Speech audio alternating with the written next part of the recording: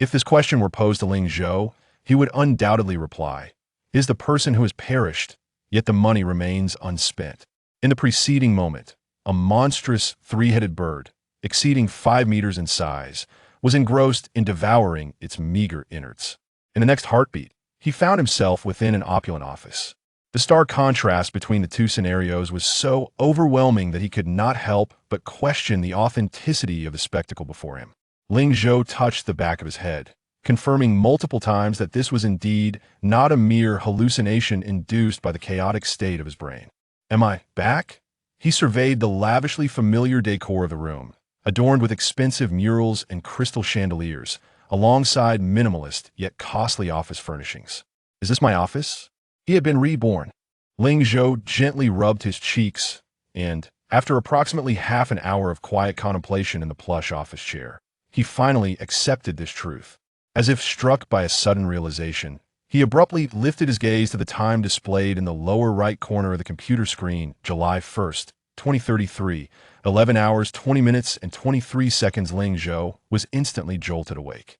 He hastily reached for the mobile phone beside the computer, skillfully unlocking it before conducting a search. Moments later, a mobile game titled Sweet Home appeared on his screen. Could it be that I have truly returned? And, moreover, just before the version update, he gazed incredulously at the game displayed on the screen, while his mind replayed the memories of the past decade. Aside from the betrayals of friends and loved ones, the most vivid memory was witnessing the downfall of human civilization firsthand. The once bustling streets outside had transformed into an endless desert, and the beautiful homes where people once resided had become a sanctuary for ferocious beasts and monsters, leaving no place for humanity to take refuge.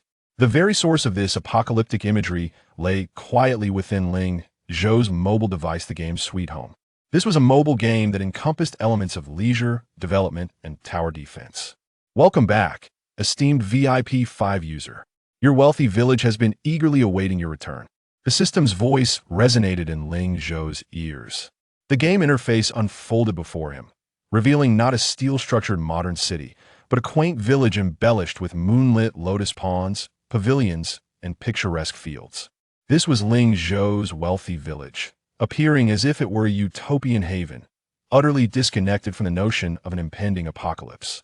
In truth, prior to the version update, Sweet Home resembled more of a leisurely construction game, devoid of any combat mode.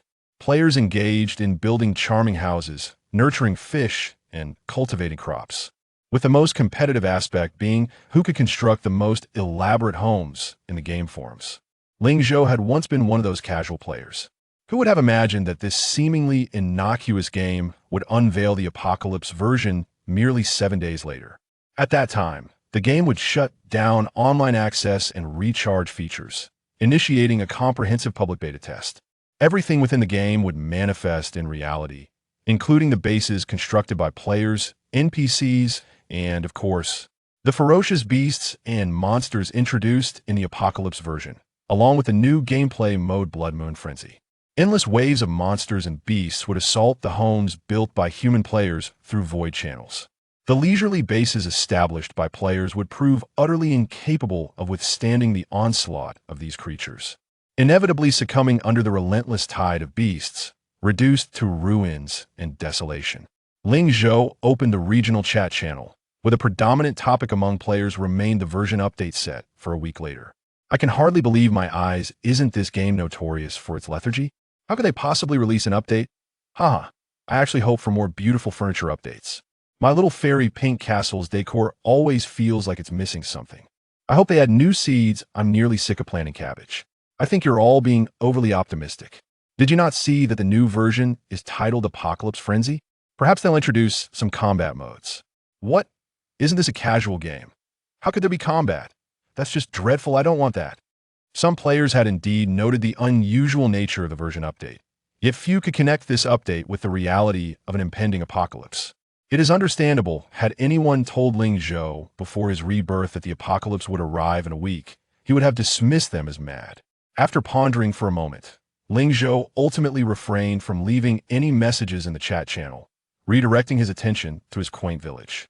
The small bridge, flowing water, and pavilions, From an aesthetic perspective, his village was understated yet luxurious, where the villagers thrived in happiness and prosperity. However, from a defensive standpoint, it was merely a facade. Once the beasts descended, they could easily invade and obliterate this seemingly idyllic sanctuary in an instant. In his previous life, Ling Zhou's wealthy village had met the same fate, unable to withstand even the first wave of the blood moon frenzy, rendering all his initial investments futile. He was left to migrate with a handful of villagers, starting anew from scratch. What a pity this place is not devoid of advantages. Ling Zhou sighed regretfully. Geographically, his wealthy village was perfectly situated, nestled beside mountains and rivers, rich in resources, a prime initial location. Yet, like other casual players, he had treated this game as a simple pastime. During his free time, he would casually log in to plant crops and raise fish, never taking development seriously. Although the population exceeded 200, most were the most basic villagers, capable only of performing rudimentary tasks such as farming, logging, and mining. His village had never even recruited a blacksmith, let alone a guard squad. Typically, when a wild beast encroached upon the villagers would spontaneously defend it and chase it away. If all else failed, Ling Zhou, as the village chief, could wield a sword to slay a few wolves or leopards, at the time feeling immensely formidable. In hindsight, this approach was profoundly misguided. Ling Zhou glanced at the long-abandoned recruitment tavern in the village, wishing he could slap himself. The beasts and monsters of the Blood Moon Frenzy were on an entirely different level from ordinary wild animals. If preparations were not made in advance, both the villagers and himself would become a delectable feast for the ferocious beasts. The first task upon returning to the game was to repair the Hero Tavern. After confirming the repair button, a system prompt appeared. Ding. Would you like to summon the villagers to repair the Hero Tavern? In addition, several prompts for premium packages also popped up. Ding. Would you like to purchase the recruitment gift pack? Ling Zhou slapped his thigh, his expression instantly transforming into one of excitement. He almost forgot that the recharge channel was still open. Chapter 2. I will invest all my inheritance without exception. It is well known that Sweet Home is one of the mobile games that demands substantial financial commitment. Even players who treat it as a casual game during the early stages find themselves spending considerable amounts. Ling Zhou casually invested tens of thousands. Those affluent players on the trendy leaderboards often spend millions. If not for the game's mediocre popularity, perhaps the spending would have been even more rampant. Unfortunately, after the version update, Sweet Home completely closed its recharge channels, and players permanently lost the advantages of their investments. Ling Zhou was no exception. The vast fortune accumulated over 3 generations of his family was utterly reduced to mere scraps of paper after the apocalypse. This was his greatest regret, without exception, lingering in his mind even in his final moments. But now, I have returned. This time, I shall invest every last penny of my inheritance. His eyes sparkled with determination as he spoke. After clicking to initiate repairs on the dilapidated Hero Tavern, he turned his gaze to the primary recruitment gift pack displayed on the screen. Priced at 998 yuan. He barely glanced at the details before sweeping his hand and purchasing it in its entirety. Congratulations.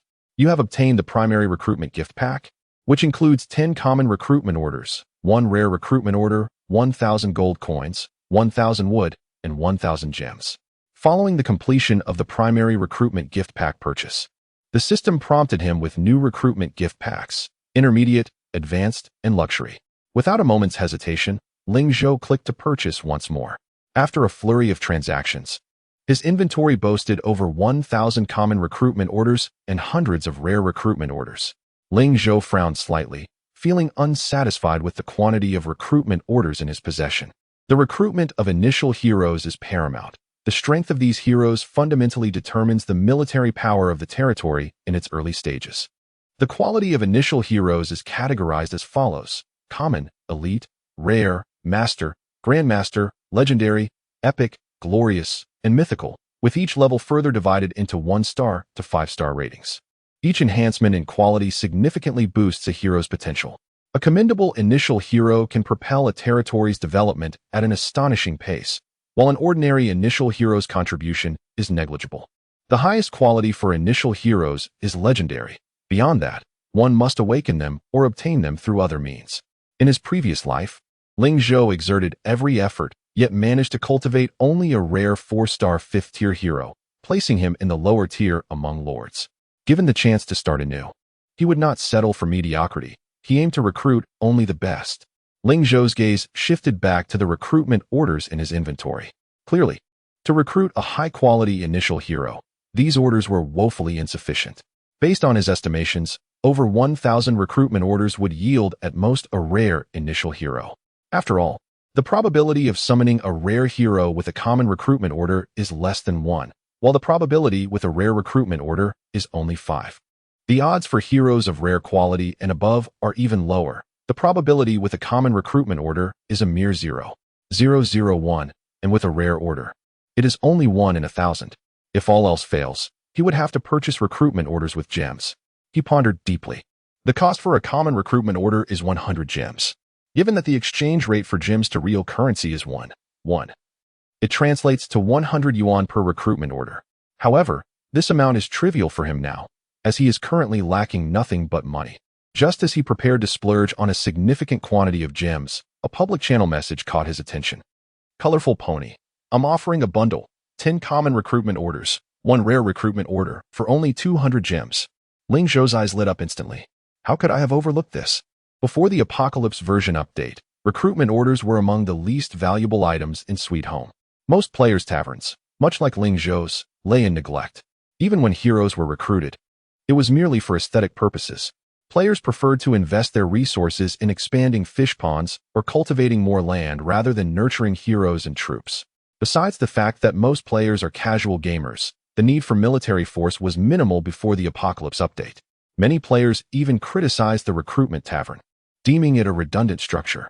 Indeed, after the player known as Colorful Pony posted this trade message, a flurry of responses ensued. Haha, who would buy recruitment orders nowadays?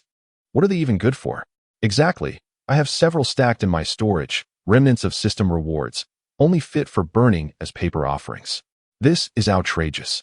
The recycling shop offers 1 gold coin per order, haha. Observing the derision from other players, Colorful Pony replied helplessly, I can't help it.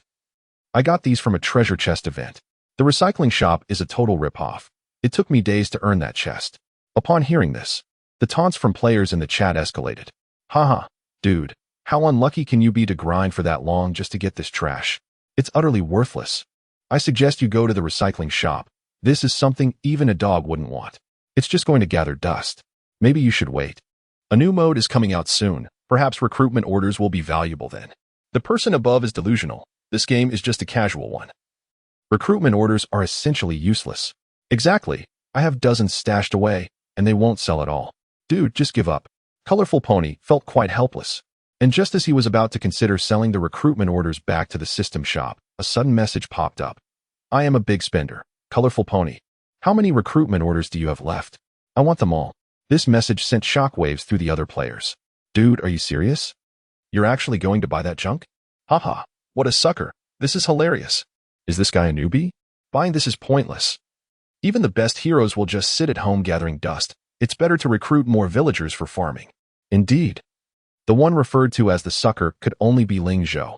Colorful Pony was equally bewildered, but elation followed swiftly, regardless of the circumstances. Having a big spender take the bait was fortunate.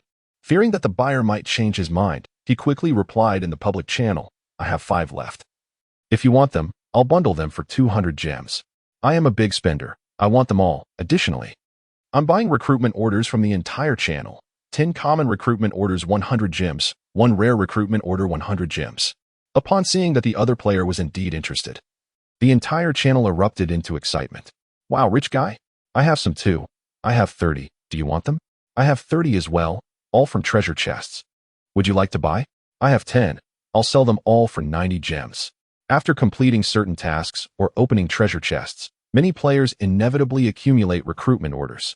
The recycling shop offers them at such a meager price that players deem them of little value, leading to a gradual hoarding of these orders.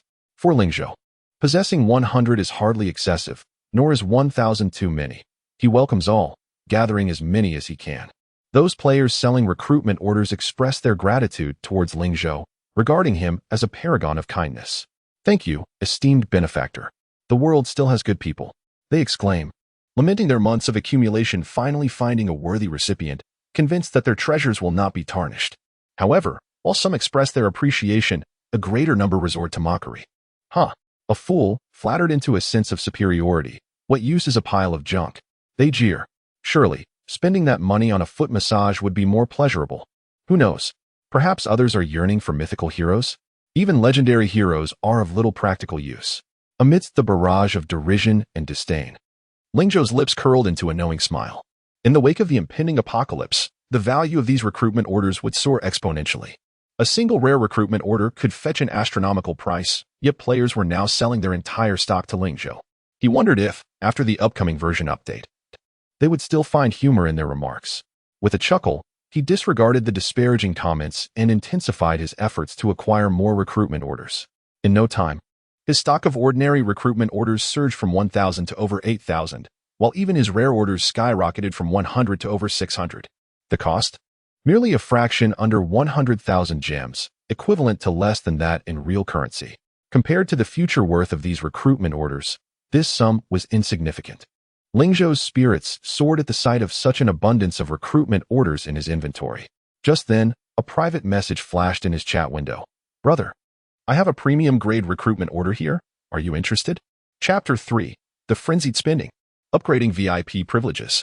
Rare item level? Almost instantly, the news captured Ling Zhou's attention. His heart began to race, for the rare item recruitment orders were invaluable treasures, and they were exceedingly hard to come by. This was all due to the fact that these recruitment orders had a 1 in 1,000 chance of recruiting legendary initial heroes. One must not underestimate this 1 in 1,000. It represented the recruitment probability for legendary heroes. In his past life within the Sweet Home, only a handful of elite lords in Blue Star possessed legendary heroes. Ling Zhou typed inquiringly. How many do you have? The player named Fat Big C quickly responded. Hee. I conservatively estimate I have about 30. If you want more, I can procure additional ones for you.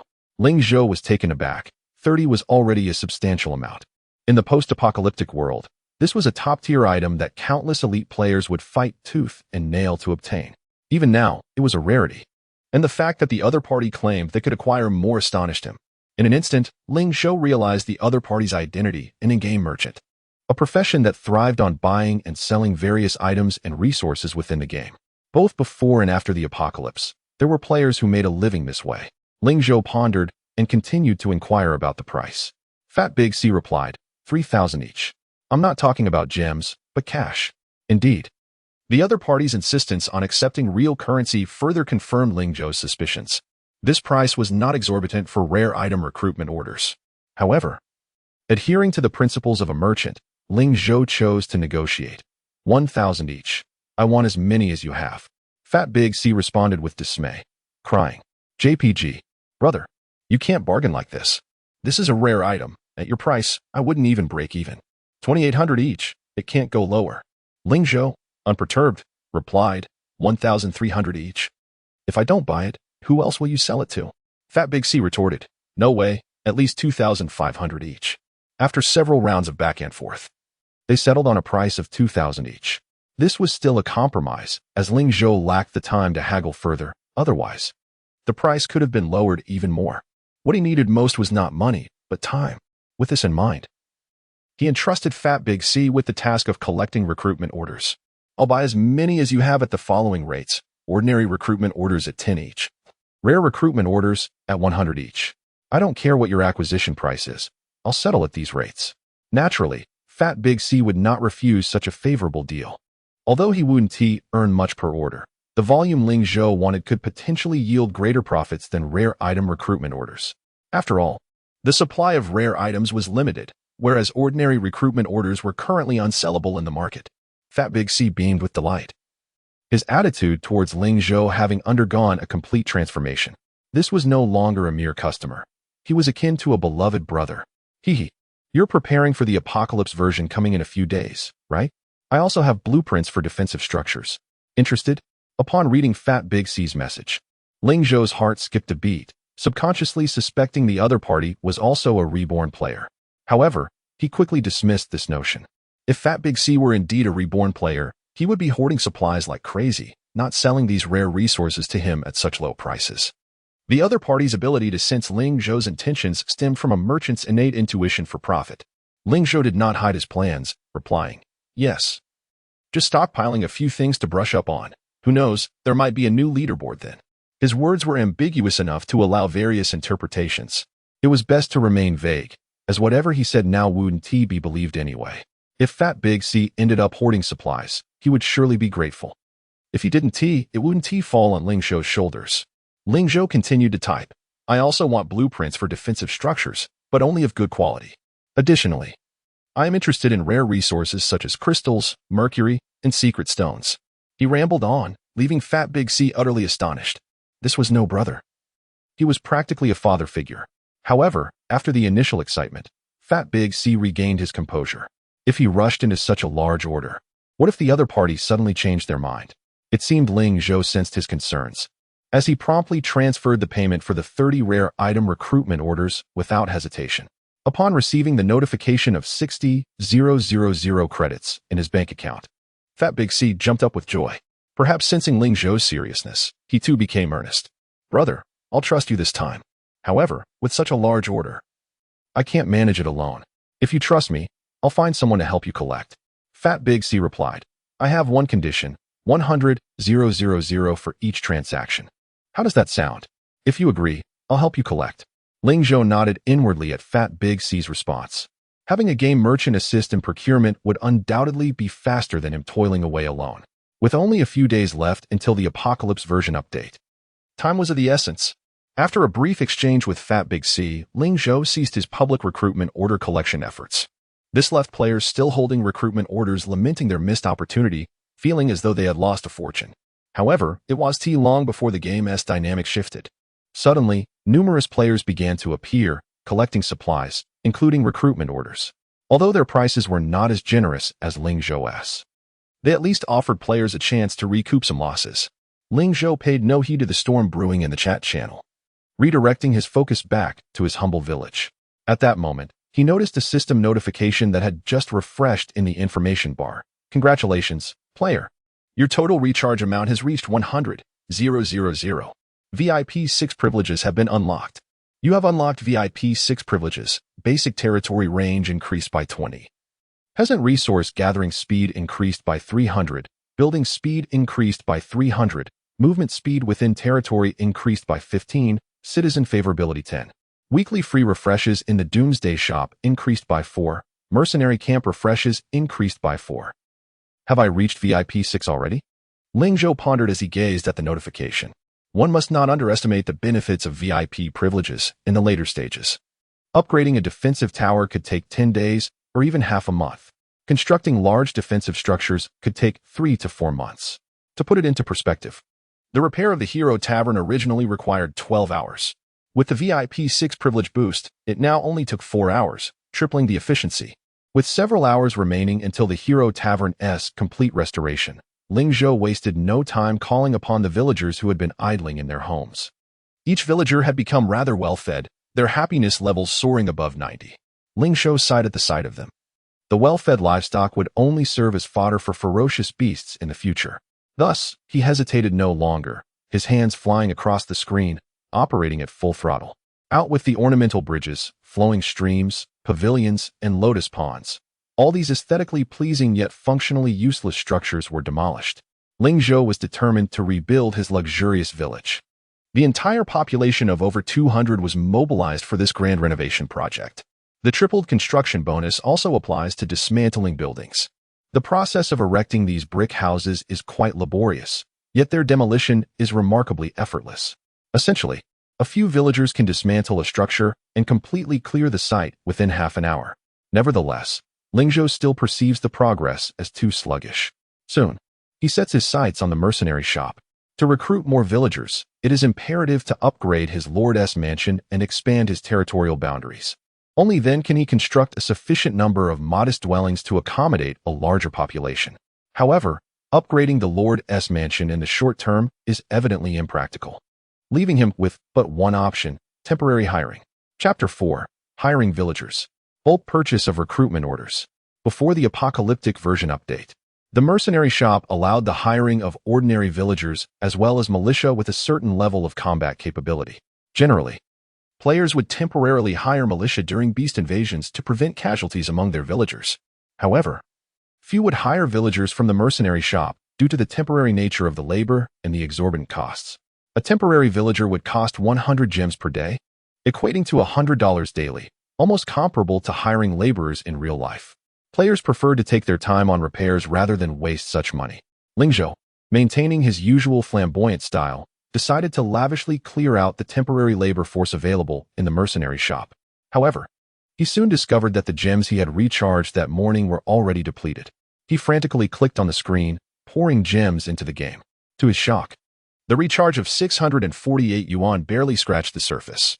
He lamented, "Is there no larger recharge option?" Despite his quick fingers, the sheer volume of recharges needed was overwhelming. To accumulate several 100,000 gems, he would need to recharge multiple times, which seemed nearly impossible for someone with his wealth. Ultimately, he had no choice but to halt his spending. Fortunately, the tens of thousands of gems he managed to gather were sufficient to clear out the temporary villagers in the mercenary shop, costing him only 80,000 gems. In a flash, his territory boasted an additional 800 inhabitants, all of whom were immediately put to work in the grand reconstruction efforts. The efficiency of construction in the village surged exponentially. It was no surprise. A small village originally occupying only 100 spaces was now crammed with over 1,000 people. Every visible space was bustling with activity, resulting in an overwhelming surplus of labor. If anyone were to witness this scene, they would undoubtedly criticize Ling Zhou for his extravagance. What need was there for so many workers in such a small area? Hiring so many temporary villagers incurred daily costs exceeding tens of thousands. Yet, Ling Zhou felt no remorse for this expenditure. The current investment would yield exponential returns in just a few days. Ling Zhou promptly opened his territory interface. Wealthy little village. Level 2 small village area. 100 spaces, buildings. Basic Lord's Manor, Basic Lumber Yard 1, Basic Quarry 1. Basic Farmland 10, Basic Warehouse 1, Hero Tavern, under renovation. Ordinary houses 22, special buildings. Non-residents. 210, permanent population.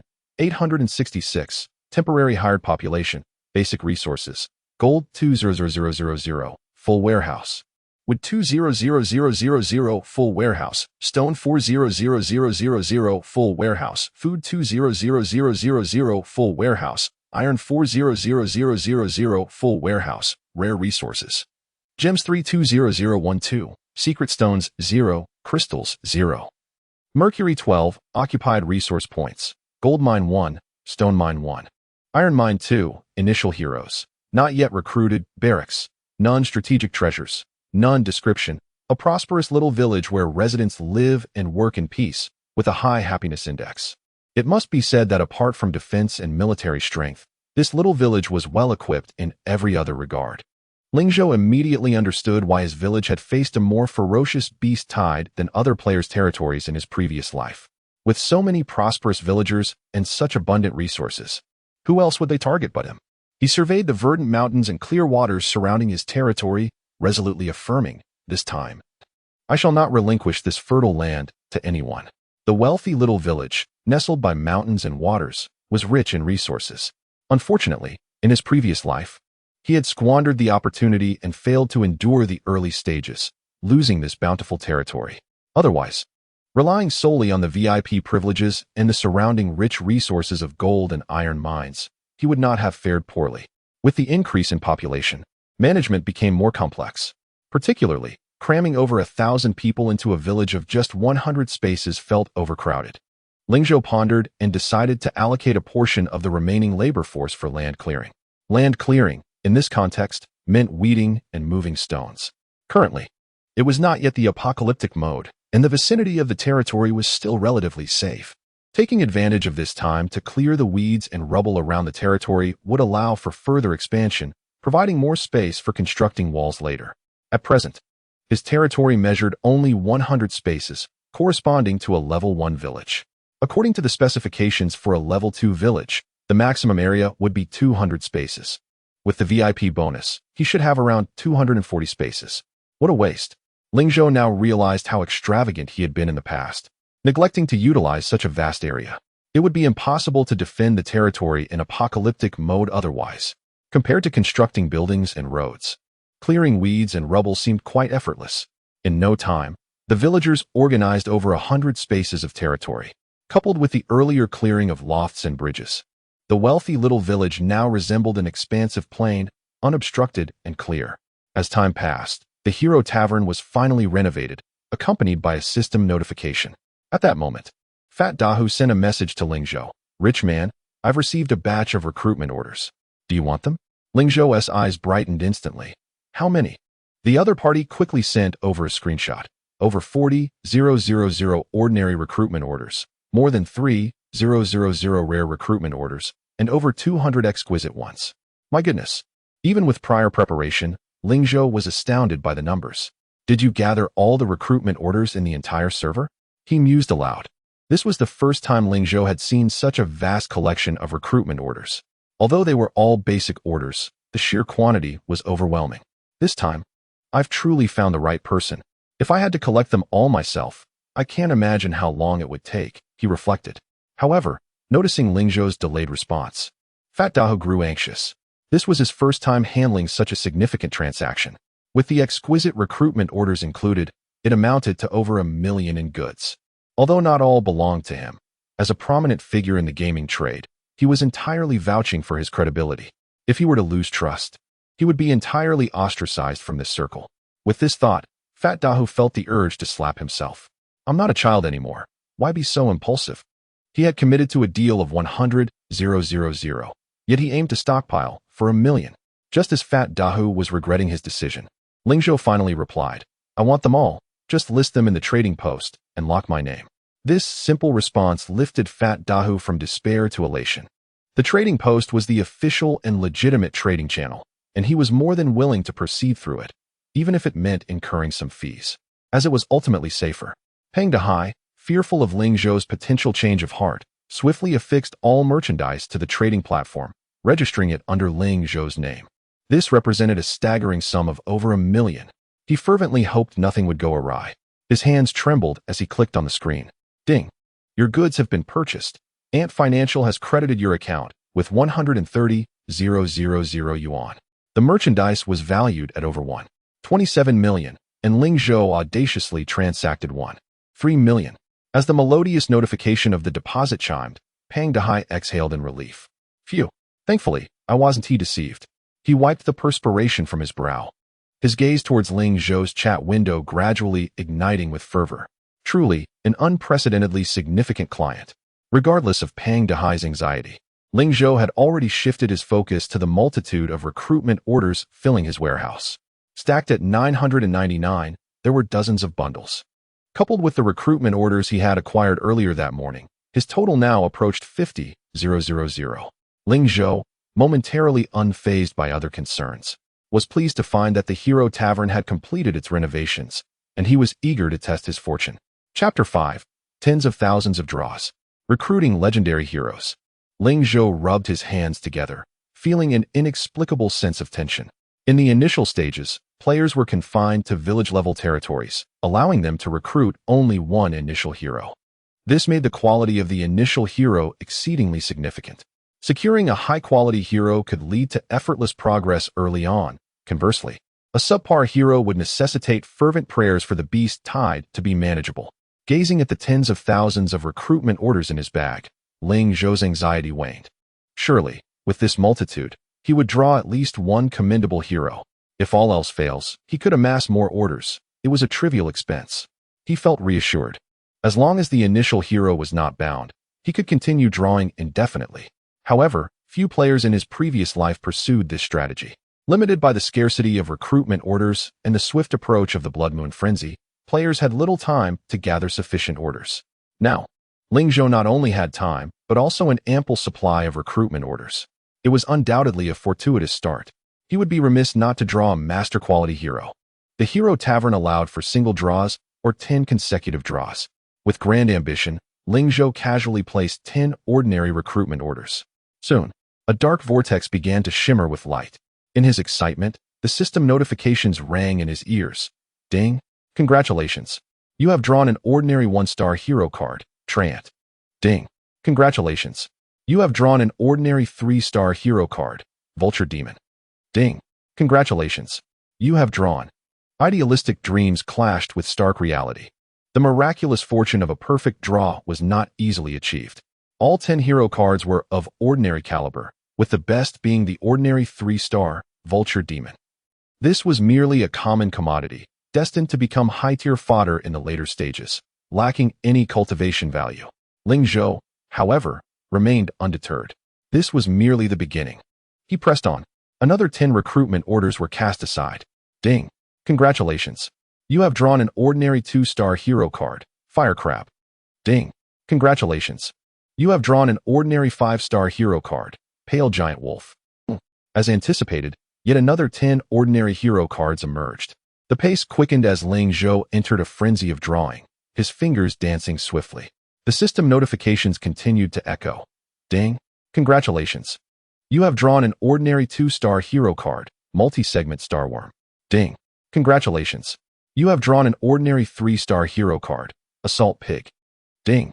Congratulations. You have drawn an elite 1-star hero card, Shadow Striker. Ding! Congratulations. You have drawn. Minutes slipped away as Ling Zhou exhausted hundreds of ordinary recruitment orders. Apart from a few elite heroes, the vast majority were mere blank cards. Was this sheer bad luck? Ling Zhou felt a pang of frustration. He had anticipated difficulty, but not this level of adversity. Yet he understood why this was the case. The recruitment orders at hand were all basic. The likelihood of drawing high-quality heroes with such orders was inherently low. This was the reason most players ended up with mediocre initial heroes.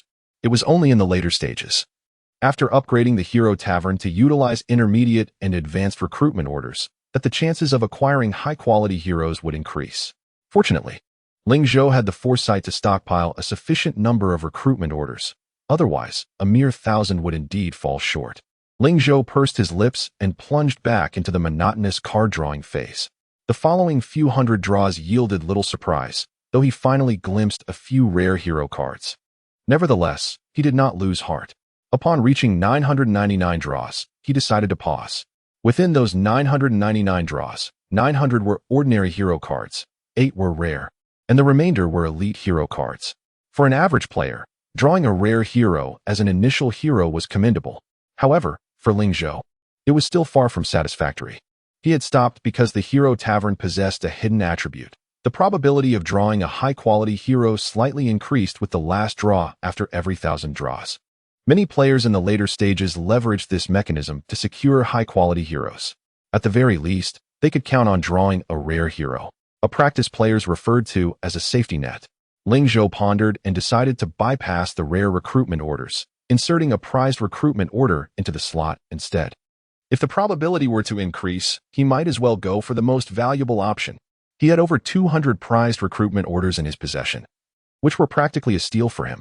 Ling Zhou rubbed his hands and clicked the confirm button. As the prized recruitment order radiated a brilliant glow, a mechanical system prompt resonated in his ears. Ding! Congratulations. You have successfully drawn a Master Level 5-star hero, Thunderwolf Dragon. Astounding! A Master Level 5-star. Moreover, it was a dragon-type hero. Ling Zhou's eyes sparkled with excitement. Heroes imbued with dragon bloodlines typically possessed immense potential, and this, Thunderwolf Dragon, being a Master Level 5-star, was tantalizingly close to a Grandmaster hero. It would undoubtedly serve as a formidable weapon in the early game. Based on his experience, cultivating the Thunderwolf Dragon to the 9th tier would be well within reach, with a chance to ascend to the extraordinary tier. In his previous life, the strongest hero Ling Zhou had cultivated was merely an elite 3-star 5th tier. Encountering a master-level hero now was exhilarating beyond measure. Yet, he quickly regained his composure. Logically, this Thunderwolf Dragon indeed held tremendous potential, and claiming it as his initial hero would not be a loss. He glanced at the tens of thousands of recruitment orders in his possession, feeling somewhat hesitant. Having drawn a master-level 5-star within just 1,000 draws, what if there were even better options ahead? Ling Zhou contemplated and ultimately decided to temporarily set the Thunderwolf Dragon aside. Given the pattern of drawing a guarantee every 1,000 draws, he still had numerous chances for probability enhancement. Having made up his mind, Ling Zhou resumed the tedious card-drawing process. The system notifications ringing incessantly in his ears. As the tavern slots flickered with vibrant light, Ling Zhou's drawing efficiency noticeably improved. Yet, The probabilities remained largely unchanged, predominantly yielding blank cards, with the occasional rare hero card. When the count reached 2,000 draws, Ling Zhou swapped in another prized recruitment order. However, this time, he faced disappointment. The guaranteed draw yielded only a rare 4-star hero card, a far cry from the Thunderwolf Dragon. Ling Zhou remained undeterred, pressing onward with even greater speed. 2,200 draws, 2,300 draws, 2,500 draws, 3,000 draws, 3,500 draws. As stacks of recruitment orders vanished from his inventory, the number of high-quality hero cards he acquired gradually increased. Rare hero cards began to flow out in abundance, nearing 100 in total. Yet, master-level hero cards remained scarce, appearing only once every 2,000 to 3,000 draws, and none surpassed the mastery of the Thunderwolf Dragon. Even after surpassing 10,000 draws, no higher-quality hero cards emerged. Gradually, a sense of irritation began to stir within Ling Zhou, prompting him to ponder, could it be that he would truly be unable to draw a hero of superior quality? Although a 5-star master hero was already quite commendable, he still felt a twinge of dissatisfaction. He resolved to continue drawing, for there were still many attempts left. If all else failed, he could always procure another batch. Ling Zhou gritted his teeth and, disregarding everything else, plunged headlong into the card-drawing process. However, his initial excitement had gradually dissipated into a placid indifference. He suddenly recalled a line from an unknown film. When one has watched over 1,000 movies, one realizes that there is nothing truly extraordinary in this world. Similarly, after drawing 10,000 recruitment orders, one discovers that nothing is particularly remarkable. Yet, the nature of probability remains elusive. As Ling Zhou reached the 30,000th draw, his senses had grown increasingly dulled, merely engaging in the monotonous repetition of the card-drawing action. But in the next moment, a chilling system notification abruptly jolted him awake. Ding! Congratulations! You have successfully drawn the legendary 5-star hero, Golden Slime King, Rimuru Tempest. Chapter 6, The King of Slimes, the 5-star hero Rimuru. As he gazed upon the hero card shimmering with golden brilliance, Ling Zhou found himself momentarily entranced, before swiftly regaining his composure. What the hell? His eyes widened in disbelief, a torrent of exclamations racing through his mind. He was overwhelmed with excitement. A legendary 5-star hero. Unbelievable. The highest quality for an initial hero was indeed a legendary 5-star, and he never imagined he would be so fortunate. Moreover, he had bypassed the master-level quality entirely to draw the ultimate legendary hero card. This represented the pinnacle of potential within the initial hero tavern, unparalleled in its worth. According to the rules of Sweet Home, any initial hero of legendary quality possessed the potential for further advancement upon awakening. However, as recounted by a mysterious NPC in his previous life, only an initial hero rated at 5 stars could aspire to become a mythical hero. Ling Zhou simply could not fathom his extraordinary luck. In his previous life, among all the human lords in the Blue Star War Zone, the highest potential hero card achieved was merely a master level 1 star, and upon awakening, it barely reached the legendary 1-star standard. As Ling Zhou retrieved the hero card, his hands trembled with disbelief. He could hardly accept that he had indeed drawn the ultimate legendary hero, the Golden Slime King, Rimuru Tempest. He had never heard of this hero before, likely because no one had drawn it in his past life. Although unfamiliar, it did nothing to dampen his elation. Without a moment's hesitation, he immediately locked in this legendary 5-star hero card as his initial hero. Ding! Congratulations! You have successfully locked in your initial hero, Rimuru Tempest. For more details, please refer to the relevant page. With a flash of golden light, a glimmering mass appeared before Ling Zhou. Indeed, it was a mass of excrement. Ling Zhou's expression turned peculiar. How could a legendary 5-star hero be represented by a pile of golden dung? Who would believe such a tale? If not for the radiant golden hue emanating from it, he might have truly questioned whether he had mistakenly drawn the wrong hero card.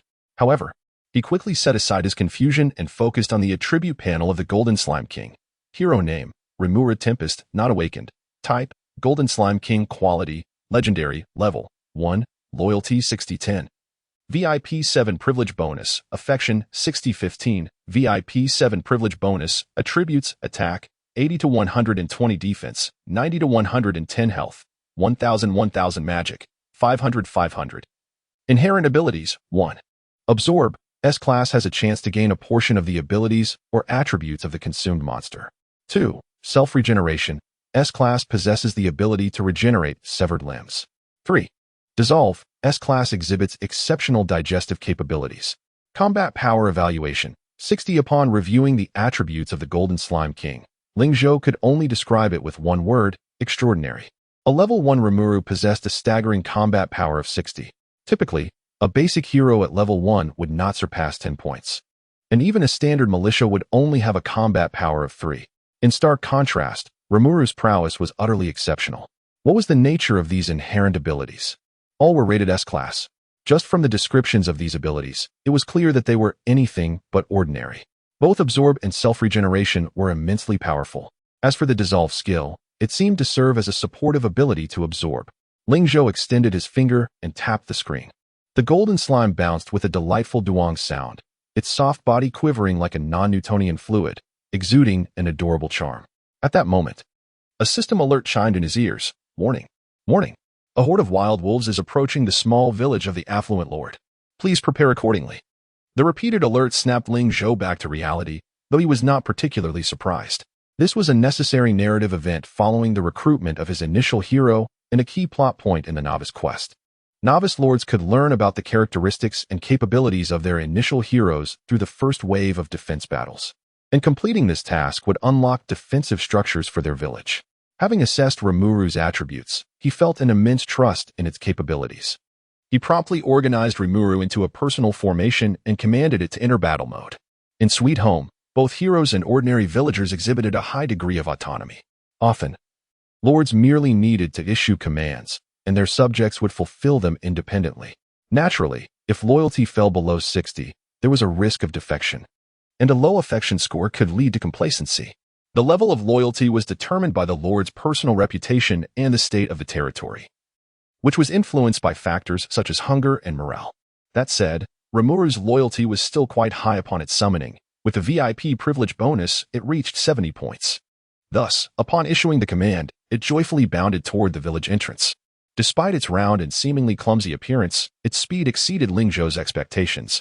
In just a few moments, it traversed the territory and arrived at the village entrance. As it reached the entrance, the wild wolf horde appeared on the outskirts of the village. Observing that Rimuru was the only one at the entrance, the wolves spread out, surrounding it. Each wolf raised its head, issuing threatening howls, as if poised to pounce and tear Rimuru to shreds. Unfortunately for them, they had chosen the wrong opponent. Rimuru disregarded the wolves' threats, instead bouncing in place, producing delightful duong sounds.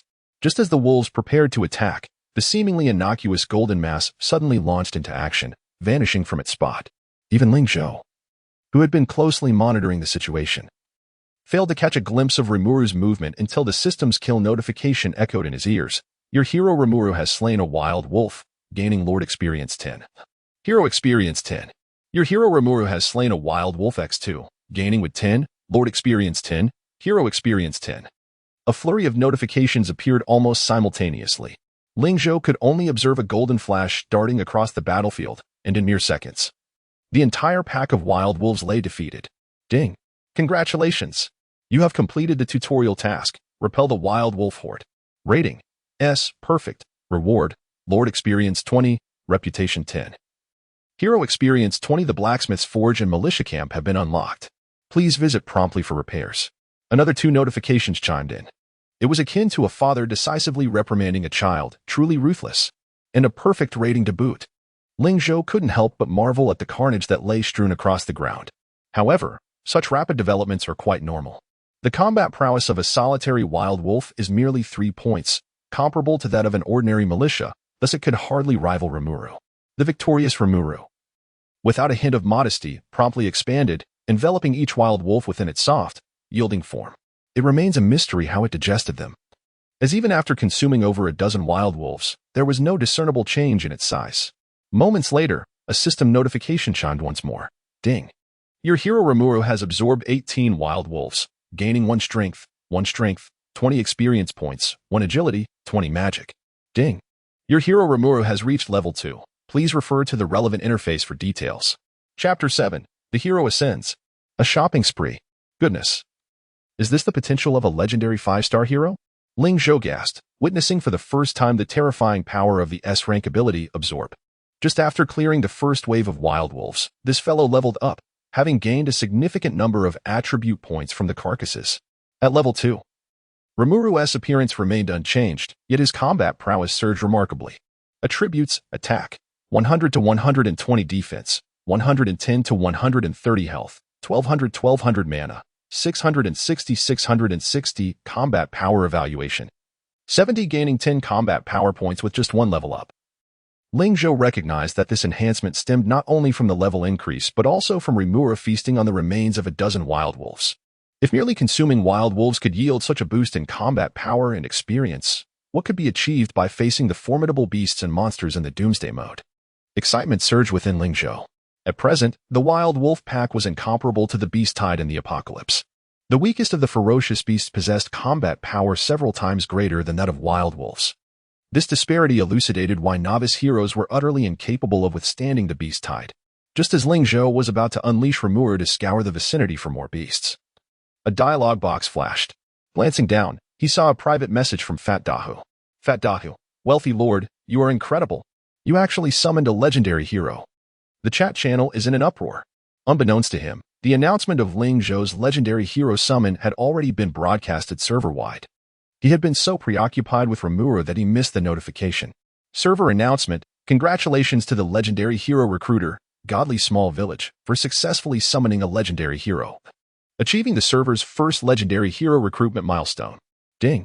Congratulations on achieving a server milestone 1. Rewards have been sent to your mailbox. Please check. Upon reviewing his mailbox, he discovered that the system's rewards had long since arrived.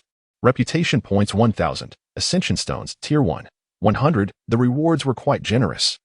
Ling Zhou marveled at his mailbox. With 100 Ascension Stones, he need not worry about upgrading Rimuru. Of course, the most valuable reward was the reputation points. The Lord's reputation was immensely beneficial. It not only increased the loyalty of his subjects but was also essential for unlocking many modes later on. Combat power serves as a metric for evaluating a hero's worth, while reputation points are the cornerstone of a lord's standing. If reputation wanes, it is not only high-quality heroes that will flee, even the villagers within the territory would depart frequently. Thus, to develop well, reputation is indispensable. Elated, Ling Zhou pocketed all the rewards and then entered the public chat channel. Upon entering, he was met with a flurry of players discussing his legendary hero summon. My goodness, he truly summoned one. Just this morning, he was collecting recruitment tokens, and by afternoon, he had summoned one. What astonishing efficiency. How many recruitment tokens did he use? I've never seen anyone summon a legendary hero before. One could only say it was impressive. I am the Great Wealthy. Could you share the hero card information with us so we can broaden our horizons? In response to the request for him to share the hero panel, Ling Zhou chose to ignore them. What a joke. If this were merely a game, he might not have minded sharing. However, with the impending updates introducing the city battle mode, where players could engage in combat against one another, revealing his cards in advance would be sheer folly. Seeing Ling Zhou remain silent, some envious players began to mock him. What is so special about a legendary hero? This game doesn't even require such a thing. Indeed, I've been playing for so long and Haven T even repaired the hero tavern, which remains in a dilapidated state. Spending so much money to summon a hero is utterly pointless. Better to invest in constructing a few fine houses. To put it bluntly, it's all for fun. Even if a mythical hero were placed in a home, that would merely be a decorative piece, of no real use. Oh, what else with the sourness in the air? If the wealthy wants to spend their money however they wish, who are you to judge? Exactly. This game is meant to be casual, whether farming or summoning heroes. It's all in good fun. Even in a casual game, there are those who think they know better, truly ridiculous. Is summoning a legendary hero that easy? Now I'm tempted to try my luck. Among the comments were those who supported Ling Zhou as well. Regardless, the news of his legendary hero summon had ignited a small flame across the server. Some players, inspired by his success, began to repair their hero taverns, hoping to summon heroes themselves. Before long, these players would be immensely grateful for their decision.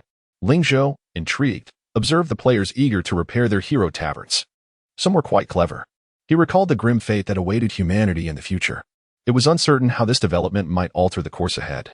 Ling Zhou shook his head, choosing not to dwell on it further. Even a slight influence would be beneficial. As for the envious players, he couldn't be bothered with them. Soon enough, many would be regretting their words, wishing to slap themselves.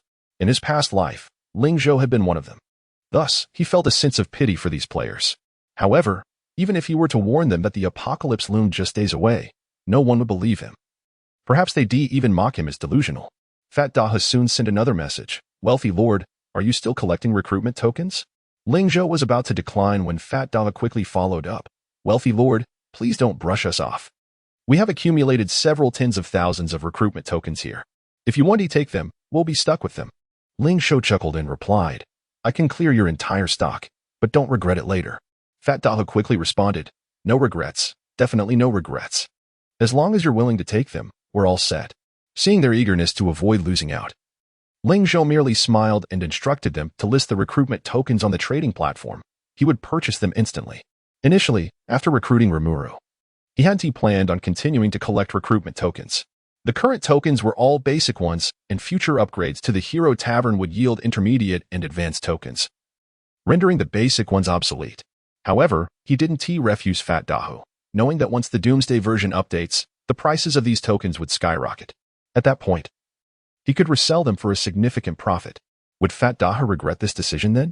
Ling Zhou smirked, swiftly purchasing recruitment tokens worth over 1 million from the trading platform. Once again, he acquired tens of thousands of basic recruitment tokens, and he noticed over 100 premium-level recruitment tokens among them. Surely, I possess a majority of the premium recruitment tokens available in the early game? He marveled silently, impressed by Fat Daha's operational prowess. Fat Daha, seeing Ling Zhou finalize the transaction, breathed a sigh of relief and continued typing. Wealthy Lord, I also have some blueprints for defensive structures. Are you interested? Ling Zhou's eyes sparkled once more. Had he truly found it? Chapter 8. Elevation of Wealth Value. Conditions for upgrading the village.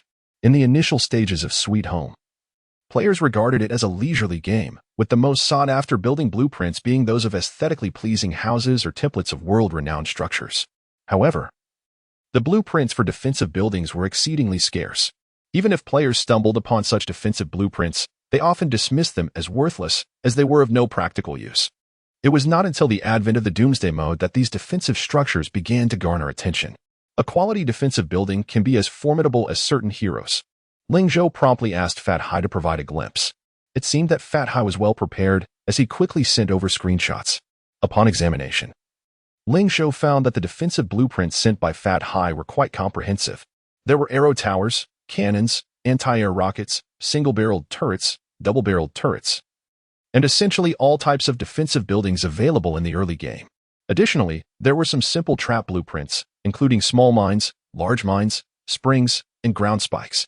The quality of building blueprints is uniformly categorized as follows: no quality, gray, ordinary, white, fine, green, excellent, light blue, perfect, dark blue, epic, purple, legendary, red.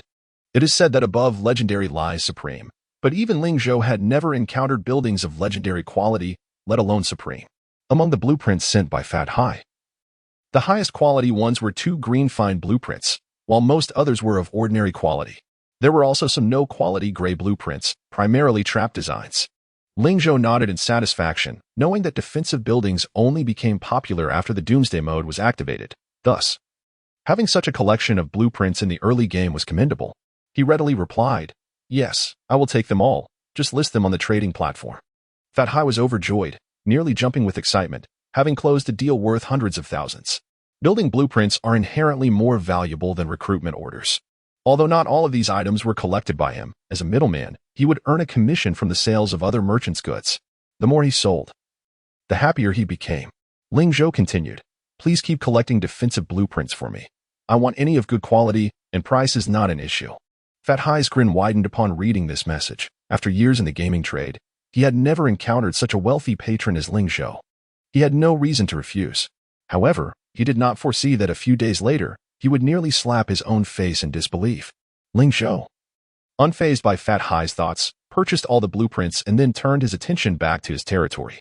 Earlier, while recruiting heroes, many villagers had completed their tasks. Now, looking across what was once a picturesque paradise, it appeared stark and barren, with only a few scattered core buildings remaining. After demolishing the unnecessary ornate lofts, Ling Zhou felt a slight lift in his spirits. The amount he had spent at the trading platform also counted as part of his recharge, allowing his VIP privilege level to rise from 6 to 7. The name, I Am a Wealthy God, had also secured a place among the top 10 on the Yin Nation Wealth Leaderboard. Ling Zhou took a moment to glance at the players ahead of him on the list, and to his surprise, he recognized several familiar names, including Lord of the Galaxy, Sunny Little Dish, and Country Kitchen Mistress. These lords were prominent figures in the Blue Star region during the latter stages of Doomsday, despite currently enjoying leisure. They had risen to prominence among players due to their privilege bonuses following the version update. At present, the Wealth Leaderboard's top position was held by a player named Light of Civilization. Upon seeing this name, Ling Zhou felt a surge of excitement. The Empress of Light was indeed on the list. If there was one event from his past life that Ling Zhou could never forget, it was the fall of the Empress of Light. After the onset of Doomsday, many exceptional talents emerged in the Blue Star Wars zone, striving for a glimmer of hope for their kind. The Empress of Light was one of the most outstanding lords and the first monarch-level lord of the Blue Star human race. Unfortunately, after the launch of the Sweet Home, multi-race battlefield, the Empress of Light, in her bid to secure a chance for the Blue Star Wars zone, was besieged and ultimately defeated by the 10 alien monarchs. Tragically, she did not escape, perishing alongside her territory and her people in the multi-race battlefield. This marked one of the most poignant moments in human history. From this point onward, the Blue Star Wars zone inexorably began its decline, ultimately culminating in defeat in the racial wars and becoming subjugated by alien lords. Reflecting on this, Ling Zhou felt a twinge of melancholy. He was astonished to learn that before the onset of Doomsday, the Empress of Light had already topped the Yin Nation Wealth Leaderboard with a wealth value exceeding 30 million. Each point of wealth value represented a dollar spent, indicating that she had recharged more than 30 million, leading the second place by 20 million, and achieving VIP level 8. Ling Zhou's wealth value had also surpassed 3 million, placing him temporarily at 8th. Yet, he remained unfazed, with a week remaining. It was only a matter of time before his wealth value exceeded 30 million. The Empress has had her time. It is now my turn to claim the top spot. He mused with a slight smile. After reviewing the wealth leaderboard, Ling Zhou shifted his focus back to his territory, having just ascended from VIP 6 to VIP 7. His privilege bonus had increased again, raising his territory range limit from 20 to 30. Consequently, his territory range limit increased from 240 slots to 260 slots. Thanks to the diligent labor of the villagers, the excess space was quickly cleared.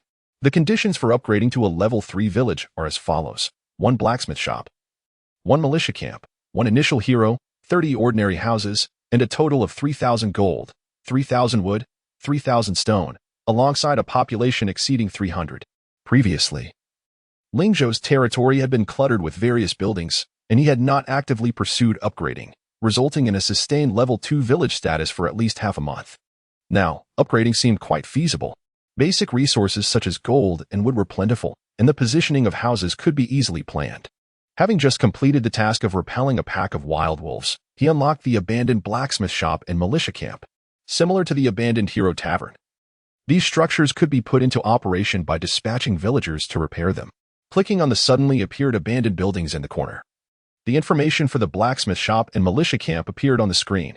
Blacksmith shop, level, beginner, space occupied.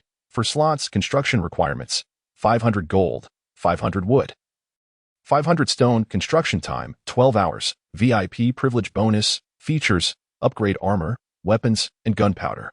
Militia camp, level, beginner, space occupied. For slots, construction requirements, 500 wood, 500 stone, 300 iron, or construction time, 10 hours. VIP privilege bonus, features, 1. Soldier training, villagers trained become soldiers, with a permanent increase of 10 in physical fitness and a small chance to learn combat skills. 2. Combat summoning, temporarily arm villagers for battle, lasting 5 minutes. Chapter 9, The Parasite. The fiancé of a social media sensation with millions of fans. Commencing construction. With a commanding voice, Ling Zhou ordered the villagers to tirelessly commence the repairs of the blacksmith shop and the militia camp, as well as to construct additional houses. Once he completed these tasks, he found himself at an unexpected standstill, realizing that there was suddenly nothing left to do. In the initial stages, the villagers could only engage in the construction of houses and the restoration of abandoned buildings. All defensive structures and traps could not be erected until builders were recruited, and builders could only be summoned once the territory was upgraded to a level 3 village, which required an upgrade of the Lord's Manor. Thus, he found himself in a genuine state of idleness, with a significant portion of the villagers suddenly left with nothing to occupy their time. Many functionalities awaited the unlocking of higher-level village capabilities before they could be activated. Ling Zhou rubbed his brow, which had grown weary from long hours of staring at the screen, and glanced at the time displayed on his computer, realizing that several hours had elapsed since his return. The sky was gradually darkening. Peering through the floor-to-ceiling window of his office, he observed that the city at night was far from dark. It remained aglow with lights and bustling with traffic. Ling Zhou's expression was enigmatic, and his mood was far from light. The apocalyptic scene still lingered vividly in his mind. Humanity would not enjoy such prosperity and comfort for long, as they would soon face the greatest crisis after evolving into a sentient species. This time, I shall personally rewrite that outcome. Ling Zhou clenched his fists, his gaze intensifying with determination. Thus far, the reconstruction of the territory was progressing swiftly, clearing the area. Legendary heroes, architectural blueprints. Everything was advancing towards the ideal state he envisioned. He pondered, under the current pace, what could be achieved before the impending blood moon tide arrived? Just as Ling Zhou was lost in thought, the office door was suddenly thrust open with a loud bang. He instinctively lifted his head, only to see a familiar figure storming in from outside. Ling Zhou, what on earth is going on? How come all your credit cards are maxed out? Gazing at the irate woman before him, Ling Zhou felt momentarily disoriented, memories of her flooding back like a tidal wave. The woman was named Li Xian, his fiancée before the apocalypse, and one of the individuals he despised most. In his previous life, prior to the apocalypse, Ling Zhou had squandered vast resources and wealth to support Li Xian and her entire family. To his dismay, once the world fell into chaos, Li Xian turned her back on him, latching on to someone else's coattails, and even schemed with her family to swindle him of a substantial amount of resources before departing. Had it not been for Ling Zhou's fortunate circumstances, he might not have survived the early days of the apocalypse. After the human race suffered defeat in the racial wars, he heard rumors that Li Xian and a group of traitors had become lackeys for foreign lords, ruthlessly oppressing their fellow countrymen, leaving the already beleaguered human leaders in an even more desperate state, extinguishing any hope of resurgence. Ling Zhou, are you even listening to me? Do you know how humiliating today has been for me? I promised to treat everyone, but not a single credit card worked, and my friends were all watching. It's utterly mortifying. Li Xian's relentless complaints pulled Ling Zhou back from his reverie. He chuckled coldly to himself. It was the same in his previous life, before the apocalypse. This woman had recklessly indulged herself with his supplementary card. Spending tens of millions in a month was hardly surprising. She consumed his resources while planning her escape, even plotting to take advantage of him before leaving. Having been given a second chance, would he allow this woman to manipulate him again? His gaze turned icy as he uttered a single word, cold and resolute. Leave. Hey, did you even hear what I said? I'm saying. Li Xian was left speechless by Ling Zhou's abrupt command. Ling Zhou, what are you talking about? Li Xian seemed astonished by his demeanor. This was hardly surprising. As in his past life, despite being the chairman of a major corporation, Ling Zhou had always acquiesced to her whims. He had lavished considerable sums to elevate her to the status of a social media sensation with millions of followers, even financing her brother and parents to keep her content. To Ling Zhou, Li Xian and her family were like parasites feeding off him, draining his vitality and resources. To Li Xian, Ling Zhou was merely a compliant ATM, dutifully fulfilling her unreasonable demands. Ling Zhou's unexpected attitude undoubtedly puzzled her. However, true to her nature, Li Xian quickly adjusted her emotions, adopting a faint, tearful expression. Reproaching him, my mother always said that a man's words are nothing but lies. A man who refuses to spend on a woman isn't a good man. I didn't believe it then, but who knew you would change your heart right after our engagement? Oh, I've clearly encountered a scoundrel. Ling Zhou merely regarded her with a cold stare as she put on her performance. Li Xian, with her delicate features, resembled a fresh, unblemished white lotus, her tearful demeanor evoking sympathy. Had this been in his previous life, he would have surely capitulated by now. However, this time, he seemed to recall something. Forcibly retracting the profanities he almost let slip, a slight smile curling at the corners of his mouth as he first offered a few words of comfort. All right. What is there to cry about? Seeing Ling Zhou relent once more, Li Xian immediately ceased her tears, her demeanor shifting more rapidly than page-turning, her acting skills rivaling those of an Oscar winner. Pouting slightly, she asked, what on earth happened? How could every single credit card be maxed out? What have you been doing at the company? At her inquiry, Ling Zhou finally registered that he had indeed exhausted several credit cards. As for why Li Xian had no available credit, it was because her card was a supplementary one. Once the primary card's limit was reached, the supplementary card naturally became unusable. Is the company encountering difficulties? Li Xian inquired curiously, displaying a lack of knowledge about the company's operations. Ling Zhou raised an eyebrow, responding, of course not. The company is operating normally. However, we are currently expanding into new business ventures, resulting in some cash flow challenges. Any financial personnel with a modicum of understanding would recognize that Ling Zhou's statement was illogical. If it were a company matter, why would he resort to his personal accounts? However, Li Xian was merely a superficial internet celebrity, oblivious to such nuances aside from her spending habits. She nodded vacantly, then suddenly seemed to recall something. Oh right. How about the matter I mentioned last time? What matter? Ling Zhou naturally could not recall such a distant topic. Oh, that. My brother just graduated, right? I wanted to get him a job. Li Xian pouted as she continued. My mother suggested letting him join our company as a financial director. After all, we'll be family, and he could help you with business in the future. Ling Zhou, upon hearing this, couldn't help but sneer internally. Help him? More like sabotage. Just because her brother graduated from a second-rate university, he thought he could become the financial director of a publicly traded company right out of college? If he enjoyed dreaming so much, he ought to fluff his pillow a bit higher. Ling Zhou recalled that it was precisely because of Li Xian's treacherous brother that he had lost a significant amount of resources, nearly leading to his demise during the early days of the Blood Moon Tide. Ling Zhou pondered for a moment, refraining from an immediate rejection, and instead lifted his head to say, All right then, have your brother come by tomorrow to report. Upon hearing this, Li Xian leaped up in excitement, exclaiming, I always knew my husband was the best. As she spoke, she instinctively leaned towards Ling Zhou. However, he, with a hint of disdain, swiftly stood up and evaded her embrace. A wave of discomfort washed over Ling Zhou, who, at that moment, wished to avoid her company altogether. He hastily concocted an excuse, saying, All right, it's getting late, and I must attend to new business. I want to have much time to spend with you lately, so you should entertain yourself. With that, he exited the office. Once he had bid farewell to Li Xian and reached the underground parking lot, he retrieved his phone and dialed a familiar number. Hello. Secretary Yi? Chapter 10I, Yi Liangchen, possess 100 methods. A flawless architecture. You intend to sell the company. The usually calm and rational Secretary Ye's voice was laden with disbelief. It was understandable. Ling Zhou's internet company had just gone public and its future seemed exceptionally bright. Following the current trend, perhaps in a few years, the company's market value would experience exponential growth, leading to a substantial increase in Ling Zhou's worth, possibly even earning him a spot on Forbes' list. Selling shares at this juncture was undoubtedly an unwise decision, and the haste with which Ling Zhou was selling was alarming. Within 3 days, sell all my shares, investments, and fixed assets. Ling Zhou calmly confirmed this matter over the phone. Secretary Yi. In Ling Zhou's eagerness to divest his shares, he would inevitably face pressure to lower his prices, potentially selling below their actual worth. Yet, he seemed indifferent to such concerns. If he did not act now, in the wake of the impending calamity, even a larger sum would merely be worthless paper, unsuitable even for wiping. Secretary Yi, having followed Ling Zhou for many years, understood that any decision made by him was unalterable. Despite having benefited from his family's resources, Ling Zhou had emerged as one of the most successful third-generation rich individuals, carving out his own era through exceptional personal abilities. He was now just a step away from joining the ranks of the nation's elite wealthy.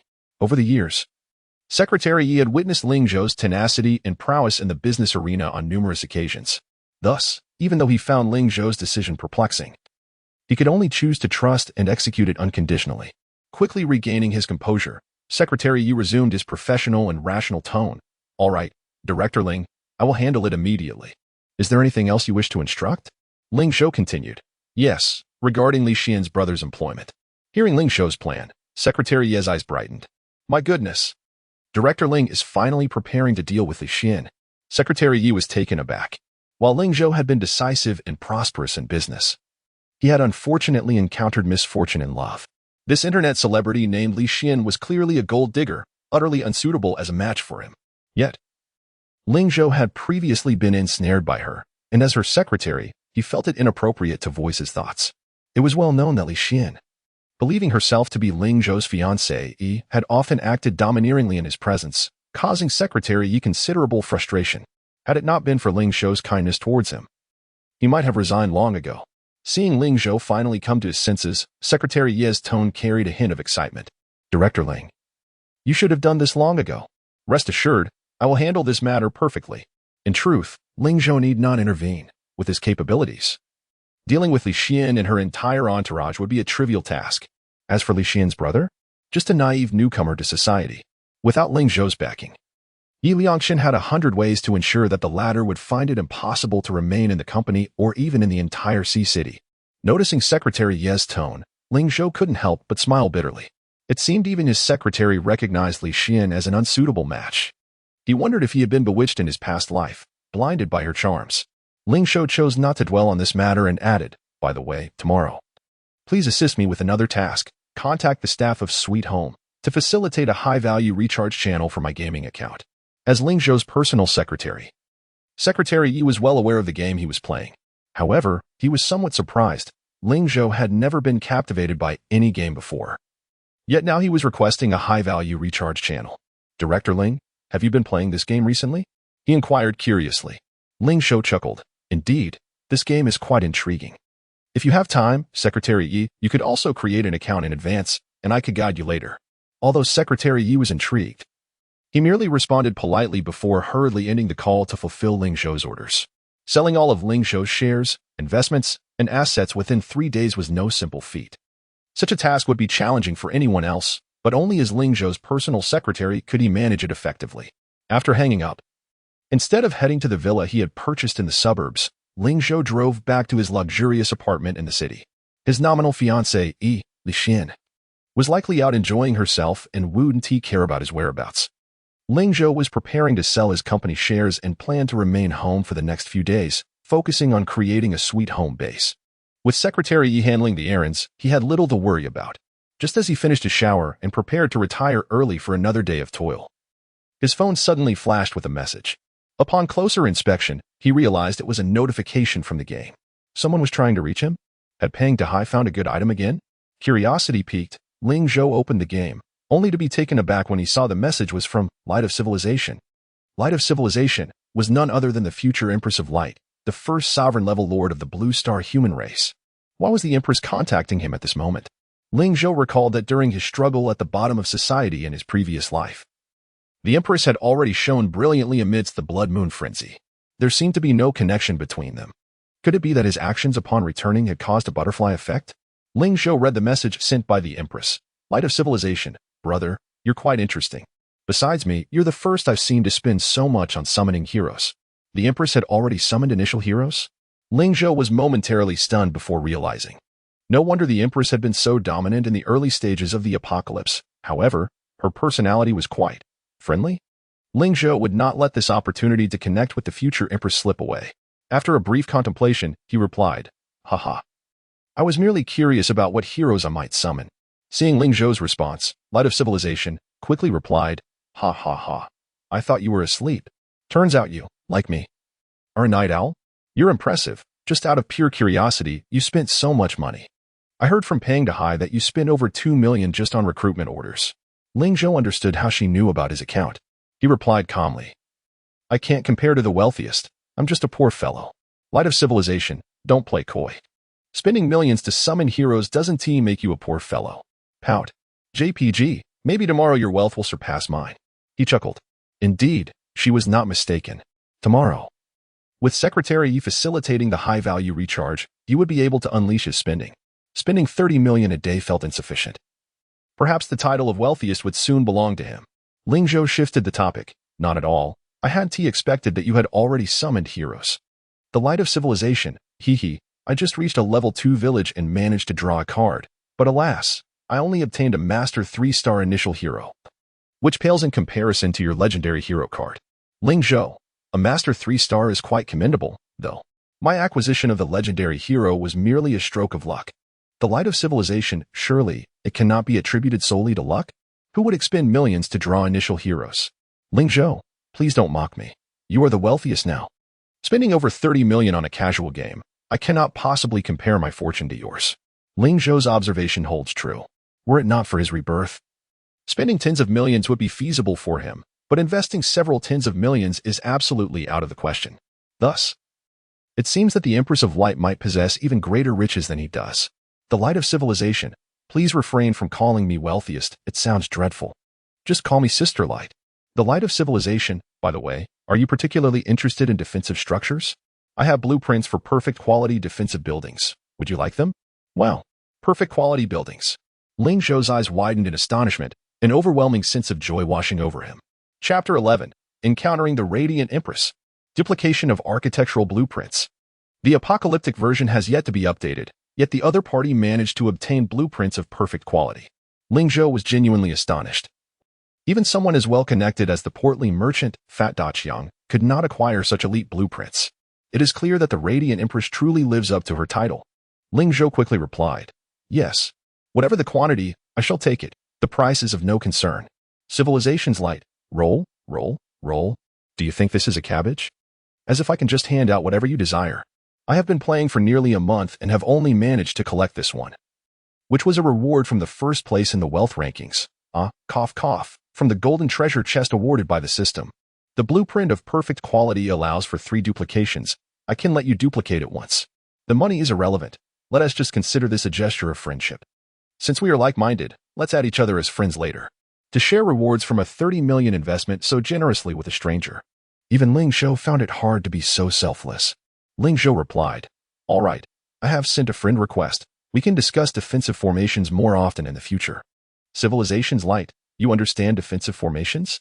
Haha, that's splendid. I have just been researching a spiral formation, and I will send it to you shortly. The friend request was quickly accepted by Ling Zhou. Upon glancing, he noticed that the Empress had even enabled viewing permissions for her territory. This is quite a taboo in the apocalypse. Revealing one's formations can lead to malicious lords targeting and seeking opportunities to invade territories for resources. He didn't hide this fact and promptly informed the Empress. Civilization's light, is that so? But there isn't a PK mode yet, is there? Ling Zhou smacked his forehead, nearly forgetting that the version had not been updated. He quickly responded, just because they're ISN T1 now doesn't mean they're 1 TB in the future. Who can say for certain? Besides, if a PK mode were not to be introduced, why would it be necessary to recruit heroes and build a militia camp when upgrading from a level 2 village to a level 3? ISNT that just a case of there's no silver here? Civilization's light, haha. So I'm not the only one who thinks this way. You share my perspective. I knew they would eventually introduce a co-op mode, but Hua didn't believe me. Hee, you have quite the insight, just like me. Wait a moment. I'll send the blueprint to your email immediately. True to her word. The Radiant Empress soon sent a blueprint with a shimmering deep blue glow to Ling Zhou's email. He clicked to receive it and found the information about the blueprint. Crossbow, quality, perfect, deep blue. Type, defensive, space required. For slots, construction requirements, 1,000 gold, 100 mercury. 100 crystals, village level 5, construction time, 36 hours, VIP privilege bonus, features, fires powerful crossbow bolts, automatically operating after loading with holy magic water. As it had yet to be constructed, the specific damage values were not accessible. However, a defensive building of perfect quality could hardly be subpar. Ling Zhou felt somewhat sentimental. If he were to start anew, even his luck would seem greatly improved. In his past life, he had never encountered such high-quality defensive buildings. It is known that effective defensive structures can rival an entire army, proving invaluable during defensive battles. Yet, they are exceedingly difficult to procure. In his previous life, Ling Zhou had opened no fewer than 800 treasure chests and faced countless ferocious beasts and wild monsters, yet he had never come across blueprints of perfect quality. Regrettably, his current village was only at level 2, far from meeting the construction requirements. The Empress sent another message. How is it? Did Sister Guang not deceive you? This defensive building indeed requires rare resources. I have yet to gather enough mercury and crystals, so I cannot construct it. Otherwise, I could have shared the building's specific values with you. Just a lack of mercury and crystals? Ling Zhou was taken aback upon checking. It turned out the Radiant Empress's territory had already reached level 5, just a stone's throw away from upgrading to a town. However, to upgrade to a town order is necessary, which can only be obtained by completing the Apocalyptic Mode S quest. Thus, the highest territory level in the game remains at level 5. Even so, Civilization's Light was progressing at an astonishing pace, with just a month since the opening of Sweet Home. Advancing so quickly indicates that the other party had invested not only a substantial amount of money but also considerable time. Ling Zhou could not obtain the town order. He would have to wait for the apocalyptic version to be updated. However, he still had avenues to acquire the mercury and crystals. Both were resources produced from rare mineral sources. As long as he found the corresponding mines, he could extract sufficient mercury and crystals. Yet, Ling Zhou did not disclose this to the Radiant Empress. As dusk approached, he exchanged a few more words with the Empress before hastily logging off. It was only when he finally relaxed on his bed that the fatigue within him surged. Ling Zhou then realized that this was not his past life. He had not yet acquired the attributes of a lord, and his body remained at the level of an ordinary person. Before long, he fell into a deep slumber. In a distant villa in the heart of B City, a charming girl clad in fluffy, rabbit-eared pajamas stared intently at her phone screen. Her long legs casually draped over the end of her bed, oscillating enticingly. As she frantically tapped the screen, she muttered, "What is going on? Logging off so early? I thought we could chat a bit longer." Upon hearing this, a beautiful woman seated beside her, also possessing long legs, smiled and said, "Oh dear. Who has captured our Ming Yunqi's attention to such an extent?" Ming Yunqi's face immediately flushed crimson as she placed her hands on her hips and retorted, "What princess? Please call me village chief from now on." The beauty nonchalantly replied, "You were truly immersed. Isn't this just a casual mobile game? Is it really that enjoyable?" Ming Yunqi shook her head. "No, I have a premonition that this game is absolutely more than just a casual game. Otherwise, why would there be so many defensive buildings and heroes? Perhaps after the version update, new gameplay will emerge, and it will surely be just as that guy said. With a co-op mode? Xiaozhu, come and play with me. You're here anyway." At this mention, Ming Yunqi's tone clearly became more excited. The girl referred to as Xiaozhu sighed. "I thought you invited me to go clubbing, and instead, you want me to play games with you?" Ming Yunqi huffed. "What is so fun about clubbing? It can't possibly compare to gaming. Little piggy, just join me. I've stockpiled a ton of resources. And I can help you sort later." Xiaozhu chuckled. "That's fine, but you need to tell me all about that handsome guy you met today." Ming Yunqi raised an eyebrow. "What handsome guy? That's just a player I met in the game. I don't even know if they're male or female." "Huh? Not a handsome guy? You were laughing like a lovesick fool during your chat. I thought you had encountered a super handsome guy." "What handsome guy? I don't even know what they look like. Besides, whether they're good-looking or not doesn't matter. As long as they can play the game, that's sufficient. How can looks not matter? What if it turns out to be a greasy old man behind the screen? Could you still chat with him?" "Oh dear, how bothersome. It is said that we are merely playing a game, and since we shall not meet in person, appearances are of no consequence. Come now, hurry up and log in. I shall teach you how to establish your base." Chapter 12. Recharge Millions. Unleash the Blind Box Grand Gift. Early the next morning, Ling Zhou, after a brief morning routine, settled into his study and opened the Sweet Home app on his phone. Ding. The beginner blacksmith workshop has been successfully constructed. Ding. The beginner militia camp has been successfully constructed. Ding. 18 ordinary houses have been successfully constructed. As soon as he entered the game, a series of notifications popped up. Ling Zhou had anticipated this and calmly tapped to check the information on the blacksmith workshop. Blacksmith workshop. Level, beginner, for spaces, building health, 1200, enhancement directions, 1. Swordsmanship, increases the attack power of troops. 2. Armor, enhances the defense value of troops. Militia camp, level, beginner, for spaces, traits, 1. Soldier training, trained villagers permanently become soldiers. With a 10 enhancement in physical fitness and a small chance to acquire combat skills. 2. Combat recruitment, temporarily arms villagers for battle, lasting 5 minutes. As expected, both the blacksmith workshop and the militia camp remained unchanged from his previous life. The two were closely intertwined. The latter trained the militia while the former enhanced the troop strength. However, with Rimuru at his disposal, Ling Zhou found little value in the ordinary militiamen trained at the camp. The combat effectiveness of these ordinary soldiers was indeed limited. Even with the blacksmith workshop fully upgraded and the militia reaching level 1, their combat evaluation would not exceed 30 points, far short of Rimuru's 60 points at level 1. The combat capability of the militia was indeed limited. Many lords relied on attacking wild creature nests to alter the militia's attributes. Yet, the Apocalypse version had yet to be updated, and the wilderness nests were merely wolf dens, at best tiger dens, with combat effectiveness not significantly better than that of ordinary militiamen.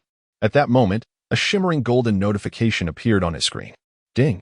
Would you like to recharge the existing troop gift package? Ling Zhou's morning drowsiness evaporated instantly as he smiled broadly. I knew there would be a grand gift here. To elaborate, Sweet Home had previously been a game that required significant investment before it closed. Indeed, upon opening the gift package, Ling Zhou discovered that the troop gift package was akin to a blind box. Such blind box gifts were notorious for enticing players to spend recklessly. Once one delved into a blind box, it became an endless cycle.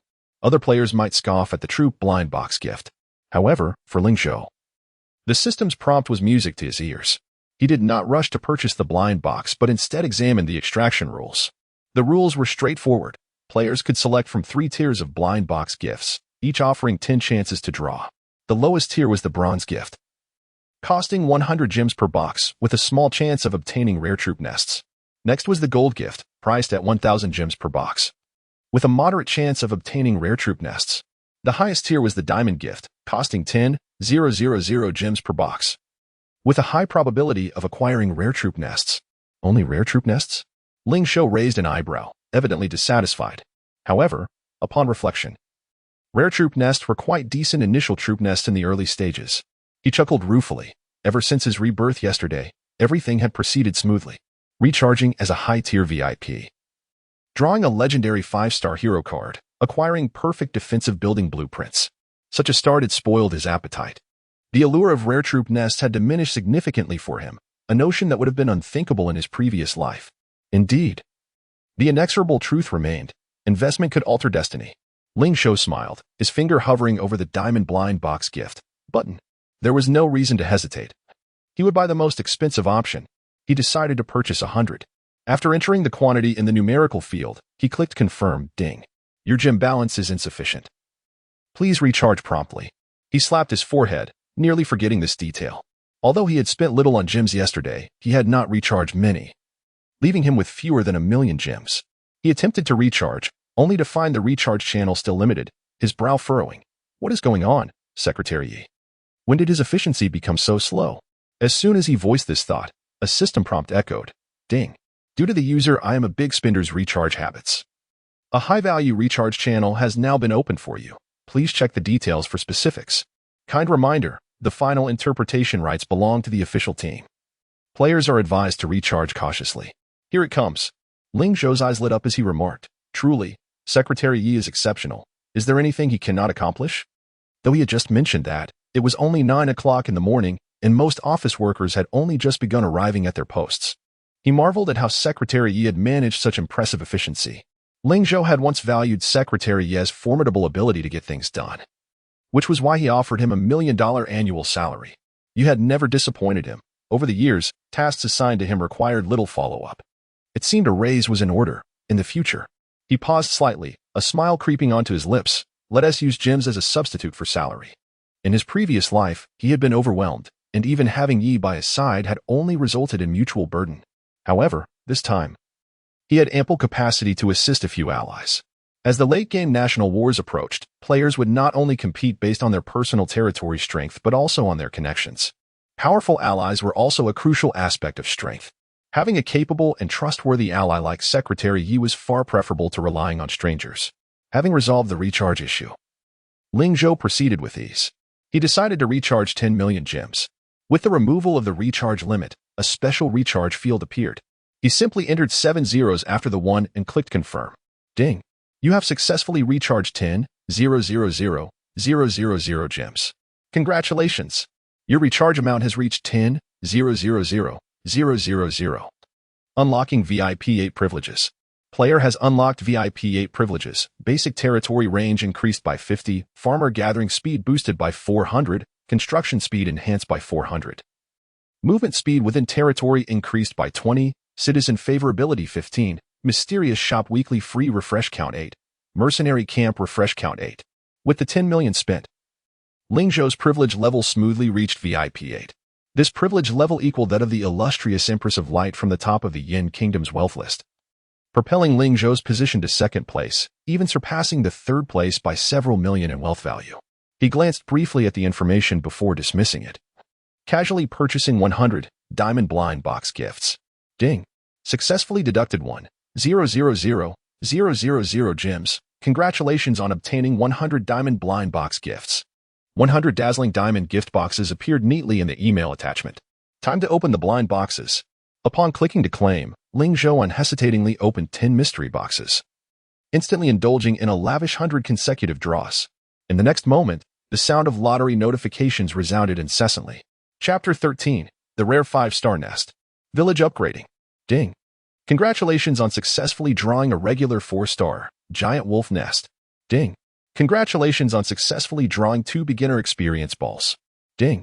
Congratulations on successfully drawing a rare 2-star feathered serpent nest. Ding. Congratulations on successfully drawing 1,000 gold coins. Ding. Congratulations on successfully drawing 10 mercury. To Ling Zhou's astonishment, on his third draw, He obtained the rare 5-star feathered serpent nest. However, all 10 blind boxes had been opened, and the luxurious continuous draws could not be halted. Ling Zhou was not particularly concerned about the expenditure, so he silently awaited the next blind box openings. To his surprise, the diamond blind box did not betray him. The probability of drawing a rare-level troop nest was quite favorable, averaging 1 rare-level troop nest every 30 draws. The only regret was that, even with the diamond blind box, he could not draw a troop nest of higher rarity. After 100 consecutive draws, Ling Zhou had amassed as many as 4 rare-level nests, the most prestigious of which was the rare 5-star burrowing worm nest. The burrowing worm was a troop with a well-balanced defense and attack, and it even possessed the skill, excavate. This meant the burrowing worm could assist in mining resources. In the early stages of the game, the burrowing worm was a commendable choice. However, Ling Zhou did not rush to confirm his selection, as troop nests, like initial heroes, were influenced by the level of the territory. Currently, the village could only accommodate 2 nests. With the VIP 8 privilege bonus, he could hold a maximum of 3 troop nests. With 90 draws remaining, he decided to wait until all were completed before making a final choice. Not overthinking, Ling Zhou clicked to continue opening the diamond blind boxes. Click. Click, click. The sound of notifications resonated in his ears once more. The draw probability remained commendable, averaging 1 rare troop nest per 30 draws. Ling Zhou diligently clicked the blind box opening button like a busy little bee. 1,000 draws were not difficult, yet the incessant notifications began to give him a headache. Indeed, having too much wealth could lead to its own troubles, Ling Zhou mused. Concluding this thought, he promptly muted the game's notification sounds. This made a considerable difference, significantly improving the efficiency of his blind box openings. Out of 100 blind boxes, totaling 1,000 draws, he ultimately acquired 35 rare troop nests. In the aftermath of the Apocalypse version, this would have been unimaginable. For ordinary players, obtaining even 1 rare troop nest was akin to striking gold. Ling Zhou not only secured 35, but also 8 of them were rare full-star nests. Besides the initial burrowing worm nest, the other 7 rare 5-star nests were a demon nest, wolfman nest, centaur nest, fire dwarf nest, purple bug nest, serpent chicken beast nest, and stinging lion nest. After careful consideration, Ling Zhou chose the burrowing worm nest, a demon nest, and fire dwarf nest. The details of these buildings were as follows. Burrowing worm nest, quality, rare 5 stars, space occupied, for slots, recruitable troop. Burrowing worm, recruitable quantity, 16-8, VIP 8 bonus, weekly output, 8-4. VIP 8 bonus, construction requirements, 2,000 wood, 1,000 iron ore, 25 mercury, construction time, 6 hours, VIP 8 bonus. A demon nest, quality, rare 5 stars, space occupied, for slots, recruitable troop. A demon, recruitable quantity, 8-4, VIP 8 bonus, weekly output. For 2, VIP 8 bonus, construction requirements, 1,500 gold, 1,000 wood, 20 crystal, construction time, 6 hours, VIP 8 bonus. Fire dwarf nest, quality, rare 5 stars, space occupied, for slots, recruitable troop. Fire dwarf, recruitable quantity, 2010, VIP 8 bonus, weekly output. 10-5, VIP 8 bonus, construction requirements, 1,000 gold, 2,000 iron ore, 30 mercury, construction time, 6 hours, VIP 8 bonus. The rare resources required for constructing troop nests surpassed even those needed for the perfect level crossbow. Fortunately, during the 1,000 consecutive draws, Ling Zhou had also acquired a substantial amount of rare resources. This ensured he could construct several troop nests without issue. With the construction of houses, a blacksmith shop, and a militia camp, Ling Zhou had essentially fulfilled the requirements for upgrading to a level 3 village. Once the upgrade was complete, he could recruit builders to construct troop nests and defensive structures. He first clicked the button to recruit villagers from the Lord's Manor. Recruiting villagers from the manor only cost 10 gold coins per attempt. However, recruitment was probabilistic.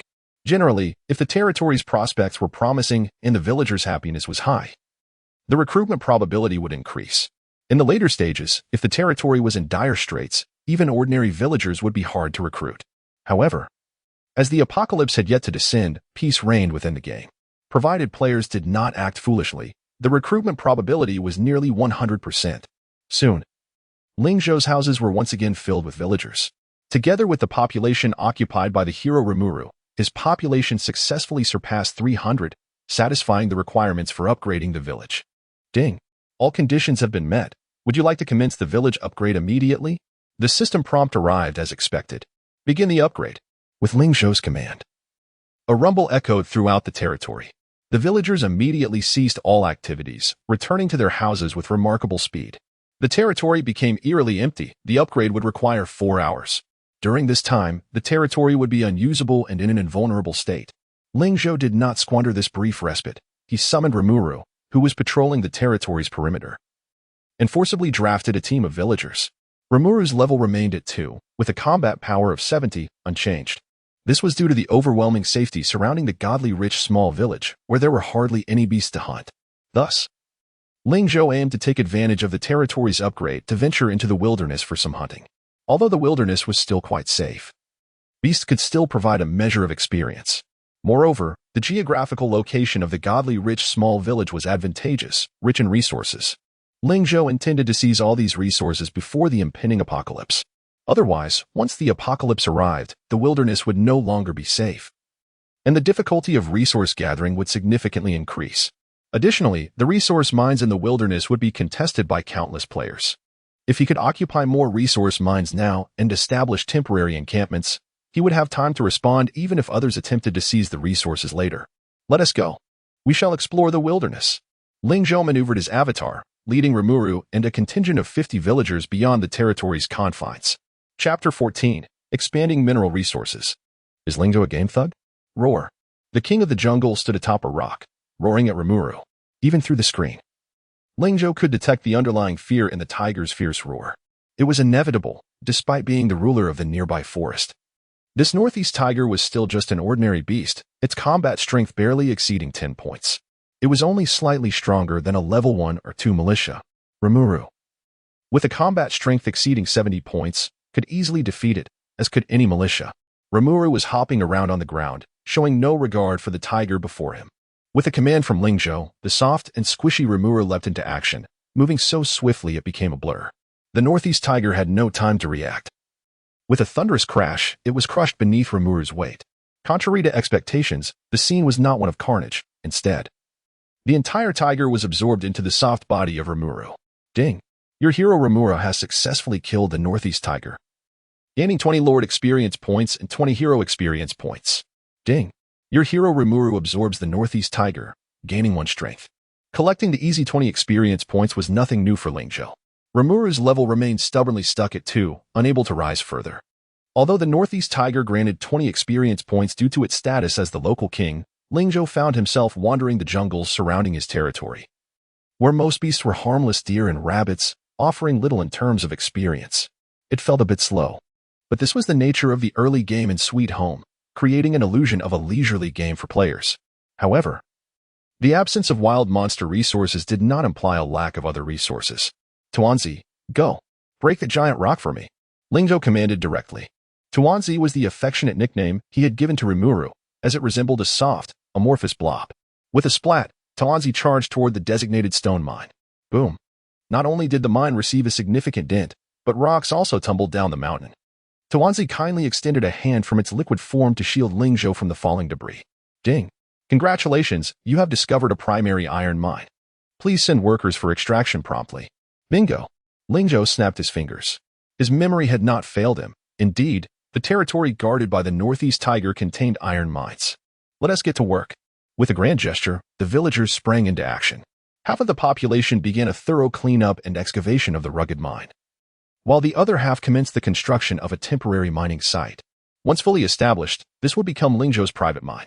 Should anyone invade this area, he would be promptly notified. A primary mine not only provided a substantial amount of iron resources but also increased the storage limit for iron. Typically, a village-level iron mine, without upgrades, could store up to 200,000 units of iron when full. Naturally, extracting 200,000 units was no trivial task. Under full labor conditions, villagers would need 3 months to mine that amount. Even with VIP bonuses, it would take a full month to reach capacity. The several mines and lumberyards Ling Zhou currently possessed also took over half a month to fill. During this period, he had also purchased several resource packages. Not enough yet. Keep going. After addressing this mineral source, Ling Zhou and Tuanzi set out to search for more. The earlier he occupied them, the sooner he could reap the benefits. The more mineral sources he secured, the higher his resource accumulation limit, accelerating the development of his territory. His goal was to claim all mineral sources surrounding his territory. And this was merely the beginning.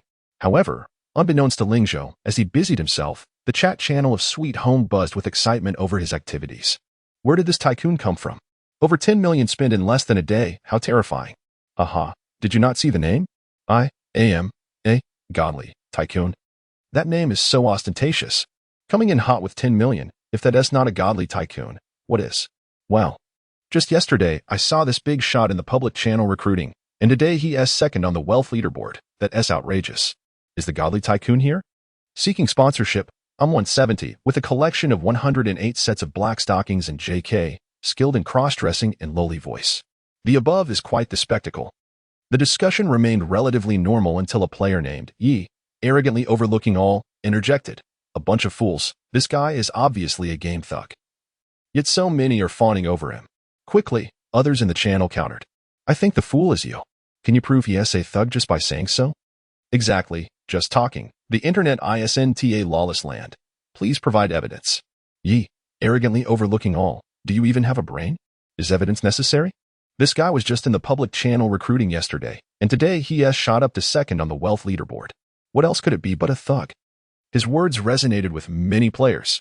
Right, could he be an official thug? Just to hype the new version? It's possible. Even the top player Wood spent over 10 million in a single day. This spending pattern looks just like a thug-ass. Is this so blatant? The official operation is too bizarre. Is this how new games are launched? Damn. I'm a godly tycoon. Come out and take your beating.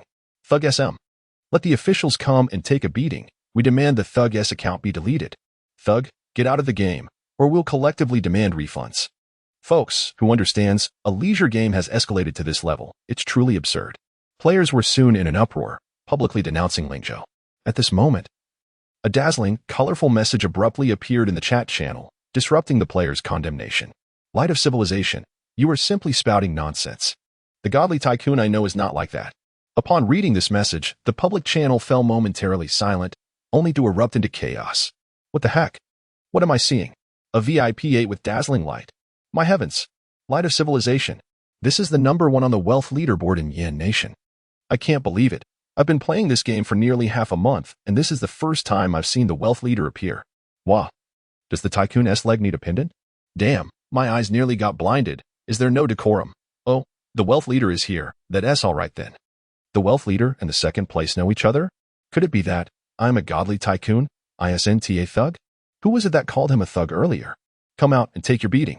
This is hilarious. A bunch of people really got led astray. Some were envious. Some were resentful, but I want to disclose who. Passers-by are easily swayed, and the moment Ming Yunxi appeared, the public chat channel's atmosphere shifted dramatically. However, there were still some who were not ready to let Ling Zhou off the hook.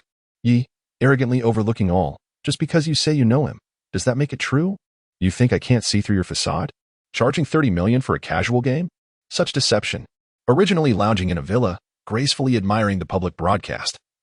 Ming Yunxi was taken aback by this message, her anger igniting instantaneously. However, before she could respond, someone swiftly retaliated in the chat channel. Fat C, oh dear. It seems someone is feeling envious, but I shall refrain from revealing who. Fat C, can you believe it? In this day and age, there are still those who harbor resentment towards the wealthy? They haven't spent your money, so what is the point of being a sour lemon? Fat C, furthermore, I must mention that I am acquainted with both titans on the wealth leaderboard. The second-ranked mogul just placed an order worth millions with me yesterday. P.S. This transaction was conducted using real currency in the exchange. Chapter 15. Lord Outyin? Let Ling Zhou come out. The trading screenshot from Fat Dahai was conclusive. And the channel was inundated with denunciations of Lord Outyin. Absurd. Truly absurd. Does no one think that I am a great wealthy person is overly exaggerated? Spending over 2 million just to purchase a recruitment order. Now that is what true wealth looks like. Although, isn't that an outrageous waste of money? With such funds, one could acquire so many worthwhile items instead of squandering it on hero recruitment orders. The amount could easily suffice to stockpile several limited edition luxury cars in the game. So, how does a tycoon choose to spend their money? I am merely curious about what the second-ranking big shot, who splurged 10 million today, actually bought. Lord Outyin. So it turns out I am the fool? Huh. With no evidence at hand, a swarm of envious individuals rushed to speak out, only to be slapped in the face by this revelation. Disappeared, yet still calling themselves Lord? Why not refer to themselves as Lord Outyin instead? Initially, one might have anticipated that Lord Outyin would feign ignorance and retreat offline after Fat Dahai revealed the chat logs. However, to everyone's surprise, he quickly responded, "Hee, I am simply a wealthy individual. Why should I harbor resentment towards the rich? A mere 10 million. What is there to boast about? Just wait." Leaving behind the words "just wait," Lord Outyin logged off. The onlookers were left bewildered. Could he truly be another big shot? As the audience awaited in anticipation, they noticed that it seemed he had fallen silent. Just when the spectators assumed he was merely a pretentious fraud, a message suddenly appeared in the chat channel. "Everyone, go watch. Changyu is Lord Outyin. He has started a live stream on Cat Live." What? Lord Outyin is Changyu? The onlookers were astounded. In recent years, live streaming had surged in popularity. And among the plethora of internet celebrities, Changyu was undoubtedly a standout. He was a genuine second-generation wealthy individual, with his father, Chang Jianyan, being a real estate tycoon in the country. Although the domestic real estate market had been sluggish in recent years, a skinny camel is still larger than a horse. No one expected Changyu to play this game, let alone stream it. Consequently, the audience shifted their focus and tuned into Cat Live. As anticipated, when Changyu's face appeared on the stream, the crowd erupted. "My goodness! It truly is Changyu." He slightly tilted his mouth, a faint, almost imperceptible smirk gracing his face, exuding disdain for all present. This was his signature expression. However, the viewers did not seem to perceive anything amiss. They were merely surprised. Although Changyu appeared ordinary in looks, his attire clearly indicated high-end brands. Everyone knew that the computer he was using for the live stream was worth over $1 million. There were only 2 of its kind globally, ranking first in the Asia-Pacific region and 4th worldwide. Upon starting the stream, he did not immediately engage with the audience, but instead chatted casually with a friend nearby, seemingly not taking the situation seriously at all. As some bewildered newcomers were enlightened by the veterans, they gradually grasped what had transpired. "Haha, this is hilarious. Some even claimed that Yuge resented the wealthy? If Yuge truly resented the rich, then there would be little wealth left in this country. What nonsense! How dare such trash attempt to provoke us, Yuge?"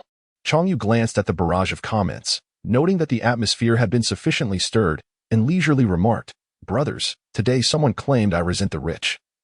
So I am streaming this live for no other reason than to casually spend a few tens of millions." Upon hearing this, the chat erupted once more. TSK. How infuriating. Spending a few tens of millions just for fun? What else could one do with such money, other than waste it on a lousy game? I just checked. And it turns out this is merely a casual game, albeit one that requires heavy spending, costing more than 99 of the games available on the market. Just to purchase a beautiful architectural blueprint could cost thousands, and the in-game currency is equivalent to real currency at a 1:1 ratio. Indeed, the games played by the wealthy are beyond my reach. Changyu surveyed the flattery flooding the chat, and the pride on his face became increasingly evident as he spoke. "It's just a little money. It doesn't bother me. But I fear that certain individuals might not be able to sit still and might jump up." The certain individuals he referred to were clearly understood by those in the know to be the wealthiest players in the game, Ling Zhou and Ming Yunxi. "Well then, enough of the small talk. My assistant has already helped me establish a high-value recharge channel with the game officials. Now, let us see my performance." With that, Changyu's phone screen was instantly projected onto the live stream interface. His face shrank to the lower right corner, yet his demeanor remained arrogant. As the game interface opened, Changyu generously showcased his territory to the viewers. It was evident that he was still a novice. His village was only at level 1, with a few dozen villagers moving about, creating a somewhat desolate scene. However, everyone knew that this barren territory was on the verge of a monetary cleansing. As he spoke, Changyu clicked on the recharge interface. "Let us start with a casual recharge of 10 million to set the mood. Lest people say I cannot afford 10 million and accuse me of resenting the rich." It was clear that he was still irritated by the earlier ridicule from passersby. As he continued to mention the term resenting the rich, the chat was filled with laughter, as viewers found Changyu's frustrated demeanor quite amusing.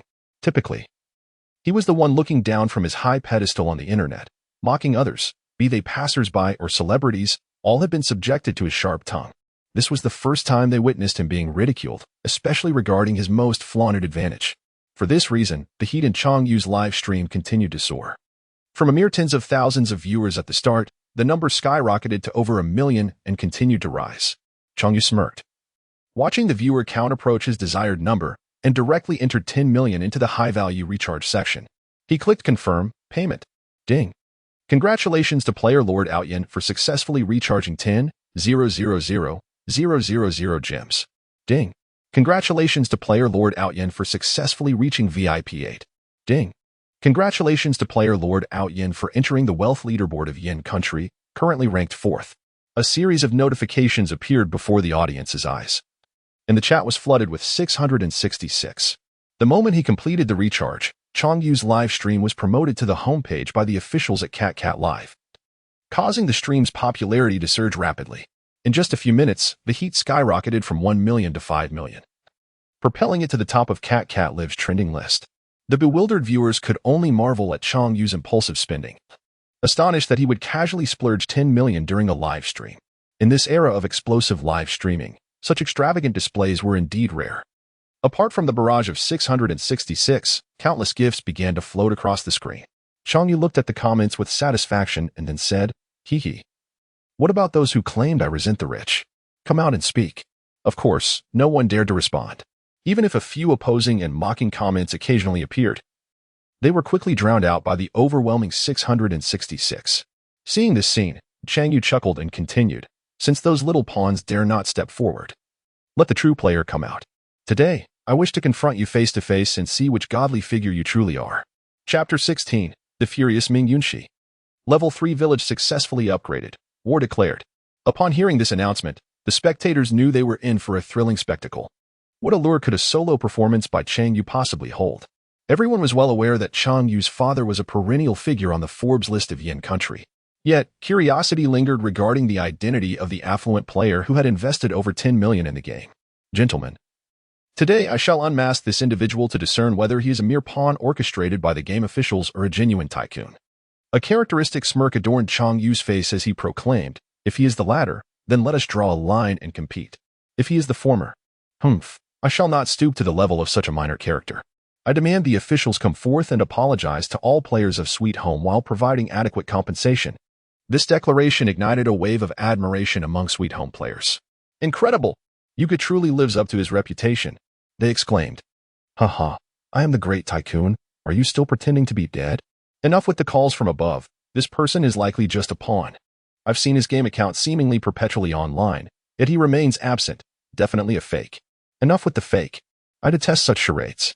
I believe not only I am the great tycoon is a pawn, the top player, Light of Civilization, must be one as well. Don't make baseless accusations without evidence. Just because Chang Yu has invested 10 million doesn't imply others are mere pawns. What logic is there in that? Then bring them out. Stop playing dead." Of course, not all comments in the chat were in favor of Chang Yu while disparaging Ling Zhou and Ming Yunxi. However, the occasional rational voices were drowned out by the fervent atmosphere of the chat. Ultimately, nearly millions of viewers condemned Ling Zhou and his companion. Meanwhile, Ming Yunxi, observing this farce from her computer, was seething with anger. Her originally fair and delicate face was tinged with a furious blush, and her eyes flickered with barely contained wrath. How infuriating. Is Chang Yu out of his mind? Why does he target the great tycoon? Does his spending impede him in any way? As she furiously typed away, engaging in heated debates in the live stream, she muttered her frustrations. Beside her, her friend Xiaozhu sighed, saying, "Shashi, it's futile to say anything now." The chat has already been swayed by this Chang Yu guy. Ming Yunxi frowned, realizing her friend was indeed correct. The audience seemed bewitched by Chang Yu, completely disregarding rational discourse. Pouting her lips, she exclaimed, "What should we do? We can't allow that tycoon to suffer such an unjust accusation." Xiaozhu pondered for a moment before asking, "How can you be so sure that guy isn't a game pawn?" Ming Yunxi's frustration escalated. "How can you say that too? That guy is impossible to be a pawn.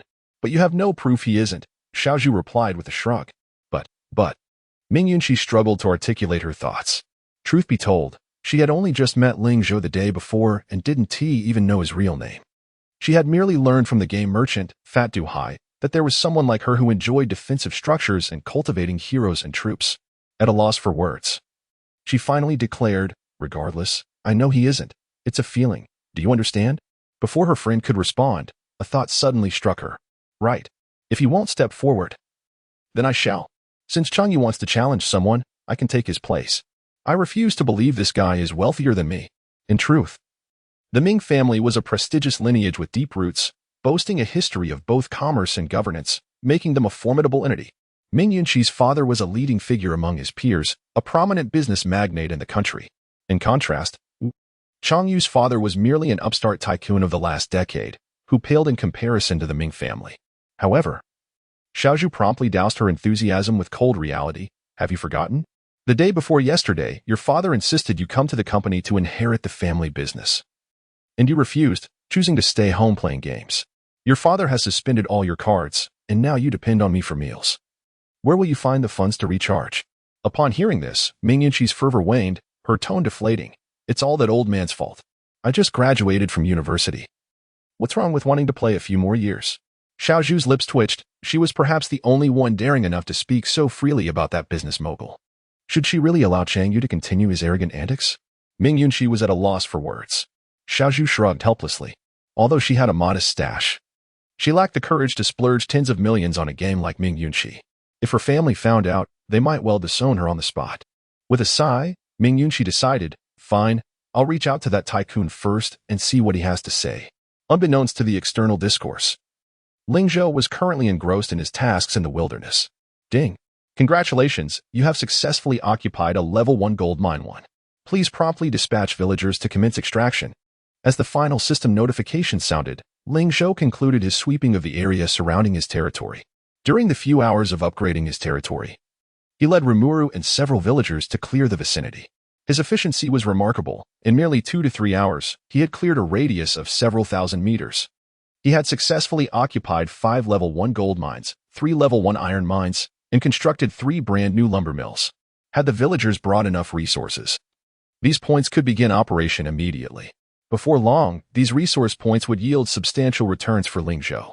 As he joyfully returned to his base with Rimuru, the notification of his territory's upgrade chimed in. Ding. Your territory, the Great Tycoon's small village, has successfully upgraded to a level 3 small village. Please check for details. Ding. The Lord's Mansion has unlocked the ability to recruit builders. Defensive structures are unlocked. Traps are unlocked. The maximum number of houses increases by 10, and troop nests are unlocked. Without further thought, Ling Zhou promptly opened the territory panel. Great Tycoon's small village. Level 3 small village. Area, 300 spaces 120 spaces VIP 8 bonus. Regular buildings, level 1 Lord's Mansion. Level 1 lumber mills 4, level 1 farmland 10, level 1 warehouse 1, hero tavern, under renovation. Ordinary houses 22, defensive buildings, none, special buildings, none, residents 210, permanent population, 866, temporary hired population, basic resources, gold 220. 000, wood 230, 000, stone 210, 000, food 204. 000, iron 230, 000, rare resources, gems 320, 012, crystals 110, mercury 88, secret stones 0, occupied resource points, gold mines 6, iron mines 7. Stone mines 1, initial hero, golden slime king, Rimuru, level 2, legendary 5 stars, barracks, level 1 militia camp 1, strategic treasures, none, description, a thriving small village. Bustling with industrious and prosperous inhabitants, with a promising future ahead. Chapter 17, The Blessing of Fortune. Recruitment of master builders. The territory has once again expanded, reaching an astonishing 420 squares under the privilege bonus. The extent of the territory now rivals that of an ordinary player's level 4 village. Upon reaching level 3, most functions of the game have been unlocked. The construction workers, defensive structures, traps, shops, and troop nests. The unlocking of these functions signifies an increase in the responsibilities that need to be managed within the territory. However, Ling Zhou, being a seasoned lord with a decade of experience, navigates the operations of a novice village with remarkable ease, promptly organizing the workforce. A portion of the labor force is allocated to extract resources from the wild mines, while others are dispatched to construct various facilities within the territory. Fortunately, he has also procured a batch of new villagers from the hiring shop. Currently, his territory boasts over 300 permanent villagers and more than 800 temporary laborers, totaling over 1,000 workers dedicated to the development of his domain. The population at the wild mines is maximized, with gold mines, iron mines, and lumber yards all reaching the initial resource cap of 50 inhabitants. With the added benefit of a discounted gathering speed, the mining progress is set to be remarkably swift. Nonetheless, Villagers are merely low-level laborers, capable only of performing simple tasks. All defensive structures and traps necessitate the expertise of construction workers to be completed. After arranging the workforce for mining and lumbering, Ling Zhou turns his attention to the newly unlocked function at the Lord S Manor, recruiting construction workers. Recruiting construction workers is quite similar to yesterday's recruitment of heroes. Just as heroes are categorized by quality, so too are construction workers. Moreover, new professions such as blacksmiths and alchemists will emerge later, each with their own quality classifications. As Ling Zhou gazes at the recruitment interface of the Lord's Manor, he notices that, unlike the Hero Tavern, the construction worker recruitment interface displays a row of workers available for selection. At this moment, 8 suitable candidates are presented: Grandon Common, Antoine Common, Kevin Common. Yet, they all share a common trait. They are the most basic whiteboard construction workers. Ling Zhou finds these workers unworthy of his attention. However, upon reaching level 6-8, he enjoys 10 free refresh opportunities for the recruitment interface daily. Each refresh accumulates a certain amount of luck points. With a sufficiently high luck score, there exists a chance to summon higher quality construction workers. A level 3 village can recruit up to 3 construction workers, while a fully upgraded small village can recruit up to 5. To maintain a brisk pace in the early game, every construction worker must be utilized to their fullest potential. Refresh. The first round of construction workers is entirely dismissed by Ling Zhou. The second wave of 8 workers quickly appears on the screen: Common, Common, Common, Elite, Common. 1 Elite and 7 Common. Ding. Luck points 5. Ling Zhou promptly opts to pass. Following that, the third, fourth, and fifth waves. Each refresh grants him 5 luck points. However, the highest quality construction worker appearing in each wave remains at elite level. After 10 refreshes, his luck points reach 50. Ling Zhou furrows his brow, dissatisfied with these construction workers. Fortunately, after exhausting the 10 free refreshes, he can refresh once more for 1,000 gems. For Ling Zhou, who possesses several million gems, this amount is negligible. Thus, he embarks on a spree of extravagant spending. Ding. Luck points 5, luck points 5, luck points 5.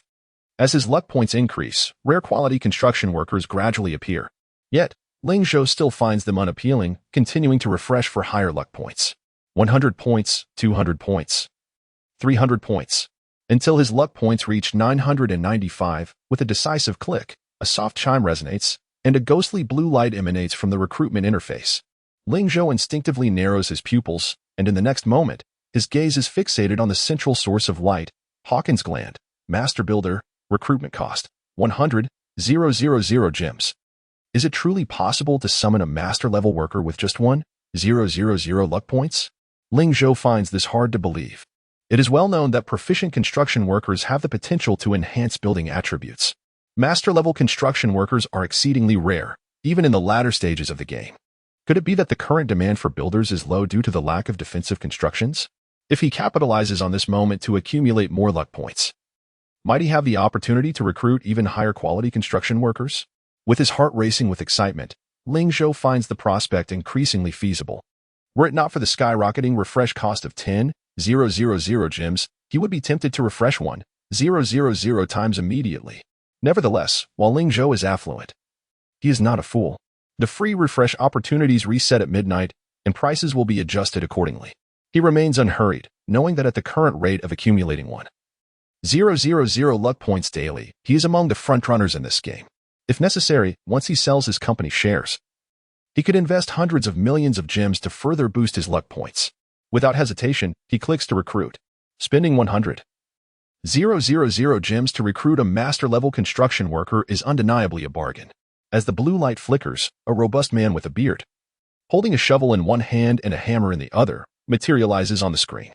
Ling Zhou clicks to view the details: name, Hawkins Gland, occupation, construction worker, master level, traits, 1, Herculean strength, B grade. Upon activation, construction speed is increased by 400.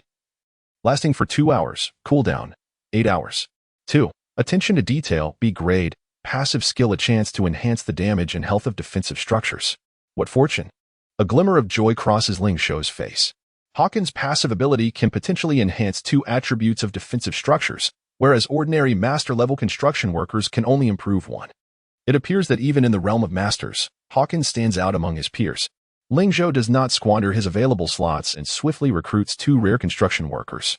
While these rare workers are somewhat ordinary compared to masters, they possess skills that enhance construction speed by 150, albeit with a longer cooldown of 12 hours. Better than none. Ling Zhou does not complain. If he later recruits higher quality construction workers, he can dismiss these workers or transfer their contracts to other players. As a capitalist of the new era, he excels in talent management.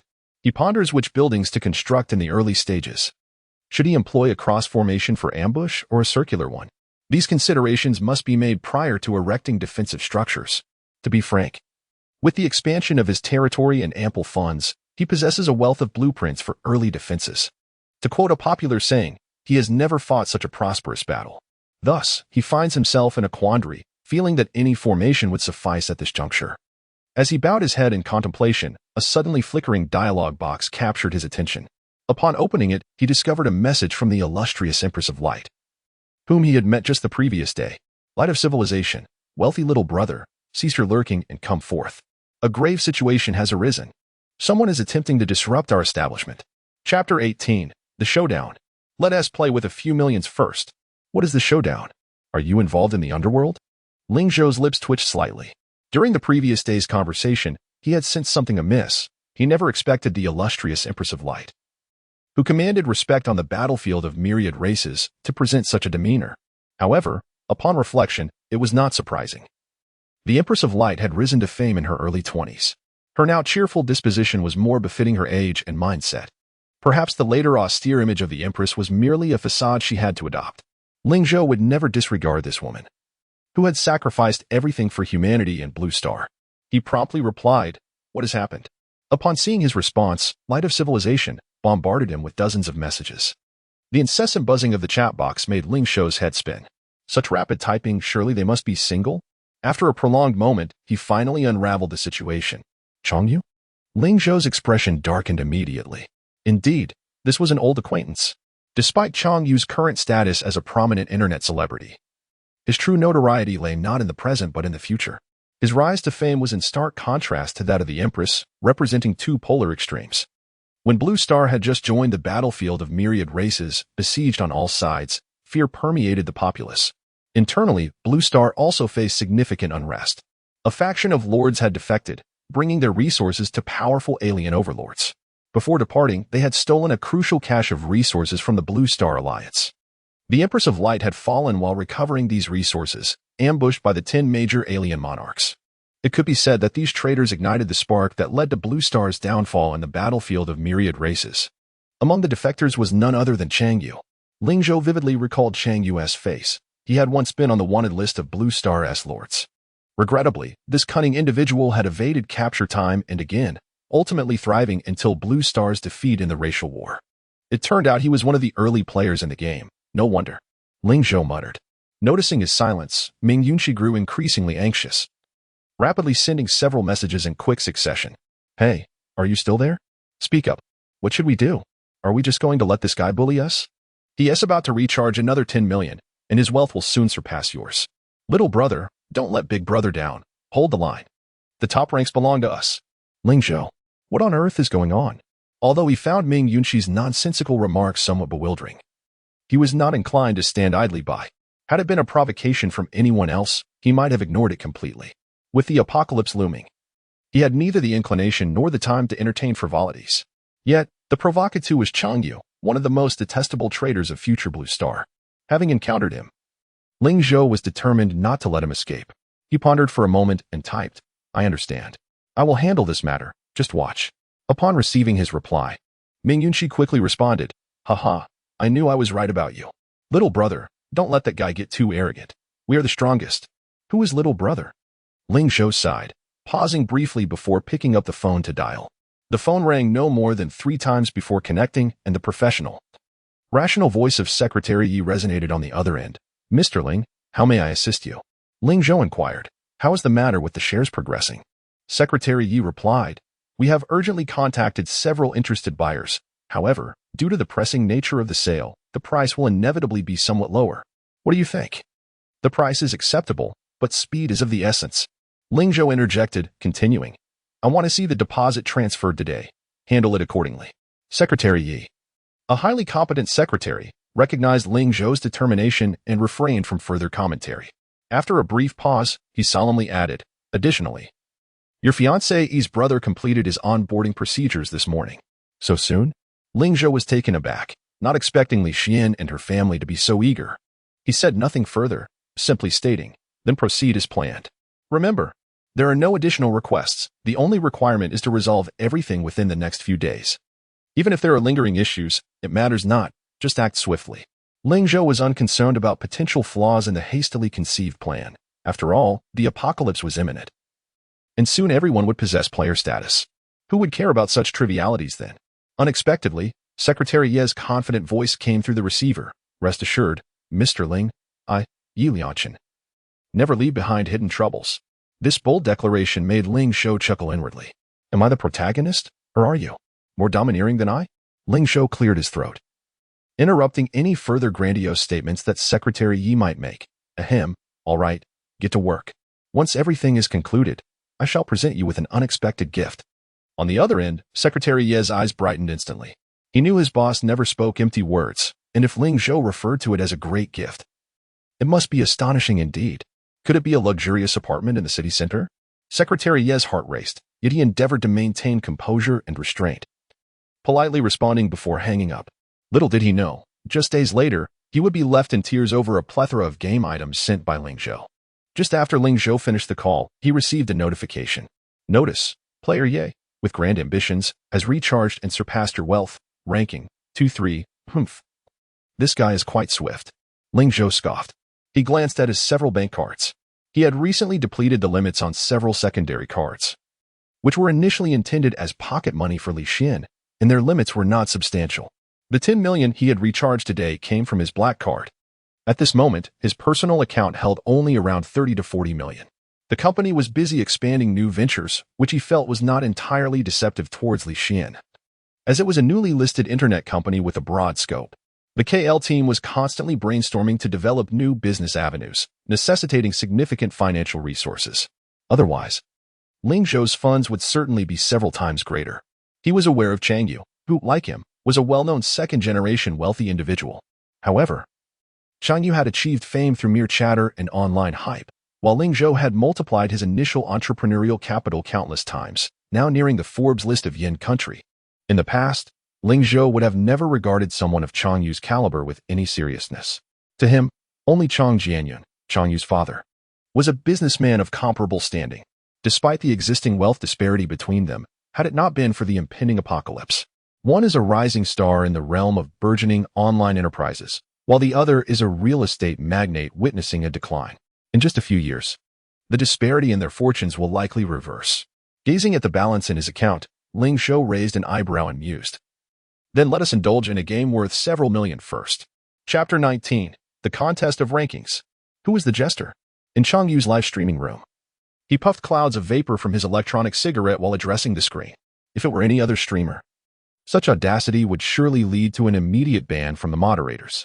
However, as one of the shareholders of Cat Live, no moderator would dare to reprimand him. He boldly displayed the interface, showcasing his wealth ranking, now elevated to second place. Wealth value, 20,000,000. Rank, 2. A wealth value of 20 million was entirely achieved in front of his live audience, devoid of any trickery. Consequently, the barrage of comments consisted solely of enthusiastic praises and accolades for Chang Yu. With a sardonic smile, he remarked, I've spent my money too, and after all this time. It seems certain individuals are intent on playing dead. What do you think we should do about this, my friends? Eager viewers quickly inundated the chat with their opinions. Demand an apology from the officials. This is clearly a gaming conspiracy. The officials are feigning ignorance, likely convening overnight to devise an apology. Haha, I get it. It's surely the usual temporary worker's excuse. I'm just waiting for my gym compensation, and it would be splendid to receive a few rare furniture sets as well. Hee. Let the imposters apologize. Let the officials apologize. Warning to quit the game. Chang Yu, observing the chat, felt a surge of delight. The live stream's popularity had soared to over 10 million viewers.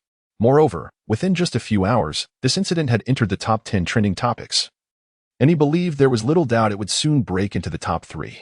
Not only had he gained considerable face and an influx of fans, but Cat Live was also reaping a substantial wave of traffic. One could say that the 20 million he spent had yielded benefits far beyond the gifts received in the live stream. In the digital age, traffic reigns supreme. Whatever sweet homes or so-called wealthy patrons, they all serve as mere stepping stones for him. Changyu had once again orchestrated a successful publicity stunt and felt euphoric. Seizing the momentum, he declared, "Rest assured, my brothers, I will see this matter through to the end. If the officials fail to provide a satisfactory explanation, I shall lead everyone in quitting this trash game. You go, you go." Just as Changyu was passionately speaking, his assistant, who had been focused on managing the account, suddenly looked up and interrupted him. "What is it? Can't you see I'm talking to my brothers?" Changyu replied with irritation. The assistant, trembling slightly, pointed at the screen. "You go, the wealthy patron just recharged." "What of it?" Changyu's voice faltered. Then he inquired, "How much did he recharge?" The assistant shook his head. "I don't know, but the total wealth value is now 20,000,001, just surpassing us and knocking us down a rank." Upon hearing this, Changyu's face flushed slightly, a discernible anger beginning to surface. A wealth value merely $1 higher than his own was a blatant provocation. Having been showered with adulation since childhood, he found it intolerable to endure such indignity.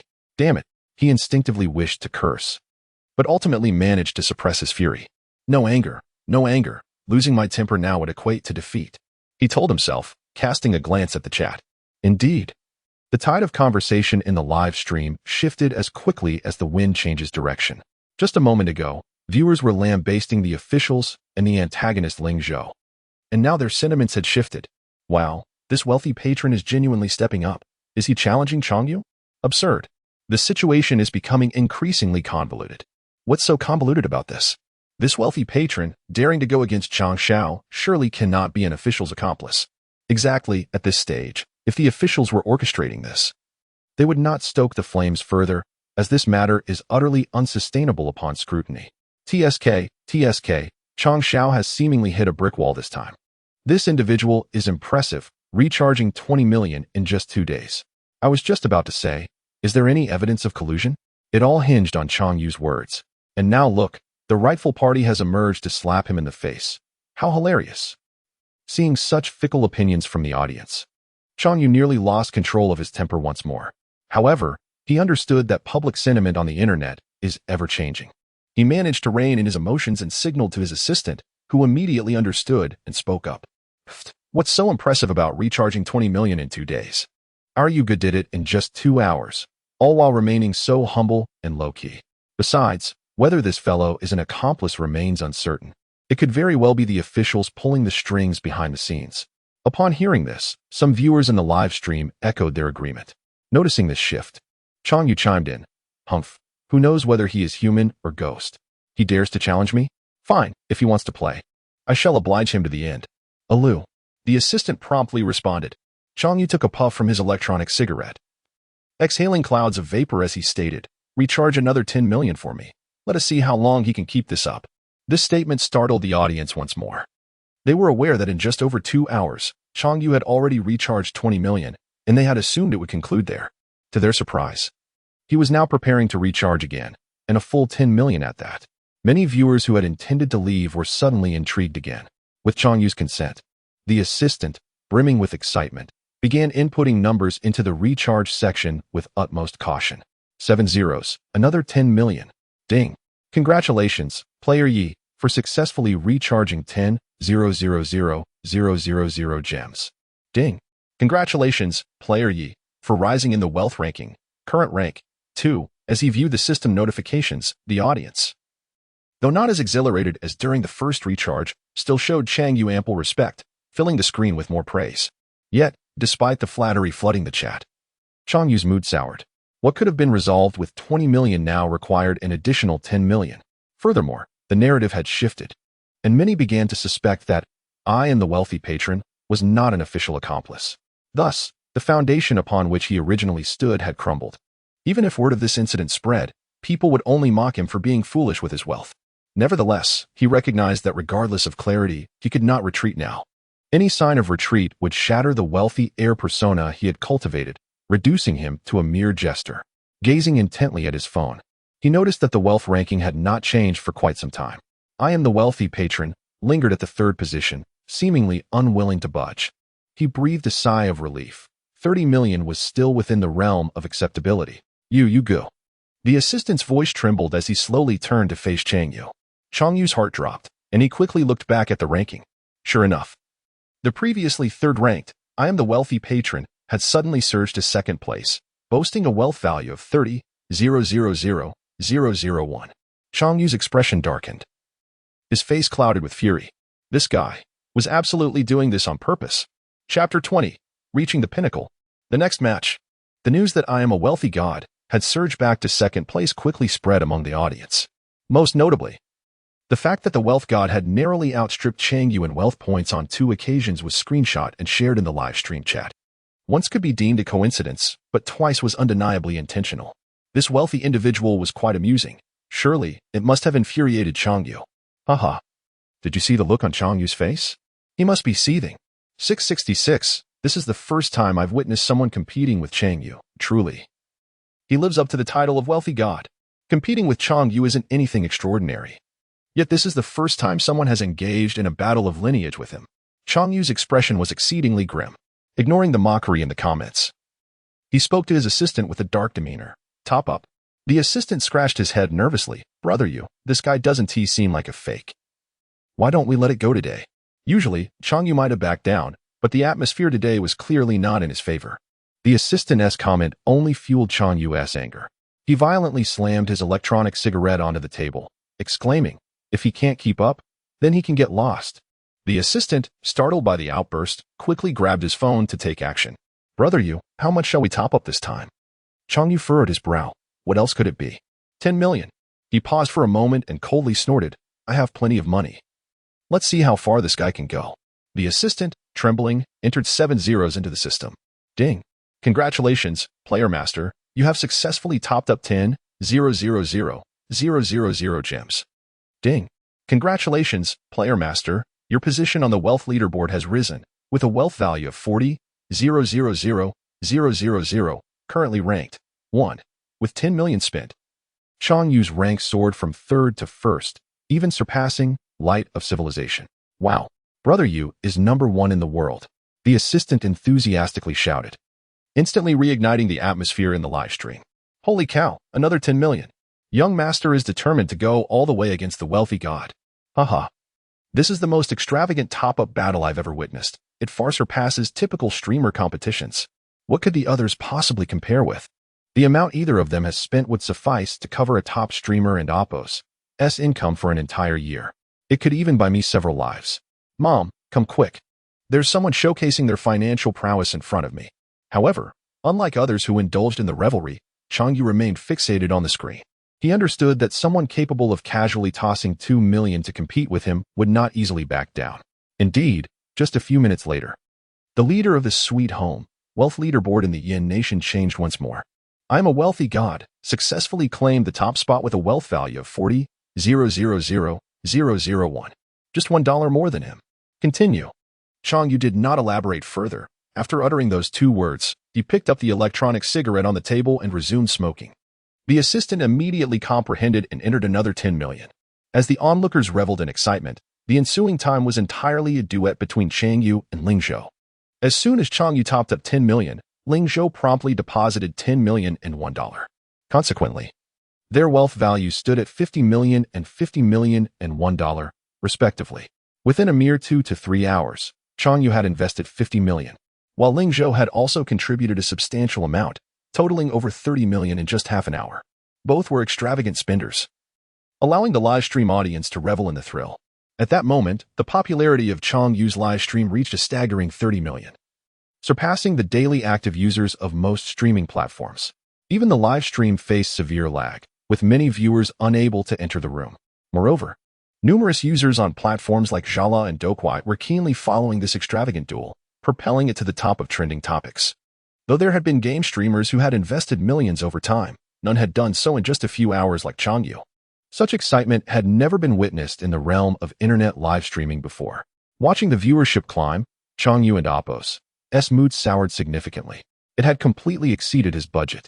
What he initially thought would require 2 million had now doubled, with no resolution in sight. If he failed to defeat the wealthy god, how could he maintain his persona as a super-rich second generation? The assistant hesitated for a moment before leaning in to whisper, "Brother Yu, should we top up again? Our account balance ISN and Oppos, T sufficient. We and Oppos, VE maxed out several cards." Chang Yu and Oppos' expression stiffened. He then recalled that his operational funds had long been overdrawn. Although his father was wealthy, that money wasn't entirely his. A few tens of millions could buy him dozens of luxury cars. Spending it on a game was indeed a heart-wrenching decision. However, backing down now would be a blow to his pride. Just then, the assistant suddenly looked up in astonishment, exclaiming, Brother Yu, the wealthy god added me." "Oh no. Added you?" Chang Yu raised an eyebrow. "What does this fellow want with me?" The assistant, brimming with excitement, said, "Could it be that he is here to concede? Has he run out of money?" Chang Yu frowned, pausing for a moment before calmly responding, "Add him. Let us see what he has to say." The assistant may have missed the mark, while it was not certain that the other party was indeed here to surrender. It was plausible that he was offering an olive branch. After all, the battle had left both sides battered. He could not believe that this game could truly absorb tens of millions. Most of the previous top players had likely been mere fakes. But this individual known as the wealthy god might indeed be a genuine scion from a wealthy family. If that were the case, he wouldn't Oppos, mind taking a step back in deference. Times had changed. Why should one rich heir make things difficult for another? After all, neither could afford to continue this charade. This scene did not escape the audience's notice. They curiously watched the screen, eager to discover what "I am a wealthy god" intended. Meanwhile, discussions erupted in the livestream chat. "He is definitely here to concede." "Exactly. Brother Yu's father is a top-tier businessman in Yin Nation. Anyone in this circle would give him face. Are they really going to shake hands and make peace? I still want to see them continue to spend. Ha ha ha, thinking too much. No amount of money is burned like this. I just want to know who this wealthy god really is." Just as everyone believed this battle would conclude with the forthcoming exchange. The moment the assistant successfully accepted, "I am a wealthy god," and Oppos' friend request, a message swiftly appeared. "So, are we ready for the next match?" Chapter 21, The Betting Agreement. A deposit of 500 million. The words sent by Ling Zhou were clearly visible to the audience in the live stream. How could others come to concede defeat?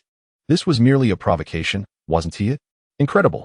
There's still a next round. I want to see it. Upon realizing that they could still witness the spectacle, the audience members who were about to leave decided to stay. After all, it was their money at stake.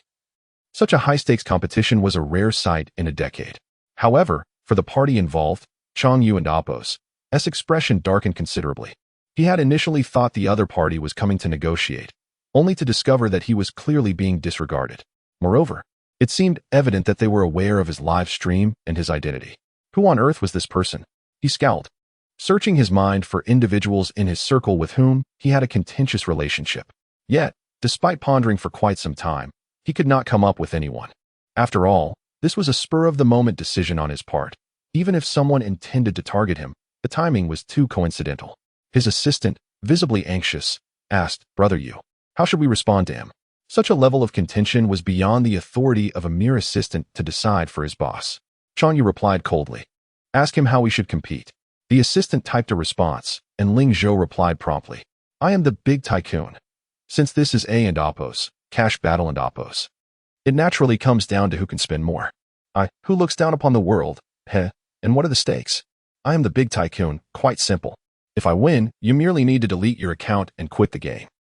Who looks down upon the world, your proposed outcome is utterly implausible. I cannot possibly lose. What happens if I win? I am the big tycoon. You may decide. I am agreeable to whatever you choose. Who looks down upon the world? If I win, you shall pay me double the amount. No, triple the amount of your recharge, and it must be in cash. Upon seeing Chang Yu and Oppos' message, the audience in the live stream could no longer contain themselves and began to criticize Chang Yu for lacking integrity. It was evident that the big tycoon was genuinely seeking a sense of vindication. Even if he won, it would only compel Chang Yu to delete his account, offering him no personal benefit. Yet, Chang Yu audaciously demanded triple the recharge amount. Thus, no matter how much he spent, if he ultimately triumphed, he would emerge with a threefold return.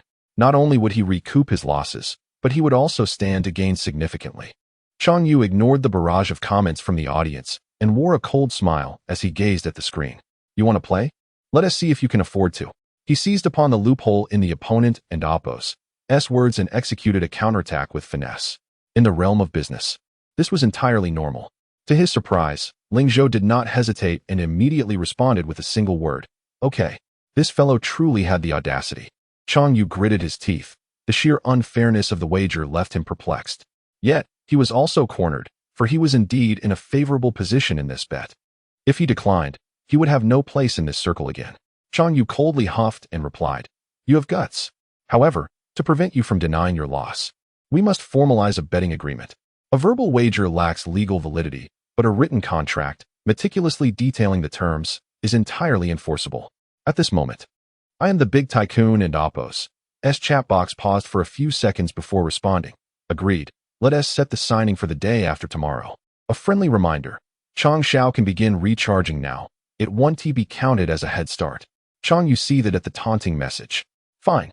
I will allow you to remain arrogant for now. In 2 days, I shall see what kind of person you truly are. After the two agreed upon the signing time, I am the big tycoon ceased to reply. Chang Yu addressed the audience in the live stream. Brothers, I will resume broadcasting when we sign the agreement in 2 days. So everyone can witness what kind of individual dares to challenge me. Shala, in the stream. With his final instruction, the live stream concluded, marking the end of this high-stakes battle. However, the repercussions of this incident were far from over. In the ensuing 2 days, the entire internet buzzed with speculation regarding the true identity of I and the big tycoon and curiosity about who would emerge victorious in the upcoming betting battle. As one of the protagonists of the event, Ling Zhou exited the chat box but did not log off. Instead, he engaged in conversation with Ming Yunxi. The light of civilization. Haha, well done, second brother. You should have seen Chang Yu and Oppos' face just now. It was alternating between red and green, more frequently than a traffic light. The light of civilization. Wait, no. You are now the wealthiest individual in Yin Nation. I've fallen to 3rd place. So I can't call you second brother anymore. The light of civilization. From now on, you shall call me sister, and I will call you brother. We each have our titles. Ling Zhou chuckled upon reading her words. Who would have thought that the Empress had a flair for comedy before her rise to fame? Before he could reply, Ming Yunxi continued typing. But won't this affect your reality? Tens of millions is no small sum, and with the impending bet, I believe you should not allow him to take such a significant advantage. Ling Zhou chuckled softly. Although the betting agreement appeared to favor Chang Yu, the reality was quite the opposite. From a divine perspective, Chang Yu had no chance of winning unless Qian Jianyun went mad. Ling Zhou replied leisurely, Sister, do not worry. Brother has ample funds. Upon reading this, Ming Yunxi and Oppos' fair complexion flushed with a sudden warmth. For some reason, hearing Ling Zhou refer to her as and Oppos, sister and Oppos, made her heart race unexpectedly. Ling Zhou, of course, remained oblivious to her reaction. After exchanging a few more words, he exited the chat box, leaving Ming Yunxi staring blankly at the darkened profile picture. This guy can and Oppos, possibly be a greasy old man, can he? Oh dear, what am I thinking? It's merely a game, we won't even meet. Speaking of which, will I finally see his face in the live stream in a couple of days? Friendly reminder. You have received a deposit of 500,000 in your XX Bank XX account on July 2nd at 16:19. Fund investment. As her phone vibrated twice, a message flashed at the top of the screen. The next moment, Ling Zhou's phone rang with a call from Secretary Yi. Mr. Ling, I am pleased to report that your shares have all been sold, totaling 11.09 billion. Despite Secretary Yi and Oppos' calm demeanor, a hint of excitement crept into his voice. Having worked in the industry for many years, he had never handled such a substantial transaction before. In the industry, this was undoubtedly a noteworthy achievement. In contrast to Secretary Yi and Oppos' enthusiasm, Ling Zhou remained composed. Upon hearing the sale amount, he nodded slightly. This figure fell within his anticipated range. Had he not been in a hurry to sell, he might have been able to fetch an additional 20 to 30 on the shares. However, Ling Zhou had insisted on cash and required that the full amount be transferred within 3 days. This limited the number of potential buyers capable of producing over 100 billion in cash in such a short time frame. Ling Zhou inquired, who is the buyer? On the other end, Secretary Yi and Oppos' voice, still tinged with excitement, continued, it is Director Chang from Jiandao Real Estate. Chang Jianyun. Ling Zhou was taken aback. Chapter 22. The Emergence of Troops, Ling Zhou and Oppos' First Army.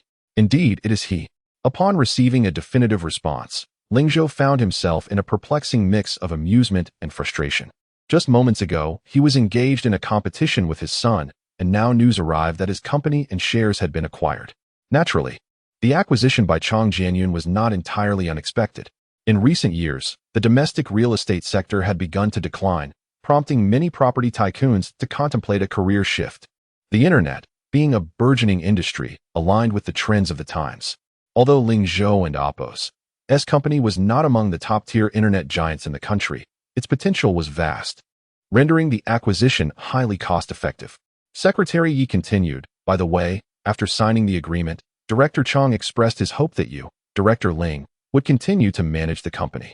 He is willing to offer you stock options at the highest executive compensation rate on the market." Ling Zhou chuckled, realizing the cunning nature of this old fox. This man was no saint. He had exploited information gaps to deceive countless individuals during the early stages of the apocalypse. Had he not met his misfortune, perishing in a wave of beasts during the mid-apocalypse, he might have joined his prodigal son in defecting from humanity. Without hesitation, Ling Zhou replied, "Let him stay wherever he pleases." Secretary Yi was not surprised by this decision. After all, if Ling Zhou wished to continue managing the company, why would he sell his shares? Operating the company himself would surely be more appealing. Ling Zhou offered a few more instructions and then inquired, "By the way, what is the progress with Li Xian and Appos' matter?" "It has been disclosed as planned, and we expect a response shortly." "Good. Finalize this matter within the next couple of days. It is equally critical as the share sale. Pay close attention to it." Hearing Ling Zhou and Appos' words, a peculiar expression crossed Secretary Yi and Appos' face. Did Director Ling harbor such deep animosity towards Li Xian and Appos' family? The disparity was striking, leaving even him somewhat puzzled. However, adhering to his professional standards, he refrained from probing further, simply acknowledging the instruction before hastily hanging up the phone to attend to other matters. Ding. The burrower nest has been completed. Ding. The eye demon nest has been completed. Ding. The fire dwarf nest has been completed. With 3 consecutive notifications, the eagerly anticipated troop nests of Ling Zhou were finally completed, thanks to the diligent efforts of the construction workers. Each of the 3 nests presented a distinct appearance. The burrower nest boasted a somber tone, surrounded by a desolate landscape, where ordinary villagers would even suffer health penalties for lingering above it. In contrast, while the eye demon nest shared a similarly eerie aesthetic, it exuded a more terrifying ambience, enveloped by a shroud of gray mist surrounding its massive eyeball-like exterior. Lastly, the fire dwarf nest appeared considerably more conventional.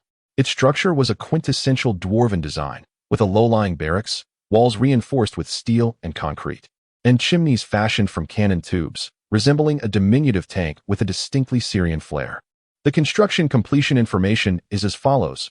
Burrower nest, 4 slots. Quality: rare level 5 stars, building health, 5,000, 1,000, 6,000, Higgins and Appos, construction bonus, recruitable troops, burrower, certain chance to recruit a leader, recruitable quantity, 16.8, VIP, 8 bonus, weekly output, 8.4, VIP, 8 bonus, recruitment requirements, 2,000 gold, 2,000 iron or 2,000 wood. Eye demon nest, 4 slots. Quality: rare level 5 stars, building health, 3,500, 3,500, Higgins and Appos, construction bonus, recruitable troops, eye demon, certain chance to recruit a leader, recruitable quantity, 8.4, VIP, 8 bonus, weekly output, 4.2, VIP, 8 bonus, recruitment requirements, 4,000 gold, 2,000 wood. Fire dwarf nest, 4 slots. Quality: rare level 5 stars, building health, 4,500, for 500, Higgins and Appos, construction bonus, recruitable troops, fire dwarf, certain chance to recruit a leader, recruitable quantity, 2010, VIP, 8 bonus, weekly output, 10.5, VIP, 8 bonus, recruitment requirements, 2,000 gold, 3,000 iron ore, 1,000 wood. The costs for recruiting troops were also revealed, causing Ling Zhou and Appos' eyelids to twitch. One could only marvel at the expense associated with these rare 5-star units. Fortunately, he had recently tapped into a wealth of resource mines, coupled with his penchant for stockpiling supplies, leaving him relatively well off in foundational resources. With a decisive wave of his hand, he initiated the construction of all 3 troop nests, which promptly sprang to life. The corrupt earth emitted the sound of burrowing, The massive eyeball let out a piercing and mournful wail, while the steel structure rumbled with mechanical activity, smoke billowing from the chimneys as sparks flew in all directions. As the troop nests operated at full capacity, the production of units accelerated, yielding nearly one troop every few minutes. Half an hour later, 12 burrowers, 6 eye demons, and 15 fire dwarves stood in neat rows within their respective nests. Burrower, race, undead, rare 5 stars, level 1, type, offensive. Defensive, loyalty, 60-15, VIP 8 privilege bonus. Affinity, 60-15, VIP 8 privilege bonus. Attributes, attack 25-30, armor, 30-40, speed, 10 health, 300 magic, 120 skills. 1. Shell, D grade, passive increases defense by 10. 2. Carrion, D grade consuming corpses restores health. Combat power rating 23. Eye demon, race, demon, rare 5 stars, level 1 type. Support, loyalty, 60-15, VIP 8 privilege bonus. Affinity, 60-15, VIP 8 privilege bonus. Attributes, attack 10-12, armor, 5-10. Speed, 15 health, 100 magic, 300 skills. All-seeing eye, C grade, unobstructed reconnaissance of enemy positions, providing warnings that can be shared with allies. Effective range, 1,000 meters. Combat power rating 20. Fire dwarf, race, dwarf, rare 5 stars, level 1, type, offensive, loyalty 60-15, VIP 8 privilege bonus. Affinity 60-15, VIP 8 privilege bonus. Attributes, attack 30-40, armor 20-25. Speed, 8 health, 280 magic, 100 skills. 1. Volley, D grade. Team skill 10 or more fire dwarves performing a volley inflicts 120 of base damage, with a 10 chance to trigger a critical hit. 2. Rapid reload, D grade instantly acquires 2 additional rounds. Combat power rating 25. As the specific attributes of each unit were unveiled, a satisfied smile graced Ling Zhou's face, aligning closely with his earlier expectations. In terms of attack, armor, and movement speed, the burrowing worm stands out as the most balanced unit across all aspects. Conversely, the fire dwarf boasts the highest attack power, yet possesses moderate armor and the slowest movement speed, epitomizing a classic artillery-style unit. Additionally, it is worth mentioning the Eye Demon, which, as expected by Ling Zhou, serves as an exceptionally useful support unit. It can function both as a lookout within the territory and as the finest scout during the army's advance, making it the most versatile unit among the three. Haha, my first battalion has finally been freshly assembled. Ling Zhou laughed heartily. Chapter 23. Embarking on a solo adventure. The first wave of battle. Ling Zhou was elated to have recruited a batch of primary units so early on. With the impending update of the Apocalypse version, the recruitment opportunities would also refresh. This meant he could summon a second batch of units, granting him an advantage over most players who would only be able to recruit during their first week, thus achieving a full capacity recruitment. After a moment of excitement, he felt a pang of impatience, yearning to command his troops into battle. However, he soon composed himself, letting out a sigh. What a pity. There isn't even a rabbit in sight. Such a formidable team is left idling at home. Just as he finished speaking, a mechanical prompt sounded. Ding. Your troop strength has reached the unit level. Would you like to commence a solo adventure? Ling Zhou was momentarily taken aback, then quickly regained his composure. Had he truly reached unit level already? It wasn't he that he had forgotten, but he was surprised at how swiftly his troop strength had escalated. The criteria for unit-level troop strength required that one meet the foundational configurations of unit-level units. Upon reflection, Ling Zhou realized that the 3 types of units he currently possessed indeed encompassed several fundamental types. The Digging Worm was a versatile unit, capable of both offense and defense. Additionally, there was the Aggressive Fire Dwarf, and lastly, the Eye Demon served as an exceptional support unit. Most importantly, the combined combat strength of these 3 units had met the threshold. To initiate a solo unit adventure, the total combat strength must exceed 800 points. After a quick calculation, he found that the strength of his 3 squads amounted to 771 points, and with the addition of the hero Rimuru, they surpassed the 800-point mark. It was understandable why Ling Zhou was initially oblivious, as most village-level players struggled to meet the criteria for unlocking this solo adventure mode. Many players missed the opportunity to purchase blind box packages early on, resulting in them still relying on basic militia even upon reaching town level. A level 20 militia enhanced with upgraded armor and attack from a blacksmith shop, only achieved a combat strength of 30 points, hardly surpassing that of a level 1 fire dwarf. Attaining 800 points of combat strength with just militia at the village level was indeed a formidable challenge. Yet here was Ling Zhou, accomplishing this feat with level 1 units, something he would never have dared to imagine in his previous life. Returning to the main topic, the solo adventure was a mode that Sweet Home had introduced from the very beginning. This was a unique solo challenge tailored for heroes and units, unrelated to the various new modes that would emerge in the Apocalypse version. It was designed to enable players to quickly train their units and enhance the overall strength of their territories.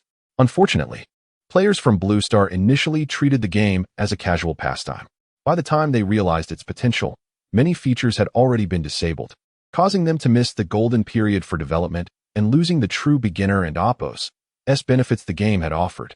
Perhaps this was one of the reasons why Blue Star later faced defeat on the battlefield of myriad races. Ling Zhou gazed at the interface displaying the solo adventure mode, feeling a surge of excitement, and promptly summoned Rimuru, who had been hunting for prey outside the territory.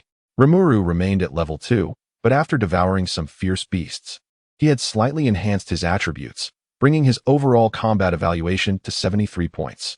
However, he had reached a plateau. No amount of ordinary beasts could offer further enhancement, serving merely as sustenance. With this solo adventure mode activated, Ling Zhou thought, no more worries about my experience points. With Rimuru leading, the digging worms formed the front line as Team 1, the fire dwarfs provided rear support as Team 2, and the eye demon undertook reconnaissance as Team. Thus, a rudimentary formation of troops was established. After swiftly adjusting the formation, Ling Zhou clicked the button to commence the adventure. The scene shifted, revealing a lush green meadow before him.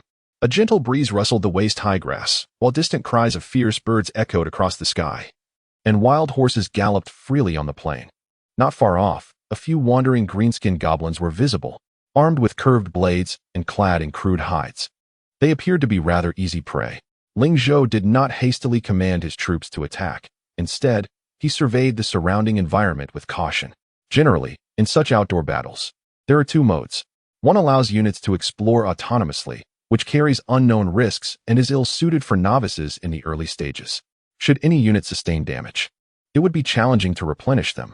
The second mode, akin to Ling Zhou's current approach, involves the player personally leading the troops into battle. The significant advantage of this method lies in the opportunity to train the units. These units are not mere lines of code. They exist as living beings within this realm, endowed with a degree of intelligence. They learn and evolve through combat. Ling Zhou, a commercial genius with a decade of experience as a lord, had his own methodology for leading troops. Team was tasked with reconnaissance to ascertain the enemy and Oppo's numbers. Teams 1 and 2 stood ready. Calmly, Ling Zhou issued his commands. The eye demon, which had been waiting patiently, split into 3, gracefully ascending into the air. Its pitch-black eyes emitted a faint purple glow, barely noticeable in the sunlight. Instantly, a 1,000-meter radius became visible to Ling Zhou. Beneath the green grass 300 meters to the northwest lay a goblin squad of 12, while 5 to 6 small goblins rested 500 meters to the south. Overall, there were more than 50 goblins scattered nearby. As expected, the goblin plains were fraught with peril, just as in his previous life. Ling Zhou sighed deeply. The apparent ease of the fight was merely a fade. Even though his troops' combat strength surpassed that of all the goblins combined, any aggressive action might attract the attention of nearby goblins. Should the formation be too reckless, Ling Zhou himself could fall victim to a goblin ambush. Goblins, as cunning and treacherous creatures, posed a significant threat to a village lord with little combat prowess. Many novices, in their overconfidence, had perished in similar situations while their troops rampaged on the battlefield. Ling Zhou swiftly made a decision. He divided Team 1 into 6 groups, pairing them off to efficiently eliminate the designated targets. This time, he opted to deploy the digging worm squad for the battle. Just as the digging worms were about to act, Rimuru, the team leader, vigorously protested. He jumped around Ling Zhou, eager to join the fray. Ling Zhou merely issued a calm directive, "Just protect me." Despite his usual leniency towards Rimuru, he could not allow him to act freely in battle. If bad habits were allowed to develop, the hero might autonomously act in large-scale battles, disregarding the Lord's commands. Thus, the importance of instilling a discipline of obedience from a young age could not be overstated. Though Rimuru felt somewhat begrudging of the order, He complied and remained alert to his surroundings. Meanwhile, the 6 small groups of digging worms commenced their assault, utilizing their dig skill for a surprise attack. The goblins barely had a chance to react before being ensnared by the sturdy pincers of the digging worms, dragged underground to be devoured. Blood began to seep into the once fragrant earthen grass, and the scent of blood wafted through the wind across the meadow. Yet the bewildered little goblins remained oblivious to the source of the attack, frantically darting across the meadow while clutching their heads in panic. Ding! Your Team 1 has successfully slain a little goblin, gaining 20 team experience points. Ding! Your Team 1 has successfully. Accompanying the incessant notifications were the anguished cries of the goblins. A gruesome massacre was unfolding dramatically across this vast expanse. Ling Zhou, with a demeanor cold and merciless, surveyed the scene through the lens of the eye demon, long-range vision, akin to a deity possessing a divine perspective, overseeing all. He spoke softly, "I have returned." Chapter 24. Encounter Battle. The Goblin Horde. The battle unfolded swiftly. The combat prowess of a level 1 goblin barely reached 8 points, rendering them no match for the formidable 23-point burrowing worms. One such worm could easily dispatch an entire squad of goblins. To mitigate any unforeseen circumstances, Ling Zhou had strategically assigned 2 burrowing worms to form a temporary combat unit. This duo boasted the highest efficiency in terms of extermination, accomplishing their task within a mere 5 minutes, leaving not a single goblin unscathed. It was a one-sided massacre. The goblins stood no chance, their entire army annihilated without a single escapee. Meanwhile, the burrowing worms remained in peak condition as the goblins failed to breach their defenses. With the first battle triumphantly concluded, Ling Zhou snapped his fingers to summon the burrowing worms and proceeded to collect the fallen goblin bodies. He possessed more effective methods to conclude the initial skirmish, yet he opted for a conservative approach to instill tactical discipline in his troops. Observing the eager Limmer eyeing the corpses, he commanded, "Feast." At the sound of his order, Limmer chirped joyfully and pounced upon the corpses of several goblins. In an instant, it expanded considerably, devouring 3 or 4 bodies in one gulp, followed by a system notification. Ding! Your hero Limmer has absorbed goblins X3, Strength 1, Agility 1, Experience 15, Agility 1. Having scarcely digested this, Limmer swiftly consumed another 10 goblin corpses. Moments later, a delightful notification chimed. Ding! Your hero Limmer has reached level 3. Please check the relevant interface for details. Before Ling Zhou could further inspect, another alert arrived. Notice, your hero Limmer has absorbed a total of 30 goblins. Absorption limit reached. Please continue hunting other species. Surprised by the limit, Ling Zhou found it reasonable upon reflection. If a species could be absorbed without restriction, Limmer could endlessly hunt low-level creatures to become exceedingly powerful. Given that goblins were not a high-ranking species, they provided minimal experience and attributes. Upon reaching level 3, Limru's combat evaluation impressively soared to 86 points, nearing the strength of a Tier 2 common soldier. Ling Zhou marveled once more at the potential of his legendary 5-star hero. Sated, Limru sprawled contentedly on the ground, resembling a soft mound of cotton, emitting joyful sounds.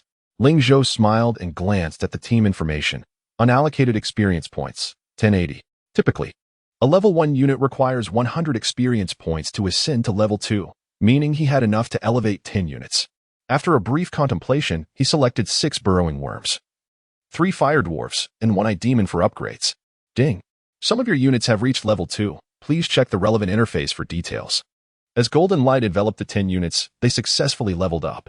The combat power of the upgraded units improved to varying degrees. Burrowing worm, LV2, combat power, 23-25 fire dwarf, LV2, combat power, 25-27 eye demon, LV2, combat power, 2022 compared to Limru. The rare 5-star units experienced modest power increases.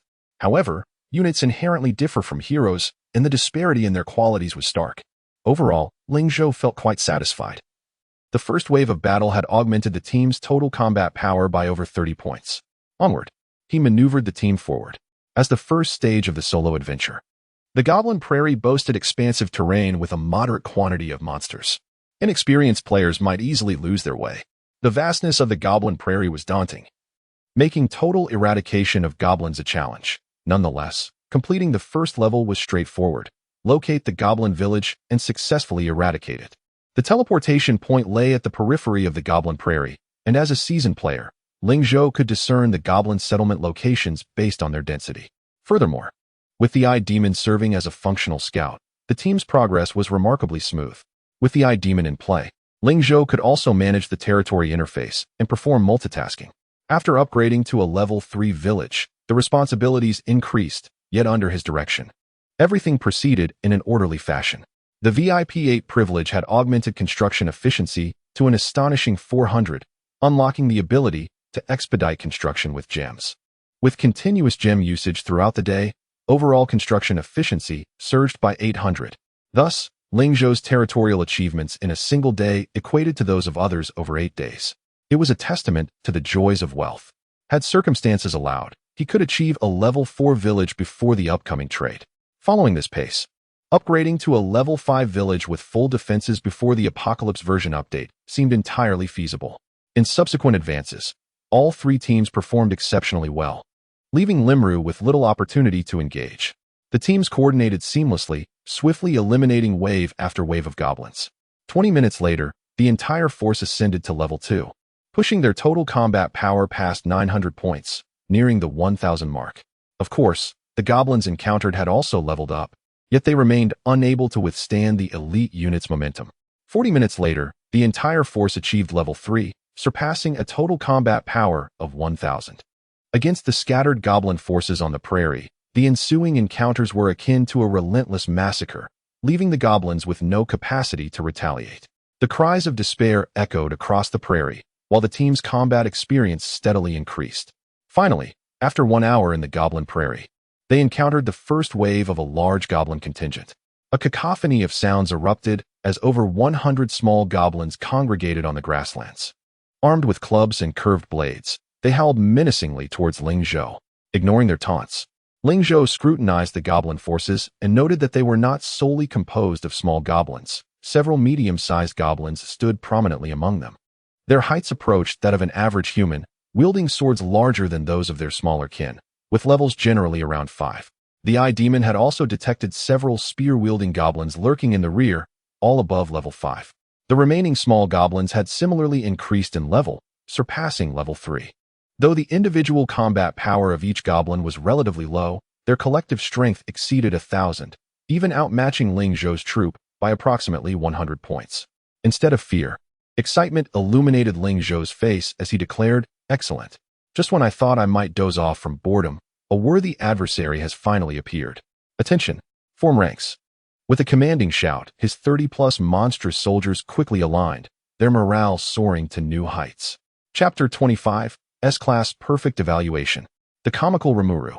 Despite the relatively small number of troops led by Ling Zhou, the morale of both sides appeared to be in stark contrast.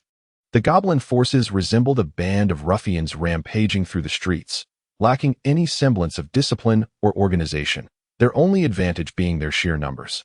In sharp contrast, Ling Zhou's side had the burrowing worms positioned at the front, the fire dwarves prepared behind them, and the eye demons hovering above. At the center stood Rimuru and Ling Zhou. The entire formation, while not composed of the strongest warriors, exhibited a semblance of military order. With raucous cries, the goblins launched their attack. The small goblins dashed forward without regard for their comrades.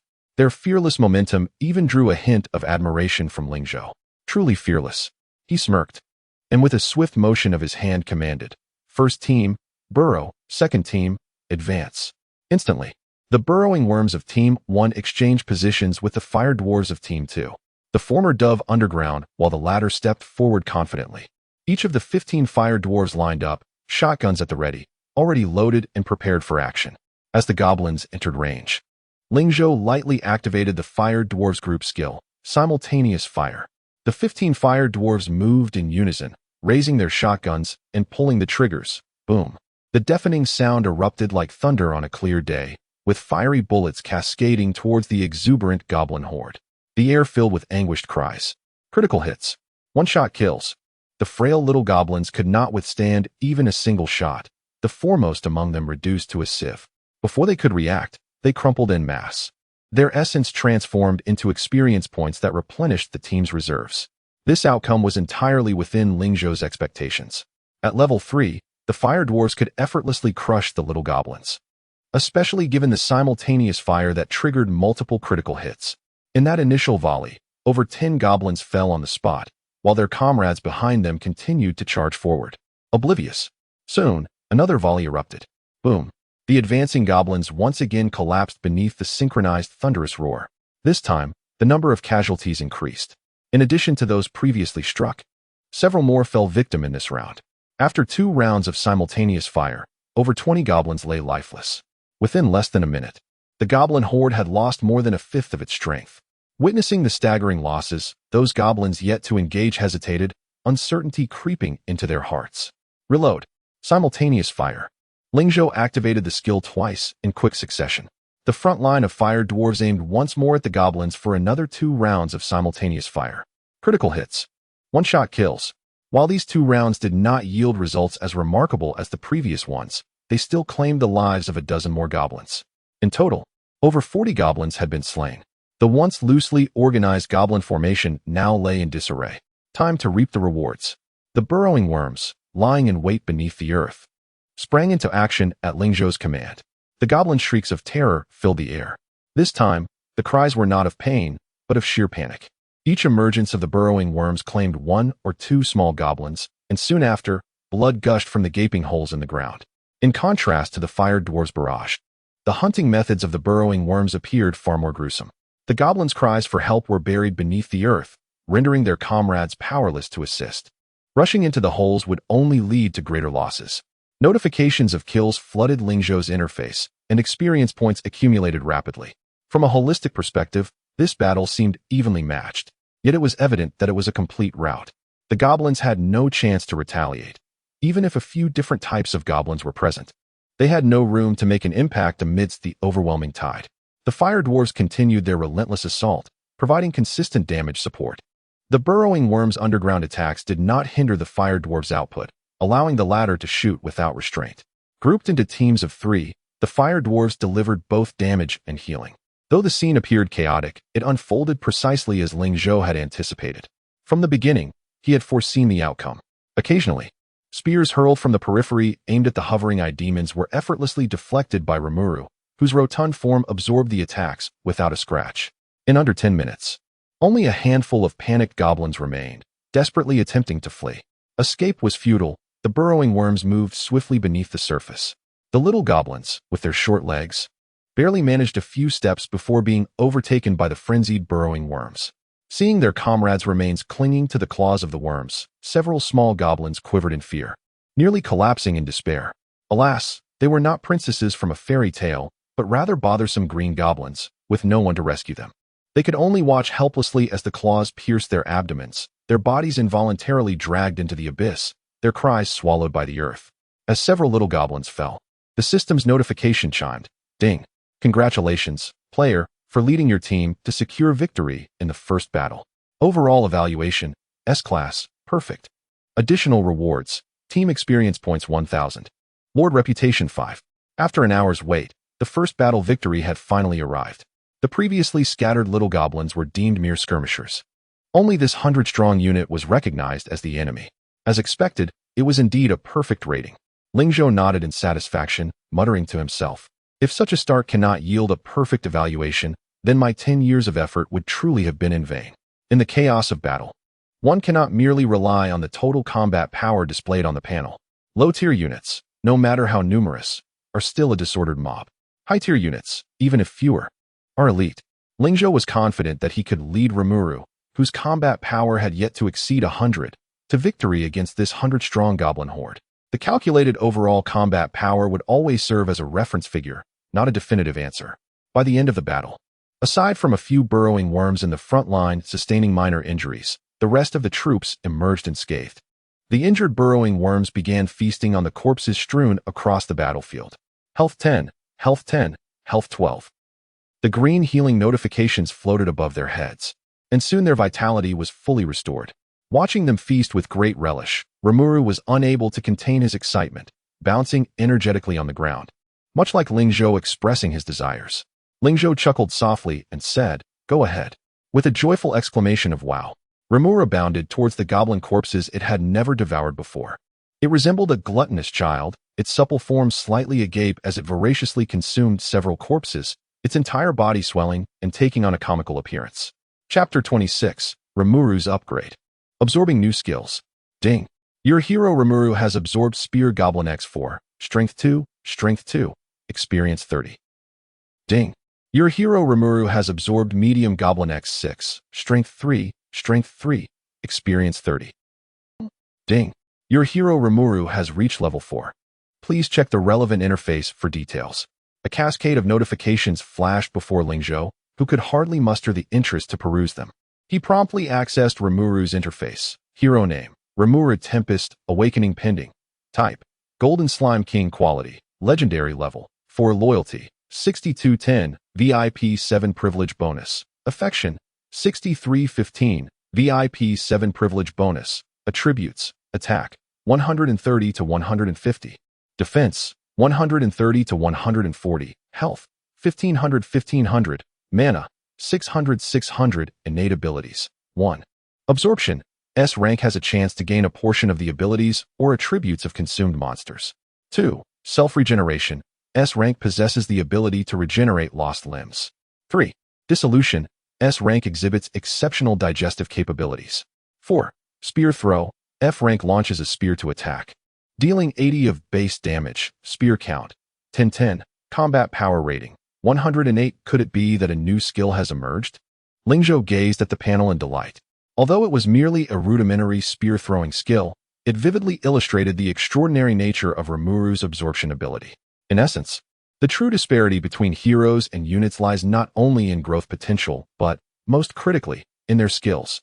Both the quantity and quality of skills serve as paramount indicators of a hero's strength. Originally, Rimuru's combat power might not have surpassed 100, yet with this skill, the evaluation skyrocketed to 108. Eager to test the spear-throwing effect, Ling Zhou utilized the Eye Demon to scout a wandering goblin 100 meters away. Rimuru, go! Upon receiving the command, Rimuru emitted a joyous exclamation, and in the next instant, a spear taller than a man shot forth from its soft form. The spear was hurled with astonishing speed, accompanied by a whoosh, and in the blink of an eye, it struck the goblin concealed in the grass. Wow! A critical hit. A one-strike kill. With a piercing scream, the goblin fell lifelessly. Hooray! Rimuru leaped in elation. After an hour of pent-up energy, it had finally encountered an enemy, yet Ling Zhou had refrained from letting it engage. Now, even the slaying of a mere goblin filled it with exhilaration. In contrast to Rimuru's excitement, Ling Zhou's focus was primarily on the spear-throwing skill. Clearly, Rimuru's throw was swift and precise, with damage exceeding expectations, far superior to the frail spears of the earlier goblin warriors. Though classified as an F-rank skill, it was undoubtedly enhanced by the user's foundational attributes. Rimuru's elevated stats guaranteed that the spear-throwing skill would yield significantly higher damage. If a few low-level spear throwers could impart skills, what about those higher-tier units? Ling Zhou felt a surge of enthusiasm. Rimuru's potential might be even greater than he had imagined. Proceed. He could hardly contain his eagerness to witness Rimuru absorb more monsters. After the army had finished clearing the battlefield, they ventured deeper into the grasslands. For the next 2 days, Ling Zhou led the team in battling goblins while simultaneously managing various constructions within his territory, fully immersed in the game. Little did he know that discussions about him in the outside world had not ceased due to his stealth. Rather, they had intensified. What a joke. That guy has spent money again, Chang Yu exclaimed incredulously, slamming his hand on the table in his opulent office. His assistant nodded, witnessing the color of his boss's face shift to a deep crimson, quickly holding his breath and sucking in his ample belly, fearful that a loud exhale might provoke Chang Yu. Chang Yu gritted his teeth. Does he truly desire victory this badly? After a pause, he inquired, "Have you managed to contact him?" The assistant shook his head. "What about tracking down his information?" Again, the assistant shook his head, seething with anger. Chang Yu hurled his mouse at the assistant. "Damn it, how can you fail at such a simple task? What good are you useless fools?" After venting his fury, he pounded the table and barked, "Why are you still standing there? Get out and search. Don't return until you find him." The assistant quivered, scurrying out of the office with little legs. Chang Yu remained in his office, still fuming. In truth, after cooling down, he reflected more rationally. Regardless of the circumstances, spending millions on a game was indeed excessive. Moreover, the demeanor displayed by the other party clearly suggested that they were not genuinely targeting him, but rather were displeased with his previous remarks. At such a juncture, if he could locate the individual before any agreement was signed, both parties could save face, and the matter would be resolved. Those capable of casually tossing around millions typically belonged to the same circles. There was no need for things to escalate to that extent. However, after a day, it felt as though the other party had vanished. No matter what, he could not establish contact, much less uncover the person's true identity. Notably, Sweet Home had demonstrated remarkable resilience. It hardly resembled a small gaming company, but rather an international gaming giant. This incident had garnered significant attention online, topping various new media sites, yet the company exhibited an audacious silence, refraining from issuing even a single formal response. The latest news published by the official game account was merely a version update announcement from several days prior. Beyond that, there was nothing.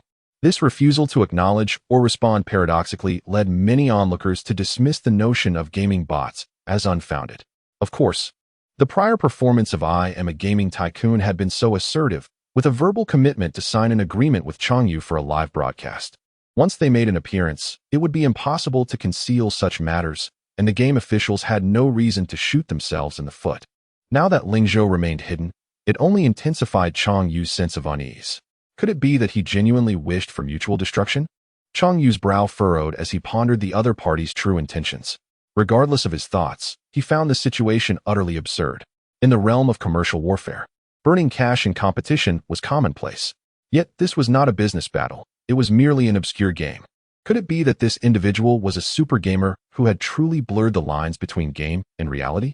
Changyu racked his brain, unable to fathom that the most ludicrous idea was, in fact, the closest to the truth. Chapter 27. The Surge of Excitement. The live-streamed Wealthy Village. As the time drew near for Changyu to sign the wager agreement with I Am the Wealthy God, the fervor surrounding the cash-splashing competition intensified. The videos from Changyu's live stream were ingeniously edited by numerous content creators into humorous compilations, going viral across the internet. Countless streamers and online celebrities began to latch onto this wave of attention, further escalating the event's popularity. Yet, the true identity of I Am the Wealthy God remained shrouded in mystery. This was primarily due to the firm stance taken by the officials of Sweet Home, who opted for complete silence on the matter. Consequently, even those who sought to uncover Ling Zhou's identity from the game officials found themselves at a loss. While Ling Zhou's personal details remained elusive, the movements of I Am the Wealthy God were nonetheless chronicled and disseminated online by vigilant observers. The most notable changes were observed in the wealth rankings of the game's Yen nation. Since the conclusion of the previous cash-splashing competition, I Am the Wealthy God had maintained an impressive lead. Many believed that the Wealthy God would wait until the next competition to showcase his prowess. However, in recent days, his expenditure had been nothing short of formidable. On the very day the competition ended, the Wealthy God had injected an additional 30 million into the game, raising his fortune to a staggering 80 million. This was merely the beginning. By the early hours of the following day, his total wealth had surpassed 100 million. By noon that day, he shattered records once again, depositing 50 million, culminating in an astonishing total of 150 million. This achievement made him the foremost figure in game top-ups across the internet. Previously, there had been instances of affluent individuals lavishly spending on games, but many of those records were often ambiguous, leaving it difficult to discern whether they were genuine or fabricated. Crucially, even when accounting for those unverified records, the highest-known figure for game top-ups across the internet had been 100 million. Now, the Wealthy God had decisively broken this record, and the amount continued to rise. It was widely believed that before the day concluded, surpassing 200 million would be an achievable feat. Spectators were left in awe, clamoring to uncover the game that allowed such extravagant expenditures. Thus, some inquisitive souls even ventured to locate the domain of I Say the Wealthy God. However, Ling Zhou had restricted visitation rights. Even fellow gamers could only meander around the periphery of Wealthy Village, barred from entry into its inner sanctum. Nevertheless, this restriction did not deter the influx of game streamers to the vicinity. These streamers, eager to capitalize on the hype, broadcasted live for 24 hours, solely to capture the exterior of Wealthy Village. Despite being merely the outskirts, Ling Zhou's domain was markedly distinct from those of other players. While the peripheries of casual gamers' villages were often adorned with beautiful fences or entirely open to showcase the splendid architecture within, the area surrounding Ling Zhou's territory was fortified with layer upon layer of sharp fencing. The glimmering steel barriers indicated a considerable investment. Occasionally, builders and villagers could be seen bustling about near the fences, while horse-drawn carts perpetually entered and exited the village entrance, suggesting that activities within the territory were in full swing. Even ordinary passers-by, not to mention fellow gamers, were left bewildered. Why did it feel as if the wealthy god was engaged in an entirely different game? One of the streamers, Wei Xiao, who appeared rather unassuming with his gaunt features and pallid complexion, was humorously dubbed Wei Xiao by the audience. Recognizing the potential in live streaming the wealthy god's domain, he was among the first to broadcast from there. This decision undoubtedly attracted a substantial wave of viewers, with millions tuning in daily to witness the developments within the territory, underscoring the event's extraordinary appeal. Unacquainted with the game, many viewers posed queries in the chat, seeking clarification on Wei Xiao's commentary. He addressed the camera, stating, "For many brothers in the live stream who are unfamiliar with this game, allow me to elaborate. I consider myself one of the inaugural players of Sweet Home, having never missed a daily sign-in. This game boasts a high degree of openness, enabling players to cultivate land, fish, build homes, and engage in a myriad of activities. To date, no player has fully explored the extent of this game's world, making it a rare gem among mobile games. I assert that even without the cash-splashing competition, this game would have soared in popularity not long ago. However, to my knowledge, this game is primarily a casual mobile experience. There are few battle scenarios, and those that exist are merely minor tasks like driving away wild boars or clearing locusts. Thus, the main gameplay revolves around farming, fishing, and construction, reminiscent of certain sandbox games. Yet, the wealthy god's approach, well, it resembles a cooperative tower defense game, akin to Clash of Clans or StarCraft. Even those unfamiliar with the game recognize the unique allure of the wealthy god's village. Perhaps this reflects the unique aesthetic of the affluent?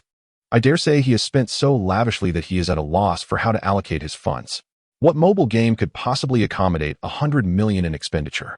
It appears this game does not allow for instantaneous purchases with cash, and the wealthy god's territory is still merely a level 3 village. Quite the accumulation of wealth, indeed. The audience's skepticism was palpable in the chat, prompting Wei Xiao to rise from his reclined position, addressing the viewers with fervor.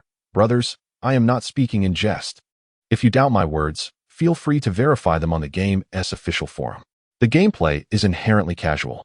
Moreover," he paused, clearing his throat before continuing, "while the wealthy god may possess greater riches, he may not necessarily excel at the game as I do. You must trust in my expertise. In addition, for those interested in playing this game, seek me out. I will be releasing beginner tutorials in the coming days, including how to explore and embark on farming quests." Notably, Wei Xiao displayed a keen sense of the game's rising popularity. However, while he anticipated the game would become a sensation, he could not have foreseen the trajectory it would take. A few days later, the tutorials he produced would become the target of widespread criticism, and he would find himself forever etched in the annals of Blue Star's history as a figure of ridicule. Of course, another individual sharing this fate was none other than Chang Yu. To mitigate losses, Chang Yu opted for round-the-clock streaming over the next few days, with content focused on cash expenditure.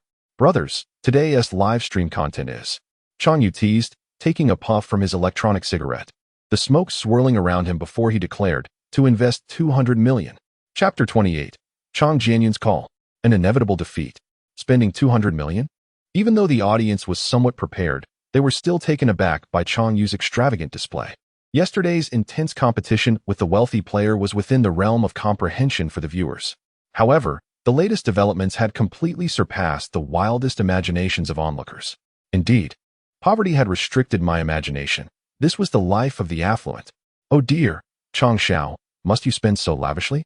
Couldn't you spare some for a poor soul like me? Incredible. Let us surge ahead and surpass the tycoon." As he glanced at the barrage of flattery on the screen, Chang Yu's mood was not as radiant as it had been the day before. It was crucial to understand that this praise and attention had been procured with hard-earned money. 200 million. That was the entrepreneurial fund his father, Chang Jianyun, had provided him, totaling a mere 500 million.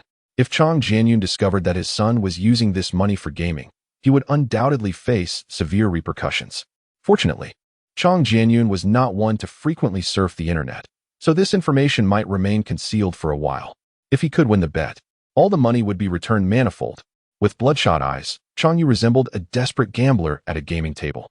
There was no way to trace the identity of the wealthy player, and it was evident that the opponent was intentionally evading him. Within less than a day, sensationalist media had already escalated the situation to a fever pitch. Many began to speculate that he had cowered, and a torrent of disparaging articles flooded the internet. He had to uphold his public persona, so he absolutely could not afford to lose before signing the betting agreement the following day. Amidst the eager anticipation of the audience, Chang Yu gritted his teeth and recharged his account with 200 million. Ding! Congratulations, player Yi, you have successfully recharged 200,000,000 gems. When the system notification illuminated the live stream, the audience erupted in applause. As for their astonishment, after 2 days of witnessing extravagant spending battles, they had grown somewhat desensitized. After all, no matter how much money was spent, it would not end up in their pockets. It was only natural to cheer from the sidelines, fitting the mentality of the populace who reveled in drama. Especially upon seeing the unmistakable pain in Chang Yu's expression, they found even greater delight. Chang Yu was not a fool. He understood the crowd's excitement. However, he felt as though he was trapped on a hot stove, unable to escape, and could only press forward. If he succeeded, it would yield immense profits, elevating his popularity and traffic to unprecedented heights. Failure? That notion had not crossed his mind. If push came to shove, he could swallow his pride and seek help from his father. With Chang Jianyun's backing, victory in this gamble was guaranteed. Wait, what was happening? When Chang Yu finally snapped out of his reverie, he realized the system had not notified him of his ascent to the wealth leaderboard. Suddenly, a chill ran down his spine. Could it be? He hastily opened the wealth leaderboard.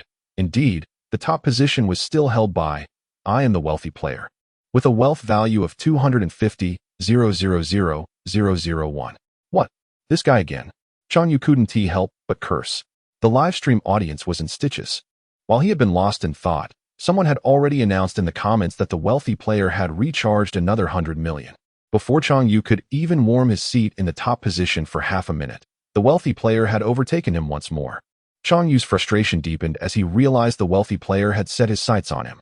Whatever amount Chang Yu recharged, the wealthy player would match it. Understanding this, Chang Yu found an excuse and promptly logged off. His swift departure only solidified the rumors of his cowardice.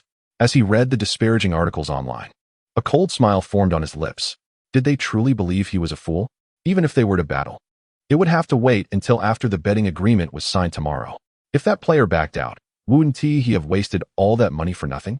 After venting his frustrations, he still felt no relief. That was 250 million, for heaven's sake. Damn it, he wouldn't be able to sleep tonight. Cursing under his breath, he picked up his phone and sent a voice message to his assistant. Hurry back. Let us find some internet celebrities and book a bar for the night. I'm going to party till dawn. As the situation escalated, the day of signing the betting agreement finally arrived. By the time the sun was high in the sky, Chang Yu rolled out of his luxurious bed, stumbling as he exited the hotel, surrounded by a haze of fatigue and intoxication. His assistant followed closely, as if attending to a grandmaster. Just as Chang Yu reached for the car door, the assistant hurriedly interjected. You go, let me drive. Get lost. I have important matters to attend to. I must drive myself. Chang Yu impatiently retorted, insisting on taking the driver's seat of the limited edition Porsche 918. The assistant, sweating profusely, worried that if Chang Yu drove in this state, they might not reach their destination alive. You go, aren't you going to livestream? How can you drive and livestream at the same time?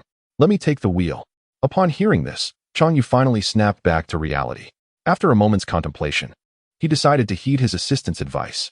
He settled into the passenger seat, grumbling, Be careful, this is my limited edition car, worth more than your life.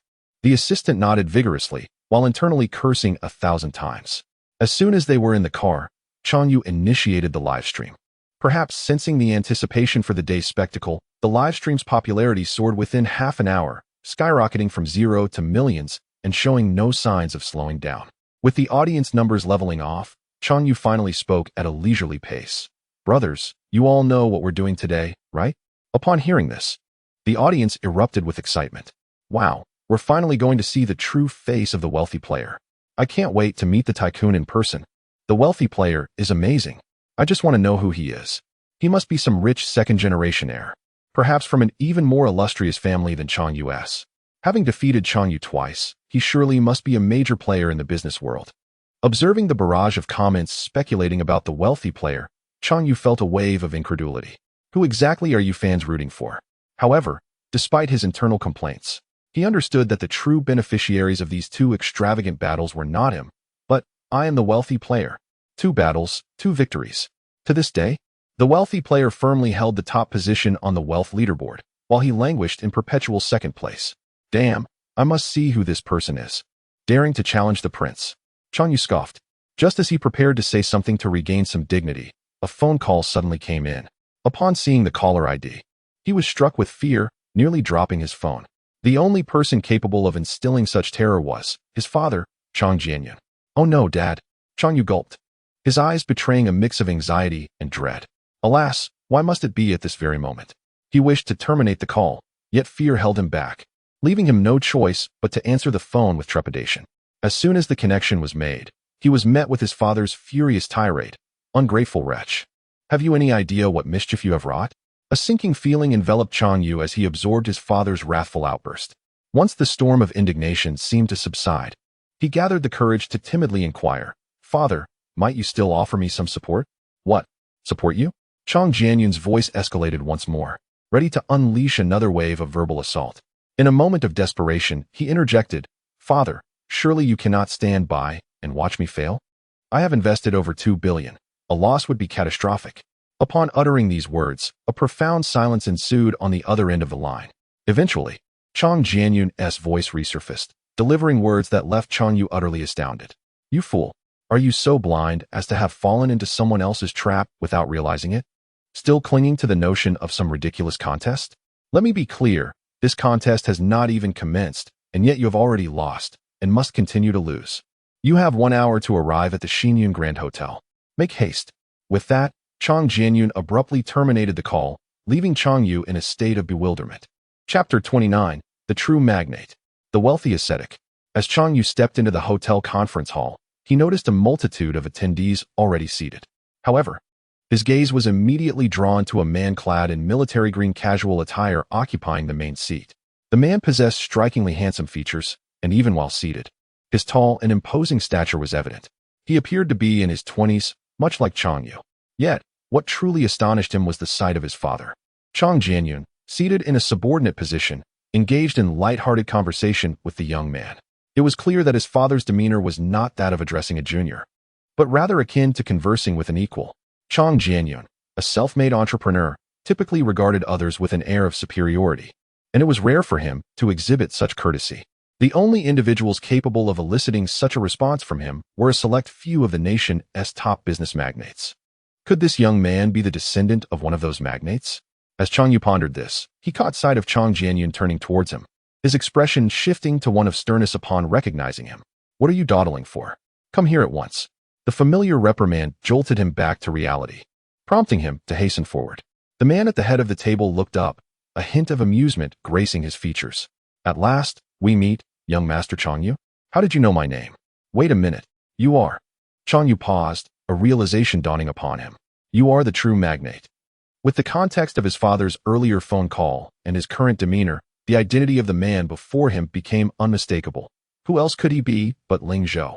Despite Ling Zhou's outwardly calm expression, Chang Yu could detect a subtle hint of mockery in his demeanor. Who exactly are you? Chang Yu inquired, his tone darkening.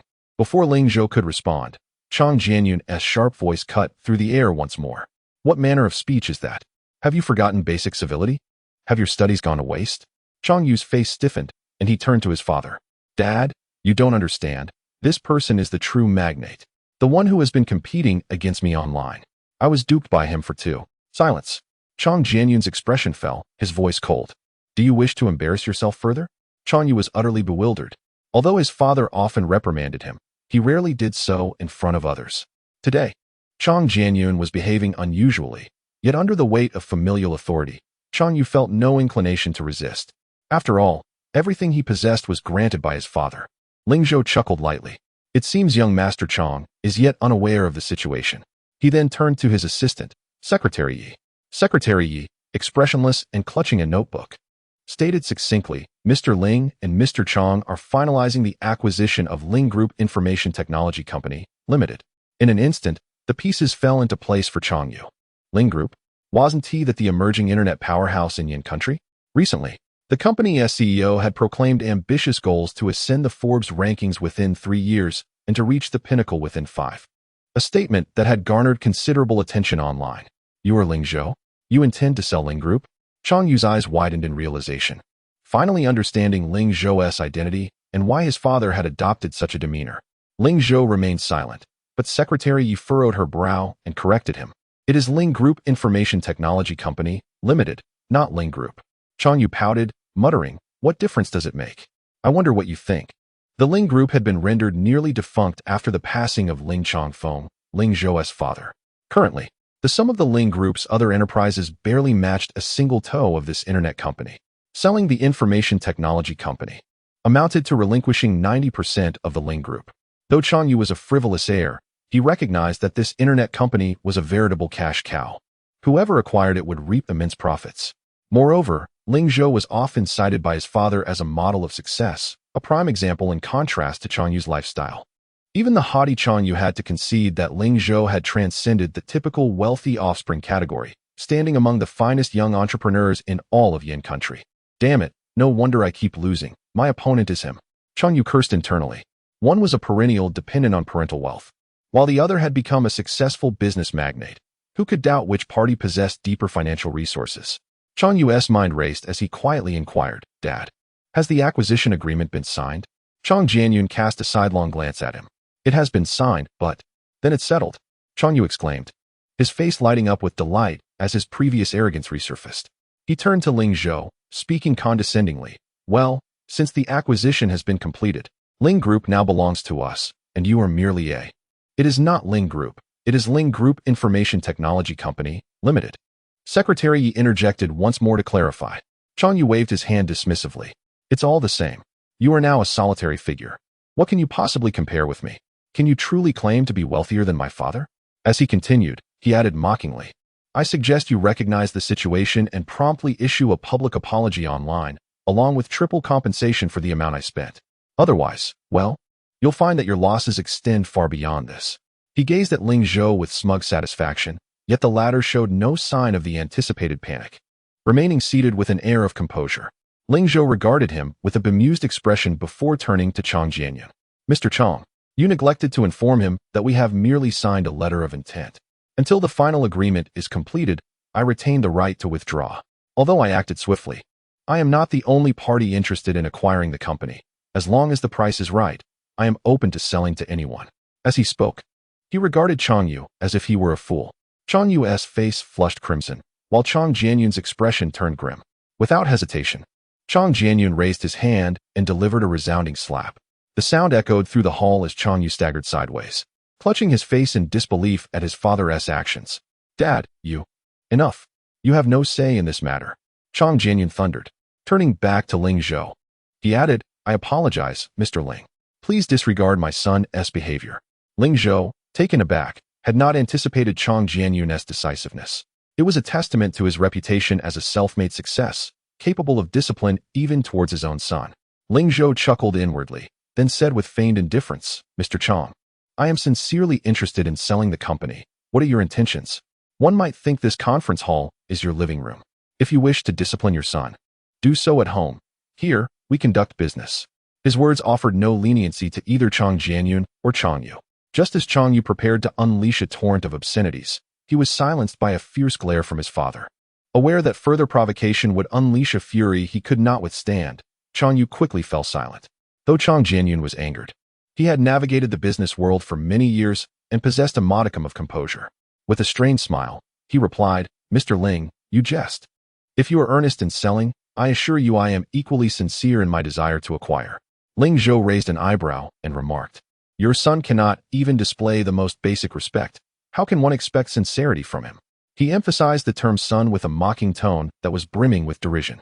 Unable to retaliate, Chang Yu could only glare at him fiercely, a hint of malice flickering in his eyes.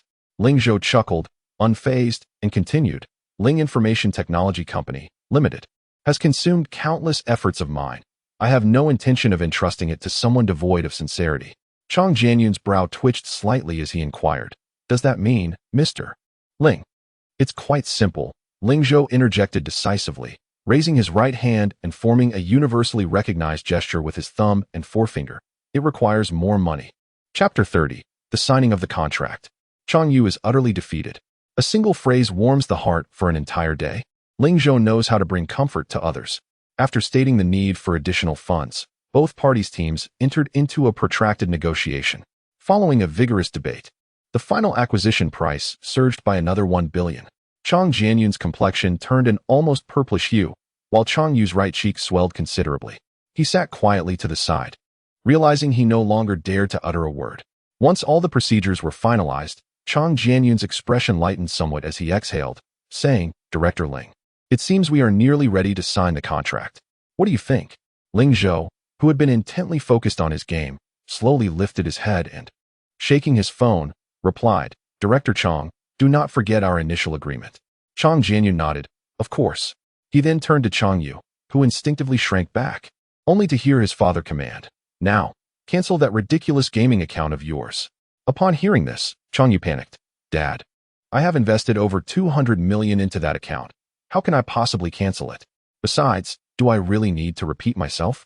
Chang Jianyun interrupted him with a stern expression. Chang Yu wanted to argue but found himself unable to speak under the weight of his father's glare. He understood he had become one of the casualties in this transaction, and he would undoubtedly lose his gaming account. With no other option, he begrudgingly pulled out his phone, only to hear Ling Zhou add, "Oh, and don't rush to delete it. Remember to transfer all the gems to me first." Chang Yu's eyes widened in disbelief. "Why should I? Those gems are mine. I won't give them to you even if I delete the account." Ling Zhou ignored him, turning to Chang Jianyun with a shrug. The latter immediately responded, "Transfer everything to him. You won't need them once the account is deleted anyway." Chang Yu felt his teeth grind in frustration. Yet, under his father's relentless gaze, he complied, as the notification chimed, indicating that over 200 million gems had been transferred to Ling Zhou's gaming account. He felt as though his heart was bleeding. 250 million, enough to buy dozens of sports cars.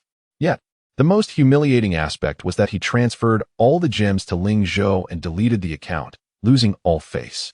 How could he continue to maintain his reputation online after this?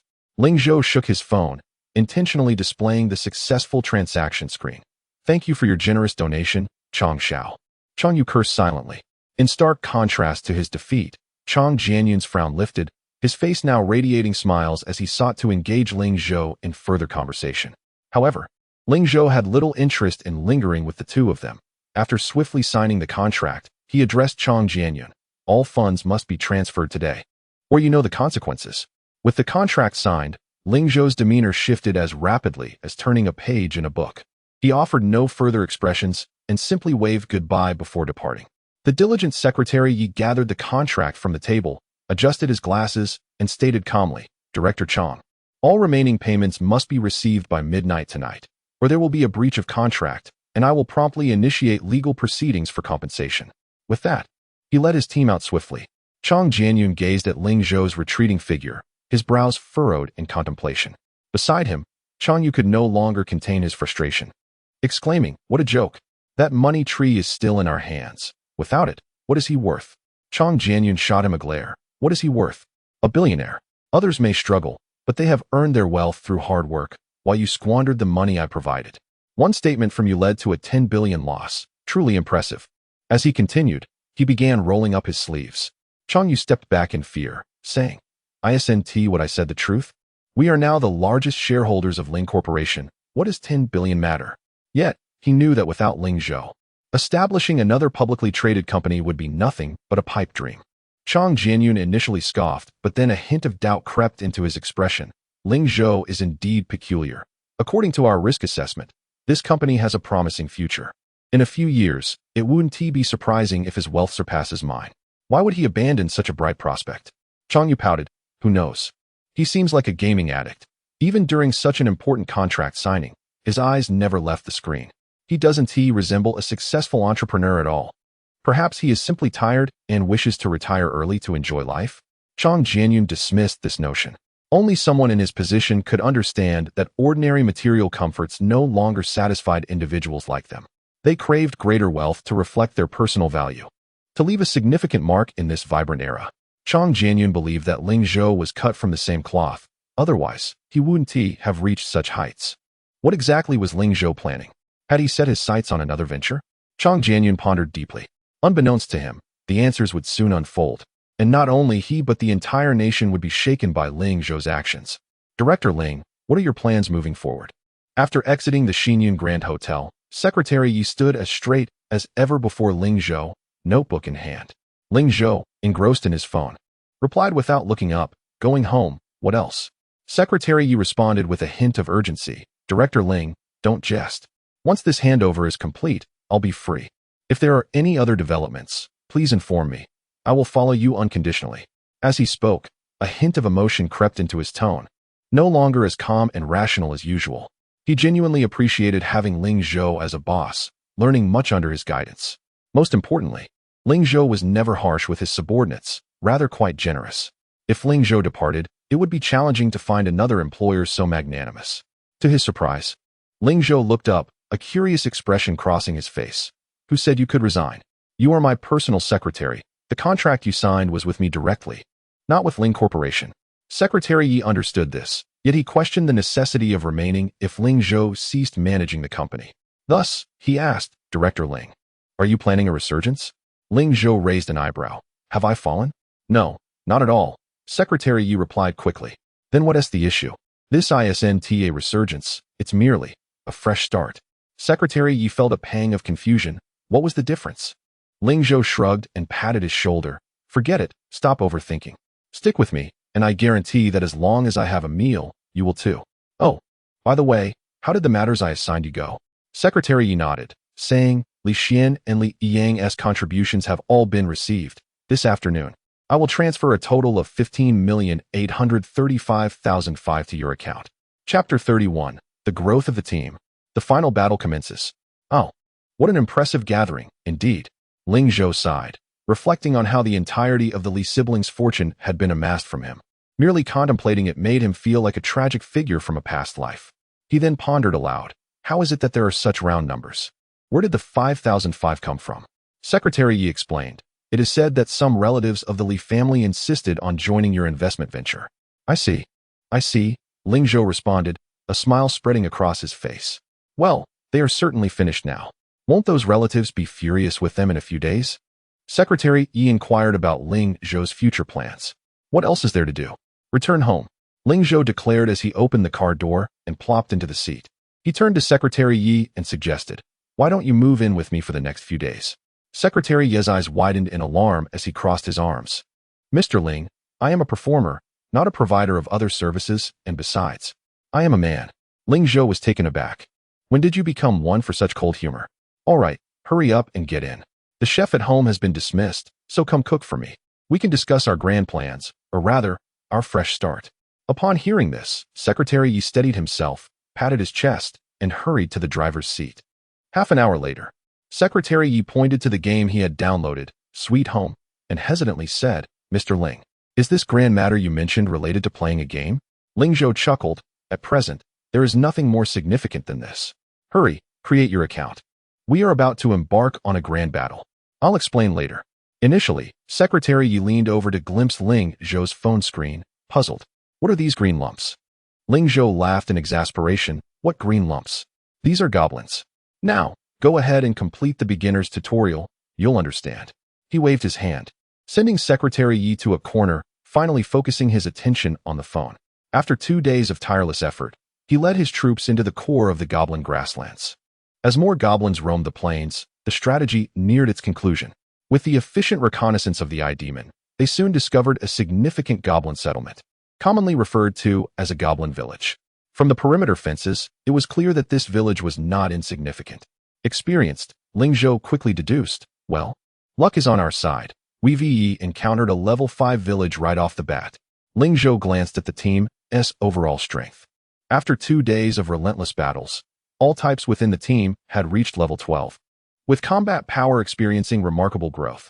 Burrowing Worm, LV12, combat power, 45, Fire Dwarf, LV12, combat power, 47, Eye Demon, LV12, combat power, 42. The burrowing worms now moved swiftly underground. The Fire Dwarves achieved greater efficiency in their volleys, and the Eye Demon's long-range vision expanded from an initial 1,000 meters to 1,500. Collectively, the total combat power of the 3 small squads neared 1,500 points. However, this paled in comparison to the comprehensive strength of the level 5 Goblin Village. Though not particularly formidable, the Goblin Village differed from those established by humans. Its inhabitants, the small goblins, required no training. They could transition from wielding a hoe to brandishing a blade, forming effective combat units. Within the level 5 goblin village, small goblins served merely as foot soldiers and villagers. The primary combat force consisted of medium-sized goblins, taller and more robust. Even when classified as ordinary quality, their strength, speed, and health surpassed that of small goblins. Additionally, with a population cap of around 1,000, the overall strength of a level 5 goblin village typically ranged between 10,000 and 12,000, vastly outstripping the combat power of the 3 squads by nearly 7 or 8 times. From both a comprehensive and combat perspective, launching an assault on a level 5 goblin village with merely these 3 squads would be tantamount to seeking death. Yet, Ling Zhou exuded confidence. Firstly, these squads were no longer the novice troops of 2 days prior. Under his meticulous training, their combat proficiency had skyrocketed, allowing them to execute small-scale operations seamlessly and garner commendable battle evaluations. The average loyalty of the troops had been elevated to over 90 points, ensuring absolute obedience to his commands. Even in the face of defeat and disarray, these units would unflinchingly carry out his orders until their last breath. However, this was not the most crucial point. The paramount factor was Limulu's growth. In just 2 short days, Limulu had surged from level 4 to level 15. With his combat power undergoing a monumental transformation. Hero name: Limula Tempest, legendary 5 stars. Unawakened, level 15 loyalty, 7110, VIP 7 privilege bonus. Affection, 6515, VIP 7 privilege bonus. Attributes: attack, 230 to 250 defense, 230 to 240 health, 2600 mana, 1600 stamina. 75-75. Unique abilities. 1. Absorption. S rank has a chance to gain a portion of the abilities or attributes of devoured creatures. 2. Self-regeneration. S rank possesses the ability to regenerate from lost limbs. 3. Dissolution. S rank exhibits exceptional digestive capabilities. 4. Landmine. E rank deploys landmines that explode automatically when enemy units approach, causing damage to units and structures within range. Number of mines, 65. Javelin toss. F rank throws a spear to attack, inflicting 80 of base damage. Number of spears, 86, 6. Demolition expert. F rank throws explosives, inflicting 150 of base damage with a 30 reduction in throwing speed. 7. Enhancement. F rank increases strength by 10. Combat power evaluation. 299. His combat power had nearly doubled. Not only had Limulu acquired 3 additional minor skills, but his individual combat power now surpassed that of most second-tier units and heroes. Ling Zhou could confidently assert that there was no being in the entirety of the Goblin Grasslands stronger than Limulu. After all, although the Goblin Grasslands were vast, they remained a first-tier map. Thus, Limulu's presence was the cornerstone of Ling Zhou's audacity to assault the level 5 Goblin village. Having encountered such an opportunity, to refrain from seizing it would be a grave miscalculation. Excitement flickered in Ling Zhou's eyes. A competent lord must possess the trait of adventure, and without a doubt, Ling Zhou was an exemplary one. He snapped his fingers. All troops, prepare for the assault. Chapter 32. The Disturbance of Rimuru. The Red Goblins. According to common sense, ordinary players would typically avoid level 5 settlements during the initial stage of a solo adventure, opting instead for weaker level 1 or 2 villages. However, such choices often result in a diminished likelihood of achieving high completion ratings, even if one prepares to challenge high-level monster strongholds. It is not an endeavor that can be accomplished instantaneously. Players must typically wait several weeks, continuing to bolster their forces until they are adequately prepared to confront formidable foes. Yet, Ling Zhou was not inclined to squander time on the initial stage. He issued an immediate order to launch an attack, readying for the first wave of assault. Of course, he was not reckless enough to send a contingent of several dozen soldiers directly into a settlement populated by over 1,000 inhabitants. The order to attack was directed at Rimuru, urging it to unleash its full potential without restraint. With a chirp, Rimuru took flight, leaping 3 meters into the air before landing with a resounding thud. Ling Zhou could not help but chuckle at the spectacle. He understood the reasoning behind this. To be frank, Rimuru was indeed a formidable hero, boasting a combat power nearing 300 at level 15. However, its overwhelming strength rendered it somewhat incompatible with the 3 small squads. Often, A single strike from Rimuru would swiftly conclude the battle, rendering the entire encounter rather mundane. Consequently, Ling Zhou typically kept Rimuru on standby, ensuring his own safety. Yet, after 2 days of merely observing, Rimuru was eager to unleash its prowess. With a gleeful cry, Rimuru aimed at the 2 goblin sentinels at the village entrance. Launching 2 spears. Whoosh! What began as mere stone spears transformed into deadly projectiles under Rimuru's exaggerated strength, tracing perfect arcs through the air, accompanied by the sound of rushing wind as they hurtled toward the goblin guards. Critical hit. Instant kill. Without any opportunity for retaliation, the 2 medium-sized goblins were swiftly dispatched, their lives extinguished. But the carnage did not cease there. A few scouting goblins fled from the village, only to be impaled by the spears Rimuru hurled with precision. After several waves of casualties, the goblins finally wised up, retreating behind the palisade, too frightened to show their faces. However, their retreat did not hinder Rimuru's ability to continue its assault. The Demon's reconnaissance vision could be shared with allies, allowing Rimuru to accurately target the goblins, each spear claiming a life. In a matter of moments, Rimuru had launched over 50 spears, eliminating more than 50 lively goblins of various sizes, including both small and medium goblins. Ling Zhou watched through the Demon's vision as the goblins near the palisade descended into chaos, hastily retreating. The level 1 wooden palisade is utterly worthless. It would be better not to have one at all, he remarked, shaking his head. Not far away. As Rimuru observed the goblins cowering within the settlement, it cheerfully hopped toward the village. Ling Zhou did not intervene, given Rimuru's strength. While soloing a settlement of over 1,000 might pose a challenge, a safe withdrawal was highly probable as long as it did not act recklessly. Rimuru approached the goblin settlement but did not rush inside. Instead, it leisurely began laying traps at the village entrance. 1, 2, 3, 4. Rimuru remained unfazed. Should anyone dare to peek out, it would respond with a spear. Thus, the cunning Rimuru set dozens of landmines near the village entrance.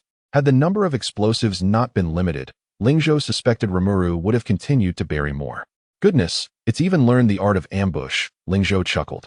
Compared to the rare soldiers like the digging worms and fire dwarves that required extensive training, Rimuru undoubtedly exhibited superior intellect. What typically took soldiers multiple attempts to grasp, Rimuru seemed to learn in a single viewing, comprehending and applying it effectively. The act of laying landmines at the village entrance was a tactical lesson it had assimilated through analogy. While Ling Zhou's soldiers likely could not fathom the utility of Rimuru's actions, he anticipated the torment that awaited the goblin settlement. Sure enough, once Rimuru had finished planting the mines, it boldly strolled into the village. Moments later, the air filled with anguished screams, accompanied by a flurry of kill notifications. Ding! Your hero Rimuru successfully killed 30 small goblins, experience 100, experience 80, experience 90. Ding! Your hero Rimuru successfully killed 20 small goblins, experience 100, experience 80, experience 90. As Ling Zhou coordinated his troops into formation, he awaited the outcomes of Rimuru's skirmish. Approximately half an hour later, a round, green-bloodied figure emerged at the village entrance. Rimuru, deftly maneuvering to evade the goblins' thrown stones and spears, raced toward Ling Zhou. Ling Zhou furrowed his brow, glancing at Rimuru's status bar. Its health and mana remained stable, but its stamina was nearly depleted. Too greedy, Ling Zhou sighed, recognizing that this was not a matter of intelligence, but rather a reflection of Rimuru's character. Clearly, Rimuru's personality starkly contrasted with its cute appearance. Warlike and bloodthirsty, it sought to absorb all power to enhance itself. Yet, considering the nature of a legendary 5-star hero, perhaps such insatiable ambition was to be expected. As Rimuru deftly navigated, it did not forget the locations of the mines it had laid. As anticipated, should Rimuru choose to flee, the low-level goblins would be utterly incapable of detaining it. With their attack power, even if Rimuru did not evade, they would struggle to breach its defenses. Typically, it would take a barrage of spears to inflict any harm. Had the goblins not been so densely packed, Rimuru could have easily soloed the encounter. Even in retreat, it was far ahead. In a flash, Rimuru had rejoined the majority of Ling Zhou's forces. It panted heavily, rubbing its soft body against Ling Zhou's trousers, seemingly seeking praise. The frantic goblins, driven by desperation, surged forward, only to be met not by warm embraces, but by explosive demise. Boom! With a thunderous explosion, several pursuing goblins were sent hurtling into the air. Their dismembered remains scattered across the ground. The cacophony of blasts continued as more goblins were obliterated, their forms rendered unrecognizable. Yet, in their irrational fury, many goblins charged forth, oblivious to the catastrophic consequences that awaited them. Boom, boom, boom. The relentless explosions echoed, with goblins being launched skyward one after another, vanishing in an instant. A single landmine often resulted in the demise of multiple goblins. Before long, the goblin casualties exceeded 100 and continued to rise. Ling Zhou glanced at Rimuru before commenting. TSK, what on earth did you do in there to infuriate the goblins so? Chapter 33, The Great Battle. Soldier against soldier, general against general. What Rimuru was doing inside remained unknown to Ling Zhou, as it exceeded the range of the Demon's surveillance. However, the current situation was far more favorable than he had initially anticipated. The dozens of landmines at the village entrance had proven to be extraordinarily effective, incapacitating over 300 goblins, with a significant portion meeting immediate death, at least 40. The remaining goblins were mostly left maimed, utterly incapable of continuing the fight. As the last of the landmines were triggered, the ground was filled with wails and cries of agony. The goblins within the settlement were paralyzed with fear, shrinking back and daring not to advance. Since you do not come forward, I shall approach you, Ling Zhou commanded, gesturing for 3 small teams to move forward. After Rimuru's chaos, the 5th-level village, which once boasted a population of over 1,000, had lost more than half of its fighting force. Moreover, the morale of the 5th-level village was plummeting. The goblins had been thoroughly demoralized by the continuous harassment and bombardment. Observing Ling Zhou leading his troops forward, many goblins who had just poked their heads out from the village entrance quickly withdrew. Even those few bold enough to consider an attack were swiftly dispatched by the spears hurled by Rimuru. In this prevailing circumstance, the team advanced unimpeded into the heart of the settlement. What met their eyes was a scene of devastation. Tents and buildings lay in disarray, a sight that was hard to behold. Despite Ling Zhou's preparations, he was taken aback. No wonder the goblin's anger had reached its zenith. It seemed Rimuru indeed possessed a certain talent for destruction. Henceforth, he could not allow it to frolic freely within its territory. The village outside had been utterly ravaged, and the interior was no better. Most goblins had not clustered together but were instead scattered widely. After several waves of attacks by the burrowing worms, they soon transformed into prime carrion. It was not until they reached the village's core that they finally encountered a well-formed large goblin troop, numbering around 200. Despite the surrounding chaos, they maintained an air of calm. If Ling Zhou's deductions were correct, this troop should represent the last vestige of effective combat power. The rest had likely fled. He maneuvered his puppet atop the shell of a burrowing worm, and without needing the demon to scout, he spotted a somewhat taller goblin standing at the rear of the goblin troop. Standing over 2 meters tall, it wielded a massive spiked club, standing out prominently among its comrades. The moment he laid eyes on it, Ling Zhou's interest peaked. A rare-grade goblin chief? A slight smile graced his lips. This was an unexpected delight, indicating that this village was more prosperous than he had imagined. A powerful leader typically heralded substantial rewards upon conquest. Rimuru, I entrust this to you, Ling Zhou commanded. Waji. Rimuru, having regained some strength, exclaimed joyfully. It had already noticed the large goblin, but had refrained from direct assault to fulfill Ling Zhou's harassment mission. Devour it, and do let me know how it tastes, Ling Zhou remarked with a hint of malevolence. Waji. Rimuru responded eagerly, its eyes gleaming with enthusiasm. The last 200 goblins in the settlement constituted its strongest fighting force. There were no fewer than 20 elite sub-chiefs among them. While the other goblins were of ordinary grade, they were all medium-sized goblins, with not a single small goblin among them. Furthermore, this team exhibited far better discipline than the disorganized rabble at the village entrance, though that was a modest improvement at best. Still leagues inferior to the 3 teams, led by Ling Zhou. A line of burrowing worms positioned themselves at the forefront, their dark shells gleaming metallically in the sunlight. The demon hovered above, its deathly gaze seemingly penetrating through everything.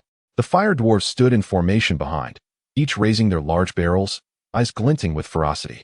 It must be said, after 2 days of training, the team had begun to take on the semblance of a formidable force. 30-plus units of soldiers faced off against a troop exceeding 200. At first glance, the disparity in numbers was staggering, yet upon closer inspection, it became evident that Ling Zhou's troops radiated a palpable aura of menace, exuding an overpowering presence against their goblin adversaries. In contrast, the goblin chief's troops appeared overwhelmed, their expressions reflecting a desperate resolve to fight to the last. With a decisive wave of his hand, Ling Zhou initiated the offensive despite the numerical disadvantage. First team, advance and harass the enemy. Second team, press forward and prepare for a barrage. The burrowing worms reacted instantaneously to the command. A dozen of them split into 3 groups. A total of 4, burrowing underground toward the goblin troop. As the sounds of digging echoed, several medium-sized goblins were caught unawares and dragged underground. Their comrades, attempting to rescue or retaliate through the newly formed holes, were met with surprise attacks from other burrowing worms. Another batch of goblins was quickly pulled into the depths.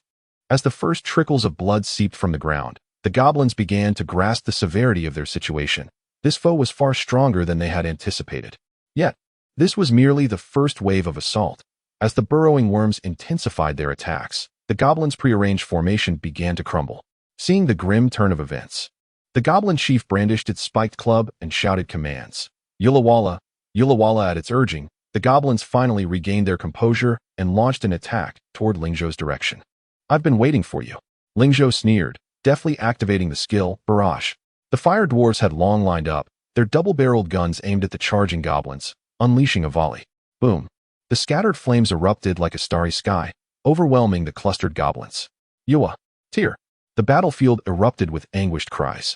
Countless notifications of critical hits, health deductions, instant deaths, and experience gains flooded Ling Zhou's view. With a hearty laugh, he exclaimed, delightful. With his gaze sharpening once more, he commanded, continue. Thus, the fire dwarves commenced their second round of volleys. Boom. The goblin ranks crumpled once more. Yet, this was not the end. Activating the skill continuous loading, the fire dwarves prepared for yet another barrage. At this moment, less than half of the goblins remained standing. Just then, Rimuru, which had been in standby mode, sprang into action. Waji. With a resounding cry, it leapt forth like a poised leopard, instantly propelling itself toward the rare-grade chief at the rear of the goblin formation. Chapter 34. Conquering the Goblin Prairie. The Frenzied Aura. In the blink of an eye, Rimuru charged toward the goblin chief. In a state of panic, the latter raised his spiked club in defense. Alas, had he been faced with lesser foes like the burrowing worms, the goblin chief might have fared better. However, when confronted by a legendary 5-star hero like Rimuru, the disparity in their strengths was as vast as the sky and the earth. Unsurprisingly, the goblin chief's club shattered upon impact. Rimuru, without hesitation, devoured the broken weapon, a soft yellow glow enveloping him. F-class, enhancement. He lunged at the goblin chief once more. Boom. The goblin chief spat blood, his towering form involuntarily propelled backward, crashing heavily into a dilapidated tent. Critical hit. Health minus 600. With just a single strike, the goblin chief's health was utterly depleted. Just as Rimuru prepared to pursue his advantage, a furious roar erupted from within the tent. Ula, the goblin chief, previously drenched in green blood, was now shrouded in a faint red glow. His massive feet pounded the solid earth, creating giant craters as he charged at Rimuru with reckless abandon. Bang! Bang! Health minus 50. Rimuru barely flinched, sustaining no damage. Yet, the goblin chief, having exhausted his health, fell backward, lifeless. Ling Zhou observed the scene with indifference. True battles are not won by mere volume, but by the inherent strength of the combatants. The gulf in power between the two sides was insurmountable. Miracles seldom favor the weak. At this moment, witnessing the fall of their leader, the remaining goblins were engulfed in panic. The slaughter continued unabated. The burrowing worms relentlessly ambushed, causing comrades to vanish before their eyes. The fire dwarves' offensive formation was terrifying, attacking in groups of 6, alternating in waves. They could hardly engage in close combat, having launched several charges yet failing to breach even 50 meters of the fire dwarves' formation. As their numbers dwindled, the path forward became littered with the bodies of fallen comrades, an invisible pressure and dread spreading through the ranks. Many goblins, unable to bear the mounting pressure, began to flee in terror. Ling Zhou was not surprised. Among the many monster types, the goblin tribe possessed one of the weakest levels of cohesion. They were cunning and treacherous, yet also cowardly, quick to abandon their kin in the face of danger. With the goblin chief and Appos' demise, their morale shattered. At this juncture, the outcome of the battle was no longer in doubt. It was merely a matter of collecting the spoils. The burrowing worms and fire dwarves continued to eliminate the remaining goblins, while Rimuru was tasked with pursuing the fleeing ones. This decisive battle was swift. From Rimuru and Appos' initial assault to the last goblin and Appos' fall, and the tattered flag of the goblins was lowered in under 30 minutes. Ding! Congratulations on leading your team to successfully conquer the Goblin Prairie. Time taken, 46 hours 23 minutes 33 seconds. Overall evaluation, S-Class, perfect. Completion rewards, Team Experience 50, 000. Lord Reputation 100, Gold 100, 000, Wood 1, 000, Iron, or 100. Ding. Congratulations on becoming the first player in the Flame Kingdom region to conquer the Goblin Prairie, receiving additional rewards. Lord Reputation 1, 000, Secret Goblin Treasure Map, Bronze Chest X5, Crystal X200, Mercury X200, Mystic Stone X100. Wow, such bountiful rewards for conquering the Goblin Prairie? Ling Zhou was somewhat surprised. In his previous life, the rewards for completing the Goblin Prairie consisted solely of experience points and gold, along with a mere 20 reputation points, nothing more. Was this the difference between seasoned players and ordinary ones? No, more accurately, I should be considered a pay-to-win player. Regardless, an abundance of rewards is a welcome occurrence. Before he could examine the details of the rewards, Rimuru bounded over, dragging the Goblin Chief's corpse behind him. Excitedly hopping at his feet, Ling Zhou smiled, understanding its intent. The Goblin and Appo's corpse, unlike that of the formidable giant wolves or black tigers, was not collectible, rendering it useless. Upon receiving Ling Zhou and Appo's signal of approval, Rimuru joyfully emitted a sound and expanded his soft body, gradually swallowing the 2-meter-tall Goblin Chief whole. Ling Zhou watched this spectacle with great interest. There was something peculiar about how Rimuru managed to consume anything whole despite his round form being less than half a meter in diameter. Rimuru had no time to answer, as after devouring the Goblin Chief, he lay on the ground in a state of utter satisfaction, a faint blush appearing on his cheeks. Upon reflection, it was the first time he absorbed a rare-level monster. Ling Zhou was curious about the skills he could acquire. Moments later, Rimuru sprang back to life, bouncing up with renewed vigor. As Ling Zhou was distributing experience points, he eagerly opened Rimuru's skill panel to inspect. Rimuru Tempest, Legendary 5-star, Unawakened. Innate abilities. 1. Absorption, S-Class, the ability to devour monsters, with a chance to gain a portion of their abilities or attributes. 2. Self-regeneration, S-Class, the ability to regenerate lost limbs. 3. Dissolution, S-Class possesses an extraordinary digestive capacity.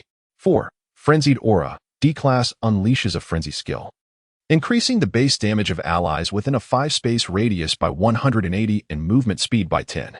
5. Charge, E-Class performs a body slam, with a certain probability of causing a knockback effect. 6. Landmine, E-Class sets landmines that detonate automatically when enemies approach, inflicting damage on nearby units and structures. Landmine count, 0, 7. Spear throw, F-Class throws a spear to attack, dealing 80 base damage. Spear count, 5, 8.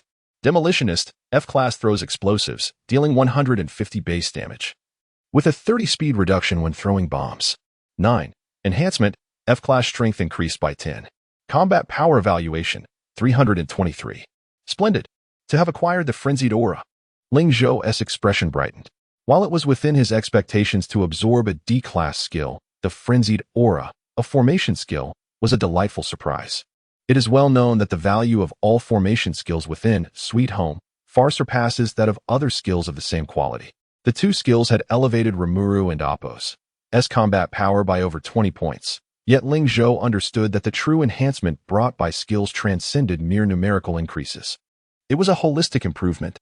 The performance of skills in battle could not be encapsulated by a mere rise in combat power. After thoroughly reviewing the skill descriptions, Ling Zhou affectionately patted Rimuru's head as if granting a dull reward, causing Rimuru to purr contentedly like a kitten. Well done in this battle. You shall be prioritized for experience distribution later, Ling Zhou remarked. Unexpectedly, Rimuru shook his body, signaling that it was unnecessary. He rolled toward the elite monster corpses collected by the burrowing worms, clearly expressing his intent. Ling Zhou, caught between laughter and tears, waved his hand dismissively, urging, "Go ahead. Eat. No one is competing with you." With an exuberant cry, Rimuru, granted permission once more, rolled towards the fallen bodies in a rather comical manner. Ding. Your hero Rimuru has absorbed 2 elite goblin cutters, gaining 5 strength and 120 experience. Ding. Your hero. Chapter 35. Reward, the Secret Goblin Treasure Map. Observing Rimuru's delightful feasting, Ling Zhou remained undeterred and continued to allocate the team's experience points. The completion reward amounted to 50,000 experience points, supplemented by the considerable experience gained from hunting hundreds of goblins. Rimuru's solitary consumption of corpses also yielded substantial experience, rendering his inclusion in the distribution process unnecessary. Ling Zhou's allocation strategy prioritized the burrowing worms and fire dwarfs. Once he elevated the levels of both squads to 15, he distributed the remaining experience solely to One-Eye Demon, which successfully ascended to level 15 as well. Consequently, although the team's average level did not reach 15, its actual prowess was equivalent to that standard. Given the current limited number of Ling Zhou's team members, having just One-Eye Demon on the battlefield was ample. In future endeavors, unless faced with a unique map, he could simply bring along 2 or 3 Eye Demons, leaving the rest at home as sentinels. Ling Zhou murmured to himself before directing his attention to the system's rewards. The completion reward was indeed generous for a novice village, especially with a bountiful yield of rare resources that were typically hard to acquire in the early stages. Additionally, 5 bronze treasure chests, colloquially known as reward blind boxes among players, were included. These could contain anything from barracks, weaponry, building blueprints, to trap schematics. Recent luck had favored him. Perhaps he would save them for the evening. Ling Zhou mused, having amassed tens of thousands of recruitment orders and thousands of dungeon blind boxes. Beyond the resources and prestige points, what intrigued Ling Zhou the most was the secret goblin treasure map. Classifying it as some sort of item, he pondered. Why have I never heard of this? Examining the tattered treasure map, Ling Zhou felt a wave of confusion. With so many players having cleared the Goblin Prairie in his past life, he had never encountered anyone who had obtained this map. The treasure map bore only a monotonous description. Upon activation, it teleports the user to a secret vault, exclusively usable in the Goblin Prairie. Typically, treasure maps signify substantial rewards. However, this particular map provided scan information, most critically, the unknown difficulty of the dungeon and its precise location. Ling Zhou found himself in quite the quandary. Were it not for the map's restriction to the Goblin Prairie, he would not feel so troubled. Once he opted to embark on the second stage of the solo adventure, retreat would be impossible. Selling the treasure map was his only alternative. Casting a glance at his 30-plus troops and the nearby Rimuru, who was happily consuming corpses, Ling Zhou gritted his teeth and declared, "Let us go." There is no reason to hesitate with such an auspicious start. Having made his decision, he promptly commanded his team to rest. The burrowing worms activated their carrion-eating abilities to restore health, while the other units ceased all skills to recuperate their mana. The first-tier units had a low mana consumption rate. Even without any restorative potions, they could regain full status through rest. 10 minutes later, the already healthy soldiers returned to nearly full vitality. Due to Ling Zhou and Appo's balanced approach, both heroes and soldiers maintained excellent stamina. Prior to entering the core area, he even allocated an hour for rest, waiting until their energy was replenished before engaging in the grand battle. Many novice lords tend to make the mistake of being overly aggressive, rushing through the dungeons and neglecting the stamina of their soldiers and heroes. Numerous individuals had faltered due to this oversight, having painstakingly assembled forces and resources only to have their troops obliterated, resulting in a complete loss. Ling Zhou was not one to commit such a rookie mistake. The state of his entire team was exceptionally favorable. Leadership, 72, max 100. Team members, Hero Rimuru, Burrowing Worms 12, Eye Demons 6, Fire Dwarves 15, average level, 14. 8. Team speed, 20. Team health status, 98-100. Team stamina, 90-100. Cargo capacity, 32, max 100. Overall combat power, 20-30. Comet. Slaughter promotes rapid growth, yet beware, for it is also a double-edged sword. Disregarding the system's seemingly erratic commentary, the Team's condition was unprecedentedly good, with total combat power exceeding 2,000 points. Considering the quality of his soldiers and hero, such combat capability was undoubtedly top-tier for a village-level territory. I refuse to believe such strength cannot conquer a first-tier dungeon. Having reviewed the team panel, Ling Zhou's confidence surged anew. Onward, let us continue our charge. He activated the treasure map and initiated the teleportation. With a flash of white light, the screen before him transformed to reveal a dark corridor. Observing the dim surroundings, Ling Zhou refrained from extracting the ordinary torch from his backpack and instead commanded, "Activate the all-seeing eye." Instantly, the entire team shared the Eye Demon's vision. The corridor's front and back were vividly illuminated for all to see. The Eye Demon's large eye functioned like a high-definition camera, offering clarity surpassing that of daylight. However, The magical walls surrounding the vault seemed to have defensive enchantments, rendering the all-seeing eyes penetrating capabilities ineffective, revealing only the path ahead and behind. Magical walls, indeed. Ling Zhou contemplated briefly before issuing a direct command. Rimuru, charge. Upon receiving the order, Rimuru emanated a golden glow and executed the skill against the adjacent wall. Thud. A muffled sound echoed as Rimuru was propelled back like a rubber ball, while the magical wall remained unscathed.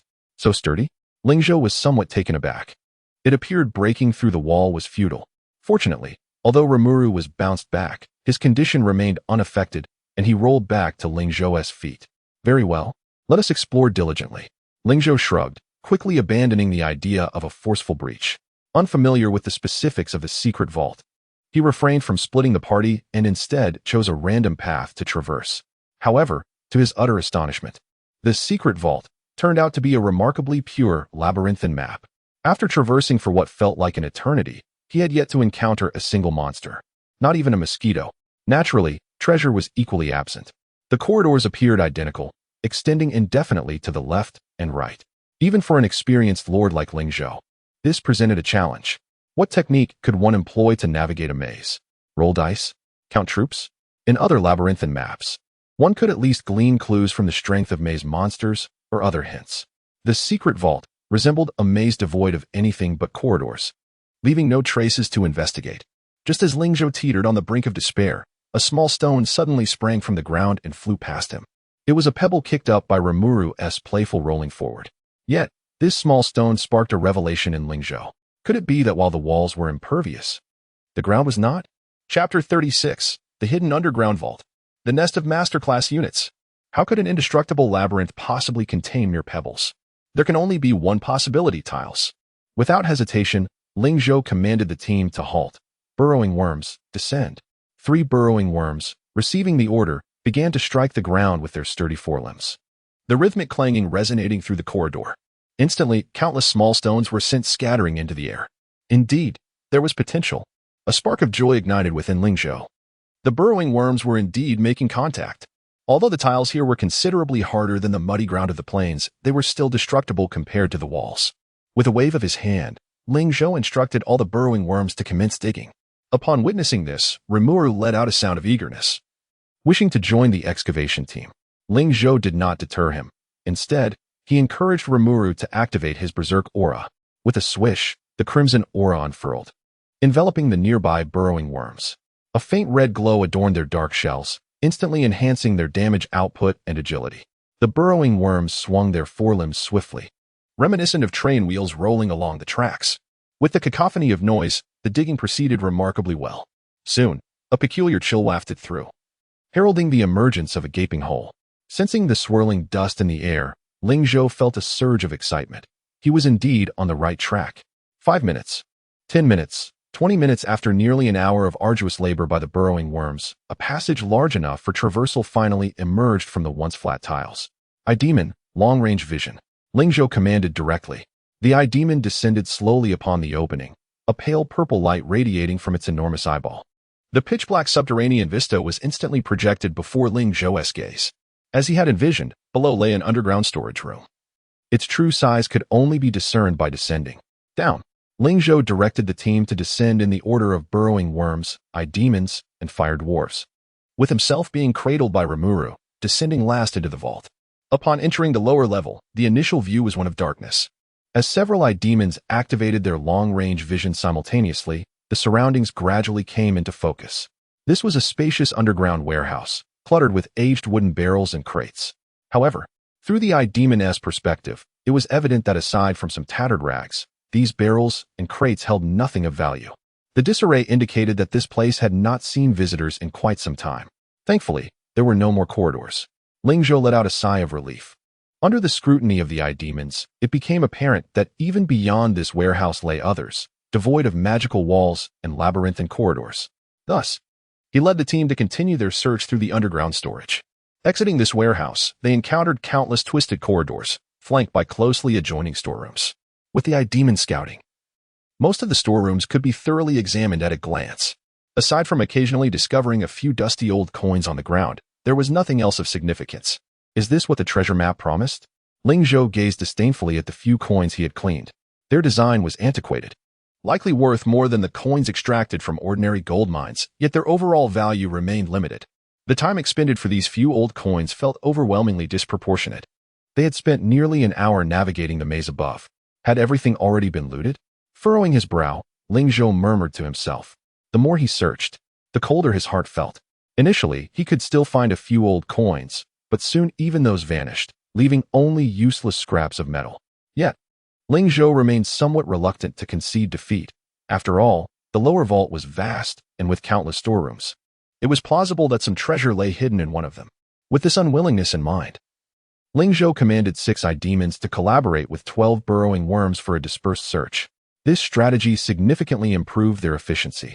Although the terrain of the underground storage was complex, the absence of magical walls allowed the demons and oppos long-range vision to operate unobstructed. They could often explore a radius of several kilometers within mere seconds. As the demons searched, Ling Zhou followed closely behind with his team. 10 minutes, 20 minutes, 30 minutes. The longer they searched, the more astonished Ling Zhou became. He had never encountered such an extravagant vault before. To be honest, even the lordly territories on the battlefield of myriad races did not boast such expansive storerooms. This was akin to the legendary infinite treasury. Ling Zhou couldn't help but exclaim. Of course, the hidden underground vault could not be an infinite treasury, after all. The infinite treasury was a treasure left behind by a super deity, rumored to be hidden somewhere in the boundless sea, yet never discovered by anyone. The vastness of the hidden underground vault indeed matched Ling Zhou's imagination of the infinite treasury, but its dilapidated state left him speechless, prompting him to quip. If the infinite treasury appeared like this, even the super deity would likely kick over their coffin lid in dismay. The demons diligently continued their search, fortunate that the energy cost of long-range vision was low. In standby mode, it could last for over 10 hours. With their ongoing search, they could maintain this for 3 to 4 hours. Just as Ling Zhou was preparing to call for a break after 2 hours of relentless searching, a sudden chime echoed in his ear. Ding! Congratulations, you have successfully explored the hidden underground vault and collected all the old coins within. Ding! Congratulations. You have achieved the wealth achievement and gained the recognition of the hidden goblin. Receiving the reward, Hidden Goblin Nest, Masterclass 3 stars. The unexpected notification left Ling Zhou momentarily stunned. Once he regained his composure and carefully examined the 2 messages, a wave of immense joy surged within him. My heavens! A Masterclass unit nest indeed. It was no wonder Ling Zhou felt such exhilaration. A Masterclass unit nest was among the most prestigious in the battlefield of myriad races. However, moments later, he scrutinized the nest attachment in his inbox, fixating on the 3 characters spelling goblin. Why must it be a goblin masterclass nest? He pondered. Among various monster nests, goblins were considered one of the most basic types. Otherwise, the solo adventure would not have designated the goblin grasslands as the initial novice zone. Although the hidden goblins sounded formidable, they were still goblins. Ling Zhou hesitated briefly before clicking on the attachment containing the unit nest information. Hidden Goblin Nest, Quality, Masterclass 3 stars, Size, for slots 2 slots, Bonus, Recruitable Units, Hidden Goblin, Recruitable Quantity, 3024, VIP 9 Bonus, Weekly Output, 2016, VIP 9 Bonus. Construction Requirement, 1. 000,000 Gold, Construction Time. 12 hours, VIP 9 Privilege Bonus. Chapter 37, The Final 3 Days. Upgrading to a Level 5 Village. Hiss, how exorbitant. Ling Zhou inhaled sharply, astounded by the cost of recruitment. 1 million gold coins. This sum exceeded the combined value of nearly all the buildings in his territory. It is worth noting that this is still the novice phase. Given the current output of a village-level territory, reaching such a figure is simply unattainable. Even with Ling Zhou having recently acquired nearly all the nearby gold mines, it remains insufficient. With a total of 6 gold mines, even under the privilege of enhanced extraction and full labor force, less than 100,000 gold coins could be mined per week, merely a tenth of the required amount. Is the master-level unit nest truly this costly? He pondered, somewhat surprised. However, considering that this is indeed a master-level unit nest, it is only 1 tier below the likes of Rimuru. He had squandered a substantial number of recruitment orders when he drew Rimuru. To be frank, it is exceedingly rare for a lord at the village level to obtain a master-level unit nest. Upon reflection, had Ling Zhou not been the first player in the Flame Kingdom region to clear the Goblin Prairie, he would never have acquired the treasure map leading to the hidden goblin vault. Without the earthworm and Rimuru, he could not have accessed the vault entrance. Moreover, without the eye monster, he would not have possessed the patience to thoroughly scour the entire vault, leaving not a single ancient coin behind. The three hypotheticals were all met by Ling Zhou, allowing him to successfully clear the hidden vault. Contemplating this, he realized it was no small feat indeed. If given another chance, would luck fare better for him? Ling Zhou mused joyfully. However, when he casually opened 5 bronze treasure chests, the system notification left him momentarily stunned. Ding. Open bronze treasure chest 5. Received gold coins 1,000, arrow tower blueprint, common, 1,000 iron ore, experience points 1,000. Iron curved blade 10. Damn, what a letdown. His expression twisted in disbelief as he glared at the interface. Though bronze treasure chests are of the lowest grade, they should not yield such dismal rewards. It seems the law of conservation of energy has indeed proven itself true. He could only sigh resignedly. Nevertheless, the first expedition had yielded bountiful rewards. After 2 days of battles, the expedition team's combat power surged, more than doubling in strength. Returned to the city. With the Goblin Prairie fully cleared and the treasure map reward successfully secured, Ling Zhou felt no lingering attachments. With a grand gesture, he commanded the retreat. As the teleportation array shimmered with white light, the team returned to the territory. Ding. Your territory, the godly wealthy village, has successfully met the upgrade conditions for a level 5 village. Please check for yourself. Upon returning to his territory, Ling Zhou was greeted by the system and Oppo's announcement of joyous news. So soon? A smile brightened his face. Indeed, having a master-level architect at work makes all the difference. In truth, the rapid upgrade of Ling Zhou and Oppo's godly wealthy village was not solely due to the master architect Harkins. Thousands of inhabitants toiled tirelessly within the territory each day, and with the privileges of VIP 9, the construction of various facilities could be completed in mere hours. At this moment, the godly wealthy village bore no resemblance to its initial state. Ling Zhou gazed with satisfaction at the changes within his territory. The quaint bridges and flowing streams had vanished, replaced by towering defensive arrow towers, formidable artillery emplacements, and sharp iron railings. It appeared sufficiently primitive, yet reassuringly secure. Upgrading to a level 5 village. Ling Zhou hesitated not a moment, clicking the upgrade button directly. A resounding rumble ensued as clouds of construction dust enveloped several key buildings. The villagers, previously engaged in their tasks, halted their work and retreated to their homes. During the territory upgrade, construction within the territory was temporarily halted, which meant a significant portion of the labor force was now available. But who was Ling Zhou? A heartless capitalist in this apocalyptic world. He immediately dispatched hundreds of villagers to fill the labor vacancies at outdoor resource points, then issued commands to the recently returned expedition team. The Eye Monster squad was divided into 2 groups for alternating watch.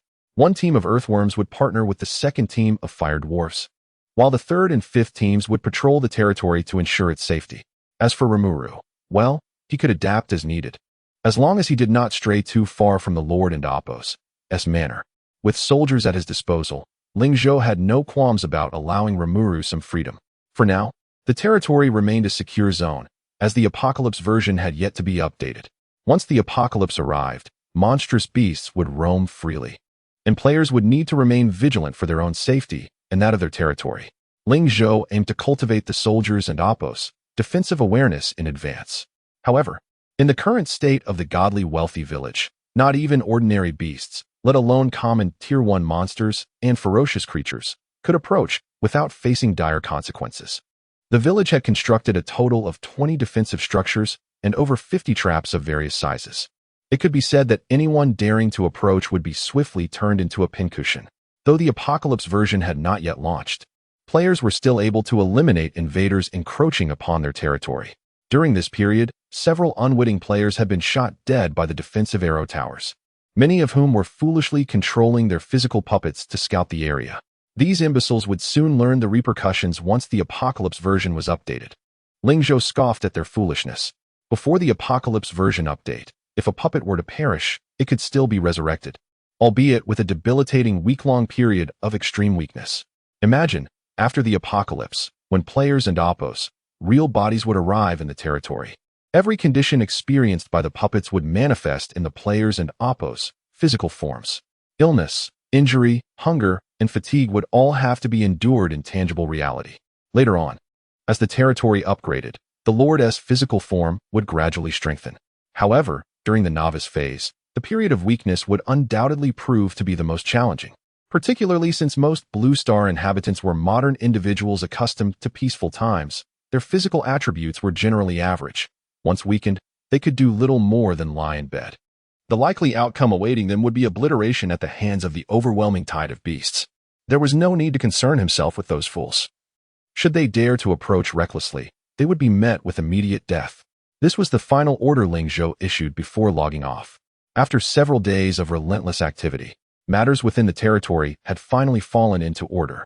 Ling Zhou turned his gaze towards the bustling streets outside the window, alive with the vibrant pulse of the city. The nightlife in the metropolis was still deafeningly lively. Even through the panoramic floor-to-ceiling windows, one could feel the city exuding a vigorous vitality. Ling Zhou and Apos' gaze grew profound as he glanced at the time. It was precisely midnight. Only 3 days remain. The apocalypse version will soon descend. He sighed softly. Oh, how did it die again? Suddenly, a voice erupted from beside him. Ling Zhou instinctively looked over to see the usually composed secretary staring at her phone screen. Her eyes ablaze with rage, and her face contorted in anguish. He leaned closer to see what was happening, noticing the puppet she controlled was engaged in battle against a wild boar. Ling Zhou recalled it was merely one of the levels from the new tutorial. Capturing the wild boar would yield a breeding pen for food production. This level wasn't Apos' particularly difficult. Wasn't Apos' it's just a matter of having hands. Ling Zhou muttered to himself, glancing at the upper right corner of the screen displaying the death count, 6 times. Hiss. He widened his eyes in disbelief and exclaimed, Secretary Yi, you must die 6 times just to hunt a wild boar. Are you attempting to gather the 7 times needed to summon the dragon? Upon hearing his words, Secretary Yi and Apos' hand trembled, and the character on the screen was once again gored to death by the wild boar for missing the system prompt. Well, that makes it 7 times. Secretary Yi adjusted his gold-rimmed glasses, a hint of weariness in his tone as he remarked, Director Ling, this game is exceedingly difficult. Isen and Apos' it? Instead of addressing his query, Ling Zhou scrutinized him thoughtfully and asked, Secretary Yi, could it be that you are the game and Apos' black hole? Chapter 38, The Acquisition of Sweet Home? Secretary Yi and Apos' dilemma. Despite having stayed up late the previous night to guide Secretary Yi in a game, Ling Zhou still rose early the next day. The diligent Secretary Yi had also not overslept. By the time Ling Zhou got out of bed, a sumptuous breakfast awaited him. However, the dark circles under his eyes revealed the considerable toll the previous night had taken on him. It was difficult for Secretary Yi, who had received elite education since childhood, to accept that he was utterly inept at gaming. In Ling Zhou and Apos' words, he was a colossal pitfall in the gaming world. Ling Zhou gazed contentedly at the table laden with soy milk and fried dough sticks, savoring his meal while exclaiming, Now this is the breakfast that citizens of Yin country should enjoy. How many years has it been since I last had fried dough sticks? Ah, truly delightful. With a weary sigh, Secretary Yi remarked, Mr. Ling, what does our itinerary look like today? Ling Zhou, slurping his fried dough stick dipped in soy milk, replied, Did I not mention it yesterday? Have you forgotten so soon? Are we really just going to stay home playing games? Confused, Secretary Yi could not reconcile this with his image of Ling Zhou, who was not one to indulge in frivolities. He had also learned the day before that Ling Zhou had spent several hundred million in the game, which completely overturned his understanding of him. By the way, has the money from Changjianyun arrived? Ling Zhou inquired. It arrived at 10:00 and Apos' clock last night. I checked, and it is all accounted for. Would you like me to assist you with asset risk management? Secretary Yi, ever professional when it came to business, asked. Ling Zhou waved his hand dismissively. No need for such trouble. I and Apos' be spending it all within the next few days. Curious, Secretary Yi asked, are you preparing to invest in a new project, Mr. Ling? Sort of, Ling Zhou replied. May I boldly inquire which direction you plan to pursue? Of course, if it is inconvenient, please disregard. There is nothing inconvenient about it. Did you not play that game yesterday? Secretary Yi was taken aback. Are you planning to acquire Sweet Home? Ling Zhou nearly spat out his sweet soy milk in disbelief. Acquiring Sweet Home? You have an audacity that surpasses my own. After wiping his mouth, he added, No, I intend to recharge. I want to invest all my assets without reservation. Secretary Yi and Apos' jaw dropped. This was perhaps the most outrageous and shocking statement he had ever heard. Spending a fortune to recharge in a game? Had Ling Zhou lost his mind? Or was he the one who had lost his senses? Mr. Ling, you must be joking. Secretary Yi stammered. Ling Zhou raised an eyebrow, looking at him calmly. What do you think? To be frank, Ling Zhou was aware that during this period, he could not possibly convince anyone of his intentions, so he chose not to explain further. He shared everything with Secretary Yi, hoping to retain him. If Secretary Yi chose to leave, he would consider it a noble endeavor. If he chose to stay, Ling Zhou was willing to assist him. Given the years of dedication Secretary Yi had shown, after the passing of his parents years ago, Ling Zhou found himself devoid of family ties. Alone in the world, there was little that tethered him. Secretary Yi and Apos' expression shifted as he contemplated, wanting to ask more, yet recognizing Ling Zhou and Apos' silence, he refrained. It was evident that he was torn. Had it been anyone else, he would have walked away without a second thought. Yet, this was his employer, the man he knew all too well, whether in daily life or in business. Secretary Yi could not fathom that the astute and forward-thinking Ling Zhou would engage in such a frivolous venture. After much deliberation, Secretary Yi finally gritted his teeth and declared, Mr. Ling, I still wish to follow you. Ling Zhou smirked slightly, a wise choice. Very well. In the coming days, continue to sell off my other properties. Sell as much as you can. If you cannot sell, then mortgage everything. Use whatever means necessary. I just need the money. The more, the better. Do you understand? Secretary Yi promptly agreed.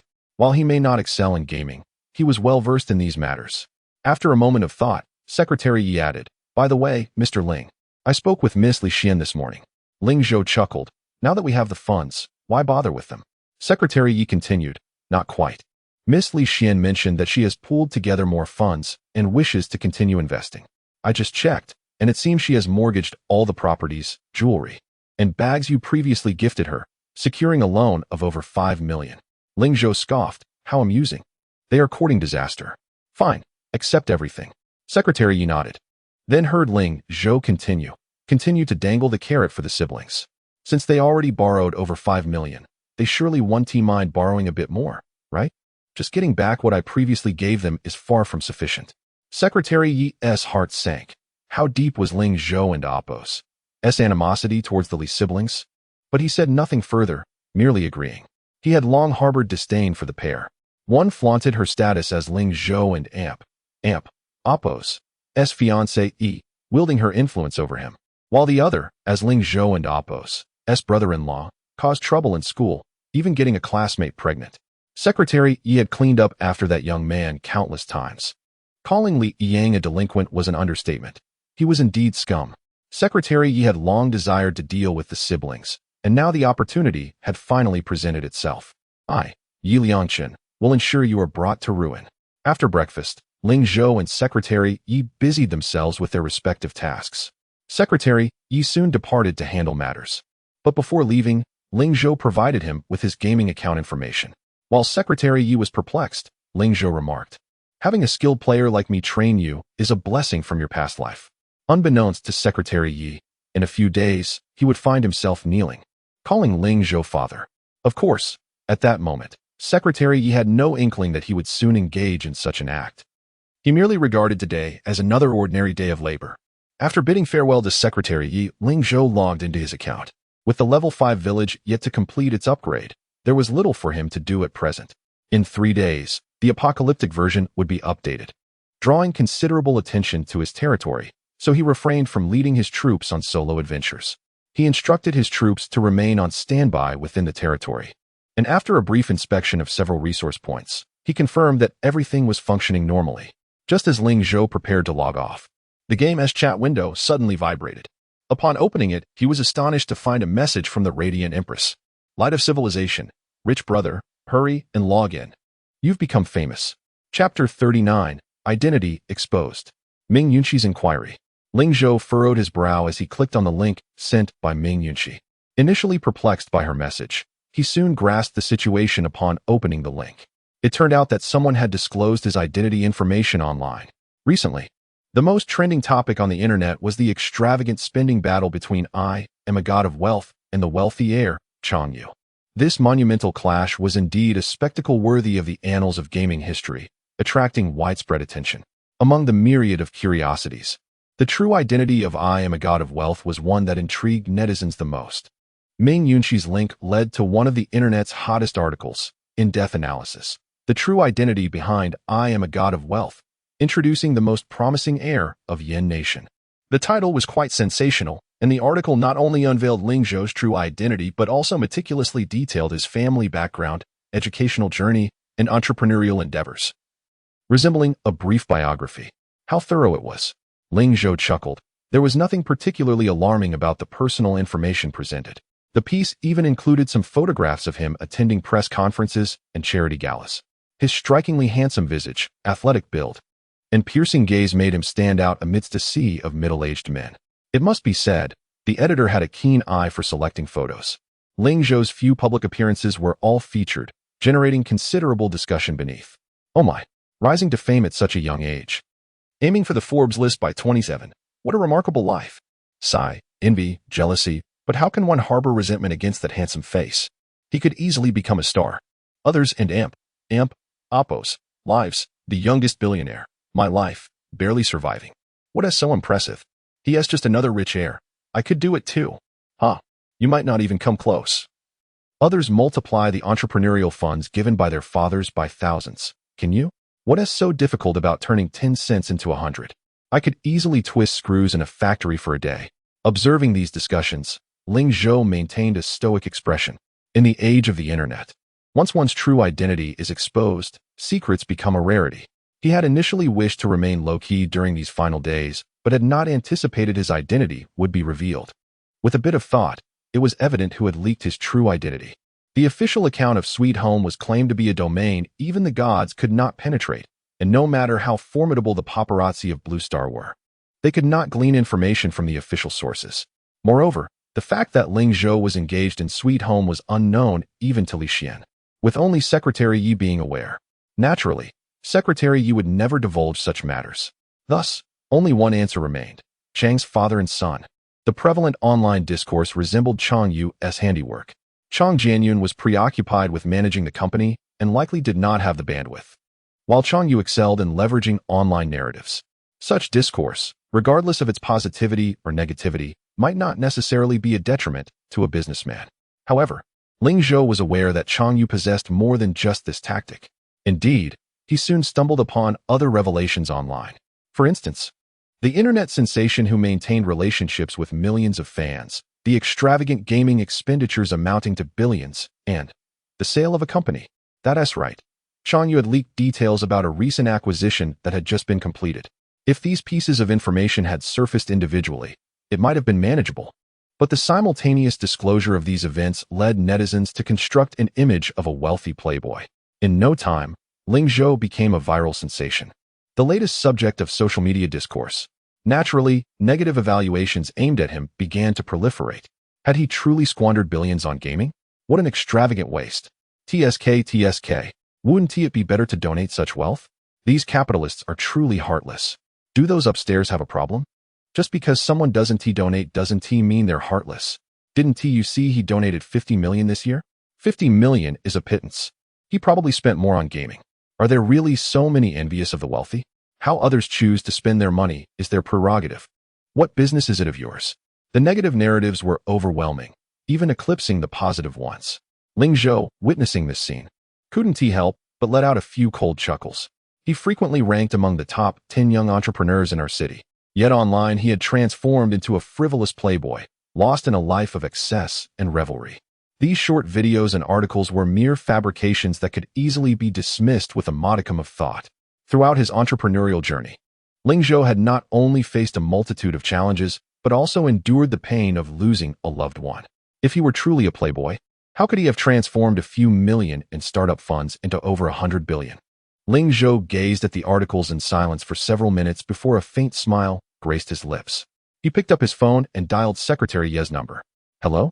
Is there something you need, Chairman Ling? Secretary Yu answered promptly.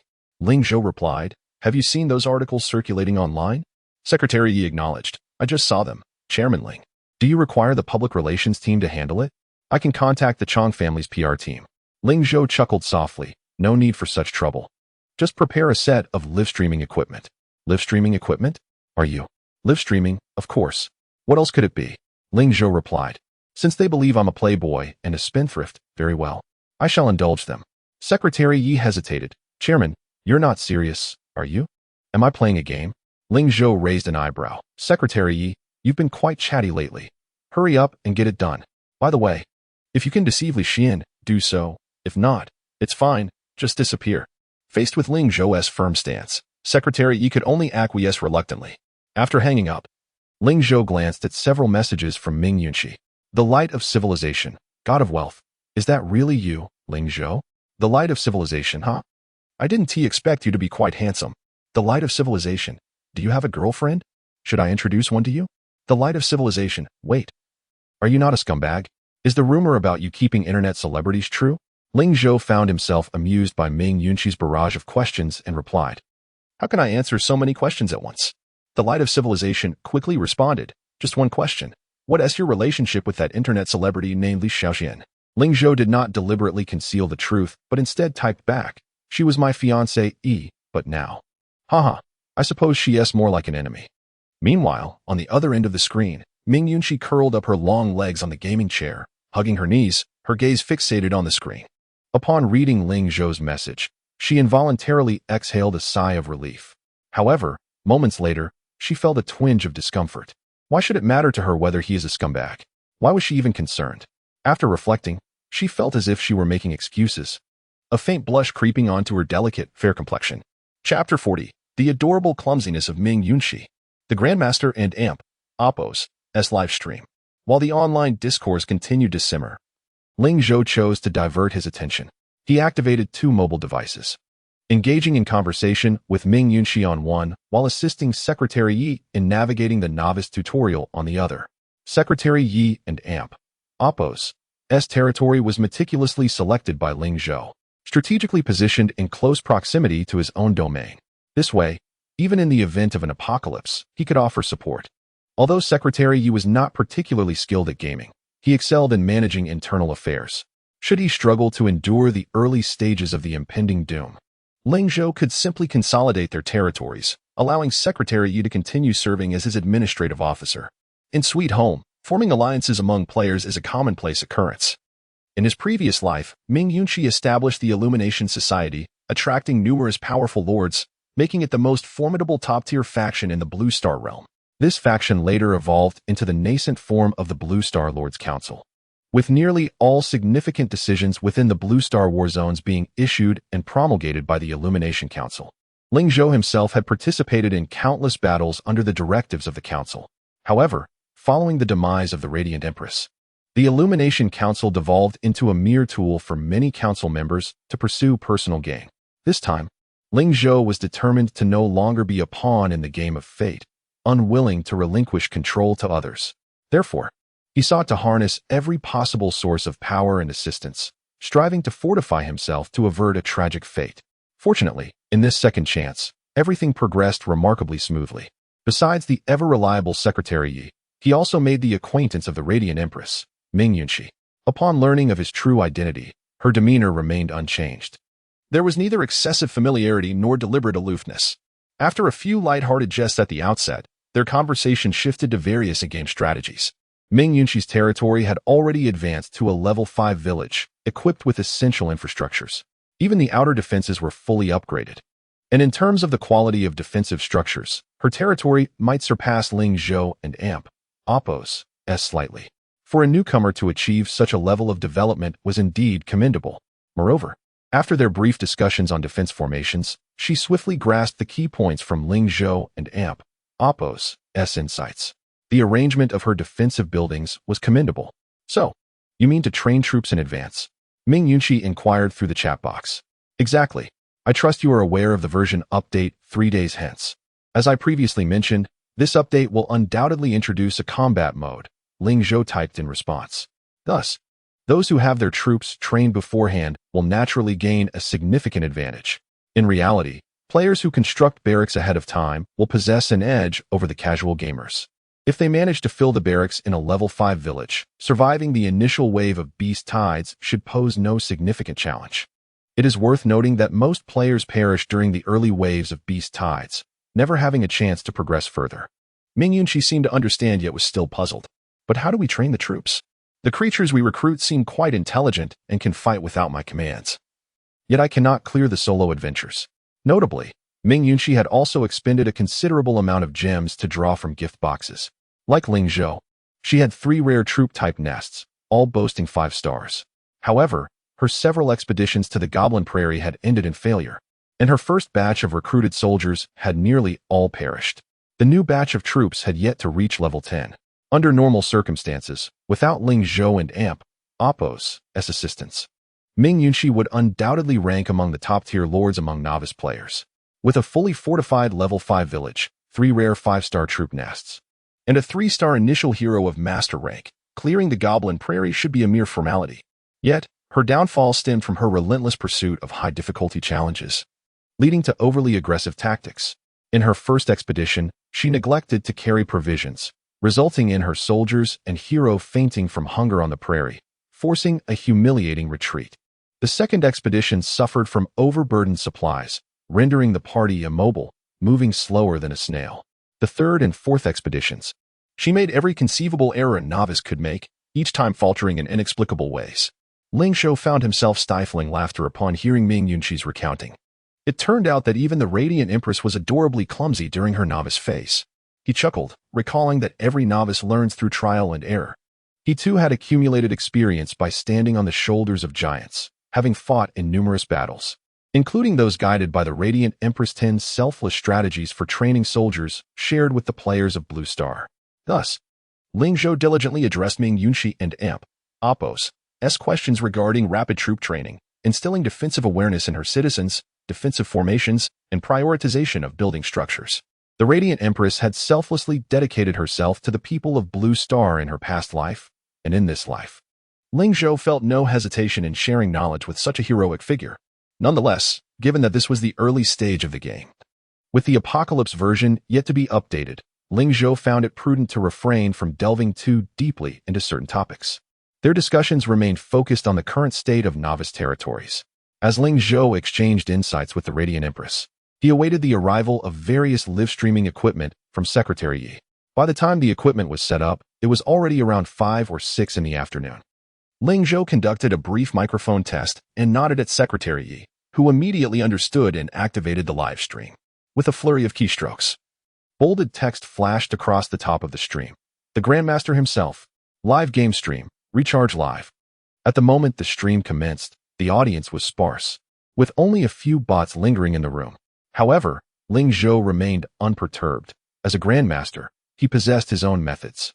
He deftly manipulated the account to shower his live stream with 999 carnival gifts. Priced at 3,000 each, this extravagant display amounted to nearly 3 million in total. In an instant, his live stream soared to the top of the gift rankings for the day. Moreover, nearly every viewer currently watching on the platform would witness the dazzling display of 999 carnivals flashing across their screens. Suddenly, a frenzy erupted among the viewers and streamers alike. Whoa, whoa, whoa. Am I seeing things? How many carnivals just passed by? 999 carnivals. What does that even cost? Can someone help me calculate? Do we even need to calculate? One carnival is 3,000, so 999 is nearly 3 million. Oh my goodness, Mom. I just saw dollar signs. Did anyone catch the rich guy and Appo's name? And Appo's? I am the Grandmaster and Appo's. Why does that sound so familiar? Hiss. Is it not familiar? And Appo's? I am the Grandmaster and Appo's has gone live. Everyone, hurry and watch. This is a real Grandmaster. He just showered himself with 3 million. My heavens. Is this the Grandmaster I know? He has come to live stream. Chapter 41.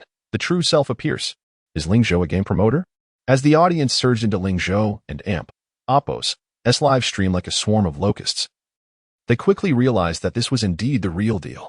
The primary reason was Ling Zhou and Amp, Appo's handsome appearance, his tall stature, and the photos circulated by the media, which matched him perfectly, making it impossible to mistake him for anyone else.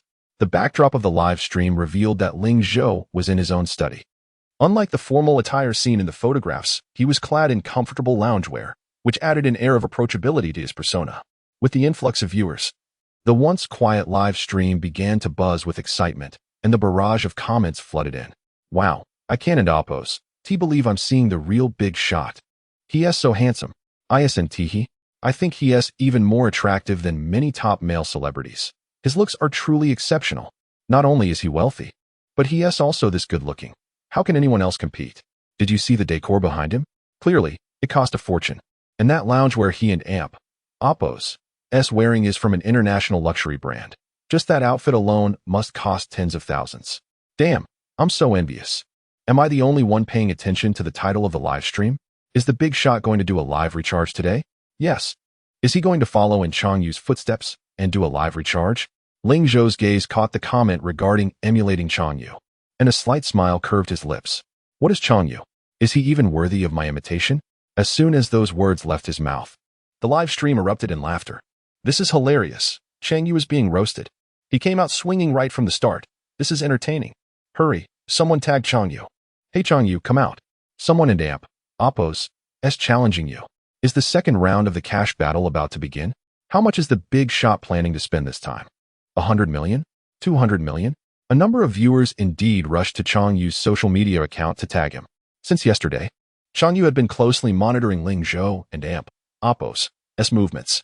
The online revelations were undoubtedly orchestrated by him, and he had been waiting for Ling Zhou and Appos' response. However, he did not expect such a rapid reply. The announcement had barely circulated for a day when Ling Zhou eagerly emerged. Chang Yu merely scoffed at this, so the first wave of offense was too much for him to handle. I guess he is not as impressive as he seems.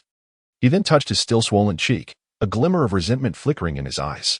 As for the suggestion that he should step out and challenge Ling Zhou, that was madness. He would never make such a self-sabotaging move again. Not to mention that Chang Jianyun had already frozen the funds in his account, even if he had money. He had no desire to continue competing with Ling Zhou, the madman. Unless his father, Chang Jianyun, personally intervened, no one could match Ling Zhou and Appos' current financial prowess. After Ling Zhou finished speaking, the audience grew increasingly excited, anticipating more drama. Unfortunately, there was no response from Chang Yu.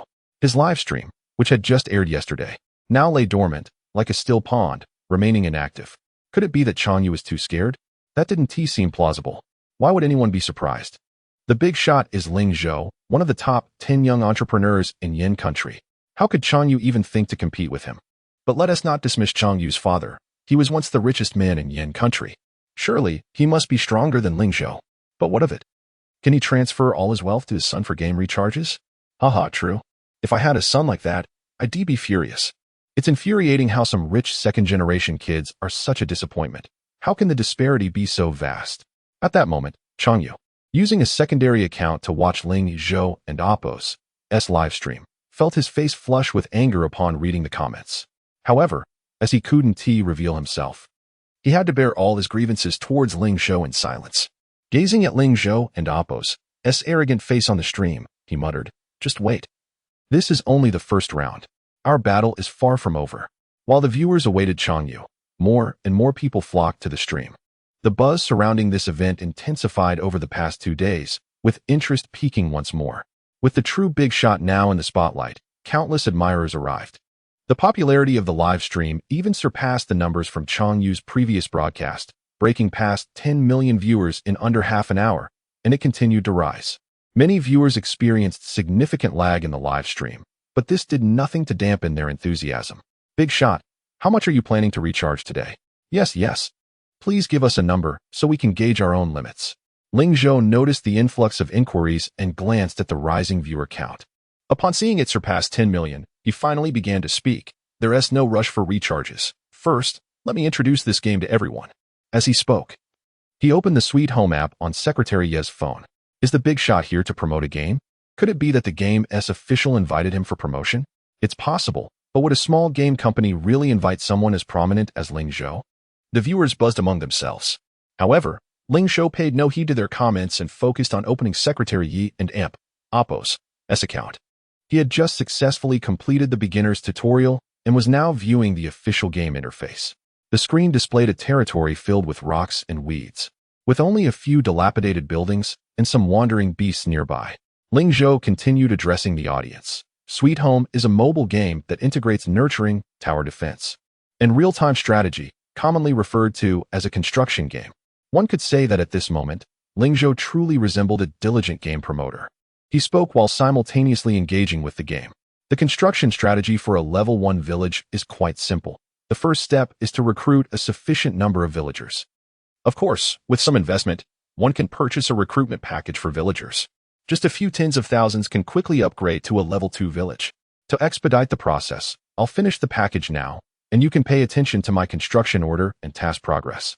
As he spoke, he directly recharged his account with 100,000 yuan, then waved his hand, instantly completing the beginner and amp Oppos S package. The audience was taken aback by his rapid spending. They hardly had time to react. What do you mean by a bit of money? Do you really consider tens of thousands to be small change? I truly don't understand the world of the wealthy. Tens of thousands vanish in the blink of an eye. It's quite astonishing. Wow, incredible. As expected of Director Ling. His recharge speed is faster than my gaming speed. What the audience remained unaware of was that in the corner of the live stream, Secretary Yi was on the verge of tears, watching Ling Zhou and Oppos S actions, his heart bleeding. After all, Ling Zhou was using his phone, and thus, the funds were drawn from his account. At this moment, Secretary Yi wished he could slap himself. Why did I enable that payment without a password? Chapter 42. The inexperienced Ling Zhou. Level 5 village established. No one comprehended Ling Zhou and Amp Oppos S intentions, not even Secretary Yi, while the audience remained equally perplexed. Undeterred by their reactions, he continued to immerse himself in the game, providing commentary as he played. Gradually, the viewers redirected their focus to the game itself. This game, indeed, seems rather intriguing. The little piglet is so adorable. Why must it be sent to the slaughterhouse to become food? Have you noticed the scenery outside the village? It's quite stunning. It and Oppos S rare to encounter a game with such realistic graphics. Furthermore, the NPCs in the game exhibit impressive AI, with just a few commands. The villagers can autonomously carry out actions without player intervention. Remarkable. It's no wonder that the affluent player has become so engrossed. Of course, in addition to casual viewers, many players of this game were also watching the live stream. They were captivated by Ling Zhou and Amp Oppos S fluid gameplay.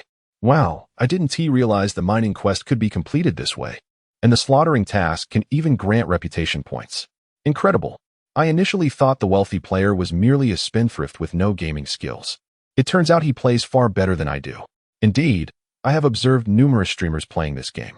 Yet none have approached the meticulousness of Ling Zhou in the initial stages. With the acknowledgement from seasoned players, the audience began to understand that Ling Zhou was genuinely explaining the game.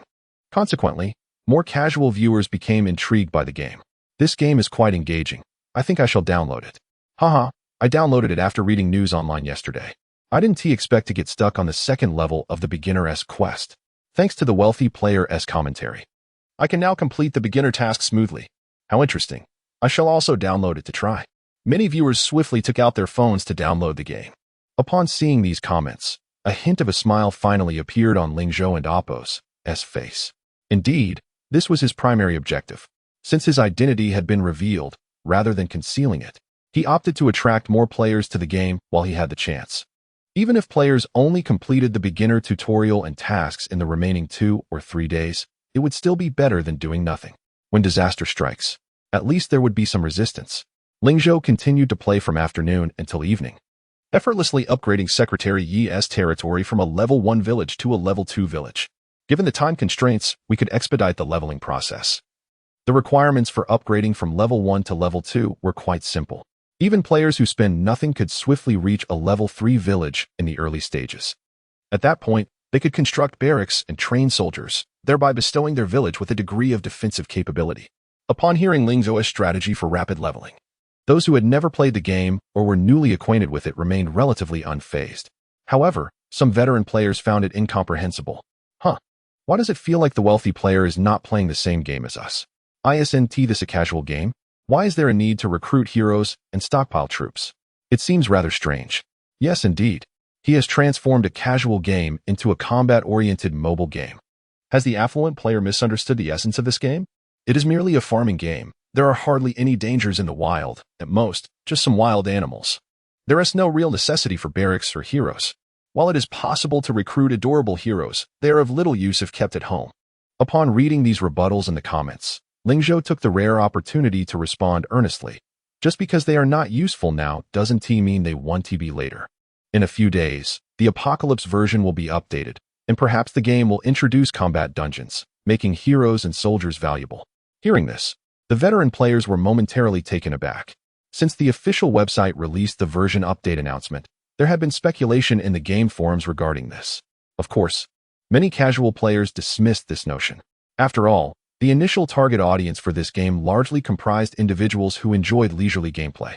When many players heard this assertion again, they couldn't help but scoff. If it truly transforms into a combat-oriented game, I will definitely quit. What a joke. Combat? If they dare to change it, I will delete my account and leave. Streamer, please refrain from imparting misleading strategies. This game is not meant to be played that way. Indeed, reaching a level 2 village suffices. Many buildings have been unlocked. In fact, if there are no territorial constraints, upgrading is unnecessary. Barracks and hero taverns are of little value unless meant to elevate to a level 3 village. Suddenly, the previously amicable livestream chat became inundated with comments attacking Ling Zhou's gameplay. Many casual viewers were bewildered. Ling Zhou furrowed his brow slightly and remarked, "If you dislike it, you need not watch. No one is forcing you." He then instructed Secretary Yi, "Remove these individuals from the chat." Immediately, Secretary Yi began his swift operations. He quickly pinpointed those who had just insulted Ling Zhou amidst the myriad of comments, executing a flawless removal process. Many did not even realize what had transpired as hundreds of veteran players were expelled from the room. What remarkable speed! Ling Zhou's pupils constricted slightly in astonishment as he glanced at Secretary Yi, who adjusted his gold-rimmed glasses while sitting at the computer, embodying a hidden talent. Indeed, aside from being unable to play games or bear children, Secretary Yi seemed to excel in everything else. Ling Zhou mused. Under Secretary Yi's formidable control, any player daring to extol leisurely gameplay in the comments was unceremoniously removed. For Ling Zhou, promoting the correct way to play the game was paramount, and he could not allow so-called veteran players to mislead newcomers. However, while many veteran players were expelled, some rational casual viewers began to voice their concerns in the chat. Wealthy player, was this really necessary? Even if you were promoting this game, can it accommodate two styles of play? Exactly. The streamer is too extreme. If you prefer leveling and battling, then play your way. There is no need to expel others. Hey, are you all blind? Those individuals were the first to ridicule the wealthy player. Is it wrong to kick them out? Haha. Some people seem to genuinely mistake the wealthy player for an ordinary streamer. He is, after all, a billionaire. Streaming is merely a hobby. He isn't genuinely in it for profit. Some have been kneeling for so long that they can't stand up anymore. Just because he is wealthy, why should you have to serve him? The chat soon erupted over Ling Zhou's actions of expelling viewers. Ling Zhou, however, chose not to engage in arguments but instead glanced at his phone. A game notification popped up. Ding. Your territory, the wealthy player S village, has successfully upgraded to a level 5 village. Please check it out. Just at the right moment. A faint smile graced Ling Zhou's face as he picked up his phone and launched the game. Addressing the audience in the live stream, he proclaimed, "Dear friends, we shall now delve into today's streaming theme." Initially, some viewers were momentarily bewildered, but soon the realization dawned upon them. Goodness, is the host finally making a recharge? At long last, it has arrived. I was on the brink of slumber. Who could argue otherwise? If it weren't for witnessing the lavish spinning of the affluent, I wouldn't bother tuning into any gaming live stream. Laughter erupted as they speculated. How much is the magnate prepared to recharge today? 10 million? Or perhaps 50 million? 50 million? How utterly underestimated our esteemed tycoon. Let me suggest a figure, 500 million. The audience buzzed with anticipation, conjecturing the amount Ling Zhou would recharge. With a smile, he refrained from elaborating further. Upon accessing his recharge interface, he seamlessly switched to display his game screen. Instantly, everyone could behold the unlimited recharge option, where a series of numbers had already been entered. Some eager souls began counting the zeros. 1, 10, 100, 1,000, 10,000, 100,000, million, 10 million, 100 million, billion. 10 billion. Gasp, 100 billion. Chapter 43, 100 billion recharge. The whole internet is stunned. Wait, did I miscount? Or has the wealthy benefactor mistakenly added an extra zero? Haha, the benefactor is surely putting on a show. How could one possibly recharge 100 billion? Perhaps it's just a wild guess of 10 million. That's a narrow perspective. I would wager 100 million. After a moment of mild astonishment, the audience seemed to dismiss the notion of 100 billion. However, Secretary Yi, standing behind Ling Zhou, felt a shiver run through him, sensing something amiss. Just as he prepared to voice his concerns, Ling Zhou chuckled lightly and said, "Who said I miscalculated? With those words, Secretary Ye's hand froze in place. In the live stream, a brief silence was followed by an explosive surge of comments. What? Did I hear that correctly? The benefactor is recharging 100 billion. 100 billion what? Surely not 100 billion game coins? Can someone enlighten me on the ratio of gems to real currency in this game? Hey. The recharge ratio is 1, meaning that if the benefactor clicks confirm, it will indeed be a genuine 100 billion. Absurd. Utterly absurd. Is the benefactor in need of a dog? I admit, I might have spoken too loudly just now. Are you all serious? Ling Zhou's entire fortune is merely 100 billion. How could he possibly use it all for a game recharge? Haha, do you all have a misconception about wealth? Having 100 billion does not mean it can all be liquidated. Ling Zhou would have to sell his shares and assets entirely to amass that 100 billion. Do you really think that's feasible? Not only the casual viewers in the live stream, but even Changyu, who was watching, widened his eyes in disbelief. Impossible. Absolutely impossible. His eyes reflected utter incredulity. Has Ling Zhou lost his mind? Unlike others, Changyu knew that Ling Zhou had recently received over 100 billion. Courtesy of his father just yesterday, and today Ling Zhou wants to use it all for a game? What a joke. Regardless of how one might argue. That 100 billion was hard-earned by Ling Zhou. He could not fathom that Ling Zhou would truly dare to do such a thing. But no matter how the audience speculated, Ling Zhou had every intention of proceeding with the recharge. Since his rebirth, he had been preparing for this moment, finally gathering the funds just yesterday. In his previous life, he had envisioned this scene countless times. Had he recharged all his assets into the game back then, how could he have met such a tragic end? The countless failures on the battlefield, the helplessness witnessing comrades fall beside him, and the excruciating pain of being pecked at by carrion birds. He had not forgotten. Nor could he erase the memories of everything that had transpired. All of it remained vivid in his heart. At this moment, even Ling Zhou found it challenging to fully contain his emotions. A decade-long obsession from his previous life was finally coming to fruition. Ling Zhou took a deep breath, suppressing the tumult within, and gently tapped the recharge confirmation button. With a crisp chime, the world seemed to freeze, and every breath hung in the air. Chime. Congratulations. You have successfully recharged 10,000,000,000,000 gems. Chime. Congratulations, player. I am the benefactor has reached 100 billion in recharge, unlocking the highest privilege level VIP 10. Chime. Congratulations. Notifications continued to flash. The live stream audience erupted in chaos, with an avalanche of comments flooding the screen like a swarm of locusts. Ling Zhou, feeling as though he had accomplished a mission, relaxed into his soft chair, ignoring everything around him.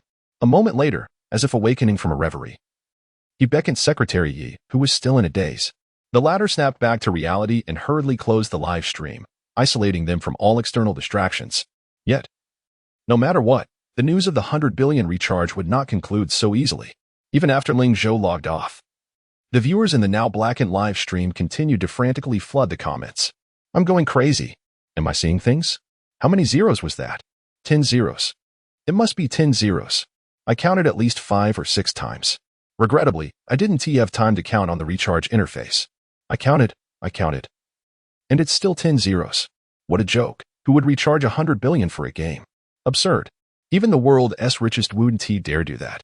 I seriously suspect Ling Zhou is playing on a private server, using hacks.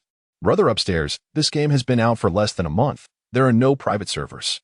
I simply cannot comprehend this. Is this the caprice of the wealthy?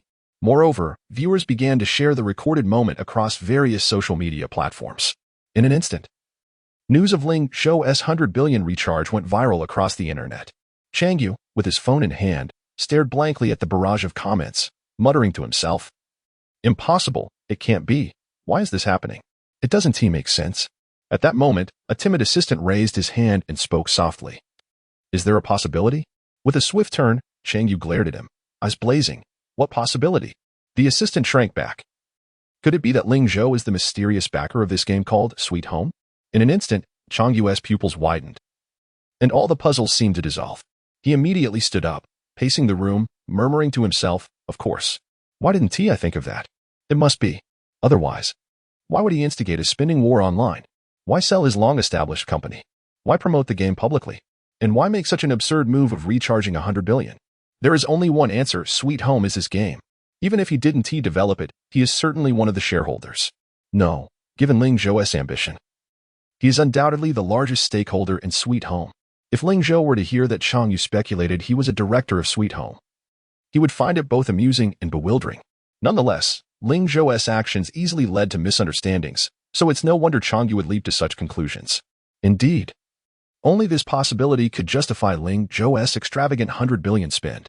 Yet, the very catalyst for it all was something even Chang Yu had selectively forgotten. It was not Ling Zhou who instigated the spending war, it was he himself. However, people often choose to believe only what they wish to believe. And Chang Yu was no exception, ensnared in his own logic. The more he pondered, the more convinced he became of his theory, overlooking the glaring errors. Moments later, Chang Yu's confidence returned. Standing tall and commanding, he gestured grandly to the assistant. "Let us go. Our opportunity for a comeback has arrived." A glimmer of malice flickered in his narrowed eyes, his tone chillingly cold. "This time, I shall not only thwart Ling Zhou's ambitious plans, but also ensure that the game he painstakingly developed meets a dismal fate." Chapter 44, Supreme VIP 888 User. After Ling Zhou exited the live stream, he did not rush to log off. Coincidentally, his level 5 village had successfully upgraded, bringing him to the final stage of his pre-apocalyptic version plan. Once he fully upgraded the level 5 village, he would have completed all necessary preparations before the version update. Upon unlocking the level 5 village, not only did the basic territory range expand from 400 spaces to 500 spaces, along with some foundational population limits being unlocked, but the most significant change was the unlocking of the sacred magic water pool. If the unit nest symbolizes the military strength of a territory, then the sacred magic water pool represents the core energy source of that territory. All defensive structures rely on sacred magic water for their operation.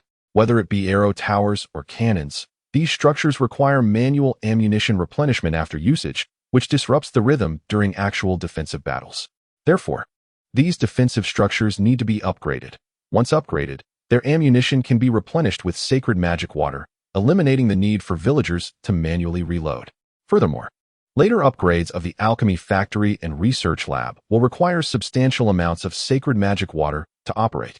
The energy source for sacred magic water is a rare resource, crystals, also known as sacred magic crystals.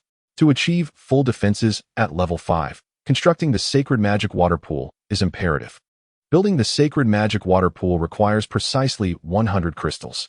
Ling Zhou's warehouse, combined with rewards from previous blind box openings and completing the Goblin Grassland, had amassed approximately 500 to 600 crystals. Therefore, constructing the sacred magic water pool posed no significant challenge, and he could even build the perfect level defensive structure. The crossbow catapult that Ming Yunqi had previously given him. "Hearkens it and oppos. As your time to shine," Ling Zhou commanded the resting construction crew. "At your service, my lord." Harkins replied respectfully, raising his hammer, and promptly began working with the remaining construction workers. With the territory expanded, more defensive structures could naturally be built. However, the number of construction workers within the territory remained somewhat limited, insufficient to meet the construction demands. Although villagers could build some residential and ordinary structures, they were unable to construct defensive buildings or the sacred magic water pool. Ling Zhou accessed the Lord's office to recruit construction workers, preparing to fill the last construction worker slot unlocked by the level 5 village. With yesterday's efforts, the luck value on the construction worker recruitment interface had accumulated to 3,000 points. Unfortunately, master-level construction workers like Harkins only appeared during the first round when the luck value reached 1,000 points, and none had appeared since. Currently, Harkins remained the sole master-level construction worker in the territory, while the other 3 were rare-level workers. Despite this, such a construction team was still among the elite at the village-level territory. Let's continue to increase the luck value. Ling Zhou embarked on a relentless quest to boost his luck. After refreshing the 30 free attempts, the luck value rose to 3,150 points. Next came the option to spend 1,000 gems at a time. Without a moment's hesitation, Ling Zhou replenished the remaining 850 points of luck for the day, bringing the total to 4,000 points, yet still no master-level worker appeared. It seemed that before upgrading to town-level territory, it would be impossible to recruit a master-level construction worker. Ling Zhou shook his head, suppressing a hint of disappointment. It was understandable. Master-level construction workers were, in some sense, rarer than master-level unit nests, making them difficult to acquire. As luck value increased in the future, it would naturally become easier to recruit them. Ling Zhou did not dwell too much on it. and casually selected a construction worker with an appealing name among the rare-level workers for recruitment. Thus, the construction workforce of the Level 5 luxurious village was now complete. One achievement unlocked.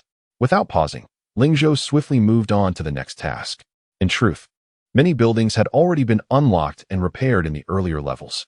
After reaching the Level 5 village, there were few tasks requiring Ling Zhou's direct involvement.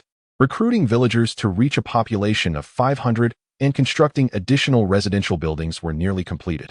There were only a few remaining tasks. Once the sacred magic water pool was built, he could commence renovations on the defensive structures. Ling Zhou calculated the time and found that the remaining 2 days were more than sufficient. Having completed all of this, he stretched and sighed with relief. The next 2 days would simply require patience. He then gazed at the gem balance displayed on the interface, which totaled a staggering amount exceeding 100 billion gems.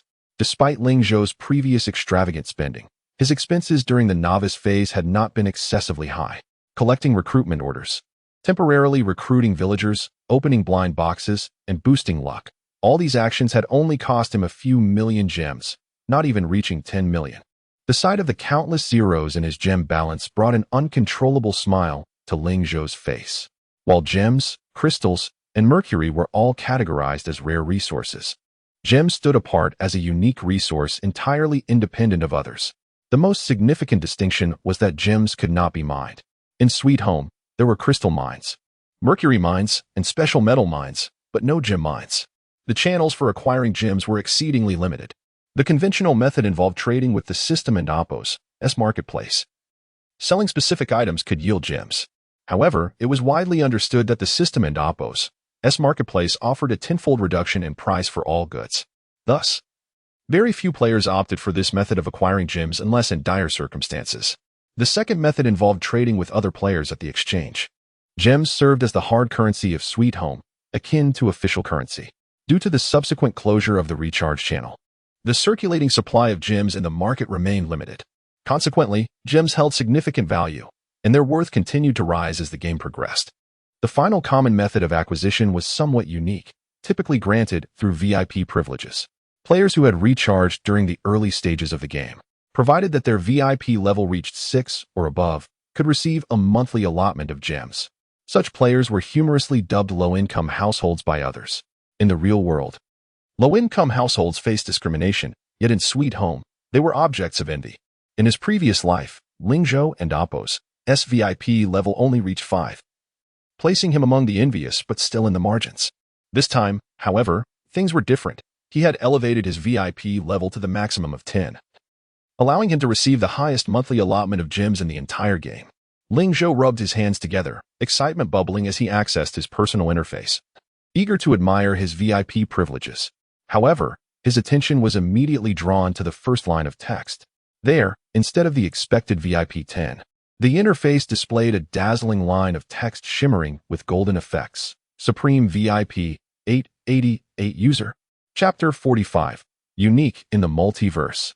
Obtaining Lord skills. Ling Zhou initially felt perplexed, but upon reviewing the historical records of the system notifications, he discovered the truth. After recharging a staggering 10 billion gems, he received a reward notification, which he had overlooked in the midst of his excitement. Ding! Congratulations to the host for becoming the first player in the multiverse to recharge an amount reaching 10 billion gems. As a reward, your VIP level has been upgraded from VIP 10 to the Supreme VIP 888. Please visit the relevant interface for specific benefits. Upon seeing the phrase first in the multiverse, Ling Zhou and Oppo's heart skipped a beat. Having experienced the battlefield of myriad races, he understood its significance. Typically, rewards associated with the multiverse only emerge in the mid to late stages of the battlefield, including multiverse rankings and more. He never anticipated encountering the term multiverse at this moment. However, every reward bearing that term was invariably of the highest caliber. Wait. Suddenly, he realized. A glimmer of joy illuminated his face. Does this mean that within the vast realms, I am the only player whose recharge amount has reached 10 billion gems? A moment later, Ling Zhou came to his senses. Perhaps there will be others in the future, but at this stage, it is indeed just me. After all, once in the multiverse battlefield, commonly known as the battlefield of myriad races, many alien tribes could easily amass fortunes in the tens or hundreds of billions. Haha. At least I am currently in the lead. Ling Zhou laughed heartily and then pulled up his personal interface once more to inspect the details. To his astonishment, the benefits of VIP 888 were truly astounding. Firstly, the collection and construction speed of the citizens within his territory had surged from 3 or 4 times to an astonishing tenfold. This single enhancement was enough to leave Ling Zhou elated. It meant that the development pace of his territory would be unmatched in the future. As long as resources were abundant, he could upgrade his territory at a speed that would take a decade and Appos' worth of effort in mere 1 year. Moreover, other enhancements almost redefined Ling Zhou and Appos' understanding. The citizens and Appos' favorability had an additional boost of 30 points. He chuckled softly. This additional favorability must stem from the wealth he possessed. This statement was not unfounded. The prosperity of a territory indeed influences the favorability of its citizens. Furthermore, all citizens of the affluent small villages automatically acquired a passive skill, swift movement, increasing movement speed within the territory by 150. One should not underestimate this skill. Whether for support or mundane labor, this enhancement would significantly improve efficiency. Additionally, according to the system and Appos' description, swift movement would upgrade alongside the territory, meaning that the 150 movement speed boost was far from the skill and Appos' limit. There were also increased refresh rates for mercenary camps, free refresh rates for shops, and free refresh rates for recruiting builders. The multitude of enhancements overwhelmed Ling Zhou, and he struggled to absorb them all. Finally, at the bottom of the Supreme VIP 888 detailed description, he spotted the embossed golden letters, exclusive reward for Supreme VIP 888. Lord skill, money can move mountains. Ling Zhou and Appos' pupils contracted in disbelief, his body involuntarily shuddering as he nearly dropped his phone. Did I just see that? Lord skill. He swallowed hard, staring incredulously at the words Lord skill on the screen. It is known that lords are categorized into levels, ranging from novice, beginner, intermediate, advanced, extraordinary, to king level.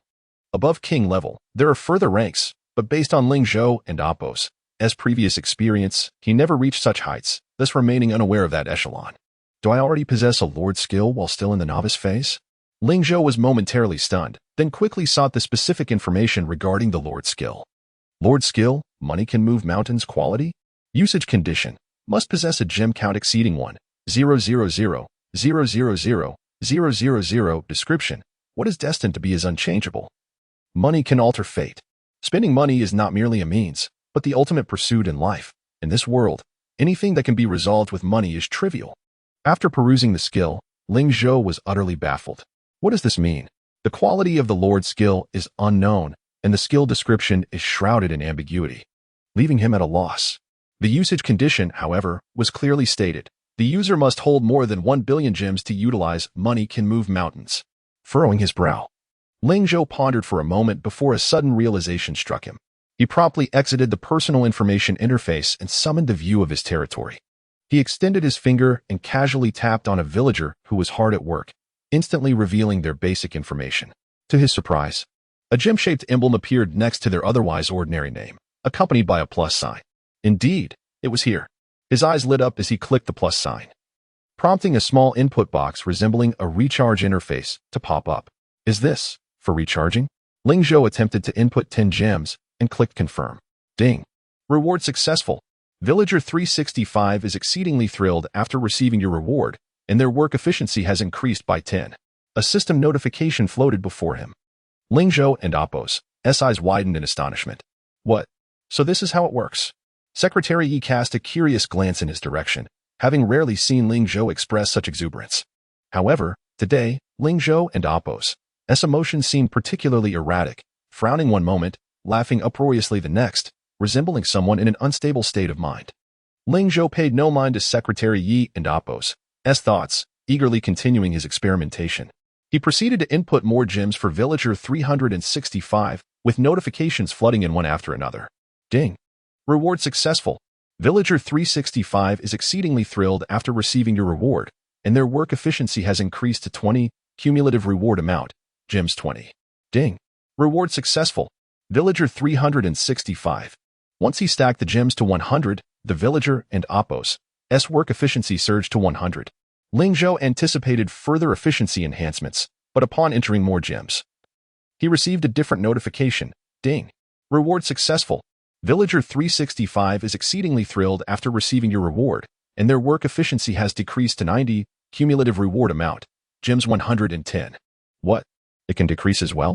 Ling Zhou couldn't and Oppos, T help but exclaim. However, after a moment and Oppos, S reflection, he realized this was akin to the dynamics of managing a company in real life. If wages are diminished, employees may strike. If wages are inflated, employees might become complacent. Nonetheless, regardless of the fluctuations, achieving a doubling of efficiency was still commendable. Moreover, since the Lord's skill possesses growth potential, it would continue to enhance alongside the Lord and Oppos, S level.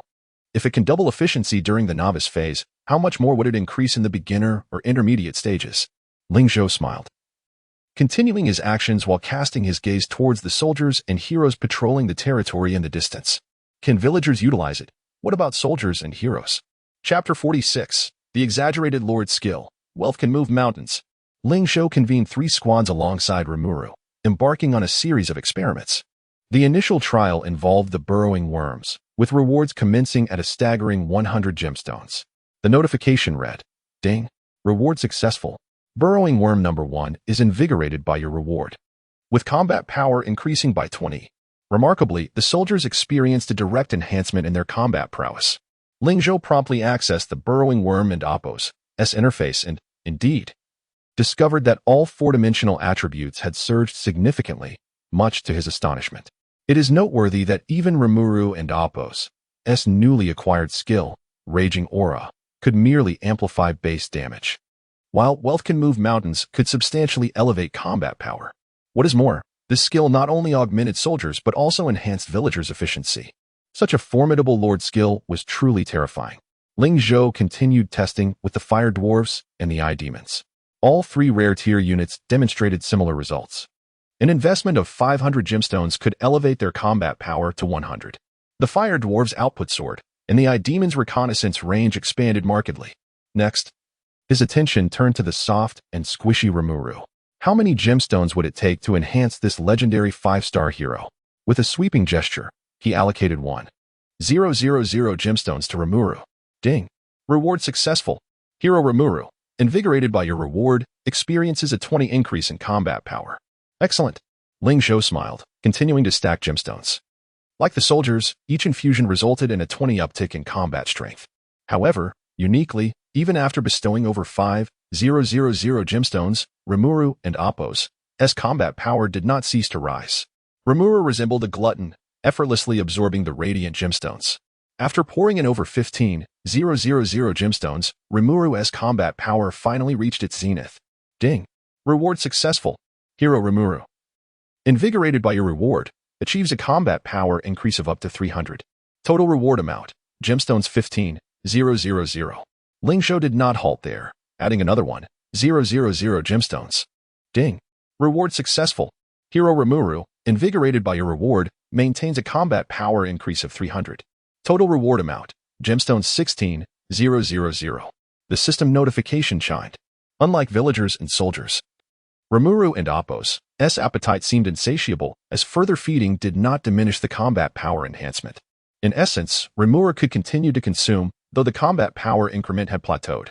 Ling Zhou found this outcome amusing. Indeed, Rimuru was the undisputed glutton of the territory. While others might slack off after overindulgence, Rimuru remained tireless, perpetually hungry. Regardless, Rimuru was the powerhouse of the territory. With a combat power exceeding 300, its strength had now nearly tripled, approaching an astonishing 1,000 points.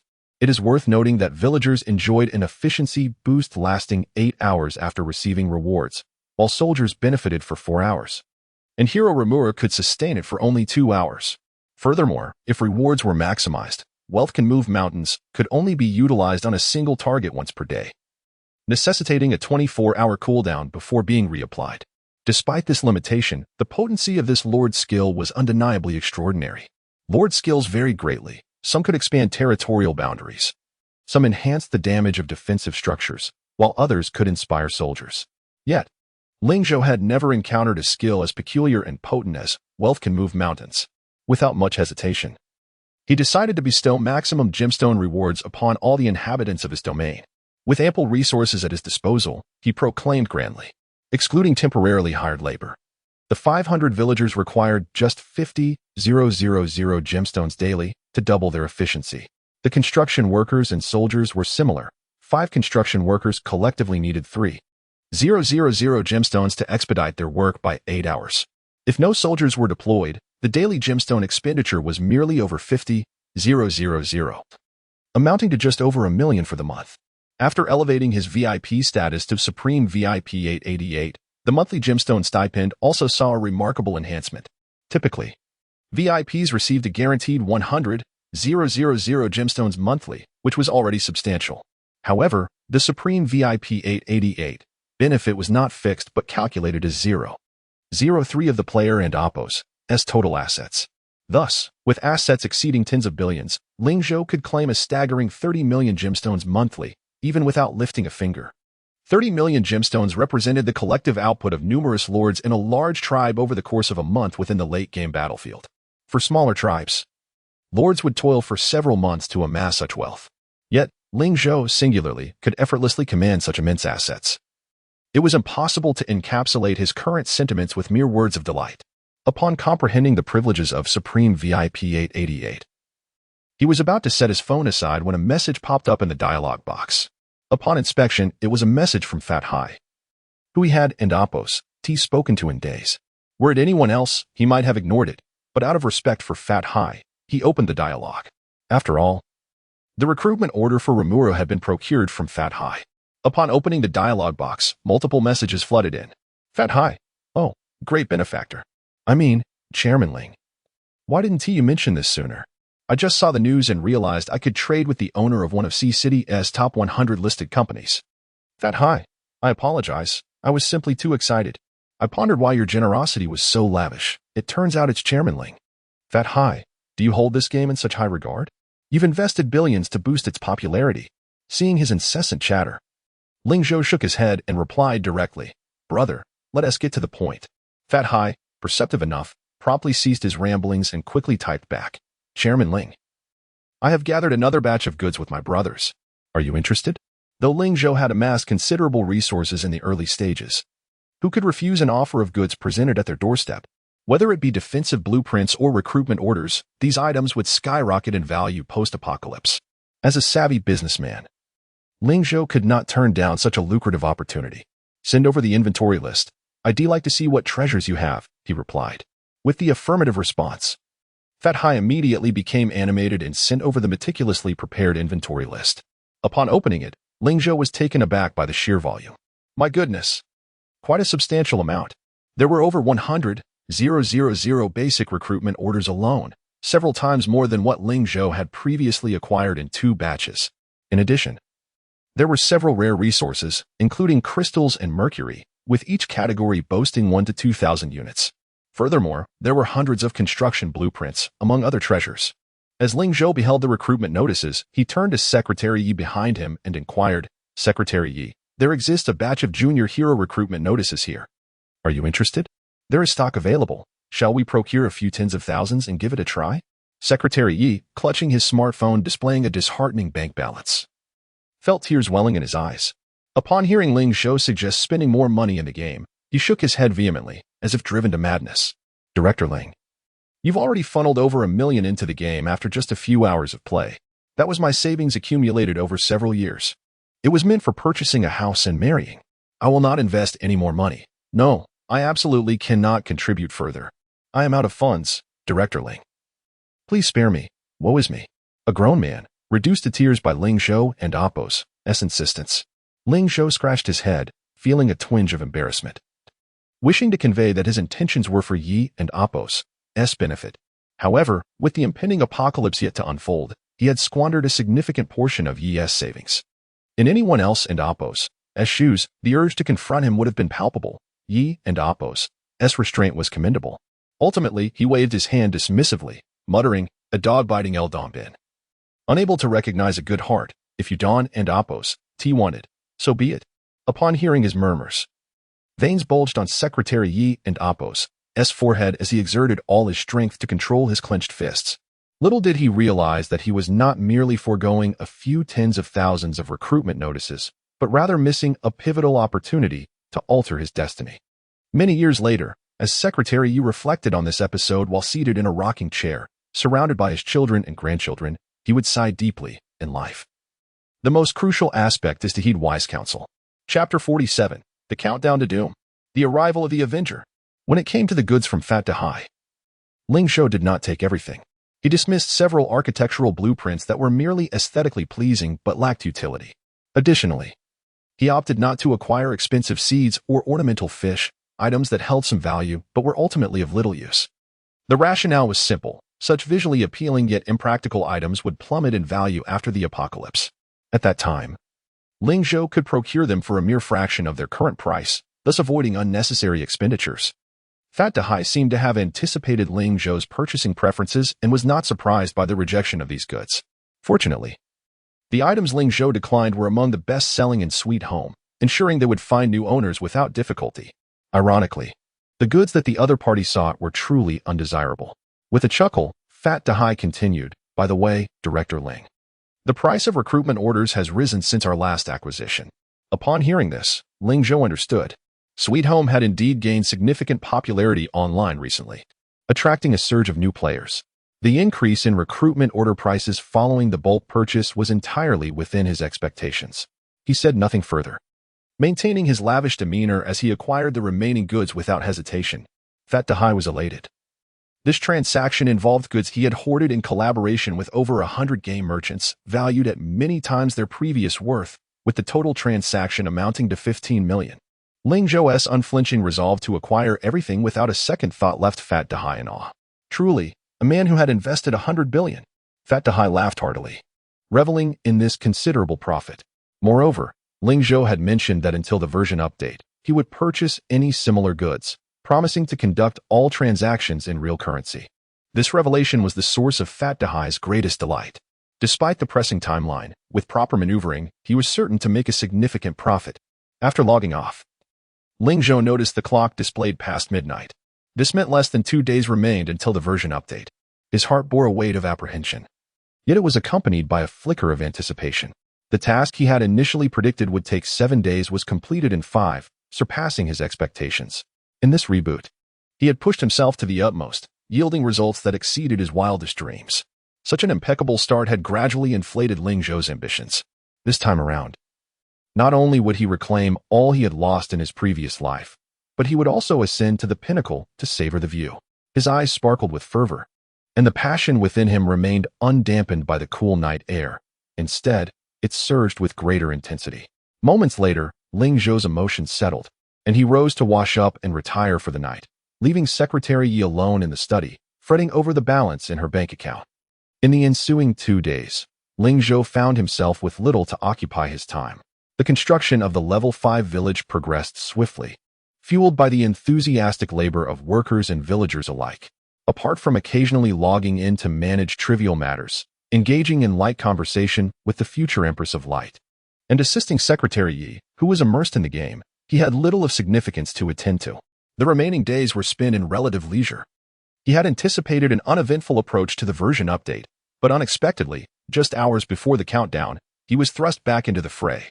"Director Ling, trouble is brewing. Changyu is going live tonight." Secretary Yi burst from the kitchen, her expression grave. Ling Zhou was at a loss for words. What mischief is he up to now? Secretary Yi handed him her phone, stating earnestly, "Director Ling, the purpose of Changyu's live stream is quite clear, to sabotage Sweet Home." Ling Zhou chuckled. What does he think he can do? Secretary Yi shook her head, continuing, "This time is different. Changyu has leaked details about the acquisition by Ling's information technology company, claiming you orchestrated the spending spree and the 100 billion recharge gimmick solely to promote Sweet Home." Ling Zhou was taken aback. "What? Sweet Home is now my creation? How could it get any more absurd?" Observing his incredulous expression, Secretary Yi was equally astonished. "Director Ling and Oppos, Sweet Home and Oppos, is not your creation." With a resigned shrug, Ling Zhou replied, "How could you believe that? You and Oppos, my personal secretary, you know my every schedule. How could I possibly keep the development of a new game from you?" Seeing his serious demeanor, Secretary Yu realized he was not jesting. Yet, she stammered, "But it and Oppos, it's understandable that people would misinterpret the situation." Indeed, even Secretary Yi, who knew Ling Zhou best, had once speculated whether he was the shadowy figure behind Sweet Home. After all, Why else would he invest his entire fortune in a game? Ling Zhou felt helpless. To be honest, no one would believe him. He glanced at the live stream featuring Changyu, who was puffing on a familiar electronic cigarette while engaging with his audience. Brothers, if Ling Zhou ISN and Oppos, T the shadowy owner of and Oppos, Sweet Home and Oppos, I'll eat shit live on stream. Ling Zhou nearly choked on his soda. That was not the end of it. His expression grew even more perplexed upon witnessing the audience's comments. Ling Zhou sold his company for over 100 billion and then dumped all that money into a game. How is that not a publicity stunt for this game? Wait, did he really invest 100 billion? Is the guy upstairs daft? He asked the shadow owner of and Oppos, Sweet Home and Oppos, even if he poured in 1 trillion. It would merely be a string of numbers for him. Can he really drop 100 billion? So that is how it works. The audience pondered why Ling Zhou would abandon a promising public company to run a small game. At that moment, Changyu picked up on the comments, saying, "A small game? I beg to differ." He stood up and added, "Some of you may not grasp the revenue of certain games on the market. Allow me to enlighten you. The mobile gaming market has been booming in recent years, with some top-tier games raking in tens of millions monthly. The pinnacle games, like a certain MOBA title, can achieve monthly revenues in the billions. Earning hundreds of billions in a year is entirely feasible." His words left the audience astounded. "I play that game frequently. It's making that much money? My goodness. So, running a game company is even more lucrative than managing an internet company? This is too easy to profit from. Unbelievable." Ling Zhou, observing the barrage of comments, furrowed his brow, acutely aware that the audience was completely oblivious to the inconsistencies in Changyu's statements. He merely cited a few prominent mobile games, neglecting to mention the considerable challenges and investments involved in their initial development, focusing solely on revenue and outcomes. Presently, the mobile gaming market in Yen country is exceedingly vibrant, yet intensely competitive, making it far from easy to stand out, with countless games failing to launch successfully. Regrettably, the audience has become enamored with his theories, failing to recognize the flawed logic behind them. With unwavering certainty, Changyu proclaimed, "If you doubt this, you can compare the popularity of this particular game over the past few days with its current standing. Observe the staggering difference. I assure you, everything Ling Zhou has done is aimed at marketing this game." The audience suddenly grasped the situation and began to voice their opinions. Goodness, Chairman Ling truly excels in business. Indeed, the entire scheme left me bewildered. Was all previous marketing merely a ploy to promote this game? However, even so, that is merely a marketing tactic, which is not particularly unusual in commercial promotion, is it? Upon hearing some defend Ling Zhou, Changyu scoffed, stating, "Were it normal marketing, I would not have felt compelled to expose these matters. But consider this. Yesterday, Ling Zhou spent over 100 billion in front of everyone, catapulting Sweet Home to the top of the global revenue rankings, creating immense momentum for the game. Yet, there is a crucial point to address. At this juncture, he paused deliberately and continued, that is, Ling Zhou and Oppos' fraudulent recharge of over 100 billion in revenue constitutes an illegal act. Before the audience could react, he slammed his hand on the table and exclaimed, "Thus, we must resolutely oppose this shameless and unscrupulous malicious business competition. Such a subpar game does not deserve our engagement and should be expelled from the gaming community. I call upon all veteran players to delete their accounts and withdraw from this game. I also urge every player in the mobile gaming sphere to join in the boycott of these inferior games." His fervor was palpable, each word resonated with power. And in a fit of excitement, he even leapt from his chair, embodying the very essence of a righteous crusader descending from the heavens. Yet Ling Zhou, upon hearing these remarks, displayed no anger. Instead, he observed the animated Changyu on the screen with a bemused expression, scratching his head and saying, "Goodness, does he wish for his demise to come swifter?" The 2 chapters are substantial. Starting tomorrow, I shall maintain a tri-weekly update schedule.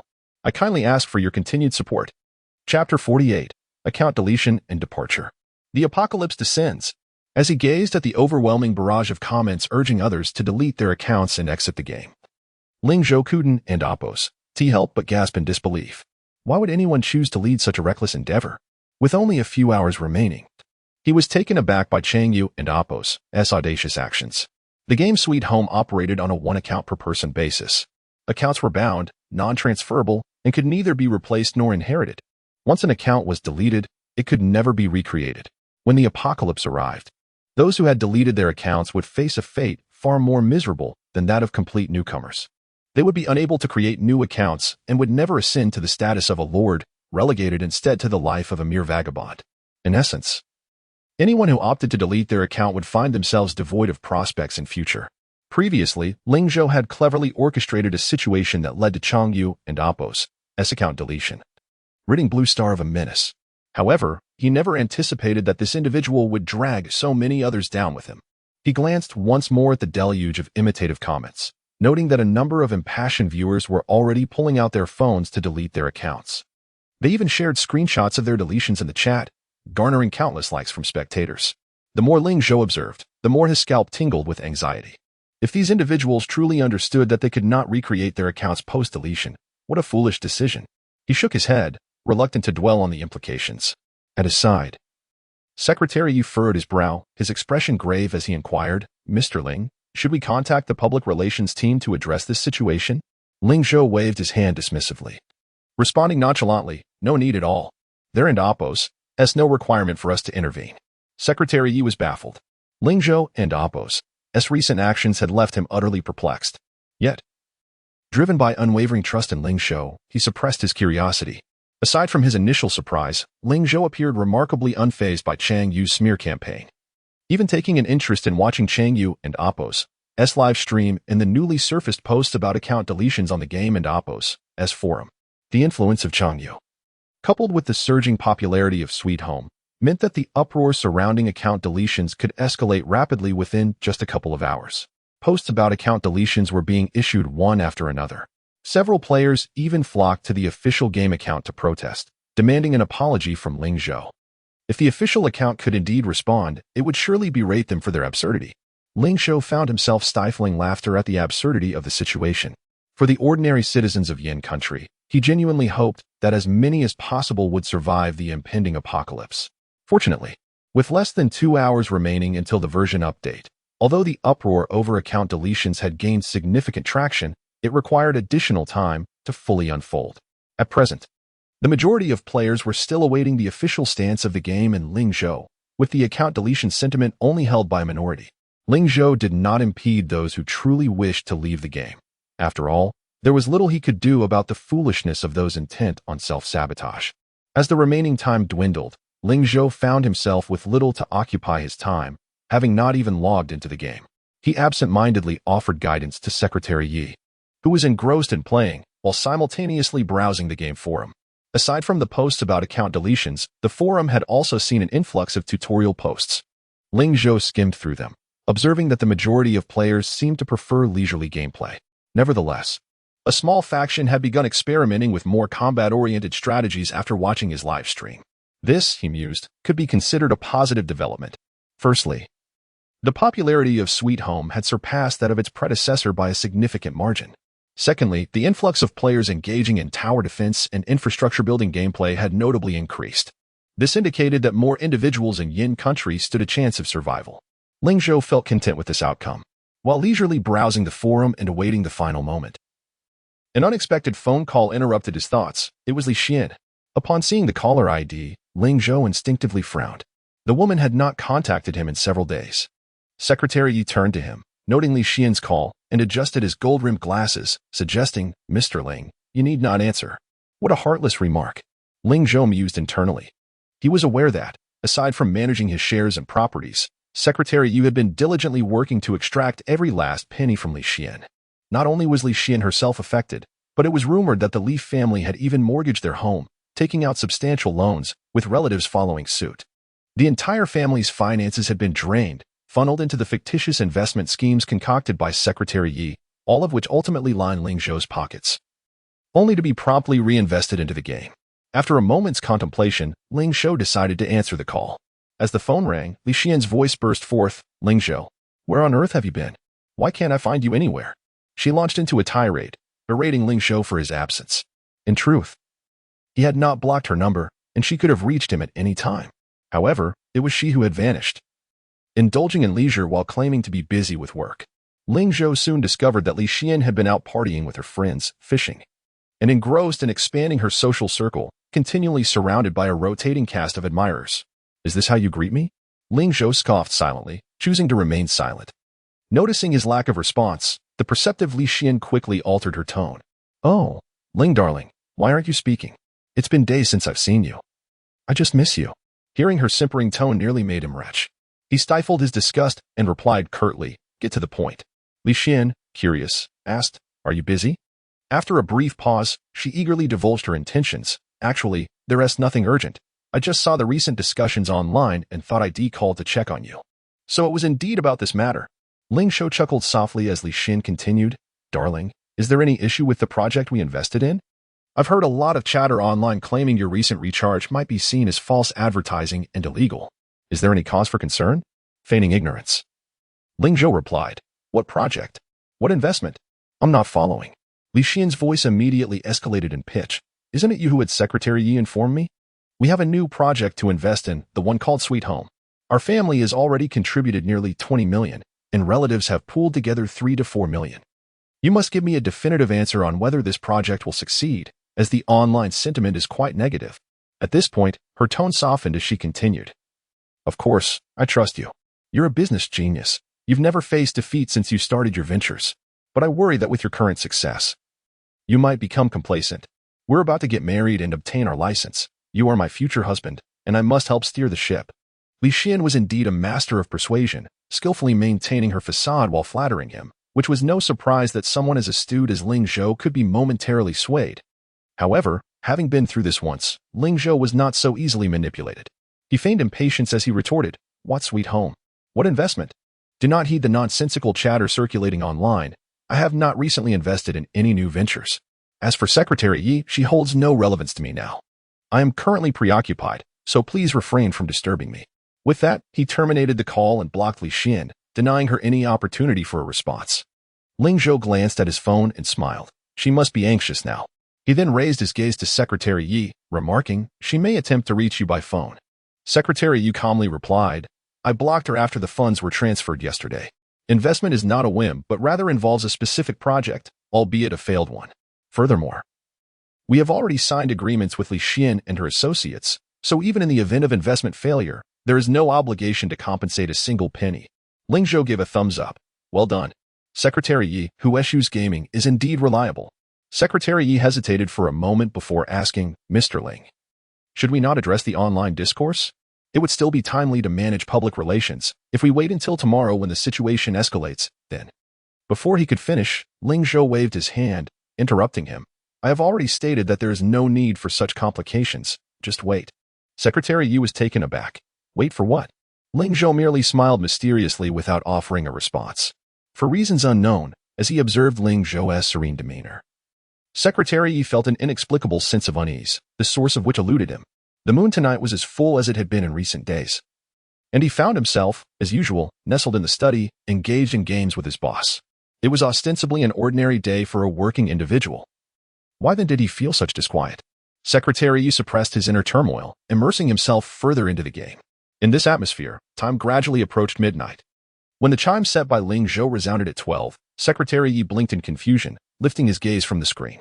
However, before he could fully comprehend the situation, a voice, as thunderous as a celestial storm, resounded unreasonably in his ears. Announcement. Announcement. The apocalypse has arrived. Version update. Sweet Home is about to enter Doomsday mode. And the game segment is beginning to merge with the blue star map. All players, please prepare yourselves.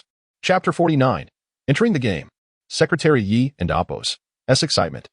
At that moment, all the inhabitants of Blue Star were jolted awake by a resounding voice, frantically searching for its source, yet finding nothing. Secretary Yi rose from his seat, still enveloped in confusion. Had it not been for the voice's overwhelming resonance that struck deep within, he might have dismissed it as a prank orchestrated by Ling Zhou. Turning to look at Ling Zhou, he noticed that the latter had somehow moved to the floor-to-ceiling window of the study, gazing up at the night sky. Following his gaze, Secretary Yi beheld the originally luminous white moon gradually transforming into a deep crimson hue. Rubbing his eyes to confirm he was not imagining things, he stammered, What is happening? Ling Zhou slowly turned his head, his eyes reflecting an inscrutable depth, and uttered in a mystifying tone, It has already begun.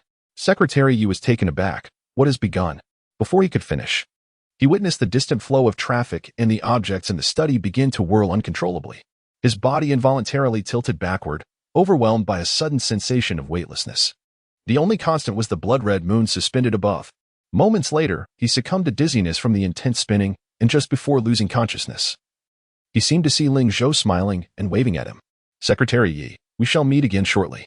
The voice echoed like a whisper from a dream, both real and ethereal. Upon awakening from the endless darkness, Secretary Yi opened his eyes to find the opulent study had vanished, replaced by a dilapidated wooden room that appeared quite rudimentary. "Where am I?" he muttered in a state of panic, rising to assess his surroundings. The room seemed unremarkable, but when he pushed open the door, a series of urgent alarm sounds blared. "Warning! Warning! Sweet Home is merging with the Blue Star territory. Please wait patiently. Please wait patiently." What is Sweet Home? Secretary Yi instinctively questioned, only to realize an interface resembling a game had appeared before him, one that felt strikingly familiar. Sweet Home. His eyes widened in disbelief. Before he could fully process this revelation, a chat message from "I am a great god" popped up. It's Ling Dong. He recalled Ling Zhou's gaming name, which he had previously found rather ostentatious. Secretary Yi hurriedly opened the message box, where he found a simple 3-word message: "I am a great god. Check the public channel." Fortunately, having played the game for a few days, he was adept at navigating the chat channels. Soon, he pulled up the chat window, only to be astonished by the barrage of messages flooding in. "I seem to be trapped in a room. Where is this? Can someone explain what is happening? Me too, what should I do? My phone doesn't work. How can I call the police? Damn it. I'm still a virgin. I don't want to die. Let me out. Calm down upstairs. You must have just woken up. Check the system prompt. It seems we are trapped in a game called Sweet Home." Reading the last message, Secretary Yi murmured, "I've crossed into the game?" He then steadied himself and recalled the system prompt. "Sweet Home is merging with the Blue Star territory." A chill ran down his spine as he exclaimed, "Could it be that I haven't crossed into the game, but rather the game and reality have merged?" With this thought, he continued to scan the chat channel. Indeed, he found that the interior of the room mirrored that of the main bedroom in Sweet Home. "Me too. I remember my main bedroom was styled in Scandinavian minimalism, quite similar to my home. I almost thought I was back home until I realized the door wouldn't open. Wow, the upstairs player is so impressive. Why is my room just a rickety wooden shack with a wooden plank bed that leaves me aching all over?" "Me too. Rickety wooden shack one. I get it now. We old players must have been transported to our previously constructed territories, while the new players are stuck in the initial undeveloped Lord's residence. That makes sense. Thankfully, I played this game before and built a pink castle. My bedroom is so comfortable, even more so than my own home. Selfie. JPG, how I envy the big shots. Living so lavishly. The old players must be having a great time. I played this game a couple of days ago, but after seeing too many negative reviews, I gave up. Damn, I regret it. Is there a big shot who can guide me? I can easily be knocked down, skilled in various traps and sounds. And I have a stock of 1080 black silk photos on my phone. Please take me under your wing." The astute newcomers had already begun to seek guidance. Secretary Yi glanced around his room. Although lacking in extravagant decor, it was far from the shabby wooden shack described. Over the past few days, Ling Zhou had been diligently assisting him with tasks, advancing the progress of his territory and guiding him through Sweet Home. As a result, Secretary Yi's territory had already upgraded to level 3, with heroes and troops fully recruited and defensive structures even being built. The simplicity of his lord's residence's bedroom decor stemmed from Ling Zhou's developmental strategy, which prioritized defense and troop strength. All the money he had spent was invested in territorial construction, neglecting the purchase of beautiful architectural blueprints and high-quality farmland designs. Observing the adulation directed towards the old players in the chat channel, Secretary Yi suddenly comprehended Ling Zhou's thoughtful intentions. "Ling Dong." Tears welled up in his eyes as he called out with deep emotion. At that moment, Ling Zhou, comfortably reclining on a plush bed and intrigued by the chat channel, suddenly sneezed. Achoo. He rubbed his nose, casting a puzzled glance around. "There's no air conditioning in here. Could I be coming down with something?" Ling Zhou felt somewhat bewildered, but shrugged it off. What a jest. He was now the village chief of a level 5 settlement. As long as he remained within his territory, he would benefit from the attributes conferred by it. At that moment, Ling Zhou was no longer the same individual from the real world. All his physical attributes had significantly increased, though not as formidable as soldiers or heroes. He was immune to minor ailments like the common cold. During the hours following the Sweet Home update to the apocalyptic version, players were confined to their lord's residence rooms and could not perform any other actions. Even Ling Zhou had no choice but to idly scroll through the chat channel, observing the discussions among the newcomers. However, What surprised Ling Zhou upon opening the chat channel was the immediate discovery of someone engaging in misconduct. Flower. Fairy here. Everyone listen to me. As an old player from the launch, this game requires building more beautiful houses to boost our style points, so we can make it onto the style leaderboard. Chapter 50. The reactions of various nations. The speedrun strategy of Ling Zhou. The player known as Flower, Fairy of the Immortal, proudly declared that she ranks among the top 100 on the fashionable leaderboard of the Yen Kingdom. Ling Zhou. It is worth noting that the current chat channel is still visible to all players from Blue Star. However, due to the overwhelming number of players from Blue Star, the chat channel has been divided into countless sections. Players can freely switch between channels to gather information, and the system has thoughtfully provided translations for each region's language. Regardless of nationality, players can comprehend the comments made by others. Only after the version update concludes will there be regional divisions, at which point players from different areas will no longer be able to chat across channels. However, those who have added friends in advance can still engage in private conversations, which remains unaffected. If only Flower, Fairy of the Immortal, had made such a statement, it might have been dismissed. But a plethora of supportive comments soon appeared in the chat. The esteemed one is correct. There is no need for excessive worry. This game is merely a casual affair, devoid of danger. Indeed, the greatest threat at my territory's gates is the wild beasts, which can be dealt with by organizing the villagers. As long as we remain within the territory, we are absolutely safe in the early stages. Oh, the esteemed one is so generous to share her experiences. Love you lots. Truly, there are still many kind-hearted individuals in this world. The fairy is simply extraordinary, my goddess. Fairy forever. As she basked in the flattery, Flower, Fairy of the Immortal, began to float on air. Flower, Fairy of the Immortal, haha. At this moment, the world should support one another. Those wishing to understand the game can privately message me. I have more beginner tutorials. Ling Zhou initially intended to say a few words, but upon glancing at the nationality following Flower, Fairy of the Immortal, and then at the other players' nationalities, he realized, they are all from the West. So there is no need for concern. He silently switched to a different chat channel. Players from the same region naturally share a certain level of trust, making it easier for them to come together for conversation.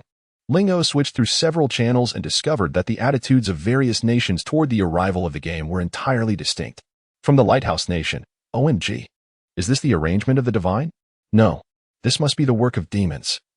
Our Lighthouse Nation has lost its territory and its position as the world's dominant power. Please, be a bit more optimistic. The Lighthouse Nation has always been the strongest. Indeed, we are clever, strong, and unmatched. From the Flying Pancake Nation, oh God, this must be a miracle. The Buddha's light must be protecting us, granting us invulnerable bodies. We shall seize this opportunity to become a superpower. Great God, I ask for nothing else but a female lizard. From the West, our great Han Ming nation's opportunity has arrived. The entire world is within our grasp. The West has truly struck it rich. We are on our way to becoming #1 in the world. From the Cherry Blossom Nation, the opportunity for our glorious daytime empire to conquer the world has finally come. Fantastic. We no longer need to worry about our territory being submerged. I possess a vast expanse of land within the game. Once we resolve our territorial issues, we shall be invincible.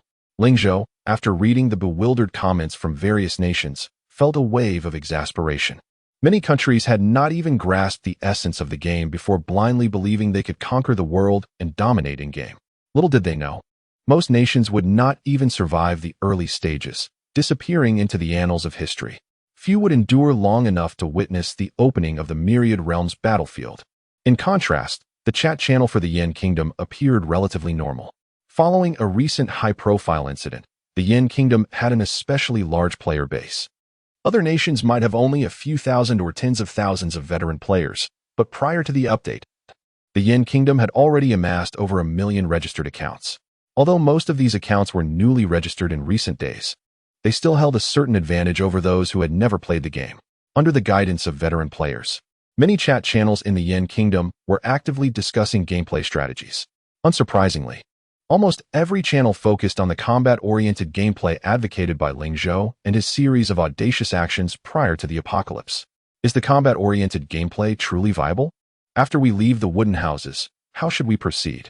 Is there a veteran who can elucidate the matter? Currently, no one dares to assert which gameplay style is authentic. Everyone can only wait for the version update to see what new modes are introduced. Indeed, I previously played a casual style as well. But the operations of the wealthy player were so astounding that I now find myself doubting my choices. Before the merging of territories, the casual gameplay style had dominated the Yin Kingdom's gaming forums. The combat-oriented gameplay must be a new concept introduced by Ling Zhou, and the number of players engaging in it was not substantial. However, the reason these veteran players began to question themselves was due to Ling Zhou's exaggerated maneuvers prior to this. The operations of the wealthy player were extraordinary, liquidating all assets to invest 100 billion into the game. Everything in the real world faded away, merged into the game. And now he has profited immensely. A word of caution, it is not merely 100 billion. Last night, I glanced at the wealthy player's total wealth, which had already surpassed 13 billion. Not only in the Yin Kingdom, but he is undoubtedly the #1 in Blue Star. I wonder, could it be that the mastermind behind this game is none other than Ling Zhou himself? Indeed, I too find it suspicious, otherwise. How could Ling Zhou have foreseen the game's arrival in reality and preemptively transferred his assets into the game? You all are being too far-fetched. I believe the wealthy player simply enjoys gaming. Haha, unless Ling Zhou has been reincarnated, how could he possibly know such things? You've read too many novels, thinking about reincarnation? I believe Ling Zhou is just a gaming addict, clearly someone with excessive funds acting on a whim. Regardless, the operations of the wealthy player have ignited an explosion of interest in Sweet Home within the Yin Kingdom. Many of us downloaded the game after seeing the news. And I am grateful I downloaded it early and followed the wealthy player's speedrun strategy to reach a level 2 village. At least I can recruit heroes now. Me too.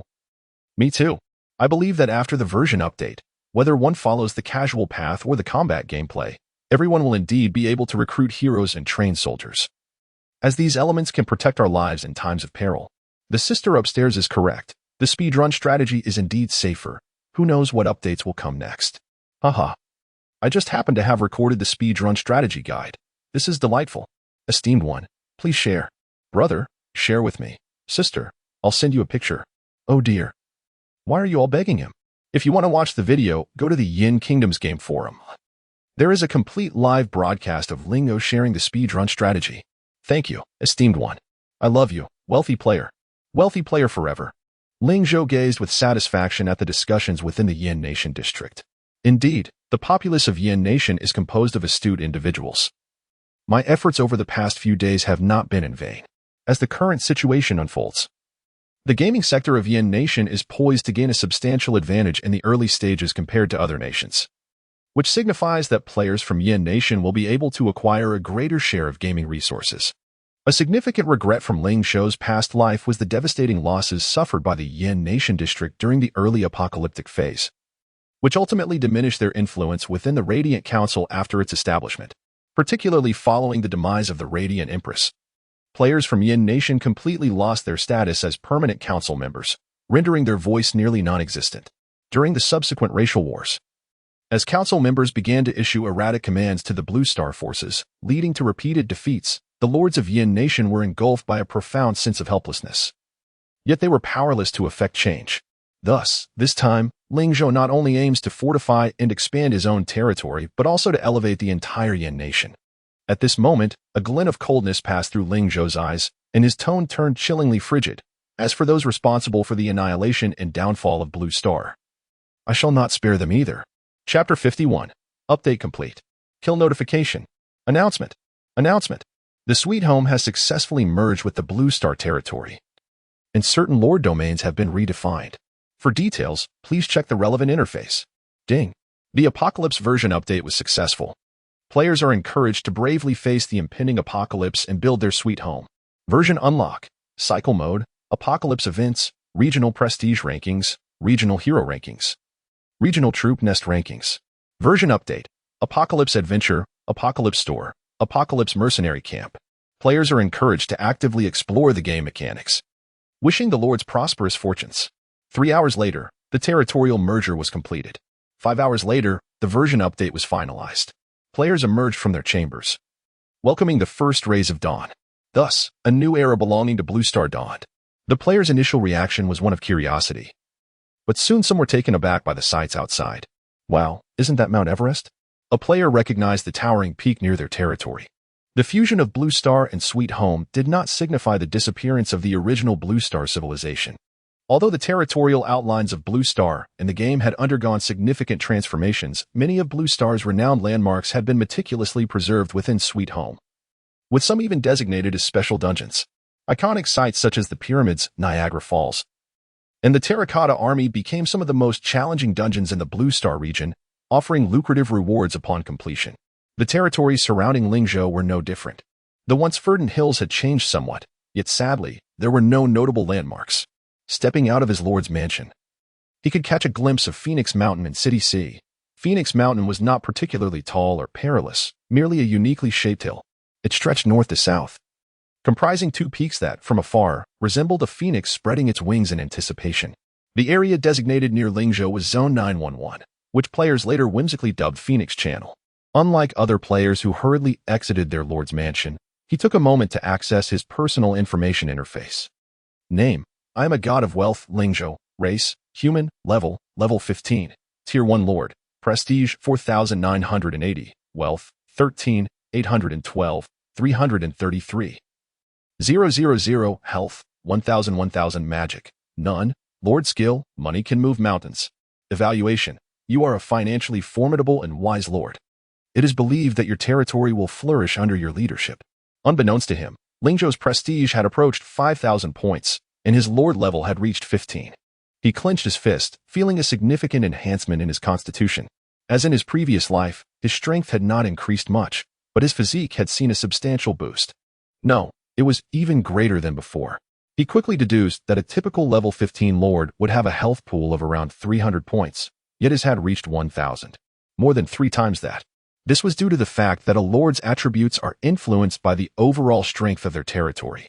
The exponential growth in health indicated that the comprehensive strength of God of Wealth Village far exceeded that of other territories at the same tier.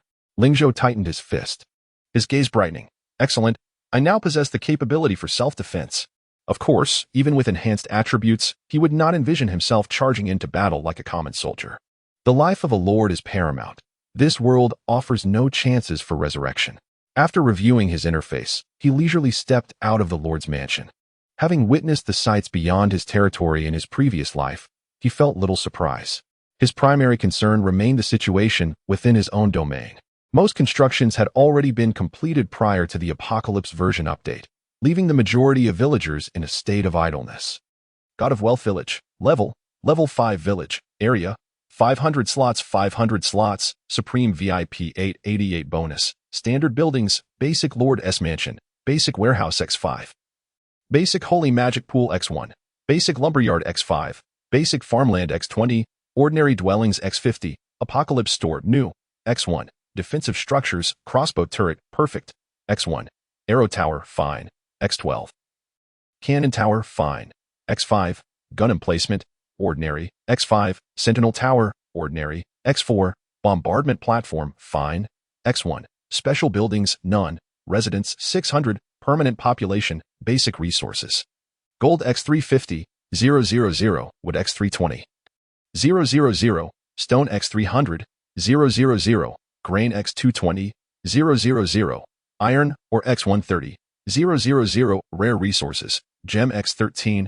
801, 888, 233, Crystal X810, Mercury X688, Secret Stone, 0, Occupied Resource Points, Gold Mine X6, Iron Mine X7, Stone Mine X1, Initial Hero, Golden Slime King, Rimuru, LV18, Barracks, Burrowing Worm Nest X1, Idemon Nest X1, Fire Dwarf Nest X1, Troop Strength 2030, Strategic Treasures, None, Description, a lordly village of dominance. Those who provoke it shall face misfortune.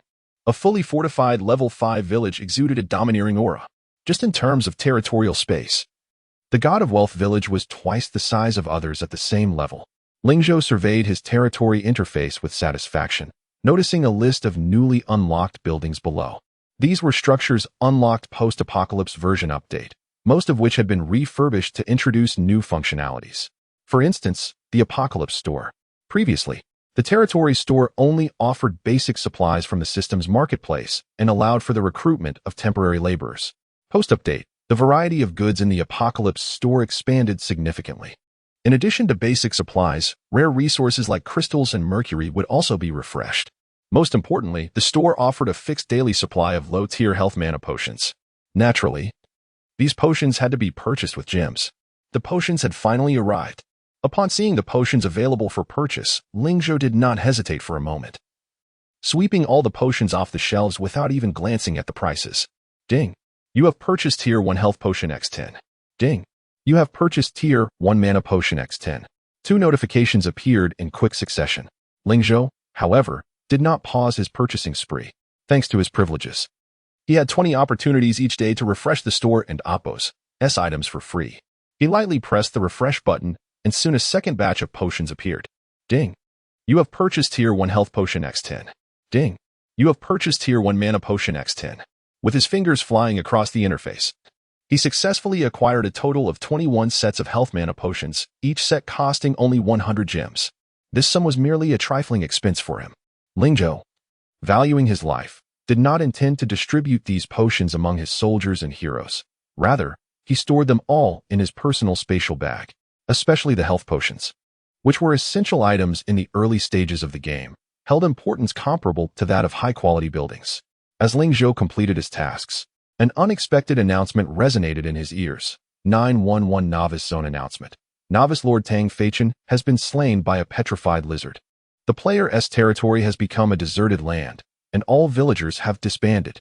Before the players in the 911 Novice Zone could fully comprehend the situation, a series of notifications followed in rapid succession. 911 Novice Zone Announcement. Novice Lord Yin Ruyu has been slain by a jungle giant wolf. The player's territory has become a deserted land, and all villagers have disbanded. 911 Novice Zone Announcement. Novice Lord Chung Hong has been slain by a wood-spiked demon. The player's territory has become a deserted land, and all villagers have disbanded. 911. Ling Zhou furrowed his brow, a shadow darkening his expression. Truly, there are many foolish individuals. Chapter 52. The first of the 5 rankings. The Titan of Zone 911. A flurry of system notifications left the remaining novice players utterly astounded. Merely a few minutes into the game, and already a dozen players had met their demise? Who on earth claimed this was a casual game?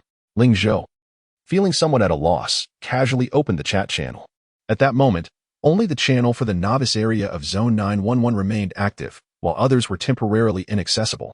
Upon entering, he discovered that the players in the novice zone were fervently discussing the recent system announcements. Had those players truly perished? It was terrifying. Yes, they died. I saw it with my own eyes. That guy next to me rushed out and was bitten by a monster that sprang from nowhere, his arm severed, and his body was dragged away in an instant. I hurried back to the wooden hut in fright. Don't go out. Whatever you do, don't venture outside. There are monsters out there. In an instant, the initial excitement of the novice players vanished, replaced by an overwhelming sense of dread. Observing their comments, Ling Zhou recalled the anxiety he felt during his first foray into the game in his past life. He sighed softly and began typing in the channel. I am the Great Tycoon. Everyone, pay attention. Remain within the territory and do not venture outside. There is a 24-hour protection period for novices. As soon as this message was sent, it sparked an uproar. What am I seeing? Is that really the Great Tycoon? Is it the real person? Yes, it's him. I just glanced at the rankings in the novice area, and the Great Tycoon dominates every single one. Oh my, Great Tycoon, please take us along. The Great Tycoon is here in our novice zone. We are saved. Can I ask, who is the Great Tycoon? Are you living in the Jurassic period? Haven't you seen the recent news? The Great Tycoon is Ling Zhou. Ling Zhou is the Great Tycoon. Gasped. The wealthy businessman who has poured 10 billion into the game? The novice players in Zone 911 rushed to confirm Ling Zhou's identity by checking the rankings. 911 Novice Zone Wealth Ranking. I am the Great Tycoon. 911 Novice Zone Reputation Ranking. I am the Great Tycoon. 911 Novice Zone Hero Combat Power Ranking. Rimuru, Star Rating Hidden. Owner. I am the Great Tycoon. 911 Novice Zone Soldier Combat Power Ranking. I am the Great Tycoon. 911 Novice Zone Territory Comprehensive Ranking. I am the Great Tycoon. 5 rankings at the top. Who else could it be but Ling Zhou? Upon realizing this, the novice players were filled with excitement. Most of them were aware of the true identity of the Great Tycoon and knew of Ling Zhou's extravagant investment of 10 billion into Sweet Home just moments ago. Prior to the update, the most discussed topic in the communication zone of the Yin Nation was Ling Zhou's combat-oriented gameplay. Now, with the system notifications of deaths ringing out, even the dullest among them understood that the game had transitioned into combat mode, rendering the old players and amp Oppo's leisurely strategies ineffective. Ling Zhou's advocated fast-paced playstyle was destined to become the mainstream approach. With the pioneer of this fast-paced style leading the way, how could the novice players not be thrilled? Ling Zhou, however, did not let the adulation affect him. He continued typing, "Stop chatting. Your time is running out. You must upgrade your village to level 2 and successfully recruit a hero within the novice protection period to have any combat capability. Please note, this is not a game. It is reality." Upon hearing this, the novice players immediately snapped to attention. Indeed, this was not the time to waste.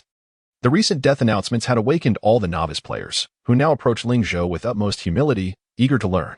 "Great Tycoon, how do we complete the novice tutorial? Also, where can I check the boundaries of my territory? I'm afraid I might accidentally wander out. Yes, I'm too scared to leave the wooden hut. Fearing I might encounter a monster." Questions poured in one after another. Suddenly, a message popped up. "At your service, Yulianshan. Don't disturb the Great Tycoon." Everything you need can be found on the Yin Nation game forum. Upon seeing this message, many bewildered novice players felt irritated. "Who are you? We didn't ask you. Step aside. What is it to you? You can't compare to the Great Tycoon." Of course, some recognized the username. "Oh no, you all better be quiet. The Great Tycoon was playing on this person's account during the live stream. He must be a friend of the Great Tycoon. Yulianshan is also in the novice area of Zone 911? Ha ha ha. ISNT that the account from the fast-paced gameplay example? Indeed, at your service." Yulianshan is none other than Secretary Yi himself. Yulianshan had promptly noticed Ling Zhou's reply and, as his personal secretary, felt it necessary to step in and alleviate any concerns. "At your service, Yulianshan, the fast-paced gameplay has complete videos available on the Yin Nation game forum, Mr. Ling explained everything in great detail. "At your service, Yulianshan, I am Mr. Ling's secretary. Feel free to ask me any questions you may have. But please don't disturb Mr. Ling." With just 2 sentences, he completely liberated Ling Zhou. Truly, a remarkable secretary. Ling Zhou instinctively gave a thumbs up, only to remember that Secretary Yi was not by his side. He stroked his chin, contemplating whether to have Secretary Yi come over to stay, as it was indeed somewhat inconvenient without him. Secretary Yu's territory should be located on the hillside of Phoenix Mountain, while his own was atop the peak, not far apart. However, he ultimately abandoned this thought. After all, as a newcomer to the game, Secretary Yi also needed time to familiarize himself with his territory and the new mechanics within the game. Having answered the novice players and Oppo's questions, Ling Zhou set aside those matters and turned his attention to the newly updated round mode. He noticed that the icon for the round mode resembled a blood-red full moon, identical to the scarlet moon in the night sky prior to the version update. A serious expression crossed his face. This marked the apocalyptic mode of Sweet Home after the update, Blood Moon Frenzy. Blood Moon Frenzy consists of 7 rounds, with each round increasing in difficulty upon completion. By the final 7th round, the monsters in Blood Moon Frenzy would resemble overpowered apocalyptic NPCs, each one exceedingly savage. Countless players had fallen in the 7th round of Blood Moon Frenzy in his past life, including some adept elite lords. It could be said that Blood Moon Frenzy was the nightmare of novice players. Even though Ling Zhou had managed to clear these 7 rounds in his previous life, he still felt a lingering fear. After all, his success had relied on a bit of luck and clever tactics. This time, I not only aimed to conquer the 7 rounds, but also to achieve the highest evaluation. Ling Zhou was brimming with confidence, starting with a fully defended level 5 village, 3 rare level troop nests, and the legendary 5-star Rimuru instilled him with great assurance. He took a deep breath and directly clicked on the Blood Moon Frenzy icon. Ding. Would you like to immediately start the first round of Blood Moon Frenzy? A line of red warning text flickered on the screen. Even players who possess no understanding of the game can faintly sense an aura of unusual danger. Ling Zhou and Oppo's gaze sharpened as he set aside his previous intentions and directly clicked to confirm. Ding. The first phase of the Blood Moon Frenzy has commenced. In 10 minutes, the beast tide will descend. Players are advised to prepare for confrontation. As the notification echoed, a blood-red canopy descended from the heavens, enveloping the vicinity of Ling Zhou and Oppo's territory. Simultaneously, the ominous crimson moon gradually revealed itself in the sky. Players in the novice zone 911 were almost immediately captivated by the eerie glow of the blood-colored moonlight. Chapter 53. Entering the Apocalypse Mode. The frenzied beast tide approaches. What is that? Upon witnessing the sudden emergence of the blood moon, the players in the novice zone 911 instinctively felt a tinge of dread. Yet, some had already reacted, who activated the apocalypse mode ahead of time. The patch update notice contained an explanation regarding the Blood Moon Frenzy. The ominous red text signaling the apocalypse mode was a clear harbinger of danger. After all, they could barely contend with the monsters roaming the wilderness, let alone the more ferocious Blood Moon Frenzy. Of course, even if they did not initiate it themselves, the Blood Moon Frenzy would inevitably arrive in a week. However, any player with a functioning mind would never willingly activate such a mode upon arrival. Are they out of their minds? Starting the apocalypse mode. Who on earth is courting disaster? The Blood Moon, by all appearances, was anything but normal. Could it be an accidental trigger? Is there any way to halt it? My goodness, just gazing at that moon makes my legs feel weak. One could only imagine the despair of players trapped beneath that crimson sky. Oh, could it be possible that the one who initiated the Blood Moon Frenzy is the wealthy benefactor? My word. As the exclamation echoed through the chat, it was followed by a flurry of similar reactions. The novice players finally comprehended that unlike other novice zones, 911 had a formidable deity presiding over it. While other players hesitated to trigger the Blood Moon Frenzy, what about Ling Zhou? It must be the wealthy benefactor. If anyone else had inadvertently activated the apocalypse mode, they would have been online seeking help long ago. Goodness gracious, the wealthy benefactor is far too audacious. While we are still completing the novice tutorial, he has already set the apocalypse mode in motion. Just how high is the level of his territory? Surely it cannot have reached level 5 already? This is the advantage of being an experienced player. Alas, do not bring up veteran players. As one who joined at the start, I have yet to recruit heroes. I still need to demolish all those and oppos, useless buildings and oppos, in my territory, and my progress is not significantly ahead of yours. Woe is me, we share the same plight. My territory and oppos, beautiful structures are all a result of my initial folly. How I regret those choices. I hope nothing unfortunate befalls the wealthy benefactor. He is the sole powerhouse in our novice zone. Cursed be the bad luck. Quickly, spit. The novice players viewed Ling Zhou as their lifeline, unwilling to see their sole champion face misfortune. Among them, only Secretary Yi displayed no signs of panic. The current Secretary Yi was no longer the game novice he once was. After several days of intensive training under Ling Zhou, while he had not yet transitioned from a gaming novice to an expert, he had gained a fundamental understanding of the game. Moreover, as his territory gradually developed, he began to appreciate Ling Zhou and oppos as formidable prowess, particularly after inadvertently catching a glimpse of Ling Zhou and oppos as territory over the past 2 days. He felt no concern whatsoever. What a jest! How could Ling Dong be the one to face calamity? Observing the chatter in the channel, Secretary Yi revealed a hint of disdain, adjusting his golden-rimmed glasses as he gazed at the distant blood-red sky, muttering, "The ones who should be worried for their lives are those monsters." No, wait. Who the real and oppos, monsters and oppos, are remains to be seen. Meanwhile, Ling Zhou, awaiting the beast tide, remained blissfully unaware of the external discussions about him. Even if he were aware, he would not be overly concerned. His expression bore no semblance of the panic imagined by other players. Rather, it was infused with an indescribable excitement. The distant blood-red sky enveloped a 3,000-meter radius around his territory. Distorted wormholes began to emerge in the nearby jungle, and the previously tranquil beasts within the forest commenced their terrifying roars. Ling Zhou clearly recognized that all these changes stemmed from the blood moon hanging above. Under its glow, the creatures and beasts within the crimson sky would gradually succumb to frenzy, even launching attacks on players and oppos territories. However, the most terrifying aspect of the Blood Moon Frenzy was not merely these frenzied wild creatures, but the relentless waves of madness pouring forth from the twisted wormholes. Ling Zhou stroked a vintage gold coin in his hand, his eyes narrowing as he peered through the Demon's reconnaissance vision towards the depths of the jungle and heard the system and oppos countdown. The first wave of the beast tide will soon arrive. Players are urged to prepare for battle. 10, 9, 8, 7, 3, 2, 1. As the final countdown echoed, a resounding roar erupted from the distance. Roar! A brown giant bear, wielding a spiked hammer and walking upright, emerged from the wormhole. It raised its head and unleashed a thunderous roar towards the sky. Through the Demon's ultra-long-range clear vision, it was evident that aside from the spiked hammer, the creature was adorned in hide armor, its face resembling that of an ape, with pupils as red as blood. It was a bear goblin. Ling Zhou immediately identified the creature. Bear goblins were close relatives of goblins, equally malevolent, greedy, and foolish, yet they were also significantly more powerful. Recently, Ling Zhou had developed a rather peculiar affinity for goblins. He couldn't help but chuckle. At that moment, bear goblins began to pour forth from the distorted wormhole, with over 30 of them appearing in the jungle in perfect formation. These bear goblins were all around level 5, and without exception, they were ordinary quality monsters. However, under the influence of the blood moon, their combat prowess exceeded that of typical wild beasts of the same level. If memory served, the strength enhancement during the blood moon frenzy was approximately 10-15. Ling Zhou stroked his chin, recalling some statistical data from his past life. Roar, roar, roar.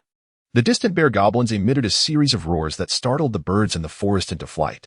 They quickly locked onto the distant, wealthy benefactor and amp, Apos, village, roaring as they charged forward, raising their spiked hammers. The terrifying roars pierced through the blood-red sky, reaching the ears of other players in the novice zone 911. Oh no, how frightening. What kind of monster is making that sound? Mommy, I want to go home. The novice players were thoroughly terrified by the deafening roars. Meanwhile, Ling Zhou, situated within his territory, frowned slightly, rubbing his ears. It's so noisy. He anticipated the blood moon frenzy, but he did not regard these level 5 nuisances as a threat. Ling Zhou stood quietly in place, not even urging his troops into action. Just as the bear goblins, their eyes aglow with frenzy, were about to reach the vicinity of the wealthy benefactor and amp, Apos, village, suddenly, a shadow shot forth from behind the sharp fence. With a swift whoosh, a 1-meter-long arrow pierced through the head of a bear goblin, embedding itself firmly in the ground behind it. The bear goblin and Apos' legs did not stop immediately. It stumbled forward a few steps before collapsing with a thud. Ding. Congratulations, you have slain a bear goblin 1. Experience points 10, level difference 2 great, experience points reduced. A system notification echoed. Whoosh, whoosh, whoosh. In an instant, countless arrows shot forth from the enclosure, striking the charging bear goblin, who wielded a spiked mace, before it could even react, reducing it to a mere sieve. Ding. Congratulations, you have slain bear goblin 35, party experience 10, experience 10. Ding. Congratulations. You have cleared the first wave of beast tide. Please prepare, the second wave will arrive in 10 minutes. Ding. You have chosen to skip the rest period. The countdown for the second wave is imminent. Players, brace yourselves for the onslaught. 10, 9, 8, 7. From the moment the bear goblin appeared to its demise, no more than a minute elapsed. Throughout this encounter, Ling Zhou remained utterly still, his expression tranquil as he observed the frenzied bear goblin roaring and charging forward, only to meet its demise. Chapter 54, The Wealthy and Opulent Little Village. Ling Zhou had yet to mobilize even a single soldier, thus there was no need for a period of rest. The level 5 bear goblins, despite the frenzy induced by the blood moon, were as fragile as mere parchment beneath the upgraded arrow towers. It is noteworthy that each arrow shot from the tower consumed 5 units of holy magic water, due to the scarcity of mineral sources in the early stages. Magic crystals commanded a high price. The bulk price sold to him by Fat Daching reached a staggering 5,000 coins per crystal. Each crystal could replenish 1,000 points of holy magic water, equating to the capacity for the arrow tower to fire 200 arrows. Therefore, what was being unleashed from the territory was not merely arrows, but a veritable flow of wealth. Naturally, it was not solely the arrow towers. All defensive structures within the domain exuded the essence of affluence. After a brief pause, the second wave of beast tide surged forth once more. Upon witnessing dozens of bear goblins emerge from the wormhole, Ling Zhou did not even bother to lift an eyelid. The average level of the second wave was comparable to that of the first, albeit with an increase of a dozen creatures. With a resounding roar, they charged forward, their crimson eyes ablaze. Strangely, the once fearsome bear goblin horde that Ling Zhou recalled from his previous life now appeared utterly raucous and boisterous. Their gorilla-like appearance made them resemble a horde of uncivilized savages careening towards him with wild cries. Whoosh! The arrows were released with a sudden swiftness, piercing through the skulls of the bear goblins. They fell one after another, unable to emit even a single cry of agony. Ding! Congratulations, you have slain 50 bear goblins. Team experience 10, experience 10. Ding! Congratulations, you have cleared the second wave of beast tide. Please prepare yourself. The third wave will arrive in 20 minutes. Including the first wave, the entire encounter had lasted no more than 3 minutes. The arrow towers continued to deliver lethal damage to the bear goblins. In terms of resilience, the bear goblins were not as feeble as they appeared. With over 100 points of health, The standard holy water arrows from the tower dealt 30 to 40 points of damage per shot. The reason for the instant kills lay in the penetrating damage that could cause critical hits. If a vital area was struck, the bear goblins simply could not withstand the arrow wounds. Each charge was akin to a mindless frenzy, rushing straight ahead, and with the tower and amp, Oppos, as precise aim. Every shot found its mark, frequently resulting in high critical hits. Under the Blood Moon Frenzy mode, monsters and fierce beasts received significant enhancements, yet this came at a cost. The frenzy-induced attributes caused the creatures to lose a degree of their rationality. The higher the enhancement, the more likely they were to become irrational beasts. The bear goblins specialized in ambush tactics, yet their frontal assaults failed to utilize their true capabilities. Not even a luxurious level 5 territory like Ling Zhou and amp, Oppos, as could be intimidated by such low-level and dim-witted foes, even if they were equipped with standard arrow towers. Eagerly, Ling Zhou opted to skip the rest period. To him, the current beast tide posed no challenge whatsoever. Ding!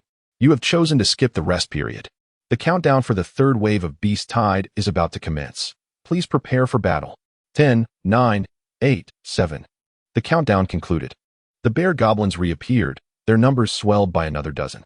The monsters remained unchanged, and thus their patterns of movement did not vary significantly. They were still mere bear goblins. There was no reason to believe this wave would be any more cunning than the last. With a deafening roar, they charged once more. An assault reminiscent of a suicidal charge. 2 minutes later, the ground was littered with dozens more bear goblin corpses. Ding! Congratulations, you have slain 68 bear goblins. Team Experience 10, Experience 10. Ding! Congratulations, you have cleared the third wave of beast tide. Please prepare yourself. The fourth wave will arrive in 30 minutes. Ding! You have chosen to skip the rest period. The countdown for the fourth wave of beast tide is about to commence. Please prepare for battle. As the prompts rang out in succession, Ling Zhou entered a seemingly endless cycle of monster hunting.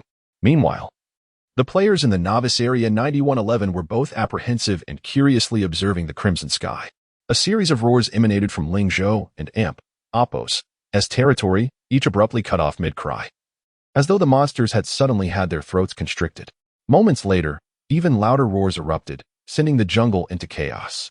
Each time the players feared for Ling Zhou's safety, the roars would echo back, creating an endless loop that persisted for nearly half an hour, leaving the novice players increasingly curious about the events unfolding beyond the blood-red horizon. What could possibly be happening to the illustrious Ling Zhou? Please, don't let anything happen to him. I'm still counting on him to lead the way. The players were deeply concerned about Ling Zhou's predicament. However, had they been able to witness the scene outside the opulent little village firsthand, their jaws would have dropped in astonishment, silencing their worries entirely. For merely a few dozen meters outside the village entrance, the ground was densely strewn with countless bear goblin corpses, while the iron fence surrounding the village remained pristine, untouched by any bloodshed. This indicated that all these creatures had perished beyond the village and amp, Oppos, borders, never encroaching upon its vicinity. The glistening arrows, stained with blood, lying among the bodies made the situation abundantly clear. In the central command, Ling Zhou was not entirely satisfied as he muttered under his breath, for arrows per head? That's a rather steep expenditure. The accuracy of the standard quality arrow towers is still rather mediocre. Thus far, the consumption of holy water had reached over 7,000 points, signifying that over 1,800 corpses lay scattered on the ground. The level of the bear goblins had escalated from an initial 5 to 10. In terms of sheer numbers, this was indeed excessive for a village-level territory with a population scarcely exceeding a few hundred. However, had Ling Zhou adhered to the system and amp, Oppos, as suggested rest periods, these bear goblins would have represented a number akin to the creatures encountered in the earlier days of the first challenge of the Blood Moon Frenzy. Yet, under Ling Zhou and amp, Oppos, as defenses, they had been utterly vanquished in less than half an hour. The cost amounted to approximately 7 magic crystals, translating to merely over 30,000 gems at current market rates, a price wholly acceptable to Ling Zhou. Upon again clicking to skip the rest period, the system notifications chimed once more.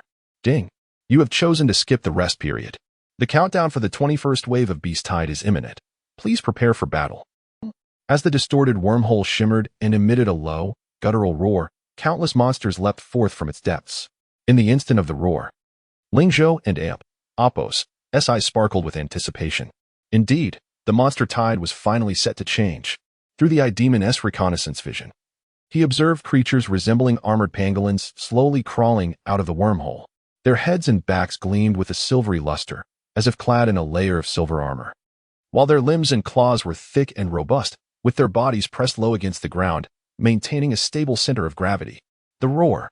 The sound was profoundly deep and hoarse. In the next moment, they vanished from the once open clearing. Chapter 55. The feast approaches. The military discipline of the burrowing worm team, of course, it was not a true disappearance. With the vision provided by the Eye Demon, Ling Zhou swiftly located their tracks beneath the ground. It turned out to be the shark lizard beasts. Being well-versed in various creatures, Ling Zhou naturally recognized this monster. They are subterranean beings akin to the burrowing worms, moving slowly on the surface yet exhibiting remarkable speed when traversing underground, especially beneath sandy soil. However, the terrain around the Phoenix Mountain Range is predominantly jungle, and the soil is not particularly loose, preventing them from achieving their maximum velocity. Nevertheless, their movement speed far surpasses that of the surface-dwelling bear goblins.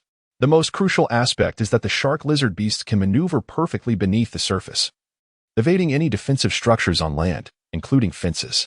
This group of shark lizard beasts numbered only around 30 to 40, all of ordinary quality, yet their levels hovered around 15. Should they invade the territory, they would pose a greater threat than the bear goblin hordes. Ling Zhou slightly lifted his head, somewhat clever, but not excessively so. No sooner had he spoken than a resounding explosion erupted, sending several shark lizard beasts hurtling skyward from the ground, fresh blood mingling with the swirling dust and scattered grass. Unfortunately, a few of the shark lizard beasts had triggered the concealed landmines buried near the territory. This single step seemed to initiate a chain reaction, leading to a series of deafening explosions around the perimeter. Dozens of shark lizard beasts traversing underground were blasted into the air, crashing heavily onto the ground. Thanks to their level 15 health advantage, the shark lizard beasts did not perish immediately from the explosions but were left dazed and incapacitated, exposing their vulnerable bellies beneath their silver carapaces. The defensive arrow towers, detecting the enemy, did not spare them. Arrows were swiftly fired, piercing through the incapacitated shark lizard beasts. Ding! Congratulations, you have slain shark lizard beast 38. Team experience 100, individual experience 100. The levels of the shark lizard beasts finally matched the average level of the godly small village's forces. Thus the experience points ceased to diminish and returned to normal. Just from this wave of monsters, Ling Zhou accrued 800 experience points, sufficient to elevate 2 soldiers from level 15 to level 16. Ah, the main course has arrived. Ling Zhou grinned. Since the 21st wave of monster hordes commenced, the blood moon frenzy of the first chapter was gradually reaching its peak. According to Ling Zhou's recollection, the first chapter consisted of approximately 30 waves of frenzied beasts. Thus, around 10 waves remained, marking the most challenging phases of the first chapter. Countless players in the Yin Kingdom had been ensnared by these waves, and it was precisely due to the terrifying latter waves that the completion rate among novice players plummeted. Over half of the novice players in the Yin Kingdom failed to complete their quests, losing their territories and becoming refugees. The death toll among players reached an astounding 30%. Naturally, players from other nations suffered similarly. Some unfortunate small nations were utterly eradicated during the first chapter. In his previous life, Ling Zhou was one such fallen refugee, fortunate enough to have preserved the Lord and Appos' banner, ultimately managing to rise once more. Roar. A low, guttural roar echoed once more. This time, the number of shark lizard beasts surged to over 50. They burrowed into the ground as before, swiftly swirling through the soil of the jungle, resembling great sharks gliding through the ocean. Once they identified a target, they would leap from the earth, using their sharp teeth to rend their foes. Even an ordinary level 5 village would find this number of shark lizard beasts daunting. Alas, their intended target was the godly small village. Boom! Another ear-splitting explosion rang out. The earth was sent flying, several shark lizard beasts caught in the blast, some even perishing on the spot. The cacophony of explosions continued unabated as shark lizard beasts were blasted from the ground and subsequently impaled by arrows from the towers. Observing the flood of kill notifications, Ling Zhou's lips curled into a slight smile. He could hardly fathom such a scene in his previous life. He vividly remembered the relentless waves of frenzied monsters charging forth, tearing his meticulously trained militia to shreds, leaving his mind in a state of disarray, only to regain clarity much later. At this moment, the shark lizard beasts had completely reversed roles. It was they who were being hunted. A flicker of murderous intent crossed Ling Zhou's eyes, and with the ongoing explosions, the 22nd wave of beast hordes quickly concluded. Following this were the 23rd, 24th, and 25th waves. Countless bodies lay strewn about, thunderous roars resounding, yet Ling Zhou remained steadfast, never once moving from his position or issuing commands. Only when the final shark lizard beast leader emerged from the twisted wormhole, accompanied by over 100 remaining beasts, did he finally issue his first command, Team 1. Launch a surprise attack. Upon receiving the order, the burrowing worms wasted no time, swiftly diving underground.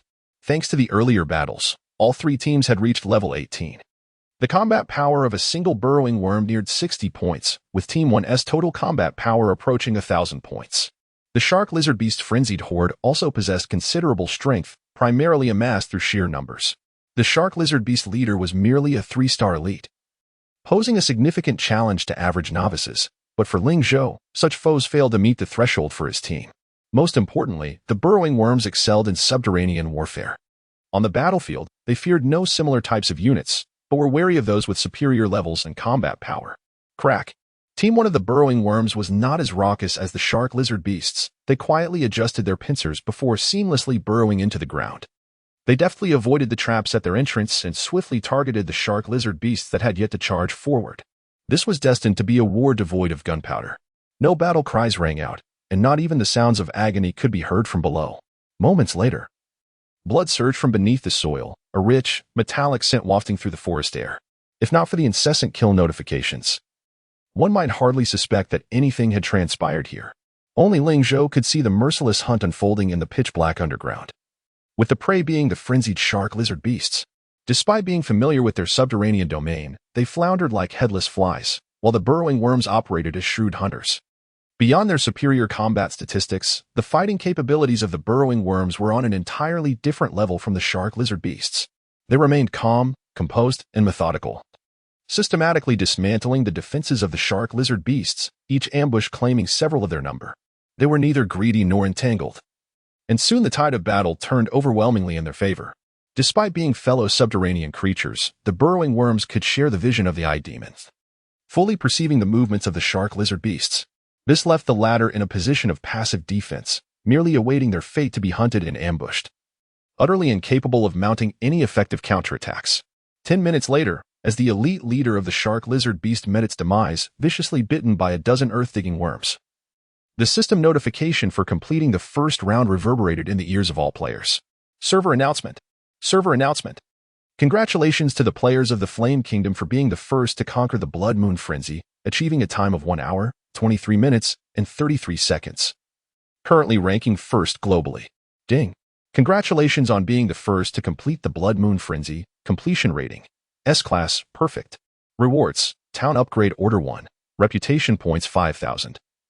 Lord Experience points 50,000. Team Experience points 100,000. Random Strategic Grade Treasure 1.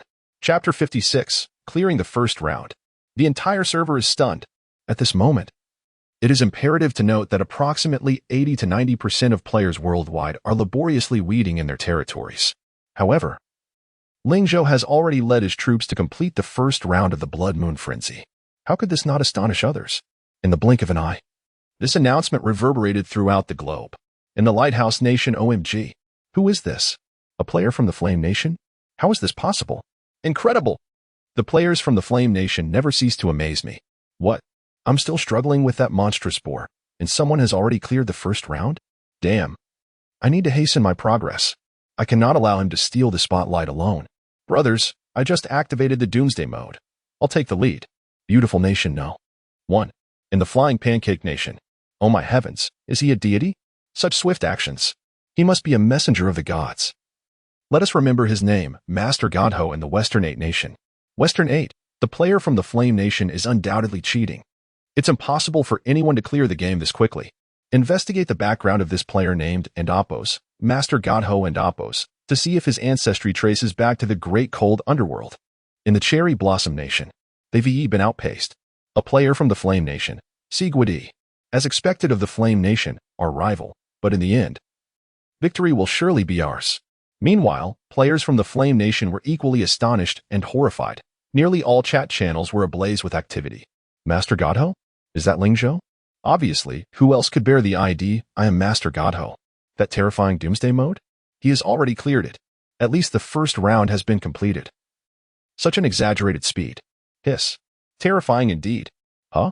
Can't we chat across regions now? Why can't I mention Master Godho anymore? Since the game update. It's not possible. What S with the reaction speed up there? Woe is me, how I envy those players in the novice zone with Master Godho. I wish I could cling to him for dear life. My husband is so handsome and powerful. Is the first round of the Blood Moon Frenzy really that simple? Completed in just over 2 hours? I'm also at a level 5 village. Can I start now? Hee, I advise you not to. That S Master Godho S level 5 village. Unless you've also invested 100 billion in advance, forget I said anything. The more I think about it, the angrier I get. Why didn't I invest more in the game back then? Even a minimal VIP level would have sufficed. Enough. We pure newbies have nothing at all.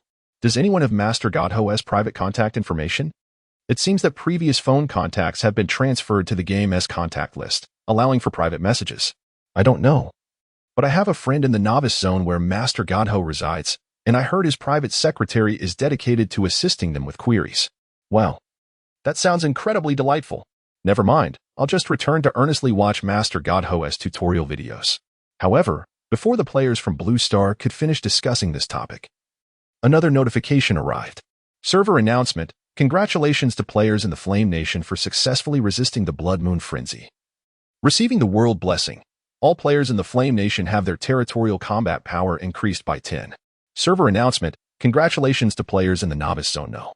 911 for successfully resisting the Blood Moon Frenzy, receiving the World Blessing. All players in Novice Zone number 911 have their territorial combat power increased by 20. This message echoed 3 times in the ears of all Blue Star players. The next moment, players from the Flame Nation raised their arms in unison. Oh my! Master Godho is amazing! Master Godho, forever and always. I love you, Master Godho. It exploded. Truly, it exploded. The joy of the players from the Flame Nation was palpable. After just a few hours since the game began, they had realized that Sweet Home is an exceedingly perilous game. Even the long-time steadfast casual players, upon witnessing the terrifying monsters and beasts in the wild, awakened to the stark reality that they had been gravely mistaken.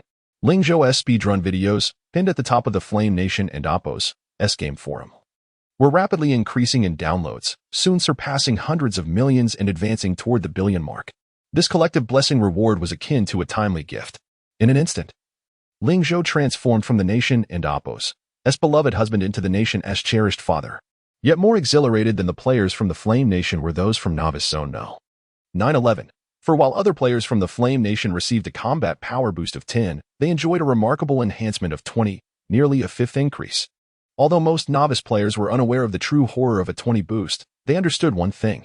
Only they possessed the 20 enhancement in the entire world. I told you so. I told you so. Being in the same zone as Master Godho truly has its perks. I'm in tears. 911 is indeed a lucky number. Master Godho, I adore you. The comments above are so nauseating. Master Godho is clearly so young and handsome. I want to call him Dad. I want to call him Dad. What are you going to do about it? Regardless of the explosive chatter and quarrels in the chat channels, upon seeing these announcements, Ling Zhou himself was somewhat taken aback. I almost forgot. Being the first to clear the game also grants the world blessing. He slapped his forehead. In my previous life, the first player to clear the game was from the Lighthouse Nation, and the world blessing was conferred solely upon the Lighthouse Nation, with no relevance to the Flame Nation. Huh? I recall that the world blessing only increased gathering speed by 5. How did it transform into a combat power increase of 10? Ling Zhou suddenly came back to his senses. Could it be because my clearing time was significantly faster than that of the Lighthouse Nation player from my previous life? Ling Zhou and Oppo's speed was not merely faster, it was significantly so. That player took 13 hours, nearly half a day to complete the first round. He, however, took just over an hour, barely a fraction of the other's time. This was despite Ling Zhou not pushing his troops hard. If he had utilized his soldiers for harvesting, the efficiency would have soared. After a moment, he shook his head, choosing not to dwell on it further. After all, an increase in combat power is a positive development, as it would enhance the probability of the players from the Flame Nation clearing the Blood Moon Frenzy by 10.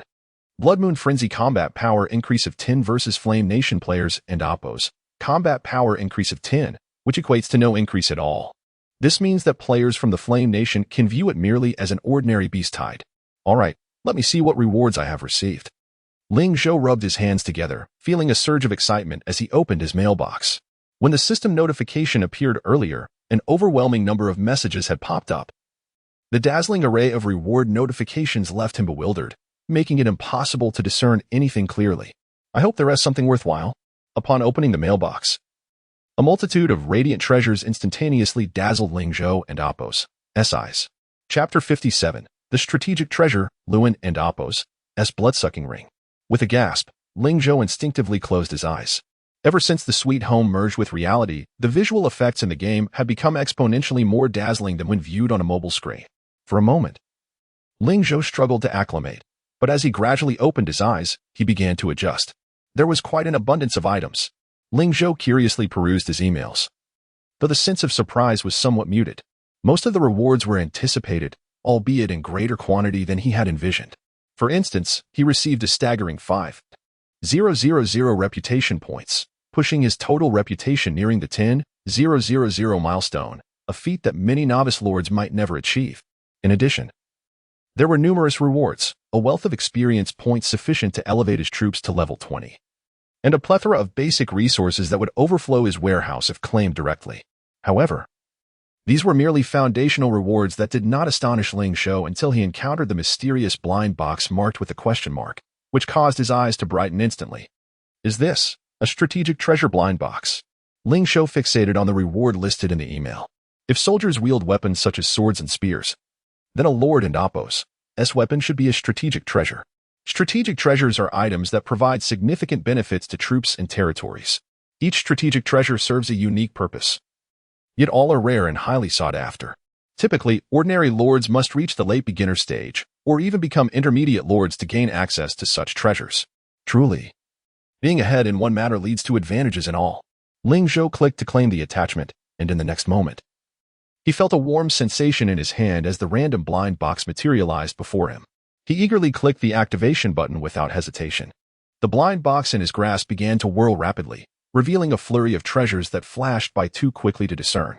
It wasn't Appo's until half a minute later that the box finally opened, and as the iridescent glow gradually faded, Ling Zhou discerned the object resting in his palm, a ring of ancient design. Simultaneously, a system notification echoed in his ears. Congratulations, player. You have obtained the exceptional strategic treasure, Luan and Appo's blood-sucking ring. Exceptional. A smile graced Ling Zhou and Appo's face. The classification of strategic treasures is akin to that of defensive structures, and exceptional items are undoubtedly rare gems. Even in later stages of battle, exceptional treasures do not fall into the realm of the commonplace. He hastily clicked to examine the strategic treasure and Appo's details. Name, Luan and Appo's blood-sucking ring. Quality, exceptional, light blue. Feature, unleashes a blood-sucking aura, covering a 100-meter diameter area of troops, enhancing allied units and Appo's blood-sucking effect by 15. Consumption, 5 mana points. Second, mana storage, 110,000, limited to 5 charges per day, an exceedingly practical feature. Healing type skills and attributes are invariably among the most valuable. Moreover, this is a widespread ability, with a maximum mana capacity of 10,000 points. This means it could provide the team with approximately half an hour of the blood-sucking aura. Naturally, if enough crystals are available, fully charging the 5 times could yield nearly 3 hours of aura activation. This effect is certainly exceptional among the exceptional, especially suited for resource-intensive battlefields like expeditions. Ling Zhou effortlessly slid the ring, glowing with a soft blue hue, onto his finger. The Luan and Appo's blood-sucking ring has a neutral design, featuring a pair of striking vampire fangs. Wearing it did not appear effeminate, rather, it imbued him with an air of mystery. Satisfied, he nodded, preparing to address the battlefield surrounding his territory when suddenly, the dialogue box buzzed incessantly. Who was calling me? Yimi? Or the Empress? Ling Zhou raised an eyebrow and promptly answered the call. Hello? My dear. The sultry voice on the other end sent a shiver down his spine. In this world, only Li Xian could evoke such a visceral response from him. Of course, this reaction stemmed from a feeling of revulsion, both psychologically and physiologically. Ling Zhou's expression turned icy in an instant as Li Xian began to complain incessantly. Darling, where exactly am I? There are so many beasts howling, and I and Appo's am frightened.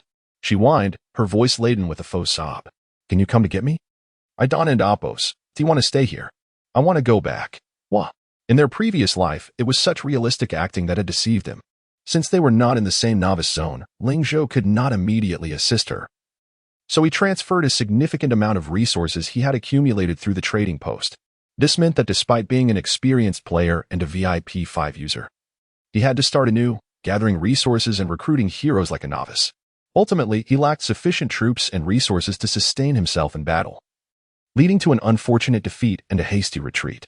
And what was his beloved fiancée doing at that time? Naturally, she was busy seeking support in the novice zone, exchanging her body for various resources while collaborating with her brother to expand and develop her territory. When Ling Zhou found himself in dire straits, she not only failed to lend a hand but also mocked him mercilessly, promptly breaking off their engagement. Would a scheming woman like her truly cry in fear? He did not believe it. After all, Li Xian ultimately became a dominant lord, thriving through a series of opportunistic exchanges. Even after her defeat in the Blue Star region, she continued to prosper by betraying her own kin. In a certain sense, this could be considered a skill, albeit one that is utterly repugnant and despicable. Ling Zhou chuckled coldly to himself, remaining silent. He was curious to see what this iteration of Li Xian would attempt. After crying for some time, Li Xian did not receive the comforting words she had anticipated from Ling Zhou, only a cold response urging her to get to the point, which left her speechless. Li Xian was taken aback. Since the previous night, she had sensed a shift in Ling Zhou and Appo's demeanor. At that time, she had been infuriated, hurling insults, even composing a lengthy post to share on a certain app. In her narrative, she painted Ling Zhou as a deceitful scoundrel who preyed on her emotions and finances, provoking the ire of countless admirers. She had already devised a plan. If Ling Zhou did not repay her, she would expose his name. As a social media influencer with millions of followers, she could easily incite a public uproar. Li Xian was convinced that Ling Zhou would capitulate, perhaps even compensating her with additional funds.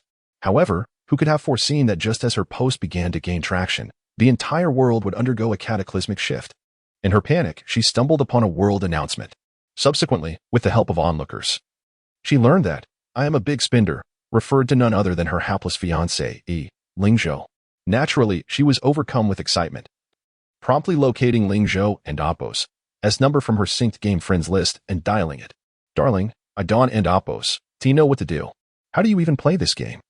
I have nothing here, and if you don't and Appo's, do you save me soon, I will be devoured by beasts." The terror in Li Xian and Appo's voice was not entirely feigned. Chapter 58. Li Xian schemes. Recruiting new soldiers. In an unfamiliar environment, in a strange world, it is natural for anyone to feel anxious and at a loss. However, Li Xian's response was swift. Before contacting Ling Zhou, she had clung to the leg of a seasoned player in her novice area. Although she was not well versed in the game, she noticed that everyone in the chat channel was praising that player, prompting her to eagerly send a private message. After revealing her identity as an internet celebrity and sharing a plethora of private photos, she finally captivated the attention of this gaming giant. It was this very player who informed her about Ling Zhou, claiming that he was the one who introduced her to the game. It dawned on her that she was in the presence of a true master, with thoughts of Ling Zhou's investment of 100 billion in her mind. Her heart raced with excitement. If she could somehow deceive him into handing over this fortune, wouldn't she then become the strongest player in this game? The more she pondered, the more exhilarated she became. As for whether Ling Zhou would agree, she had not even considered that, for in her mind, he would easily grant her any wish, as if plucking stars from the sky. With a little charm, after all, she was a fairy, and all good things should rightfully belong to her. "My dear, I heard that before entering the game, you seem to have spent a considerable amount, around 100 billion? Li Xian inquired. Ling Zhou chuckled. "Who told you that? 100 billion? Ah, wasn't it you?" Li Xian was momentarily taken aback, only to hear Ling Zhou continue. "I didn't just spend 100 billion. It's over 130 billion. Li Xian's heart skipped a beat. 130 billion. Not only in this apocalyptic game, but even before the apocalypse, such a sum was unfathomable to her. No wonder he never blinked when asking her to purchase anything. However, her indignation soon flared up. With so much money, he only allowed her to spend a few million? How stingy. A flicker of resentment crossed her mind, but she quickly suppressed it, continuing, "Darling, dear, I have nothing here. What should I do?" Ling Zhou feigned ignorance. "Isn't that the norm during the novice phase? You should develop first, once your territory levels up." "Won't you have everything?" Pretending not to understand. Was he? Li Xian twitched her lips, suppressing her emotions. Okay. But dear, I heard that resources can be exchanged through the trading post. Can you support me with some materials? Dear, you wouldn't want to lose your wife before we're even married, would you?" Having believed she had made herself clear, Li Xian expected Ling Zhou to understand. To her surprise, his reaction was utterly unexpected. "Shut up, SX. You don't have a wife. Your whole family doesn't have wives. Get lost." With that final word, Ling Zhou decisively ended the call. Li Xian stood frozen, struggling to comprehend what had just transpired.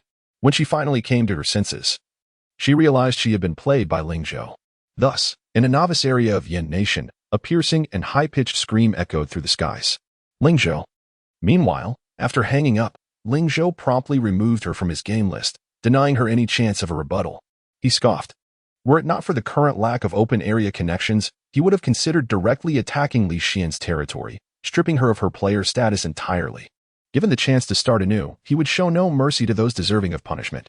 For now, he set aside these convoluted thoughts and focused on the rewards. When it came to the most significant reward for completing the first chapter, it was undoubtedly the town upgrade token. This was not the rarest or most precious reward, but it was a crucial resource. With the town upgrade token, a village could be upgraded to a town. Only by successfully completing the first chapter and achieving a rating of D or above could one obtain the town upgrade token. If the D rating was not achieved, one would have to redo the Blood Moon Frenzy first chapter. Of course, for Ling Zhou, acquiring the town upgrade token was a mere formality.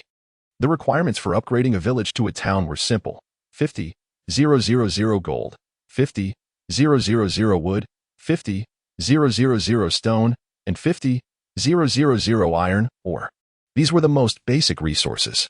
Additionally, the village must reach level 5, have more than 10 defensive structures, and a total population exceeding 500. These were the foundational requirements. Lastly, the Lord's level must reach the maximum of Tier 1, which is level 20. The combined combat power of the troops must exceed 500 points, and the total troop population must be above 50. In summary, the only condition that needed some work was the troop population. While the combat power was nearing 3,000, the troop numbers were surprisingly low. With 3 small squads combined, there were only 33 soldiers, and with the hero included, it amounted to just 34 soldiers, a truly elite force. However, one should not underestimate the sustenance required for a troop of over 30 elite members. Without war, they would consume over 300 populations worth of rations daily. If Ling Zhou wished, he could directly train militia to supplement his forces. Yet, that was unnecessary. Logically speaking, less than a week had passed since his last recruitment, and the cooldown for recruiting troops had not yet expired. However, one advantage of the Blood Moon Frenzy was that entering a new chapter would refresh the territory's chapter time. Thus, if troops were recruited the day before entering the Blood Moon Frenzy mode, the recruitment cooldown could be reset immediately. Initiate recruitment. Ling Zhou commanded as he directed his troops to clean up the battlefield while commencing the recruitment process. Notably, under the privileges of Supreme VIP 888, the recruitment cap for each troop nest had increased. The original cap of 16 for the burrowing worm nest could now recruit 32. The eyeball nest increased from 12 to 24, and the fire dwarf nest surged from 15 to 40. Moreover, the weekly output had doubled. This time around, Ling Zhou could fill all 3 rare nests completely. With the privilege enhancements, the recruitment speed was astonishingly rapid. Within mere minutes, the new soldiers were neatly lined up within the barracks. If one were to compare closely, these new soldiers were somewhat smaller in stature than the veterans who had reached level 20. Observing the remaining experience, Ling Zhou waved his hand, distributing it evenly. As the soldiers glimmered with golden light, more than 60 new soldiers leveled up. However, due to the sheer number of new recruits, the remaining experience was only sufficient to elevate them to around level 8, far from Tier 1 maximum level. Chirp, chirp. Just as Ling Zhou was busy, a soft and adorable voice called out, followed by a gentle touch at his feet. Looking down, he found none other than Rimuru. Chapter 59, The Upgraded Blood Moon Frenzy. A madness of difficulty. The rotund Rimuru nestled against his leg, playfully calling out to him. Ling Zhou instinctively reached out to stroke its body. Chirp, chirp. Rimuru instantly melted into a heap on the ground, reveling in the delightful sensation. So this is what it feels like. Ling Zhou curiously explored its soft, squishy form. Akin to a warm and elastic water balloon, yet devoid of any moisture, making it a burdenless experience. After some time, he realized that Rimuru was merely seeking affection. It was hungry. It gazed longingly at the corpses being transported by the burrowing worms, drooling at the sight. Whether it was the bear goblin or the shark lizard beast, both were delicacies it had yet to savor. Go ahead. Naturally, Ling Zhou would not be stingy with his top general. In a sense, these corpses were prepared for Rimuru. Secondly, they served as a health potion for the burrowing worms. With Remura having reached level 1 fully, its combat power had already reached an astonishing 350 points. Yet this was not its limit. Ling Zhou observed as Remura devoured the corpses, its combat power gradually increasing. Although the rise was slight, it was steadily climbing. If it absorbed skills, its power would see a more significant boost. Regrettably, while the Blood Moon Frenzy boasted numerous monsters, their quality was rather average. Even the Bear Goblin Chief from the 20th wave and the Shark Lizard Beast Chief from the 30th wave were merely elite-level bosses. Ling Zhou shook his head. Realizing that the first round was quite accommodating to newcomers, the intensity had not been maximized. Just then, a notification echoed in his ears. Ding! Player I am the Wealthy God has achieved an S-level clear evaluation, unlocking multiple difficulty modes for the subsequent rounds, offering players more choices. Strive to clear for greater rewards. Ling Zhou paused briefly, a look of confusion crossing his face as he read the message. What additional modes? The Blood Moon Frenzy had other modes? Having played Sweet Home for so many years, he had truly never heard of such a thing. Yet beneath the Blood Moon icon on his panel, a new option button had indeed appeared. Upon clicking it, he found, as the system had indicated, 4 additional modes to choose from: normal, medium, hard, and madness. The mode marked as normal had already displayed a successful clear status. Upon closer inspection, there was a small note indicating a 10 increase. Ling Zhou's eyes lit up. This was the value for the madness enhancement. The medium difficulty had a 30 increase, the hard mode boasted 70, while the madness mode offered a staggering 120. This meant that the monsters in madness mode would possess over twice their usual strength. Ling Zhou swallowed hard, fully aware of what such an increase in monster attributes entailed. It implied that even ordinary monsters, with such a drastic enhancement, could rival elite-level foes. Naturally, elite monsters could be elevated to rare-level strength.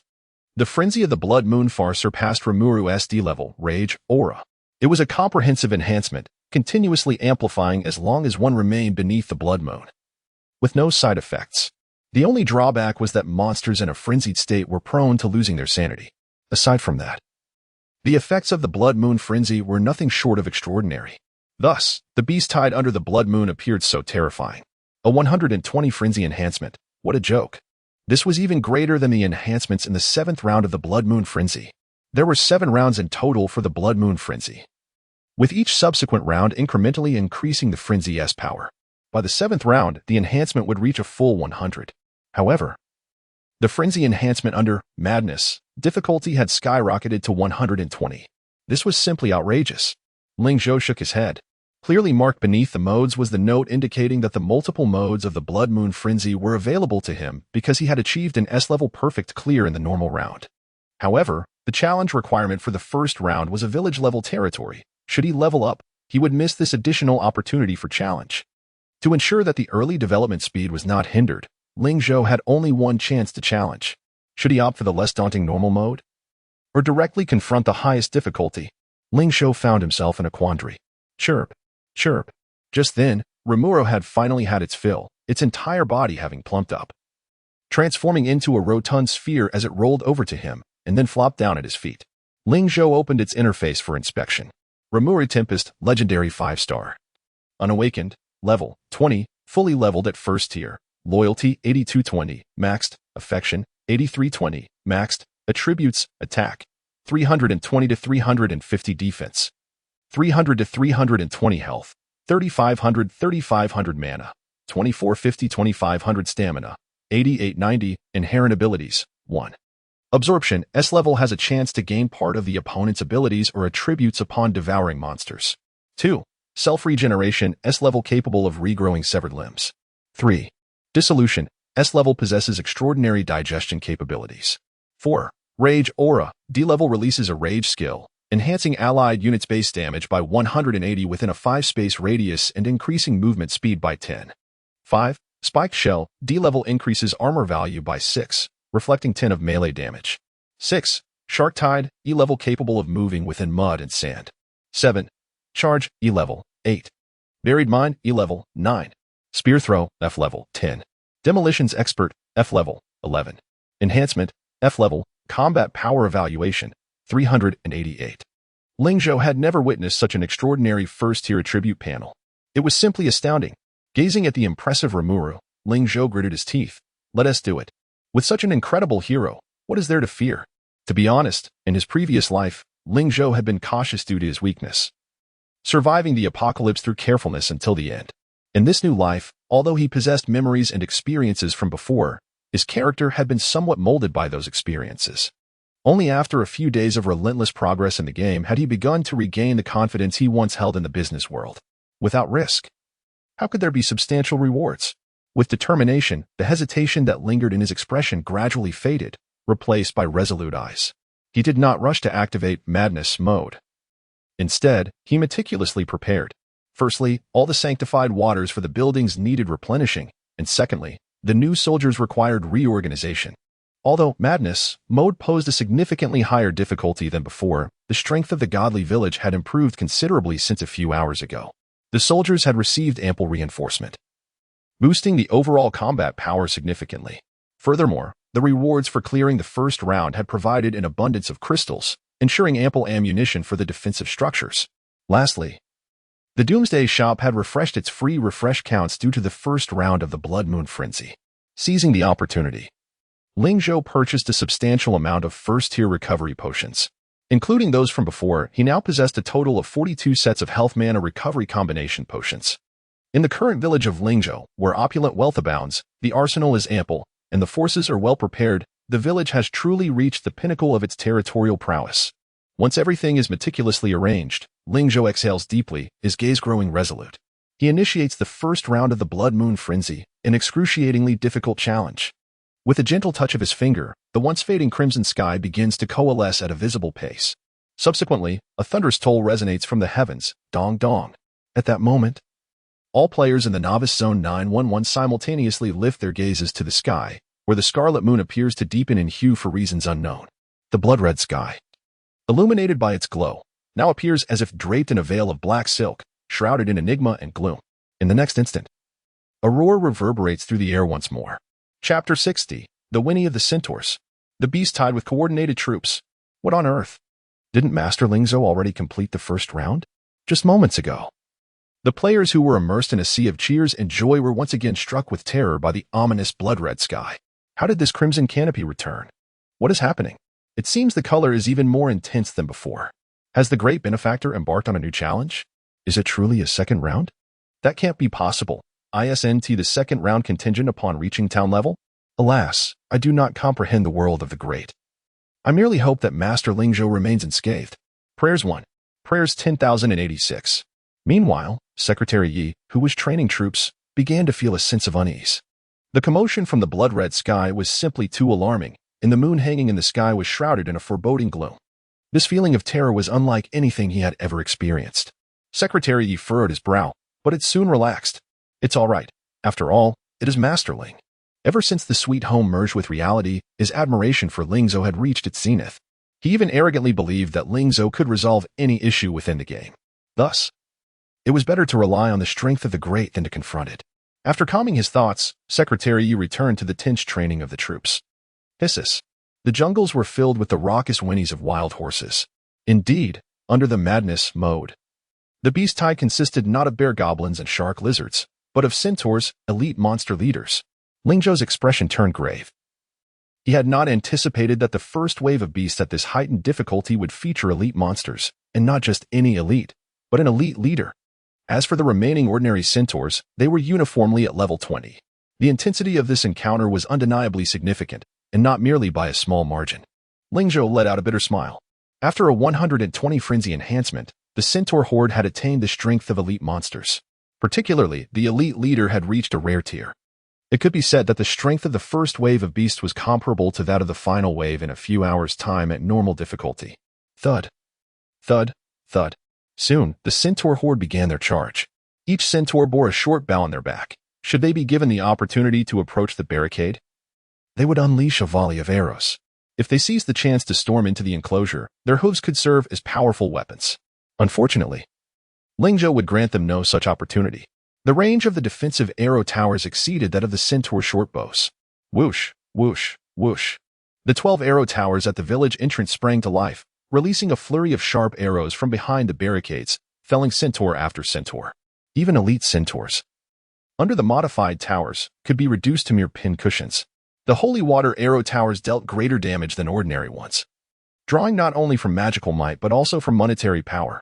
Elite centaurs could withstand 4 arrows but could not endure 4 to 5 consecutive volleys. It was not that there were no centaurs that managed to reach the barricade, at least the leader did.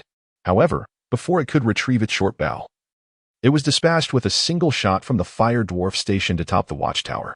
Ling Zhou's soldiers, even among the rare tier, were top-tier 5-star troops, utterly unafraid of the opposing centaur leader. As the first wave of centaurs lay defeated, the familiar sound of the system notification echoed in his ears. Ding! Congratulations. You have slain Centaur 58, Team Experience 280, Experience 280. Ding! Congratulations for clearing the first wave of Beast Tide. Please prepare. The second wave will arrive in 10 minutes. The rest period was not significantly different from that of normal difficulty. Ling Zhou relaxed his brow slightly. The first wave had already consumed over 4,500 drops of holy water, equivalent to 4.5 magical crystals. Ling Zhou pondered for a moment before rearranging the formation of his troops. Veteran soldiers would lead the new recruits. There was no need for him to train them, as the new soldiers would quickly learn various tactics. 32 digging worms were divided into 2 small squads, each containing an equal number of veterans. The Idemons were not needed on the front lines and were instead placed strategically around the territory, covering the surroundings. The most formidable fire dwarfs, due to their slow movements, were organized into a single unit, ready to engage. Prior to that, they would merely need to supplement damage from the arrow and watchtowers. Remura stood by Ling Zhou's side, awaiting orders. Unless a critical moment arose, there was no need for it to enter the fray directly.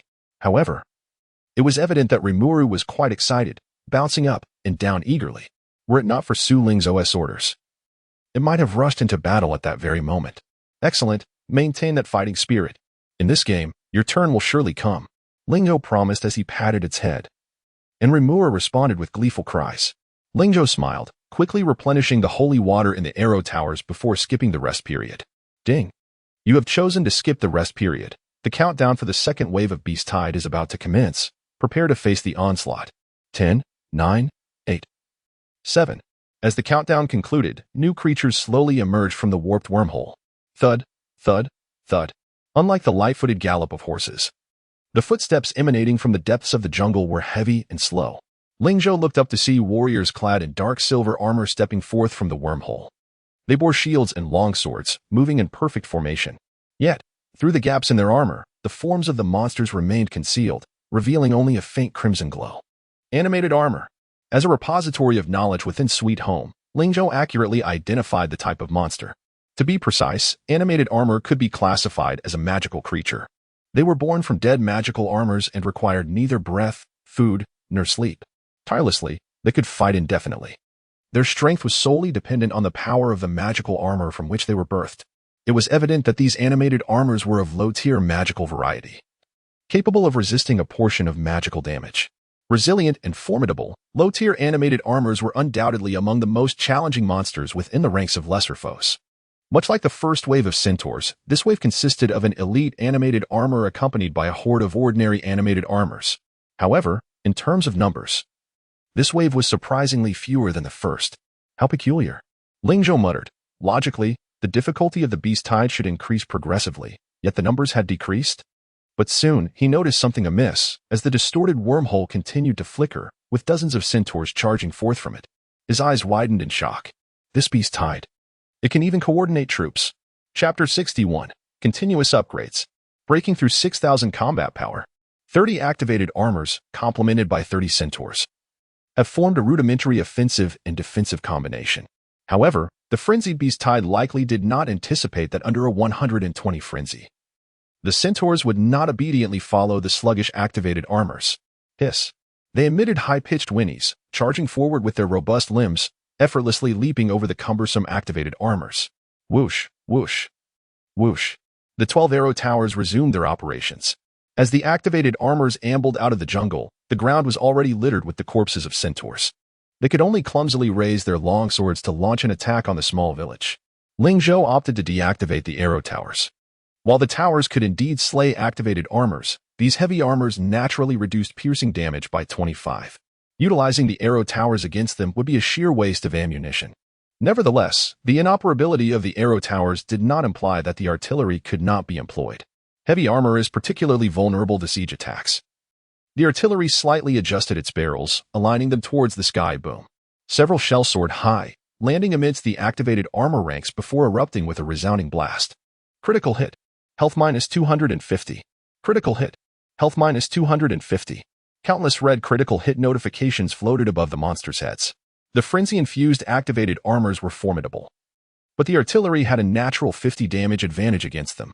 After the artillery shells detonated, the fragments reduced their once proud armor to mere scrap metal. In the first round of artillery barrages, a third of the activated armors fell, and the remaining ones were nearly at their health limits. Boom. Boom. After 2 more rounds of concentrated fire, the activated armors were completely brought down. The second wave of Beast Tide was thus eradicated.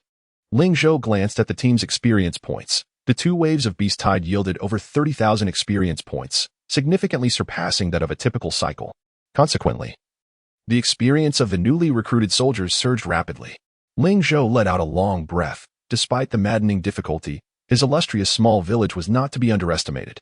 With over 20 defensive structures fully upgraded, and most being of superior quality, he had yet to deploy his prized perfect-level crossbow.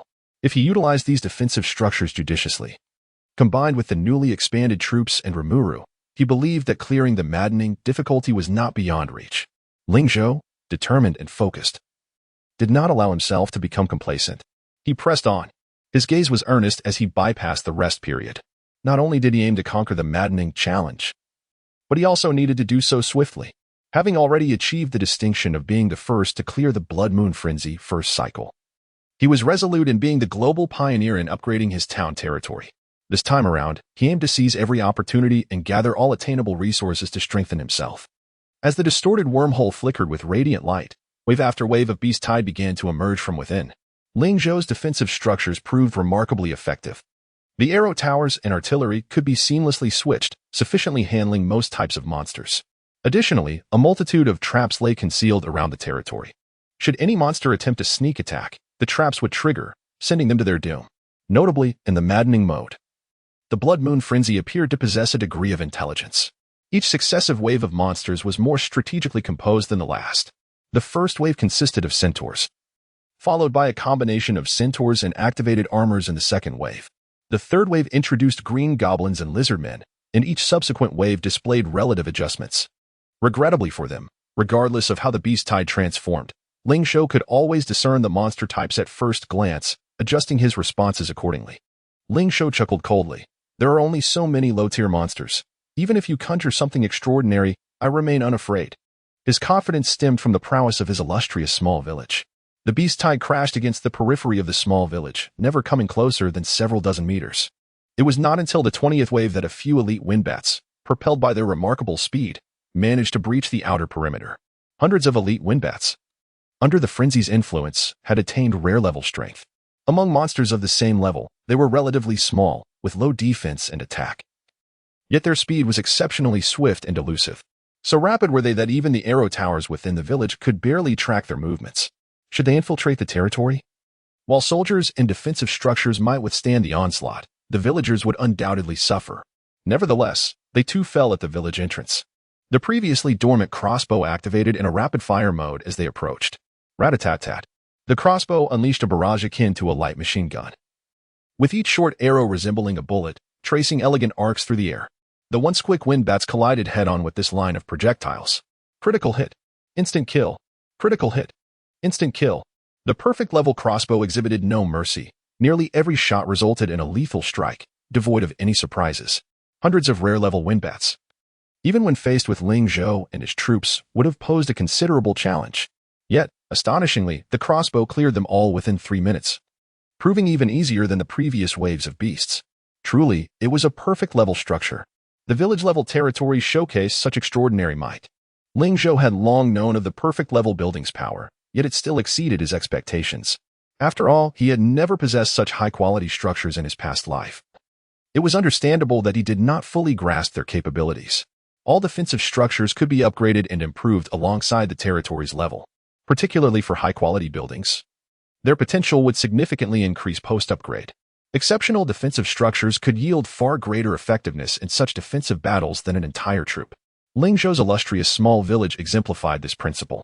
No matter how unpredictable the Beast Tide became, the village's defenses remained unbreached, let alone the new reinforcements Ling Zhou had expanded behind the lines, excluding Rimuru. The size of his troop had reached a population of 96. Furthermore, after the previous 20 waves of experience, this nearly 100-strong troop had all attained the first-tier maximum level, surpassing a total combat power of 6,000.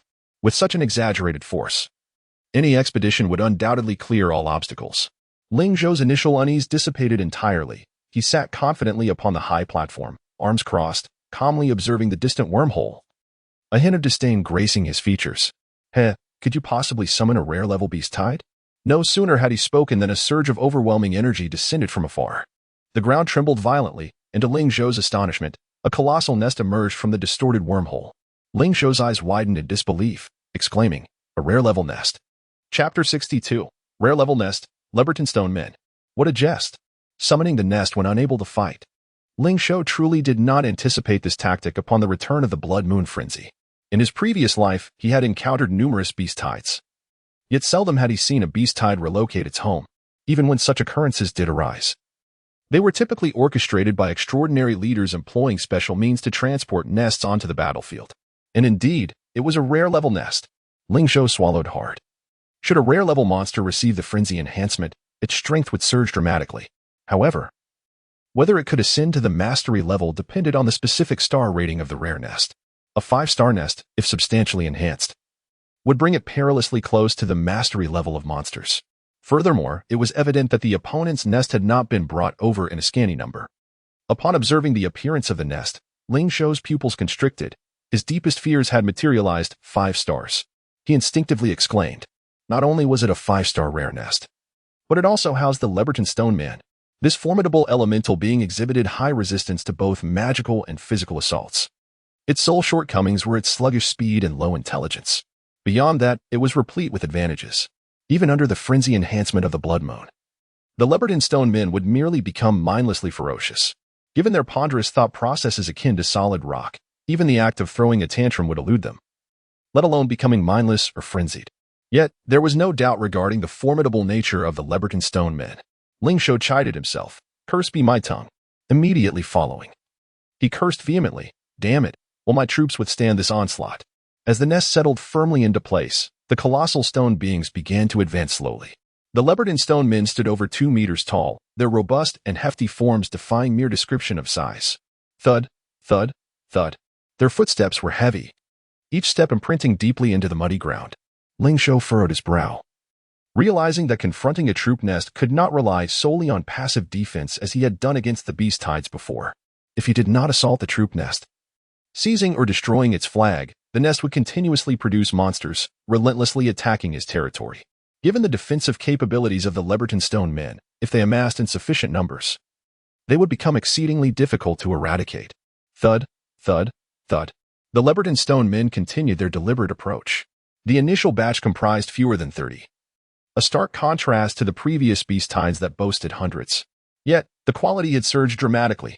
Ling Zhou refrained from reckless action, opting to stand guard and gauge the defensive capabilities of the fully leveled first-tier Leberton Stone Men. However, to his astonishment, before the first batch even reached the village entrance, a second wave of Leberton Stone Men had already emerged from the nest. What astonishing efficiency! Ling Zhou marveled silently. It appeared that the frenzy enhancement of the Blood Moon not only affected the soldiers but also the nest. Under this enhancement, the production speed and quantity of troop nests had undoubtedly received a significant boost. Ling Zhou suppressed the urge to strike first. The first batch of Leberton Stone Men was now nearly upon him. Soon, the defensive structures of Shenhao Village sprang into action. Clang, clang, clang. Health -10. Health -10, health -8. The fine arrow towers swiftly unleashed their projectiles upon the stone beings, yet inflicted minimal damage. The arrows merely left shallow marks on the stone men, failing to create even a single effective wound. Ceasing the arrow towers, he commanded a simultaneous barrage from the cannons. Ling Zhou executed his orders swiftly. 5 ordinary cannons, along with 5 fine cannons, a total of 10 artillery pieces fired in unison. Boom. 10 shells accurately struck the vicinity of the stone men, erupting in a violent explosion. Countless shards of stone flew through the air. Critical hit. Health -50. Critical hit. Health -80. Critical hit. Health -99. A multitude of critical hit notifications danced in the air. Yet Ling Zhou gritted his teeth. Is this truly what you call a critical hit? The siege-type artillery could indeed inflict additional damage on the stone men. Yet it was still rather limited. Though he grumbled, he understood that the cannons performed admirably against other low-tier troops. However, when faced with foes whose defenses far exceeded the artillery's damage output, they appeared rather impotent. Crossbow. Ling Zhou placed his hopes upon the crossbow. Tap, tap, tap. In the next moment, the short arrows from the crossbow rained down like a torrential storm, cascading upon the stone men. Clang, clang, clang. In mere seconds, one stone man had half its body obliterated. Boom. A kill notification appeared, and the mutilated stone man collapsed, never to rise again. Effective. Ling Zhou felt a surge of joy. The damage from the perfect-grade crossbow was undeniably formidable, capable of shattering even a creature nearing mastery level. Soon, under the relentless fire of the crossbow, the remaining 20 or so stone men were similarly dispatched. Boom, boom, boom. Chunks of stone fell to the ground. And Ling Zhou's anxious heart gradually settled. As long as they could hold their ground, that was all that mattered. Ling Zhou exhaled deeply, then turned his gaze towards the distant stone men that continued to emerge from the nest. They had only dealt with the first wave of Leberton stone men. He had no idea how many more waves awaited. If they remained on the defensive, it would not be long before the gates of Shinhao village were breached. After all, no matter how powerful the crossbow was, it was but a solitary structure. Moreover, while the crossbow's piercing damage was high, it was inherently diminished against the heavily armored stone men, especially since the latter possessed passive damage reduction skills. No, they must take the initiative to attack. Ling Zhou's expression grew grave. In less than 10 minutes since the battle commenced, over 100 Leberton stone men had already appeared in view. The only silver lining was that 30 of these stone men had been eliminated, leaving the remainder divided into two groups, not yet fully converging. Yet, as time progressed, the number of stone men on the battlefield would only increase. To prevent this, one must penetrate the nest and seize the flag. Ling Zhou glanced at Rimuru, who was eager to enter the fray, then surveyed the elite troops before him. He made a decisive choice, raising his hand and proclaiming loudly, "All troops, follow me into battle." Boom, all soldiers stepped forward in unison, standing at the ready, poised for action. Chapter 63, Entering the Lair. The Power of Wealth. Ling Zhou prepared to lead his troops into battle. Besides a few demons used for reconnaissance, the remaining forces were all mobilized. The reborn stone golems moved sluggishly and lacked any ranged capabilities. As long as they could not penetrate the village's interior, they posed no threat to the small settlement. Ling Zhou repositioned the crossbows at the village entrance, and with a range of 500 meters, they could temporarily fend off an assault from the stone golems. Excluding himself, a total of 71 troops adopted a flanking strategy and marched boldly into the jungle. The stone golems may have noticed their movements, but given their slow pace, it was impossible for them to intercept. Thus, Ling Zhou's maneuvers were neither stealthy nor covert. Rather, they were conducted openly as he felled the first wave of stone golems and advanced with his troops. He merely took a slight detour to avoid the oncoming beast tide. The stone golems had no means to hinder Ling Zhou, helplessly watching as he led his forces to their lair. Upon arrival, Ling Zhou beheld 4 colossal stone statues standing at the entrance. Statues? No, these were clearly 4 fully leveled rare-grade stone golems. This was one of the skills of the reborn stone golems, Stone Link. By connecting their bodies to nearby stones, they increased their defensive capabilities by 100. Despite being merely 4 rare-grade golems, under the influence of their frenzy, their strength approached that of master-level beings. Coupled with the enhancement of Stone Link, their defenses soared to astonishing levels. Of course, if one were to ignore them, it would still be possible to slip into the lair. However, such a course of action could lead to being cut off by these stone golems, which would spell trouble.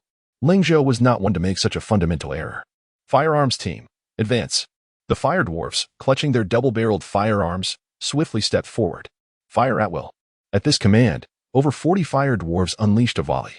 The D-grade volley skill received a slight enhancement upon the fire dwarves reaching level 1. With 40 fire dwarves firing in unison, the basic damage surged to 150. Boom, boom, boom. Countless bullets erupted upon the stone golems, sending shards flying in all directions. The health of the stone golems plummeted rapidly. The fire dwarves were also rare grade 5 stars. And even among their peers, their output capabilities were exceptional. Although a single fire dwarf's damage might seem minimal against the stone golems, the sheer volume of firepower unleashed was overwhelming for the latter. Clang, clang, clang. The stone golems, transformed into large statues, had no opportunity to revert to their original forms before being reduced to rubble. Digging worms, clear the path, fire dwarves, follow up. Ling Zhou, anticipating the situation, wasted no time and urged his forces to advance. The reborn stone golem lair, perhaps due to their confidence in their defenses, had not even constructed a fence, leaving only a few stone golems to serve as walls. Once the army entered the lair, they were greeted by numerous towering boulders. These boulders were not stone golems, but rather one of the materials used to create them. They also served as instruments for the golems to employ stone link.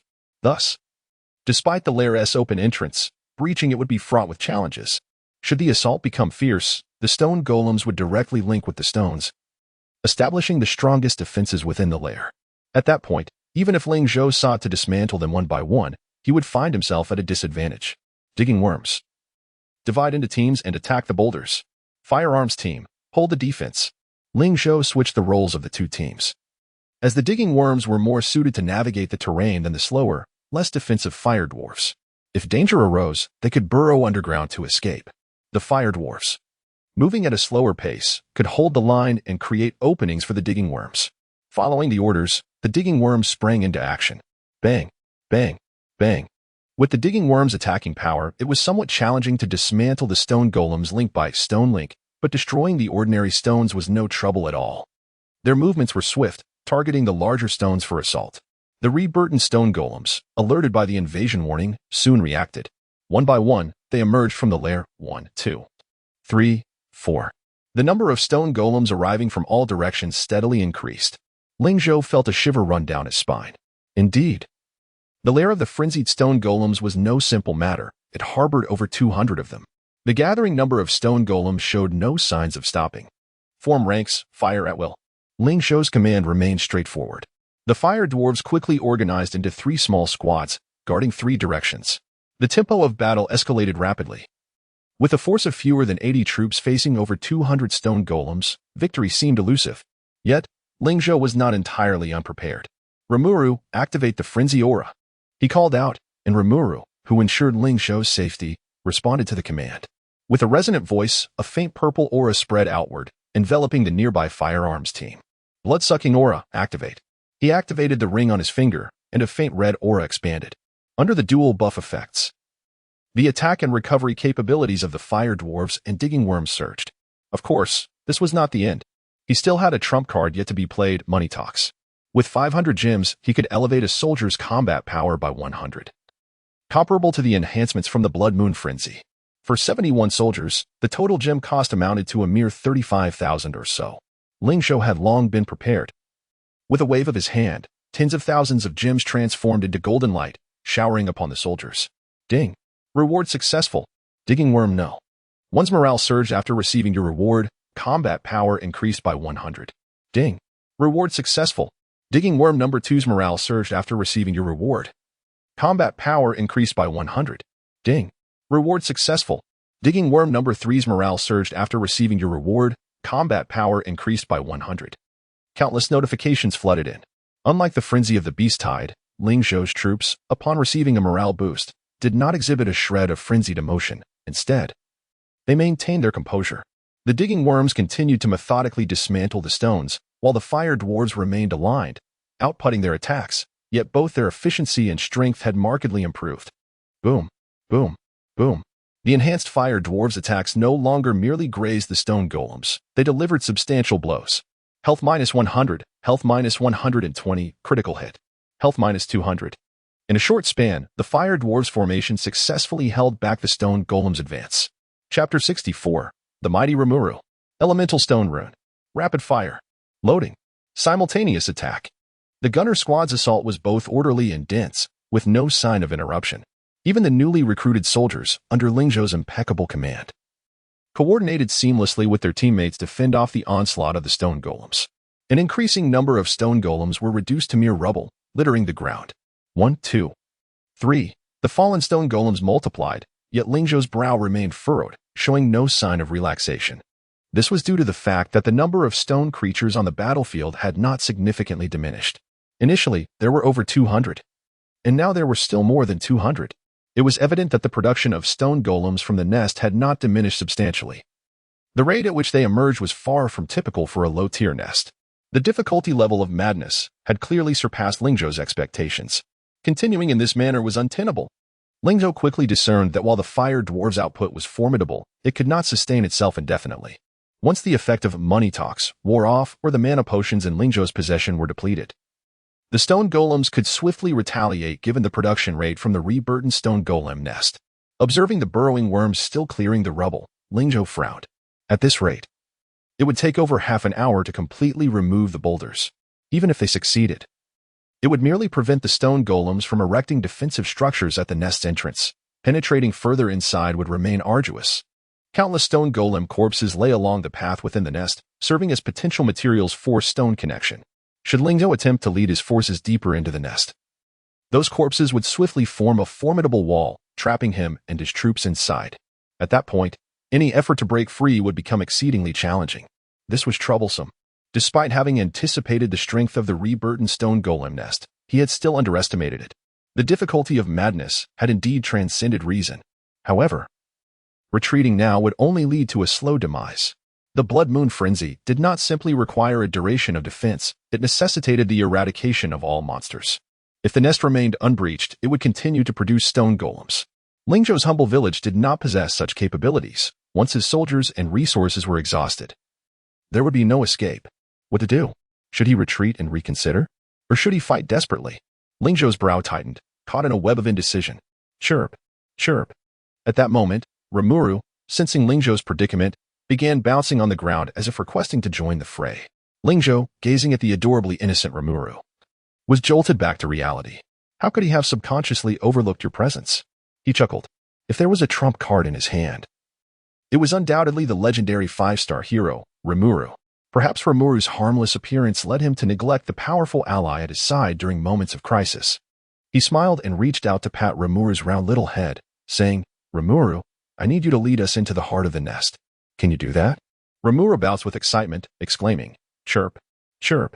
Receiving an affirmative response from his telepathic companion, Ling Zhou's resolve gradually solidified as he declared, Good. I believe in you.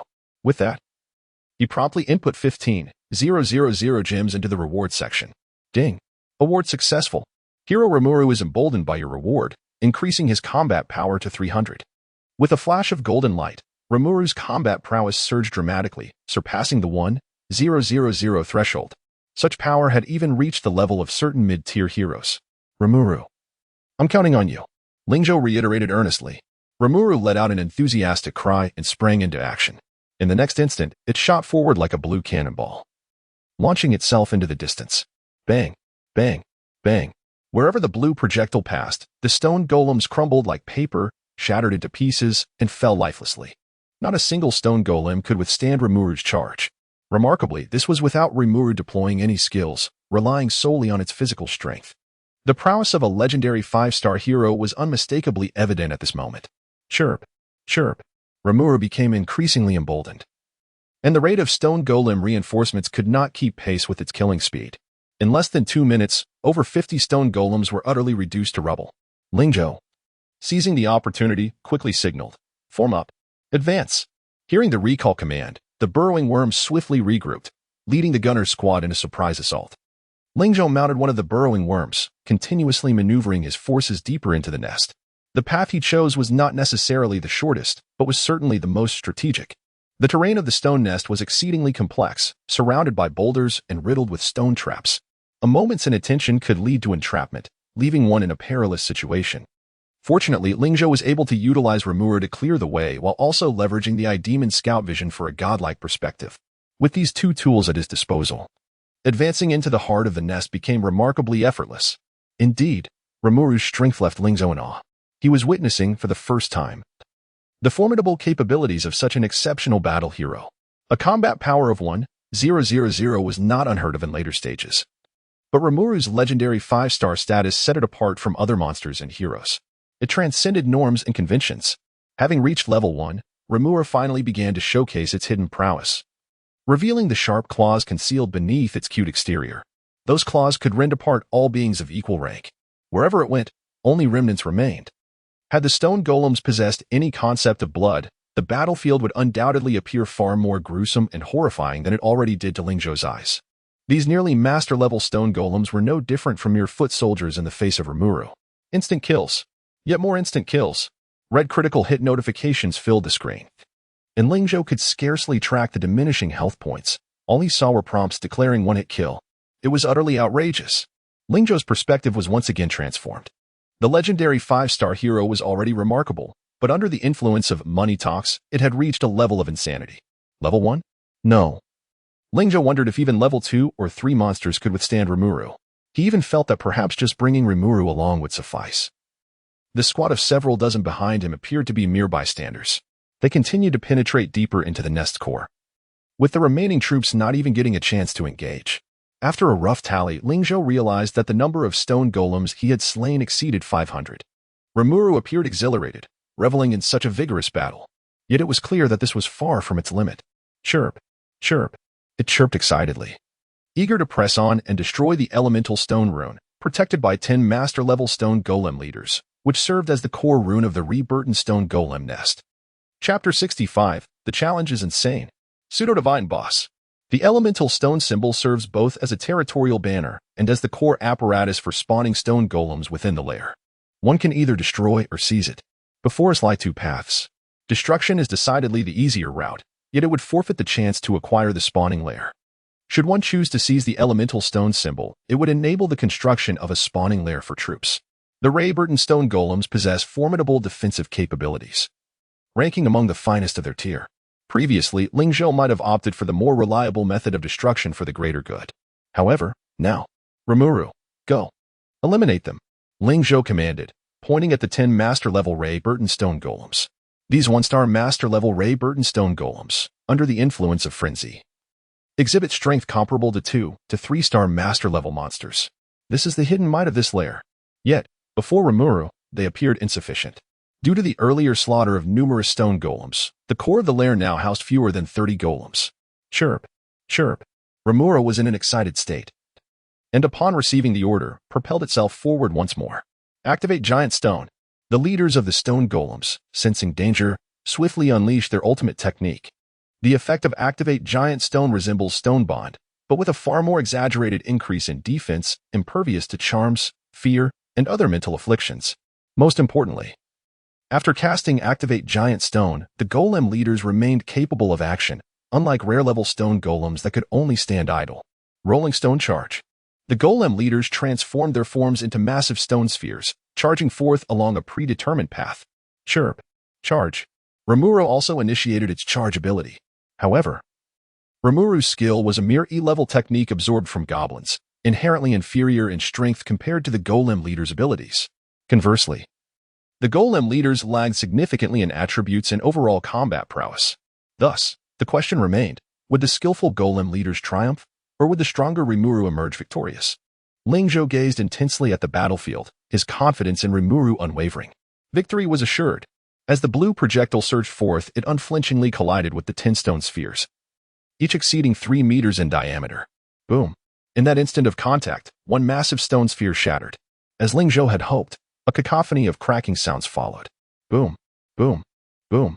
One by one, the stone spheres erupted. Ding. Your hero Rimuru has slain 10 master-level reborn stone golem leaders. Experience points 500, experience points 500. With the notification appearing, the final line of defense for the reborn stone golem lair was breached. Rimuru, seize the stone symbol, Ling Zhou commanded in a low voice. Without hesitation, Rimuru executed the order. As the other stone golems attempted to destroy the symbol, Rimuru rapidly propelled itself, expanding its form, and enveloped the elemental stone symbol within its body. Seeing the symbol secured, a smile graced Ling Zhou's face as he exclaimed, "Firearms team. Fire. Harvest." 3 squads of gunners advanced in unison, raising their firearms to target the remaining stone golems. Bang, bang, bang. Flames erupted from the barrels. The remaining stone golems fell helplessly under the onslaught of the fire dwarfs. With a chilling mechanical notification sounding, Ling Zhou's tense nerves finally relaxed. Ding. Congratulations on being the first to complete the Blood Moon Frenzy on insane difficulty. Completion rating S. Perfect. Rewards: Reputation 2000, Team Experience 300000, Mysterious Reward X1. The first round of Blood Moon Frenzy on insane difficulty completed. The crimson sky that had enveloped the territory gradually faded as the distorted wormhole dissipated. Minutes later, the final remnants of the interface vanished completely. At last, Ling Zhou had triumphed over the most challenging mode. Gazing at the strewn stone debris, he let out a long sigh of relief. The battle, though perilous, unfolded without dire consequences. The situation briefly deviated from his expectations, but Rimuru swiftly turned the tide back. Upon completion, his immediate focus was not on the rewards but on Rimuru. This battle had once again reshaped his perception of a legendary 5-star hero. Watching Rimuru joyfully munching on stone fragments, a fervor ignited within Ling Zhou. My next hero must also be a legendary 5-star. Legendary 5-star heroes are the pinnacle among the recruitable heroes in the Hero Tavern. Their potential is boundless, with proper nurturing in the later stages. They could very well ascend to epic, glorious, or even mythical tiers. However, all of this exists only in theory. Ling Zhou had glimpsed the sole glorious level entity in the multiverse battlefield, encountered within a colossal multiverse dungeon. As a mere pawn of the Blue Star race, he had only caught a distant glimpse of it. Regrettably, his vision had only allowed him to catch a fragment, rendering him unable to discern its entirety. According to subsequent eyewitness accounts, it was a colossal sandworm exceeding 10,000 meters in length, having survived for millennia, nearing the brink of pseudo-divinity. Fortunately, the giant sandworm did not regard the invading lords as foes. Otherwise, all players who entered the dungeon would have met a grim fate. Even so, during its movements, the giant sandworm effortlessly crushed several unwary extraordinary lords, as if squashing ants. Some even prophesied that completing this colossal dungeon might unveil pathways beyond the monarch-level lords. Yet, the veracity of such claims remains uncertain. As it stood, the enormous multiverse dungeon remained unfinished, with progress stagnating at approximately 30. Ling Zhou slapped his face, shaking off his reverie, and shifted his gaze to the rewards bestowed by the system. After all this effort, if the completion reward is a pile of garbage, next time I shall obliterate the wormhole. Ling Zhou gritted his teeth, muttering threats while scanning his mailbox. Upon cursory inspection, the rewards for completing the ordinary round were mostly present, and besides reputation points, all others had been multiplied. Just this. Ling Zhou raised an eyebrow. The same rewards repeated offered little surprise compared to before. Moreover, he could not believe that the rewards for insane difficulty were limited to these. Surely, that would be a disservice to the ferocity of the beast tide. While he grumbled, his gaze suddenly landed on a seemingly inconspicuous blackened stick among the attached rewards. Due to its unremarkable appearance, he had overlooked it during his initial scan. Now, however, the ordinary firewood stick stood out amidst the glittering rewards. Ling Zhou clicked on the attached item description, his mouth instinctively reciting, an ordinary fennel branch. Chapter 66, The Spark of Prometheus. The Blood Moon Feast. What on earth? Ling Zhou retrieved the fennel branch from the annex. At first glance, the wooden stick in his hand resembled a mere firewood stick. Its exterior appeared charred like coal, yet it emanated a cool touch when held. Beyond that, there was nothing particularly remarkable about it. Ling Zhou seemed to have perused all the rewards, discovering that this fennel branch was the only item that differed from the standard rewards of an ordinary cycle. This made no sense. He scratched his head, then noticed a line of exceedingly subtle text beneath the description of the fennel branch. The spark of Prometheus. Collect 7 to summon the divine. Cough. Gather 7 to ignite the bonfire and hold the Blood Moon Feast. 7? Blood Moon Feast? He was taken aback, then inhaled sharply. Could this be some sort of strategic treasure? The more Ling Zhou pondered, the more plausible it seemed. The phrase Blood Moon Feast sent a chill down his spine. Could it be that 7 fennel branches could summon the Blood Moon? If that were the case, the fennel branch in his possession would far surpass any previous rewards in value. The Blood Moon Frenzy was a well-known nightmare and purgatory for countless players within Sweet Home. Many players had met their demise under the onslaught of the Blood Moon Beast Tide. Ling Zhou restrained his excitement. After all, what this fennel branch truly was remained uncertain. If it truly resembled his imaginings, there would be ample time to rejoice later. After a moment of contemplation, he placed the item into his backpack. In Sweet Home, lords possessed personal spatial backpacks, which were distinct from the territory's warehouses. The former would never result in the loss of items unless the lord perished, while the latter was subject to destruction or plunder during offensive and defensive battles, posing a constant risk of resource loss. Thus, Ling Zhou opted to carry important items with him. However, the spatial backpack had limited capacity. Even with the enhancement from Supreme VIP 888, it could only hold 50 slots, accommodating 500 units of resources. Moreover, these resources would not count against the team's burden. After collecting a substantial number of rewards, Ling Zhou glanced at the nearby affluent village. As he led his troops into the lair, he noted that the fence at the village entrance had been significantly damaged by the stone men. The steel fence he had upgraded was unable to withstand the furious assault of the stone men. After his soldiers cleared the battlefield, he returned to the village to assess the damage within his territory. Fortunately, the stone men had not breached the interior. After a massive wave of stone men surged through, the crossbow turrets had proven inadequate, failing to effectively eliminate all the stone men, resulting in varying degrees of damage to several structures at the village entrance. Thankfully, the core buildings within the village, such as the Lord's Manor, the Hero Tavern, and the Holy Magic Pool, remained unscathed. The villagers and construction workers had hidden well, with no casualties reported. Upon completing his inspection, the territory still met the requirements for upgrading the town. Without hesitation, he waved his hand. Upgrade the town. As the primary town order in his hand transformed into a radiant beam of golden light that shot into the sky, a pale golden canopy enveloped affluent village, completely covering it. During the town upgrade, neither construction workers nor villagers were permitted to interfere with the territory's buildings. Harkins emerged from a small house accompanied by several construction workers. "My lord, shall we repair the defensive towers at the resource point?" he asked, his face adorned with a thick beard, exuding respect and even a hint of reverence. The information panel revealed that this master-level construction worker had fully submitted to him. Excluding bonuses, his loyalty had risen above 80 points. As for the villagers and the soldiers under his command, their loyalty was even more extraordinary. The level of loyalty was influenced by numerous factors, including the development of the territory, food supply, daily work hours, and the Lord's reputation. Even if loyalty reached its pinnacle, one must never assume that the subjects would remain eternally loyal. This was no mere game. All the subjects recruited within the territory were living beings with thoughts and feelings. If treated as mere playthings or expendable resources, a backlash would inevitably arise.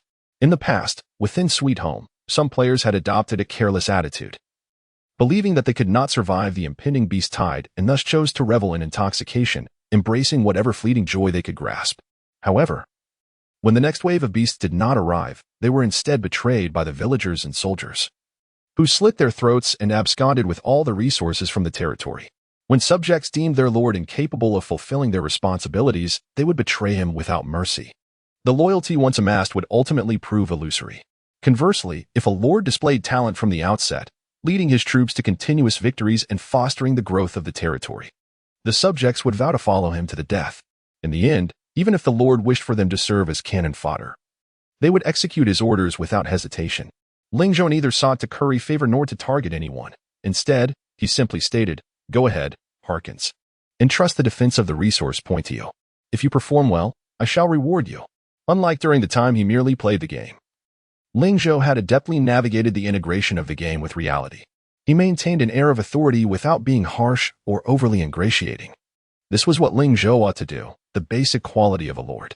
Indeed, upon hearing Ling Zhou's words, Harkins appeared even more exhilarated, as if he had already received the lord's commendation. "Yes, my lord. You can rest assured and leave it to me." Harkins confidently set off towards the resource point alongside several of his junior colleagues. Before their departure, Ling Zhou also assigned them a guard team. Unlike in the pre-apocalyptic days, the monsters in the wild were now fierce and frenzied, ready to attack passing players and villagers at any moment. He had no intention of losing a master-level and several rare-level construction workers. Furthermore, the resources gathered in the wild needed to be escorted back by soldiers. Otherwise, the monster nests in the area might seize the resources. Regarding these outdoor dangers, a passive defense was one approach. However, who was Ling Zhou? Passive defense had never been his style. With time on his hands, he resolved to lead his troops to clear the nearby wild monsters first. He glanced at the remaining upgrade time for the town. It would take another 6 hours for the village to complete its upgrade. He had just finished the Blood Moon Frenzy in under 5 hours. According to the timeline from his previous life, no other player in Blue Star had achieved victory over the Blood Moon Frenzy at this stage. He murmured, "I wonder how this life compares to the last." Server-wide announcement. Congratulations to the player civilization of the Flame Nation for clearing the Blood Moon Frenzy first cycle in 7 hours, 3 minutes, and 25 seconds. Currently ranked second globally. Server-wide announcement. Congratulations to the players of the Flame Nation for successfully resisting the Blood Moon Frenzy. Receiving the World Blessing. All players in the Flame Nation gain a 5 increase in territorial combat power. Chapter 67. The Empress Triumphs. The world is stunned. Several announcements echoed throughout the server, once again shocking the world. A player from the Yin Nation has emerged victorious against the Blood Moon Frenzy. Light of Civilization? Who on earth is that? It's madness. Does Yin Nation have yet another world blessing? The bonuses have stacked to 15. Surely, this cannot be achieved without cheating, right? Oh, how I wish to possess such a cheat. Are there any for sale? I can't even brave the novice village. How on earth can I grow stronger? Fool, this is not a solo RPG. It is a construction game, and that is not a novice village. It is your territory. Is there any expert willing to guide us? How on earth can one complete the beginner quest of hunting wild boars? Unlike players from other nations, the players of Yin Nation raised their fists in celebration. Incredible! What a glorious moment for our Yin Nation. This is the exhilarating feeling of being guided by an expert. Simply delightful. With a 15 bonus, I feel capable of overpowering a bull. To those above, please do not be reckless. This is a construction game. And the Lord's personal combat prowess is irrelevant. Just joking. Don't take it so seriously. By the way, does anyone know who this Light of Civilization is? You don't even know Light of Civilization? This player was an early whale, even before the great deities. Indeed. Light of Civilization has held the top position on the wealth leaderboard of Yin Nation since the game's launch, only being dethroned later when the great deities engaged in a cash battle. Speaking of which, what has become of Changyu? Didn't he spend quite a fortune? Why haven't I seen any announcements of his triumph? Ha ha ha, your information is outdated. After losing the cash battle, Changyu orchestrated a mass deletion of accounts among players and is now being hunted across the internet. No one knows where he is hiding. Damn it. That scoundrel Changyu. My sister was misled by him into deleting her account, and now she cannot even reclaim her status as a player. My son was also victimized. That detestable Changyu. If I ever find him, I swear I will make him pay. Following the integration of Sweet Home with reality, players have come to understand the rarity of player qualifications and the good intentions of Ling Zhou. Reflecting on that tumultuous incident, many players from Yin Nation still feel a shiver down their spines.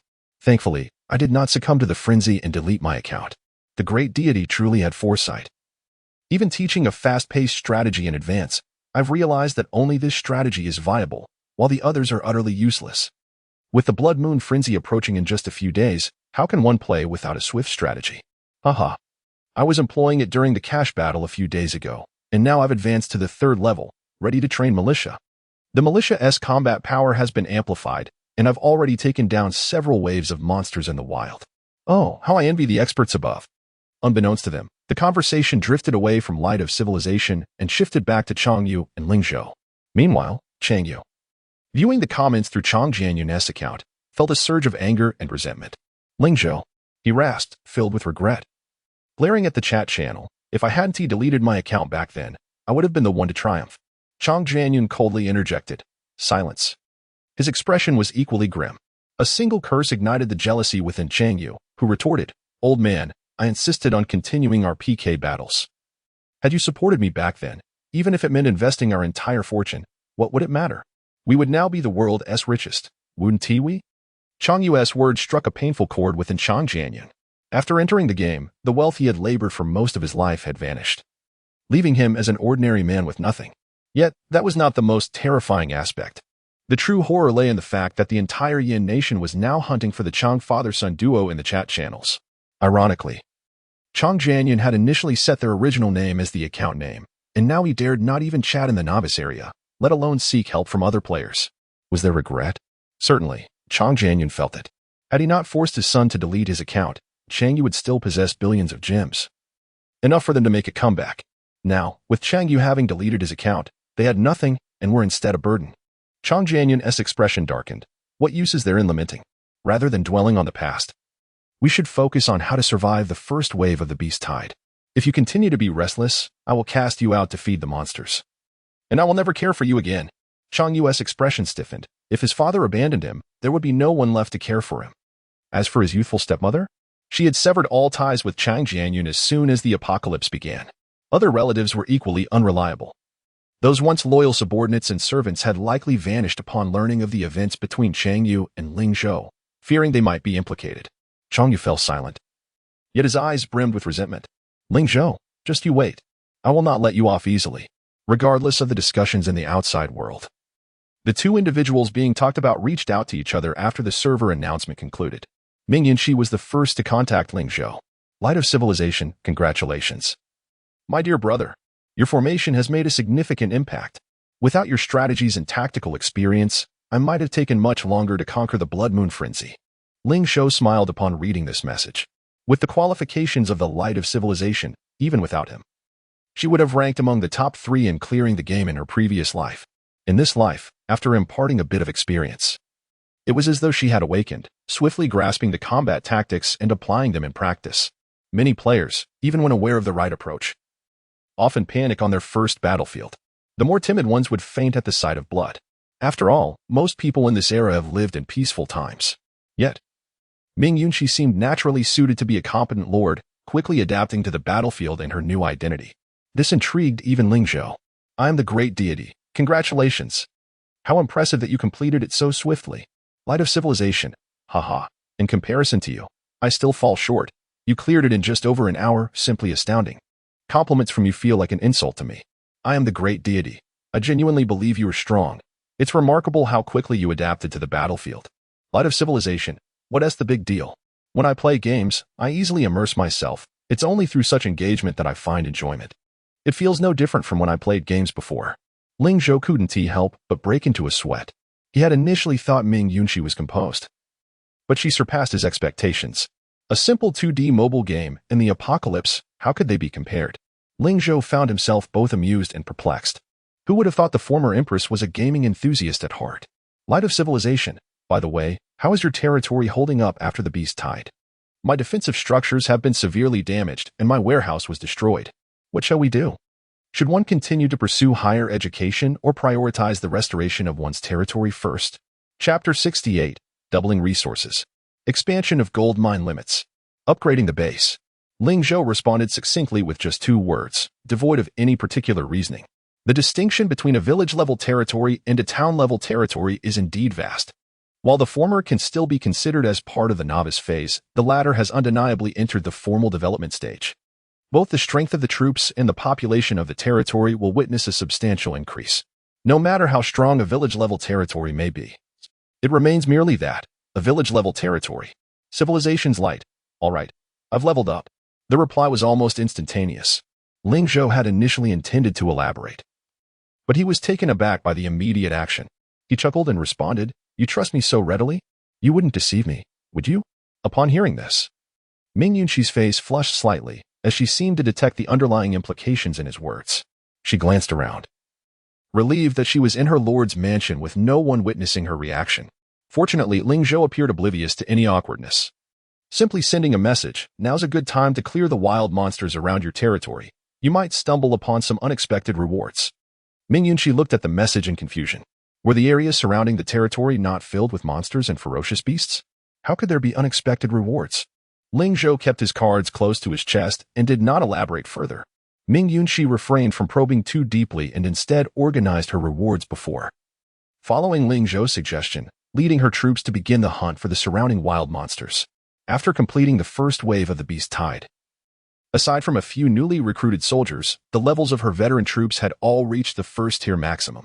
Like Ling Zhou, her 3 battalions were all composed of rare 5-star units, predominantly of the strong assault type. Additionally, she had recruited a master-level 3-star hero of the light elf, Ana. Her forces in the village-level territory could undoubtedly be deemed elite. Otherwise, they wouldn't have cleared the Blood Moon Frenzy's first round so swiftly. The only regrettable aspect was her lack of combat experience, which led to some confusion and disarray during engagements. Luckily, the combat strength of her troops and the defensive capabilities of her territory provided a safety net for her missteps, ultimately resulting in an A-grade evaluation. It was a pity. Had it not been for a few earlier mistakes, her completion speed could have been even swifter, and her rating might have been higher. Unaware of the standards for an S-grade evaluation, Ming Yunxi believed she could achieve a higher rating. Little did she know that completion speed was not the sole criterion for assessment. It was merely one aspect among others, including troop damage, territorial damage, and, most crucially, the commander's on-the-spot reactions. As the Lord and Commander, the ability to make flawless judgments and responses on the battlefield was a key evaluation standard. After a few chaotic commands at the outset, Ming Yunxi had completely forfeited her chance at a perfect evaluation. Returning to the matter at hand, Ming Yunxi began to clear the wild monsters in the vicinity. Ana, the 3-star master hero and light elf, was an exceptionally powerful support hero. Her abilities enhanced health, defense, and attack across the board, with an additional 30 boost for light attribute soldiers. When Ming Yunxi had drawn her troop types from the blind box, She had selected 3 strong light attribute units for her composition. This combination was not without merit, but it relied heavily on the strength of the troop nests and posed a higher difficulty in command. After the beast tide, Ming Yunqi had gained some insights into battle command. These insights and experiences would prove invaluable as she swept through the wild monsters. Team 1 advance, Team 2 provide cover. Team 3. Just protect me. Though her command was still somewhat immature, it had begun to take shape. The light attribute scorpions, under the enhancement from the light elf, were fearsome indeed, brandishing their massive pincers and tearing apart the fragile level 3 wind snakes. Soon, the other monsters on the sandy ground could not escape the scorpions' relentless pursuit, and the cacophony of battle echoed throughout the area. Nearby novice players trembled in fear, peering curiously outside the territory to see which formidable player was dispatching troops to exterminate the monster horde. Ming Yunqi's clearing speed was remarkable. In less than 2 hours, she had eliminated 2 to 3/10 of the nearby wild monsters. It must be said that the unexpected rewards Ling Zhou had mentioned were indeed present. The resources in the vicinity, previously occupied by other players, had largely been overrun by monsters, rendering them unclaimed lands. After clearing these monsters, Ming Yunqi took advantage of the situation to acquire the resource points, finding that the basic equipment in the gathering grounds merely required minor repairs for reuse, avoiding the need for reconstruction. By the afternoon, she had seized control of over 8 resource points, causing her territory's resource cap to surge dramatically. Following Ling Zhou's advice, she began constructing defensive facilities at these resource points, which would not only deter monster disturbances but also prevent competition from other players. Once all these tasks were completed, Ming Yunqi took a moment to observe the territories of other players. Many were still engaged in basic construction within their territories. Even some veteran players were busy training troops and erecting defensive structures. She suddenly realized that her progress compared to these players was astonishingly rapid. Reflecting on it, had it not been for Ling Zhou's earlier suggestions, even if she had reached level 5 with maximum defenses, she would still need to rectify the irrational aspects within her territory. Otherwise, had she faced the beast tide with her previous territory, at least half of her defensive structures would have been utterly destroyed. Consequently, her upgrade to town level would have been significantly delayed. Now it appeared that not only had she cleared the beast tide at a remarkable speed, but it also had no adverse effect on her upgrade pace. And she had managed to accumulate resources simultaneously. Had any single aspect been missing, her advantage would not be as pronounced. Nor would she have been able to create a decisive gap between herself and other novice players. All of this change stemmed from Ling Zhou. Ling Zhou. For some inexplicable reason, Ming Yunqi instinctively recalled the face of Ling Zhou as it appeared on the live stream, pronouncing his name slowly. Ling Zhou. Moments later, her cheeks flushed, and she muttered, "So it turns out he is a bit of a greasy uncle, but surprisingly handsome." Achoo. Ling Zhou rubbed his nose, a puzzled expression crossing his face. What was going on today? Sneezing repeatedly, could he truly be coming down with a cold? He touched his forehead, finding no abnormalities. Ling Zhou shrugged. "It seems I've attracted too much attention with my resource acquisition." Yet, despite saying so, he had shown no restraint when seizing resource points, his expression radiating pure delight. How could he not be happy? Before the game update, he had only 14 resource points, and now they had tripled. His gold mines expanded from 6 to 18, iron mines from 7 to 15, and stone mines increased to 9. The cap for basic resources had undergone explosive growth. Particularly, the storage limit for gold mines had reached a staggering 3.6 million. With this, upon upgrading to town level, he could purchase a batch of upgrade packages and construct a master-level hidden goblin nest. Ling Zhou's face lit up with joy. Chapter 69. The town territory is complete. Online mode activated. The resources in the novice zone are limited, at least in the early stages. Even in the later phases, basic resources remain indispensable. Many territories are unable to upgrade due to a lack of fundamental resources. For Ling Zhou to develop swiftly, it is imperative to seize a sufficient number of resource points, a necessity that holds true both in the early and late games. After wandering around the wilderness and collecting resources from nearby points, Ling Zhou intentionally made his way close to Secretary Ye's territory. Upon receiving a red alert, Secretary Yi was startled, nearly convinced that the beast tide was upon them prematurely. However, the next moment, he received a message from Ling Zhou, "Come out." Secretary Ye's demeanor relaxed instantly, and he hurriedly slipped on his slippers and rushed outside. Upon seeing Ling Zhou at the door, a sense of safety enveloped him. "Mr. Ling, your troops have reached such high levels?" The sight of the neatly lined up burrow worms and fire dwarves brought forth an overwhelming aura of pressure. Ling Zhou's presence felt markedly different from before. Although he still wore casual attire and bore an unchanged expression, there was an undeniable air of authority about him that demanded respect. Secretary Yi instinctively spoke with even greater reverence than before. Ling Zhou smiled. Once you complete your challenges, your troop levels will be similar.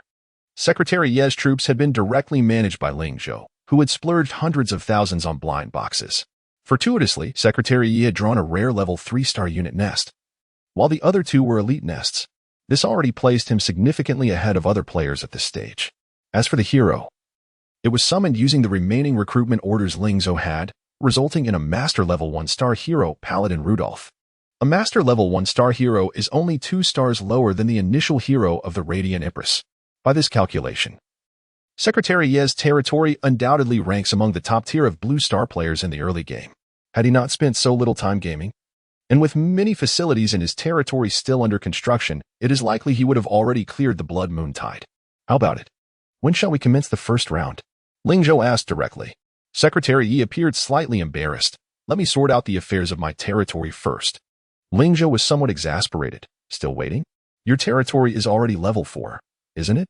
The first batch of soldiers is fully recruited. What is there to wait for?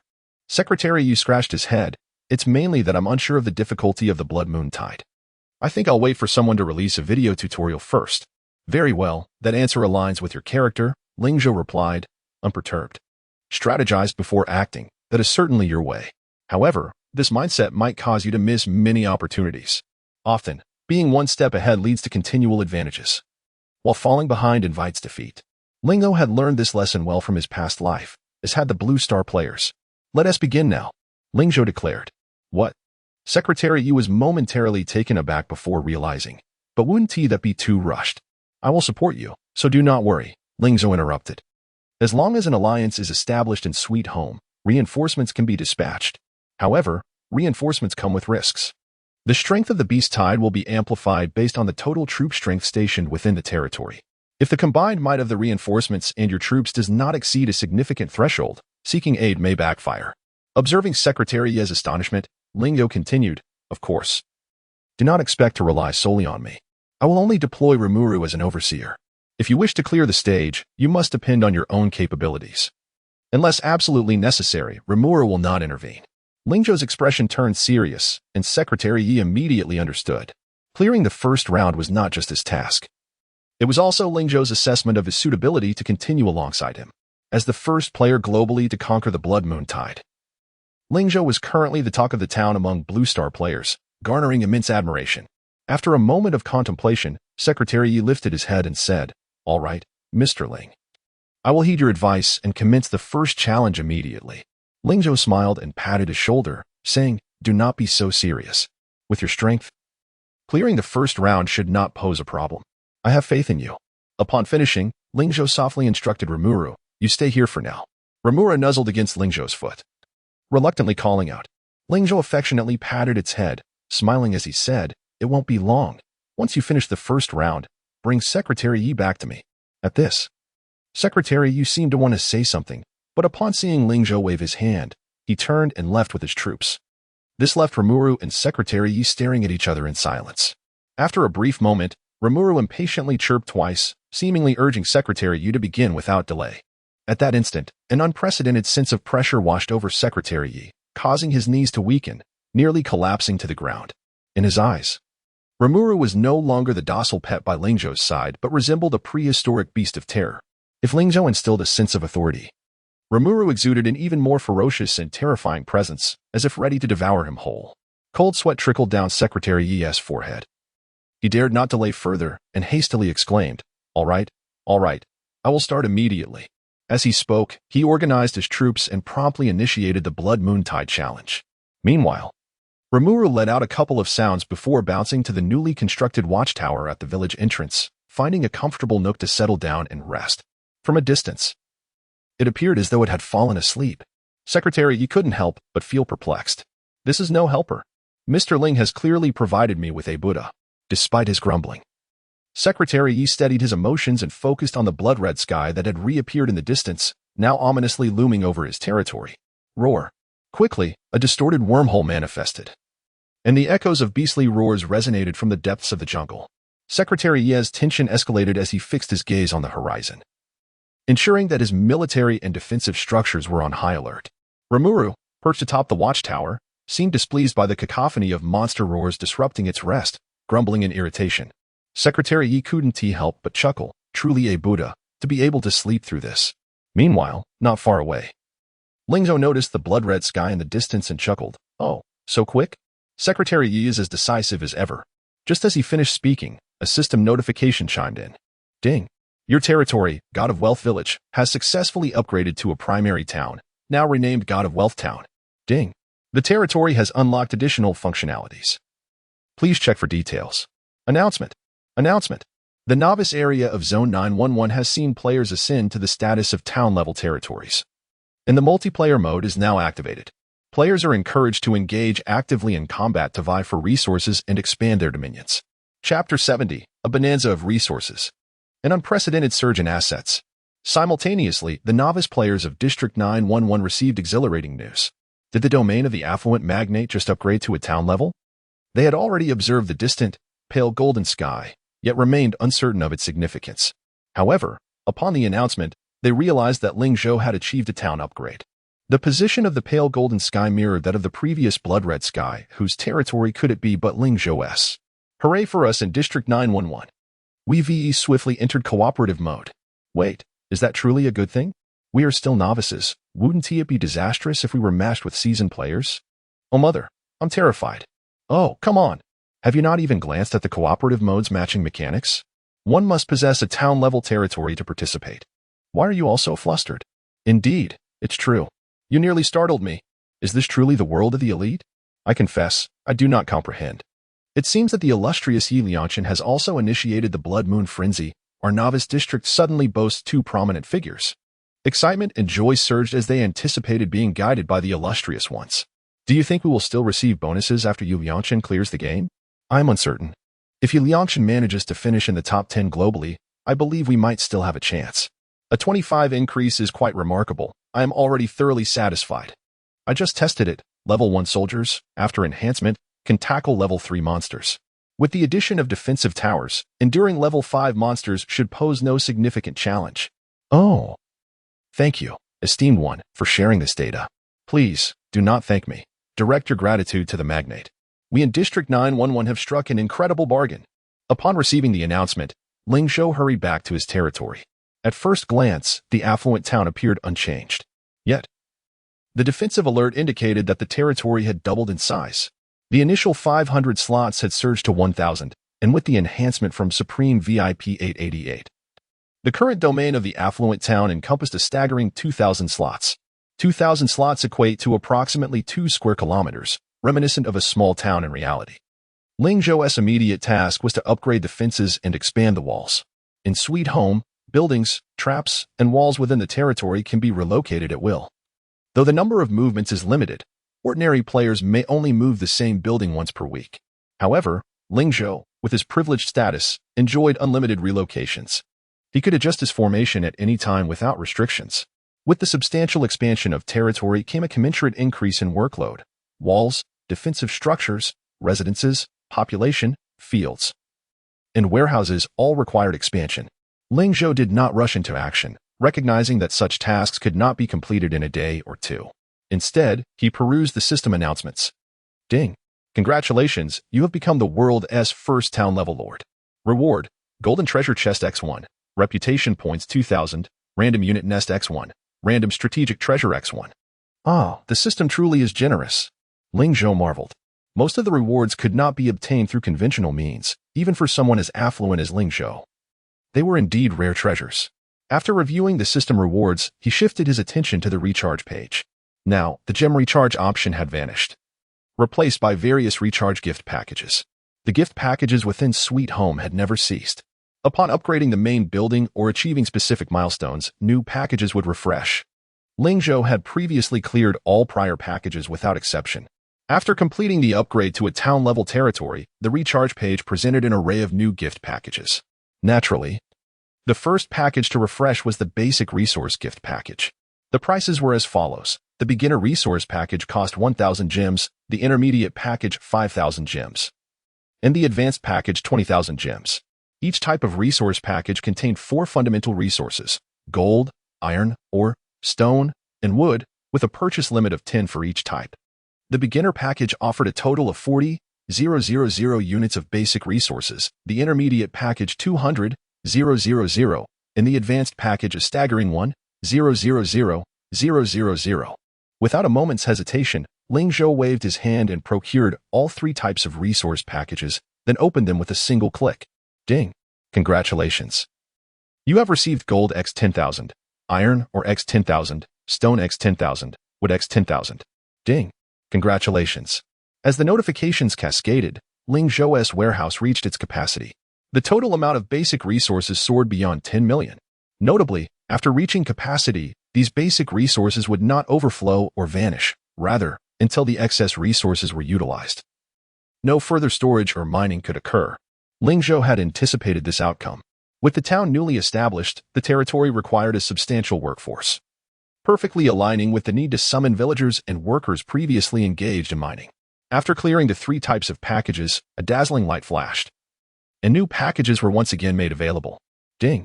Detecting a significant demand for resources, a rare resource package has been launched for players. For more details, please check the relevant page. Ling Zhou's eyes sparkled with excitement.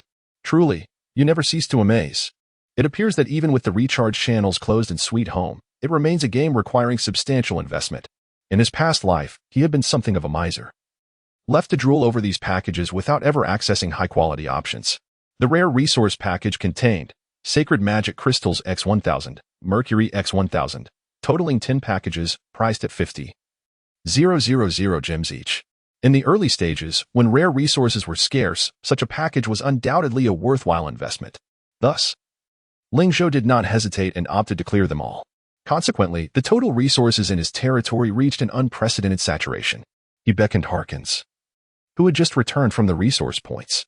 Harkins, assemble the construction team. Prioritize the construction of the secret goblin nest, followed by the repair and upgrade of the territory's defensive structures and walls. A series of commands were issued, and Harkins assuredly thumped his chest, promising to complete the tasks. Ling Zhou then directed the villagers to expand the basic residences, upgrade their levels, cultivate fields, and replenish the granaries. Once all orders were given, he added, all laborers shall enter reward mode during the initial construction of the town, continuing until the town is adequately established. His proclamation stirred the populace into jubilant cheers, their voices resounding in exuberance. Long live the Lord! Long live the Lord! They shouted with fervor. Chapter 71. The Heart of the Lord. The Challenge of Advancement. The adage money can move mountains holds true, as under its influence, the citizens not only doubled their efficiency but also exhibited unprecedented enthusiasm for labor. However, despite their heightened productivity, transforming a fledgling territory into a town was not an endeavor that could be accomplished overnight. It was foreseeable that for an extended period, the territory would be bustling with activity. All that Ling Zhou could do was to continually replenish the workforce. Once the residential buildings were expanded and the granaries completed, the population of the small town could be rapidly elevated to its maximum capacity. It is noteworthy that from the moment a territory reaches the town level, the population cap and the number of troop nests are no longer strictly delineated by the territory's rank. Instead, they are determined by the territorial expanse and the overall strength of the domain. For instance, the current scope of the opulent small town is 2,000 squares, thus granting a population cap of 2,000. Additionally, temporary labor hired cannot exceed 50 of the population cap. Moreover, the number of troop nests will also be contingent upon the combat strength of the town's forces. The stronger the troops, the greater the number of troop nests that can be constructed. Therefore, a delicate balance between labor and troop population must be maintained, as any excess on either side would adversely affect the territory's development. Upon completing these tasks, Ling Zhou turned his attention to the upgraded territory information. Opulent small town, level 1 town, area, 1,000 squares 1,000 squares, supreme VIP 888 bonus, standard buildings, basic lord's mansion, basic warehouses x5, basic holy magic water pool x1, basic lumber mill x5, basic farmland x20, ordinary residential houses x50, Doomsday shop new, x1, defensive structures, crossbow, perfect level, x1, arrow towers, fine, x12, turrets, fine, x5, cannons, ordinary, x5, sentinel towers, ordinary, X4, bomb platforms, fine. X1, special buildings, none. Residents, 600. Permanent population, basic resources. Gold X3, 400. 000, wood X3, 300. 000, stone X3, 280. 000, iron or X3, 100. 000, grain X180. 000, rare resources, crystal X10. 210, mercury X10, 688. Secret stone, 0, occupied resource points. Gold mine X18, iron mine X15, stone mine X9. Initial hero, golden slime king. Rimuru, LV20, barracks. Burrowing worm nest X1. Demon nest X1, fire dwarf nest X1, troop count, hero X1, soldiers X96, troop combat strength 6. 200, strategic treasures, none. Description. Never has there been such an extravagant level 1 town. One can only wonder which unfortunate soul will encounter it in multiplayer mode. Aside from a few changes in resources, the other information regarding the opulent small town remained largely unchanged. Notably, Ling Zhou, as the Lord, along with the hero and soldiers, did not undergo any transformations due to the territory's upgrade. This was because there was still one crucial task that Ling Zhou had yet to complete after the territory's elevation. Ding! It has been detected that the player's territory has been upgraded to a town-level territory. Would you like to immediately initiate the Heart of the Lord challenge? As if summoned by fate, before Ling Zhou could proceed with the next step, the system's prompt rang out. The Heart of the Lord challenge was not unique to him. It was a task that every Lord must fulfill. Only by completing the corresponding challenges could Ling Zhou surpass the novice stage and ascend to the rank of an intermediate Lord. It was only upon transcending the novice phase that he would truly break free from the shackles of mediocrity and evolve into an extraordinary being. Consequently, the troops he commanded would also unlock higher tiers, allowing for further evolution. Failure to complete the challenge would result in being stuck in the novice tier, preventing the hero and soldiers from advancing. Conversely, achieving high ratings in the Heart of the Lord challenge would yield substantial rewards. Rumors even suggested that some lords acquired unique lord skills before attaining the status of extraordinary lords, thanks to achieving special feats within the Heart of the Lord tasks. However, these were merely rumors, and Ling Zhou, as a mid-tier lord, was unable to ascertain their veracity. Initiating the challenge. After preparing himself, Ling Zhou commenced the task challenge. Ding! The Heart of the Lord challenge has commenced. Would you like to enter the dungeon immediately? With a button to enter the dungeon flashing before him, he extended his hand and clicked to confirm. At that moment, Rimuru, who had been dozing in the territory of Secretary Yi, suddenly vanished in a flash of golden light. What the? Secretary Yi, actively combating the beast tide, gasped in shock, almost mispronouncing his commands. Isn't he supposed to supervise me? This is only the third wave of beasts. How can he just disappear? He gazed at the relentless stream of monsters approaching from the distance, his heart racing with trepidation. After a moment, he suppressed his fear and gritted his teeth. This must be a test from Director Ling. I must hold on. Victory is within reach.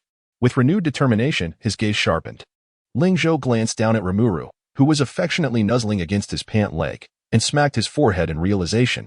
Oh no, I completely forgot about Secretary Yi. Caught up in the matters of upgrading, he had indeed overlooked Rimuru's role as the overseer for Secretary Yi. With a shrug of resignation, Ling Zhou remarked, "There's nothing to be done. Secretary Yi will have to fend for himself. Given the strength of his territory, he should be just fine." In a sense, Secretary Yi was a protege that Ling Zhou had nurtured. The defensive formations and territorial layouts were arranged in the most rational manner for the initial stages. Although this apprentice had poor innate talent, the robust infrastructure of the territory should suffice to ensure success, provided he did not act recklessly. Ling Zhou patted Rimuru and said with a chuckle, "All right, let's dive into the dungeon together." As soon as he spoke, the light of the teleportation enveloped the entire territory. If anyone were to witness this scene, they would be utterly astonished, for with a flash of light, not only did Ling Zhou and his troops vanish, but the entire opulent small town did as well. Indeed, the Heart of the Lord challenge was not solely a personal trial for the Lord. It was a challenge that encompassed the entirety of the territory.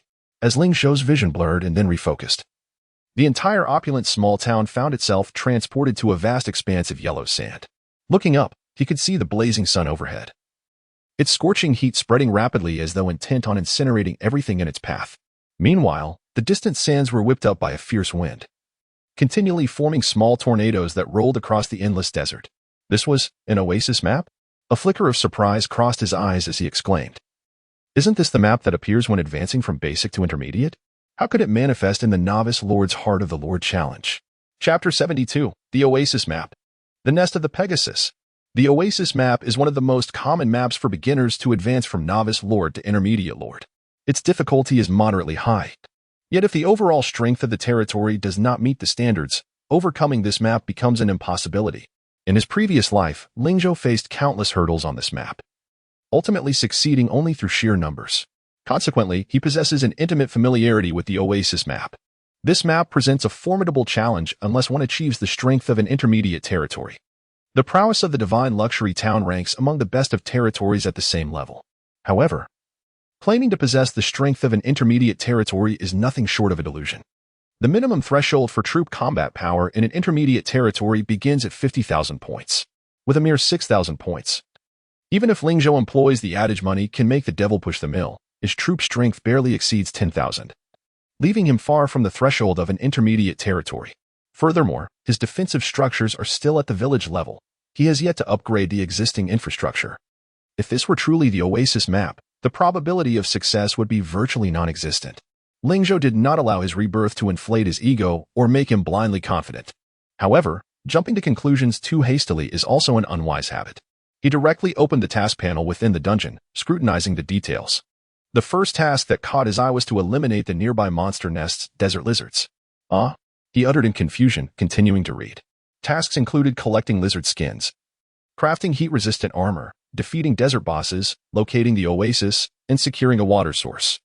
He examined each task meticulously until he reached the final objective: eradicate any low-level unit nest within the oasis and obtain the nest core to complete the mission. Upon reading this task, Ling Zhou breathed a sigh of relief. Thankfully, it was not about conquering the entire oasis map. If he were required to assault the strongest nest in the oasis, it would certainly be an impossible task for him at present. Yet, if he could directly eradicate a unit's nest, it was not entirely out of reach with proper strategy and planning. All monster nests are categorized by levels, ranging from level 1 to level 3, classified as low-level nests. The oasis is vast, containing nests from level 1 to level 3. By selecting a nest with manageable combat power for his assault, success in the dungeon could be attainable. If only he could find the nest of the Pegasus. Ling Zhou mused. Legend has it that within the Oasis map lies a high-quality herd of Pegasi, beasts of incredible speed that can outpace dragons in flight. Every lord yearns to possess a pure white Pegasus as their steed. Ling Zhou himself once harbored such a dream. Unfortunately, although players have shared photographs of them soaring through the Oasis on forums, no one has truly located their nesting site. The Pegasi are incredibly swift, often flitting across the sky, making tracking their movements nearly impossible. With a sigh, he decided to complete the basic tasks first, after all. He had yet to find the oasis, so there was little purpose in overthinking. Ling Zhou chuckled self-deprecatingly. Leading an army to locate the oasis is no simple feat. First, he must prepare ample food and water supplies. Next, he must craft heat-resistant armor and insulating clothing, lest they find themselves unable to traverse the endless desert and reach the oasis. If only his town were at maximum level, he could rely on the existing resources and troop strength to withstand the desert journey. Alas, Ling Zhou's forces consist of only level 1 soldiers, whose heat resistance and endurance pale in comparison to level 2 and 3 soldiers. Thus, he must prepare in advance. Rimuru, assess the soldiers and clear the desert lizard nests. Ling Zhou commanded. Remember to use the demon for reconnaissance. If you encounter overwhelming opposition, do not engage, retreat, and reconsider your strategy. Upon hearing his ability to lead troops, Rimuru leaped from the ground in excitement, conjuring a small hand from blue liquid and mockingly patting its chest. Waji waji. Ling Zhou felt assured. Despite Rimuru's level being only 20 and still at the first tier, its attributes and combat prowess rival those of a fully leveled tier 3 beast. If danger arose, it would undoubtedly be able to retreat unscathed. As for the other soldiers, they were no longer novices. Even facing a tier 2 monster nest, this unit would likely have a fighting chance. Moreover, Ling Zhou was confident that although the system deemed his strength superior to other lords of the same tier, the difficulty of the tasks assigned should not be overly excessive. After arranging the formation and resources for his troops, he allowed Rimuru to lead them forth with vigor. With the demon now capable of covering a reconnaissance range of 1,500 meters, locating the desert lizard lair should not require excessive effort. Indeed, before long, he received a kill notification from the system. Ding. Your hero Rimuro has successfully slain 5 level 1 desert lizards. Team experience 1000. Ling Zhou's expression relaxed slightly. While this did not definitively indicate the location of the nest, it confirmed that a level 1 nest was indeed nearby, based on the experience gained. This level 1 nest likely housed numerous fully leveled monsters. However, Ling Zhou remained undeterred. As long as the monsters were within the first tier, his troops would be invincible. After sending off his troops, he gazed up at the blazing sun and swiftly retreated into the main bedroom of the Lord's mansion, raising his hand to activate the air conditioning. This was a room he had prepared in advance, although it lacked the opulence of the previously demolished structures. It still possessed many essential features. After all, one should not neglect their own comfort, especially now that he was so wealthy. As the cool air from the air conditioning enveloped him, he adjusted his sweat-soaked garments and exclaimed, "Ah, refreshing." The comfort of the cool room momentarily tempted Ling Zhou to indulge in idleness. However, moments later, he resolutely rose from the soft bed. His inability to accompany his troops on the expedition stemmed from the incomplete crafting of heat-resistant armor, should he force himself to follow. He would likely succumb to the heat and lose stamina, thereby hindering the army's progress and the efficiency of their tasks. Nevertheless, even this was not a valid excuse for idleness. Numerous matters required his attention within the territory. Once he embarked on the final expedition with his army to seek the oasis, Divine Luxury Town would inevitably be left vulnerable. If the various defensive structures remained unrefined at that time, the risks would be considerable, even facing the threat of being overrun by savage beasts. Many players have suffered defeats due to the loss of their rear defenses. Once again, it must be emphasized, the challenges of lordship are not solely a test of military strength but also an evaluation of the comprehensive capabilities of the territory. Any weaknesses in any aspect render passage exceedingly arduous. Chapter 73. Recruitment of Special Professions. The Master-Level Housekeeper. Ling Zhou gazed at the array of tasks displayed in the taskbar, his brow furrowing slightly. Among these were the main storyline quests and several side quests. The former were mandatory tasks that must be completed, while the latter were optional but offered task points upon completion. The higher the points accumulated, the better the evaluation upon clearing the instance, resulting in more generous rewards. Ling Zhou was determined not to miss any opportunity to enhance his instance evaluation, thus, he intended to undertake all these tasks. However, there was a pressing issue: he lacked manpower. Ling Zhou frowned. During the initial stages of territory development, personnel were indeed scarce. Moreover, the most critical aspect was that he alone was handling a multitude of chores, and despite his vast experience, he found himself stretched thin. Suddenly, an idea struck him, and his eyes lit up. Of course, how could I have forgotten this? He promptly activated the recruitment feature of the Lord's Mansion. At the village level, the Lord's Mansion could only recruit villagers and construction workers. Even after upgrading, the mansion retained the same functionality, though the interface for recruiting villagers had undergone some changes. Initially limited to ordinary villagers, a button for recruiting special talents had suddenly appeared. Upon inspection, it revealed a plethora of talent categories, such as logging, mining, construction, and management, encompassing nearly every task a villager could perform. As long as he recruited from the special talent section, he could acquire the desired specialists. However, akin to construction workers, these special talents were rare and not easily obtained, requiring a significant financial investment for recruitment. Ling Zhou clicked to enter the special recruitment section, and instantly, 20 character images refreshed before him. All were human, though their skin tones and appearances varied, similar to the construction worker recruitment interface. The special talents were marked with quality ratings, and their specific talents were detailed below. As expected, the first page was filled with subpar options. All 20 special talents were, without exception, generic characters. Naturally, Ling Zhou dismissed them with a wave of his hand and clicked the refresh button. Yet, upon the second refresh, he was met with the same disappointing outcome: still generic characters. He continued to refresh. This was something he had anticipated. He clicked the refresh button once more. After upgrading to the Supreme VIP privilege, the number of daily free refreshes had ballooned to an astonishing 50. If one refresh was ineffective, then 2 would suffice. And if 2 failed, he would continue until 10, or even 100. Ling Zhou proclaimed with grandeur, his fingers ceaselessly clicking the refresh button. Generic characters offered minimal bonuses, generally enhancing work efficiency by a mere 5 to 10, while their recruitment cost was several times higher than that of ordinary villagers, often requiring gemstones for enlistment. Nevertheless, he was not entirely averse to recruiting some, as each category of special profession had a recruitment cap. Only by elevating the territory's level could he unlock additional slots. He refused to squander his limited recruitment opportunities on generic characters. After approximately a dozen refreshes, elite and rare special professions began to appear on the page. Ling Zhou deftly selected the rare-level special workers, bypassing the elite tier, and proceeded to purchase them in bulk. Ding! Congratulations! You have acquired the rare-level mining expert, Charles Simpson. Ding! Congratulations! You have acquired the rare-level logging specialist, Hewlett Liu. Ding! Congratulations! You have acquired the rare-level quarrying expert, Francis Noel. Ding! Congratulations!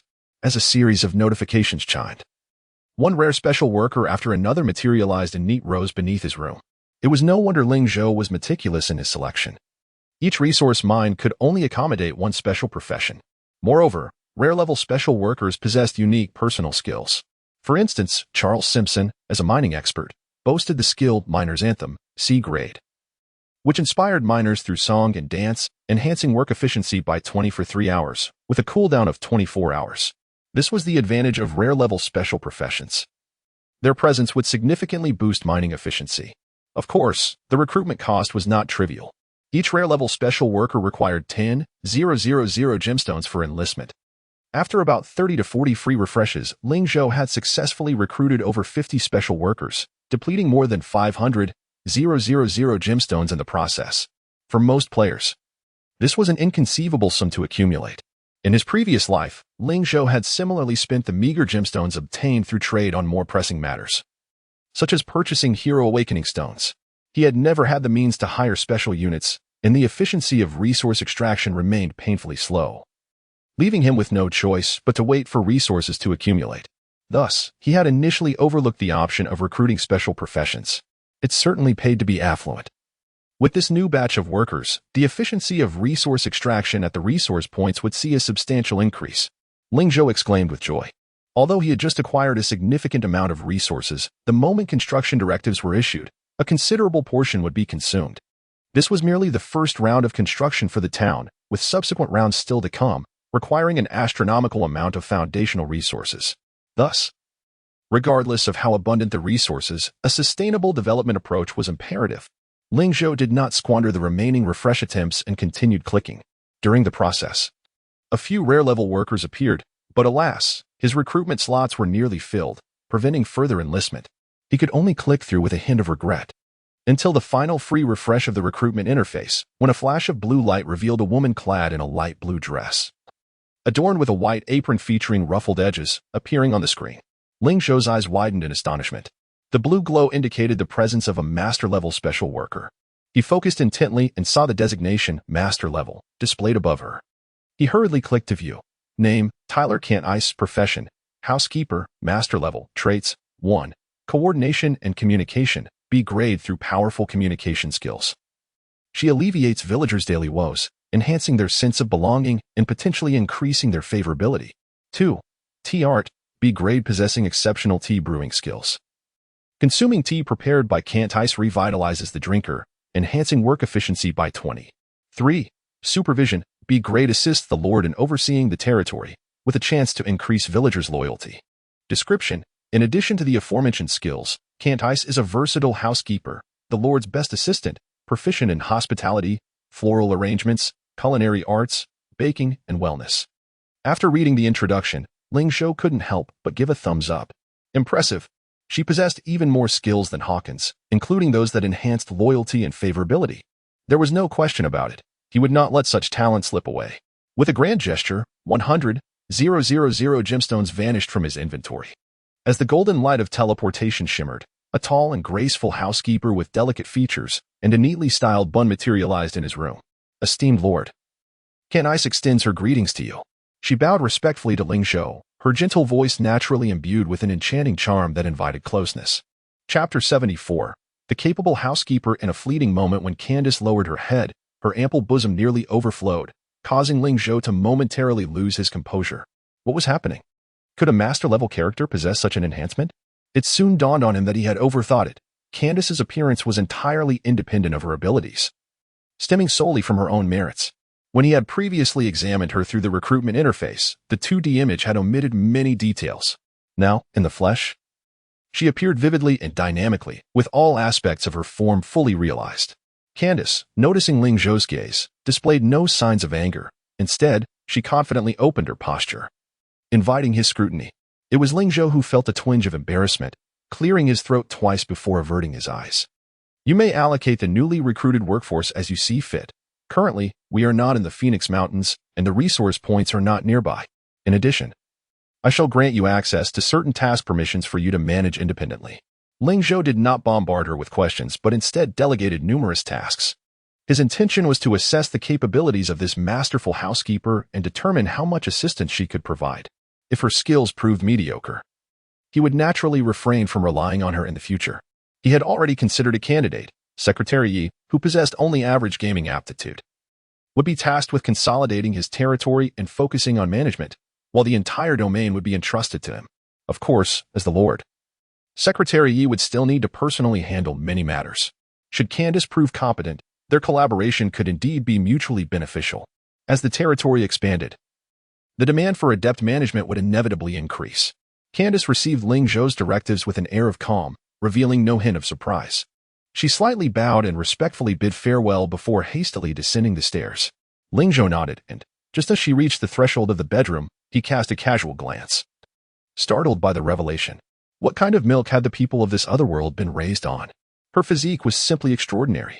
Not only her figure, but Candace's features also bore a striking resemblance to the Hollywood star Megan Fox, with her enchanting, captivating eyes.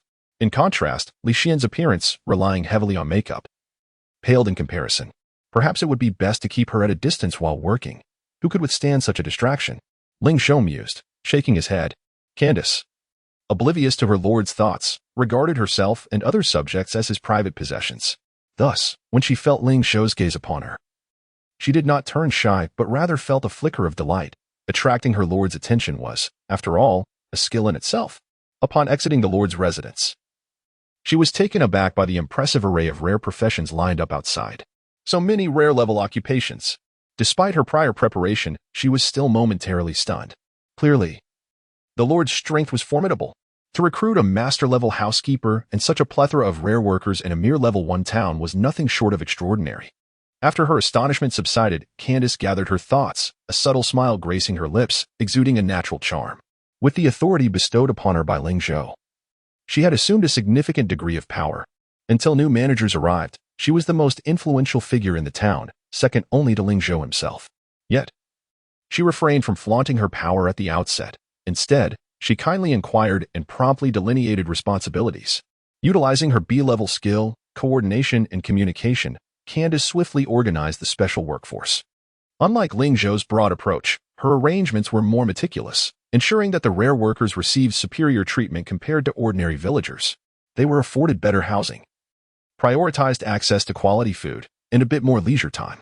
In return, these special workers were expected to contribute more significantly to the territory, honoring their esteemed lord. Having arranged this unique workforce was just the first task. The second involved assisting the lord with the initial construction endeavors of the town. With her newly granted permissions, she could access the town's basic information. What she discovered left her astounded. The town's resources were astonishingly ample, both in manpower and finances. Is this truly a level 1 town? Surely, even a max-level town would struggle to possess such wealth. Candace marveled, increasingly astonished. She did not fully grasp the meaning of godly wealth, but if she had, she would have marveled at the fortune of this town. Ling Zhou's financial prowess far exceeded her expectations. Not only that, but the town was also equipped with comprehensive facilities, including top-tier defensive structures.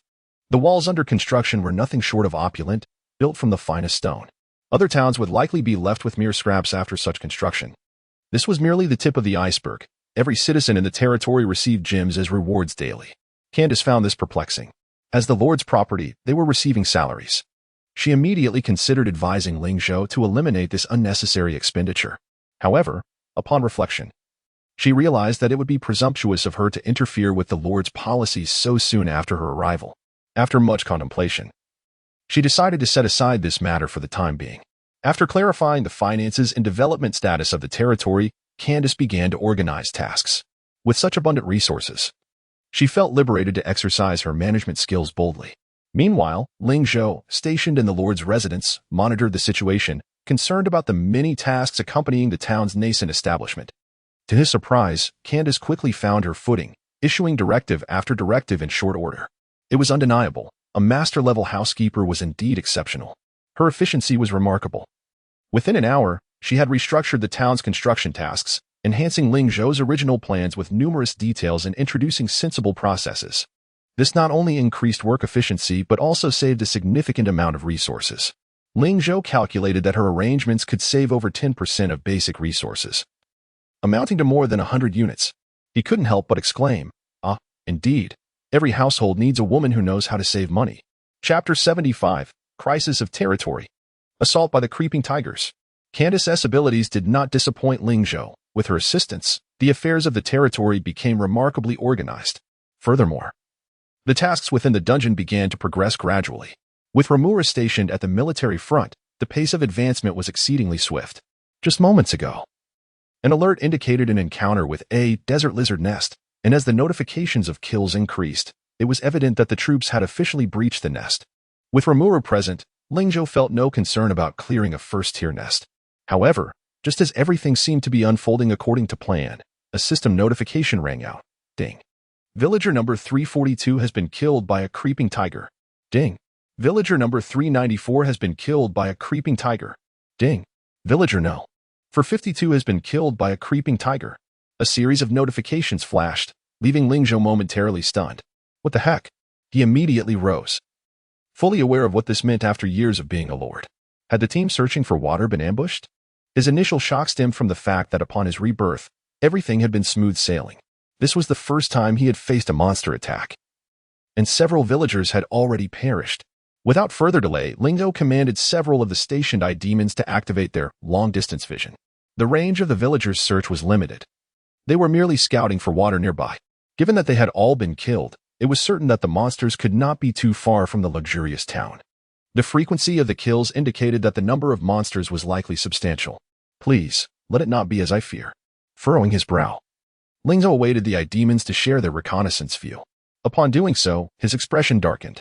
Within the surveillance of the demons, numerous creeping tigers emerged from the northwest, crawling low to the ground, their forms obscured by the yellow sands. Without the demons' investigation, it would have been exceedingly difficult to discern their presence in the desert. They bore resemblance to desert geckos, albeit significantly larger, comparable in size to small dogs. One must not underestimate these creatures. They attack using toxins from their sharp fangs and are classified as elite monsters of the desert. Most alarmingly, this group of creeping tigers consisted solely of second-tier monsters.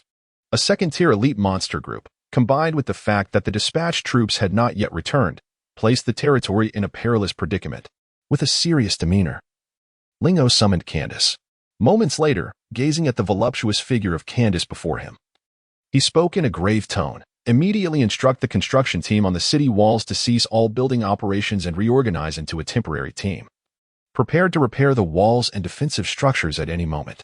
As for the other villagers, they must also halt their current tasks and ready themselves for a collective defense. Candace acknowledged the command but added, "My lord, among the specialized recruits, there are several sharpshooters. Should we deploy them at once?" Ling Zhou's expression brightened at this reminder. The sharpshooters were specialists in operating defensive structures, each possessing skills related to marksmanship. With these rare talents, the offensive capabilities of the territory's defensive structures would be significantly enhanced. Deploy the sharpshooters and ensure they are fully prepared to defend the town's gates, he commanded. Candace nodded slightly before promptly executing Ling Zhou's orders. The luxurious town sprang into urgent action. Ling Zhou's response was nothing short of timely. The moment the villagers were slain, he activated the demons for reconnaissance and, upon assessing the troop strength, made a series of strategic decisions. Consequently, the town's chances of victory increased by 2 to 3-fold. The creeping tigers were exceedingly stealthy. Without the demon surveillance, they could have approached the gates of the luxurious town without triggering any alarm from the sentinels. However, their pace was not swift. Moving languidly through the desert, they only neared the territory 200 meters away once the luxurious town had completed its preparations. This distance had already entered the range of the crossbow, yet Ling Zhou did not allow the sharpshooters to initiate their assault.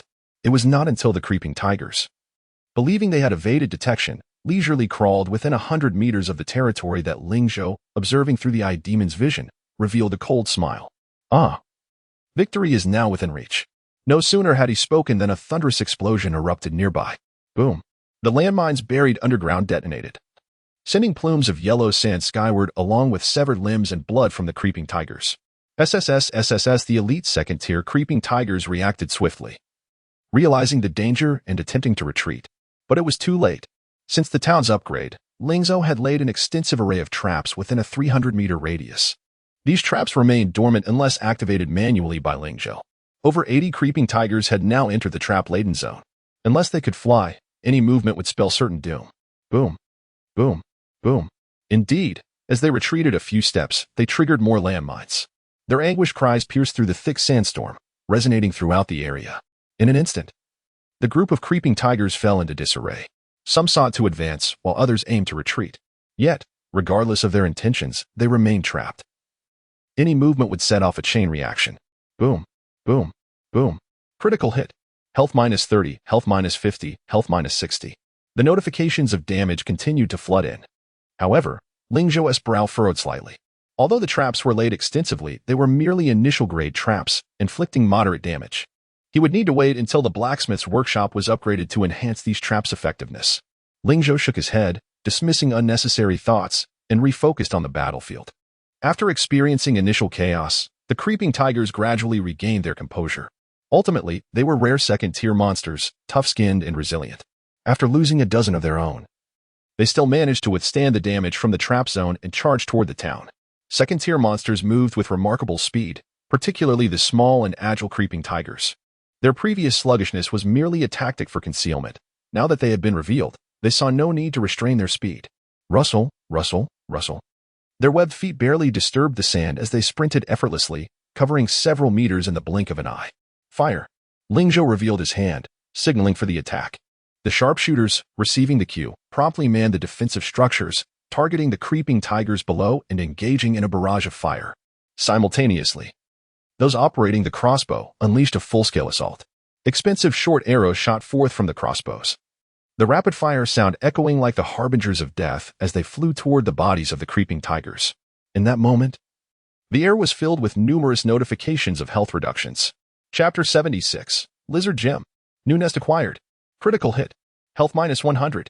Critical hit. Health minus 120. Critical hit. Health minus 110. As this sharpshooter took aim, the damage inflicted upon the horde of monsters surged exponentially. Particularly impressive was the crossbow under the sharpshooter's command. Despite not yet being upgraded, its accuracy surpassed previous attempts, and its damage output had significantly improved.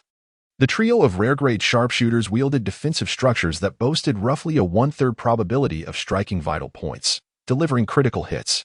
After several barrages, the initial wave of charging tigers was either felled outright or severely wounded, rendering them incapable of effective assaults.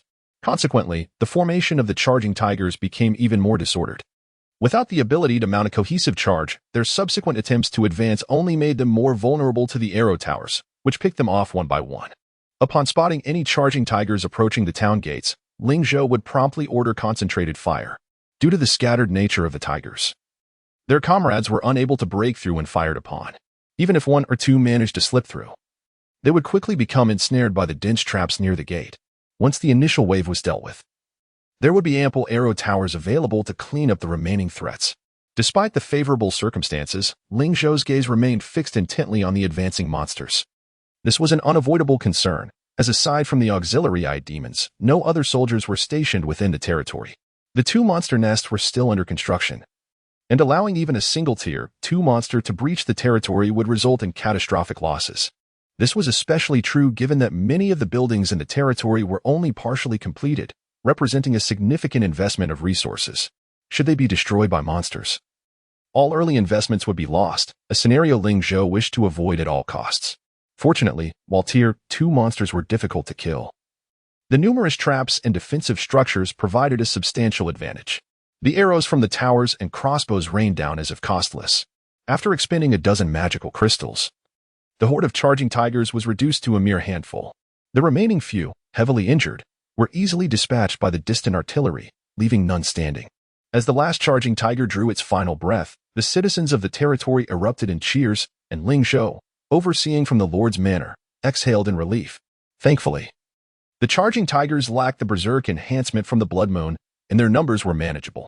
Otherwise, the entire town could have faced dire consequences. Contemplating this, Ling Zhou slammed his hand on the table. The town's defenses must be fortified without delay, and the construction of troop nests was imperative. He could not indulge in the post-battle euphoria but instead urged the villagers and builders to continue their efforts. Although the Oasis map presented him with manageable tasks, this was, after all, a large-scale quest transitioning from beginner to intermediate levels. Numerous uncontrollable factors lurked, and a sudden onslaught of Tier 3 beasts could easily overwhelm the entire town. Who would he turn to for solace in such a calamity? Thus, development was the true path forward. Once Ling Zhou had reissued construction orders, he received another system notification. Ding. The desert lizard nest has been cleared. Lizard gem acquired. Ding. Congratulations on successfully destroying the desert lizard nest. Task evaluation.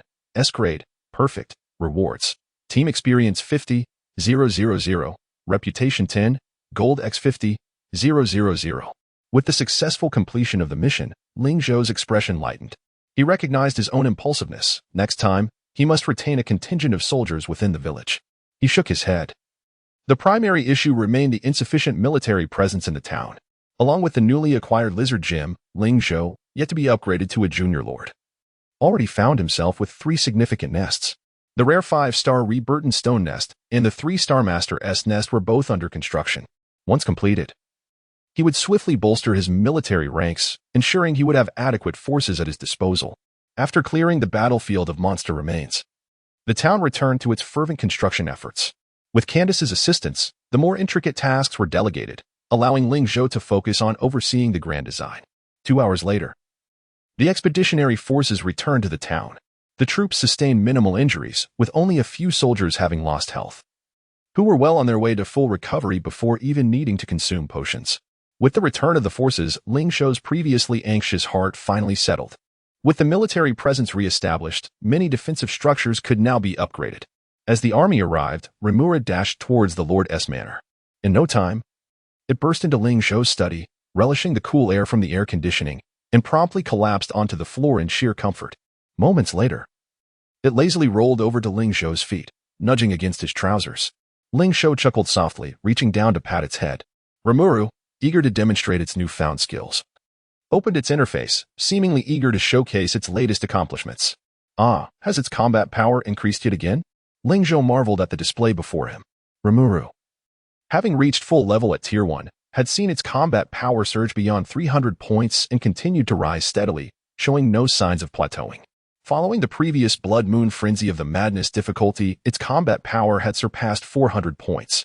Now, after vanquishing the Desert Lizard Nest, it had achieved a remarkable boost, reaching an astonishing 412 points. Goodness, to what extent can your power climb? Ling Zhou pondered, intrigued by Rimuru's capabilities. This was already 7 to 8 times that of a Tier 1 burrowing worm. In the Sweet Home, having high single-target combat power was of utmost importance. Ling Zhou could confidently assert that, although the burrowing worm squad boasted a population of 32, their overall combat power was significantly lower than Rimuru's. However, in a direct confrontation, Rimuru would undoubtedly emerge as the dominant force. Rimuru, seemingly oblivious to Ling Zhou's musings, playfully nudged against his leg. Waji, Waji, it exclaimed. Ling Zhou chuckled. Do you wish to feast on the carcass of the charging tiger? Waji, Rimuru affirmed, clearly pleased. It was indeed reserved for you, but remember not to overindulge. Tier 2 hides can be processed at the blacksmith shop. Waji Waji. Rimuru perked up at the permission, yet hesitated at the threshold of the study, ultimately opting for the delicious meal over the comforts of the air-conditioned room. Moments later, Ling Zhou received another system notification. Ding. Your hero Rimuru has absorbed 10 charging tigers. Strength 1, Speed 2, Skill acquired, Dash, Skill acquired, Sand Shadow. As Rimuru reached its absorption limit with the charging tigers, its combat power surged from 412 points to 425 points. It was evident that the legendary 5-star Rimuru had yet to reach its Tier 1 cap. Remarkably, it could even absorb Tier 2 corpses, truly living up to its status as a legendary hero. Ling Zhou's excitement grew. Eager for the moment he could upgrade to a junior lord and recruit new heroes. Chapter 77. Recruiting Soldiers. The astounding price of the secret goblins upon the completion of the initial task, the endeavor to manufacture heat-resistant leather armor naturally progressed. The soldiers returned from the lizard lair, transporting back over 100 corpses. Excluding those digested by Rimuru, 108 corpses remained. After the villagers skinned them, approximately 50 complete hides were obtained, while the rest were damaged. This was sufficient to craft heat-resistant leather armor for over 100 individuals. That's enough. Let us proceed with this quantity, Ling Zhou instructed Candace, who was reporting the work at hand. Candace responded softly, "My lord, Rimuru has located several nearby water sources, but with our current population, these sources will only sustain us for 7 days." Ling Zhou furrowed his brow. 7 days. It was evident that the quest had stipulated a time limit of 7 days. The scarcity of water in the oasis map posed a significant challenge. If the army were to seek more distant water sources, the feasibility of transporting it back was uncertain. Even if they managed to transport it, how long would it last? Ling Zhou's territory boasted a population of several hundred. Relying solely on a few dozen soldiers to transport water would hinder the completion of other tasks.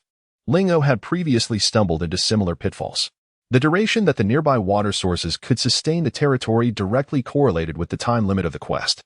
This meant that within the span of 7 days, Ling Zhou had to locate the oasis and fulfill the final quest. Failing this would mean waiting another week for the next challenge. However, a week later, countless players would have already completed the first round of the Blood Moon Frenzy. Ling Zhou's prior advantage would vanish. Should those players encounter a simple upgrade task, they might even surpass his current progress, an outcome he could not accept. Accelerate the pace. Prioritize the construction of defensive structures and soldier nests. Halting the construction of civilian houses and pausing population expansion, Ling Zhou declared solemnly. It was clear that adhering to a balanced development strategy was no longer feasible. A focused approach was imperative. The results of this strategy became apparent as, before the first day of the quest concluded, 2 major soldier nests were finally completed, one for the reborn stone golems and another for the desert lizards. Reborn stone golem nest, quality, rare level 5 stars, rank, level 1, space occupied, for slots, recruitable units, reborn stone golem, recruitable quantity, 1616, weekly production 88, recruitment requirements, 3,000 stones, 1,000 gold. Desert lizard nest, quality, elite level 2 stars, rank, level 1, space occupied, for slots, recruitable units, desert lizard, recruitable quantity, 3030, weekly production, 1515, recruitment requirements, 500 gold, 500 wood. Thanks to the privilege bonuses, the recruitment numbers for each level 1 nest were doubled. Recruit them all. Without hesitation, Ling Zhou clicked to recruit all available soldiers. Half an hour later, dozens of freshly minted soldiers stood neatly before him. The desert lizards were significantly larger than the typical giant lizards found on Blue Star, their bodies a striking gray-yellow. As a species adapted to desert conditions, they possessed an innate resistance to heat, which was precisely why Ling Zhou had chosen them. Monsters of the desert could perform far better in their natural habitat compared to other species. As for the reborn stone golem, its presence needed no elaboration. Ling Zhou had recently found its towering 2-meter form to be quite striking, even within the confines of the humble town. Most importantly, as an elemental creature. The stone golem required no sustenance, it thrived wherever there was earth. The desert, barren as it was abundant in earth elements, making it an ideal environment for the stone golem. Ling Zhou examined the attributes of his soldiers, reborn stone golem, race, elemental creature, rare 5 stars, level 1, type, defensive loyalty 60-30, affection 60-30, attributes attack 20-25, defense 60-70, movement speed 4, health 600 skills 1, stone bond, D grade connects with surrounding stones, increasing defense by 50, immobilizing the user during the skill's duration. 2. Rolling stone charge, D grade rolls in a straight line towards the target, delivering a powerful rolling strike. Combat rating 25. Desert lizard, race, desert type, elite level 2 stars, level 1, type, offensive loyalty 60-30, affection 60-30, attributes attack 15-20, defense 15-20.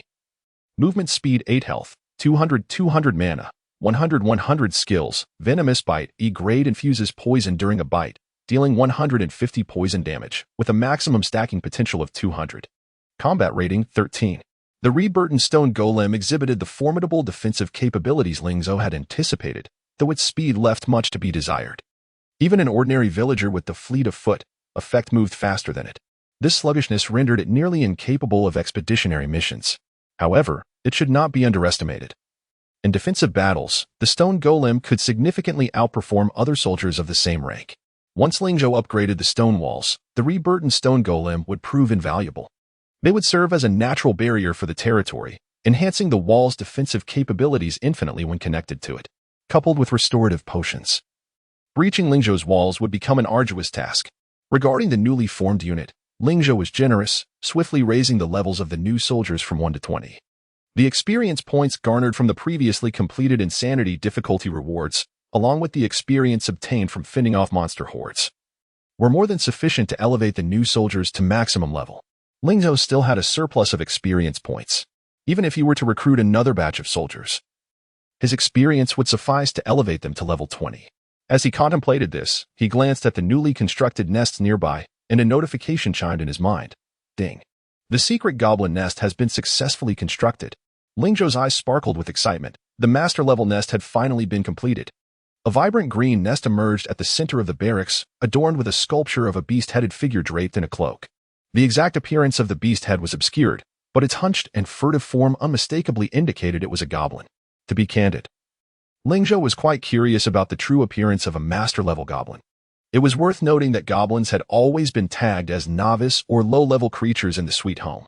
Even if there are formidable variants of goblins in the later stages, their appearance has become entirely detached from that of traditional goblins. And even their names no longer bear any resemblance to the term goblin, much like the bear goblin from the previous Beast Tide, which, despite having some facial similarities to goblins, is entirely unrecognizable in other respects. However, the hidden goblin lair is distinctly different.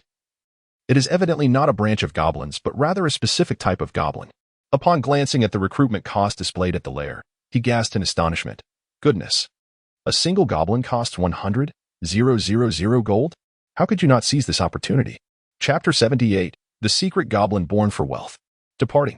The Secret Goblin Lair has a weekly recruitment capacity of 2020, with a total recruitment limit of 30. This means that this single lair can recruit 60 secret goblins, costing a whopping 600,000 gold coins. To recruit the first batch alone would deplete 400,000 gold coins. Ling Zhou felt a pang of regret. The construction cost of the secret goblin lair was exorbitantly high, requiring 1 million gold coins, consuming nearly 1/3 of his gold resources. Now, with an additional expenditure of several 100,000 gold coins, the early gold resources were almost exhausted. If he were to recruit secret goblins, the initial construction resources for the town would undoubtedly be insufficient. Ling Zhou hesitated for a moment but ultimately chose to proceed with the recruitment. He was eager to see what abilities the goblins, priced at 10 gold coins each, possessed. Gritting his teeth, he opted for a full recruitment. To his surprise, the recruitment speed of the secret goblins exceeded his expectations. A goblin was produced every 30 seconds, and within 20 minutes. The first batch of secret goblins appeared in the lair. Each goblin, with green skin, appeared more robust than the ordinary ones, standing nearly as tall as an average person. Not only that, but their upper bodies were remarkably muscular, especially their arms, which were bulging with muscle, resembling fitness enthusiasts. The only peculiar aspect was that each wore black windproof sunglasses and carried an exaggeratedly large burlap sack on their backs, adding a touch of rustic charm. Ling Zhou curiously observed these goblins. They appeared unarmed and did not seem like typical combat units. Were they perhaps auxiliary units? He clicked on the information about the secret goblins, revealing their attribute panel: secret goblin, race, half-beast, master 3 stars, level 1, type, functional, loyalty 60-30, affection 60-30, attributes, attack 40-50, defense 20-30, movement speed 20, health 300 magic 300. Is this it? Ling Zhou frowned upon seeing the attributes. This panel was only slightly better than that of a rare 5-star burrowing worm, and even the defense was somewhat inferior. The only redeeming factor was the speed, which at level 1 reached 20, double that of the burrowing worm. But how could this qualify as Master 3 stars? Ling Zhou found it perplexing. There was a significant gap between Master 3 stars and Rare 5 stars, as there was still a Master rank in between. Logically, the secret goblins should not be so subpar. However, this doubt vanished after he examined the secret goblin skills. Skills 1. Born for Wealth, a rank. Passive possesses an extraordinary sense for resources, increasing damage to all resource points by 400 and reducing the weight of all stolen resources by 90. 2. Invisibility Cloak. A rank during the skill's activation, becomes invisible and undetectable by any scouting devices, immune to attack lock-on, duration 120 seconds. 3. Super Large Backpack. B rank increases backpack capacity by 10-fold. Combat Power Evaluation 43. Ling Zhou's jaw dropped. Speechless. while Rimuru's skills primarily centered on personal growth. The abilities of the secret goblins were entirely different. They were functionally oriented units. In specific environments, secret goblins could exhibit unimaginable effectiveness. The three skills synergized perfectly, creating a formidable weapon in offensive and defensive battles. Ling Zhou's spirits lifted as he quickly conceived special strategies for utilizing the secret goblins. Moreover, their 2-minute invisibility skill rendered them undetectable, allowing them to potentially steal crucial enemy structures. Naturally, if it were a resource mine, the implications were even more astounding. With quadrupled damage, even Rimuru at level 1 could not achieve such exaggerated damage output. Ordinary resource mines and warehouses could be thoroughly emptied in mere seconds. Impressive. Truly deserving of the Master 3 Stars designation. Ling Zhou couldn't help but exclaim in admiration. The secret goblins indeed lived up to their reputation as master-level lair units. Yet, he still felt a twinge of regret, not because the secret goblins weren't worth the 100,000 gold coins, but due to the substantial resources already expended. Leaving the early resources rather tight, it seemed that upon returning, he would need to expedite his mining efforts. Ling Zhou then turned his attention back to the secret goblins and leveled all of them to maximum level 1. Apart from the duration of invisibility cloak, increasing from 120 seconds to 180 seconds, the other skills remained largely unchanged. With this, Ling Zhou had nearly completed his initial troop deployment. However, he did not rush to send his forces on an expedition. Instead, he awaited the repairs and upgrades of the defensive structures to prevent any further ambushes from the previously encountered crawling tiger monster hordes. After a wait of another 20 hours, nearly a full day, he was not surprised to encounter several waves of beast hordes attacking the luxurious town. Fortunately, these beasts were all below Tier 3 and of low quality. With Ling Zhou's expanded forces and Rimuru's oversight, they were easily dealt with. As time progressed, the speed at which the beast hordes were dispatched increased. The defensive structures of the territory slowly upgraded, enhancing the overall defense. Currently, all of Ling Zhou's territory's buildings were at the initial stage. The tier classifications for primary structures consisted of 6 levels, and according to the maximum of Ling Zhou's level 1 town, all buildings could be upgraded to level 2. With the town still in its infancy and human resources limited, it was impossible to meet the upgrade demands for all buildings. Thus, priority was given to defensive structures. The results were evident after more than a day's construction. The defensive structures had upgraded from level 1 to level 2. The initial fence had transformed into a wall, albeit a basic level 1 wall. Yet it provided significantly better defense compared to the fence and was less likely to overlook any concealed special units. Most crucially, the 16 stone golems could fully integrate with the city walls at the entrance, effectively blocking the frontal assault of the beast hordes. Consequently, the defense of the town territory surged, more than doubling its strength. Finally completed, Ling Zhou let out a long sigh of relief. The initial defensive construction of the territory was now fundamentally finished, allowing the troops to embark on their expedition in search of an oasis. Clad in the new leather armor forged by the blacksmith, Ling Zhou mounted a desert lizard and began to tally the number of troops. Firstly, the immobile reborn stone golems were certainly unsuitable for the expedition. They served as natural defenses and were to guard the town's gate. Secondly, the eye demons, as auxiliary units, did not require all 24, only 8 would accompany the expedition, serving as reconnaissance troops capable of rotating their skills. The rest remained in the town on duty. Finally, to prepare for unexpected situations, Ling Zhou deliberately retained a squad of 12 fire dwarves as a firepower output point, along with 6 burrowing worms as an emergency squad. In the event of sudden circumstances, they could form the most basic offensive and defensive unit alongside the stone golems. The remaining troops were all assigned to the expeditionary force, including himself. Ling Zhou gazed upon the assembled troops, and with a grand gesture of his hand, commanded, "March forth. To battle." Chapter 79. Secretary Yu clears the game. The Conspiracy of the Sakura Nation. Ding. Congratulations on successfully completing the first round of Blood Moon Frenzy. Completion rating: A. Excellent. Rewards: Reputation points 200. Team Experience points 80, 000. Bronze Treasure Chest X5, Gold. As the system notification echoed, Secretary Ye's legs weakened, causing him to collapse onto the ground. He gasped for breath, sweat completely soaking his clothes. Yet, his expression radiated sheer exhilaration as he panted. "At last, I've cleared it. Director Ling, did you see? I did it."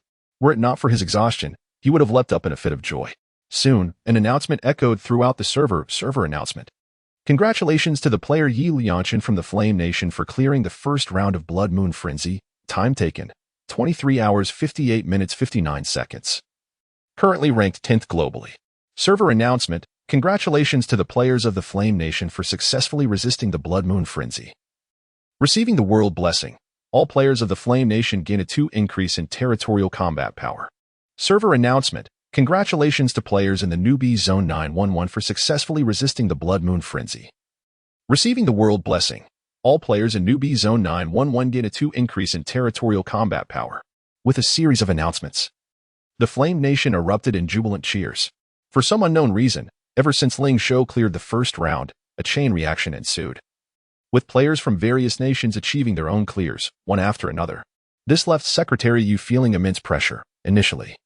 He had been secretly delighted that he managed to clear the game without Rimura supervising him. However, after hearing several server announcements, he could no longer remain calm. Who was his mentor? Ling Zhou. Currently ranked first in the server, his territory had been lauded by many forum players as the world's premier town. Ling Zhou had even played on his game account at one point, making it somewhat akin to Ling Zhou's secondary account. With such an enviable start, if he were to be overshadowed by others, it would not only cost him face but might jeopardize his assessment as well. Thus, he exerted himself to grind through the beast tide, ultimately achieving an A rating just a day prior, securing the 10th position globally. Prior to this, aside from Ling Zhou and Ming Yunxi, no other players from the Flame Nation had cleared the first round. Now, with him included, 3 players from the Flame Nation had completed the first round, bringing the World Blessing to Flame Nation players. Ordinary players in the Flame Nation, under the influence of the World Blessing, had already gained a 17 combat power boost, while players in newbie Zone 911 enjoyed a 29 boost. This was nearing a third of their combat power, causing players in newbie Zone 911 to erupt in excitement once more. In the first round of Blood Moon Frenzy, only the top 10 players who cleared it were entitled to the World Blessing rewards. Subsequent players, regardless of shorter completion times or higher ratings, could only squeeze into the top 10 on the leaderboard without the blessing. Thus, how could the players of the Flame Nation not feel exuberant? While Secretary Yi took a moment to compose himself, intense discussions erupted once more in newbie Zone 911. Goodness, did your mama also clear it? Due to Secretary Yu's attentive guidance, the players in newbie Zone 911 affectionately referred to him as you mama, disregarding his protests. While Ling Zhou was deemed everyone as father, naturally, they did not engage in shipping, as some daughters sought to elevate their status. How incredible! Our combat power boost is almost at 30. I feel like my soldiers have gained even more muscle. Woe is me, my villagers have grown taller. I fear they might beat me up. What should I do? Ha ha ha. Have you never seen a pig run? Just treat yourself like an emperor and issue commands. Let us not be too harsh. I was a bit too stern just now, and it seems the villagers' affection has dipped. How can I remedy this? Didn't you watch the wealthy tycoon's explanations? Treat your subjects fairly, without favoritism. Deliberate flattery will lead to complacency, while excessive harshness can lower their affection and might even cause defections. Though the advice was sound, the execution felt daunting, akin to being an elementary school teacher. Upstairs. This is far more challenging than being a primary school teacher. Don't ask me why. This question is too difficult. Woe is me. As the players chatted, their discussion veered off topic. Secretary Yi observed the players grappling with their dilemmas, then glanced at the villagers orderly cleaning the battlefield, tilting his head in confusion. Is it really that difficult? He did not particularly excel in other aspects. Ling Zhou had even personally helped him plan his territory. Yet Secretary Yi's completion time was still neatly under 24 hours, just enough to earn an A rating. Faced with the beast tide, he often felt inexplicably anxious, occasionally making blunders.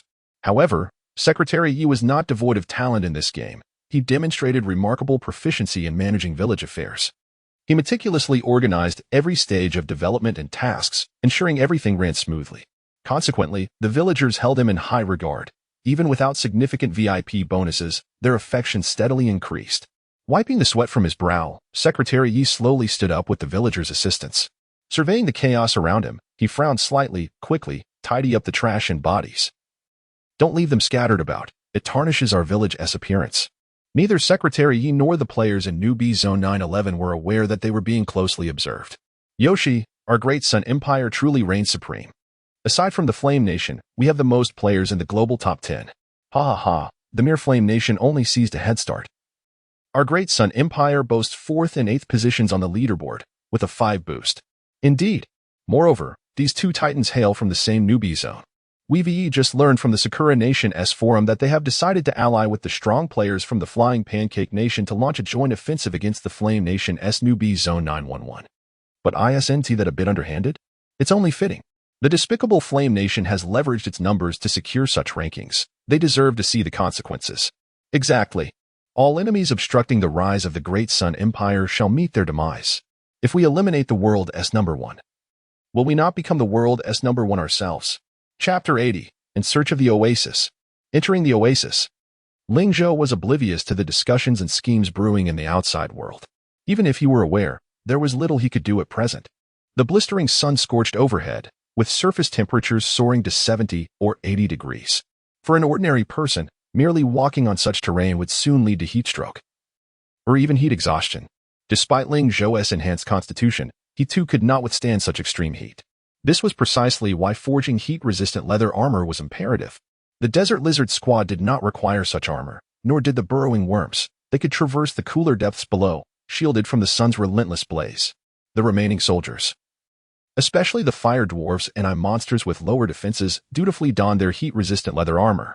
The oppressive weather was something Ling Zhou never imagined he would endure again in this lifetime. He adjusted his sun hat and gazed upwards, the blazing sun piercing through his dark sunglasses, searing his eyes. He pressed down the brim of his hat and tightened his windbreaker, striving to shield every inch of exposed skin. This was not merely a matter of vanity. Exposing oneself in the desert would precipitate internal issues, rapidly depleting his stamina. Until they found the oasis, every member of the team needed to conserve energy and ration their water supply. In truth, the most perilous threat in the desert was not the scarcity of water or the relentless sun, but the disorientation that could befall an unwary traveler. The unending storms of sand could plunge any wanderer into despair. Were it any other novice players, they would soon be lost in the endless expanse of the desert. However, Ling Zhou was decidedly different. Having thoroughly memorized the oasis maps in his previous life, how could he possibly lose his way? The technique for locating an oasis was remarkably simple. Besides the fundamental skill of determining the sun's position at various times of the day, one could search along the paths of water sources. The more abundant and concentrated the water points, the closer one was to the oasis. With the eye monster serving as a superb scout, Ling Zhou saved considerable time in locating water sources. The team rarely lost their way, consistently following the correct path with remarkable efficiency. Storing water was also not a challenge for Ling Zhou. With a backpack enhanced by tenfold the stealth of goblins, it was akin to having a mobile warehouse at their disposal. Limulu continuously doused him with buckets of water, and Ling Zhou was unperturbed by the potential waste. As long as they maintained the right direction, the water sources would only multiply. In conditions of ample water resources, the team's morale remained remarkably high. They encountered wave after wave of desert monsters, yet none posed any threat, all being repelled or annihilated by the team of affluent heroes. The burrowing worms and desert lizards particularly shone in their performance within the desert terrain. The latter, being inherently desert-dwelling creatures, did not surprise Ling Zhou. The former, despite being undead, exhibited extraordinary agility in the desert, a testament to their rarity as 5-star soldiers. Ling Zhou's current troop strength was formidable by any global standard. Excluding the soldiers defending their territory, he led a contingent of 132 soldiers and 1 hero into battle. Among them were 26 burrowing worms and 30 desert lizards serving as the vanguard, 8 eye monsters conducting reconnaissance, and 28 fire dwarves providing range support, along with 40 goblins divided into 4 scout units. Although all were first-tier soldiers, the majority were rare or above, coupled with Limulu's presence and Ling Zhou's blood-sucking ring. Along with the effects of money can move mountains, this troop could contend even against fully leveled second-tier monster hordes. In the Oasis dungeon, they merely needed to cautiously avoid third-tier monster groups. Fortunately, most third-tier beast nests lay within the Oasis, alleviating Ling Zhou's concerns about traversing the desert. Let the heat take the saints. I shall take a brief respite while you keep watch, Ling Zhou commanded from atop a desert lizard. The soldiers possessed keen intelligence. In being predominantly beast-kin, their sense of direction surpassed that of Ling Zhou, a mere human. Thus, after a few brief lessons on navigation, they grasped the concept readily. Especially the desert lizards, naturally adept at surviving in the desert, often performed better than Ling Zhou himself. This was why Ling Zhou, despite their elite status, willingly incorporated them into his ranks. With the desert lizards leading, the efficiency of the troops' movements drastically increased. After trudging through the desert for roughly 10 hours, Ling Zhou awakened from his light slumber to Limulu's excited calls. Before him lay an endless expanse of desert oasis, the vibrant cries of beasts echoing in the air. The sight of verdant trees and water sources stood in stark contrast to the surrounding arid landscape, resembling a paradise amidst the desolation. Countless desert birds circled above, then swooped past, racing toward the oasis that many desert monsters coveted. Yet, as these birds entered the oasis territory, they were ambushed by their kin. Moments later, the newly arrived desert birds were torn apart by sharp claws and beaks, blood mingling with feathers as they cascaded to the ground. What had once been a picturesque oasis was instantly veiled in a gruesome crimson haze. Paradise? Ling Zhou scoffed at the fallen corpses. Heaven, perhaps, but hell is more fitting. The oasis was not a place one could simply enter at will. Its resources were finite, and the beasts inhabiting it were far more formidable than those in the desert. They had long established territorial claims within the oasis, and to settle there, one must first vanquish the defending nests. Moreover, the deeper one ventured into the oasis, the stronger the nests became. Should Ling Zhou wish to enter the oasis with his troops, he would be met with hostility, much like the desert birds before him. According to the dungeon's mission parameters, Ling Zhou could easily choose to assault a weaker nest on the oasis's periphery and complete the task. However, he harbored ambitions beyond merely fulfilling a quest.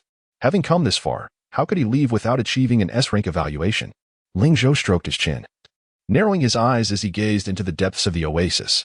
There were also Pegasus nests, armed with the eye monster as a divine artifact. He knew he could not afford to miss this opportunity.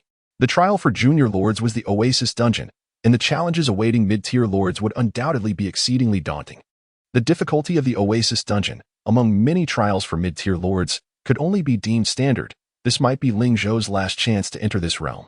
Utilizing the reconnaissance vision of the eye monster, Ling Zhou surveyed the nearby oasis, and after a brief moment, he identified a suitable point of entry. Vanguard, move out. He gestured with one hand, and the 56 soldiers split into 3 vanguard squads, launching their assault from 3 directions. 10 minutes later, the oasis jungle echoed with successive kill notifications. The slaughter began quietly. Chapter 81. Tactical Intrusion. Assault on the Tier 2 Elite Nest. The ambush by the burrowing worms and desert lizards proved remarkably effective, clearing out more than half of the monsters stationed at the edge of the oasis without raising significant alarm. After a brief interval, Ling Zhou led his main forces advancing from the southwest. A faint scent of blood wafted through the jungle, yet no corpses were visible. All the remains had been dragged underground by the burrowing worms, hoarded as food supplies. Ling Zhou regarded these low-tier monsters with disdain, commanding with a wave of his hand, "What use are these trifles? We are on a swift expedition. Discard unnecessary baggage and advance at full speed." Upon receiving the command, the burrowing worms promptly abandoned the corpses of the recently slain Tier 1 monsters. Even Rimuru showed little interest in the ordinary Tier 1 creatures, rolling about beside Ling Zhou without seeking affection or requesting any remains. As they entered the oasis, the temperature dropped sharply. This was not solely due to the dense jungle and water sources providing insulation, but also because the oasis possessed a natural territorial shield. This phenomenon allowed for greater accumulation of water and more luxuriant growth of vegetation. Stepping from the desert onto the oasis land felt akin to transitioning from a sauna to an air-conditioned room, with a stark contrast in temperature. A refreshing breeze from afar dispersed the heat enveloping Ling Zhou. He removed his sunglasses and sun hat, glancing at the soldiers around him, who were also exuding steam. After a brief respite, allowing the soldiers to acclimatize to the temperature change, he resumed directing the advance. Scout. The Idemon's far-reaching sight continued to function effectively beyond the oasis, illuminating the jungle within a radius of over 1,000 meters. The prospect of a surprise attack? An impossibility. Instead, Ling Zhou could consistently exploit the advantage of visibility, directing the burrowing worms and desert lizards to execute ambush assaults. Ding. Your team has successfully slain 5 jungle wolves. Team experience 500. Ding. Your team has successfully slain 10 antizes. Team experience 2,000. Ding. Your team. A series of intense battles unfolded around him, with kill notifications arriving one after another. Throughout, Ling Zhou remained leisurely seated upon the back of a desert lizard, yawning as he guided the fire dwarves and stealth goblins through the jungle at a relaxed pace. Both the burrowing worms and desert lizards shared the Idemon's vision. After adapting to several waves of ambushes, they quickly grew accustomed to this combat mode, requiring no constant oversight from Ling Zhou. The monsters at the oasis's edge were generally of lower tier, with subpar quality. Their strength lay in their numbers, as their nests were located nearby, allowing for swift reinforcement in the event of an attack. However, Ling Zhou chose a particularly cunning entry point. Typically, monster nests were situated deep within their claimed territories, where their forces were most concentrated. Instead, he selected the junctions of several nests located at the fringe of the oasis's territory for his incursion. Even if the monsters sensed an intrusion, they would first ponder whether nearby nests were initiating a territorial dispute. Consequently, driven by instinct, the monsters would prioritize bolstering their forces near their own nest rather than rushing to support their attacked comrades. By the time they realized the situation, Ling Zhou had already made a grand exit from between their territories. This was a clever tactic for traversing the oasis map. Players merely needed to eliminate smaller monster groups at the territorial edges to swiftly penetrate deeper into the oasis. Utilizing this method, Ling Zhou advanced significantly within a span of 2 to 3 hours. However, the further he progressed, the more formidable the monster nest became, and the territory they occupied grew larger. The usefulness of this tactic diminished, primarily because the ID's reconnaissance could not account for every nest location. A miscalculation in scouting could easily lead to disaster. Should they fall into the encirclement of several monster nests, even Ling Zhou's forces would be at risk. After all, Tier 2 monster nests were plentiful in the depths of the oasis, and the ominous presence of Tier 3 monster nests could occasionally be sensed. Upon entering deeper territory, Ling Zhou stood up from the desert lizard's back, his demeanor shifting to one of seriousness. All soldiers, gather around. Prepare for battle. We are assaulting the Tier 2 desert goat-headed monster nest. He decisively abandoned the tightrope tactic, opting instead for a direct attack on the monster nest. Not every location permitted underhanded tactics. In the oasis dungeon, Ling Zhou understood that to achieve a high evaluation, he could not evade direct confrontation. The Tier 2 goat-headed monsters, like the desert lizards, belong to the elite category of desert creatures. In terms of levels, the goat-headed monsters averaged 5 to 10 levels higher than Ling Zhou's forces. Should their levels have been any higher, he would have certainly opted for a detour. However, with his top-tier rare Tier 1 soldiers, he felt confident in engaging them. Rimuru, take the lead. With a simple command issued, the stage was set for a grand battle. Rimuru exclaimed excitedly, transforming instantly into a blue water sphere and launching itself toward the goat-headed monster's lair. Although Rimuru lacked a wide-area attack, its diverse array of skills enabled it to introduce numerous variations and possibilities on the battlefield. Acting as a blade within the ranks, it would undoubtedly cause considerable distress to the enemy. Minutes later, kill notifications flooded in from the system. Ding! Your team has successfully slain 5 desert goat-headed monsters. Team experience 200. Experience 200.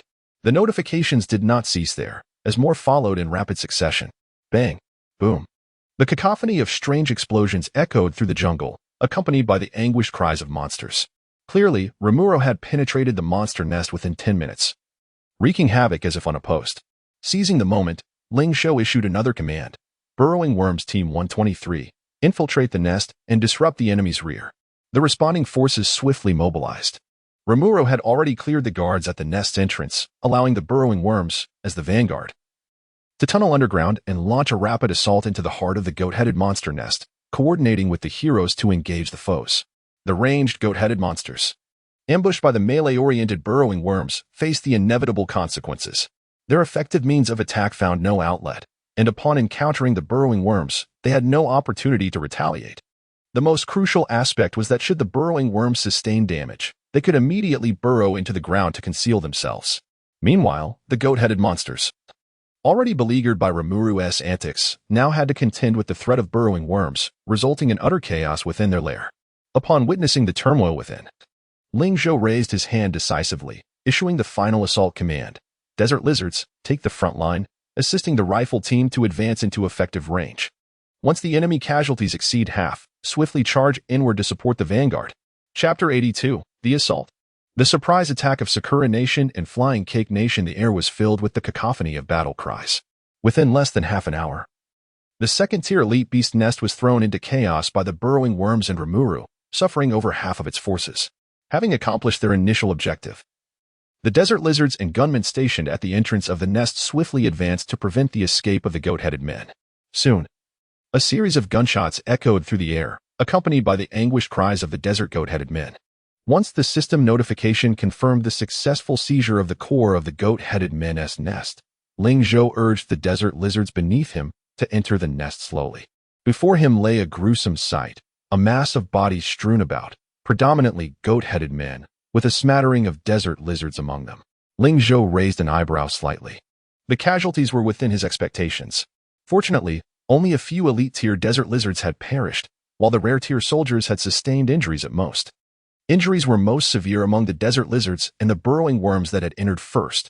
Scavenge, he commanded, prompting the burrowing worms to activate their skill and begin healing.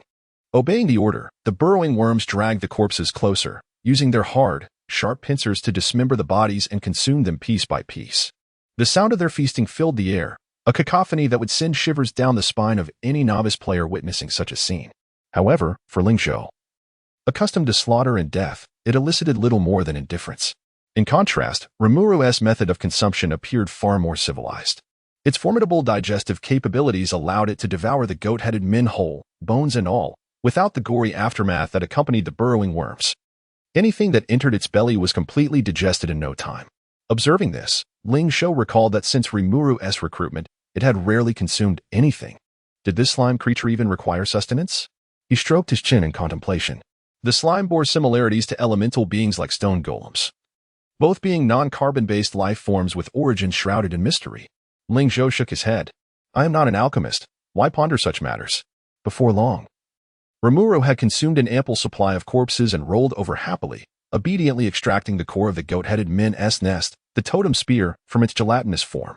Ling Zhou reached out, took the spear without a second glance, and tossed it into his backpack. This elite tier nest, ranked 1 star, was inferior even to the 2-star desert lizard nests and was destined not to serve as his barracks. However, it was not entirely without merit. An elite nest could fetch a handsome price on the trading post. What he truly sought was the rarest Pegasus nest on the Oasis map. Ding. Congratulations, player. You have completed the Junior Lord's Heart quest. Would you like to claim your reward and exit the dungeon? With the core in hand, the system notification chimed in. Ling Zhou had anticipated this and promptly clicked no. Exiting the dungeon at this juncture would yield a mediocre evaluation at best. He was determined to continue challenging higher tier nests. A tier 2? No, perhaps even a tier 3 nest might be within reach. Ling Zhou assessed the current strength of his troops. With Rimuru's battle prowess on the rise, he felt a surge of confidence. Rimuru had significantly bolstered the strength of this unit. After instructing his soldiers to clear the battlefield, he led them onward. Little did he know, during his endeavor to conquer the Oasis dungeon, a significant upheaval was unfolding in Newbie Zone 911, indeed, across the entire Blue Star game region. Server announcement. Server announcement. Congratulations to Sakura Nation player Hayutaro for upgrading to a town-level territory, currently ranked 4th on the Lord leaderboard. Server announcement. Server announcement. Congratulations to Sakura Nation player Tian Jiangli Na for upgrading to a town-level territory, currently ranked 6th on the Lord leaderboard. Server announcement. Server announcement. Congratulations to Flying Cake Nation player Aubrey for upgrading to a town-level territory, currently ranked 8th on the Lord leaderboard. During the time Ling Zhou delved into the dungeon, players who had completed the Blood Moon Frenzy's first round began upgrading to town-level territories, excluding himself. The Yin Nation region still had the formidable Light of Civilization leading the charge. If the top 10 were to be categorized, Ling Zhou would be in a league of his own. Following him were Ming Yunxi and a player from Lighthouse Nation, occupying the 2nd and 3rd positions, respectively. Classified as secondary tier players. From Hayutaro of Sakura Nation to the 9th position, they belonged to the 3rd tier of players. Finally, Secretary Yi, having just completed the strategy for a level 4 village, was significantly trailing behind the top 3 tiers. This disparity was primarily due to his insufficient recharge amount. All players on the leaderboard boasted investments exceeding 10 million, while he barely reached 1 million. He was even outperformed by some lower-ranked lords. Were it not for Ling Zhou's meticulous planning and enhancement of his territory's construction processes, he would scarcely have managed to breach the top 10, let alone the top 50. Even so, with a level 4 village territory, he was still far behind the well-prepared level 5 titans from before the apocalypse. Thus, when other lords began upgrading to town-level territories, he merely progressed from a level 4 village to a level 5 village, with the sacred magic water pool still under construction. By the time he commenced his upgrade to a town-level territory, there would likely be numerous players already ahead of him in the top 10. Secretary Yi had anticipated this predicament. He had intended to follow the developmental path Ling Zhou had initially laid out, but unexpectedly, a sudden war erupted, heralded by 2 system warnings. Warning! Warning! Sakura Nation Zone 348 has launched an attack on Yin Nation Zone 911. Warning! Warning! Flying Cake Nation Zone 06 has launched an attack on Yen Nation Zone 911. Secretary Yu was momentarily stunned, his expression shifting to one of alarm. What was happening? An attack on Newbie Zone 911? His eyes widened in disbelief as he read the system notification. Meanwhile, players in the bustling Newbie Zone 911 also took notice of the alarming message. What in the world? Did I hear that correctly? They're attacking our Newbie Zone? This must be a mistake. Aren't we supposed to be safe? How can we be targeted? It dawned on them that after the wealthy player completed the dungeon, their safety mode had been lifted, enabling potential attacks on Newbie Zone 911. Damn. How despicable. Two nations are teaming up against our Newbie Zone. This is outright bullying. Hey. Our Newbie village isn't defenseless. The wealthy player will surely intervene. Exactly. I am the wealthy player. Come out and guide us. Can it be that the wealthy player has already entered the dungeon? Did you not see the prior system notifications? A collective gasp echoed throughout the Newbie Zone as the players absorbed this shocking revelation. Chapter 83. Reactions from various nations. The invasion is underway. The alliance between Sakura Nation and Flying Cake Nation to assault the Novice Area 911 quickly became common knowledge. Lighthouse Nation. They dared to make the first move, otherwise we would have claimed the title of world number 1. Indeed, James is the true world champion. Our Lighthouse Nation is invincible. Western 8 Nation, how dare they act before our great Cold Dark Nation? It's fine. Let them fight to the bitter end. It will suit us perfectly to strike afterward. Western 8, how clever you are. Great Eagle Nation, the Flame Nation is too conspicuous. Trouble is bound to arise. I anticipated this outcome. It's fortunate we don't need to intervene. Beyond the discussions among nations, the forums of Flame Nation were abuzz with fervent debate. Despicable. Despicable. Despicable. Two countries actually joined forces to attack us, the Flame Nation. How infuriating. I always knew those little devils had sinister intentions. But I didn't expect them to be revealed so soon. Sakura Nation has sent 2 formidable figures from the rankings, totaling 3 town-level lords. I trust the esteemed god of wealth can repel these nefarious intruders. If only that were true. I just heard that the god of wealth has gone to tackle a dungeon quest, leaving his entire territory unattended. He's not even in Novice Area 911 right now. Oh no. Doesn't that spell disaster? Nonsense. What disaster? There's still the illustrious Yi Liangshan in Novice Area 911.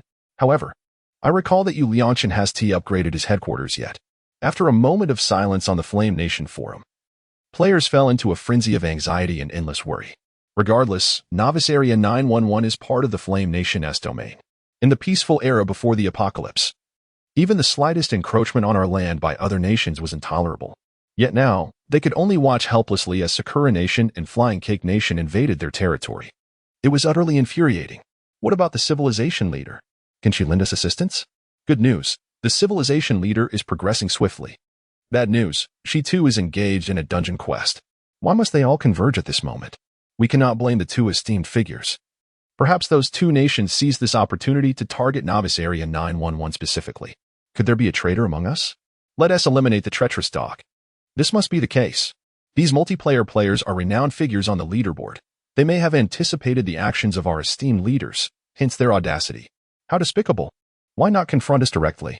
Sakura Nation and Flying Cake Nation, naturally, would not adhere to any notion of chivalry. As most players suspected, they received the quest notification for the Lord S. Heart, and, based on time predictions, deliberately waited several hours before choosing to search Novice Area 911. Logically, with countless divisions in Blue Star, it would be improbable to locate Area 911 through multiplayer search. Yet, the number of available Novice areas for multiplayer connection was limited. With minimal communication, they could directly lock onto the now infamous Novice Area 911. As the teleportation light flickered, Taro Hanoya, Rina Taijima, and Aubrey appeared near their territory through the teleportation wormhole. As the attacking party, they must reach town level to deploy troops. This meant that while they could engage in a joint attack, other novice players in the area could only spectate and not directly join the battle. Rina Taijima expressed her concerns. Taro-kun, there are only 3 of us, but Novice Area 911 has many novice territories, and they possess significant combat boosts. I fear. Taro Hanoya glanced at Rina, a sly grin spreading across his face. Rina-chan, fret not. Most novices are ill-prepared for battle. Our forces, even on a global scale, are of top-tier caliber, far beyond what ordinary players can match. Follow my lead. Together, we shall dismantle Novice Area 911. At this moment, Aubrey, who was connected to the voice chat, chimed in. Indeed, the boosts to Novice Area 911 are excessive. We must suppress them and ideally seize additional territories to strip some players of their status. With grand ambition, Taro Hanoya declared. I have a feeling we are destined for great success. Perhaps we can also seize the God of Wealth's town in the process. If successful, we could establish a territory of our own in the Flame Nation. Rina Taijima gazed at Taro with sparkling eyes. Taro-kun, your idea is simply brilliant. We will undoubtedly conquer Area 911. On the other end of the call, Aubrey sneered, thinking to himself, two arrogant fools. If the God of Wealth returns, can you withstand him? He resolved in his heart that once Ling Zhou completed his quest, he would flee without a backward glance.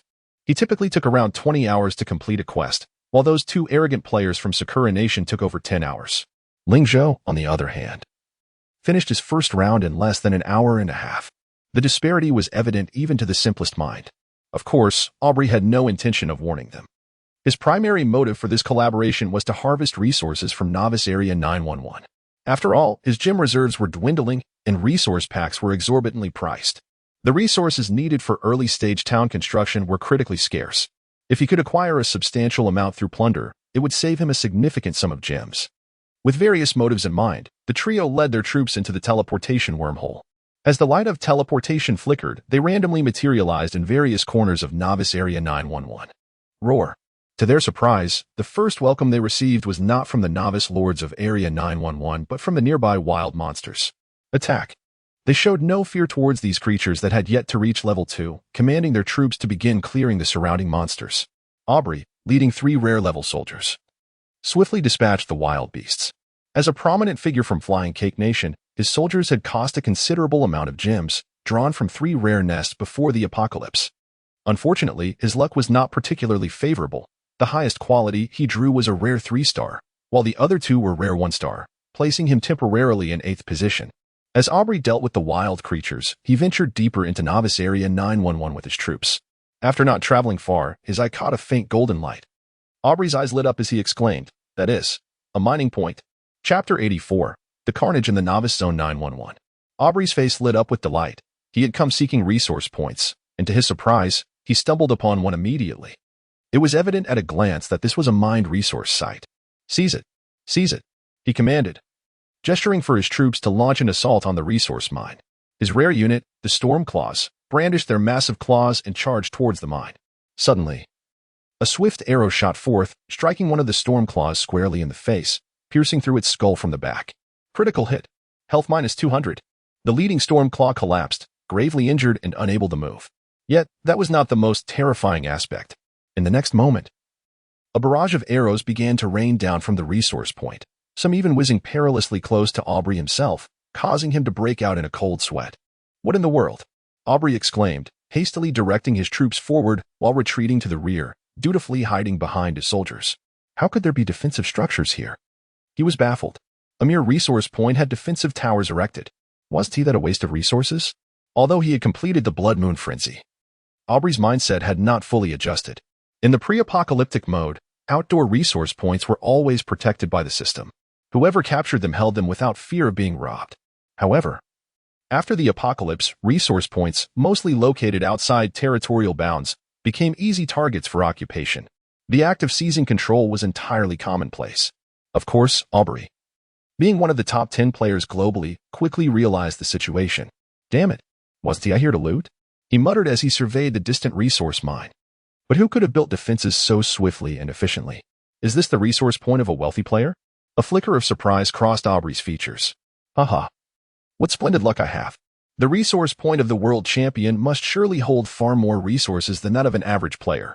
With a hearty laugh, he urged his troops to mount a vigorous assault on the resource point. Although the mine had arrow towers, they were merely rudimentary and scant in number. Clearly hastily constructed and not yet fortified or upgraded. Under the leadership of Aubrey, these structures could inflict only minimal damage and were incapable of securing any kills.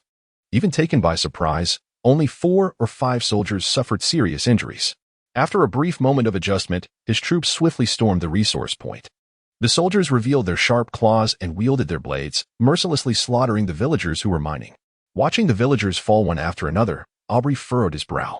Killing monsters felt like mere gameplay to him, but these were humans, and the sight of blood gushing forth unsettled him deeply. Stop. Capture them. Do not massacre, Aubrey commanded, halting the brutal slaughter. His men obediently spared the villagers. Realizing they could not resist, the villagers surrendered instantly, yet their expressions remained defiant, some even uttering curses. Aubrey regarded them curiously, remarking, "Aren't they going to flee? TSK, what loyalty these subjects of a wealthy player possess." Typically, when a resource mine is destroyed, the defending villagers either flee or return to their territory. Yet, these villagers, despite the overwhelming disparity in power, remained steadfast, refusing to abandon their posts, suggesting their loyalty was extraordinarily high. Aubrey shook his head, choosing not to dwell on this issue. His objective was to seize resources, not to take lives. The loyalty of the enemy's subjects mattered little to him. Gather all the resources. Quickly, Aubrey urged, swiftly springing into action. Once his soldiers collected all the resources, he discovered that this single gold mine contained nearly 100,000 gold coins. My goodness. If I were to capture the resource points of this wealthy player, I would be rich beyond measure. His face shone with unrestrained joy. He had previously underestimated the situation. Had he been better prepared, the defensive structures of the resource mine would have posed little threat. Ultimately, the cost of capturing the resource point was minimal, easily achieved within 10 minutes. After gathering the gold, Aubrey quickly commanded his troops to advance further. Not far from his position were Haino Taro and Tianjiang Rina.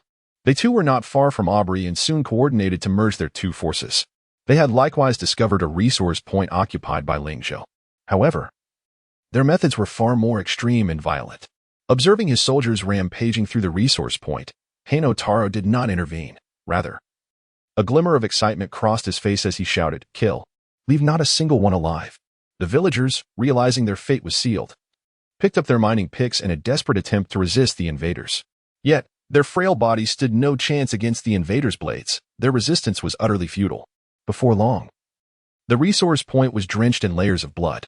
Haino Taro stood amidst the crimson pool, a few drops of blood splattered on his face, his eyes gleaming with an almost twisted excitement. "This is incredible!" he exclaimed to Tianjiang Rina beside him. "I feel like a god, Rina-chan. The thrill of killing is simply magnificent." Tianjiang Rina, swallowing hard, found herself feeling unfamiliar towards Haino Taro. "Haino-kun, we don't need to slaughter them, do we? Needless?" Haino Taro immediately countered. "Haven't you ever played a game? Killing them should bear no psychological burden. They're merely NPCs that grant us experience points." As he spoke, he raised his katana and stepped forward, swiftly beheading a villager. "Ha, this is exhilarating." Haino Taro laughed as he chopped away, turning back to beckon Rina. Come on. You should try it too." Seeing Rina hesitate, he urged, "This world has already changed. We are among the strongest on the global leaderboard. The leaders of humanity's future. If you cannot even kill a villager, how can you hope to lead the world?" Perhaps swayed by Haino Taro's words, Tianjiang Rina tentatively picked up the katana. Observing the villagers, who were nearly beaten to death, she shakily raised the blade and brought it down with all her might. The strike lacked sufficient force, leaving the villager's neck half severed, the bone and sinew dangling lifelessly. "Ah!" Tianjiang Rina shrieked, dropping the katana in shock.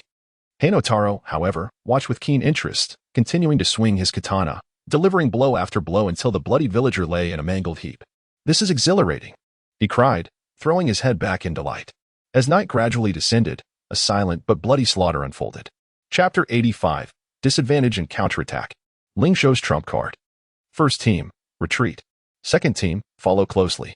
Firearms team, reload and commence rapid fire. Rimuru, restrain the opposing leader and interrupt its spellcasting. Support the third team. Support the third team, quickly. Ling Zhou's voice echoed through the jungle. With a serious demeanor, he stood atop a desert lizard, continuously issuing commands. He had led his troops to the very heart of the Oasis map, where the monsters they faced were predominantly of the third tier. In fact, ordinary second-tier monsters were unable to penetrate this core area. Even the third-tier monster nests were mostly elite level, with rare-grade creatures occasionally sighted. Ling Zhou's forces lacked any level advantage. And now even the superiority in troop quality had diminished.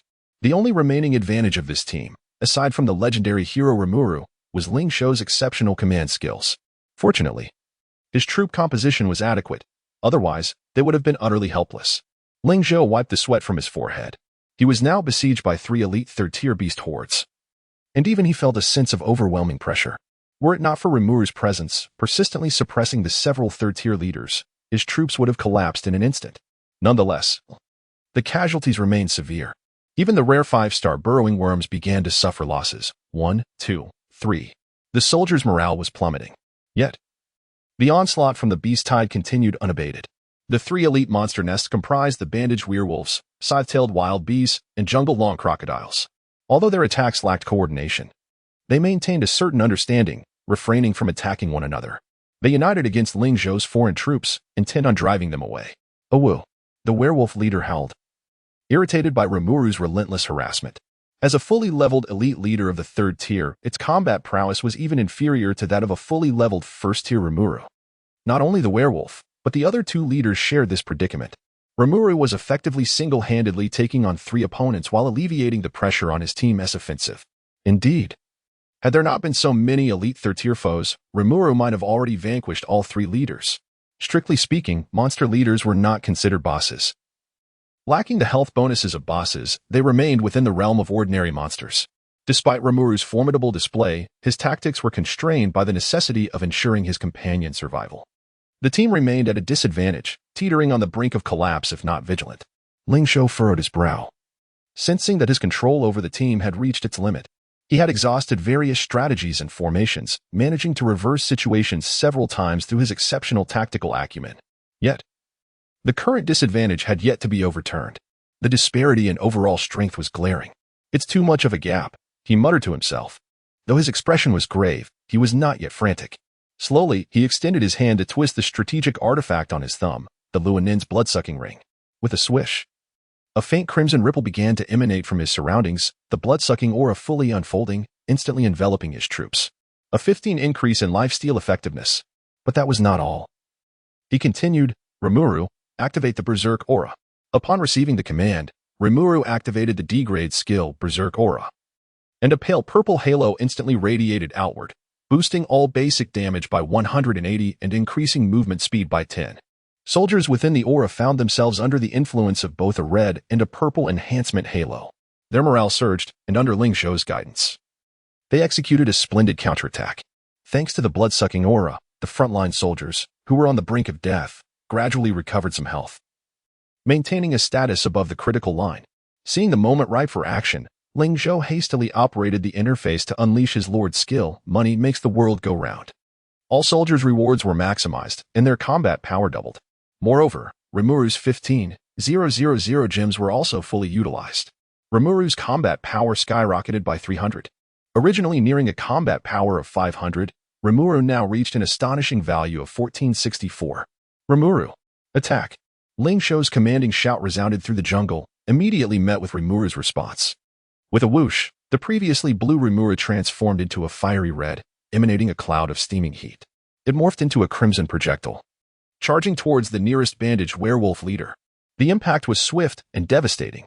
With 3 times its normal combat power, Rimuru was too fast for the werewolf leader to evade, sending it flying several dozen meters away. When it finally came to a stop, its body lay broken, blood streaming from its eyes, nose, and ears, reflecting a primal terror mingled with a hint of unwillingness. Moments later, its head tilted, and it succumbed. Having slain the werewolf leader, Rimuru did not pause. Seizing the opportunity, it unleashed a barrage of spears from its body. The scythe-tailed wild beasts, currently engaged in their assault, were shredded apart by the spears, falling in droves. One spear struck the wild bee leader, which was larger than the others, piercing it through before it could react, pinning it to a nearby primitive tree. A critical hit. Instant kill. Not yet finished, the jungle-long crocodile leader, sensing danger, attempted to retreat into the throng of beasts.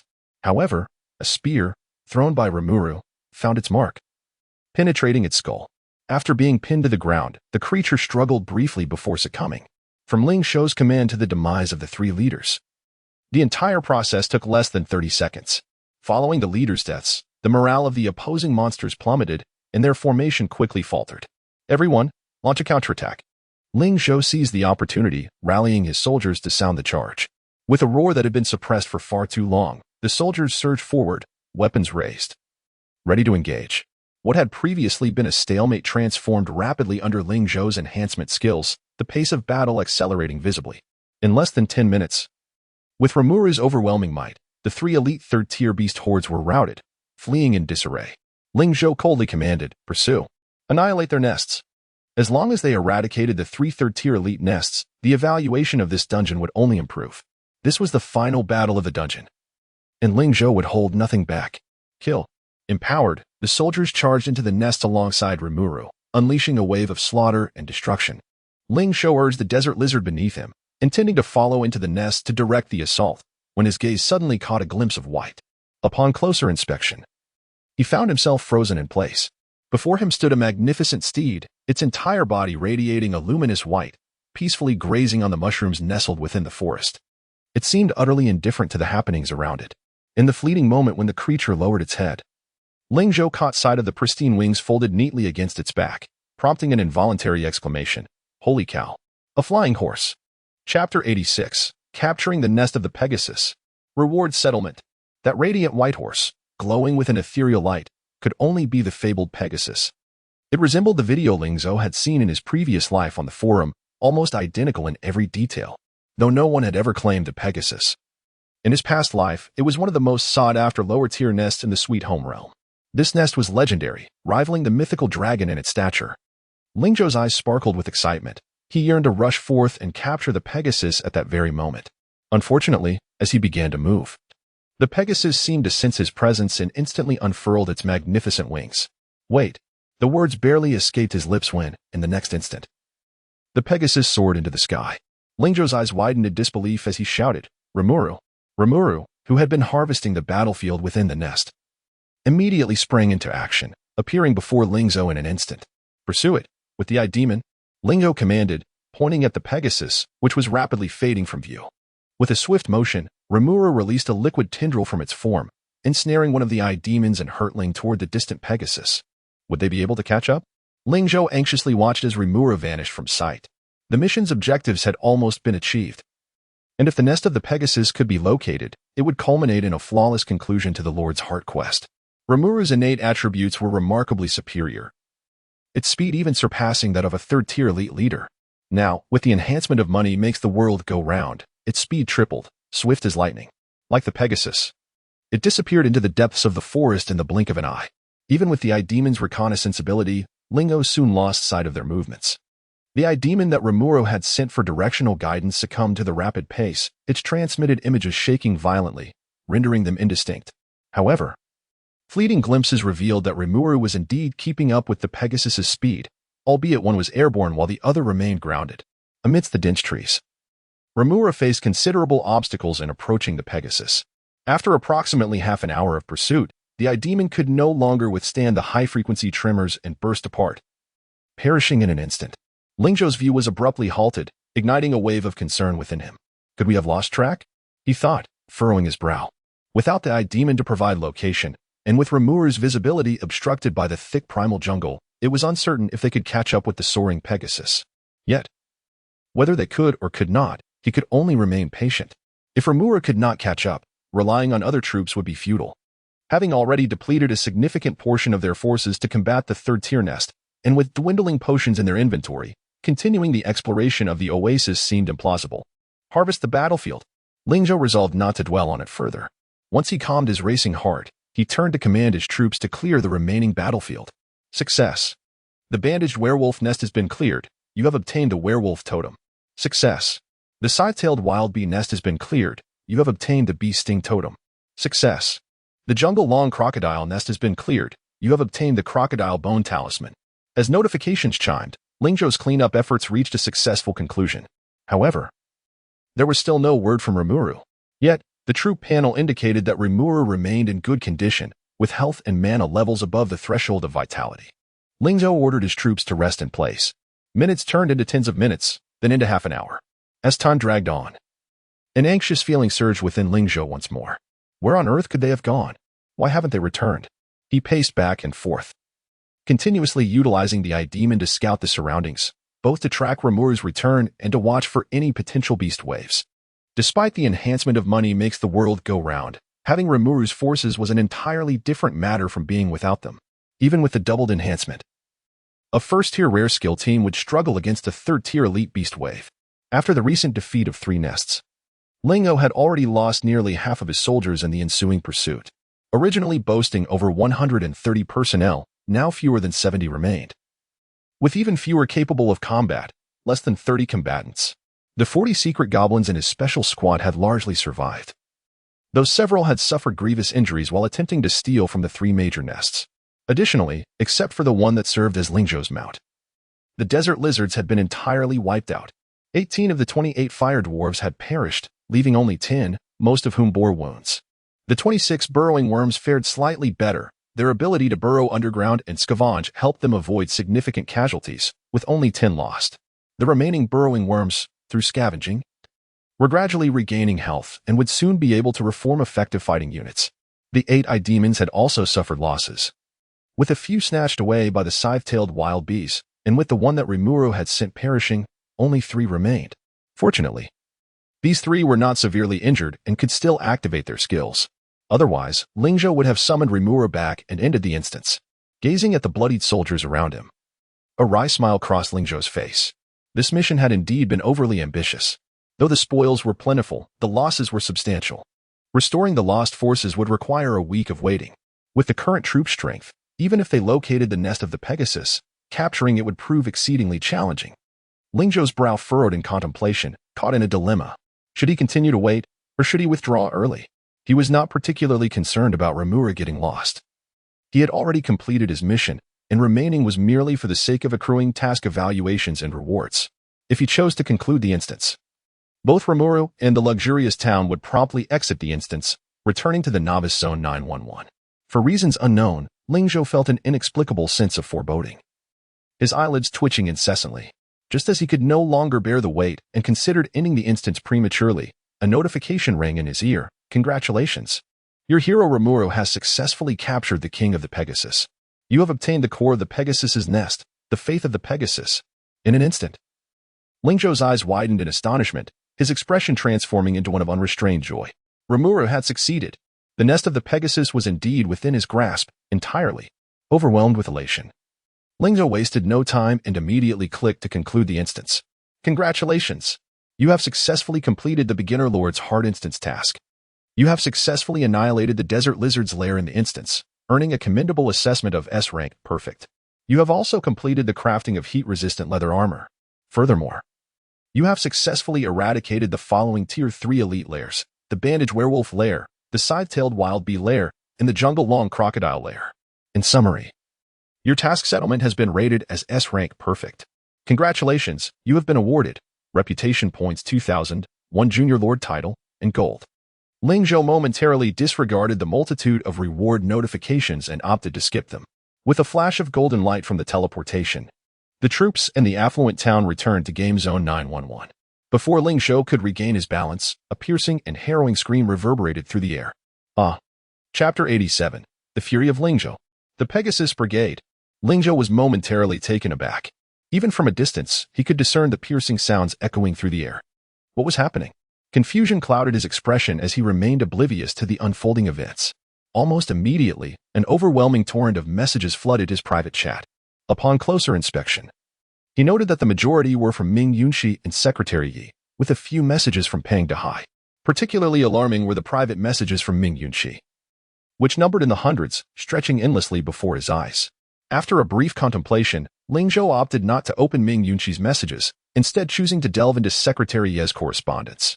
The initial lines revealed a flurry of coordinates, and as he scrolled upward, the succinct urgency of Secretary Ye's words became painfully clear. Enemy attack. Return swiftly. Ling Zhou's pupils constricted in an instant. It was only after perusing the system's warning that he learned, over an hour ago, that Sakura Nation and Flying Pine Nation had allied to launch an assault on Game Zone 911. The landmarks marked by Secretary Yi indicated that numerous novice villages within the 911 novice zone were under siege. More than 20 villages had been subjected to varying degrees of harassment and attack, resulting in the untimely demise of 5 novice lords. A surge of anger coursed through Ling Zhou as he clenched his fists, his gaze turning icy. He had never anticipated that while he was occupied with his tasks, these players would dare to encroach upon his domain. To exacerbate matters, he received multiple notifications about resource points in his territory being invaded. Although he had anticipated that ascending to the pinnacle of the world rankings might incite hostility from other players, he was unprepared for the speed at which this hostility unfolded. Ling Zhou let out a sardonic chuckle. How amusing. They dare to trouble me. With that, he furrowed his brow while scrutinizing the latest coordinates sent by Secretary Yi. Logically, the players within the 911 Novice Zone had yet to upgrade their territories to town level and were still under the protection of novice safety protocols. Their territories were impervious to siege, with only peripheral structures vulnerable to remote attacks. However, as long as they refrained from recklessness, these intruders, no matter how formidable, could not inflict harm upon the novice players. Those lords who had perished were likely caught unawares while venturing into the wild, having strayed beyond the protective bounds of their territories. A cursory glance at the chat logs from Channel 911 confirmed his suspicions. A few had been provoked into leaving their safe havens, while others, despite receiving area warnings, foolishly ventured out to defend resource points, only to be apprehended. Some fortunate souls managed to return to their territories, while others met with a dire fate. Of course, if these invaders were not expelled, they would systematically strip the 911 Novice Zone of its resources, plunging it into a severe resource crisis and significantly hindering its development. However, the enemy's strength was overwhelming. The three attacking forces hailed from the world's top 10. Given the novice players' capabilities, any engagement would likely lead to their demise. Moments later, Ling Zhou observed new coordinates being posted in the chat channel. 22, 35, 25. Hurry. Brothers. Yi is barely holding on. My soldiers are all dead. Resources have been plundered. And I have no funds to train new militia. Me too. The firepower of Hai Yutaro and his cohort is too fierce. Our militia, even with enhancements, are merely fodder. We cannot let Yi bear this burden alone. His strength cannot withstand the might of the three world powers. When will our wealthy benefactor return? We need him. Ling Zhou frowned. This was indeed a critical situation. He was well aware of Secretary Yi's capabilities, although he commanded a fully leveled first-tier army. In terms of quality and overall combat effectiveness, there was a significant disparity between his troops and those of the world's top 10. Especially in light of the uncertainty surrounding the enemy's hero capabilities, launching a reckless assault would be folly. Given Secretary Yi's previous demeanor, such impulsiveness was unexpected. It seemed he was indeed a man of passion. Ling Zhou shook his head in resignation. Very well, since they have chosen to come, I shall extend them a proper welcome. With that, he beckoned to Rimuru, who was nearby. Come. Rimuru dashed over, presenting him with the recently acquired Trust of the Pegasus. Ling Zhou lifted his gaze to witness a flock of majestic white Pegasi poised for flight within the distant barracks, approximately 100 in number, all second-tier units. Sharpening his tools before the task at hand, Ling Zhou refrained from immediate departure. First accessing their interface to inspect their attributes: Pegasus, race, animal, master level 5-star, level 40, second-tier max, type, support. Attack, loyalty, 60-30, affection, 60-30, attributes, attack 220 to 250, defense 160 to 180, move speed 30, health, 2500 mana. 1500 skills, 1. Celestial flight, a rank increases speed by 300 while flying. 2. Mount, B rank grants a 200 charge bonus when acting as a mount. 3. Burden progress, C rank increases team logistics capacity by 100. 4. Hoof strike, C rank accuracy 6, delivers 200 base damage with a 20 chance to crit. Combat rating 300. Incredible! Ling Zhou's eyes lit up. Such Pegasi embodied his aspirations. With a combat power of 300 for fully leveled 4-tier Pegasi, this 100-strong unit boasted an astonishing total combat power exceeding 30,000. Within town-level territories, this represented unequivocal top-tier strength. It was noteworthy that the current leaders of the rankings, having upgraded to town-level territories, typically had a combined troop strength ranging from 3,000 to 6,000 points. Even with a more powerful hero, a fully recruited unit could hardly surpass a combined combat capability of 10,000 points. With a decisive wave of his hand, Ling Zhou quickly reorganized the troops, forming 4 small squads from the 100 Pegasi. Completing this task, he mounted one of the Pegasi, summoned Rimuru, and proclaimed with a commanding voice, "All hands, let us march forth." As his words echoed, the 100-strong army soared into the skies. One squad of Pegasi set course for Aubrey's location, while the remainder, led by Ling Zhou, headed toward the coordinates of Secretary Yi. This resource mining point lay not too far from Ling Zhou's domain. The Pegasi's speed was remarkable. Once aloft, they covered thousands of meters in mere moments. Utilizing the I-Demon-S reconnaissance vision, Ling Zhou could observe the unfolding battle below. Chapter 88. The Pegasus Strikes. Ling Zhou's counterattack.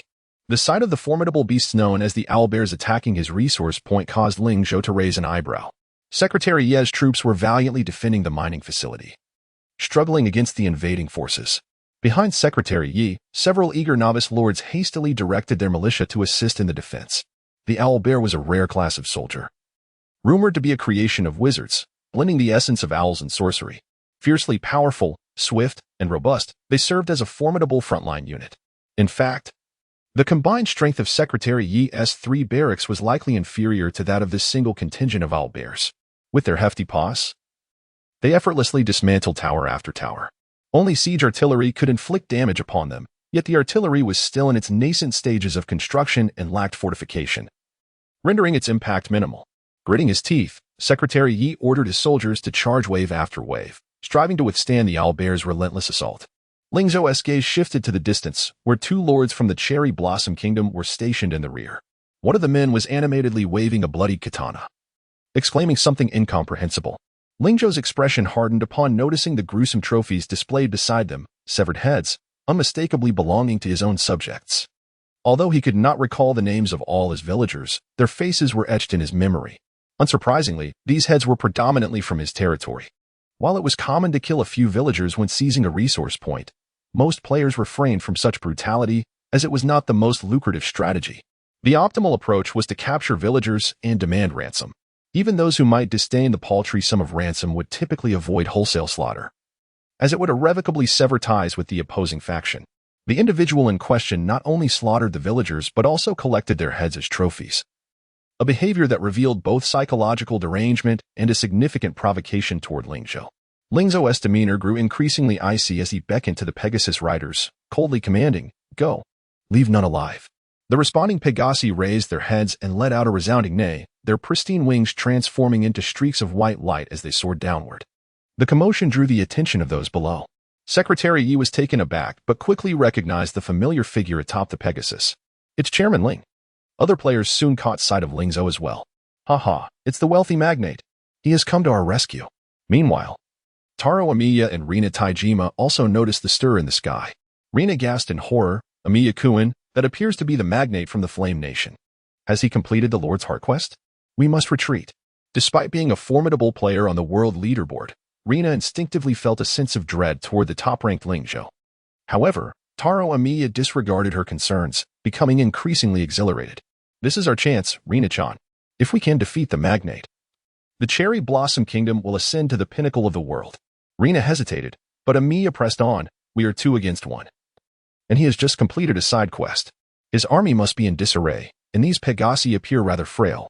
Together, we can surely vanquish him." Rina was soon swayed by Taro Amiya's enthusiasm. Just as she prepared to agree, a piercing scream erupted from afar. They turned in shock to witness a robust owlbear being launched into the air by a Pegasus' powerful kick, crashing into several trees before collapsing heavily to the ground. Blood poured from the owlbear's mouth, and it lay there, gasping for breath, clearly on the brink of death. "Oh my heavens! Such a powerful steed! Incredible! No wonder it belongs to the wealthy magnate." The mining point erupted with exclamations from the newcomers. Rina's face turned ashen. She knew the strength of her owlbears. As a first-tier unit, they were truly exceptional. Yet even with the substantial battle bonuses in the novice area, they appeared woefully inadequate against the owlbears. Since recruiting them, she had never encountered anything that could withstand their might. Yet, that Pegasus had merely raised its hoof and sent the owlbear flying as if it were a mere toy. What kind of unit is that Pegasus? Rina wondered in terror, gazing at the aerial assault. But before anyone could answer, one Pegasus after another descended from the sky, striking with astonishing speed, targeting the owlbears with their powerful front hoofs. The owlbears had no time to react as they were systematically kicked away. Critical hits. One-shot kills. Critical hit. Health minus 600. Critical hit. One-shot kill. A flurry of crimson notifications flooded the screen, all indicating critical hits, with many owlbears falling grievously wounded. In less than a minute, dozens of fully leveled first-tier owlbears were obliterated. Witnessing such devastation, Rina broke down in screams, but it was futile. The speed of the Pegasi meant that even if she called for a retreat, the owlbears already engaged at the mining point could not escape. Taro Amiya was equally astonished by the Pegasi's prowess. Just 30 of them had dispatched over 50 owlbears with ease. "Is this even possible?" Taro Amiya exclaimed, his eyes wide with disbelief. Meanwhile, Rina was on the verge of tears. Emiya-kun, what do we do? You must send troops to recover my owlbears. I spent a great deal of resources to recruit them. Taro Emiya shot her a sidelong glance and replied, of course. As comrades and lovers, I will assist you. He then counted down, on 3, we will charge the mining point together, temporarily driving back the Pegasi before making our escape. Trusting him implicitly, Rina quickly directed the remaining 2 squads to prepare for the charge. However, in her anxiety, she failed to notice the cold glint in Taro Emiya's eyes. Rina-chan, are you ready? 3, 2, 1, go. As his voice fell, Rina's troops surged forward, just as she believed Emiya's forces would follow suit. A familiar mocking laugh reached her ears. Pfft, Baka. Rina-chan, you foolish girl. She turned in shock to find Taro Emiya clutching his stomach, chuckling as he commanded his troops to retreat, mocking her, who would charge against such a force. Luckily for me, your foolishness allows me to escape unscathed. Jaini. He sat upon the hero, the whitewashed Spider Queen, and waved at Tianjiang Lina before swiftly retreating with his troops. Just as Tianjiang Lina was about to shout, a sudden gust of wind surged from behind her. In an instant, her head was inexplicably propelled into the air, leaving her in a daze before it plummeted heavily to the ground. As her vision gradually returned, she beheld, from an upward angle, her own headless body and a fleeting flash of white. It dawned upon her. I am destined to perish. Chapter 89. The Cunning Taro Winnow. Witnessing the tragic scene of Rina Taijima's head being sent flying by a powerful kick from the Pegasus, resulting in her immediate demise, left a profound impact on Taro Winnow. After all, Rina Taijima was among the top 10 Lord players in the world. Even if she could not rival Ling Zhou, her death seemed far too effortless. Unfortunately, he was mistaken. When Taro Winnow raised his gaze, he discovered that all the soldiers under Rina's command had been systematically eliminated by the Pegasus, each one dispatched with a brutal kick. A force of over 100 had been utterly vanquished by fewer than 30 Pegasi in a mere 2 minutes. A handful of soldiers remained, clinging to life, but the tide of battle had irreversibly turned. Taro Winnow looked up at Ling Zhou, who sat calmly atop a Pegasus in the sky, his expression unperturbed, as if he had anticipated this outcome. Panic surged through Taro as his heart raced. He urged his Master Level 1 hero, the Spider Queen, to flee with all haste. The Spider Queen darted swiftly through the jungle, her 8 powerful legs propelling her away from the battlefield in the blink of an eye. However, to his astonishment, she could not shake off the pursuing Pegasi. The creatures emitted shrill cries as they swiftly organized a vanguard to chase after him. Run faster! Taro Winnow bellowed in frustration. Yet, despite his troop's speed, they could not outrun the Pegasi. Soon, many soldiers found themselves overtaken, their anguished screams piercing the air. Unsurprisingly, those caught by the Pegasi could not withstand the force of their hoofs. Soldiers who attempted to resist were sent flying over 100 meters by the sheer velocity of the attacks. Witnessing this horrifying spectacle, Taro Winnow felt a chill run down his spine. He attempted to contact his ally, Aubrey, but found the line perpetually busy. On his 3rd attempt, a sudden notification stunned him. Ding. The user you were trying to reach has died, and the player's account has been permanently deactivated. Curse be the wretched fool for dying at such a critical moment. As he contemplated his dire situation, he turned to see the Pegasi closing in on him, a sense of dread washing over him. Who else but Ling Zhou could slay a top 10 player in the Novice Zone 911? This meant that the current onslaught of Pegasi was not Ling Zhou's entire force. He had even divided his troops to eliminate Aubrey. Though Aubrey had been slightly weaker than Taro and Rina, he had not anticipated such an effortless defeat at the hands of Ling Zhou. Had the gap between them widened to such an extent? Taro Winnow swallowed hard, his last vestiges of resistance snuffed out. Faster! We must go faster! He urged through gritted teeth. If he could return to the wormhole, he would escape back to the land of cherry blossoms. Next time. Unless I level up to a junior lord, I shall never return. Beads of sweat streamed down his face as he realized that his forces had suffered catastrophic losses. Fortunately, the wormhole was now within sight. He just had to hold on a little longer to escape this hellish place. Moments later, Taro Winnow spotted the distorted wormhole ahead, his spirits lifting. Yes, I can finally escape, he exclaimed with joy, preparing to urge the Spider Queen towards it. Suddenly, a flash of blue shot past him, and in an instant, the Spider Queen disintegrated beneath him. Her 8 long legs snapped, and he was thrown violently to the ground. So close, he thought as he gazed at the wormhole, disregarding the pain coursing through his body as he struggled to rise. Then, a blue orb descended from above, landing heavily on his back, forcing his face into the ground once more. Blood streamed from his nostrils, staining his visage. What is this? Confused, he turned to look at the blue sphere. It bore no face and thus expressed no emotion. However, its weight was formidable, rendering him utterly immobile. Damn it! Damn it all! He cursed, desperately attempting to rise. All his efforts proved futile. Then, a cold, clear voice echoed in his ears. Rimuru. Take him back to the resource point. Before he could comprehend, his entire being was swiftly dragged away. The speed propelling him far from the wormhole he had so desperately sought. His eyes filled with bitterness. He had been so close, just a hair's breadth away. When Taro Ueno regained his senses, he found himself back at the resource point. Bewildered, he scanned his surroundings, only to spot Ling Zhou in the distance. I am willing to surrender. I will pay a ransom. Take all my resources. Just spare my life. He pleaded, prostrating himself on the ground. His earlier arrogance a distant memory. Ling Zhou remained impassive, offering no response, while the surrounding novice players erupted in indignation. How could we let you go? You are responsible for the deaths of our brothers. They cried in unison. Kill him. End this wretch. Thanks to the system's built-in translation software, both sides understood one another. As Taro Ueno continued to bow, he earnestly apologized. Summa Mason, I am truly sorry. It was the fault of my companions. I tried to dissuade her from senseless slaughter.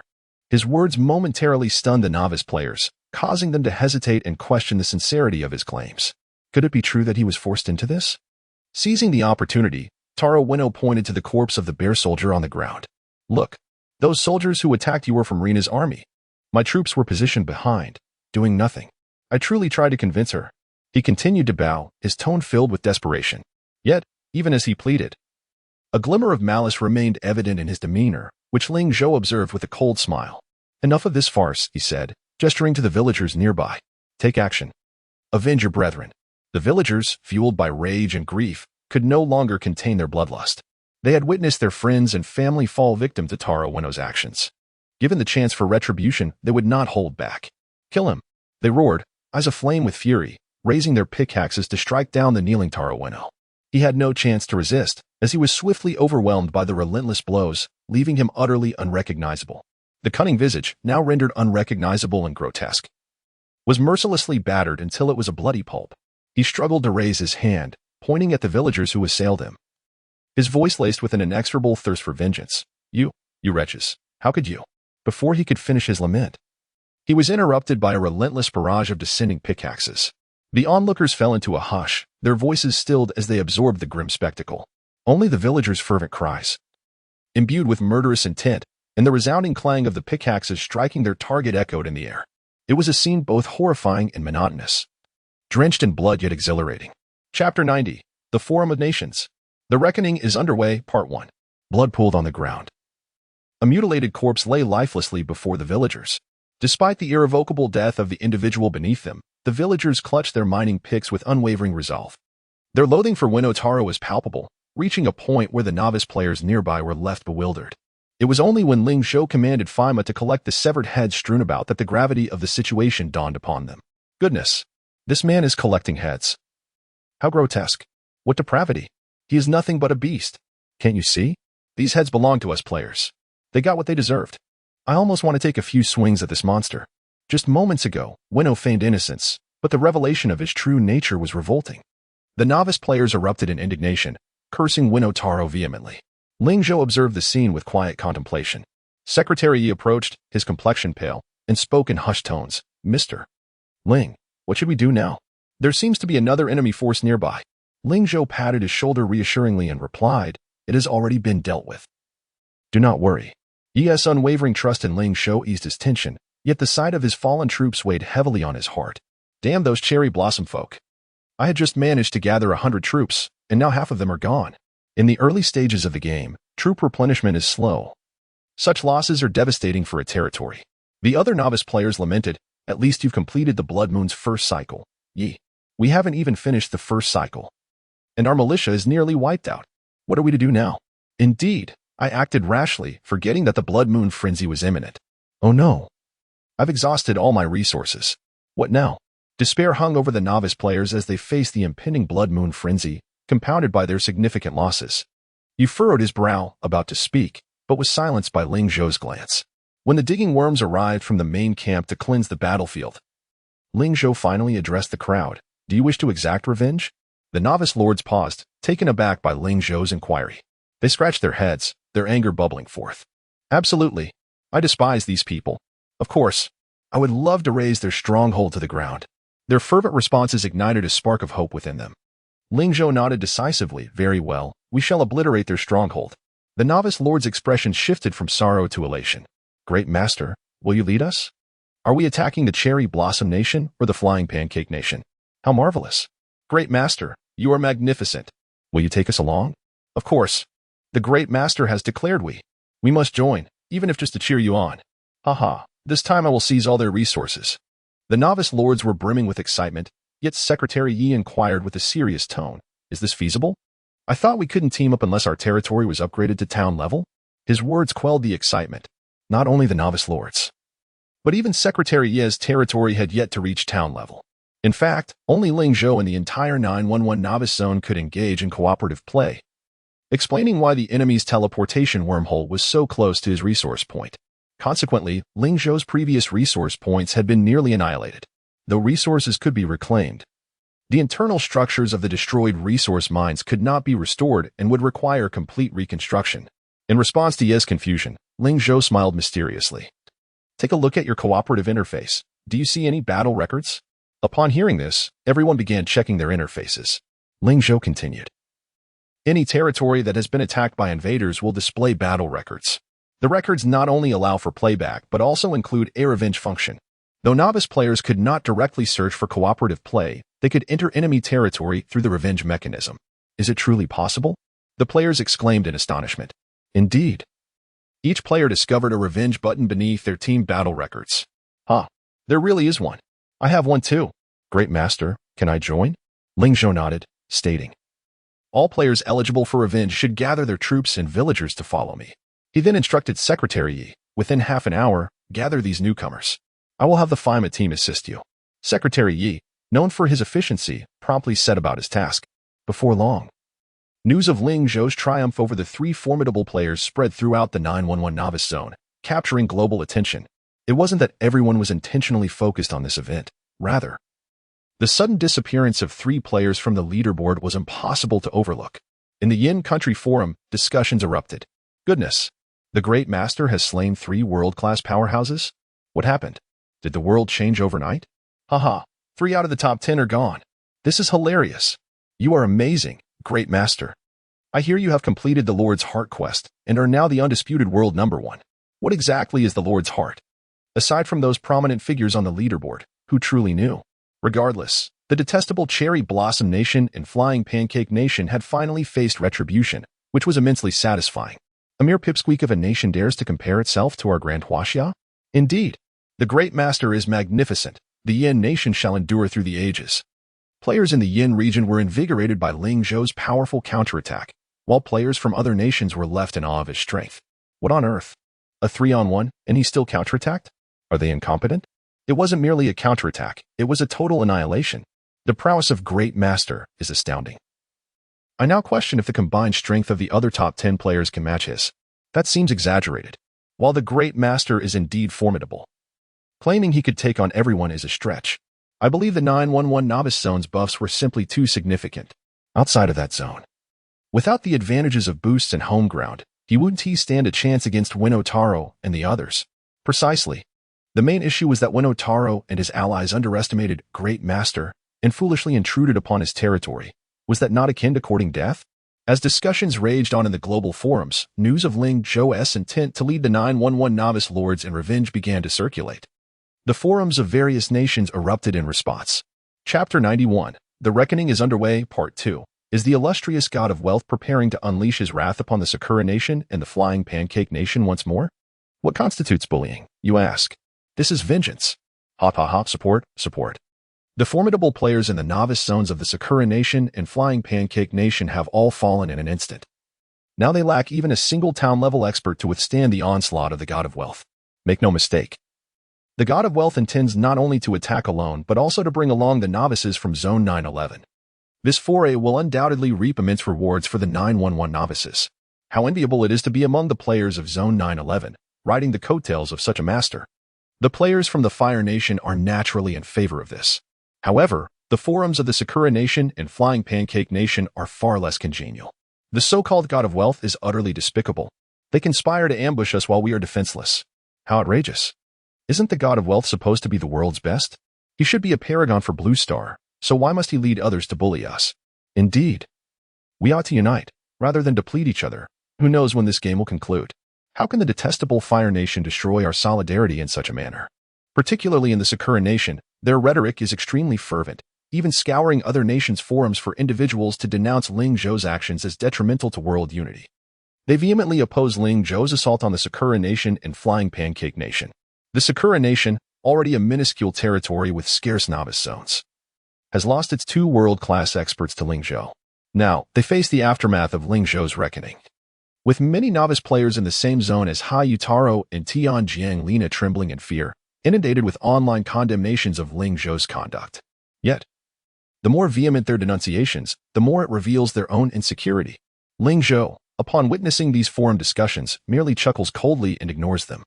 During the early to mid-stages of Sweet Home, internal conflicts predominated. Players were divided into zones to compete for territory and resources. This resembles nurturing a specific breed. Without diligently cultivating a few superior specimens, Blue Star would find itself in a severely passive position in the future battlefield of myriad realms. However, excessive internal strife leading to high casualties among players is equally detrimental. The overall combat power of Blue Star would diminish, rendering it vulnerable in the racial wars. Ling Zhou, having ascended to the pinnacle of the world rankings, recognizes that his task is not to engage in the trivial pursuit of uniting the world, but rather to select quality specimens. For instance, he has been nurturing Ming Yunqi, a figure previously renowned as the Empress of Light, a powerful entity celebrated in the battlefield of myriad realms. Her innate talent is unquestionable, and cultivating her in advance is a highly profitable endeavor. Additionally, there is Secretary Yi, a peculiar talent adept in internal affairs yet a complete void in other aspects of the game. However, Ling Zhou has observed several instances of Secretary Yi's military operations and must admit there has been notable improvement, with several tactical maneuvers executed quite well. In management, whether overseeing personnel or tasks, Secretary Yi has evidently enhanced his capabilities and thus has been earmarked for prioritized development. Besides these two, should Ling Zhou encounter other talented novices, he would also take them under his wing.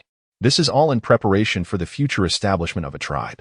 The novice zone of 911, blessed by the world, serves as an excellent starting point. This explains why he is willing to lead others in this quest for revenge. As fervent discussions and condemnations ensue externally, a large contingent of players has already gathered in the 911 novice zone. Following Ling Zhou's rapid gameplay strategy, most novices have advanced to the 3rd tier, with heroes and militia being trained. A small number of players even purchased military camp blind box packages. Though they did not draw rare military camps, several managed to obtain elite-level troop nests, which are quite formidable during the novice phase. Furthermore, many players have brought their families along, leading their militias into the fray. The expressions of the novice players are filled with excitement and anticipation. Are we going to raid now? One eagerly inquired. It's about time. My resource points have been completely plundered. Another exclaimed, frustration evident in their voice. Indeed, we could only watch helplessly as our resources were stolen. It infuriated me. Hee. Now that the god of wealth is leading us, we'll strike back. Ling Zhou, seated upon his steed, surveyed the enthusiastic crowd below and proclaimed, "Do you know what we are about to do?" "Yes, we're going to raid." Someone shouted back. "Exactly. We shall retaliate. Since the Sakura Nation and Flying Pancake Nation dared to seize our resources, we shall return the favor in kind. Form your ranks and, once we enter their territory, do not stray, follow my command." The crowd nodded in unison, affirming their loyalty to the god of wealth. I'm clinging tightly to the god of wealth. I'm going nowhere. It is clear to all that they are aware of who truly holds power. Without Ling Zhou, they would not only lack the knowledge of how to execute revenge, but would also lack the courage to attempt it. Good. Ling Zhou nodded, extending his hand to summon a faintly violet wormhole before the eager players. Any player with a vengeance button could enter the wormhole. With a grand gesture, Ling Zhou announced, "Let us go. It's our turn now." He then led his troops into the wormhole, with the rest following closely behind. In a flash of light, they arrived in the novice zone belonging to the Sakura Nation Novice Zone 348. Before their eyes lay a cascade of pink cherry blossoms, blanketing the road and transporting them to another realm. As Ling Zhou emerged from the wormhole astride his white horse, he resembled a prince from a fairy tale. He reached out to touch the falling petals, his gaze turning cold. The flowers are indeed beautiful, but the people he crushed the petals in his hand. Alas, The White Horse Prince is not here to rescue Snow White, but to bring slaughter and discord. Ling Zhou turned to Secretary Yi and instructed, "You will accompany me. Your soldiers shall remain here to ensure the safety of the novices. We shall block the newcomers from Zone 348 at the entrance, preventing their escape." He then addressed the other players. "As for the rest of you, once I complete the task of guarding the entrance, you may form teams to strike at their resource points, aiming to deplete all resources in Zone 348 within 2 hours." Everyone responded obediently. Secretary Yi, understanding Ling Zhou's intention to have him guard the entrance instead of joining the resource raid, did not question it and promptly began to act. Knowing that Ling Zhou would never shortchange him. Indeed, as he anticipated, Ling Zhou glanced at the 40 stealthy goblins he had brought along and smiled slightly. "It is your time to shine." Chapter 92. Revenge. A piercing arrow through the clouds. Warning. Warning. The 911th Novice Zone of the Flame Kingdom has launched a revenge attack against the 348th Novice Zone of the Cherry Blossom Kingdom. The series of alarms shattered the tranquility of the 348th Novice Zone. Just a moment before, they mourned the loss of 2 world-class warriors from the Cherry Blossom Kingdom. Conducting a memorial on the forum, they even revered the invaders, Hayano Taro and Tanaka Rina, as pioneers and heroes of their nation, vehemently condemning Ling Zhou's atrocities. Yet, the next moment, Ling Zhou's counterattack left them utterly dismayed. They had not anticipated such a swift and fierce response from him. How despicable! That wealthy scoundrel has already eliminated Hayano and Rina, yet he still dares to invade us? Those arrogant people from the Flame Kingdom, they think they have the upper hand. But this is outrageous. What on earth should we do? With Hayano and Rina gone, our novice zone lacks even town-level warriors to defend against this formidable foe. Do not fear. No matter how powerful he is but one man.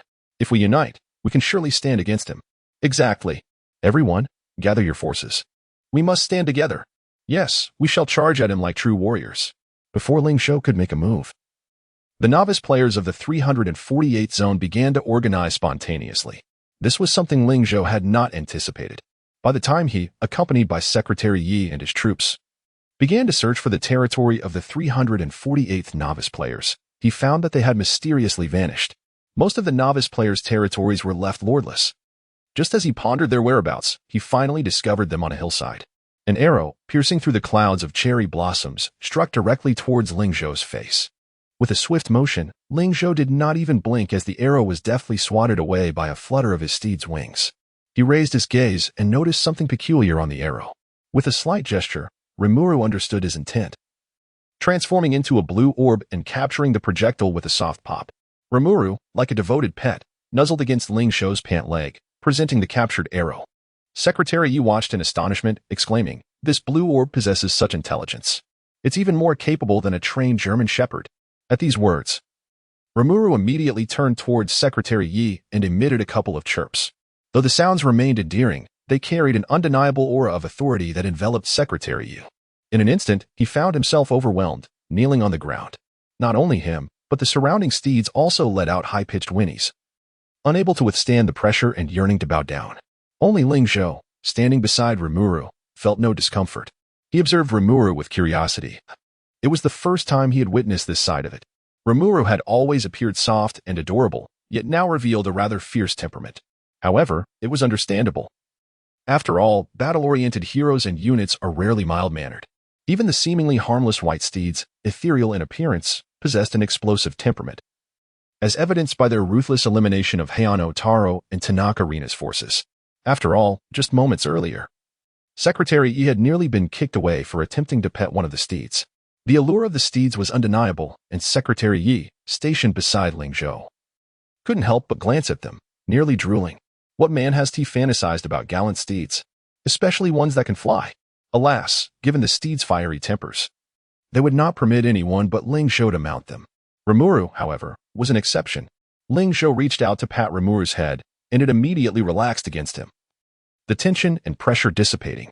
Secretary Yi, drenched in sweat, rose from the ground, gazing in awe at Rimuru nestled in Ling Zhou's arms, too intimidated to speak.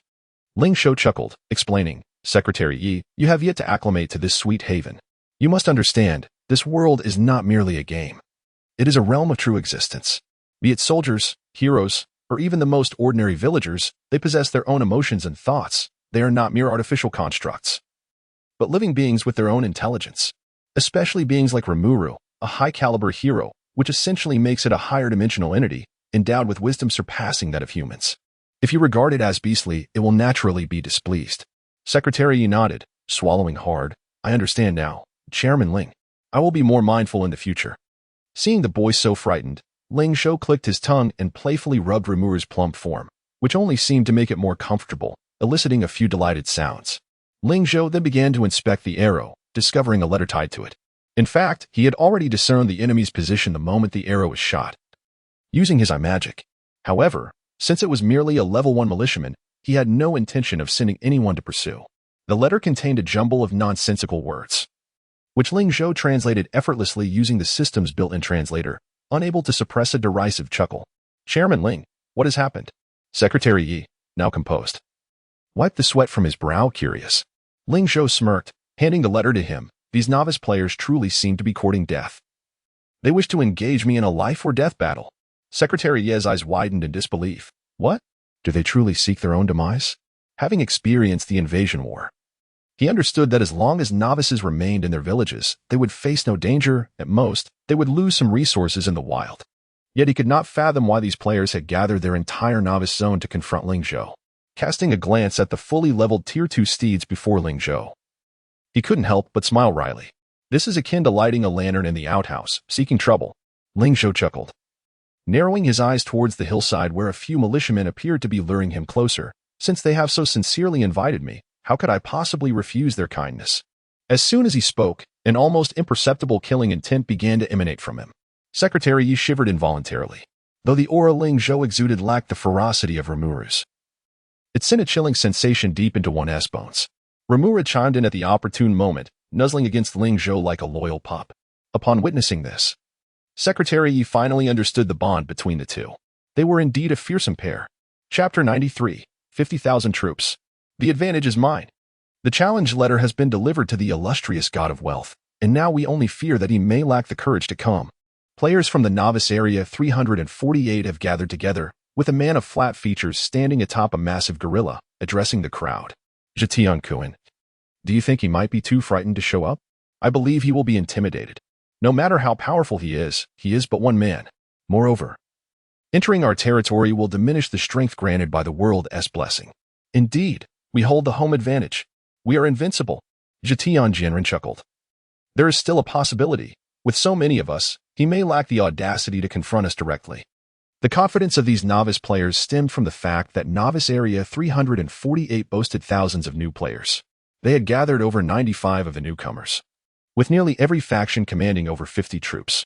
Thus, they collectively possessed an impressive force of over 50,000 soldiers, densely assembled atop the mountain, presenting a magnificent spectacle that bolstered their morale.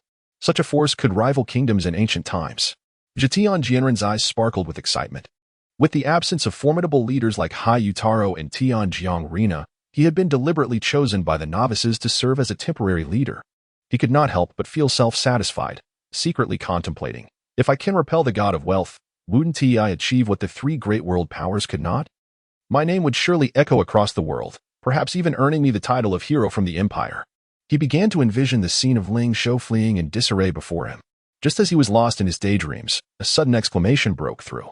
Here he comes. The god of wealth is arriving. The novice players gasped in astonishment. Jitian snapped back to reality, casting his gaze towards the foot of the mountain. Who else could be approaching but Ling Zhou and his forces? A procession of dazzlingly white steeds trotted slowly at the base of the mountain, resembling a group of ethereal beings straying into the mundane world. With pristine wings folded behind them, they strode proudly towards the summit. At first glance, Jitian was captivated by the sight of the magnificent horses. They were breathtakingly beautiful, surpassing any equine he had ever encountered. Their powerful forms could not even be compared to the finest racehorses of Blue Star. In that moment, he yearned to claim them as his own. What extraordinary breed of soldiers is this? He murmured to himself. Of course, no one could answer his question. Other novice players, upon witnessing the stunning steeds, displayed expressions similar to his. So beautiful. I want them. The new players from Shao Rizi looked upon Ling Zhou, seated atop a flying horse, with envy. How majestic. How could they possess such exquisite mounts? It's simply wasteful. Exactly. We must defeat him and seize all these horses. Defeat him. Defeat him. In an instant. The spirits of the players atop the mountain soared, excitement propelling them to cheer and wave their arms. They paid little heed to Ling Zhou at the base of the mountain. Though the flying horses appeared exceptional and striking, they seemed devoid of combat prowess, especially when compared to the monsters that were poised for battle. To them, the beautiful steeds appeared harmless. And some even speculated that the flying horses were merely for transporting supplies, while Ling Zhou's group of burrowing worms constituted the true main force. However, due to prior losses in the dungeon, the burrowing worms had not been replenished and were thus fewer in number, compared to the 50,000 troops of Novice Area 348. They seemed insignificant. Upon seeing Ling Zhou's army, Zhetian Jianren's confidence surged, reinforcing his belief in their overwhelming advantage. Just as he prepared to step forward and assert his dominance, several oblivious individuals jumped the gun. God of Wealth, you should surrender now and hand over your troop nests, or you won't escape from Novice Area 348. Ha ha ha, yes. Hurry and surrender all your resources and treasures. Zhetian Jianren frowned slightly, not because he disagreed with their statements, but because he felt these words should have come from him.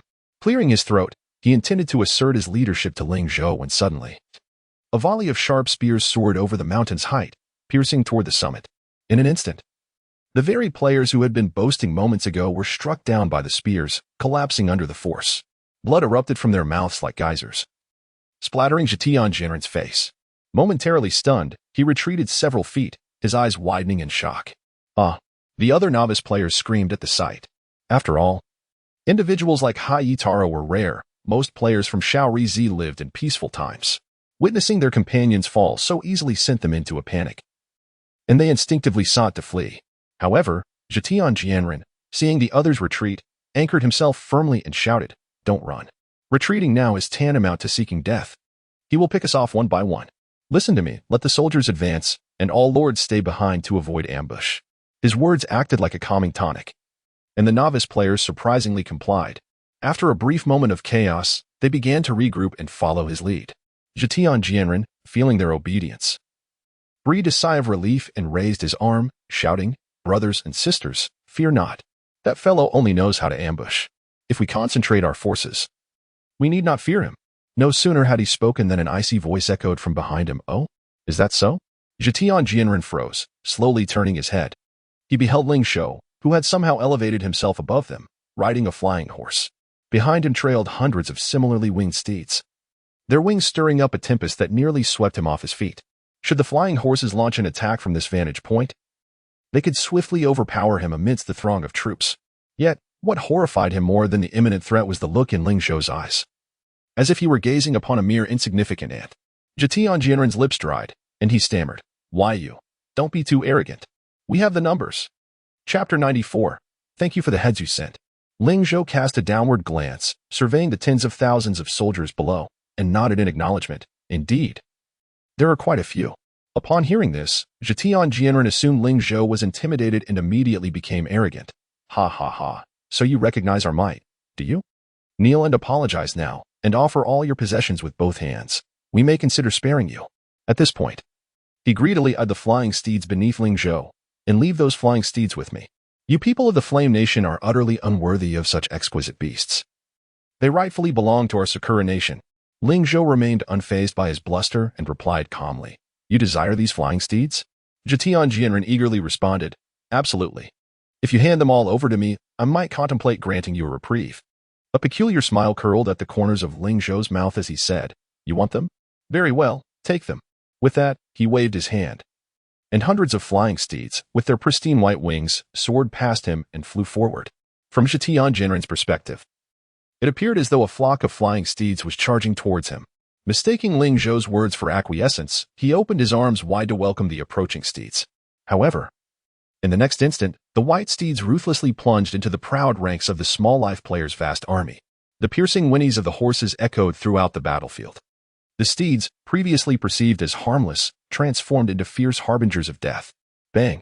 A single steed delivered a powerful kick to the chest of a militiaman, who had no opportunity to react and was sent flying over 100 meters. Along with him, dozens of other militiamen were similarly tossed aside. It is worth noting that most of these novice player soldiers were merely ordinary militiamen, trained villagers. The majority were ordinary 1-star, and even the best among them barely reached 5 stars. Furthermore, many of these militiamen were level 1, having never advanced in rank. Such lowly soldiers were easily dispatched by the flying steeds. The moment they were struck, their bodies crumpled, bones and innards shattered, leaving them lifeless. The others caught in the fray were sent sprawling as if struck by a speeding truck. Those fortunate enough sustained severe injuries, while the unfortunate met the same fate as the first militiamen. The novice players of small life stood frozen, stunned by the gruesome spectacle. Yet, the slaughter did not pause for their astonishment. One by one, the steeds dove from the sky, thrusting their front hooves forward. Though the strikes appeared gentle, the force was sufficient to rattle the entire battlefield. Essentially, these soldiers met the same grim fate as the previous militiamen. Whether the unfortunate souls struck were of other species or mere militiamen, their outcomes were invariably dire. With every whinny of the steeds, countless soldiers fell. In no time, a significant portion of the once crowded hillside was cleared. Conversely, the flock of steeds showed no signs of diminishing health. The soldiers' levels were far too low. Even a stroke from a steed was insufficient to breach their defenses. Jitian Jianren stood agape, transfixed at a distance. He witnessed in horror as his prize soldiers, elite one-star mischievous guerrilla, were sent flying like bowling pins by a single steed. Following that, more of his mischievous guerrillas fell victim. And then there was nothing left. After witnessing this, the steeds morphed in his eyes from pure, ethereal beings into grim reapers emerging from the depths of hell. Mother, I want to go home. He trembled, his lips quivering as he sought to escape through the throngs of soldiers. Yet, he was not alone in his fear.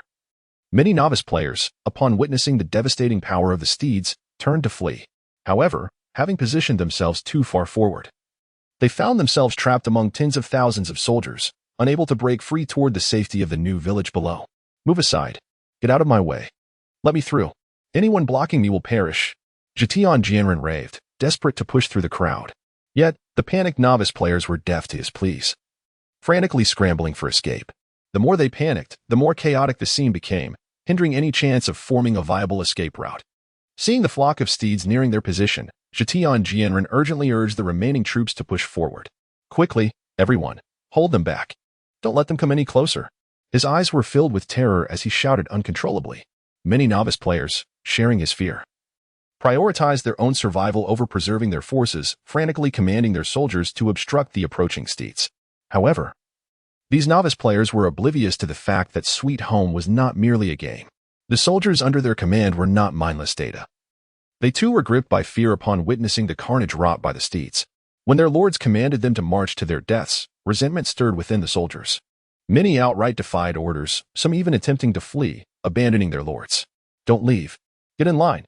You worthless fools. Jitian Jianren's soldiers rebelled against his commands. No matter how he shouted, they acted as if deaf, pushing past him and leaving him behind. Curse you. You wretches, how dare you defy my orders? I shall return and have you all executed. Jitian Jianren bellowed in rage, but his voice was soon drowned out by the cacophony of battle. The slaughter executed by the flock of steeds proceeded with ease. Being fully leveled 2, they utterly crushed the ranks of these mediocre soldiers, whose average level barely reached 5. If not for their sheer numbers, the battle would have been resolved swiftly. Yet, despite this, the conflict did not linger. Half an hour? Perhaps 40 minutes? Ultimately, as the soldiers disregarded the novice lord's commands and began to flee, the battle reached its conclusion. Ling Zhou chose not to command the steeds to pursue the fleeing soldiers. After all, these lowly soldiers offered no potential reward, and due to the vast level disparity, he would gain no experience from their demise. Engaging them would be laborious and unproductive, thus, he opted to let them be. In contrast, the flock of steeds ignored the retreating soldiers and instead intercepted the fleeing novice lords. Thanks to the steed's speed and the all-seeing surveillance of the eyed demons, not a single small-life novice lord managed to escape. Aside from a few disobedient ones who were slain on the spot, all remaining lords found themselves ensnared by the steeds. Ling Zhou, astride a flying steed, ambled forward leisurely. He slightly lowered his head and cast a glance at the frightened players of the game, a hint of derision curling at the corners of his lips. I was initially concerned that you would all remain hidden in your village, rendering you unreachable. But now, I must express my gratitude to your cleverness for delivering your heads right to my doorstep. Chapter 95, The Traitorous Soldier. The Slave Contract. It was only at this moment that the players of Little Day realized the sheer folly of their actions. In their eyes, Ling Zhou had transformed into a devil. Had they known the extent of his terrifying strength, they would have never ventured out to seek their doom. They could have easily hidden in the novice village. They could have. Woe is me, I do not wish to die. I beg you, spare me. I erred in following them. I had no ill intentions. I too I too. The novice players, having witnessed the recent carnage, were driven to madness. They repeatedly bowed before Ling Zhou, pleading for mercy, desperately hoping he would show them clemency. Their fear deepened as they witnessed a Pegasus trampling one of their companions to death. Only when the blade of slaughter loomed over them did they truly grasp the essence of terror. In response to their supplications, Ling Zhou sat atop his Pegasus, surveying them from a lofty height. Among them were perhaps some blind followers, yet regardless, having chosen to follow others, they could not be deemed innocent. Secretary Yi wiped the sweat from his brow. He had long been aware of the combat prowess of the Pegasus. Yet he remained shocked by the recent display of bloody slaughter. It was utterly outrageous. He calculated roughly that the combined combat power of the tens of thousands of soldiers exceeded 200,000. Yet, they crumbled under the might of barely over 100 Pegasi, akin to mere ants. This was beyond his expectations. How should one assess this battle? A victory of the weak over the strong? A triumph of the few over the many? Secretary Yu scratched his head, feeling that neither descriptor aptly applied. If he must characterize it, he felt the Pegasus were indeed the ones embodying strength. He glanced at Ling Zhou, curious about how he would handle the captives. Surely, he wouldn't execute them all? A cold sweat broke out on his back. Despite having endured the baptism of the blood moon frenzy, Secretary Yi was still a product of the modern era, unable to quickly shed certain notions and understandings formed in times of peace. Ling Zhou, however, paid no heed to Secretary Yi's thoughts. He didn't rush to speak. Instead, he leisurely circled around the captives on his horse, instilling great fear in them. Ling Zhou furrowed his brow and spotted the cowardly Zhengtian Jianren among the crowd, pointing at him and ordering, "You, raise your head." Zhengtian Jianren feigned ignorance, refusing to lift his gaze, even burying his head lower. "If you don't raise your head, you'll be executed," Ling Zhou stated flatly. Zhengtian Jianren immediately lifted his head. A false smile plastered across his face. "Great Lord, do you have any commands for me?" Ling Zhou regarded him coolly. "Are you the leader?" Zhengtian Jianren hesitated to admit it, fully aware that his previous actions had not escaped Ling Zhou's notice. To deny it now would be to treat Ling Zhou as a fool, having already offended him enough. He had no desire to court further danger, so he lowered his head submissively and said, "Master, you are a world-class powerhouse, and I am but an inconsequential nobody. Please show mercy, show mercy." Ling Zhou looked at him and chuckled. What a good dog who knows how to read the situation. In the face of such blatant mockery, Zhengtian Jianren revealed no sign of displeasure. Instead, he climbed forward like an eager lapdog, kneeling before Ling Zhou. Yes, yes. I am but a dog. Please have mercy and spare me." Bang, bang, bang. As he spoke, he forcefully knocked his head against the ground several times, even breaking open his scalp. Blood streamed down his face, yet he seemed utterly oblivious. Secretary Yi frowned at the scene, feeling a deep discomfort and turning his gaze away. Meanwhile, Ling Zhou watched with interest and remarked, "You wish for me to spare your life? Heh, that is certainly not out of the question." "Really?" Zhengtian Jianren exclaimed, his joy palpable as he pounded his head against the ground again, repeatedly thanking Ling Zhou. "Thank you, thank you." Ling Zhou observed his antics with a waning smile, saying, "However, you must assist me with one task." Zhengtian Jianren raised his head, responding eagerly, "Master, whatever you wish, I shall do my utmost." Ling Zhou calmly continued, "Do you not enjoy being a dog? Then sign a master-servant contract with me and become my loyal hound." Upon uttering this, he addressed the other prostrated captives. "You too must sign a slave contract if you wish to survive." At this proclamation, the crowd erupted in uproar. A slave contract? What nonsense! What era are we in? Indeed, this is the 21st century. Even if you capture us, you could demand a ransom. Why must you enslave us? Several novice players voiced their discontent. Although their lives were in Ling Zhou's hands, they calmed themselves and reasoned that if he dared to kill them all, he would be provoking an entire nation. Unless Ling Zhou sought to incite a national war, he would never dare to do such a thing. Do not fear. He wouldn't dare kill us all, after all. We have a powerful empire supporting us. This sentiment gained traction among many. Yet, others remained too frightened to echo this sentiment, continuing to bury their heads in the ground. Among them was Zhengtian Jianren, who, upon hearing his companion's defiance, did not join the uproar but instead intensified his kowtowing. Are these people mad? Did they not witness how Ling Zhou killed without blinking? Zhengtian Jianren silently screamed within. Indeed, the next moment, Ling Zhou raised his hand slightly. Whoosh, whoosh, whoosh. Several spears shot from Limuru's body, piercing through the rebellious few who had spoken out. They looked down at their chests in disbelief before collapsing into a pool of blood. In an instant, the protest ceased. The remaining captives seemed as if their throats had been constricted, unable to utter another sound. "This man is a devil," Jintian Jianren's resolve to resist Ling Zhou evaporated entirely. Ling Zhou, having prepared the contracts in advance, sent them to the captives' emails, simply stating a few words. Refusal means death. The captives received the emails, yet their expressions reflected hesitation. As free individuals from a peaceful era, suddenly being thrust into the role of slaves was an incomprehensible shift for many. Yet, there were exceptions. I will sign at once," Jintian Jianren exclaimed.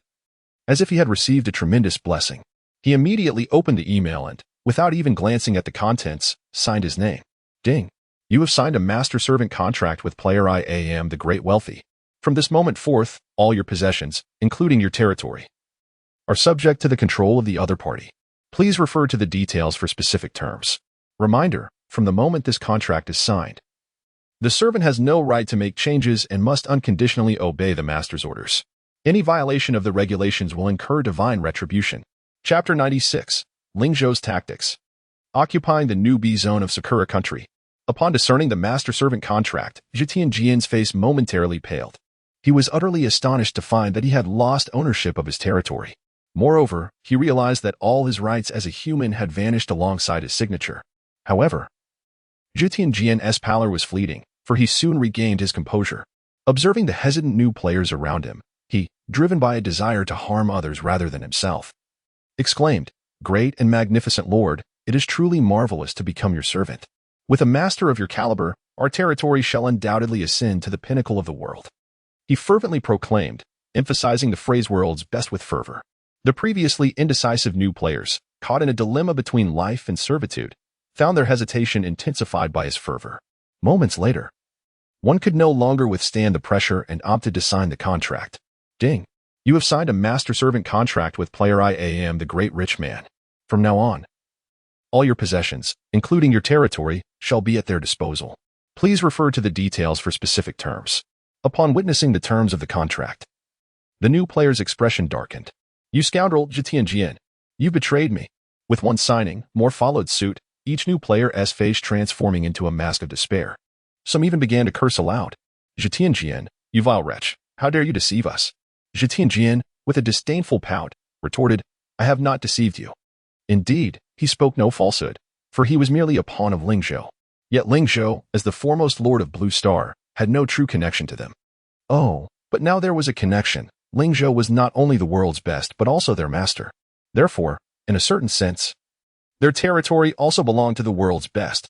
Witnessing Jintian Jian's shamelessness, the new players seethed with rage. Damn it, I'll kill you. Let us take him down. In an instant, the crowd surged with fervor, fist raining down upon Jintian Jian like a tempest. Ling Zhou, perched upon his steed, surveyed the scene with an icy demeanor. Jintian Jian extended his hand in a plea for rescue, only to be met with Ling Zhou's indifference. As time passed, Jintian Jian's desperate grasp weakened, his voice dwindling into silence. Beside him, Secretary Yi swallowed hard, his countenance reflecting shock as he witnessed this lawless world. Was this truly the apocalypse? His heart trembled with disbelief. Yet what astounded him even more was his employer, Ling Zhou, who appeared to have anticipated this very spectacle. Perhaps, from the outset, Ling Zhou had refrained from executing Jintian Jian, biding his time for such a moment. Ling Zhou was acutely aware that signing contracts would incite discontent among these modern individuals, purposefully casting Jintian Jian as the scapegoat to draw the ire of the masses. Humanity possesses a peculiar nature. They directed their wrath not at Ling Zhou, the one coercing them into contracts, but at Jintian Jian, their fellow compatriot, with a venomous hatred. Under the relentless assault of hundreds, Jintian Jian, no matter how he resisted, could only succumb to the brutal onslaught. Soon, the ominous notification of his demise echoed in their ears. Yet, they did not cease. They continued to pummel him for several more minutes before finally relenting. When they stepped back, Jintian Jian lay utterly unrecognizable. Ling Zhou, with a mocking expression, clicked his tongue and averted his gaze from the lifeless body. He then addressed the frightened new players, stating, From this moment forth, you must adhere strictly to my commands. Diligently gather resources. Should you fail to meet your targets, you will share his fate. He gestured towards Jintian Jian's remains. This time, no one dared to protest, for they understood that Ling Zhou truly held their lives in his hands. The new players were filled with regret, wishing they could slap themselves for provoking such a malevolent force. Yet, in this world, no remedy for regret exists. The consequences of their actions would be theirs to bear. Ding. Congratulations to player IAM the Great Rich Man. All players in the newbie Zone 348 of Sakura Country have signed a slave contract. From now on, newbie Zone 348 is redefined as the territory of Yin Country. A message appeared in everyone's notifications. However, no one dared to speak, while the outcome was unexpected. It was not surprising. Secretary Yi, visibly excited, thought that had there not been new players present, he would have shouted in admiration at Ling Zhou.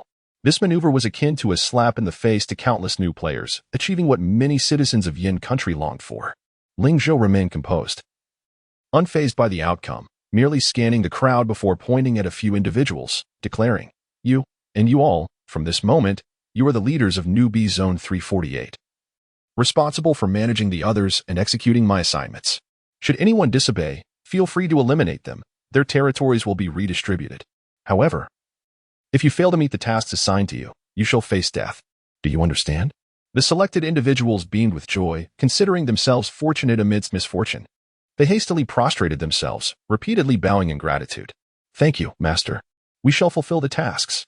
Ling Zhou had chosen these individuals precisely because they had been the most ruthless in their assault on Jitianjian, targeting his vital points. Evil begets evil. As they governed newbie Zone 348, the new players would likely find their existence far from pleasant. Ling Zhou had long mastered the art of subjugation, sparing no unnecessary words. He turned to Secretary Yi, inquiring, "Have they finished looting?" Secretary Yi, having received updates from the other players in newbie Zone 911, nodded affirmatively, "Almost done. Everyone has filled their bags." Ling Zhou replied, "That suffices. This place will be our domain from now on, so let us avoid excessive destruction. Let them tidy up. We still have another location to conquer." Secretary Yi promptly agreed. "Understood. I will message everyone to cease." Secretary Yi was visibly exhilarated. This venture had proven immensely lucrative. They had inadvertently seized a newbie zone. Who could have anticipated that? Though this newbie zone belonged to Ling Zhou, he was the boss. The more formidable the master, the brighter the future for the subordinates who follow. Neither Secretary Yi nor even Ling Zhou himself had envisioned this unexpected windfall. Ling Zhou had originally intended to pilfer some resources from goblins and depart, only to find himself acquiring an entire newbie zone instead. With this new territory as a safety net, their resource development in the early stages would face no constraints. Furthermore, with an entire newbie zone as an auxiliary territory, plans for establishing a tribe could commence ahead of schedule.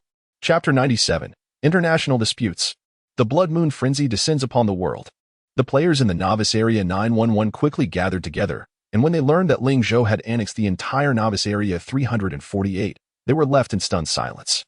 What on earth? We came here for a little heist, and how did Ling Zhou manage to take over the whole Novice Zone? Goodness! It wasn't until a rookie player shouted in astonishment that everyone snapped back to reality. My heavens! The wealthy master is simply too formidable. What? The Novice Area 348 now belongs to the Yin Nation? I need a moment to process this. Incredible! Too incredible! The wealthy master is amazing. Oh no! What do? I just destroyed the infrastructure of 2 resource mines. Me too. If I had known, I wouldn't have caused destruction. I apologize, wealthy master. No. I must quickly post this news on the forum, so they know that those who offend the Yin Nation shall be punished, no matter how far. Haha. The novice players were beyond excited. Ling Zhou smiled kindly, saying, "It's all right. From now on, it's all our territory. Feel free to have your fun." The novice players exclaimed in admiration, "The wealthy master is so grand. The wealthy master is amazing." Of course, there were still some who felt a bit awkward. After all, Area 348 now belonged to Ling Zhou, and they had essentially robbed him of his resources. Some even contemplated returning the plundered supplies on the spot. However, Ling Zhou paid no mind to this and simply urged them to head back, store their belongings, and prepare for the second wave of retaliation. Upon hearing there would be a second wave, the novice players became even more exhilarated. Haha, this time will we show mercy? Could it be that the wealthy master will also claim the opposing territory? They speculated. Ling Zhou chuckled but offered no reply. The unexpected joy this time was entirely due to the novices in Area 348 bringing destruction upon themselves. If they had not ventured beyond their own territory, he truly would have had no way to deal with them. At most, he could have just raided a few resources. Could he expect the novice area of the Flying Cake Nation to behave similarly? The likelihood of that was slim, as Ling Zhou had anticipated. The novice players in the Flying Cake Nation's Area 06, upon learning of his impending revenge, promptly shut their doors and hid within their territory, refusing to venture out. For such behavior, Ling Zhou was not without recourse. His stealthy goblins, once their skills were activated, could completely evade territorial alarms and defenses. Not even the novice territory could detect their presence. The only unfortunate aspect was that the Lord's banner of the novice village was in an invincible state, rendering it immune to attack and destruction. The goblins' invisibility had its limits, so Ling Zhou could only pack up all the resources from their warehouse and take them away. As the time for the Blood Moon Frenzy drew near, this strategic move would undoubtedly cause considerable headaches for the novice players in the Flying Cake Nation's Area 06. Meanwhile, the other players in Area 911 seized the opportunity presented by the two waves of retaliation to amass significant wealth. Nearly every vengeful player gathered an abundance of resources. By the time the two waves of retaliation concluded, news of Ling Zhou's conquest of Novice Area 348 spread throughout the forums of Blue Star Gaming. Lighthouse Nation. The Yin people are truly shameless, invading others' territory. We must resist. We resolutely oppose this. Indeed, we must invade the Yin Nation and seize their land. Grey Bear Nation. This so-called wealthy master is simply too exaggerated. He single-handedly faced off against all the players in a novice area. Did he do it alone? Didn't all the players from Area 911 go after him? Who knows?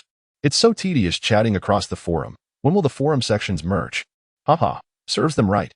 Who told them to provoke first? Eagle Nation, we must strongly oppose such fascist behavior. All nations should unite to resist the wealthy master and the Yin Nation. In the forums of the Cherry Blossom Nation, the rhetoric was even more intense. The despicable Yin people should all perish. Why should they be allowed to invade our territory? This is unfair. They must be cheating. 1 person against 1,000? We must retaliate. Attack the Yin Nation. The players of the Little Days Nation never once considered that if they had not provoked the Novice Area 911 first, a series of subsequent events would not have occurred. In contrast, the forums of the Flying Cake Nation were relatively calm. While some condemned Ling Zhou's retaliatory actions, many others believed that the Novice Area 06 had brought this upon themselves. Aubrey's actions were inherently unethical and having lost the moral high ground. They could not truly condemn Ling Zhou or the players of Area 911 for their actions. Of course, regarding Ling Zhou's significant achievements, the Yin Nation's gaming forum felt as though it were celebrating a grand festival. Various discussions about this matter were adorned with red celebratory characters, and some even played festive songs like Good Luck Comes in the comment section. Delightful. Truly delightful. The Little Days have their day too, ha ha ha. The wealthy master is phenomenal. Is this the power of being #1 in the world? Is it truly a one-on-one? Did I not misjudge? Players from Area 911 personally confirmed it. It is said that the wealthy master has completed the Lord's Heart quest and seems to have been promoted to a junior lord. Goodness, doesn't that leave others far behind? Exactly. The wealthy master is now unparalleled in all of Blue Star, easily overpowering 1,000 players from the Little Days. And not just a few, but 1,000. Incredible! Is this the might of a moneyed emperor? The wealthy master is not merely a financial powerhouse, he's also a technical player. I heard he just released a strategy video for the Blood Moon Frenzy. You all must watch it, as the frenzy is about to commence. Ha ha, I've already saved it. Sorry, I've watched it 3 times already. As this matter slowly gained traction on the forum, the time for the Blood Moon Frenzy to forcibly commence finally arrived. Unlike players from other nations, the novice players in the Yin Nation, having utilized Ling Zhou's rapid development method, had essentially advanced to level 3 within 3 days. The first round of militia had been entirely recruited. Furthermore, following the strategies Ling Zhou later shared regarding the Blood Moon Frenzy, players could refresh their recruitment cooldown after the frenzy commenced, allowing them to recruit another batch of new soldiers. To maximize their recruitment, they could wait until the first batch of militia had suffered some casualties before recruiting again. In this manner, they could expand their forces to the maximum limit in the early stages. Of course, this was merely a small trick from Ling Zhou's strategy video. In addition, he elaborated on the timing and methods of using traps and defensive structures, as well as how to coordinate soldiers and buildings, and how to engage in guerrilla warfare when monsters invaded their territory. After watching the video, the players of the Yin Nation reaped substantial benefits and gained immense confidence in resisting the first wave of the Blood Moon Frenzy. In comparison, novice players from other battle zones appeared quite bewildered. Even those from nations with players who had cleared the game found that most of those players merely relied on numerical superiority to force their way through. They were destined to be unable to summarize the clearing strategies in such detail. Chapter 98. Casualties. Recruitment gift packs received. Global announcement. Global announcement. After the countdown, the world will forcibly enter the first round of the Blood Moon Frenzy. All players are advised to prepare. Global announcement. As the system notification echoed, all novice lords in Blue Star entered a state of heightened alert. Approximately tens of millions of players had initiated the Blood Moon Frenzy in advance. Among these millions, fewer than 100,000 completed the challenge within 3 days. The majority either remained trapped in the frenzy or had already faced premature defeat. Ling Zhou, busy upgrading barracks and other defensive structures, was also keenly aware of the impending Blood Moon Frenzy. In his previous life, the first wave of Blood Moon Frenzy in the Yin Kingdom saw the highest number of casualties, with over 300 million failing in the first round. More than 200 million novice players losing their lives, making it the nation with the highest death toll in Blue Star. The overwhelming impact of the first round left the Yin Kingdom struggling to cope in subsequent encounters. By the end of the 7 rounds of the Blood Moon Frenzy, fewer than 100 million lords remained in the Yin Kingdom, completely eradicating their demographic advantage. It was during this tumultuous time that Ming Yunqi rose to prominence, barely maintaining the Yin Kingdom's status as a global power. Otherwise, the Yin Kingdom would have fallen into irrelevance in the ensuing national conflicts, becoming a mere vassal state to others. This time around, Ling Zhou was determined to guide the players of the Yin Kingdom. The previous online propaganda had attracted many veteran players to create accounts and recharge funds before the apocalypse. Among the more than 100,000 elite players who completed the challenge ahead of time, at least 1/10 were novice players from the Yin Kingdom. The Yin Kingdom had seized an initial advantage. However, it remained uncertain how well the remaining novice lords would perform in the upcoming first round. If they could replicate their previous excellence, the Yin Kingdom would solidify its superiority after the first round. Following this, Ling Zhou could methodically advance his plans. Of course, his immediate task was to ensure that the players in the 911 novice zone achieved a completion rate of over 90. This novice zone possessed inherent advantages, nearly a 30 power boost, and the prior acquisition of 2 waves of resources. These factors alone would allow the novices in the 911 novice zone to significantly amplify their early game advantage.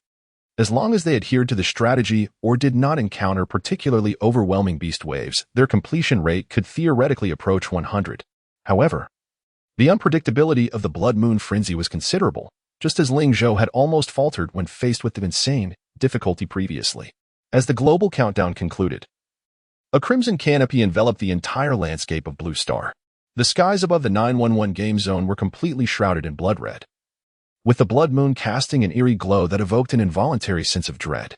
Even Ling Zhou and Secretary Yi, who had completed the first round, found their territories under the ominous shadow of the crimson sky. Once the first round commenced, the blood moon would be fully unleashed. Anyone within Blue Star would be affected. At this moment, the wild monsters surrounding their territories would enter a frenzied state, intermittently assaulting nearby players' territories and resource points, complicating their progress. Ling Zhou had anticipated this, so he had organized the players of the 911 novice zone in advance to clear out the wild monster groups within the zone. Now, the 911 novice zone was devoid of large monster groups, leaving only solitary minor creatures that posed little threat to the novices' territories. After the blood moon fully opened, roars and howls of beasts echoed through the jungle. The sounds varied, and their difficulty naturally fluctuated. However, as long as they did not encounter special troop types, the intensity of each round of the Blood Moon Frenzy remained relatively constant. Particularly in the first round, with proper preparation, it was not exceedingly difficult. Soon, the distant sounds of battle began to resonate. Ling Zhou understood that combat had commenced. As for the outcome, he need only wait patiently. After a brief observation, he retracted his Eye of Magic's reconnaissance effect and returned to his territory. Upon ascending to the rank of Junior Lord, the godly town had truly reached the level of a town-class territory. Various defensive structures could not only be upgraded directly but also allowed for the construction of additional defensive buildings and barracks. Naturally, upon reaching the town level, there were 2 crucial factors for enhancing overall combat power. Firstly, the ability to upgrade to Tier 2 barracks, expanding the maximum number of barracks and elevating soldier level caps. The second point, undoubtedly, was Ling Zhou's long-cherished desire to recruit heroes. A Junior Lord can recruit a maximum of 3 heroes, and Ling Zhou had 2 slots remaining. He could now recruit one, and could do so again after upgrading to a level 5 town. Ling Zhou first instructed the builders to elevate the existing barrack levels. Once the level reached Tier 2, the previously recruited soldiers' level cap would likewise rise to Tier 2. Next, he focused on upgrading the Hero Tavern. By the same principle, upgrading the Hero Tavern to Tier 2 would unlock the heroes' levels to Tier 2 as well. The former, due to its larger quantity, underwent upgrades more slowly. The latter had already commenced upgrades after Ling Zhou completed the Lord's Heart quest. By the time the Blood Moon Frenzy was forcibly initiated, the upgrades were completed. With a surge of excitement, Ling Zhou opened the recruitment interface of the Hero Tavern. What appeared before him were not merely other items, but an array of recruitment gift packs. Having missed the recruitment order gift pack during the novice phase, Ling Zhou would not let the opportunity for the junior gift pack slip by. Similar to the previous resource gift packs, there were 3 tiers: junior, intermediate, and advanced, containing the following items. Junior recruitment gift pack 1,000 gems, 10 junior normal recruitment orders, intermediate recruitment gift pack 10,000 gems, 100 junior normal recruitment orders, 1 junior premium recruitment order, advanced recruitment gift pack 100,000 gems, 1,000 junior normal recruitment orders, 10 junior premium recruitment orders. Originally, the purchase limit for each gift pack was 10. However, under the Supreme VIP 888 privilege enhancement, Ling Zhou could purchase 10 times more than other players. This meant he could acquire 100 of each type of gift pack. Ling Zhou, recognizing such a fortuitous opportunity, did not hesitate to make the complete purchase. Ding! You have spent 11,100 gems. All gift packs have been received. Please check. With the deduction notification ringing, over 10 million gems vanished from his possession. Yet, for Ling Zhou, this month's total expenditure had not even surpassed the rebates granted by his Supreme VIP status. And he had not yet touched the principal of over 10 billion gems. Such a cost was negligible for him. Without even a glance, Ling Zhou promptly opened all the gift packs. In an instant, he found himself in possession of over 110,000 junior recruitment orders and more than 1,000 premium recruitment orders, including the additional recruitment orders he had acquired from Fat to High before the apocalypse. He now had nearly 200,000 junior recruitment orders, several times what he had when recruiting Rimuru. With such a plethora of recruitment orders, he was determined to summon at least one legendary 5-star hero. Ling Zhou's eyes shimmered with sheer excitement. Chapter 99, The King of Soul Poetry. The choice of Ling Zhou? The sheer might of a legendary 5-star hero is exemplified by Rimuru. At full level in the first tier, Rimuru's combat power has reached an astounding 500 points, far surpassing other heroes of the same rank. Even the master-level 5-star unit, the Pegasus, which has attained full level in the second tier, boasts a mere combat evaluation of 300 points. When Rimuru unleashes his full power, he is capable of taking on a small squad of Pegasus. Coupled with the thrice strength boost from the adage money can move mountains, he decisively overwhelms the Pegasus leader, whose combat power stands at 400 points. And nearly all of the Pegasus in their lair, demonstrating his unparalleled dominance. This backdrop illustrates the circumstances under which Rimuru acquired the core of the Pegasus nest, known as the Faith of the Pegasus. Presently, Ling Zhou possesses an overwhelming sense of invincibility, akin to having Rimuru at his disposal. Should he acquire a few more legendary heroes? Even when faced with the myriad battlefields of the realms, he would undoubtedly be an unstoppable force. Rubbing his hands together, Ling Zhou initially intended to click on the 10 consecutive draws button, only to discover a golden button above it, an option for 100 consecutive draws. Realizing this was the exclusive lottery channel for Supreme VIP users, a satisfied smile spread across his face. Without hesitation, he opted for the 100 consecutive draws. Congratulations! You have drawn a common 5-star hero card, Storm Ironhead. Congratulations! You have drawn a common 2-star hero card, Green Demon Assassin. Congratulations! You have drawn a common 2-star hero card, Gale Soldier. Congratulations! You have drawn. Ling Zhou's expression darkened as he glanced at the drawn hero cards. What was happening? Not even a single elite hero? This was unexpected. All 100 draws yielded only common heroes. His luck seemed to have worsened compared to the last time. Ling Zhou felt somewhat speechless. However, the Hero Tavern operates differently from the recruitment of construction workers, where one can accumulate luck. In the Hero Tavern, recruitment relies solely on chance. Some strike gold with a single draw, while others fail to obtain even an elite hero after 100 attempts. Ling Zhou exhaled deeply. Fortunately, his resources were ample, and his recruitment orders were more than sufficient.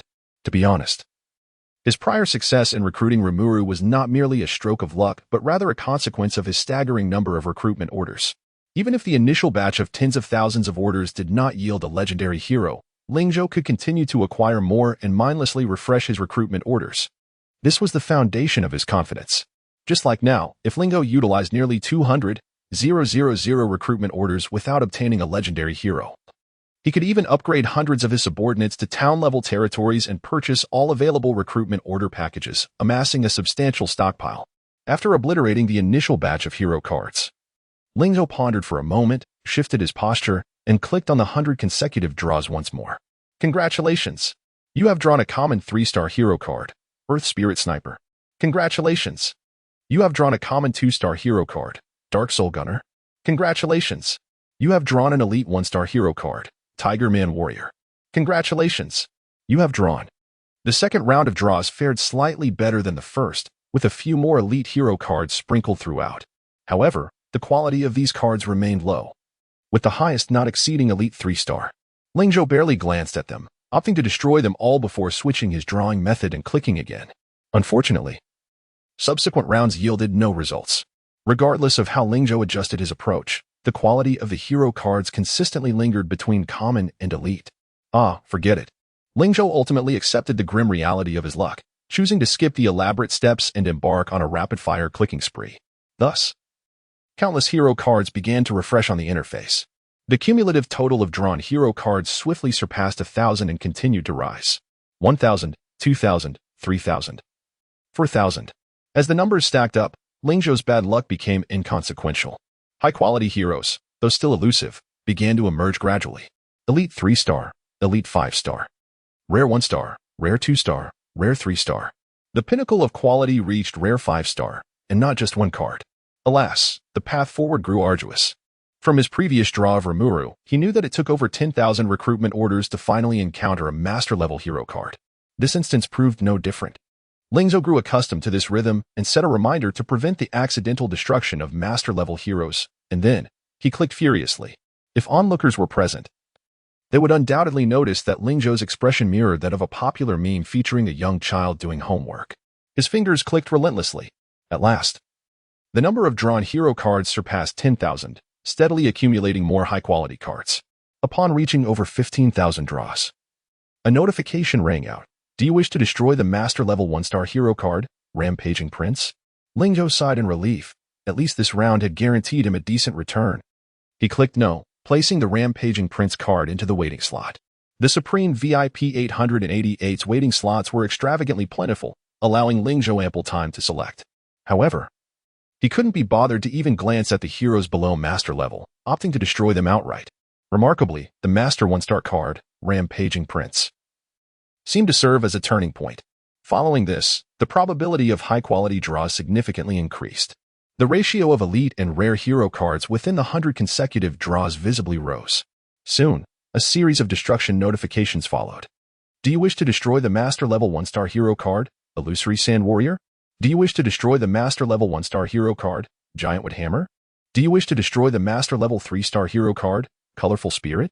Ling Zhou's previously numb expression finally brightened as he clicked no repeatedly, collecting the master cards. Things were finally looking up. Ling Zhou sighed contentedly, his demeanor lightening.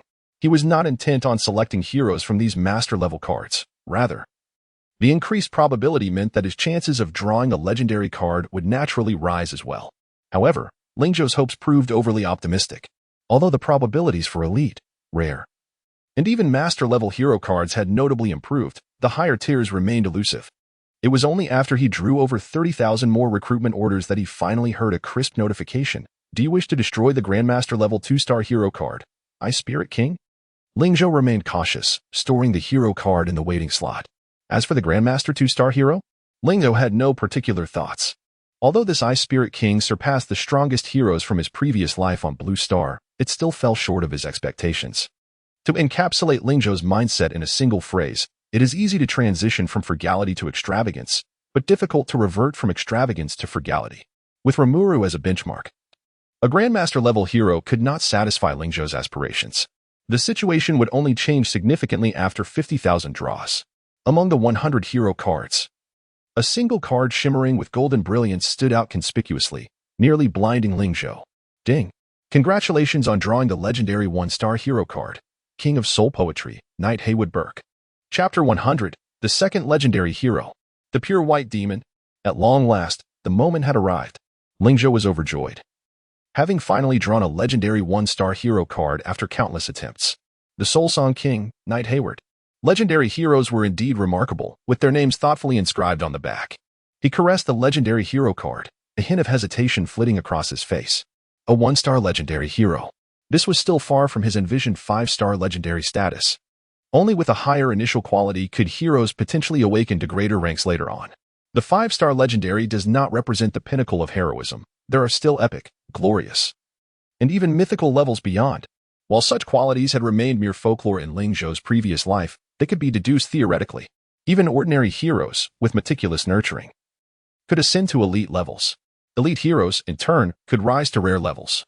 It was said that someone had obtained a rare awakening item, Half Moon Soul, allowing an elite hero to awaken and leap to master level.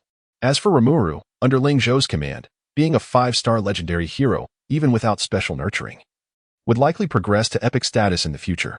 Should he find rare awakening items or engage in careful cultivation, ascending to glorious status would not be out of reach. Nonetheless, regardless of future nurturing, the innate advantages of heroes could not be substituted. The higher the initial quality, the greater the likelihood of explosive growth upon awakening.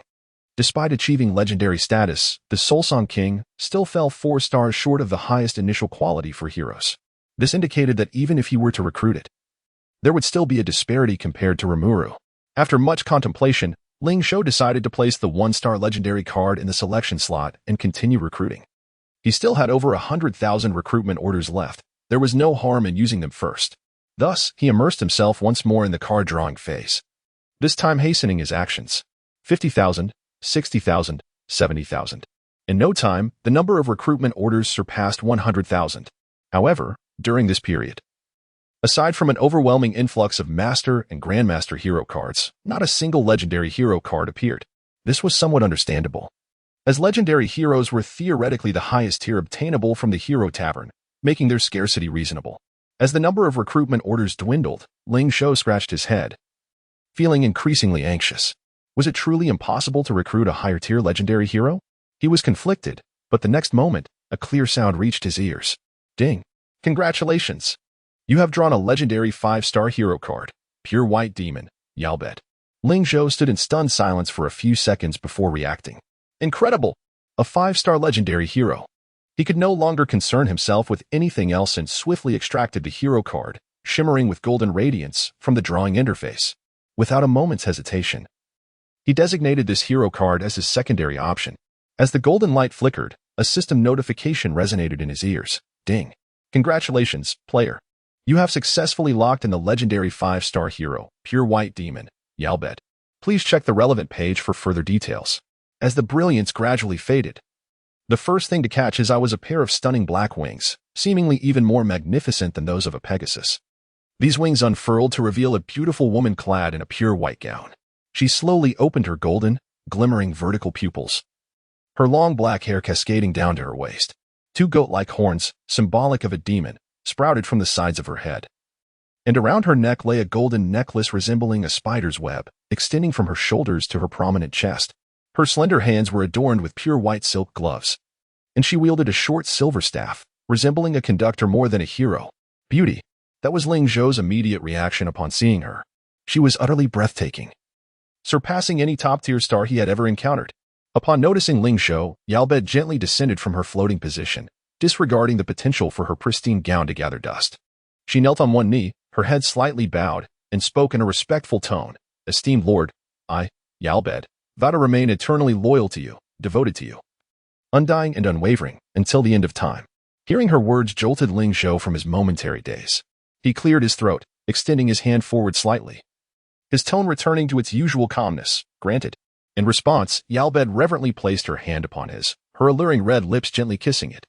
This was not merely a greeting but a customary knightly salute. From her kneeling posture, Ling Zhou recognized it as a common gesture of fealty and greeting among knights. To discover that such an exquisite beauty was a knight surprised Ling Zhou. After all, Yalbed's appearance and the equipment she bore seemed rather uncharacteristic of a knight. Curious. He opened her attribute panel. Hero name, Yalbed, unawakened. Type, demon. Quality, legendary. Level, 1. Class, knight. Loyalty, 60-30. Affection, 60-30. Attributes, attack, 120 to 140 defense, 150 to 170 health, 1200 mana, 700 inherent abilities. 1. Riding, S-Class can command any mount, increasing both her own and allies' charge damage tenfold. 2. Black Guardian, S-Class gains a shield with 220 attack power. Can teleport to any ally's side, and becomes immune to all control effects, reducing damage by 40. 3. Damage transfer. S-Class, the damage taken by the hero this turn will be transferred to other units at a rate of 20. Combat power rating 80. She possessed 20 points more combat power than Rimuru. Ling Zhou was initially astonished, but then he realized that this was perhaps the combat power befitting a 5-star legendary hero. Rimuru's lower initial combat power was likely attributed to its 3 S-Class skills being growth-oriented. In contrast, Yalbed's attributes surpassed those of Rimuru at level 1. And her 3 powerful S-Class skills were proactive abilities. In other words, Yalbed's strength was apparent, while Rimuru's had to be nurtured through consumption to manifest. Regardless, both were worthy of the title of legendary 5-star heroes. It was evident that Yalbed's inherent abilities were also skills capable of growth. With her exceptional attributes and skills, she was naturally suited to lead armies. Ling Zhou felt a surge of joy. He had finally found a hero fit for commanding troops. Chapter 101. The Leader of Monsters, the legendary Holy Demon King. Master? Yalbed inquired, her beautiful golden slit pupils gazing up at him in confusion. Oh, you may rise. Ling Zhou replied with a slight nod, signaling her to stand. As you command, my master. Yalbed slowly got to her feet. To his surprise, she was nearly his height. Looking down, he realized, oh, she's wearing high heels. That explains it.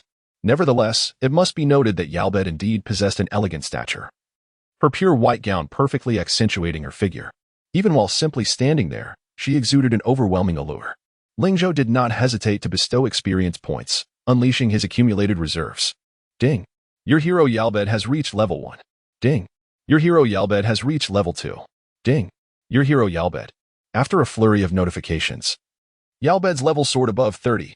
At that moment, Rimuru unexpectedly emerged from somewhere, extending its sticky little hands towards Ling Zhou's thigh while babbling excitedly. Before Ling Zhou could speak, Yalbed, upon seeing Rimuru, gasped in surprise, the Holy Demon King. What is that? What Demon King? Ling Zhou looked at her, puzzled, realizing her slip of the tongue. Yalbed covered her mouth, but after a moment's hesitation, she whispered, Master, this esteemed individual bears a resemblance to the legendary Holy Demon King. She then shifted her tone. However, I may have mistaken. The legendary Holy Demon King is a paragon of strength, a true leader of countless monsters. Before she could finish, she clearly recognized Rimuru's status as a legendary 5-star entity. It was evident that Yalbed held this Holy Demon King in high regard, especially considering her own demonic lineage. By racial classification, Yalbed belonged to the monster category as well. Ling Zhou stroked his chin, pondering. Truth be told, he was unaware of the origins of the heroes recruited from the Hero Tavern. However, it was apparent that whether they were heroes or the most ordinary villagers, they were not mere virtual creations. They possessed memories and skills from before their recruitment to varying degrees. This was something that could neither be fabricated nor altered. It was said that the heroes from the Hero Tavern hailed from a place known as the Hall of Heroes, where they slumbered, awaiting the summons of their lords. Yet, no one knew why they resided in the Hall of Heroes, not even they themselves. Ling Zhou said, Please, continue. I wish to hear more about the Holy Demon King. Surprisingly, Yalbed shook her head, saying, I possess limited memories of the Holy Demon King. I know only that he was a great leader of monsters. Known for his clear sense of justice and vast heart, the most benevolent among the high demon emperors. It is said that he even led an army of monsters into battle against the gods. Ling Zhou's pupils widened slightly. Gods? They truly exist? He expressed his astonishment. Yalbed smiled serenely. I do not know, for these are merely legends. My memories do not include any impressions of gods. According to Yalbed, this Holy Demon King existed in ancient times, one of the most powerful demon lords of that era. Ling Zhou glanced at Rimuru, who was playfully clinging to his leg. This creature seemed entirely uncharacteristic of any great demon lord. He understood Rimuru's intentions, as the latter had noticed his private conversation with Yalbed and exhibited a hint of jealousy. Approaching him for affection, Ling Zhou chuckled and said, Go on, feast on the corpses we just brought back from the beginner's village. There is plenty for you. He had nearly exterminated all the soldiers from the beginner's village. Although they lacked high quality, their diversity offered Rimuru a delightful banquet. Upon receiving permission, Rimuru happily chirped and dashed towards the door. Despite being only level 20, Rimuru did not require separate allocation of experience points. once the first-tier level cap was lifted. It could consume corpses to gain substantial experience and rapidly increase its combat power. Yalbed observed through the window as Rimuru devoured the corpses outside, its body glowing with golden light, rapidly leveling up. She remarked in surprise, Lord Rimuru indeed shares similarities with the legendary Holy Demon King, who was said to also delight in consuming corpses. Ling Zhou chuckled and waved his hand dismissively. That may not be the case. Many monsters relish consuming corpses. Even my soldiers. The digger worms are fond of carrion. Yalbed nodded in agreement. That is indeed true. Ling Zhou casually continued to distribute experience points, quickly elevating Yalbed's level to the maximum of 40. At this moment, her status panel displayed significant changes.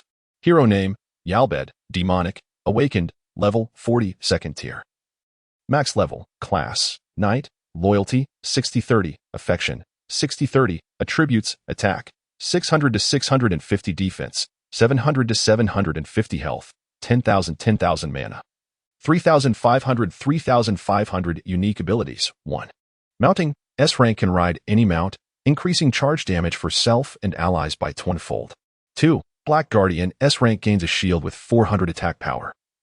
Can teleport to any ally, immune to all control effects, and reduces damage taken by 60. 3. Damage transfer, S rank 40 of the damage received by the hero will be transferred to other units. Combat power evaluation, 1300. Ling Zhou gazed at the panel in silence for a moment. Such a display was exceedingly extravagant and impressive. Her combat power surpassed that of a Master 5-star Pegasus by more than threefold, nearly rivaling Rimuru's combat value when he activated the Wealth Can Move Mountains ability. It would not be an exaggeration to say that Yalbed alone could take on an entire squadron of Pegasi. However, Yalbed's greatest strength lay not in her individual combat prowess but in her team synergy. Both of her S-rank unique abilities were designed for group combat. In other words, she could unleash even greater strength on the battlefield. Meanwhile, Rimuru, outside consuming corpses, was also rapidly increasing in level and combat power. Observing his two legendary heroes, Ling Zhou felt an urge to initiate a second round of the Blood Moon Frenzy. Yet, for some reason, he suddenly recalled the Madness mode from the first round. Perhaps I should wait a bit longer and finish expanding the barracks first, Ling Zhou mused, scratching the back of his head. Suddenly, he received a distress signal from the little slaves. My master, our territory is in dire peril. We request your assistance. Chapter 102, Joint Operations. The First Battle of Yalbed. Ling Zhou smacked his forehead, having momentarily forgotten about the players from the Little Day faction. Previously, he had eradicated all their forces. Now, did the players of the 348th Novice Village truly believe they could survive the Blood Moon Frenzy? It was nothing short of a fantasy. However, should all the players from the Little Day faction in the 348th Novice area perish, the region would be deemed lost, transforming into a wilderness overrun by monsters, forever deprived of the chance to establish a territory. In that event, Ling Zhou's hopes of utilizing the 348th area as a reserve would dissipate into thin air. After a brief contemplation, Ling Zhou decisively clicked the button for full support on the master-servant interface. Ding. Would you like to activate the Joint Operations mode for the 348th Novice area? Warning. Once Joint Operations mode is initiated, the difficulty of the Blood Moon Frenzy will increase based on the number of participants. Players are advised to consider this carefully. Joint Operations mode could only be activated when all players in a novice area were allies. Generally, this required the establishment of a tribal alliance within Sweet Home. However, Ling Zhou currently held dominion over all players in the 348th Novice area, effectively taking control of the entire region. Consequently, he possessed the authority to initiate joint operations. With unwavering resolve, Ling Zhou clicked to confirm, and the wormhole for transportation manifested before him. A subtle smile graced his lips as he addressed Yalbed. Allow me to witness your prowess. Yalbed instantly understood, bowing slightly in acknowledgement. As you command, my lord. Ling Zhou continued. Feel free to summon any soldiers under my command. He sought to test not only her individual strength but also her leadership. Yalbed promptly responded, selecting a group of Pegasus that aligned perfectly with her attributes. Her eyes gleamed as she beheld the master-level 1-star Pegasus leader in the barracks, inquiring, my lord. May I? Yes, Ling Zhou interjected before she could finish. The master-level 1-star Pegasus leader was far more formidable than ordinary Pegasi, boasting a combat power of 350 and an additional B-level recovery skill. For Ling Zhou, using it merely as a mount would be a waste. Better to entrust it to Yalbed to see what synergy might arise. Yalbed, elated, approached and gently caressed the Pegasus leader, which surprisingly bowed its head in submission, allowing her to stroke it. This caught Ling Zhou off guard, as the creature was notoriously unruly, typically keeping even villagers at bay. Yet here it was, kneeling gracefully at Yalbed's touch, inviting her to mount. Goodness, is this creature a bit too accommodating? Ling Zhou mused, amused. He had expected Yalbed to don a pure white gown for battle, but instead, a flash of black light enveloped her, transforming her attire into a complete suit of black armor. Even her exquisitely beautiful face was concealed beneath a black helmet. The enchanting woman was replaced by a formidable figure of war, her armor gleaming ominously, instilling fear at first glance. With a powerful leap, Yalbed mounted the Pegasus leader, which reared back and let out a thunderous neigh, exuding an air of authority. The Pegasus flock echoed her call. In the next moment, Yalbed produced a massive axe spear, a weapon that could serve as both a long lance for charging and a devastating cleaver in battle. The only drawback was its apparent weight, yet for Yalbed, it seemed inconsequential. She wielded the hefty axe spear with ease, as if it possessed no weight at all. Were it not for the piercing sound it made slicing through the air, one might think she was merely brandishing a magical wand. Let us proceed. With a decisive command, Yalbed urged the Pegasus flock to take flight, diving into the transportation wormhole. Although they faced the daunting challenge of hundreds during the Blood Moon Frenzy, Ling Zhou felt no trepidation. After all, this was the first phase, and the soldiers led by Yalbed were all second-tier, max-level Pegasi. In the first phase on normal difficulty, the monster's individual combat power seldom exceeded 40 points. Compared to their own forces, each boasting over 300 points, victory was assured. Ling Zhou merely pondered how long it would take Yalbed to conquer this phase. Perhaps it would be even less time than he anticipated. He chose not to dwell further on the matter. During this global first phase, many tasks awaited his attention. One should not presume that attaining a town-level territory meant resting easy. Achieving the rank of a junior lord was merely a graduation from novice status, marking the true beginning of his journey as a lord. The most pressing concern at present was the expansion of his barracks. First, he aimed to upgrade all barracks to the second tier. This advancement would not only raise the soldiers' level cap but also increase the number of recruits. The burrowing worm nest expanded from 32 to 60 units. The demon nest increased from a limit of 24 to 40. The fire dwarf nest doubled from 40 to 80. Additionally, the Rayburton stone golem count rose to 60. As for the desert lizard nest, it had been destroyed upon leaving the oasis map for no other reason than that such an elite nest did not deserve to exist within its territory. 3 elite nests could hardly compete with a single rare nest, and all of Ling Zhou's rare nests were top-tier, 5-star quality. Adding to this, the master-level 5-star Pegasus nest could accommodate 100 Pegasi, plus 1 additional Pegasus leader. Finally, the master-level 3-star hidden goblins had their cap raised from 40 to 80. However, this unit was considered a special force and would not be included in the frontline combat calculations. Overall, if fully recruited, excluding heroes, the total military population of the godly rich town would reach 420, more than quadrupling the numbers from the village era. This was merely the first-level town. As it advanced to higher tiers, further expansions of the barracks recruitment limits would be possible. For now, Ling Zhou had no plans to construct new nests. Over 400 troops were already sufficient. Unless faced with a high-quality nest, accumulating low-tier soldiers would only waste resources. Chapter 103, The Special Power of Wealth. Ding. Congratulations to the players of Newbie Zone 348 for successfully completing the first round of the Blood Moon Frenzy in 8 hours, 34 minutes, and 23 seconds. Ling Zhou was deeply engrossed in his domain when the system notification arrived. Completing the first round in just over 8 hours? Quite impressive, he mused, nodding in approval. Although Yalbed led a Tier 2 army into battle, the sheer number of beast waves they faced was hundreds of times greater than what ordinary players encountered. Moreover, given that it was a joint operation, the difficulty of the beast waves had increased slightly, elevating the challenge to a higher tier of normal difficulty. Even so, Yalbed managed to finish the game within 10 hours. If one were to judge solely by the leaderboard, it was astonishing that all players from Newbie Zone 348 ranked 3rd overall. This led to an awkward situation where the name of the former 4th place holder still appeared on the list, but their rank plummeted from 4th to 689th. The absurdity was clear, from Ling Zhou in 1st place, followed by Ming Yunqi in 2nd, all the way down to rank 688. Every single one was marked with the symbol of the Yen Nation. Indeed, the players of Newbie Zone 348 were no longer mere novices. They had aligned themselves with Ling Zhou and now belonged to the Yen Nation. However, for them, none of this mattered. The most significant achievement was that they had all survived, completing the first round of the Blood Moon Frenzy with a 100 survival rate. At that moment, the players of New B Zone 348 were celebrating joyously, as if it were a festival. "Oh, great master, I praise you. Your strength is unparalleled. Oh my." The Pegasus riders were like divine warriors, and the female fighter upon the steed was as formidable as a deity. Those were all powerful allies sent by our master. Their prowess is truly terrifying. We rank third in the world. This is unbelievable. What is even more astonishing is our master, who managed to complete the challenge in just over an hour despite the relentless waves of beasts. In short, our master is invincible. We are invincible alongside him. I shall call him the mightiest lord. News of New B Zone 348's record-breaking completion swiftly spread throughout Blue Star. What astonished players across Blue Star was not merely the feat of the novice players, but rather Ling Zhou's remarkable achievement. The wealthy master was simply too formidable. He was not to be trifled with unless absolutely necessary. Almost all players from various nations harbored this thought.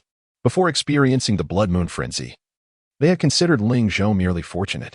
However, as they faced the beast waves of the Blood Moon, they quickly grasped its intensity. Most players were still grappling with the second wave, or even the first wave, of beasts, while New B Zone 348 had collectively completed the challenge. A feat that was utterly bewildering. Of course, it was not that the novice players were exceptionally strong. Rather, Ling Zhou's strength surpassed their wildest imaginations. Meanwhile, Ling Zhou was unaware of the thoughts swirling in others' minds. He merely glanced at the returning Pegasus squadron. From a distance, Yalbed appeared as a goddess of slaughter atop the lead steed, her ebony armor stained with splattered blood. Yet, judging by her health status, none of those bloodstains belonged to her. The Pegasus riders were similarly bloodied, exuding an aura as if they had just emerged from the depths of hell, brimming with murderous intent. Upon spotting Ling Zhou leaning out of the window on the second floor of the Lord's residence, Yalbed leaped down from her mount, removing her helmet to reveal her exquisite visage. She knelt before him, holding her helmet, her tone devoid of arrogance. "Honorable Lord, I have returned." Yalbed did not boast about her accomplishments. Perhaps she believed that fulfilling her duty was expected. However, Ling Zhou was well aware that she had slain nearly 1,000,000 monsters. Although they were all first-tier creatures, the sheer number was astonishing. Even if the experience gained from each kill was minimal, it would be sufficient for Ling Zhou's subsequent expansion of forces to effortlessly surpass the first-tier threshold and ascend to Tier 2. Ling Zhou smiled and nodded. "Well done." A commendation for the entire army. With a grand gesture, he activated the ability, Wealth Can Move Mountains. Not only did the Pegasus Squadron receive rewards, but Yalbed was also granted 15,000 gemstones. The Pegasi whinnied with excitement, shaking off the fatigue of battle, and soared joyously over the town. Yalbed, taken aback by her reward, gazed at the gemstones with surprise. Ling Zhou chuckled. "What is this? Have you never seen gemstones before?" Yalbed shook her head, her voice filled with wonder. "No, this energy is fascinating. I feel my strength significantly enhancing." Initially, this remark did not surprise Ling Zhou, but her next words left him astonished. "I sense the energy of the gemstones flowing into my body, gradually restoring my former strength." Ling Zhou exclaimed. "The gemstones have such an effect?" Yalbed nodded. "Yes, while not overtly obvious, the gemstones are indeed enhancing my potential. At this rate, I might eventually recover to my peak state." Ling Zhou inquired with curiosity. "Your peak state is?" Yalbed chuckled lightly and replied, "Master, that is a secret I cannot disclose." "Oh, I understand. It's a system restriction." Ling Zhou acknowledged, only to hear her continue. "However, I can tell you that my quality at my peak was not merely legendary 5-star, it reached the epic level of a great demon," she said playfully. Ling Zhou was not overly surprised. It was anticipated that Yalbed could attain epic status even before initialization, given that she had yet to awaken. And her quality was already legendary 5-star. Yalbed continued, "If I continue to cultivate at this pace, perhaps I can surpass my previous peak under your leadership." "Surpass your previous peak? Is it possible to reach the glorious level?" Ling Zhou was now truly astonished. Achieving a glorious level would be even more remarkable than the epic level boss encountered in the multi-world battlefield dungeon. No, even growing to epic level would mark an unparalleled existence. "Wait, if you can enhance your potential through my lordship, what about Rimuru? And the other soldiers?" Ling Zhou suddenly realized this. Yalbed pondered. The effect should be the same. Lord Rimuru likely has mentioned it because he frequently utilizes his devouring abilities to enhance his potential, making it harder for him to perceive it as clearly as I can. As for the other soldiers, it's likely the same. However, the enhancement is not significant. and potential growth is inherently subtle, requiring time to manifest. Alternatively, it may become evident through later awakenings. Yalbet articulated her thoughts clearly, and even Ling Zhou could comprehend her meaning. Chapter 104. The New Paradigm, World Boss. The progress of the Blood Moon Frenzy is swift. As time unfolds day by day, the number of players completing their first cycle increases steadily. Naturally, there are also countless novice lords who face failure and demise. The death toll during the first cycle of the Blood Moon Frenzy has surged dramatically, aside from the Flame Nation. The mortality rates in other countries bear little difference from those in previous lives. For nations with a larger population base, although the losses are severe, a portion of their living forces remains intact. However, for countries with a smaller population, even millions or tens of millions of inhabitants suffer grievously, leaving them crippled. The Flame Nation, in contrast, stands apart. Under the meticulous strategies devised by Ling Zhou, the completion rate for the first cycle in the Flame Nation is astonishingly high, surpassing 95. Additionally, the number of novice players who fall in battle is minimal. Even in defeat, they skillfully employ the escape techniques showcased in Ling Zhou's videos, decisively abandoning their territories to preserve their lives. As the saying goes, nothing is insurmountable in this world as long as one is willing to relinquish. Some players, already advanced in age, lack the vigor to manage their territories, and prior to the onset of the Blood Moon, they relinquished their lordship. This allowed them to seek refuge within nearby novice territories. Of course, this decision meant they forfeited their qualifications as lords entirely. Nonetheless, the Flame Nation has reaped substantial rewards, leading the completion rates among all nations, coupled with its existing demographic advantages. The number of players who have successfully completed the cycle in the Flame Nation stands unrivaled at over 1 billion. In stark contrast, the completion numbers from other nations are dismal, particularly in East Asia, where neighboring countries combined may not surpass the Flame Nation's count. The completion leaderboard clearly shows the Flame Nation players far ahead, a fact that is immediately evident. Forums in other nations are rife with envy. Have you heard? Players in the adjacent Flame Nation zone have seen a surge in completion rates due to the strategies of a wealthy player, nearing 100. Is that even possible? 100? That seems exaggerated. It's true. Just look at how many players from the Flame Nation are on the leaderboard. You can tally them yourself. I counted. And it's already over 1 billion. You actually counted? You really believe it? The computer tallied it. The only thing I held before being transported into the game was my device. Though I can't connect to the internet, I can at least gather some data. No need to calculate. If there's a server merge in the future, there will surely be statistics available. I'm so envious of the Flame Nation players, having such a wealthy benefactor to guide them. Wow, don't we have players who completed it early in our country? Why aren't they releasing a guide? Don't get me started. Those guides from the wealthy players are worthless. I bought one at a high price, only to find it was a scam. I nearly fell victim to their tricks. Exactly. Those who completed it early relied on high-quality troops and structures. Their strategies are useless for ordinary players. At this point, the forums across various regions have yet to merge, and the game has only just begun, with various gameplay mechanics still in their infancy. Even if other affluent players manage to complete the Blood Moon Frenzy, summarizing a guide in such a short time would be a formidable challenge. The strategies they produce may not be applicable to all. Currently, the player capable of providing the most comprehensive guide is likely Ling Zhou alone.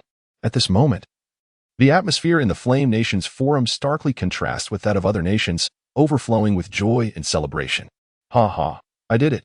My soldier casualty rate is less than 40, and with a bit of recruitment, I can upgrade to town level.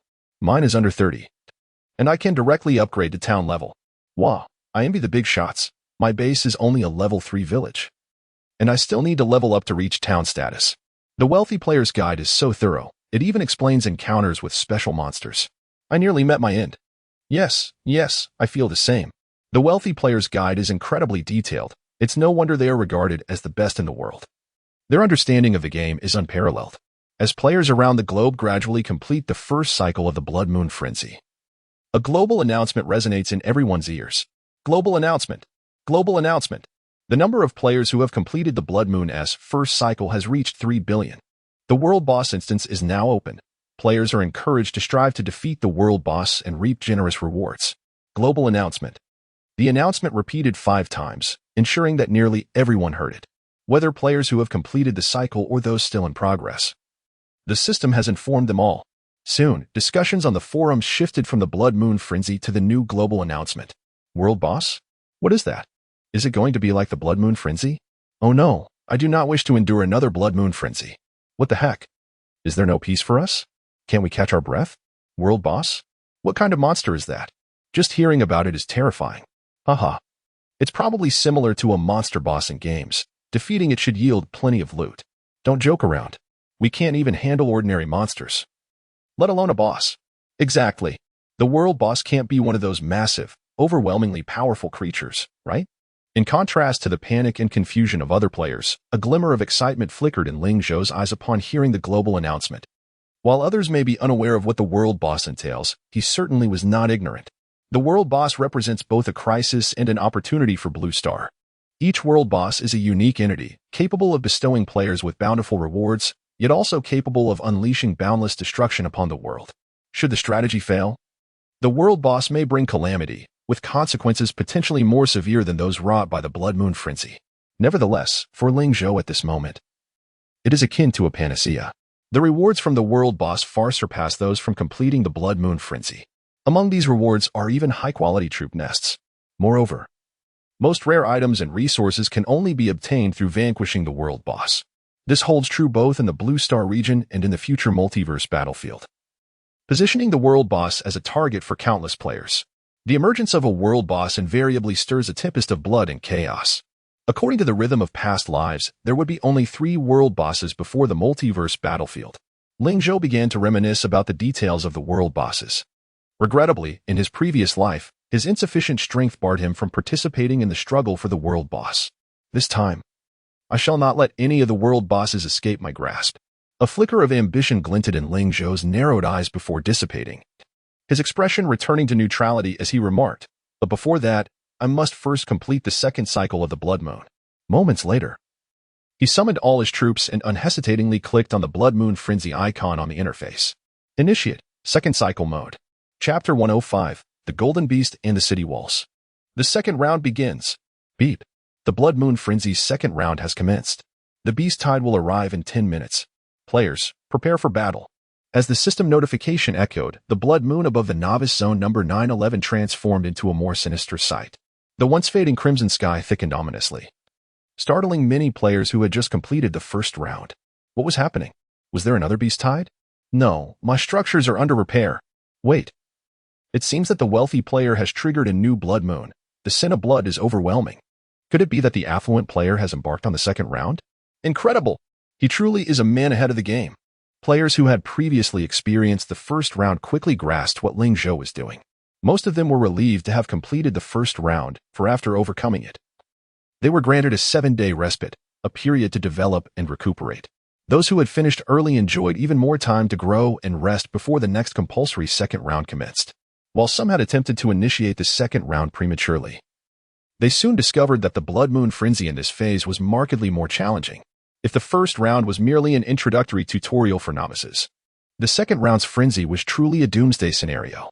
Consequently, all players who had prematurely activated the second round met with failure, including those formidable contenders topping the rankings.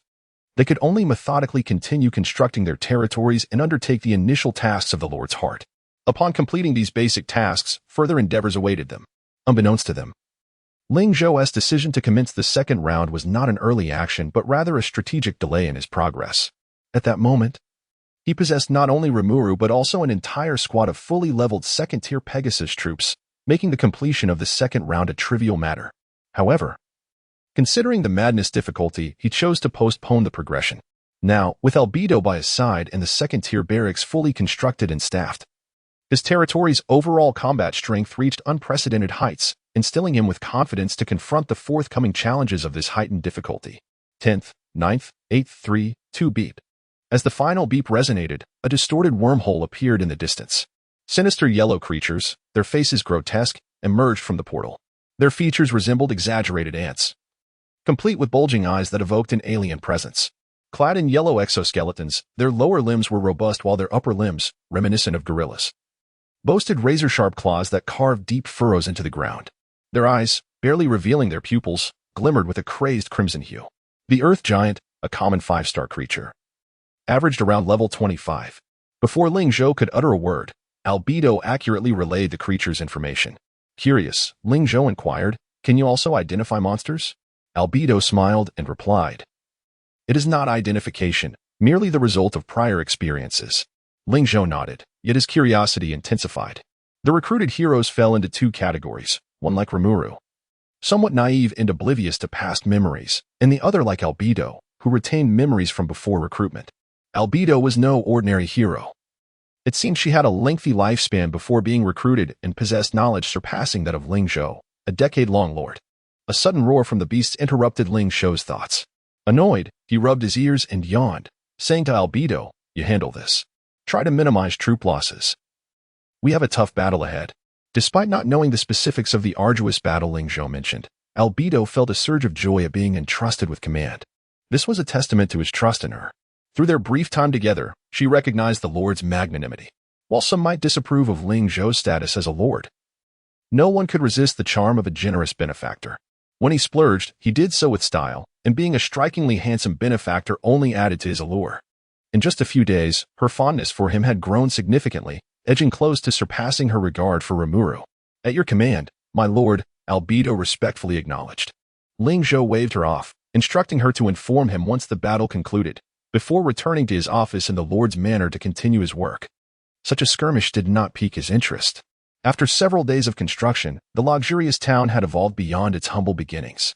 The defensive structures had largely been upgraded to second-tier buildings. The once ordinary stone walls were now gradually being replaced with brick walls, classified as three-tier fortifications, superior to the initial stone walls. Currently, most players had upgraded to town level but still maintained their walls as mere first-tier fences, lacking any enhancements. The cost of wall upgrades was greater than that of constructing any other building. Each brick required a substantial sum, accumulating to a considerable amount. Thus, the term Golden Beast aptly described the walls. Only a financially robust player like Ling Zhou could afford to lavishly upgrade his fortifications, while others were compelled to prioritize their limited resources towards enhancing defensive structures and barracks. Of course, this was merely one aspect of Ling Zhou's wealth. If one were to venture inside the luxurious town, they would discover its opulence firsthand, while others frantically hoarded resources to build residences and upgrade structures. Ling Zhou boldly embarked on an expansive territory expansion. His territory, with a capacity of 2,000 slots, was double that of his peers, with the number of buildings also surpassing theirs. Though the luxurious town appeared to be only a level 1 town, its overall strength rivaled that of many advanced towns. Particularly, the various finely crafted defensive structures at second tier boasted maximum lethality, rendering it exceedingly difficult for ordinary second-tier monsters to even approach within 100 meters of the territory. This was the aspect that reassured Ling Zhou the most.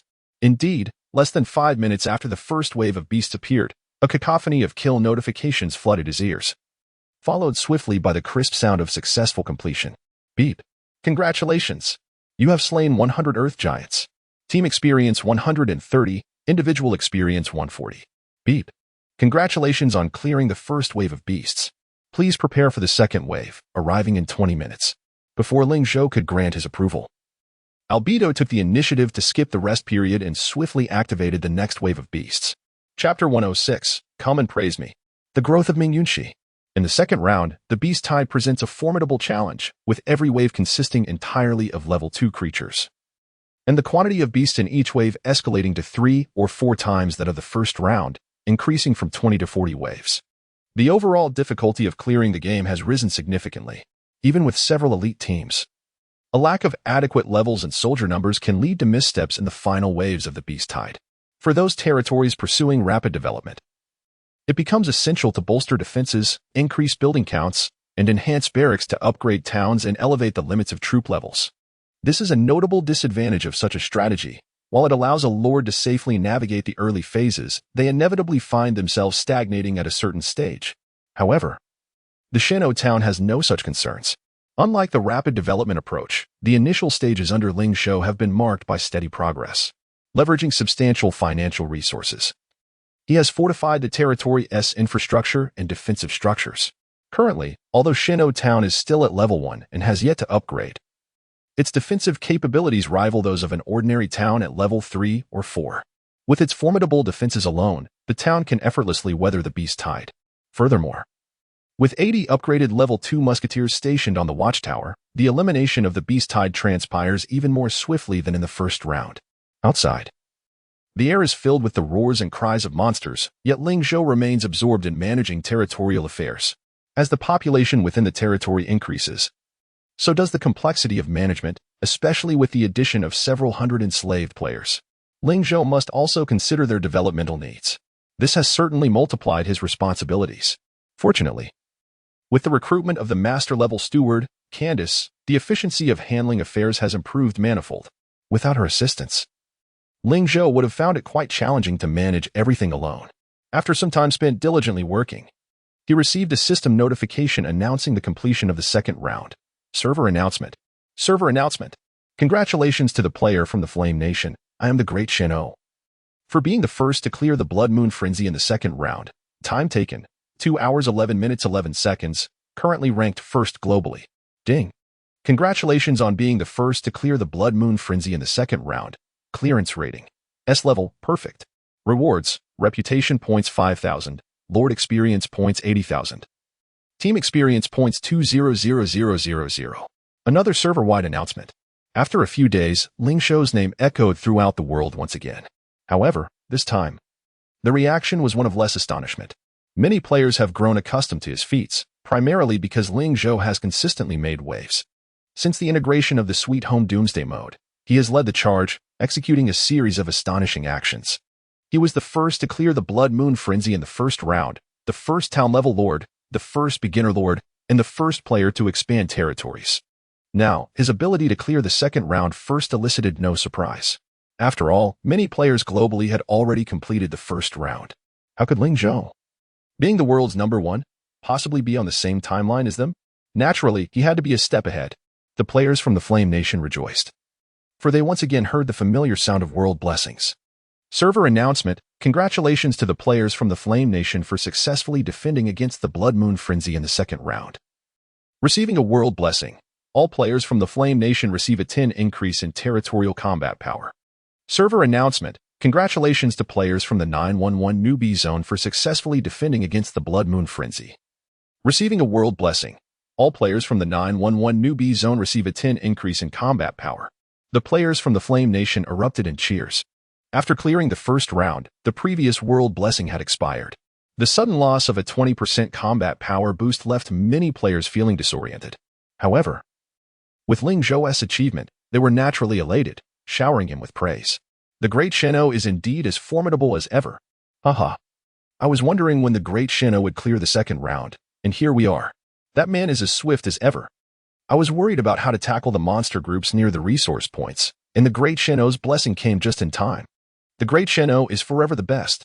Players from other nations express their envy towards those from the Flame Nation. Oh, I want a combat power boost too.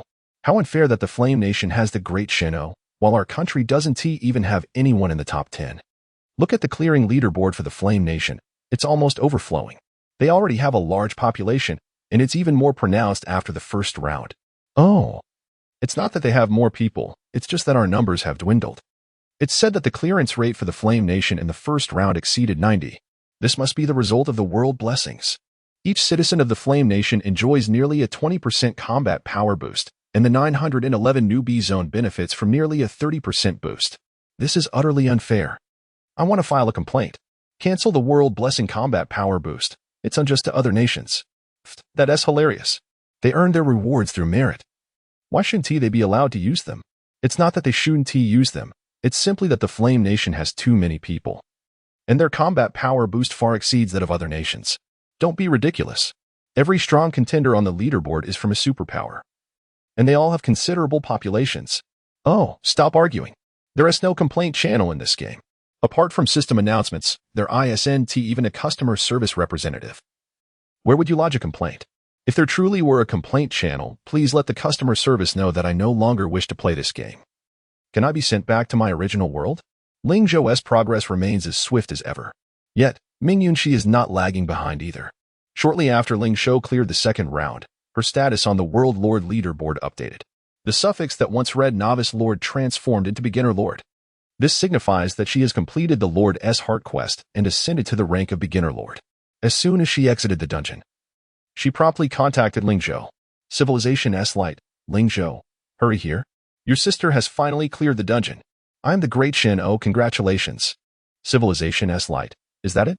Shouldn't you bow down and express your endless admiration for me? I am the great Shino. Civilization S light. Just kidding. Your progress is simply astonishing. You've cleared the second round already. It seems I am destined never to catch up with you. Having completed the Lord S Heart quest, Ming Yunqi truly comprehended the extent of Ling Zhou's prowess. The Lord S Heart quest is not merely a test of troop strength and territorial defenses, it also evaluates a Lord S overall capabilities. If one fails to make accurate judgments during the quest, they risk catastrophic failure. Ming Yunqi experienced this firsthand, making numerous misjudgments within the dungeon. Fortunately, with a robust team to back her up, her first attempt at the Lord S Heart dungeon quest did not end in failure. Fatigue was writ large on Ming Yunqi's exquisite face, as the past few days in the dungeon had taken a toll on her. Yet, for some reason, upon her emergence, she felt an overwhelming urge to share the news of her success with Ling Zhou. Civilization S light. So, what do you think? Isn't your sister impressive? Unbeknownst to her, her expression practically screamed, "Come and praise me." Chapter 107, The Frantic Second Round. The onslaught of ghouls after a brief exchange. Ming Yunqi hastily logged off. Having just ascended to the rank of a junior lord, she had numerous tasks awaiting her attention. Although she yearned for a leisurely conversation with Ling Zhou, the constraints of time in the early game were paramount, and every moment was precious. Ling Zhou, too, felt a sense of satisfaction with Ming Yunqi's progress. Under his careful guidance, her advancement had surpassed that of her previous life.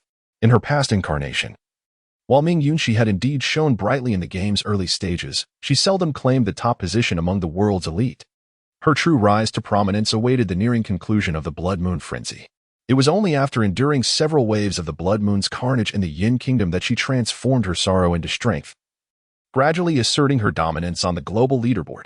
Alas, individual power is inherently limited. Even the formidable Empress of Light met a tragic end, her remains left unrecognizable. This was precisely why Ling Zhou had been proactive in nurturing these latent talents. Currently, the results appeared exceedingly promising, particularly with Ming Yunqi, whose progress not only outpaced her former self but also distinguished her uniquely, albeit excluding Ling Zhou from this distinction. At present, players who had once eclipsed Ming Yunqi in her past life were now left far behind. As she prepared to upgrade her barracks to Tier 2 and embark on her second round, they would likely still be engaged in completing the quest for the Lord S Heart. Everything unfolded according to his prior strategy. Once Ling Zhou closed the chat window, he barely had time to tidy the battlefield before receiving another alert regarding the Blood Moon frenzy. Ding!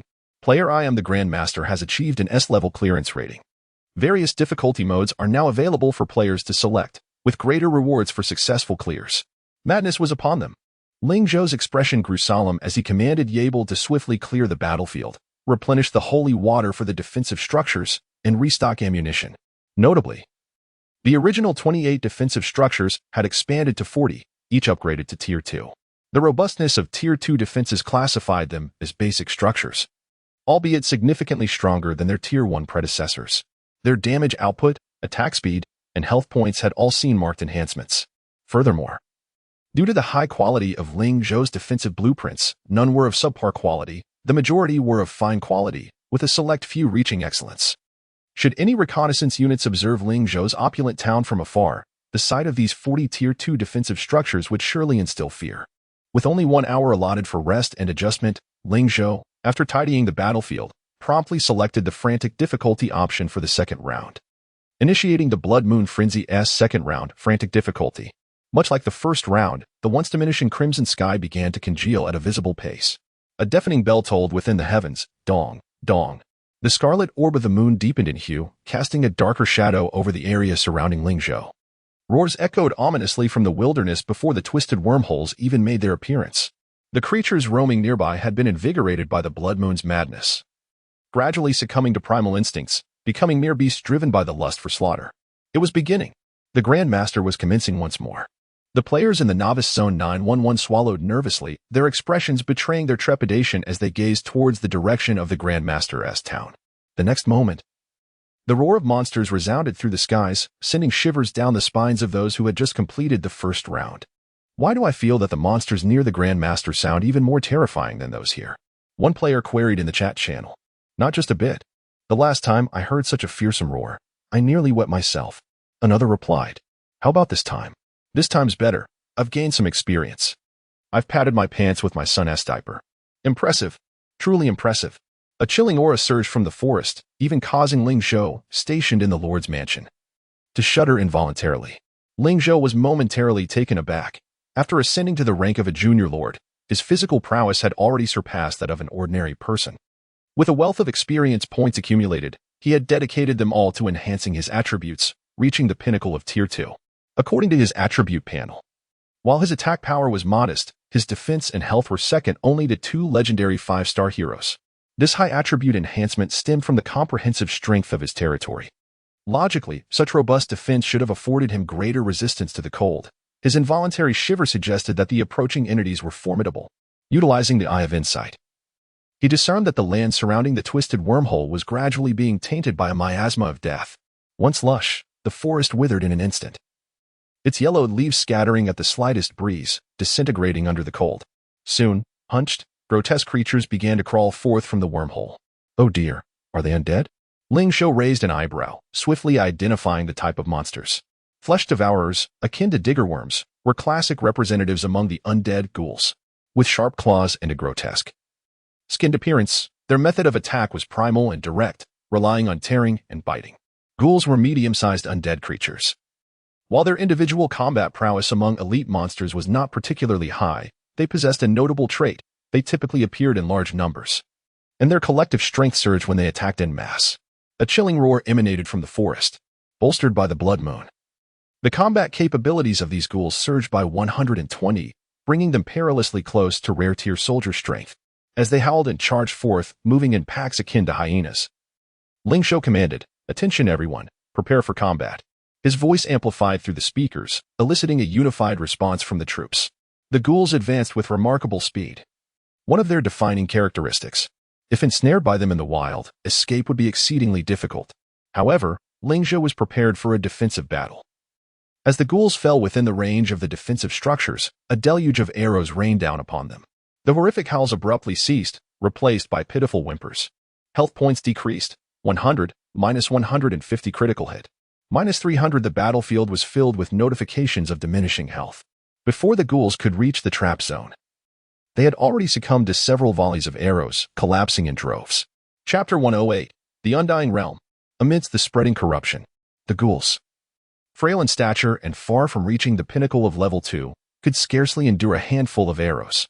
Fierce and menacing as they appeared, they still succumbed beneath the relentless downpour of arrows. Compared to the village-level defenses, the fortifications of the Divine Town had undoubtedly seen significant enhancements. During the recent skirmish against the ordinary beast tide, the defensive structures had scarcely realized a third of their potential. Were they to unleash their full might, even a horde of fully leveled 2-tiered monsters would find it difficult to withstand such damage. It was entirely reasonable for the average level 25 ghoul to falter under the onslaught. However, the challenge was not trivial. The initial wave of the beast tide boasted over 300 ghouls, a substantial increase compared to the previous normal mode. After dispatching the first wave, Yalbert, in charge of the city's defense, remained composed as he directed the operations. The burrowing insects, long stationed underground, extended their pincers to drag the lifeless ghouls into the depths.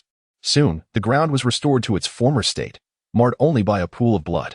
Meanwhile, the miasma of death in the distant woods did not dissipate with the ghoul's demise. Rather, it grew more potent, expanding the area of corruption to a diameter of 300 meters. Beep. You have chosen to skip the rest period. The countdown for the second wave of beast tide is commencing. Players, prepare for combat. As the countdown concluded, the second wave surged forth, still comprised of ghouls. This time their average level had risen to approximately 28. Moreover, their numbers had swelled by over 100, nearing 500 in total. Was this beast tide the domain of the undead? Ling Zhou pondered as he observed the approaching horde of ghouls. Although their quality remained elite, and their combat prowess had increased by 120, the reality of their frailty remained unchanged. Nearly 500 ghouls met a fate akin to their predecessors, albeit with the expenditure of an additional 10 minutes. As the waves continued, 3rd, 4th, 5th, all the way to the 10th, the relentless tide was composed solely of ghouls. Their levels gradually escalated from 25 to 40, and their numbers surged from 300 to 2,000. Yet, even in such overwhelming numbers, they could not breach the 100-meter threshold of the town's gates, hindered by 40 defensive structures and numerous traps. The first 10 waves of this maddening assault inflicted only a minor depletion of holy water, leaving the internal facilities and soldiers unscathed. After a brief resupply for the defenses, the next round of monsters began to reveal themselves. Emerging from the wormhole with 8 slender, elongated legs, they bore resemblance to the burrowing insects, their pincers waving ominously as 8 pairs of blood-red eyes glimmered under the blood moon. As Ling Zhou had surmised, the second wave consisted of the undead species known as the terrifying 8-eyed spider. An elite-level creature, its quality surpassed that of the ghouls, ranking high among elite monsters at 4 stars. Notably, this creature favored magical attacks, excelling at ensnaring prey with toxic webs emitted from its maw, capable of incapacitating its victims instantly. Additionally, they possess psychic attacks. Prolonged eye contact with their 8 eyes could induce dizziness. Ling Zhou cast a fleeting glance before averting his gaze. There was no particular reason. The terrifying 8-eyed spiders proved less effective in siege warfare compared to ghouls.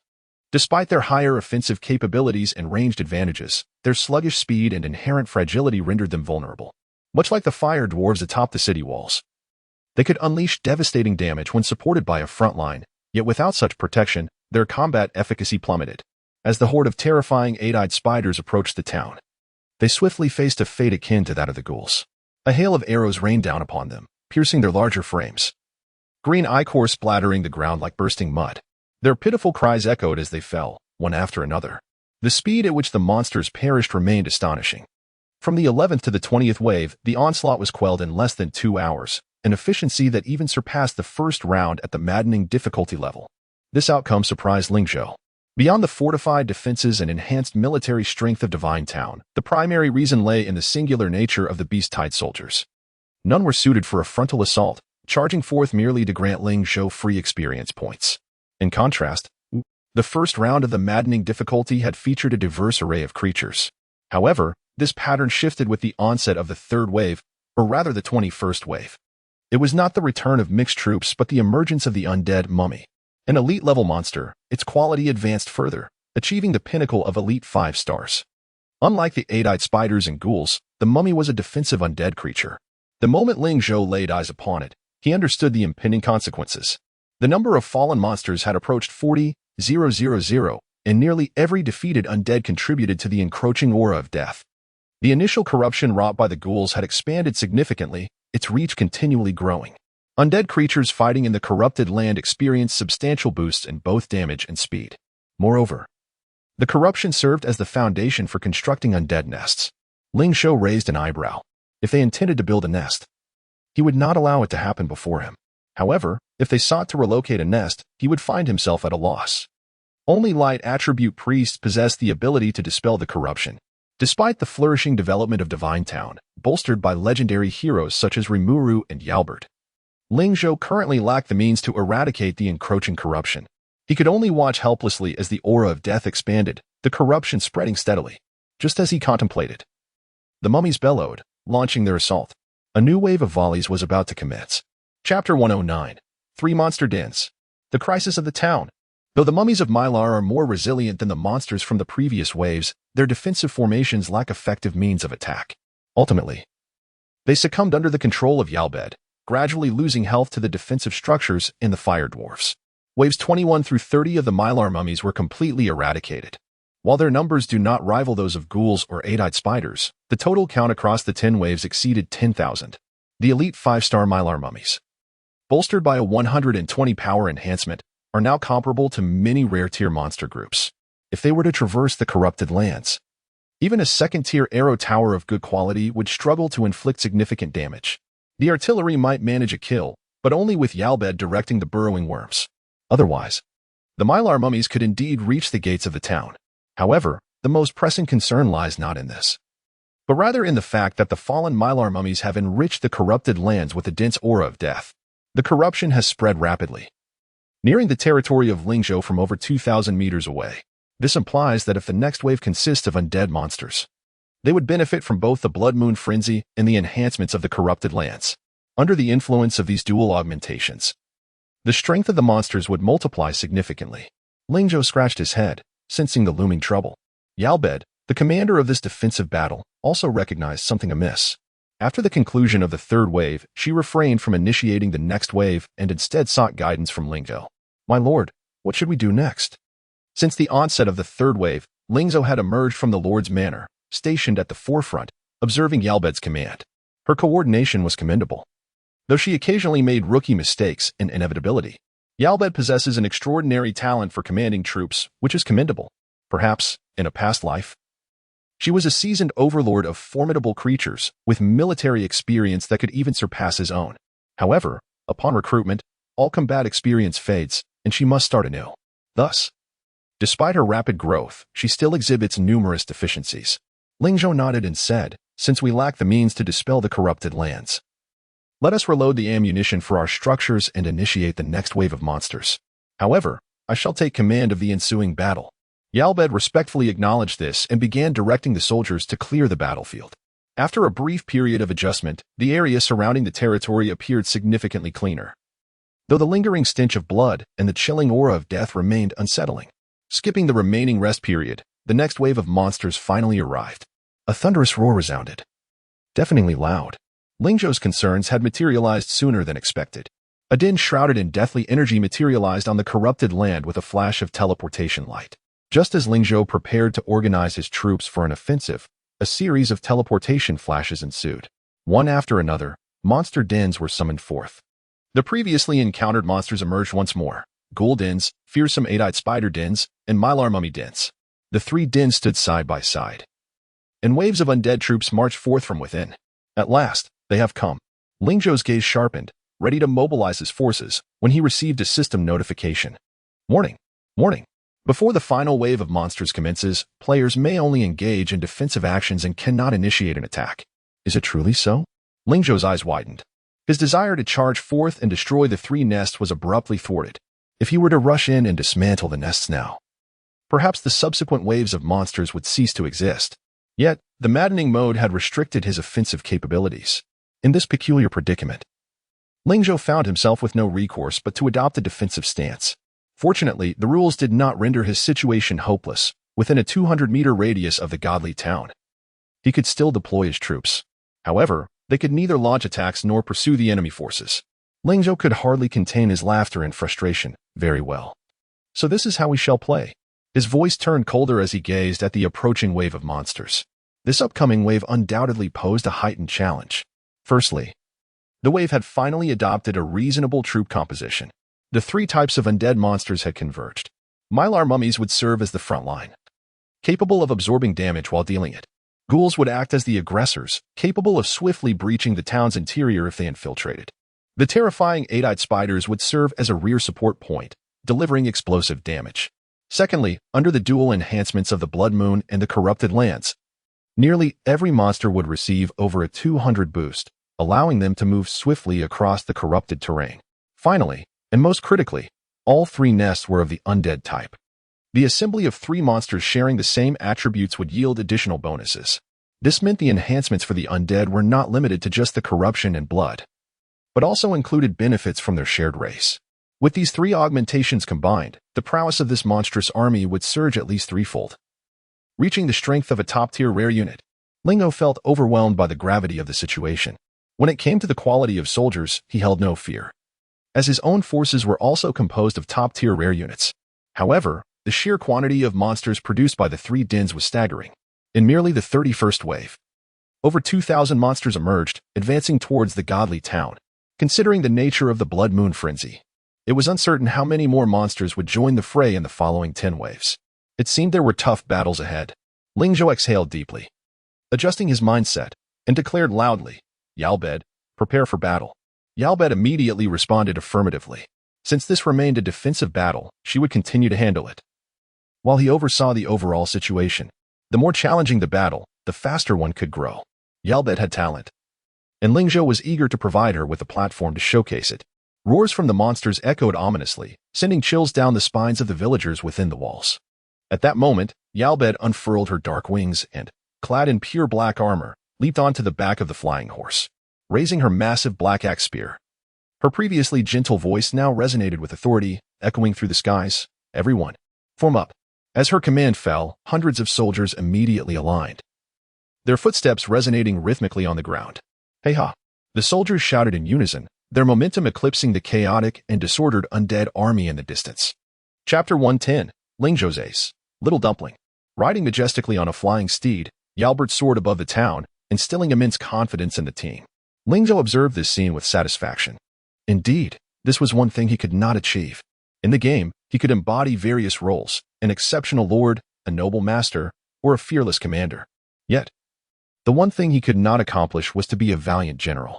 Even if he could soar through the skies on his steed to rally morale, he was ultimately not a soldier, incapable of stepping onto the battlefield. While he could shout encouragement before the battle, to charge into the fray and test himself was another matter entirely. He would not withstand even a few cold arrows. Many novice lords have made similar mistakes. With a stroke of luck, they might escape with their lives, but with ill fortune, they could perish on the spot, leading their troops to defeat without a fight. Ling Zhou would not fall prey to such rookie errors. It is crucial to understand that the greatest weakness within a territory is not the inadequacy of constructed defenses, nor the unleveled soldiers, but rather the lord himself. Should the lord fall, the territory would inevitably spiral out of control. Without their backbone, soldiers and heroes cannot unleash their full potential. A competent lord must prioritize the preservation of their own life above all else. Thus, Yalbert, with her formidable defenses and unique teleportation skills, was the most fitting candidate to serve as the general. She could navigate the battlefield with ease, making her an ideal target for the enemy's concentrated fire. As anticipated, upon laying eyes on Yalbert in midair, the enemies redirected their hatred from the town gate to her. With a roar, they charged towards her.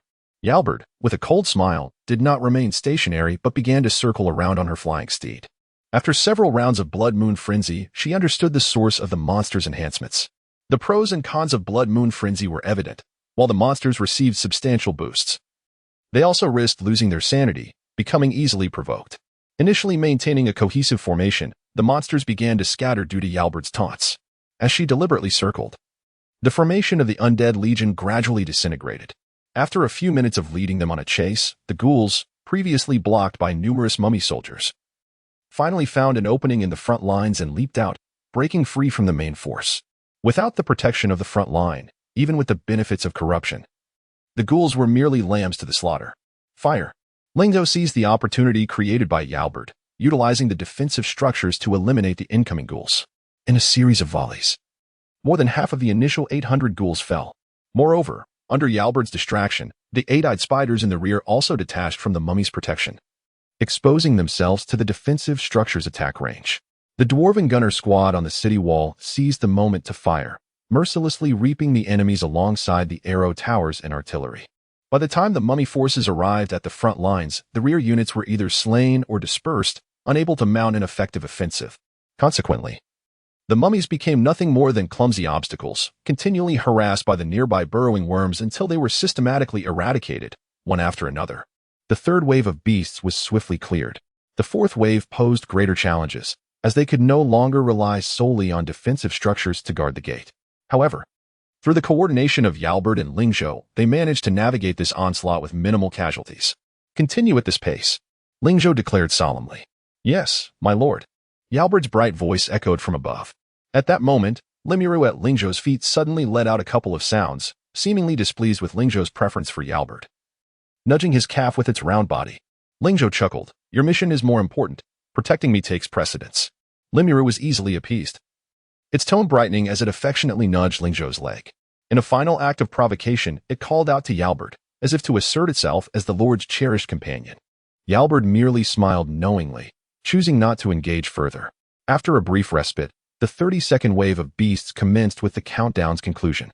This time, the composition was similar to before, but the number of undead monsters had increased by 500.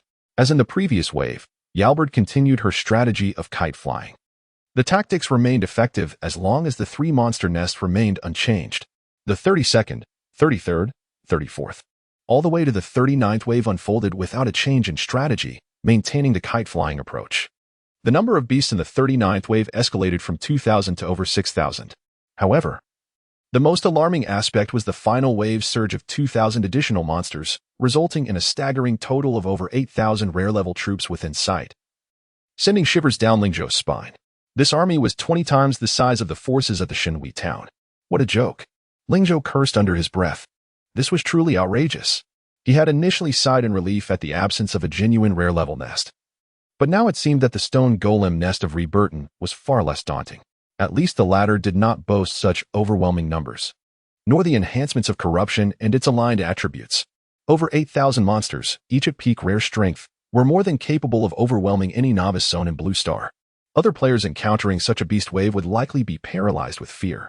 Only Ling Zhou and Appos, Shenhui Tao possessed the strength to contend with them. Yet, he dared not grow complacent. While before the last two waves, he had activated the skill, Money Can Move Mountains, for his soldiers. Although this skill's duration had increased by 2 hours after Ling Zhou advanced to a junior lord. The outrageous strength of the undead beast waves under the madness difficulty forced him to expend significant time clearing the battlefield. The 39th wave alone consumed over 2 hours. As a result, the remaining time for this skill had dwindled to less than 1 hour. In other words, if Ling Zhou did not resolve the battle within an hour, the soldiers' combat power would plummet by more than half, placing them in imminent peril. Ling Zhou's expression grew more serious, yet he showed no signs of panic. He reached down to pat Limuru's head and said, "Dumpling, it's your turn to shine. Waji waji." Limuru's voice was as soft and clear as ever. Faced with the dense horde of undead monsters, it exhibited no fear. Instead, it was filled with excitement. Moreover, it remained Ling Zhou's only ace that had yet to utilize Money Can Move Mountains. Chapter 111, The Surge of Power in Rimuru. The Final Battle. Money makes the world go round. As the brilliance of gold shimmered around Rimuru, his combat prowess began to ascend rapidly. It is noteworthy that although Rimuru remained by Ling Zhou and Appos' side without engaging in battle, he was far from idle. The burrowing worms ahead were continually transporting corpses. And while protecting Ling Zhou, Rimuru devoured the remains of undead creatures nearby. His level surged at an astonishing rate, having reached full level 2 during the earlier waves of the beast tide. Initially, after just leveling up to 40, Rimuru and Appos' combat power was merely a little over 1,000, inferior to the 40-level albedo. However, after enduring dozens of waves of beasts, his power began to soar. 1,100, 1,150, 1,200. Soon, he surpassed albedo and Appos' 1,300. At present, Rimuru and Appos' combat power reached an astonishing 1,420. Were it not for the maddeningly uniform nature of the monsters, his power could have increased even further. Nevertheless, this was sufficient. After receiving a reward of 15,000 gems, his power skyrocketed to over 4,200. Switch. At the very moment Rimuru and Appos' enhancement was complete, Ling Zhou proclaimed loudly. This was not an order directed at the troops, but rather at Rimuru and Albedo. Albedo had been responsible for disrupting the monster formations thus far. In truth, her skill set was more suited for a charge formation. Conversely, Rimuru possessed a plethora of devouring skills, excelling in single-target combat, making him more apt for harassment tactics. Transitioning their battle modes would allow them to unleash their full potential. Yes, my lord. Upon receiving the command, Albedo ceased her solo endeavors and returned to the flying horse formation. Hundreds of flying steeds, under her command, hovered above the opulent town. They flapped their pristine wings, maintaining strict discipline as they surveyed the vast tide of undead creatures advancing toward them. Now that the beast tide had lifted the restrictions preventing their departure from the territory, Ling Zhou could finally lead his forces to take the initiative in their assault. However, the 8,000 undead creatures posed the greatest obstacle to the charge. Ling Zhou had no doubt that if left unchecked, these 8,000 undead could swiftly raze his magnificent town to the ground. The 40 defensive structures would be utterly incapable of withstanding such a multitude of foes. Thus, to assault the monster lair, Ling Zhou must first dismantle the undead legion before him. Conventional tactics of distraction were no longer effective. Rimuru, I need you to disrupt their formation. Ling Zhou spoke earnestly to Rimuru. As he articulated, the battlefield's front was overwhelmed by the sheer number of monsters, and the corruption had spread over a radius of several thousand meters. Ling Zhou lacked the space for Albedo to continue her airborne distractions. Relying solely on aggro to draw apart the enemy and Appos' formation was an impossible endeavor. The number of frontline mummies was substantial. Even if a portion of ghouls and eight-eyed spiders broke away, it would not hinder the main force's advance. However, sending Albedo and her hundreds of soldiers charging into a beast tide 20 times their size, while effective in potentially tearing apart the enemy's formation, would undoubtedly result in significant casualties. Therefore, Ling Zhou required a sharp blade capable of cleaving through the enemy's lines, and that blade could only be wielded by Rimuru, the mightiest hero in his ranks. Waji waji. Rimuru responded with fervor. Go. Ling Zhou could only place his hopes upon him, confident that Rimuru would not disappoint. Only by creating an opportunity could Albedo's flying horse squadron successfully penetrate the battlefield. At that moment, With their remarkable agility and maneuverability, victory in this war might be within reach. Upon receiving the military order, Rimuru launched forth, transforming into a crystal-clear projectile that sped away. With the naked eye, Ling Zhou instantaneously lost sight of him. Ultimately, it was through the eye of the demon that could capture high-speed movement that he regained sight of Rimuru. He appeared like a blue baseball soaring through the air, colliding with the front lines of the undead army in mere seconds. The tightly packed formation of over 2,000 mummy Milos crumbled like parchment under his assault. In just a fleeting moment, dozens of mummies were sent flying. With over 4,000 points of combat power, this charge inflicted catastrophic damage. Many mummies were critically struck, obliterated in an instant. Those mummies that were merely grazed were severely injured. Their bones shattered, struggling to rise again and pose any effective combat threat. For 1,200 points of power, how terrifying. Of course, this number of mummy Milos was insignificant against the entire army. Rimuru and Appo's assault was merely the beginning. Having consumed at least 1,000 monsters and fierce beasts, he now possessed a myriad of skills, leaving Ling Zhou dazzled. The various skills combined numbered not less than 50, if not 80. It is worth noting that Albedo, at the same level and quality, had only gained 5 additional minor skills upon reaching full level 2, excluding her inherent abilities. Rimuru, on the other hand, surpassed her by more than 10 times. Explosive, javelin throw, lightning spell, ice arrow, fireball barrage, within a short span. Rimuru unleashed over 10 active skills upon the horde of monsters. Although these skills were not high in level, primarily ranging from F to D grades. Under Rimuru and Appo's immense attack power, they nonetheless inflicted substantial damage.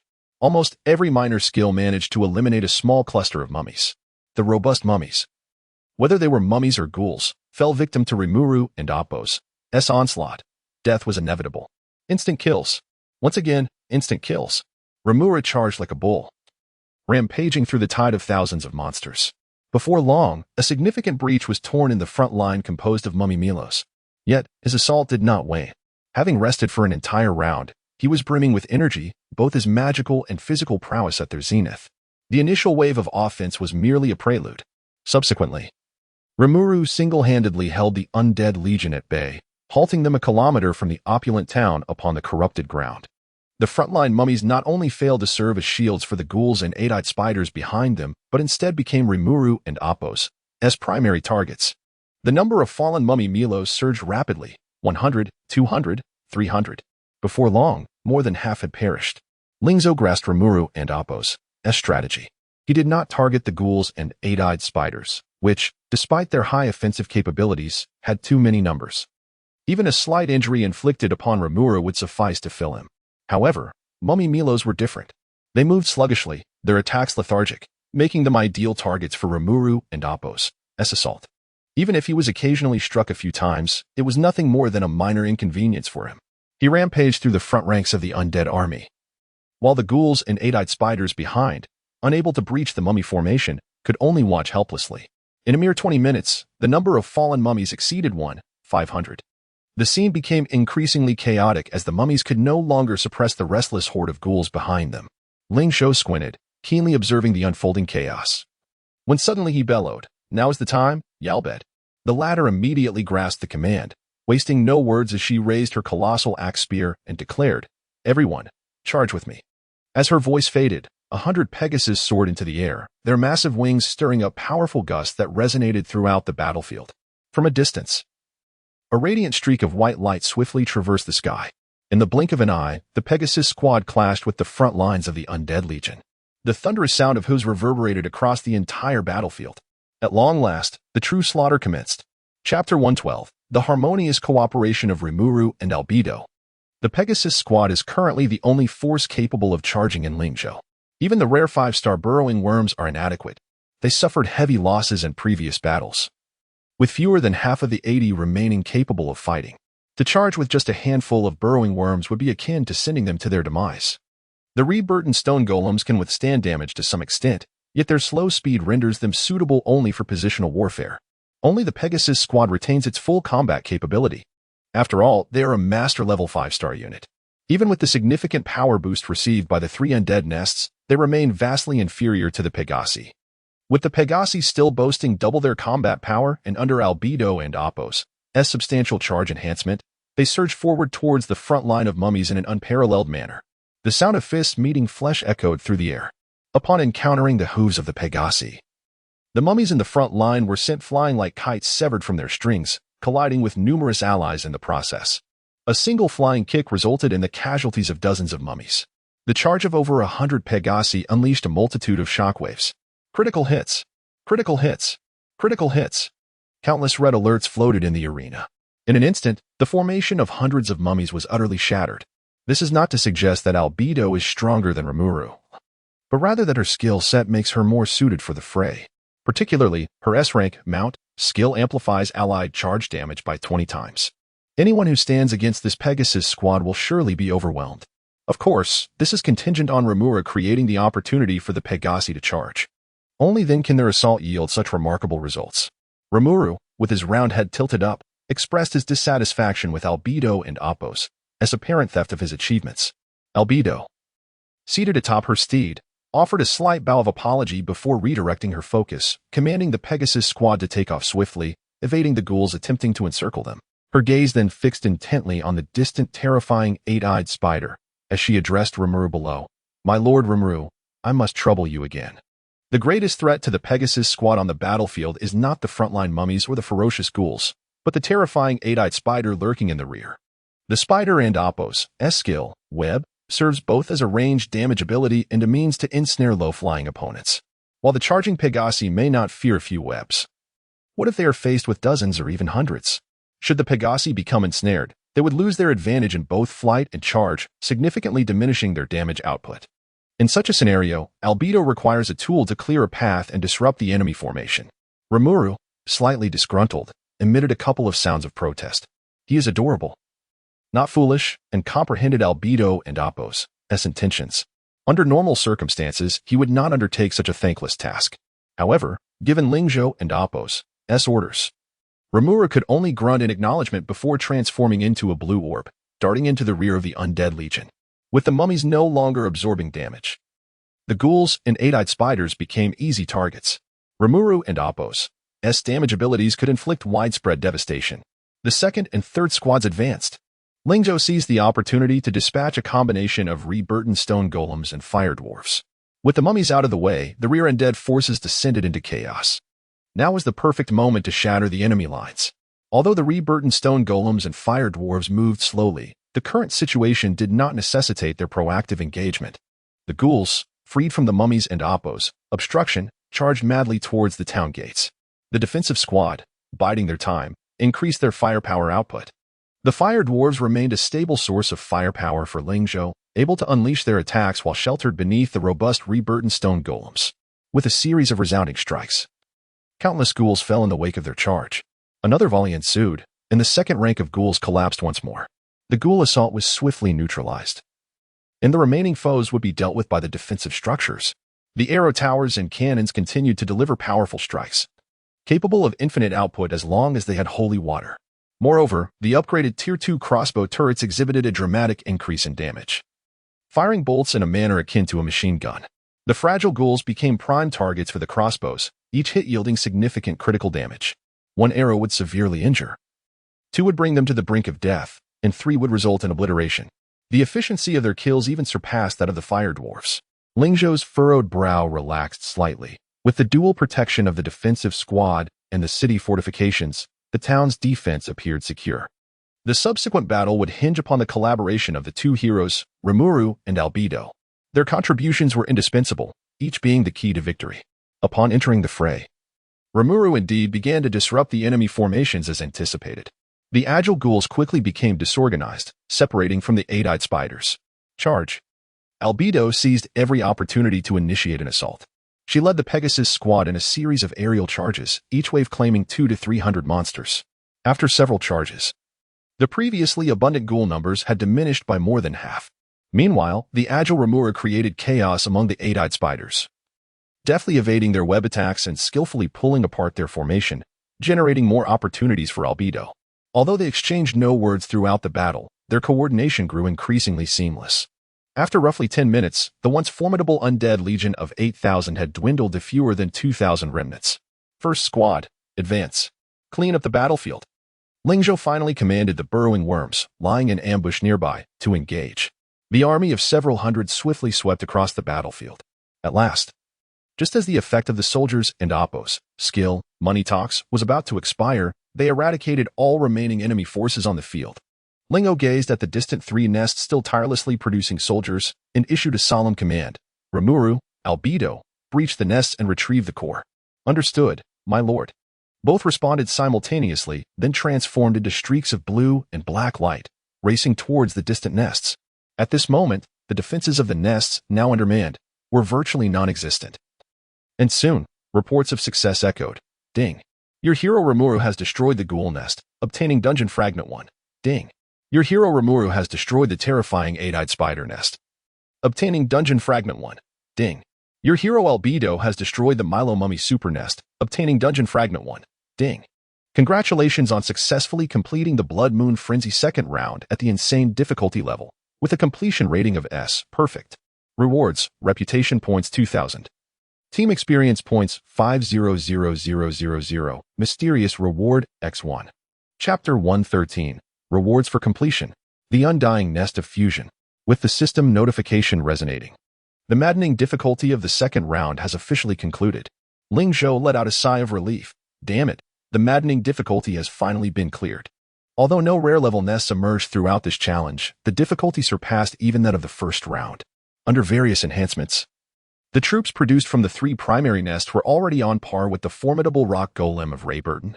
Most critically, the three types of undead monsters coordinated with one another, and their numbers had surged to an unimaginable degree. The difficulty had undoubtedly escalated dramatically. Wiping the non-existent sweat from his forehead, Ling Zhou felt fortunate to have recruited Albedo and Rimuru. In hindsight, it proved to be an exceptionally wise decision to summon Albedo before embarking on the second round.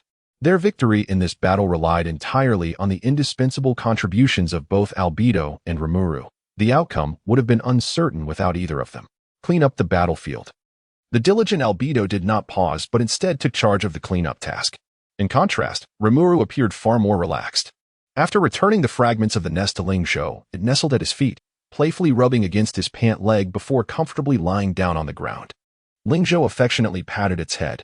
This battle would not have been possible without Rimuru's vital role. Although slimes lack basic sensory perception such as pain, their magical energy serves as their stamina. When their magical energy is severely depleted, they become increasingly fatigued. While Rimuru possessed a substantial amount of magical energy, it was now nearing exhaustion. The potions for replenishing its magic had also been nearly consumed, leaving it reliant on rest to gradually recover.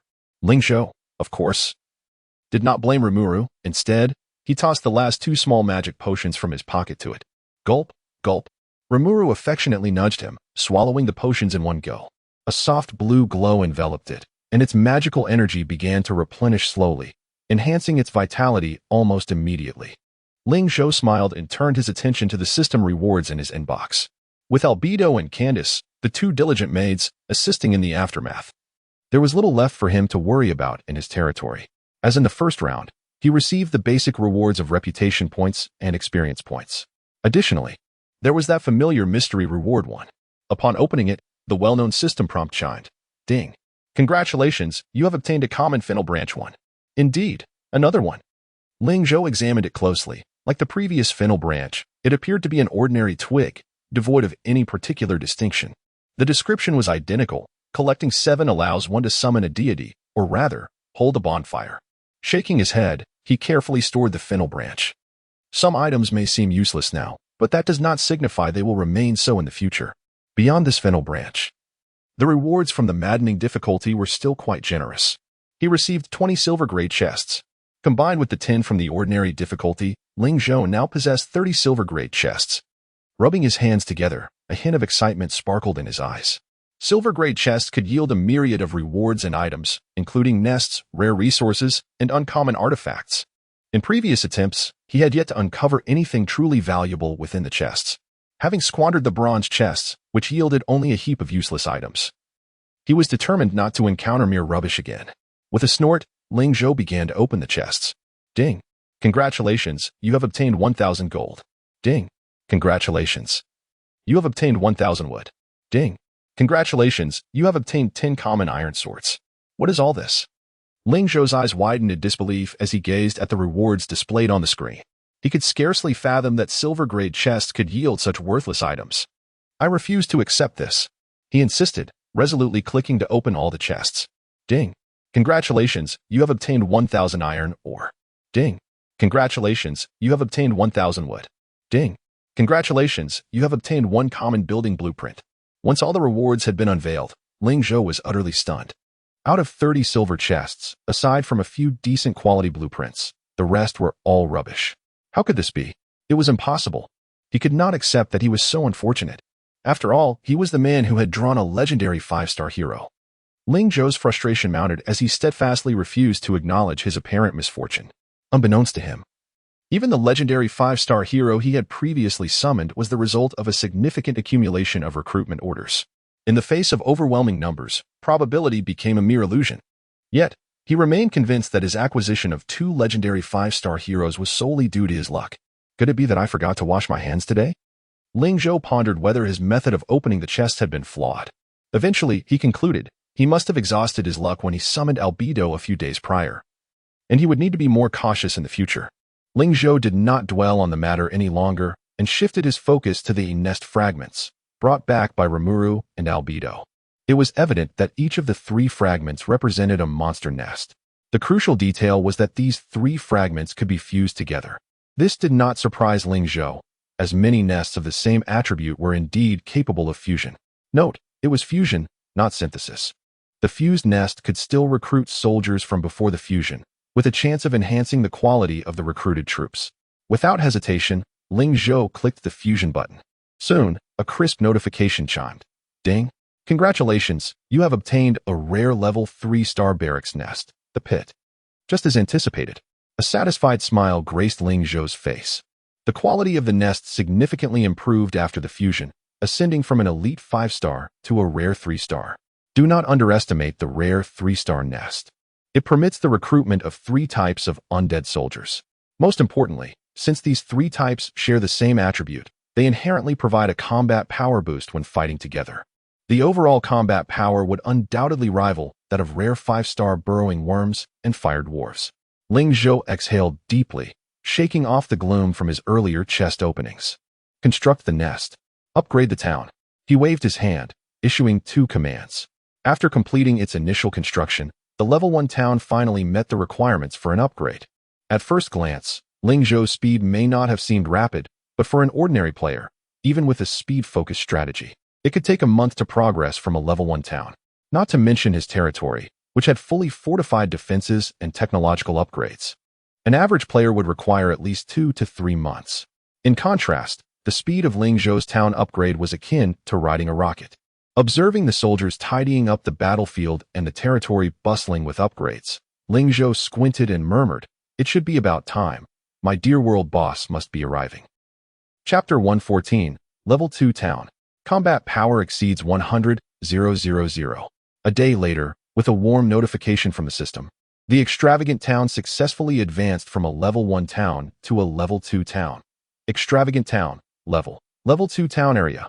1,200 spaces, 1,200 spaces. Supreme VIP, 888 bonus. Regular buildings. Primary Lord's Manor. Primary Lumberyard 20. Primary Farmland 30. Common Residences 70. Doomsday Shop 1. Defensive buildings. Crossbow turret, perfect level, 1. Arrow tower, fine, 17. Cannon tower, fine, 12.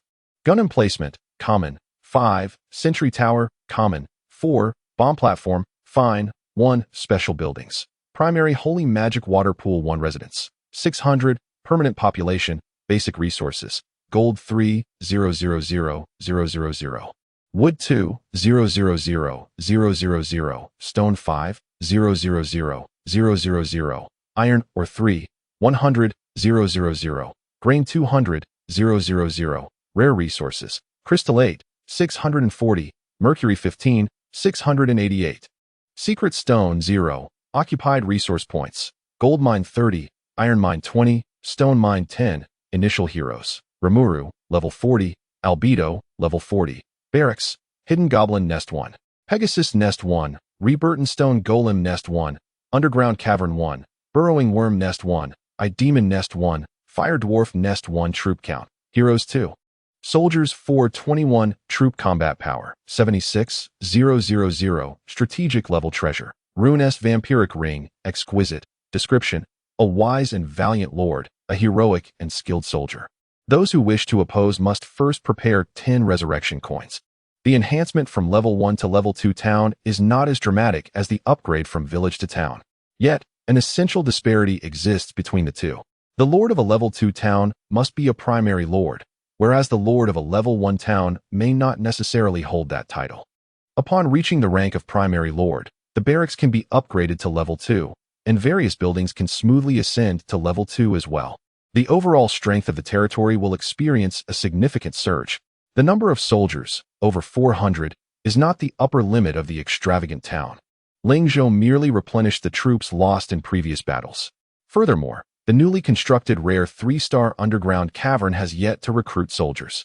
With a wave of his hand, Ling Zhou summoned all soldiers from the underground cavern. Half an hour later, the troop count surged from 421 to over 621, and the total combat power skyrocketed from over 70,000 to just above 100,000. Such figures are exceptionally remarkable. A combat power exceeding 100,000 places the town at the forefront among its peers. It is worth noting that one of the requirements for the assessment of a mid-level lord is that the total combat power of the territory must reach the 100,000 mark. This is not the ultimate limit for the extravagant town, as it has only just upgraded to a level 2 town. Once it ascends to level 5, it will be able to recruit a third hero. At that point, the combat power of the extravagant town will reach its true pinnacle. Of course, that is a matter for the future. Presently, there are numerous tasks to attend to in the level 2 town. The population cap has risen from 600 to 700, and the residences and farmlands can continue to expand. Ling Zhou entrusted all these tedious affairs to the chief steward, Candace, to manage. Moreover, he even granted her the authority to recruit rare talents.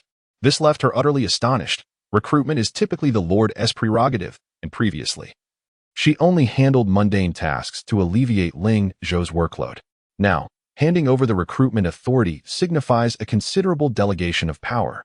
The implications of this decision are not to be underestimated. Ling Zhou is well aware of this.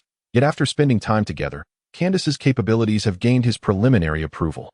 As his territory gradually expands, delegating authority is inevitable. Candace is the talent he is nurturing in the realm of human resource management. Not only human resources, but also military management and territorial engineering require the development of skilled individuals. One Candace alone is far from sufficient. Currently, Albedo can also be regarded as a reserve talent in military management. In terms of engineering management, Ling Zhou aspires to cultivate the architectural master, Harkins, who is steady and adept at management. Additionally, an entire number 348 novice area requires talent management. After Albedo completed the first round of assistance, the No. 348 novice area is now entirely in a free-range state. This situation arose because Ling Zhou had too many responsibilities post-upgrade and no time to manage the No. 348 novice area. The few managers he selected from the number 348 novice area report their work to him daily. Since sending Albedo over to assist with the first round, the novice players have behaved much more obediently. They even revere Albedo as a goddess, while Ling Zhou naturally is their savior. It is noteworthy that the first round completion rate for novice players in this round is less than 55, placing them in the lower tier among various national zones. Although their troops were wiped out by Ling Zhou, they turned misfortune into fortune and successfully cleared the first round.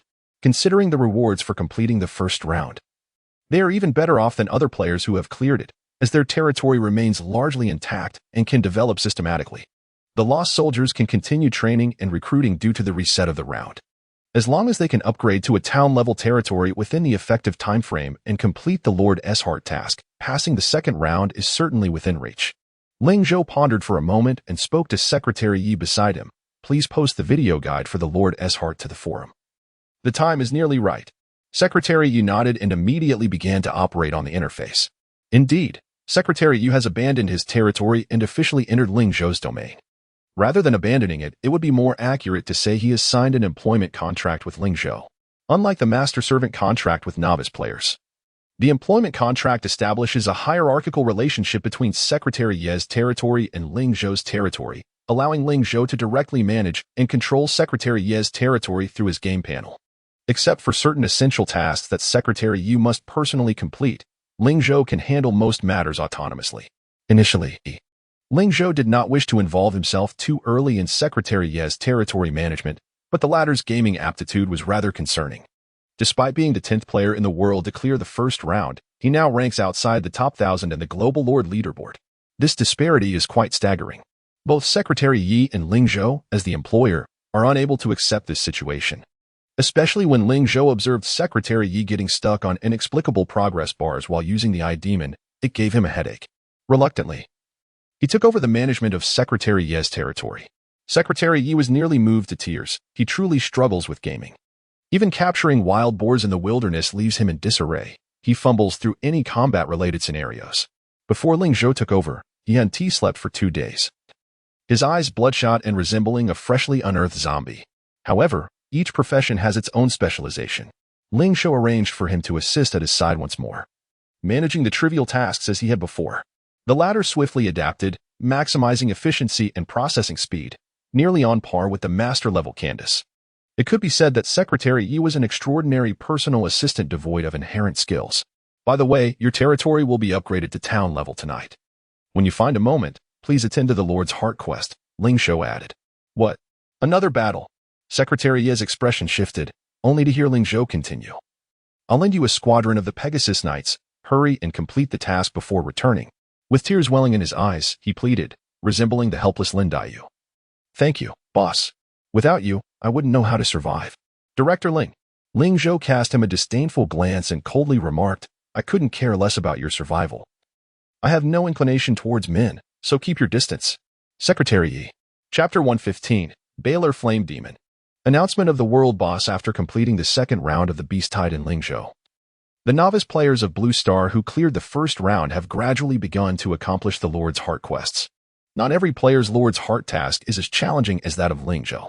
Without the prowess of Ling Zhou, encountering the Oasis map during the primary Lord's Heart quest would likely lead to failure. The majority of players find the difficulty of their Lord's Heart tasks to be relatively standard. Even if they fail, there are numerous opportunities for a retry. As long as the tasks are completed within 7 days after clearing the first round, those with a Tier 2 barracks in their territory have a chance to withstand the second round of the Beast Tide. Thus, failing to complete the Lord's Heart task within these 7 days would likely result in defeat in the second round. Ling Zhou has observed that this era's sweet home, apart from the Flame Kingdom region, exhibits a developmental trend similar to that of the previous life in other kingdoms. The clearance rate for the first round and the number of players from various countries on the leaderboard reflect this. In the early stages of the previous game, players from the Great Bear Kingdom and the Great Eagle Kingdom held a significant advantage on the leaderboard, boasting high clearance rates among numerous nations. Both the Great Bear and Great Eagle Kingdoms had many strong players who firmly occupied the top spots. However, this time, while the Great Bear and Great Eagle Kingdoms remain commendable, they have been firmly suppressed by the Flame Kingdom. At the village level, the situation was manageable. But as the Lord's Heart tasks commenced, the previously exaggerated clearance rates of the Flame Kingdom began to manifest their impact. The Flame Kingdom boasts over 1 billion cleared players, many of whom survived after watching Ling Zhou strategy videos. This has led to an increase in possibilities for numerous players. Some even discovered high-quality nests in the reward chests and recruited top-tier heroes in taverns. All of this is the result of the butterfly effect brought about by Ling Zhou. Players from the Flame Kingdom are gradually dominating the world leaderboard. Currently, over 20% of the top 1,000 on the Lord and Territory leaderboards are players from the Flame Kingdom, and this number continues to rise. Other nations are beginning to regard the Flame Kingdom with caution, fearing its potential dominance. In the midst of this, an unexpected announcement regarding the first world boss suddenly appeared. Ding. World announcement. The Tier 1 world boss Baylor Flame Demon is about to descend upon Blue Star. Players are urged to prepare for battle. Ding. World announcement. The Tier 1 world boss. The world announcement refreshed 5 times on all players' interfaces, leaving everyone momentarily stunned. What is this? What exactly is a world boss? Both the top players and the average players were bewildered by the sudden emergence of the world boss. A wave of discussion erupted on the forums. What is this world boss? Are we going to have to fight again? Surely not. I just upgraded my town. Please no. My goodness, a world boss has arrived? Could this be one of those world-class missions? World-class missions? The rewards must be extraordinary. Of course, there might even be a world blessing. Is that for real? A world blessing too? I envy the combat bonuses from the Flame Kingdom. Ah, I want a world blessing too. Haha. The world blessing is definitely ours in the Lighthouse Kingdom. Charge. I want to sign up for the world boss strategy. At this moment, Secretary Yi, sitting beside Ling Zhou, was browsing the forum, puzzled. Mr. Ling, what exactly is this world boss? Could it be another monster leader? Ling Zhou shook his head. Ordinary monster leaders cannot be compared to a world boss. Even if the former possess high quality, they are merely the heads of a nest. The latter, however, is the true sovereign of a kingdom. Secretary Yi exclaimed, a kingdom? Are you saying that a king from another world will descend? Ling Zhou stroked his chin and replied, that can be one interpretation, but this king is far more brutal than you might imagine. If we fail to defend this tier, one king will invade the territory of Blue Star, eroding our lands. At that point, Blue Star will be engulfed in endless warfare, unable to find peace. Secretary Yi widened his eyes. Warfare? To annex the territory of Blue Star? Ling Zhou shrugged. Otherwise, why would others go through such trouble to intrude upon our domain? Do you think they're here for a picnic? Historically, the weak are always subjugated, and failing to protect one's territory is quite normal. Secretary Yi found it hard to fathom how Ling Zhou could utter such chilling words with a casual demeanor, as if the annexation of Blue Star had no bearing on him. Unbeknownst to him, Ling Zhou held a resolute attitude towards the world boss. In the previous life, before the onset of the Wanjia battlefield, 7 world bosses descended in total. Each of these world bosses posed significant trouble for the human lords. The first world boss, due to its early arrival, caught the Blue Star players unprepared, leading to a disastrous failure in their strategy. This world boss, known as Baylor Flame Demon, brought endless calamity to Blue Star. Once it successfully invaded, it could open portals at any time and task locations, dispatching its soldiers to seize Blue Star's territory. At that time, Blue Star found itself in considerable distress. Ultimately, it was the radiant Empress Ming Yunxi who, upon advancing to a mid-level lord, organized a massive encirclement, expending vast resources and manpower to drive it out completely. Unfortunately, the territories ravaged by the world boss and the players who perished could never be revived. This time, there shall be no repeat of past mistakes. Ling Zhou narrowed his eyes, silently resolved. Moments later, he addressed Secretary Yi. Post a recruitment thread on the Flame Kingdom forum, stating, I intend to strategize against the world boss and need to assemble an elite team. Select qualified players to join. Interested players may schedule an interview via email. With the deadline set for midnight tonight, Secretary Yi's eyes lit up. Mr. Ling, are you going to take action? Many players will surely want to sign up. After a moment of contemplation, he added, should we set some criteria? I worry there might be too many applicants to manage. Ling Zhou nodded. Indeed, criteria should be established. The requirements are that players must have at least 2 rare-level troops in their barracks, possess 1 hero of rare quality or higher, with an average troop level of no less than 30 and a minimum of 300 troops. Upon hearing this, Secretary Yi gasped. With such requirements, we might not attract many candidates. Ling Zhou shot him a disapproving glance. Do you think a world boss is akin to the weeds by the roadside that anyone can trample on? Attempting to engage without adequate strength is merely courting death. Secretary Yi nodded in understanding. I see. For someone like me, signing up would just be a death sentence. Ling Zhou chuckled, revealing a bright smile. No, you must go. Secretary Yi's face turned pale instantly. Ling Zhou raised an eyebrow. Don't be ungrateful. Many are eager to participate but lack the qualifications. Chapter 116. Recruiting teammates. Ming Yunqi volunteers. Within the forum of the Yin Nation Gaming District, a post published by the renowned Ling Zhou rapidly captured the attention of numerous gamers. The main title proclaimed recruiting teammates, accompanied by a subtitle that boasted the world's top tycoon will lead you to victory. Initially, the players of Yin Nation suspected it to be mere clickbait. But upon delving deeper, they discovered that the post had indeed been authored by I Am the Great Tycoon. Suddenly, the post exploded in popularity. Well, the Great Tycoon is posted. Is it really him? Could it be an imposter? Of course, it's the Great Tycoon himself. Don't forget that the account for Sweet Home cannot have duplicate names. It's genuine. Just visit his profile and you'll see he tops every leaderboard. Wealth leaderboard, Lord leaderboard, combat power leaderboard. So many firsts, it's undoubtedly him. Oh my gosh, I finally get to see the Great Tycoon. I'm ecstatic. Previously, all strategy posts had been released by Ling Zhou through Secretary Yi. This marked the first occasion Ling Zhou utilized his main account to engage in the forum. Countless gamers from Yin Nation lingered, In the post-popularity sort, the great tycoon is recruiting teammates. Can I make the cut? Didn't you read the post? It clearly states the requirements. If you think you're capable, hurry and sign up. You'll be led by the great tycoon. 2 rare squads, 1 rare hero, and an average team. Oh dear, pardon the intrusion. Ugh, just as expected from the great tycoon, such requirements are likely attainable by only a select few. Though I don't meet the criteria, I must support the great tycoon by boosting this post. I shall contribute my part. Absolutely. Up, up, up, up 10,086. With the fervent support of numerous enthusiastic players, the post swiftly ascended to the top of the hot list in the Yin Nation forum.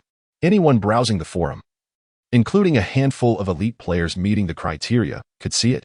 Consequently, within a mere 2 to 3 hours, a significant number of individuals approached Secretary Yi to register. Wow, so many from Yin Nation meet the criteria. It has even been long and already there are several hundred. Secretary Yi exclaimed in astonishment. Ling Zhou chuckled. Have you seen how many players have completed the first round in Yin Nation? With such a vast pool, it's no surprise that many meet the standards. Secretary Yi nodded in agreement, then continued, Mr. Ling, how many people are we recruiting?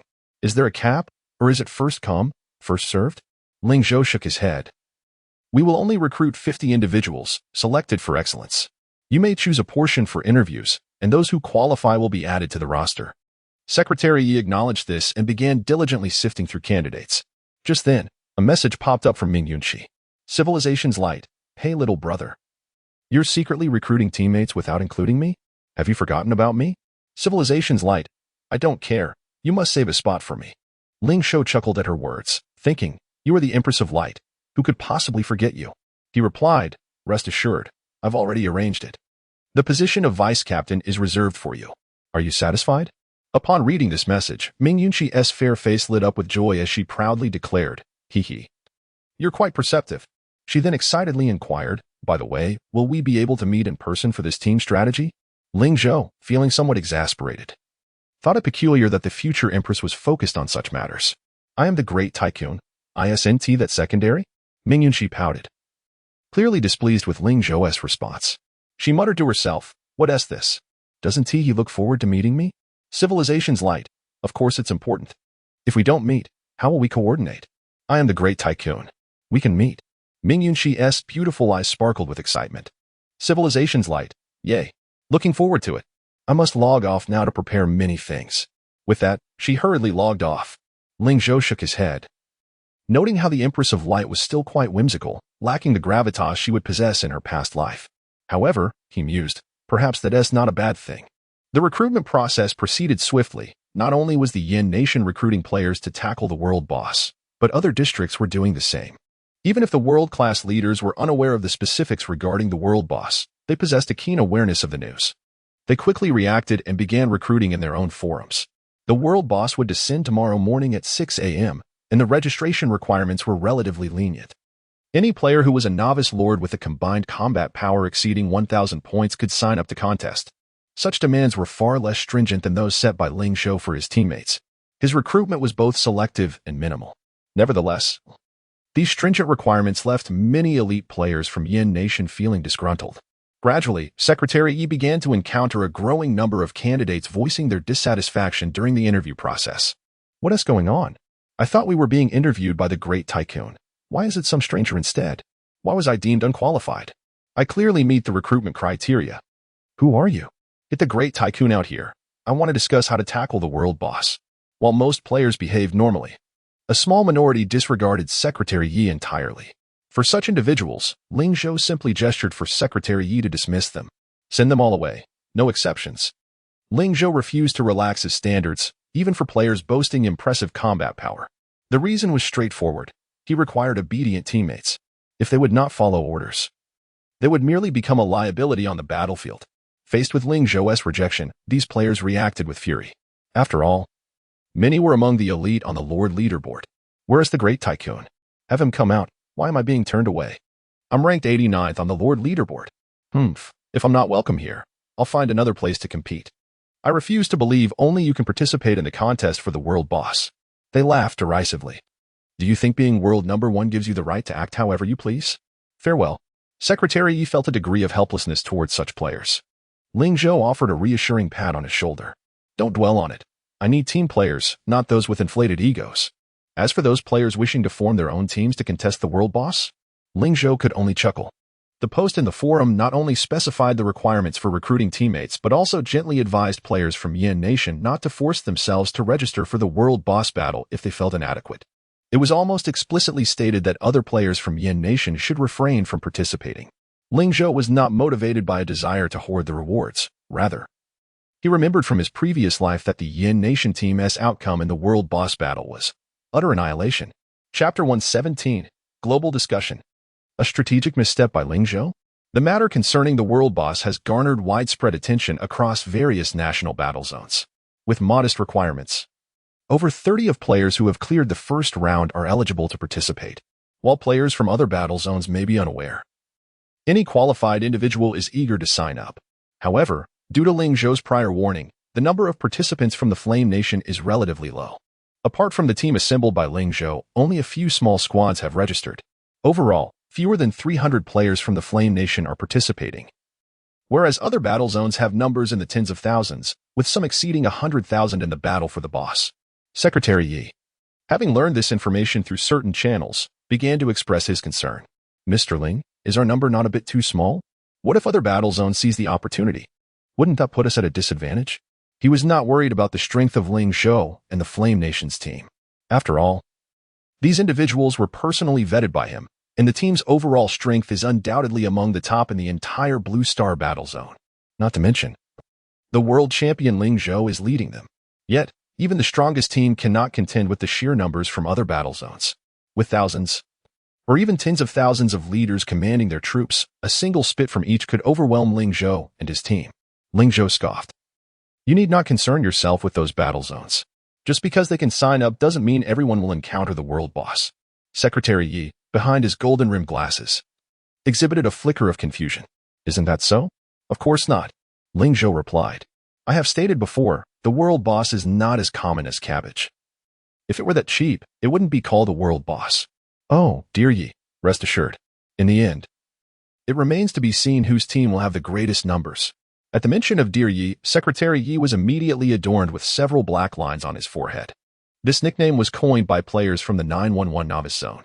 Despite his numerous attempts to put an end to it, he could not eradicate the penchant for bestowing nicknames. Speaking of the players from the 911 Novice Zone, aside from Ling Zhou and Secretary Yi, 3 participants in this team hail from the same zone. Their prowess may not be exceptional among the elite players, but their scores during the final interview were extraordinarily high. In essence, they have chosen to unconditionally obey and trust anything related to Ling Zhou, emphasizing sincerity.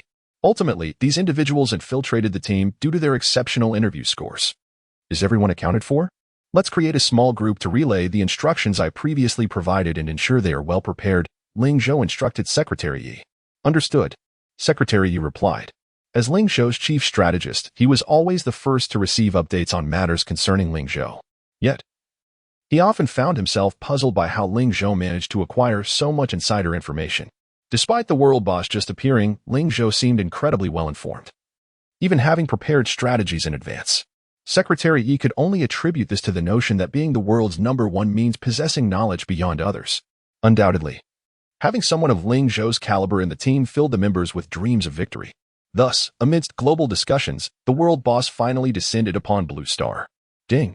Global announcement. The Tier 1 World Boss Balroth Flame Demon has descended upon Blue Star. Players who have registered, please enter the teleportation wormhole promptly. Friendly reminder, the World Boss is exceedingly dangerous. Players should choose wisely. Every registered player received this notification. However, most players instinctively overlooked the ladder system warning. When they beheld the glittering portal before them, they eagerly surged forward with their teams, fearing that if they delayed, the World Boss would be claimed by others. Conversely, Ling Zhou's affluent team did not rush into the portal. Just before the transmission, Ling Zhou meticulously reiterated in the small group, pay attention to what I have mentioned. Do not act recklessly in the instance, but proceed step by step as I have instructed. Received. Received. Received. All 50 team members responded promptly. Ling Zhou nodded in satisfaction. While the strength of the players recruited by Secretary Yi is debatable, their attitude is commendable. All right, everyone. Enter the wormhole and commence transmission. With Ling Zhou's command, the team members wasted no time and promptly led their respective contingents toward the wormhole. Simultaneously, Players from various nations were astonished to discover that the arrival of the world boss had opened a public chat channel. This public chat channel allowed all players from Blue Star to engage in discussions together. Graham, Lighthouse Nation. It's here. The world boss has arrived. Marshall T, Bear Nation. Oh. This leaderboard is fantastic. We can now witness the kill progress. George, Eagle Nation. Finally, the world chat channel is open. I've been bursting to talk. Any foreign friends want to add me? K-Saksaka, Cherry Blossom Nation. Kill, kill, kill. All you little trash, step aside. Jungxian, Great Cold Abyss Nation. What is this one-wielding fellow? I say the chat channel shouldn't have opened this early. Let's wait until some trash nations are eliminated first. Judith Nelson, Germany. Deutschland will prevail. This time, victory is assured. This marks the first time the world chat channel has been made available after the update. And players from all nations appeared quite lively, eagerly joining the chat. Initially, there was great excitement. But they soon discovered that this world boss instance not only featured a chat channel, but also unveiled a new progress leaderboard for all players to view. A leaderboard. You say? That's akin to live progress updates? Haha, indeed. Uncertain of who would seize the world boss this time. It must be us from the Lighthouse Nation. Nonsense. We from the Bear Nation are destined to win. The Great Day Empire will undoubtedly triumph. Hey, do you truly believe you are guaranteed victory? Have you not considered the opinion of that individual from the Flame Nation? Oh dear, I almost forgot him. He has dominated the leaderboard since the Doomsday mode began. I fear no one can surpass him this time. Indeed, that individual from the Flame Nation is exceedingly formidable. It feels as though he is playing a different game than the rest. Even our James from the Lighthouse Nation cannot compete with him. You all lack ambition. As the saying goes in the Flame Nation, isn't this just boosting others' confidence at the expense of your own? Do you even realize what you are saying? That is the world's number one. We from the Lighthouse Nation have never denied the strength of the formidable. Ha ha ha, you are overthinking it, this time. The Flame Nation has made a miscalculation. The so-called world number one has only brought a handful of participants to the instance. What? No way. Is it possible someone is so arrogant? I'm laughing. Our Eagle Nation, despite its small population, has over 30,000 players participating in the instance. Are there truly so few elite players from the Flame Nation? This is hilarious. I was worried the Flame Nation would dominate. But it seems they only have one affluent player and one beacon of civilization to rely on. The rest are insignificant. Understood. I will refine and translate the provided text into elegant, sophisticated English while preserving the original meaning, removing extraneous elements, and enhancing the language. I will not provide explanations or address any request within the text itself. Please provide the content you'd like me to process. Chapter 118. The World Instance begins. The Dungeon of the Beloyan Demon. The discussions among players from various nations were fervent, quickly unveiling the vulnerabilities of the Flame Nation. This was not surprising, considering that the game segments were delineated by nationality and region. The Flame Nation boasted formidable strength, with a commendable number and quality of elite players. Yet, for reasons unknown, Ling Zhou had invited only 50 players to participate in the World Boss competition. Moreover, the other players from the Flame Nation seemed to place great trust in Ling Zhou, resulting in an astonishingly small number of participants in this instance. In stark contrast, even smaller nations like Siam dispatched over 2,000 players. The populace of larger nations, such as the Lighthouse Nation, Flying Cake Nation, and Bear Nation, sent forth tens of thousands of combatants. Comparatively, the number of players from the Flame Nation was but a fraction of that. The players from the Flame Nation exhibited a troubling arrogance, believing that such a meager contingent could suffice for the instance. Overconfident soldiers are destined for failure, and I foresee the Flame Nation is suffering a substantial loss this time. I doubt these few hundred will manage to claim the boss, let alone return alive. Ha ha ha, should our wealthy players perish? Will not the Lighthouse Nation ascend to the pinnacle of the world rankings?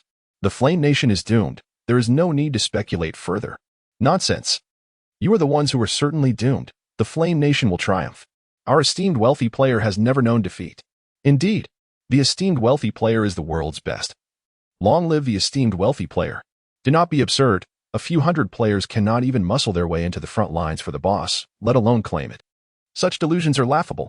Naturally, the players from the Flame Nation felt incensed, but found themselves unable to counter the arguments of players from other regions. On paper, despite having prominent figures like Ling Zhou and Ming Yunqi among their ranks, the sheer lack of numbers was glaring. If they truly intended to contest for the boss, their few hundred would face thousands, even tens of thousands, from other regions. If this were a solitary RPG, it might not matter. But Sweet Home is fundamentally a construction game. Each player typically leads a party of at least 100 into the instance. Consequently, a contingent of tens of thousands from other regions would easily amass a population in the millions. Such numbers are exceedingly rare in modern warfare. These regional teams appeared as if they were set to conquer the world, while Ling Zhou's group resembled a casual outing. Yet, regardless of their discussions, the players within the instance remained oblivious to the ongoing chatter. As the darkness faded, the teleporting players gradually regained their sight. Before their eyes lay an expanse of impenetrable darkness. Crack! A crisp sound resounded as a flicker of flame ignited against the backdrop of the murky surroundings. Soon, the crackling sounds multiplied as clusters of fire illuminated the area. Ling Zhou squinted, adjusting to the sudden burst of light. Before him sprawled what appeared to be a vast underground labyrinth, unlike the cramped confines of the previous hidden vault. Upon closer inspection, the floor was engraved with a dense array of runes and magical circles. Just as recorded in the chronicles of my past life. Although Ling Zhou had not participated in the world boss instance due to a failed first attempt, survivors had shared their experiences on forums. Furthermore, some well-meaning individuals had even compiled strategies based on these accounts.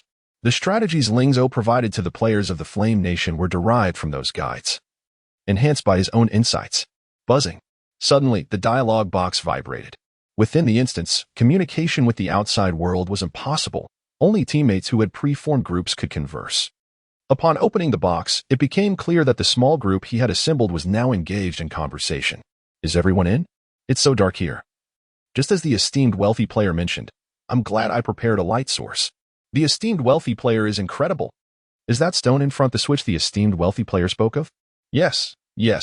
Activating it will summon monsters. My team has already begun combat. Ling Zhou refrained from indulging in idle chatter and simply stated, no idle talk. Everyone, expedite your progression through the instance. Do not squander time. The small group immediately ceased their banter. Understood. Received. We shall ensure the task is completed. The group quickly fell silent, and the inexperienced players began to methodically advance according to the previously established strategies. Just as Ling Zhou contemplated closing the dialogue box, a new message notification caught his attention. Upon opening it, he found a message from the vice captain, Ming Yunxi. Civilization's light. Little Hao, why is it so dark here? It's even darker than I anticipated. Ling Zhou couldn't help but chuckle at the message. Sister, you are destined to be the future Empress of Light. How can you fear the dark? With a resigned tone, he replied, if you fear the dark, let the light spirits activate their skills. With the aura set, there is no need to fear the darkness. Civilization's light. Nonsense. I am not afraid of the dark. I'm merely worried that you might be, so I came to ask. Civilization's light. All right, enough chatter. I must hurry to push through the instance. See you later. With that, she hastily closed the dialogue box, exiting the chat. Ling Zhou shook his head, refocusing on the instance before him. He did not underestimate this challenge, having brought his fully assembled army with him. Currently, he commanded 9 squads, infantry, tanks, cavalry, and ranged units, encompassing most soldier types. The 2 great heroes each had their roles. Yaorbade led the charge, while Rimuru served as his personal guard, tasked with ensuring Ling Zhou's safety. Team, initiate the challenge. Ling Zhou proclaimed from atop a flying steed, caressing the small creature nestled in his embrace. With a decisive command, Rimuru unleashed a stone bullet spell. A stone swiftly struck a nearby runestone. Clang! As the rune was struck, the engravings on the ground began to glow with a blue luminescence. Roar! With a monstrous howl, several bone demons emerged, illuminated by the magical light. Bone demons were a type of fiend. Their appearance diverged from ordinary skeletal undead, resembling humanoid figures stripped of their skin. Their withered, darkened exteriors and protruding jaws gave them a grotesque visage, complemented by a sharp scorpion-like tail, one of their primary means of attack. Roar!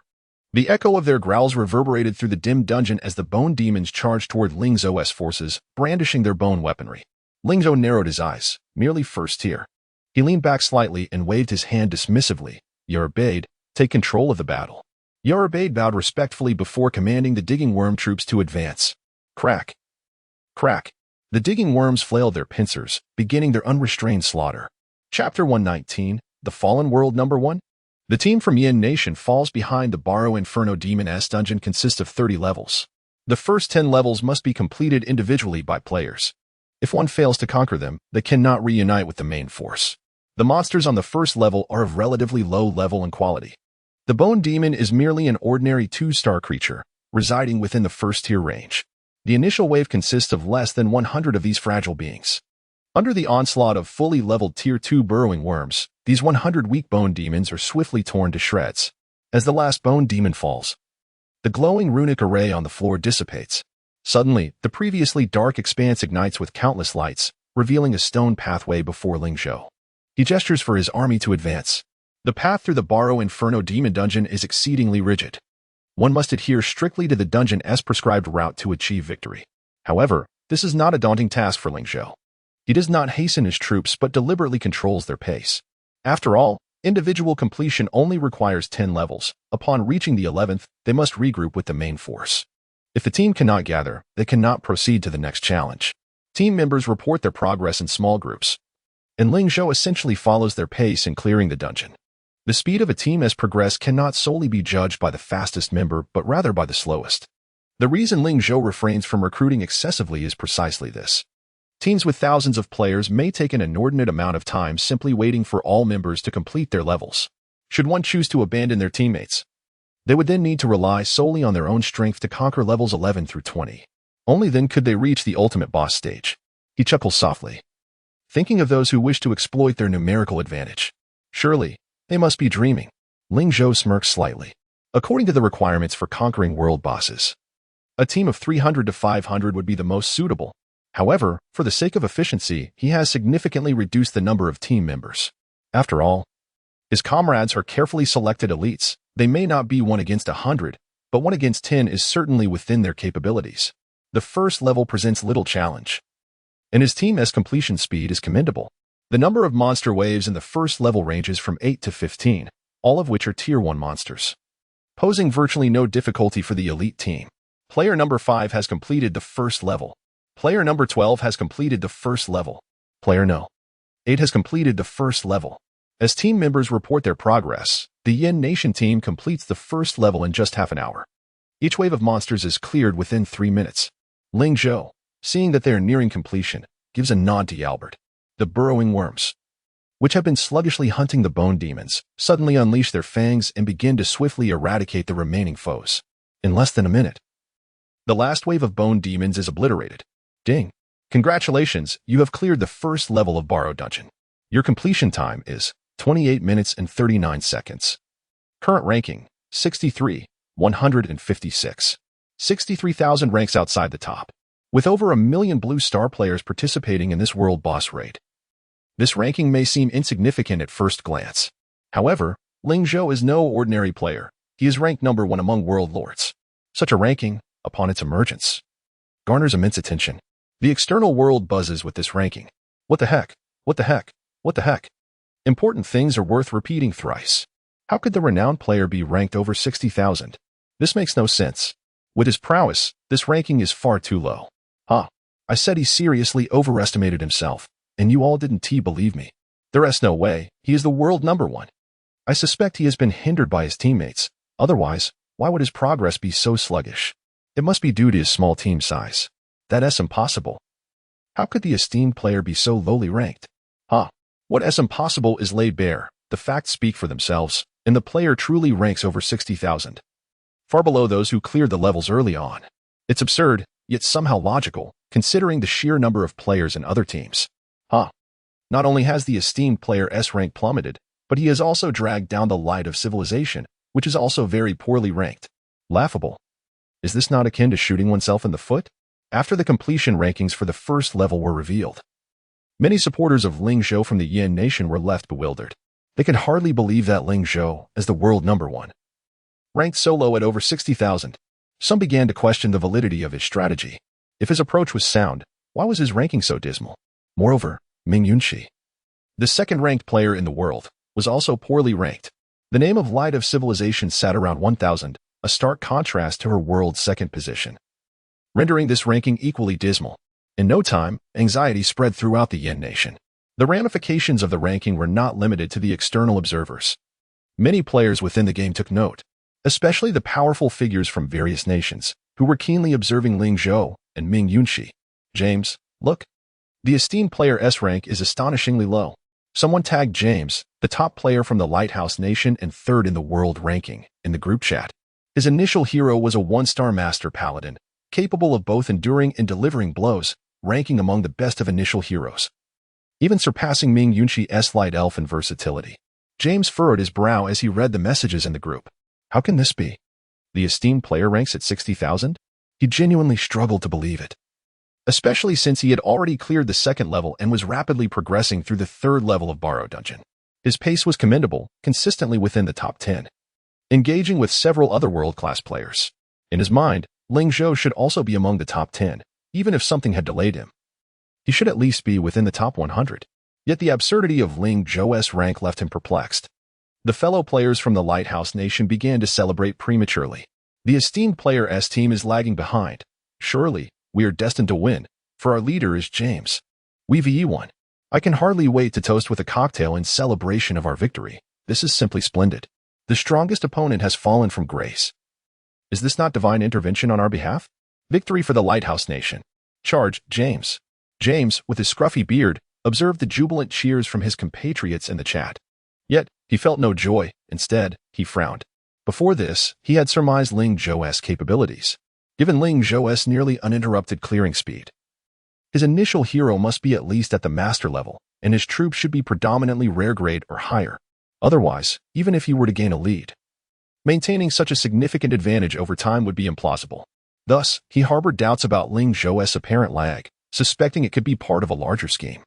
Has the world's number one fallen to the 60,000th rank? Have you considered that this might be a strategy? Unlike other compatriots who reacted with fervor, James remained composed and shared the following message in the group. Do not underestimate this. The wealthy player is not as simple as you imagine. However, James's words failed to capture the attention of other players from the Lighthouse Nation, who deemed him overly dramatic. With such a significant drop to over 60,000, what is there to be concerned about? James, it seems you are merely intimidated by the wealthy player's dominance. Indeed, our progress as a Lighthouse Nation is far ahead. The leaderboard is nearly dominated by our ranks, so what is there to fear? Faced with the blind confidence of his fellow countrymen, James could only sigh in resignation. For reasons unknown, an inexplicable sense of unease lingered in his heart, which was one of the reasons he felt compelled to issue a warning. Chapter 120. James's Dilemma. The main force advances. Boom, boom, boom.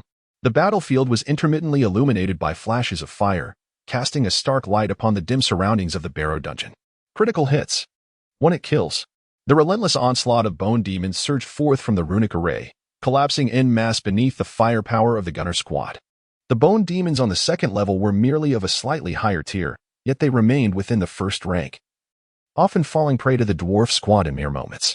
Despite the high efficiency of their kills, the rate of advancement was deliberately controlled by Ling Zhou. The reason was simple. The players' clearing speed was not as rapid as one might expect. Although these players were elite, their units and heroes were not necessarily of an aggressive nature. For instance, Ming Yunqi's hero, the Light Fairy, was predominantly supportive. Players of this type, when compared to those focused solely on speed, inevitably lagged behind. However, in a team battle, they could yield unexpectedly effective results. The interview phase for Secretary Yi did not merely assess the willingness to follow orders, it also categorized players based on the types of their units. Ultimately, teams were formed according to these classifications.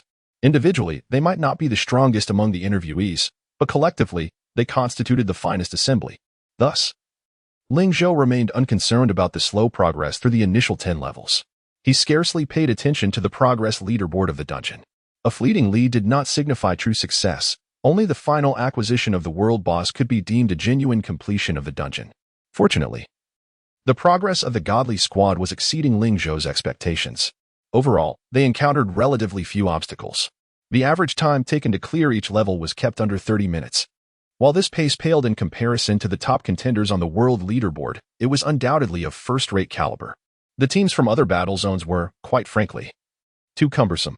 The disparity between strengths was glaring, leading to a significantly slower overall clearing speed. Approximately 2 hours after the dungeon's opening, strong players began to emerge on the leaderboard, having cleared the first 10 levels. Ding! Congratulations! You have successfully cleared the 10th level of Borrowed Dungeon in 14 minutes and 23 seconds, currently ranking 1. James, living up to expectations, finally achieved the honor of being the first to clear the 10th level of the Borrowed Dungeon amidst the hopes of countless players from Lighthouse Nation. He exhaled deeply, a trace of joy appearing on his face as he beheld his ranking. A glance at his previous competitors revealed that they were still struggling at the 10th level, likely trailing closely behind him, but even a slight advantage was still an advantage. James pondered for a moment and then looked again at Ling Zhou's progress. He noticed that the account he had marked as "I am the godly rich" was still stuck on the 5th level, ranked over 30,000. Although his rank had improved from before, it was still far from that of the strong players on the world leaderboard. James sighed with relief. Fortunately, this fellow had not caught up. Among the strong players on the world leaderboard, he was only concerned about Ling Zhou and Ming Yunqi. Others, while competitors, did not exert the same level of pressure on him as these two. With a cold snort, James thought, no matter what schemes you employ, I have maintained my lead for over half the time. I refuse to believe you can catch up. With that, he eagerly sought to propel his army into the next level. However, just as he reached for the teleportation rune, he heard the system's prompt echo in his ears. Ding. Your team has not yet cleared. Please proceed to the waiting area for a brief respite. Before he could react, a wave of golden light engulfed him. When he regained his senses, he found himself and his team transported to an expansive, desolate realm. This place was deeper underground than the previous 10 levels of the Barrow dungeon, yet the overall illumination was brighter. Countless fiery runestones adorned the pitch-black walls, illuminating the dungeon clearly, while the waiting area stretched endlessly before him. As he cautiously stepped forward, he noticed the ground was also engraved with various runic arrays. What is happening? Shouldn't we be entering the next level? James felt a twinge of confusion. Soon, he discovered the system's prompt, his eyes widening in disbelief. What? The entire team must clear before proceeding to the next level. Are you kidding me? How long will that take? James realized that it was impossible to wait. The World Boss Dungeon did not impose a cap on team size. Nearly 120,000 players had grouped through the Forum in Lighthouse Nation. Was he expected to wait for all 120,000 players to clear the first 10 levels before he could advance? By then, it would be too late. Damn it. He suddenly glanced at Ling Zhou's name, noticing that "I am the godly rich" was accompanied by the team name Godly Squad. James scrutinized the leaderboard and indeed found the members of the Godly Squad. Most were ranked within 30,000, with the highest, Light of Civilization, maintaining a position around 1,000. While the Godly Squad could not compare to him individually, their overall progress was significantly ahead. It was essential to note that the last player from Lighthouse Nation was at least several 100,000 places behind. Their name did not even appear on the progress board. To wait for him to clear would take who knows how many hours. FK. So, he was waiting here. James could not help but utter a curse. I knew it. Becoming the world's top player is no simple feat. Veins bulged on his forehead, yet he found himself powerless to change the situation. Although the difficulty of clearing the first 10 levels was quite average, his team's sheer bulk made it nearly impossible for everyone to pass through. And if he were to abandon the team, it would mean he could no longer team up for subsequent levels, and he would have to clear alone. This would hold true even when facing the world boss. Even as the third strongest player in the world, he dared not make such a decision lightly. In that moment, he found himself in a profound dilemma. Many other strong players, facing similar predicaments, began to trickle in, each wrestling with their own choices, their progress grinding to a halt at this level. Regardless of what decisions they made, the Godly Squad's progress continued to manifest its steadfast consistency. 120 minutes, 130 minutes, 140 minutes. As time passed, the number of levels cleared by the Godly Squad steadily increased, though their dungeon progress lingered between 10,000 to 20,000. More and more players became stuck at the 10th level, unable to advance. Whether it was James or the other strong players on the leaderboard, they all confronted a shared dilemma. Should they abandon their teammates and clear alone, or continue to wait?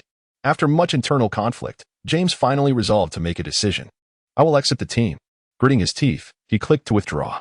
There was no other choice. Who knew how long he would have to wait? If he prolonged his stay, all his previously accumulated advantages would vanish.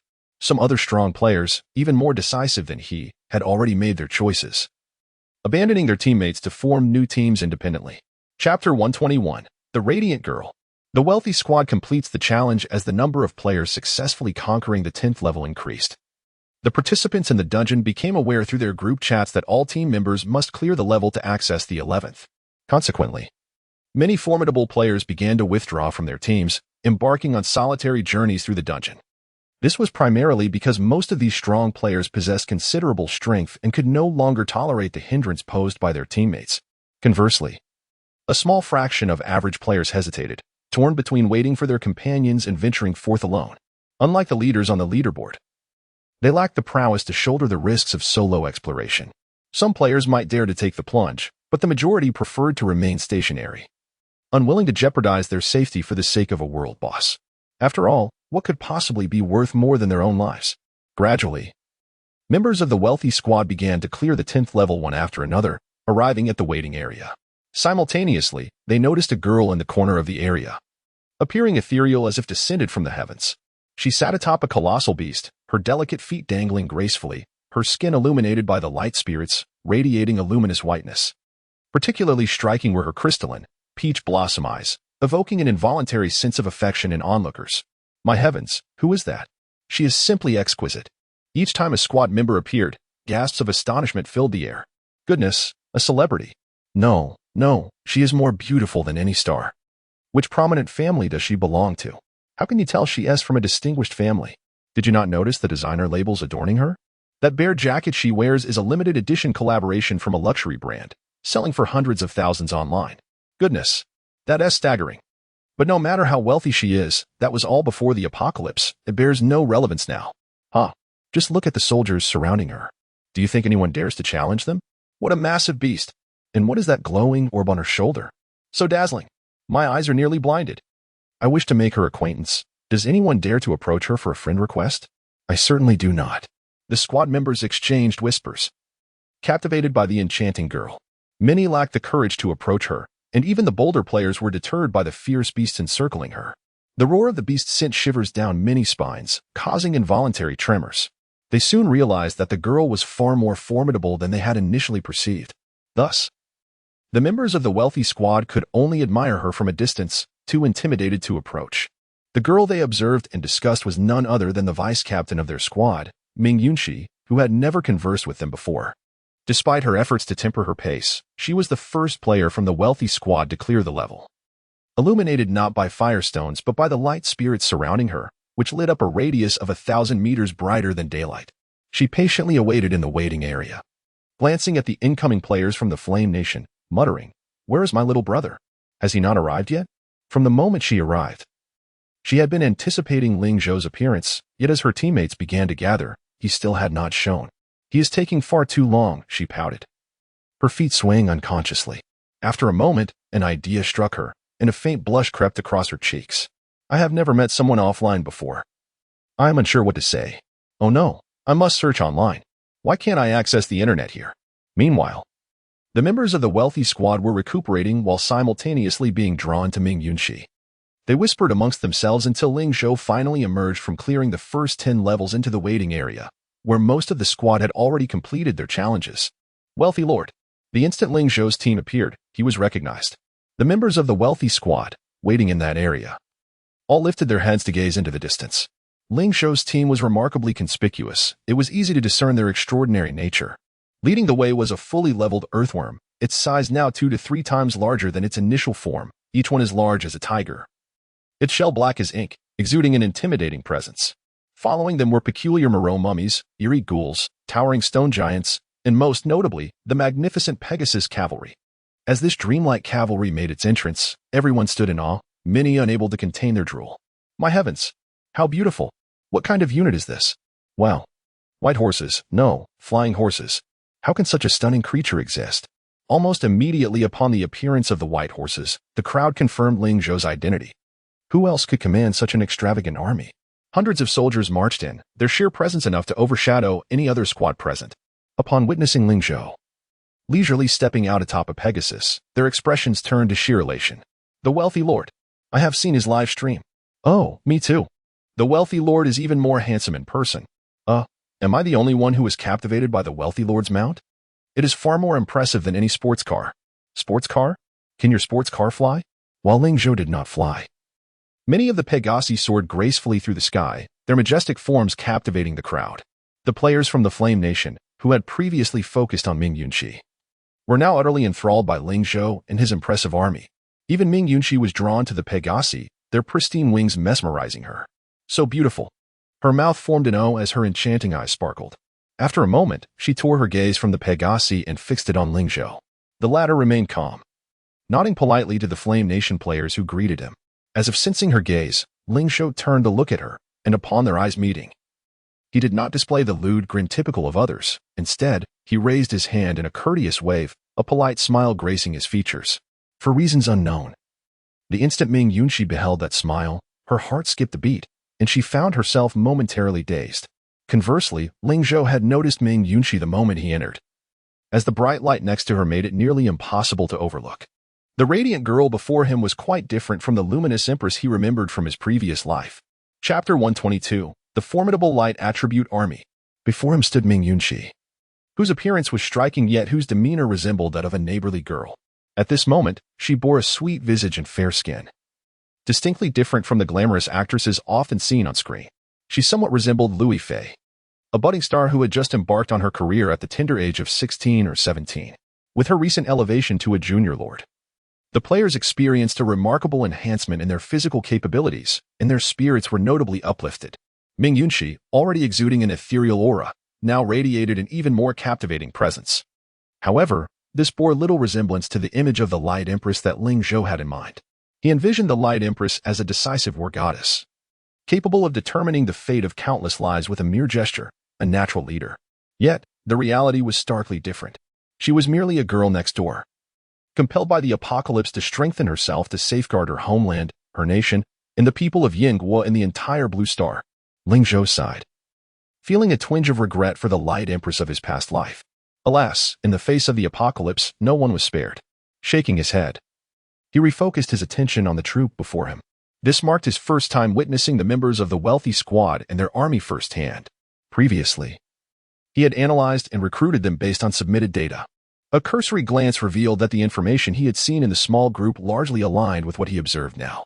Due to his strict oversight, most members of the wealthy squad had already completed their quests, with only one individual still stuck on the 10th level. Indeed, that individual was Secretary Yi, whom Ling Zhou had admitted through a backdoor. To speak candidly, Secretary Yi's strength was commendable, ranking among the top within the wealthy squad. However, his practical combat skills were rather mediocre. Initially, he had assisted with the game account, yet even defeating a standard-level first round proved challenging for Secretary Yi. Ling Zhou glanced at the time. Nearly 5 hours had elapsed since the dungeon commenced. This approached the upper limit of the completion time he had assigned to the team. This fellow was rather slow. As he pondered, the teleportation array shimmered to life, and a fresh troop materialized within sight. Following this, a familiar figure stumbled towards him, calling out in a hoarse voice, "Director Ling, I'm here." Observing the disheveled Secretary Yi rushing over, Ling Zhou felt a wave of exasperation. Director Ling, I'm here," he panted. Ling Zhou replied incredulously, "How did you end up like this?" Logically, the first 10 levels were populated solely with Tier 1 monsters. Secretary Yi's army should have easily overwhelmed them, yet he appeared utterly disheveled, as if he had just emerged from the earth, wiping the dirt and sweat from his face. Secretary Yi explained, I took a wrong turn." Ling Zhou raised an eyebrow in disbelief. "You can get lost in this underground palace? While it is expansive, as long as you follow the fire runestones along the walls, you cannot lose your way. Besides, I would think you lack the attribute of being directionally challenged." Secretary Yi continued, "I was chasing a group of little bone demons, and as a result, I got lost." "What a talent." Ling Zhou gave him a thumbs up, sighing, "All right, quickly regroup and account for our numbers. We must continue our advance." Secretary Yi promptly acknowledged and hurried off towards the distant troop. As for his army, it would now be under Ling Zhou's command. The average troop size of the wealthy squad stood around 300, and with Secretary Yi, Ming Yunxi, and Ling Zhou himself, the wealthy squad comprised a total of 53 members. The overall troop population reached approximately 15,000. Given that the selected players were the Sea Army de la Sea Army, their armies possessed formidable combat capabilities.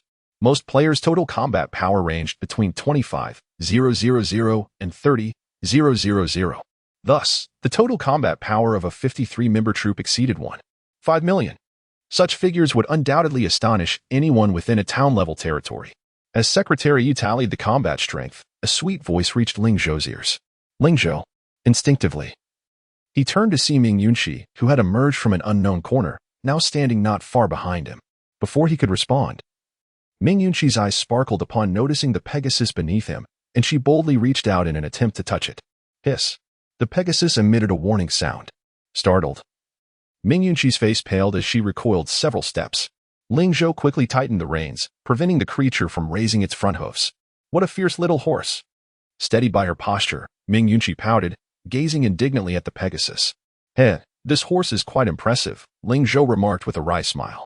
The Pegasus is indeed grander and more beautiful than an ordinary horse, yet it is also far more perilous and does not appreciate the touch of strangers.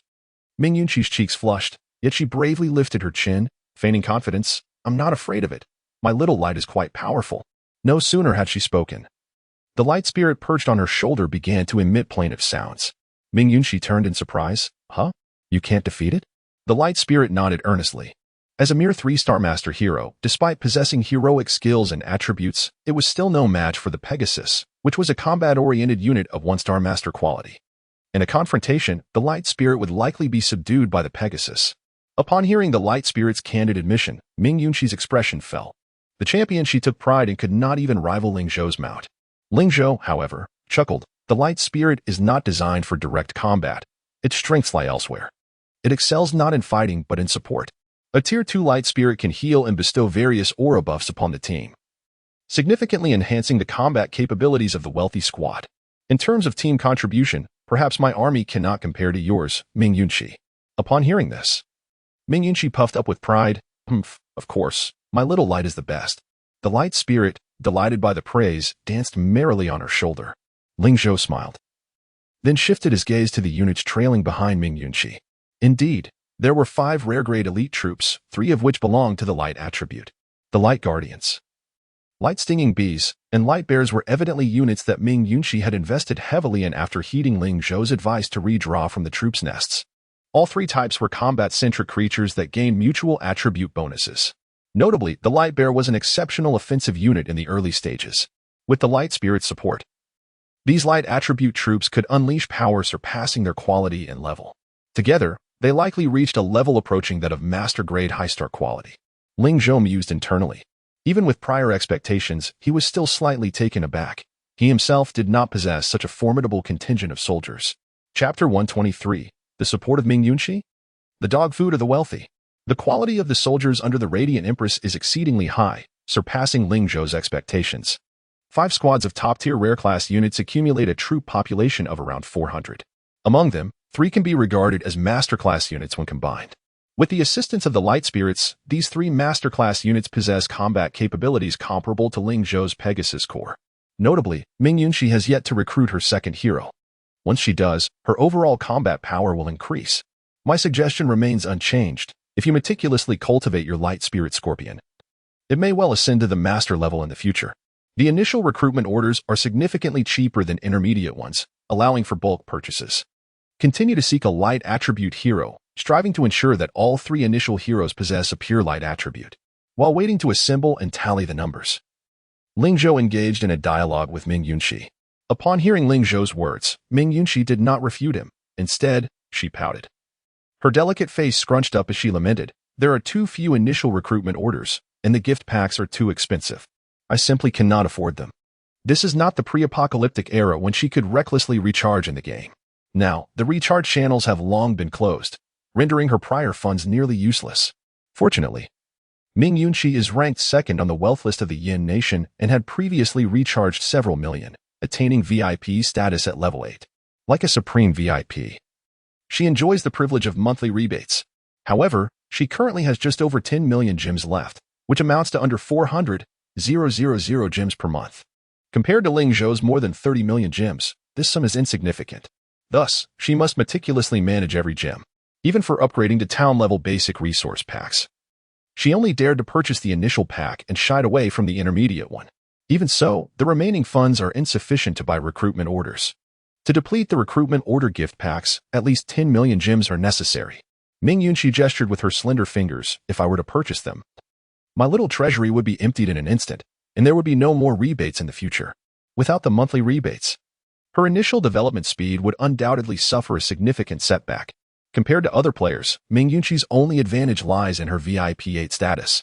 Yet, this advantage is negligible among the world's elite players.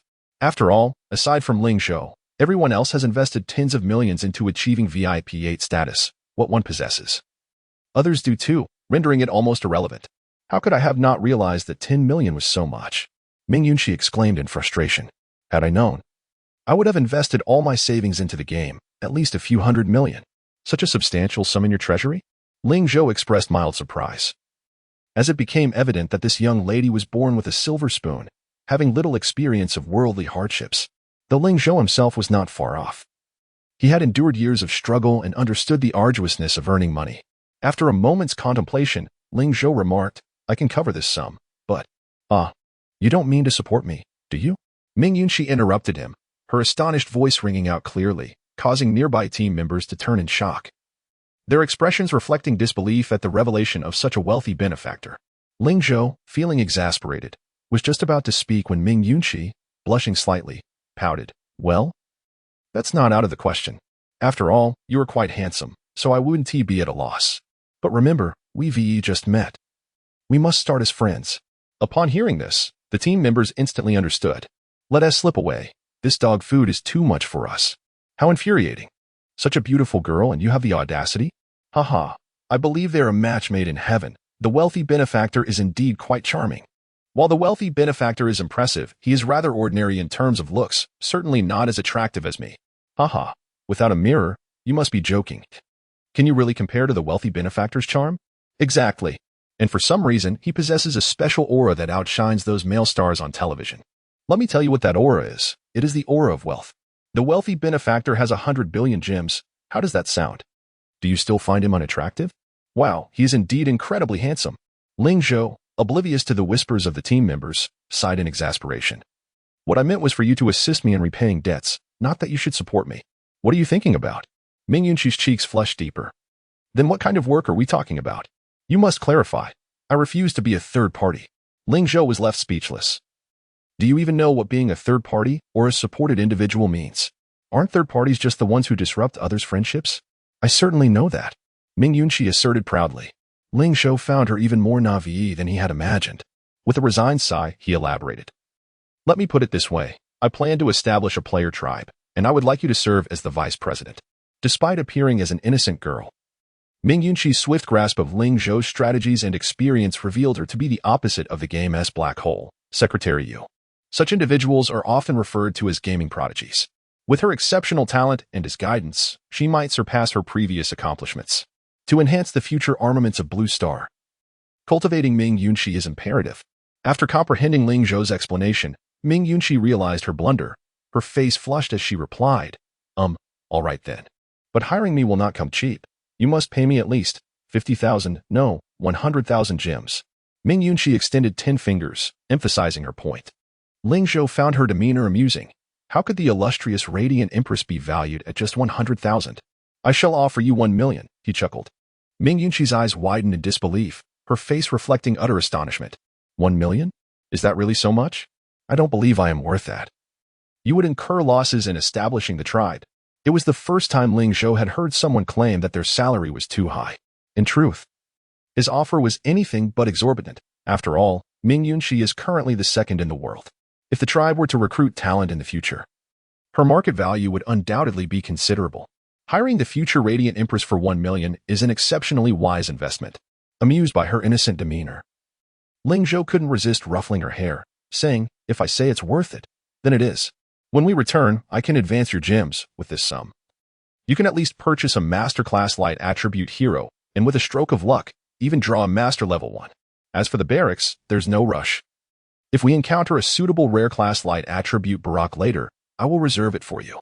Upon hearing this, Ming Yunxi, still processing the information, displayed no immediate reaction. While the eavesdropping team members were envious beyond measure. Ah, the wealthy benefactor is so doting. I am in love. Just in my misery, I simply cannot take any more. I am already stuffed. How infuriating. Chapter 124, the complete ensemble of the Godly Squad. By the time the Godly Squad had finished counting their numbers and reorganizing their troops, half an hour had already elapsed. Currently, their time spent in this endeavor was approximately 5.5 hours. In comparison to world-class powerhouses, this completion time was certainly lacking. However, when considering the squad's advancement speed, the Godly Squad could undoubtedly be considered among the forefront. Presently, there were a few elite squads with even swifter progress, surpassing them. These were mostly teams from smaller nations, possessing fewer members and thus advancing more rapidly. Secretary Yi also reported this phenomenon to Ling Zhou. There was no fear in lagging behind individual players, but falling behind these smaller teams was of even less concern. Ling Zhou cast a glance at these teams, noting that their numbers were even less than his own, most comprising around 10 members. Most critically, he even spotted a team from the Yin Nation. You insist on coming, don't you? Ling Zhou scoffed inwardly. He dared to assemble a team of 50 because this group was named Godly, with himself as the world's top player and Ming Yunxi as the second. The small numbers of these other teams were akin to courting death. When tackling a world boss, the size of the team, whether excessive or insufficient, would lead to complications.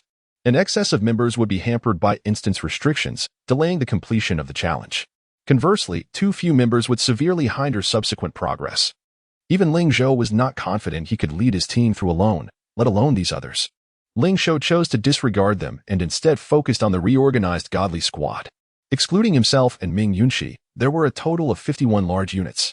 Most have been disbanded and restructured by him into 4 major divisions categorized as Vanguard, Front Line, Reconnaissance, and Rearguard. Each division boasted an average of around 4,000 members, presenting a spectacular sight from a distance. With a grand gesture, Ling Zhou proclaimed, "Heed my command, march forth." Yes. The members chorused in unison. Their expressions radiated excitement, for this was their inaugural joint operation, and within such a large assembly. Had it not been for Ling Zhou's prior reorganization and the establishment of various commands and signals for wartime, even their combined efforts would have failed to leverage their strengths effectively. The members were not overly anxious, as Ling Zhou was no novice at commanding operations. He had previously served as captain for numerous task forces in the myriad battlefield and was adept at this role. His expertise in troop deployments had been honed through extensive learning of advanced future techniques. With the sound of galloping hoofs, Ling Zhou rode his flying steed into the center of the grand assembly, surveying the entire scene. "Ah, wait for me," Ming Yunxi called out. Also mounted on a flying steed that she had pleaded to borrow from Ling Zhou. The steed was vigorous, and she struggled to control it. Fortunately, the light spirit's luminous attributes had a calming effect, allowing her to manage the flying steed with some difficulty. She stumbled her way to Ling Zhou's side, curiosity gleaming in her eyes. "Boss, how shall we proceed with the advance?" Ming Yunxi had always shown great interest in gaming matters. Ling Zhou glanced at her and replied nonchalantly, "Naturally, we will advance steadily." "Steady advance?" Ming Yunxi asked, somewhat perplexed. However, before she could voice her thoughts, a series of ominous alarm signals pierced the ears of all players. "Warning! Warning! Your team has entered the depths of the Barrow Catacombs, and a ferocious beast tide is imminent. Please prepare accordingly." The alarm had scarcely sounded when the dimly lit runic array on the ground flared to life. Without affording anyone a moment to react, countless monsters materialized in conjunction with the illuminated runes. Roar! The terrifying cries reverberated throughout the subterranean labyrinth. Before they could discern the forms of the creatures, swathes of monsters surged toward them. Many members' expressions shifted, for although they were elites, they were still novices having just completed their first round, and the sheer number of monsters before them far exceeded the quantity from the initial beast tide. At a glance, there were at least thousands of monsters, with countless more rushing in from behind. Ling Zhou observed the reactions of his team. Leading a squad was not merely about issuing commands, it was crucial for the members to comprehend their roles. This fledgling team still had much to refine. Wow! So many monsters! Suddenly, a shrill cry reached Ling Zhou's ears. He instinctively turned to see Ming Yunxi on her flying steed, dancing with excitement. Unlike the other members who were apprehensive, her expression was one of exhilaration. "Let the battle commence!" Ming Yunxi's eyes sparkled with fervor, showcasing a stark contrast to her earlier demeanor. For reasons unknown, the term rampaging lowly flitted through Ling Zhou's mind. "Hurry, hurry. The monsters are almost here," Ming Yunxi urged him. Ling Zhou chuckled heartily and declared, "Everyone, pay attention. Do not retreat. Press forward." His booming voice resonated in every member's ears, and in an instant, their previously frazzled spirits steadied. They had all been rigorously selected through Ling Zhou's stringent interviews, their capabilities ranking among the finest of novices. Moreover, these players harbored an even greater confidence, the presence of Ling Zhou himself. To quote their sentiments, "With the world's #1 backing us, what is there to fear?" Vanguard.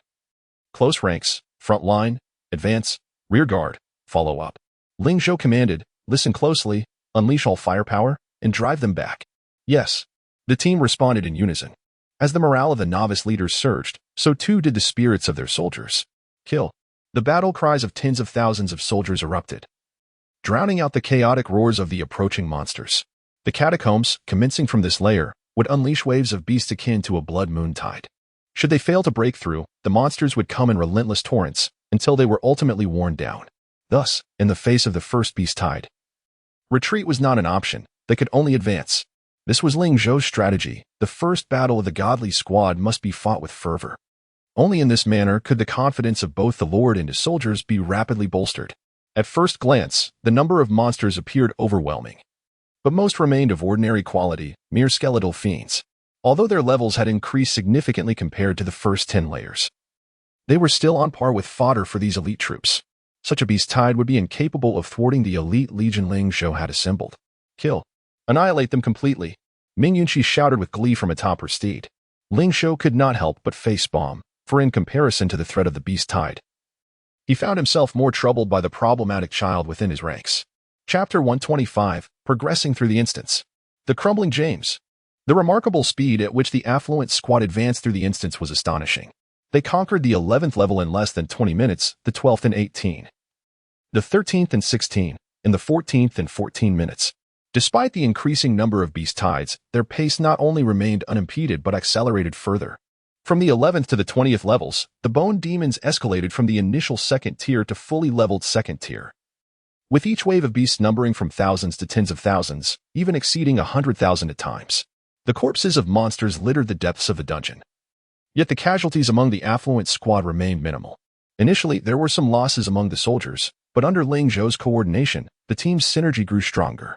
Even the injured soldiers were well protected, and under the healing light of Ming Yunxi, their vitality gradually restored to a healthy state, allowing them to rejoin the fray swiftly. What a thrill!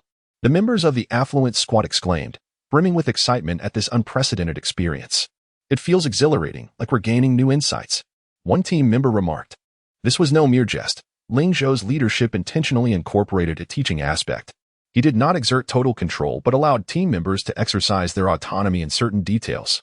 Only by personally directing their efforts could they truly grasp their actions, learn to coordinate with their comrades, and respond effectively to commands. With Ling Zhou's guidance, the soldiers' skills in controlling their troops improved exponentially. Despite teaching while advancing through the instance, their speed remained impressive. From the 11th to the 20th levels, they completed the journey in under 2 hours, bringing the total time for the affluent squad to 7 hours and 29 minutes. Their ranking in the instance progression had also surged, climbing from outside the top 20,000 to precisely 999th place after clearing the 20th level, thus entering the top 1,000 of the leaderboard. At first glance, this ranking might seem modest. However, astute observers would note that those ranked within the top 1,000 were predominantly solo teams. Only a handful of squads ranked ahead of the affluent team, and their lead was minimal. Interestingly, most players ahead of them were stuck between the 21st and 22nd levels. Currently, the player making the fastest progress was James from the Lighthouse Nation, who had advanced to the 25th level with his troops. This lead fueled the boastful attitude of Lighthouse Nation players. Haha, victory is assured for Lighthouse Nation. James is unmatched. Incredible! We are the strongest, the best in the world, they proclaimed. Don't be too cocky. Our region's strong players have reached the 24th level and will catch up soon, others interjected. Besides, James has been stuck at the 25th level for over half an hour. He might not maintain his lead. However, he is currently the top player in the instance. That's a fact. Right. Other regions are simply inferior, especially the Flame Nation, which took so long to break into the top 1,000. I suspect they must be trying to progress as a group, hampered by their teammates. Otherwise, with the strength of Civilization's light and the affluent squad, they would have easily made it into the top 10 by now. Haha, this is poetic justice. They should follow James's example and venture forth alone to maintain their ranking. Don't celebrate too soon. The affluent squad is advancing rapidly, and they might catch up any moment now. Ranking 999 is nothing to boast about. The higher one ascends, the more formidable the competition becomes. And even a slight gap between strong players can be an insurmountable chasm. As players from the Lighthouse Nation continued to sing James's praises, their celebrated hero was drenched in sweat, filled with anxiety and desperation. What should I do? What can I do? James fretted. Before him loomed an unending horde of shadow beasts. More accurately, upon reaching the 21st level, the monsters were no longer the ordinary bone demons but had transformed into a creature known as Cast Demon. This was an elite 1-star monster, significantly stronger than the previous bone demons. If the increase in quality was the only concern, it would be manageable. However, the quantity of monsters had also risen dramatically, and it continued to swell with each passing level. Of course, if they were merely elite monsters, James's 3 fully equipped rare-level squads would still manage to push forward. Yet, as the levels increased, the quality of monsters escalated as well. By the 25th level, the monsters had advanced from elite 1-star cast demons to elite 3-star shadow beasts. Although the quality had only risen by 2 stars, the number of monsters had surged at least threefold. Now, each wave of beasts exceeded 10,000, and the frequency of these waves had increased from 3 or 4 to 5 or 6. This meant that to clear this level, he would need to eliminate over 50,000 shadow beasts. He longed to slap himself in frustration. Why did he not wait? Why did he foolishly separate from the team? Tears of regret welled up as he realized many soldiers' stamina and health were dwindling below critical levels. And even the paladin's healing aura struggled to keep pace with their rate of decline. Once soldiers began to fall, it would be like a dam bursting, an unstoppable flood. If I were still with the team, at least I could rely on my comrade's strength. FK, I'm such a fool. James berated himself. Meanwhile, many players of the dungeon faced similar predicaments. Observers outside could only witness the rapid ascent of the leaderboard's top players, oblivious to the rising mortality rate among players who had entered the 21st level. Strong players like James could still leverage their troops and heroes to fight valiantly. But for those of average strength, separating from their teams was a fatal mistake. Many were not merely stuck between the 21st and 22nd levels, but were struggling desperately to survive within them. Almost every minute, numerous players perished within the instance. Smaller teams fared slightly better, but as the number of monsters continued to swell, their situations grew increasingly precarious. In stark contrast, the affluent squad led by Ling Zhou, upon entering the 21st level, showed no signs of slowing their pace. Rather, they accelerated further. The sounds of explosions reverberated through the battlefield, accompanied by the fervent commands and rallying cries of the novice leaders. Monsters fell in droves, swiftly clearing a path for the squad's advance. Clear the way, clear the way. A member of the affluent squad bellowed. The support troops rushed forward, removing the corpses to ensure a largely unobstructed path ahead. The squad members remained on high alert, completely immersed in an elevated state of focus. The entire team united in a remarkably cohesive manner, with many members not even realizing that the monsters before them had transitioned from ordinary bone demons to elite cast demons. After all, the squad's momentum remained unrelenting. Chapter 126, James. Where the hell have you been? What is this? How has the monster changed? Only after pushing forward 2 or 3 more levels did team members gradually realize something was amiss. Indeed, the monsters have changed types. How did I not notice the difference? Pushing through the dungeon with the Great Tycoon has been an absolute joy. I have lost count of how many levels we have cleared. My goodness. Have we progressed this quickly? We are already within the top 300, and the first place is not far off. The main reason for our rapid advancement is that we are keeping pace. I just observed that many players are stuck on the first 2 levels. I feel I made numerous mistakes during our last push. If the troops had shifted more to the right, it would have allowed the back line to output more comfortably. I feel the same. The team members remained in a state of extreme excitement, even during the break, discussing the recent advances with their companions. Observing this atmosphere, Ling Zhou felt quite pleased. Naturally, while the progress of the team was commendable, what surprised Ling Zhou the most was Ming Yunqi's improvement. She had made the most significant progress. Previously, she had to learn independently. Now, with Ling Zhou personally guiding her, her advancements have been remarkable. In just a few hours, she was already capable of independently commanding a formation. It is worth noting that a formation consists of 1,000 units. For most novice players, managing a few hundred units can be overwhelming. Often, they merely arrange their formations and let the soldiers act freely. Once the formation breaks, they become disoriented and lost. Ling Zhou had completely entrusted the management of a backline formation to Ming Yunqi. Although she still exhibited some awkwardness in controlling the units, she had surpassed most novice players significantly. How does it feel? Ling Zhou inquired with a smile. Ming Yunqi snapped back to reality, her tone brimming with excitement. So this is how you control the units.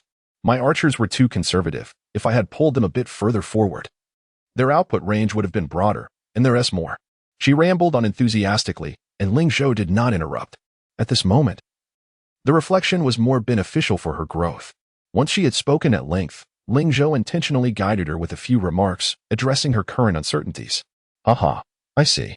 Ming Yunqi's large, round eyes sparkled as she gazed at Ling Zhou with admiration. You are truly amazing. Ling Zhou chuckled. Keep going. Ming Yunqi urged eagerly. My great sword is itching to strike. Ling Zhou. So she really is a berserk loli? Let's proceed. Ling Zhou glanced at the dungeon progress leaderboard and remarked, "We are catching up quickly." Catching up to whom? Naturally, the first place on the leaderboard. At this moment, the Tycoon team was only 2 levels behind James. They had cleared levels 21 to 23 in just 1 hour, averaging about 20 minutes per level. Despite the significant increase in both the quantity and quality of monsters. Meanwhile, how long did James take to clear these 3 levels? He nearly spent 1 hour on each. This means the Tycoon team's clearance speed is 3 times that of the former. Previously, there had been a considerable gap in clearance speed between levels 11 and 20. However, the true advantages of teamwork began to manifest after reaching level 21. Faced with the overwhelmingly numerous beasts tied, the team members were able to cooperate seamlessly, effortlessly pushing through. However, the situation was different for individuals, especially in the early game, where personal troop strength remained limited. Even Ling Zhou's forces could not claim to easily clear the Barrow dungeon. In 1 hour, surpass him, Ling Zhou declared loudly. The team members' expressions grew even more excited. Truly, the Great Tycoon speaks with such authority.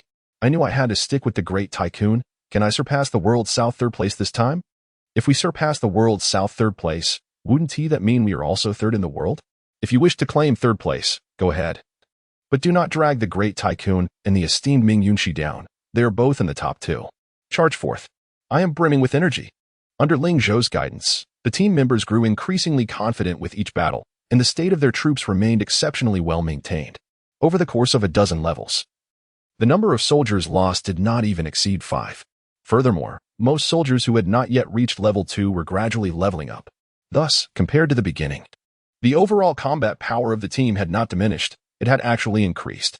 Not to mention, the coordination among the team members was now far more harmonious than before. As a result, their actual combat capabilities had ascended several tiers. The rapid advancement of the Tycoon team was naturally noticed by players ranked at the top of the dungeon leaderboard. These players began to feel anxious. In fact, after entering level 21, most of the strong players on the leaderboard realized their strategic miscalculations. Soloing the dungeon not only significantly increased the difficulty of clearing, but also posed extreme danger. Many players were hesitant to push forward, as the number of beasts was overwhelmingly high, far exceeding the limits their troops could endure. Yet, no matter how anxious they became, they could not halt the advance of the Tycoon team. 20 minutes later, the Tycoon team cleared level 24 and successfully reached level 25. Their ranking smoothly entering the top 10. Players who could reach this level were undoubtedly rare, the elite among the strong. However, even so, they were nearing their limits. The beasts in the 25th level had transformed into shadow beasts, with both strength and numbers increasing dramatically once again. Halfway through their advance, they found themselves in a predicament. Unable to move forward or retreat, they felt akin to James, wishing they could slap themselves. At this moment, James, who was locked in a stalemate with the monsters, felt no emotional shift upon seeing the Tycoon team advance. His soldiers were nearly all dead, and his hero had fallen minutes earlier. Numerous monsters continued to surge toward his troops, and he could see the remnants of his forces on the verge of collapse. With his heart in despair, he had no interest in paying attention to Ling Zhou's Tycoon team. Instead, his gaze swept toward the leaderboard's strong players, who were also stuck at level 25. His expression twisting into a grimace as he viciously declared, "They all must die." The Tycoon team's progress not only captured the attention of players within the dungeon but also caused a stir among the spectators outside. The players from the Yin Nation, who had been feeling dejected, could finally hold their heads high and begin to retaliate. Ha ha ha, did you see that? This is what it means to be number 1 in the world. This is our Great Tycoon. The Great Tycoon is incredible. The pace is astonishing. We are about to reach the 1st place. Did you see? Your leaderboard's strong player may be powerful alone, but our Great Tycoon is leading the entire team into the top 10. That damn Tycoon, he is indeed as cunning as ever. Cunning? If you lack the vocabulary, just step aside. This is the unity of our Yin Nation.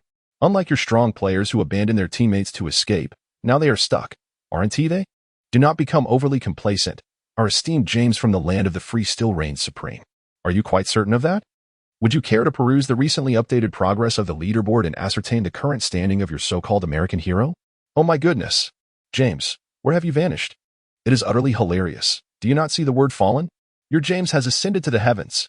Perhaps it is best for the Almighty to search for his whereabouts. Haha. Chapter 127, The Godly Squad Leading the Way. Players from the Flame Nation proudly showcased their prowess in the global chat channel, launching verbal salvos that sent their counterparts from other regions retreating in disarray. To To be candid, when it comes to linguistic combat, the Flame Nation undoubtedly reigns supreme globally. However, the recent low ranking of the Godly Squad left them vulnerable to criticism from players in other regions, rendering any defense they could muster utterly futile. Yet, the tide has turned. Now, the formidable contenders entering the 25th layer are falling one after another. Even James, who had just held the top position, led his team to their demise, and the subsequent players fared little better.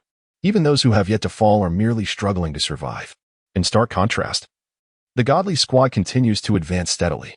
Nonetheless, the news of James and numerous other top contenders' demise has not gone unnoticed by many of their members. What? James has fallen, and Li Wei from the Great Eagle has met the same fate? The players exchanged bewildered glances, grappling with the shocking revelations. Upon entering this layer, their progress, though somewhat slower than before, did not feel burdensome. The myriad of shadow beasts they faced were demons adept in dark magic, excelling in close-quarters combat with their slender, spiked black tendrils capable of delivering punishing strikes. If one fails to defend successfully, the resulting bleeding effect is devastating, marking them as high-damage adversaries. Yet, their weaknesses are glaringly apparent. They are small in stature, frail, and densely packed. In a defensive battle, such creatures are essentially fodder. The Godly Squad possesses numerous strategies to tackle these beasts. The simplest approach is to position Ling Zhou's reborn stone giant at the forefront. Any strike from the shadow beast that merely leaves a mark on it counts as a victory for the beasts. Of course, Ling Zhou is not the sole heavy frontline player in the squad. There are several others who can serve as bulwarks akin to the reborn stone giant. These players, skilled in defensive warfare, raise their double shields, allowing the ranged archers behind them to unleash unrestrained attacks. Once a wave of beasts is cleared, the main force can surge forward significantly. Although their progress appears leisurely, the speed of their advance is astonishing. Within 10 minutes, they vanquished the first wave of over 50,000 shadow beasts. This is something that James and his companions could never comprehend. The number of beasts the Godly Squad faced dwarfed that of solo players. A 50-member team encounters roughly 20 times the number of monsters as an individual. Nevertheless, this imbalance ultimately favors the Godly Squad. While James's group faced merely over 2,000 shadow beasts in their initial wave, it was still an overwhelming force for his several hundred troops. Yet for the Godly Squad, boasting a population of 15,000, 50,000 shadow beasts were hardly sufficient to pose a threat. After all, nearly all their soldiers surpassed the shadow beasts in quality. Even against 100,000 or 200,000, there would scarcely be a challenge. Thus, the Godly Squad's advancement is remarkably swift. The first wave took 10 minutes, the second wave another 10 minutes, and the third wave 12 minutes. In under an hour, the previously insurmountable 25th layer of the Barrow Dungeon fell effortlessly to the Godly Squad. This achievement served as a resounding rebuttal to the countless critics who had derided the Flame Nation. Not only did their team successfully enter the 26th layer, but their momentum continued to build steadily. The 26th layer consumed 58 minutes, the 27th layer took 1 hour and 15 minutes. The 28th layer required 1 hour and 30 minutes, and the 29th layer 1 hour and 40 minutes, until they conquered the final layer of the Barrow Dungeon. The Godly Squad maintained their high-efficiency advancement. In stark contrast, players from other regions found themselves stymied. Not a single team managed to breach the 25th layer after the Godly Squad, particularly after the demise of James and other top-tier players. Many were too apprehensive to even enter the 25th layer, let alone conquer it. In the 30th layer's rest area, Secretary Yi remarked in disbelief. Who would have thought that he would perish so swiftly? At first, I pondered whether we would have to engage them in battle. Ling Zhou scoffed. Do they even deserve that? Truthfully, aside from Ming Yunxi, he had never regarded these so-called early-game elites with any seriousness. This group may possess strength, but their mindset often fell short compared to the majority of the Godly Squad. Being equipped with high-quality soldiers and heroes does not inherently make one a champion. In Sweet Home, there are no resurrection coins. A single misstep leads to a permanent farewell to this world. Players like James, boasting their numerical advantage, forgot that Sweet Home is a zero-error survival game. Historically, they paid dearly, serving as cautionary tales for those who followed. Of course, these foolish individuals are eternally etched in the annals of disgrace. Ling Zhou turned to Ming Yunxi, who was still engrossed in strategizing troop control, and said, "See? These are lessons to be learned. If you aspire to reach the pinnacle in the future, you must remember these teachings and avoid making foolish mistakes." Ming Yunxi did not refute him. She merely lamented, "What pinnacle? The more I engage with you, the more impossible it seems. How do you possess such knowledge? I feel so inept. I can't seem to grasp 3-line troop control. 1,000 troops feels like my limit. She hung her head in dismay. Meanwhile, Secretary Yi looked on with envy, exclaiming, Deputy Ming, you are already quite formidable. Unlike me, who struggles to manage even 20 troops. Your command of 1,000 is several times greater than mine.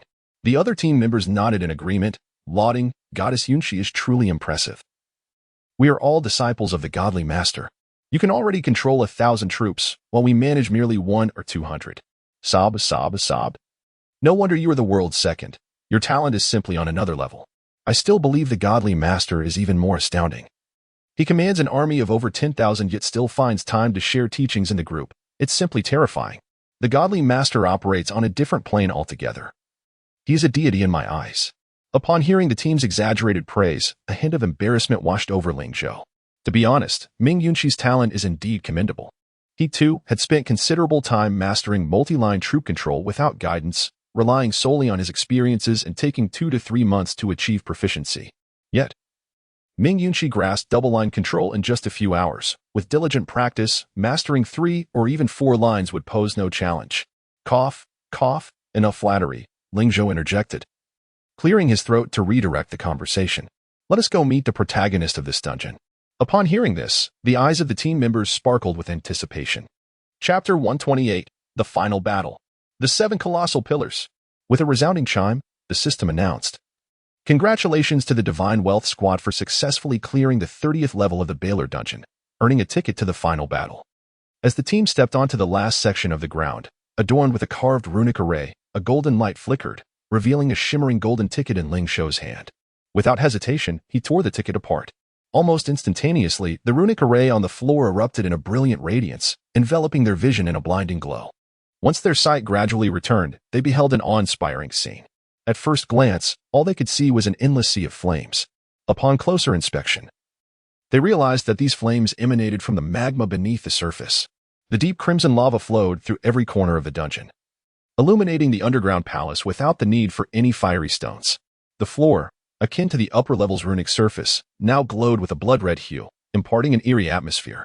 Suddenly, an array of strange sounds echoed around them, indistinguishable between the growls of monsters and the whistling wind, adding an element of terror to the already daunting environment. The surrounding rock walls were adorned with a myriad of gemstones. Yet the true focal point of their attention lay in the 7 towering pillars that stood majestically within the dungeon. These pillars, reaching skyward, seemed to vanish into the abyss of darkness above. The members of the Divine Wealth Squad were quickly captivated by these colossal structures. Each pillar exhibited a unique design. Yet they all shared a singular, defining characteristic, their immense size. Each pillar's diameter exceeded 100 meters, and had they not been standing at a distance, it would have been impossible to grasp their full magnificence. Such enormous columns. One team member exclaimed in astonishment. The awe spread through the team, even Ling Zhou's expression momentarily betraying a flicker of surprise. However, he soon regained his composure and interrupted the murmurs, proclaiming, Everyone, assume battle readiness. We have entered the final confrontation. The team members gasped in disbelief. Is this truly the final level? How exhilarating! With the great divine wealth here, what is there to fear? Before they could finish their exuberant chatter, the ground trembled violently. The runic array began to flicker with light, causing the team to focus intently. Having conquered the preceding levels, they understood this was a harbinger of the impending monster onslaught. Sure enough, skeletal demons, chasm demons, and shadow beasts began to materialize from the runic array. The pace is astonishing, someone exclaimed, taken aback by the rapid onset of battle. Fortunately, after their prior encounters, the team had not only improved their skills but also stabilized their mental fortitude. Formation 3. Prepare to engage. Ling Zhou commanded, and the team members sprang into action. Despite the overwhelming number of monsters emerging from this level, far surpassing any previous waves, the squad maintained an air of calm as they executed their meticulously practiced formations. The onslaught of beasts surged forth, with the skeletal demons leading the charge, advancing within 500 meters of the Divine Wealth Squad. Squad 5, advance. Squad 7, Titan formation. Squads 8 and 11, unleash your firepower. Maintain the barrage. Commands were issued with remarkable speed. The team members coordinated with one another, maneuvering their soldiers to face the enemy. Kill. The battle cries echoed throughout the underground palace, accompanied by the roars of the combatants. As the backline unleashed a relentless barrage, The first wave of skeletal demons fell in droves, their corpses cascading into the lava, igniting fiery explosions reminiscent of gunpowder detonations. With a triumphant neigh, the flying steed lifted Ling Zhou into the air. All-seeing eye, Ling Zhou commanded, as the eye demon perched on his shoulder expanded its vision, enveloping the surrounding area. A faint purple glow flickered in Ling Zhou's eyes as he surveyed the vicinity, detecting no hidden monsters aside from the approaching horde. Raising an eyebrow, he mused. The numbers are indeed manageable. It appears the monsters are proportionate to our forces. Ling Zhou held this knowledge due to previous encounters in his past life, where another team had cleared the first 30 levels of the Baylor dungeon and reached this final stage. Comprised of nearly 10,000 players. Their numbers dwindled to less than 3,000 after their encounter, ultimately consumed by the overwhelming hordes of monsters. Ling Zhou had conducted extensive tactical research prior to entering the dungeon, yet the effectiveness of these strategies remained uncertain due to the lack of reliable information. Notably, the Divine Wealth Squad maintained a combat strength far exceeding his expectations, with approximately 13,000 effective fighters remaining and a casualty rate of under 20%. While this might seem unremarkable, it paled in comparison to the staggering losses of other teams that had perished within the dungeon. Currently, the number of beasts surged around 50,000, not overly daunting, but reinforcements continued to materialize. Fortunately, it remained within manageable limits. As Ling Zhou analyzed the situation, he directed his team with precision. Quickly, maintain the output, ensure a seamless transition in the back line. Under his guidance, the Divine Wealth Squad functioned with remarkable efficiency against the wave of monsters, a testament to their training over the preceding 20 levels. Without that preparation, panic would likely have ensued. Yes, now this is a proper team, Ling Zhou thought, nodding in satisfaction. With their seamless coordination, the rate of monster casualties exceeded expectations, swiftly escalating into the thousands. 1,000, 3,000, 5,000, 10,000. As time passed, the number of slain monsters surpassed 100,000 and continued to climb. Before long, the Divine Wealth Squad found themselves at the heart of the 7 monumental pillars. Ling Zhou, with the aid of the Eye Demon, gazed into the distance and beheld the dark figure seated upon an obsidian throne. Atop its head, 2 sharp, pointed horns protrude, their gleaming surfaces reflecting a fiery light that remained strikingly visible even in the depths of darkness. Its immense form lurks within the shadows, rendering it difficult to discern its full visage.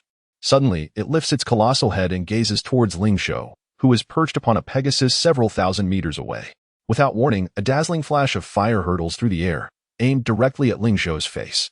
In an instant, Rimuru, cradled in Ling Zhou's arms, springs into action. A cerulean shield materializes out of thin air, positioned protectively before Ling Zhou.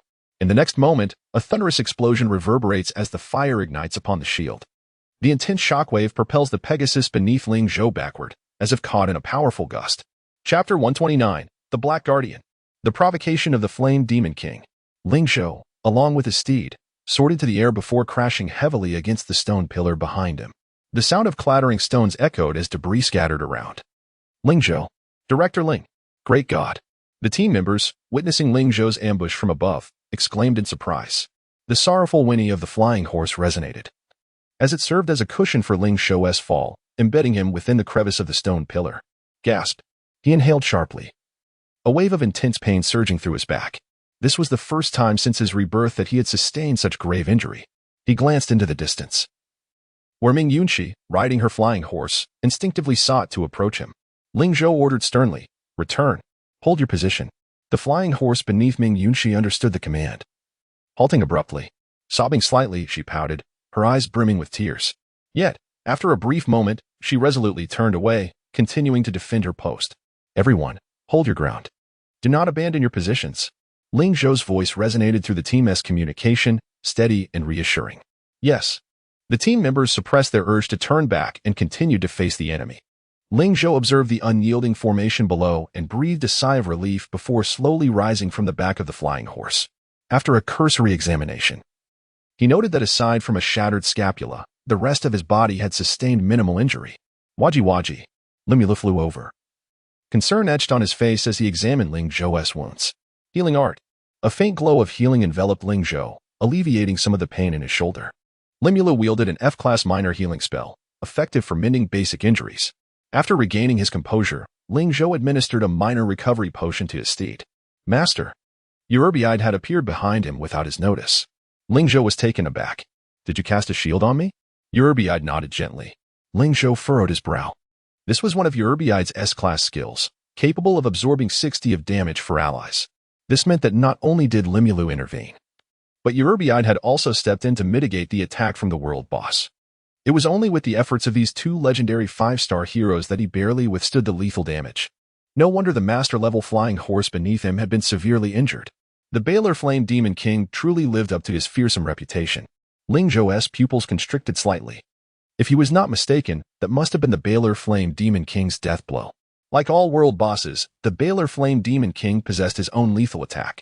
However, this deadly strike was primarily a threat to players of the same tier. Ling Zhou's strength had far surpassed that of his contemporaries. Under the protection of two legendary 5-star heroes, even the Baylor Flame Demon King's fatal blow could not inflict significant harm upon him. Waji, Limulu, seeing Ling Zhou's injuries, expressed his displeasure, eager to confront the Baylor Flame Demon King. His voice carried a hint of guilt, as he felt responsible for Ling Zhou's harm despite being tasked with safeguarding him. Ling Zhou comfortingly patted Limulu's head, then turned his gaze toward the Baylor Flame Demon King, who was also observing him from a distance. Not to worry, our battle has only just begun. The Flame Demon King remained seated on his throne, having unleashed his fatal blow, but was now intently fixated on Ling Zhou. It was evident that he was not merely idle, but rather quietly assessing the battlefield. He had accurately identified the core figure of the human army, Ling Zhou, and had successfully delivered a lethal strike. Unfortunately, Ling Zhou's capabilities exceeded his expectations. The more silent the Flame Demon King became, the more cautious Ling Zhou felt about making any rash moves. Let us take our time. Ling Zhou sneered. If this strike had killed me, it would have been fortunate. However, since it did not, this fatal blow could very well transform into a fatal blunder. Understanding the intensity of the lethal strike and confirming that it could not inflict mortal harm upon him was crucial. As long as the Flame Demon King remained seated, Ling Zhou faced no imminent peril. He spoke solemnly, Eurybide, monitor the health of the lords at all times. Do not hesitate to employ your skills. Since the commencement of their operations, Eurybide had been responsible for ensuring the life safety of the lords within the team. On several occasions, she had activated her skills to shield the team from fatal damage. The members of the godly squad regarded her and Ming Yunxi as the two goddesses of their team. As long as Eurybide's Black Guardian was present, it was nearly impossible for the members to perish. Only by safeguarding the lords could the troops continue to fight. After all, losing a single lord would mean a loss of approximately 300 troops. We must prolong the battle until the decisive confrontation, Ling Zhou declared. Yes, Waji. The two heroes responded. Presently, the battlefield was fraught with uncertainties, the greatest of which was not the Flame Demon King himself, but the vast, unknown horde of beasts below. When would the Flame Demon King make his next move? The injured flying horse was taken to the rear for treatment, already administered with potions. And with the aid of the healing team, it would soon return to the fray. Meanwhile, Ling Zhou switched to another flying horse and ascended once more into the sky. He even provocatively beckoned at the distant Flame Demon King, a challenge. Hooray, the great god has returned. I knew the great god would be fine. The great god is amazing. The team members rejoiced upon seeing Ling Zhou re-emerge above, their earlier worries and doubts vanishing entirely. As the pillar of the Flame Kingdom and the backbone of their team, Ling Zhou's survival was crucial. Should he fall, the impact on the team would be immense. Ling Zhou's return to the skies was not only for this reason, but also to deliberately present himself as a target, drawing enemy fire. As expected, the subsequent monsters surged towards him, though he cleverly utilized this to eliminate numerous mindless attackers. Were there many monsters? Indeed. Furthermore, various other types of demons had joined the fray: serpent demons, lurking demons, insect demons. The diversity of demons was staggering, including low-tier airborne creatures rarely seen. Thus, the battlefield was not overwhelmingly one-sided. As the monsters continued to pour forth endlessly, the casualty rate among the players' forces rose steadily. Within just 1 hour, the losses exceeded 1,000 troops. After 2 hours, the numbers escalated to an alarming 3,000, with several players losing their entire forces. The godly squad was left with fewer than 10,000 troops. Meanwhile, the rune magic array across the field continued to supply an unending stream of monsters. Is this game over? Ling Zhou's brow furrowed. He glanced toward the Baylor Flame Demon King, who lifted his head to meet his gaze, a grotesque grin seemingly mocking him. Damn it! Ling Zhou could not help but curse. Chapter 130. War of Attrition. The world boss emerges. In response to the blatant provocation and mockery from the Balrog King, Ling Zhou merely uttered a few curses, choosing instead to maintain his defensive position without launching an offensive. The rationale for this decision was straightforward. The final layer of the Balrog's lair was adorned with a dense array of teleportation rune formations on the floor. Should the team attempt to advance forcefully, they would easily find themselves ensnared within the encirclement of the Demon Legion, leaving the main force in a precarious position. This was precisely why Ling Zhou had previously asserted the necessity of prolonging the battle into a decisive confrontation. Only by annihilating the vanguard of the demon army could they hope to advance further. Yet, the actual number of the demon vanguard remained a mystery. Was it 100,000? 200,000? Or perhaps 300,000? The casualties among the demons had exceeded 150,000. Yet the rune formations continued to facilitate their reinforcement. The soldiers of the Godly Wealth Brigade were no longer in peak condition, both physically and in terms of health. Despite their commendable performance under extreme duress, they could not prevent one soldier after another from falling in battle. Unbeknownst to them, many more had perished. Damn it! Why can't we wipe them out completely? How many of these monsters are there? Enough! I'll fight you all to the death. Kill, kill, kill. The team members, their eyes ablaze with fury, felt utterly powerless. After spending time together, they had developed feelings for their comrades. Watching their soldiers fall in battle was a painful sight for them all. Ling Zhou observed this scene with a calm demeanor, refraining from voicing any additional words. Such experiences were part of every novice lord's journey. The path to overcoming the highest-tier lords would inevitably be fraught with countless slaughters and deaths. Here, death pertained not only to the enemies but also to one's own troops. Without enduring these trials, how could one truly ascend to greatness in this world? In the distance, Ming Yunxi, who was managing the formations, also bore reddened eyes, yet she strove to suppress her emotions, fighting back tears. Simultaneously, her focus intensified, and her control over the soldiers became increasingly refined, with fewer mistakes being made. Excellent. This is how you ought to conduct yourselves. Ling Zhou nodded in satisfaction. To minimize soldier casualties, the leader must first reduce their own errors in commanding the troops. Although the team members were gradually maturing amidst blood and tears, the situation on the battlefield remained far from clear. When would they be able to strike? I want to slay that bastard. Beside him, Secretary Yi was equally agitated. Due to his poor control over troops, he merely served as the logistical captain on the battlefield and temporarily as Ling Zhou's commanding officer. Watching the soldiers beneath them perish painfully weighed heavily on his heart. Ling Zhou's expression was grave as he surveyed the battlefield. We must wait. Indeed, we must wait. Even as the death toll continued to rise, patience was paramount. In this moment, whoever faltered would be the one to lose. As the supreme commander of the troops, Ling Zhou had to maintain his composure, ensuring that every command was flawless. Were it any other situation, he might have led his forces in a tactical retreat to minimize losses. However, the complicated terrain of the Balrog's lair, rife with lava, alongside the inexperience of his troops, meant that a hasty change in formation would only result in greater casualties. There was no choice but to hold the line. 3 hours later, the total casualties reached 600, leaving the Godly Wealth Brigade with fewer than 9,000 soldiers remaining. 4 hours in, the number of fallen reached 6,000. 5 hours, 6 hours, until 8 hours had elapsed. The Godly Wealth Brigade was left with fewer than 3,000 soldiers. At that moment, aside from the relatively intact forces of Ming Yunxi and Ling Zhou, the other teams had suffered devastating losses, many reduced to mere solitary heroes. To preserve their remaining spark, Ling Zhou refrained from sending them back into the fray, relocating them to a safer rear position. Their eyes were bloodshot, a testament to nearly 30 hours of relentless combat. Even with their enhanced physical capabilities, they felt an inkling of fatigue. Damn it, how much longer must we endure? One soldier gritted through clenched teeth. We want to let these monsters drag us down here. No, we still have the mighty Godly Wealth. A flicker of fear began to creep into the hearts of the soldiers.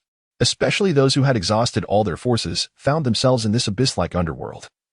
Gripped by an inexplicable panic, monsters continued to surge forth from the rune teleportation arrays, and in the distance loomed the ever-steadfast world boss.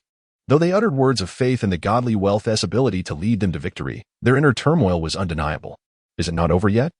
Is it still not over? A soldier, being sent off the battlefield, voiced his frustration. How much longer must we fight? He repeated a question that had been asked countless times, yet no one, not even Ling Zhou, could provide an answer. Has it surpassed 300,000 yet? Secretary Yi swallowed hard and remarked, Mr. Ling, when can we launch our attack?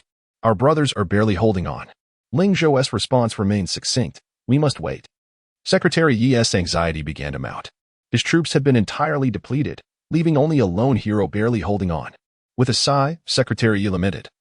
For the sake of eliminating these minions, so many soldiers have perished. It hardly seems worth it. Ling Zhou slightly shook his head. Whether it is worth it is still uncertain. We have suffered greatly, yet he has lost significant forces as well. His reference to he was, of course, the Balrog king on the opposing side. Secretary Yi looked at him in confusion, yet that fellow seems to have remained seated, as if he were a corpse. Without the scout vision of the Eye of Magic, Secretary Yi and the other soldiers were oblivious to the Balrog King's subtle movements. Though he had not shifted from his throne, the incessant fidgeting of his fingers was evident, betraying a semblance of unease beneath his otherwise composed facade. Ling Zhou's gaze was cold as he scrutinized the Balrog King, silent and unyielding. Since the onset of battle, apart from being initially struck away, he had remained perched in the air. The pressure the Balrog King exerted upon them was reciprocated by Ling Zhou. Soon, he murmured. What do you mean soon? Secretary Yi looked at him in bewilderment. Before Ling Zhou could respond, a sudden commotion surged through the ranks. Swish, swish, swish. A fierce gust of wind rushed in from the distance, followed by the unmistakable sound of crashing stones. The Balrog King, who had been seated upon his throne, finally rose with deliberate slowness under the watchful eyes of all. From afar, the Balrog King fixed his gaze upon the high-flying Ling Zhou, his fist clenched tightly, unleashing a deafening roar. Roar. The sound reverberated throughout the underground palace, and the terrifying cry sent chills down the spines of the soldiers, raising alarm bells within their hearts. In the lofty heights, Ling Zhou's gaze sharpened slightly, and a faint cold smile graced his lips. At last, you've arrived. I thought you would remain seated until death. Chapter 131. The Hedge. In a narrow confrontation, the brave prevail. The roar of the Baylor Flame Demon Lord drew the attention of all team members. They gazed in astonishment at the colossal figure, towering over 5 meters, slowly rising from its throne. With 2 sharp horns atop its head and a robust physique, it wielded a massive flaming whip, unleashing a dazzling display of fire with a mere flick. Goodness, what a behemoth! The team members exclaimed in unison. Among the early-stage monsters, this first-tier world boss was indeed colossal. However, this was still a far cry from Ling Zhou's recollection of the Baylor Flame Demon Lord. During a previous attempt to conquer the world boss dungeon, the Baylor Flame Demon Lord had invaded reality in its true form. Its power was not merely that of a first-tier boss, but rather that of a formidable 5th-tier giant. Both its strength and size were significantly greater than what they beheld now. Currently, the Baylor Flame Demon Lord was constrained by the regulations of the world, forced to engage in battle in its first-tier form. Nevertheless, even in this limited state, a world boss was not to be trifled with. Any creature deemed a boss by the system received additional enhancements. A world-class boss like the Baylor Flame Demon Lord possessed a health pool multiplied by 50. Its other attributes, such as attack and magical power, were also significantly augmented. There was no quality classification for world bosses. They were inherently more vicious and powerful than ordinary monsters. It's coming. When foes meet, the tension is palpable. At this moment, every member of the Shinhao team harbored deep-seated resentment towards this world boss. Let us take it down. Smash it. Most players had exhausted their forces battling the monsters and could only cheer from the backlands. Ling Zhou declared, everyone, follow my lead, regroup, and prepare for combat. Yes. The remaining commanders echoed unanimously. Take it down. Ming Yunqi excitedly waved her delicate, fair hands, defiantly taunting the distant Baylor Flame Demon Lord. The morale of all team members soared. The world boss had finally appeared, a far more promising encounter than endlessly grinding through lesser monsters. As he observed the world boss approaching steadily, Ling Zhou's gaze turned cold. He had made the right bet, based on his experience conquering the 30 layers of the dungeon. He surmised that the Baylor Dungeon's world boss encounter was tailored to the number of players in each team. Fewer players meant fewer monsters per layer. More players meant a greater number of adversaries. In other words, the final layer's beast wave would also be determined by the Shinhao team's strength. However, the number of monsters in the last layer would be slightly more than in the preceding ones, regardless of the monster count. As long as the Shinhao team maintained a favorable casualty ratio, they could endure until the end. The casualty ratio between the Shinhao team and the demon army was an impressive 130. Ling Zhou understood this, which is why he refrained from launching a direct assault with his forces. Such a course of action bore too much risk, and once they penetrated the enemy's defenses, retreat would be impossible, potentially dooming all players. Fortunately, his gamble had paid off. The Baylor Flame Demon Lord, on the other hand, could no longer remain idle. With so many demons fallen, if it did not emerge soon, it would be left as the sole commander. As the final flashes of the rune formation faded, the last batch of demons finally teleported onto the battlefield. They did not rush forward, but instead formed ranks before the Flame Demon Lord. Ling Zhou scanned the battlefield and noted that the demon army had less than 30,000 troops remaining, roughly 10 times that of the Shenhao team.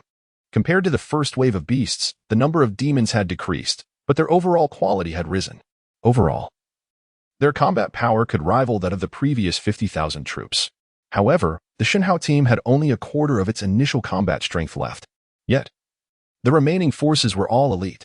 Ming Yunqi's unit still had around 300 members, while Ling Zhou's boasted approximately 550. The rest were also elite soldiers, with qualities above 3-star elite, and many were even rare. The reason Ming Yunqi and Ling Zhou had retained more troops was due to the high quality of their units. Had Ming Yunqi not been somewhat inexperienced at the start, her unit might have suffered even fewer casualties. Ling Zhou's losses were remarkably minimal, with fewer than 100 troops lost, most of whom had perished while supporting other units. However, when it came to the number of monsters slain, Ling Zhou's squads could claim the second position. No one dared to assert the first. Out of the previously slain 300,000 monsters, at least one-third had fallen to his forces. His ability to carry the team was no mere jest. Thus, even though those team members had lost all their forces, they could not deny Ling Zhou's contributions.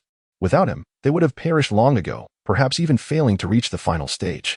Even if they managed to arrive, they would have succumbed to the relentless waves of beasts. The Baylor Flame Demon Lord roared once more. The demon army's monsters brandished their weapons, their battle cries echoing as they charged forward. Vanguard, charge! Ling Zhou bellowed, his voice resonating throughout the field. Yar Bade, ready for action, took to the skies on her dark-feathered mount, raising her axe spear high and proclaiming, "Attention, everyone! Follow my lead." As soon as her command was uttered, she led the Knight Squad into a charge against the vast army ahead. "Are we not defending this time?" Secretary Yi inquired with curiosity. Ling Zhou's gaze remained fixed on the distant battlefield as he replied, "In a narrow confrontation, the brave prevail. This final battle cannot be avoided or yielded. Given their already significant disadvantage in numbers, opting for a passive defense would be a grave error, primarily diminishing their momentum. Furthermore, the defensive formations led by the stone golems had already sustained considerable damage in previous skirmishes and could hardly withstand multiple waves of beast charges. Failing to employ countermeasures against the enemy's offensive pressure would likely result in a collapse of their formations." While other team members struggled to assess the battlefield's dynamics, Ling Zhou possessed a comprehensive grasp of every shift in the situation. Though he might not rival Ming Yunqi in controlling troops, he prided himself on never having lost sight of the bigger picture. This was true even in his past life. Kill. Yar Bade activated her mount skill, achieving over 20-fold charging bonuses, maximizing the impact of their assault. The moment the two armies clashed, the vanguard of the demon army was utterly overwhelmed. The battlefield resounded with anguished cries. Chapter 132, Charge. The Assault of the Winged Horse Brigade. Yarb's mastery of riding is truly a divine skill of the charge. The vanguard she leads resembles a sharp dagger, piercing incisively into the enemy ranks and sweeping aside all obstacles with ease. Critical strikes. One-hit kills. The blood-red notifications of countless kills blend with the crimson spray, creating a dizzying spectacle. Yet, one thing remains clear. The demons fall like ripe grain before the scythe-like advance of the vanguard. The death toll among the demon army is skyrocketing. With a graceful leap, Yarb leads the Winged Horse Brigade to evade the enemy's encirclement. Following her lead, the other cavalrymen pivot to flank the demons who sought to pursue. Instantly, those demons are engulfed by the advancing firepower. Bang, bang, bang. The fire dwarf gun squad from Ling Zhou continues to unleash its fury, the flames illuminating the ground as bullets blossom in gory red upon the demons' chests. The firepower squad successfully halts the demons' pursuit. In a single charge, the vanguard has decimated over 2,000 enemy troops. The enemy crumbles beneath the hooves of the vanguard as if made of paper, unable to withstand the onslaught. Particularly, the Winged Horse Brigade continues to perform spectacularly. With fewer than 100 horses, they have inflicted casualties in the thousands. Moo. From the rear, the Balroth Flame Demon King roars in dissatisfaction, urging his demon horde to mount a quicker assault. However, the disparities in troop quality are stark. Even with their utmost effort, the demons cannot breach the 500-meter radius surrounding the God Squad. Though their numbers have dwindled, the combat capabilities of the God Squad have surged. This is largely due to the remaining forces being predominantly from Ling Zhou and Ming Yunqi, whose average quality far surpasses that of their earlier ranks. Moreover, All troops are now under Ling Zhou's direct command. He effortlessly mobilizes 3,000 soldiers, initiating a masterful manipulation of troop movements, previously hindered by numerous inexperienced players. The battlefield is now ripe for Ling Zhou's display of skill. Drawing 100 soldiers that will allows him to lead thousands, even tens of thousands of monsters in chaotic pursuits, gradually whittling down their health points until they fall in despair. The number of monsters in the demon army is plummeting, inciting the Balroth Flame Demon King to howl in fury. Yet, as a demon, he lacks the cunning of humans, approaching battle with an all-or-nothing mentality. No matter how many brains he grows, he cannot match Ling Zhou.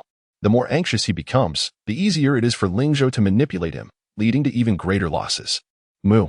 He stomps in frustration. Meanwhile, the members of the God Squad watch the battle unfold with astonishment, cheering for Ling Zhou. My goodness. The God Squad leader is incredible. Wipe them out. Go. Go. Avenge us. Ming Yunqi gasps, her mouth agape in wonder. Among the squad, she alone comprehends the magnitude of Ling Zhou's tactical prowess. 5, 6, 7. No. 10 lines of control. Hiss. She inhales sharply. Her enchanting peach blossom eyes filled with shock. She has barely begun to master the 3 lines of control, and even that is far from proficient. Controlling 3 lines requires a multitasking ability to oversee the movements of 3 separate teams. A moment's distraction could lead to chaos and mistakes. Yet Ling Zhou manages to control 10 lines simultaneously, segmenting the entire force into 10 squads while observing the subtle variations in each, making timely adjustments. Such mastery is truly extraordinary. Moreover, it is evident that for Ling Zhou, controlling 10 lines is far from his limit. 3 squads maneuver, 4 squads charge from the rear, 8 squads kite. Onlookers perceive his troop management as a delightful spectacle, often unaware as he depletes the enemy forces significantly. After approximately half an hour, the once formidable demon army of 30,000 has dwindled to fewer than 8,000. In contrast, Ling Zhou's side has suffered losses of less than 300 troops. An astonishing battle-loss ratio exceeding 70 to 1. What madness is this? Moo. The Balroth Flame Demon King can no longer contain himself, his already crimson skin turning a deeper shade of red with rage. He glares at Ling Zhou from above, emitting a series of impotent roars. After his devastating strike, he has yet to unleash another, likely still awaiting cooldown. However, even if he were to attack again, with Yarb's Black Guardian in play, he would not be able to slay Ling Zhou. Crack! He lashes out with his whip, unleashing torrents of flame toward a winged horse soaring at low altitude. Hiss, hiss, hiss. The winged horse emits a heart-wrenching cry as its body is pierced by the searing flames, several gaping holes appearing, even its pristine wings igniting. Soon, the horse can no longer sustain itself, plummeting to the ground. Oh my! The distant squad members gasp in shock. After hours of battle, this is the first instance of a winged horse's demise. It is worth noting that this is a 5-star master-level unit, a dominant presence on this battlefield. Even Ming Yunqi's 3-star light spirits would tremble before the furious winged horse. To think it could be so easily felled by a world boss. The fallen horse crashes into the throng of monsters, and countless creatures roar as they descend upon it. Blood splatters everywhere, mingling with the fading cries of the winged horse. And everyone understands its grim fate. Many squad members wince at this sight. The winged horse, beloved by the players alongside the light spirits, is pure and valiant. A coveted unit among countless gamers. Witnessing its fall is more painful than losing their own troops. Curse boss. Go, God Squad leader. Kill him. The squad members roar in fury. Ling Zhou furrows his brow, aware of the winged horse's strength. On this battlefield, aside from Ming Yunqi's light attribute forces, no unit can rival the winged horse. To kill a winged horse? Even Rimuru might not manage it.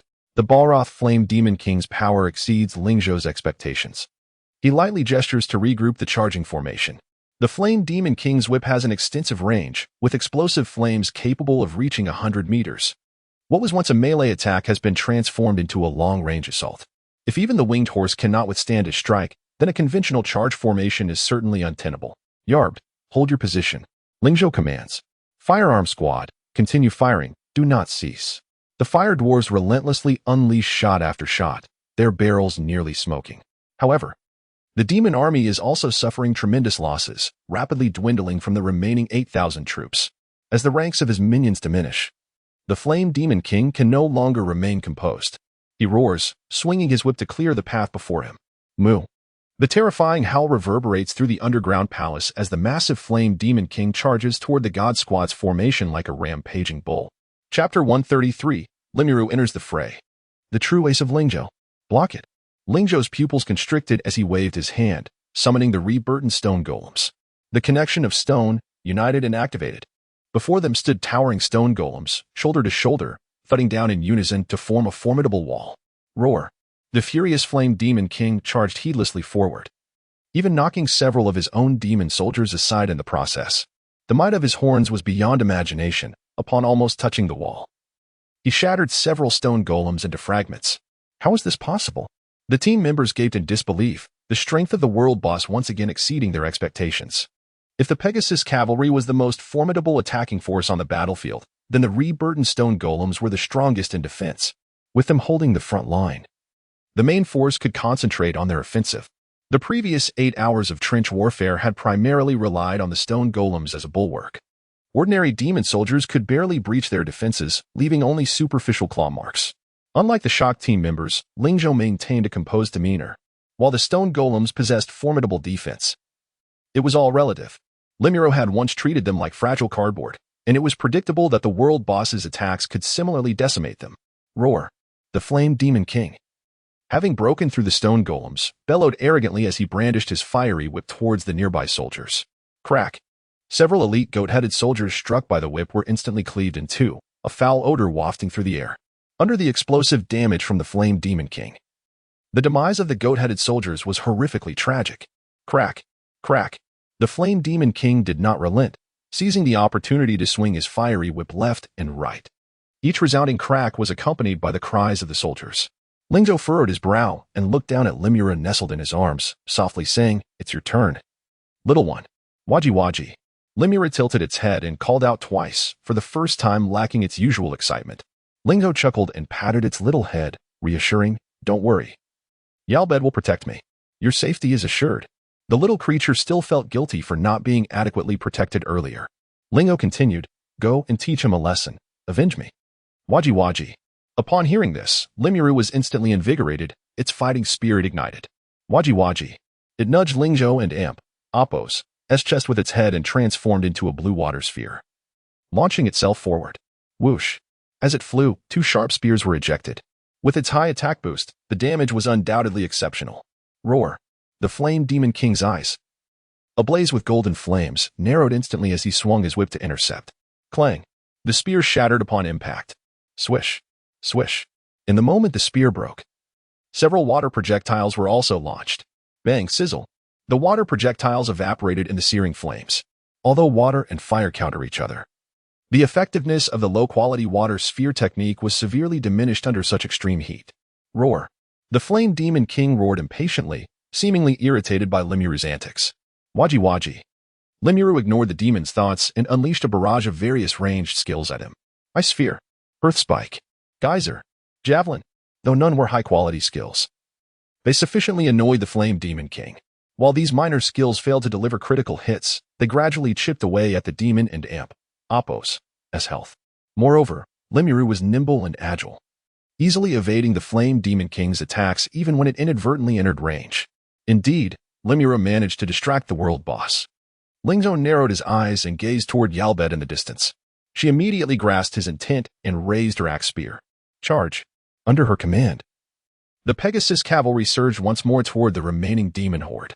The remaining vanguard of the demon army had followed the Flame Demon King into the rear ranks of the Divine Wealth team. Now, the units still outside were predominantly high attack, low defense ranged troops.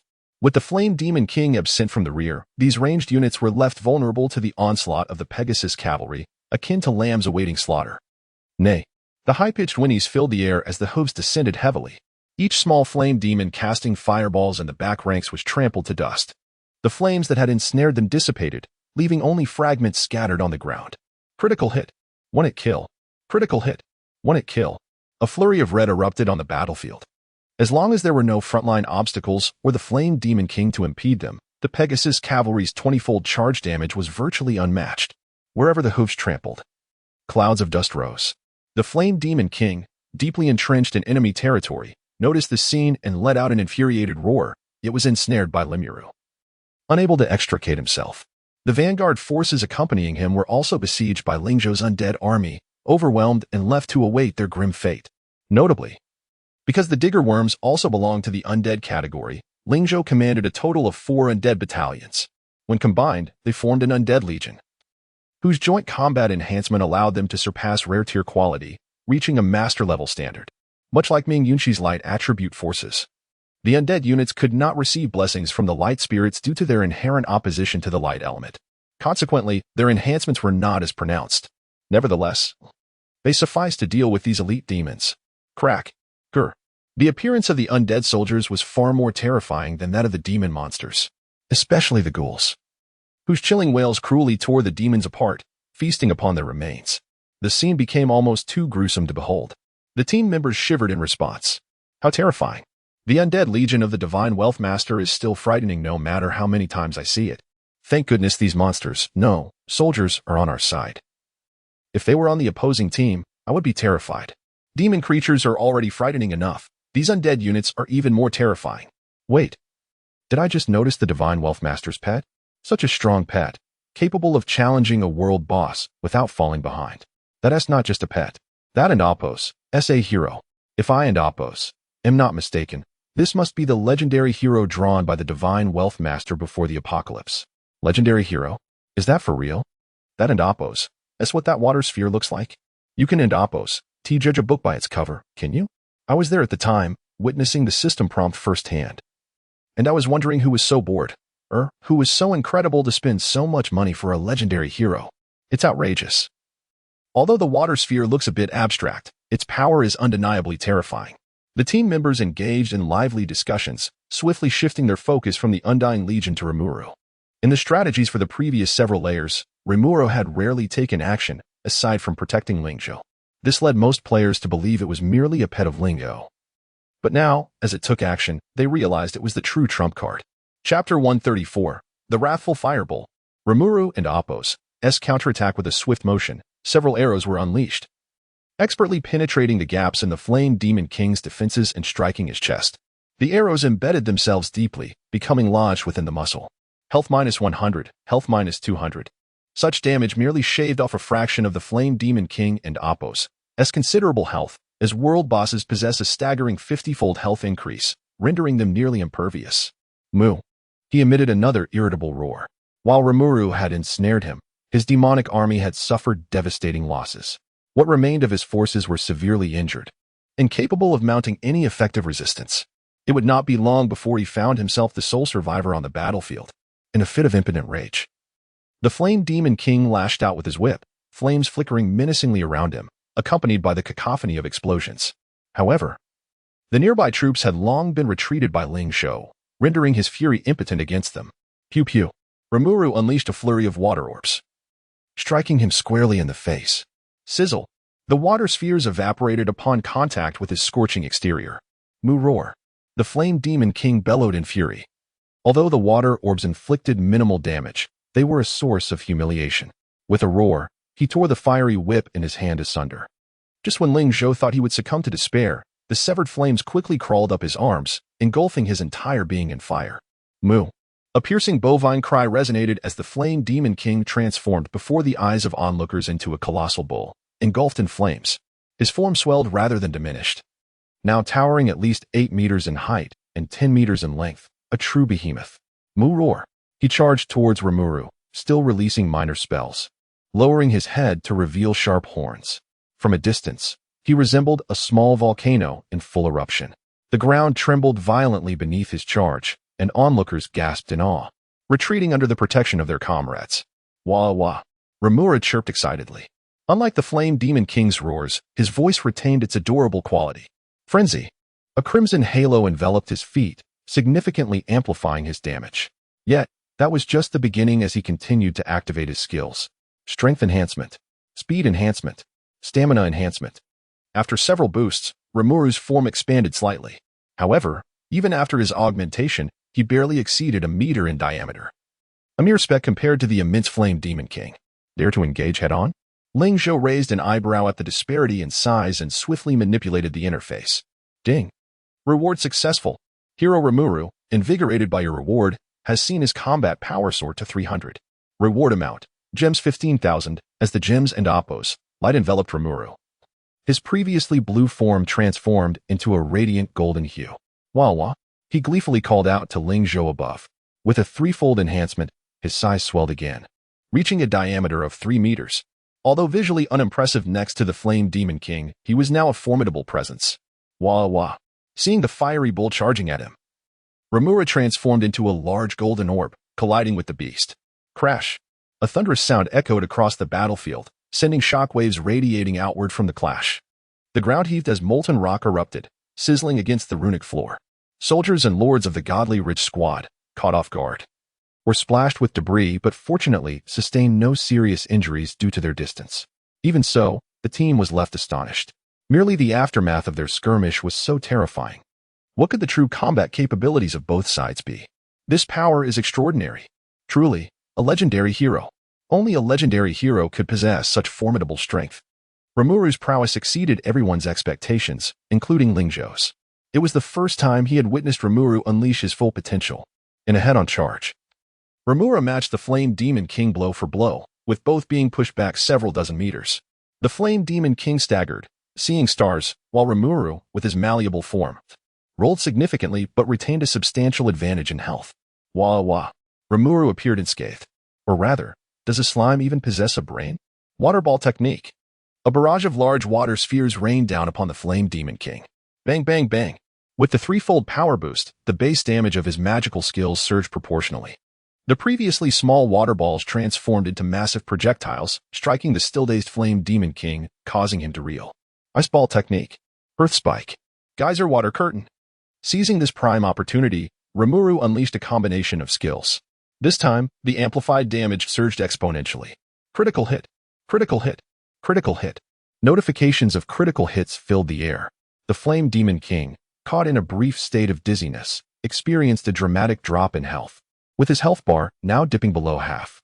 How much health does this boss possess? It feels like I and Appos, VE been fighting for ages and barely made a dent. Surely, it's over 100,000? I've already chipped away several tens of thousands. This is absurd, and this is merely a first-tier world boss. How powerful would a second tier be? Thankfully, we have the godly rich squad. Ling Zhou had been calculating the Flame Demon King and Appos' health, estimating it to be between 150,000 and 200,000. Considering his regeneration rate, it likely exceeded 200,000. In contrast, even with Rimuru and Appos' threefold power boost, his health barely surpassed 30,000, indicating a significant disparity. If they continued to exchange blows, Rimuru might not endure until the end. Of course, Ling Zhou did not intend to let Rimuru face this alone. His gaze shifted as, amidst the fierce battle between Rimuru and the Flame Demon King, Albedo led the remaining forces to eradicate the surviving demons. Albedo turned her head, locking eyes with him. Ling Zhou coldly waved his command flag. Pegasus Squad, advance. Responding to the command, the leader raised his colossal axe spear without hesitation, proclaiming, "All units, prepare to charge." With a chorus of triumphant cries, the Pegasus Squad soared into the air, their pure white wings flapping vigorously, enhancing their momentum for the impending assault. Chapter 135, Ling Zhou Under Siege. The final assault of the Flame Demon King. Wealth can move even the most obstinate of spirits. Ling Zhou, with remarkable speed, clicked on the reward gems as the Pegasus cavalry charged forward. Thousands of gems were dispatched, and with a flash of golden light, the power of the Pegasus cavalry surged to unprecedented heights. Coupled with the mounting enhancement, their charge damage skyrocketed to 20 times. Even the Flame Demon King might struggle to withstand such force. Moo. The Flame Demon King, infuriated by Rimuru, seemed oblivious to the augmented strength of the Pegasus cavalry. In its fiery gaze, contempt for the approaching cavalry was evident.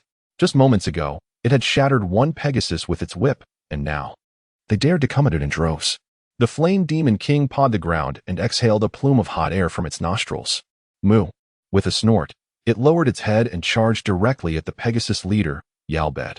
Though Yalbed may possess average capabilities in one-on-one combat on the battlefield, she was invincible while leading the Pegasus cavalry. Even Rimuru dared not confront the Pegasus cavalry head-on under her command. Not to mention, at that moment, Yalbed enjoyed a threefold increase in combat power, which further multiplied the damage of her charge. Kill. Yalbed raised her massive axe spear and swung it downwards with tremendous force. It was only at the last moment that the Flame Demon King realized the gravity of the situation. But it was too late to retreat. It could only brace itself and charge forward. Clang. The axe spear struck one of the Flame Demon King and Appo's horns directly. Despite its colossal size, the Flame Demon King was forced back several meters, barely managing to withstand the blow, as both sides locked in a stalemate. The Pegasus leader beneath Yalbed extended its front hooves. Bang! With a powerful kick, its hooves struck the Flame Demon King and Appo's massive face. It let out a wail, and the entire creature was sent flying backward. Thud, thud, thud. A series of crashing sounds echoed as the Fire Demon King rolled away for dozens of meters. Yet, the onslaught did not cease. The subsequent Pegasi continued their charge. The Flame Demon King, still struggling to rise from its tumble, was relentlessly struck by the advancing Pegasi. The distance of its rolling increasing with each blow. Moo, moo, moo. It roared in fury, but there was nothing it could do. Its immense bulk became a hindrance, making it difficult to control its body during the rolling, leaving it vulnerable to the Pegasus cavalry's assault. By the time the cavalry completed their charge, the Flame Demon King and Appo's health had plummeted by more than half. Moo. Flames erupted from its body, momentarily halting the Pegasus cavalry's second wave of attacks as it struggled to rise from the ground. Water ball technique. Before it could regain its composure, several large water orbs crashed down upon its head. Following that were a barrage of smaller spells. Ice ball technique. Earth spike. Geyser water curtain. Arrow technique. With a cacophony of magical assaults, the Flame Demon King and Appo's health plunged below the critical threshold. With a sullen expression, it glared at Ling Zhou in the distance, knowing all too well that he was the mastermind behind its predicament. Without his guidance, Rimuru and the Pegasus cavalry could not have cornered it so swiftly. Ha! Look at that! Ling Zhou flashed a universally recognized gesture at it, coldly commanding, Yalbed, Rimuru, continue. As you wish, my master. Yalbed elegantly twirled her spear in the air before again positioning it under her arm, preparing the Pegasus cavalry for another charge. Just as they were about to coordinate for the final strike, Yalbed suddenly hesitated, her expression shifting to one of alarm. Not far away, Rimuru exclaimed with urgency. They both witnessed the Flame Demon King vanish from the ground, only to reappear mere inches from Ling Zhou. Given that the Flame Demon King could stretch 5 meters, that distance was perilously close. Retreat. Ling Zhou and Appo's pupils constricted sharply. The Pegasus beneath him neighed and flapped its wings, trying to retreat. But it was too late. The furious visage of the Flame Demon King was already upon him, and from its back, enormous demonic wings unfurled. So it concealed this move. Ling Zhou gritted his teeth as he beheld the approaching danger. Black Guardian. Yalbed activated her skill, but even with her teleportation, she could not reach in time. The Flame Demon King stepped forward, its horns aimed directly at him. In stark contrast to the Demon King's massive form, Ling Zhou appeared diminutive. The Pegasus, fiercely protective, abandoned any thought of retreat, raising its front hooves to face the charge head-on. Clang. The horns pierced through the Pegasus's hooves effortlessly, continuing forward with force. The Pegasus's chest was easily penetrated, and the sharp horns aimed at Ling Zhou, seeking to take down 2 targets in one strike. In that critical moment, Ling Zhou's reflexes reached their zenith. What was he doing? Inputting gems. Lord skill. Wealth can move even the most obstinate spirits. Indeed, the Lord skill could not only enhance his subjects and soldiers, but could also apply to himself. With a flash of golden light, all of Ling Zhou's attributes were bolstered.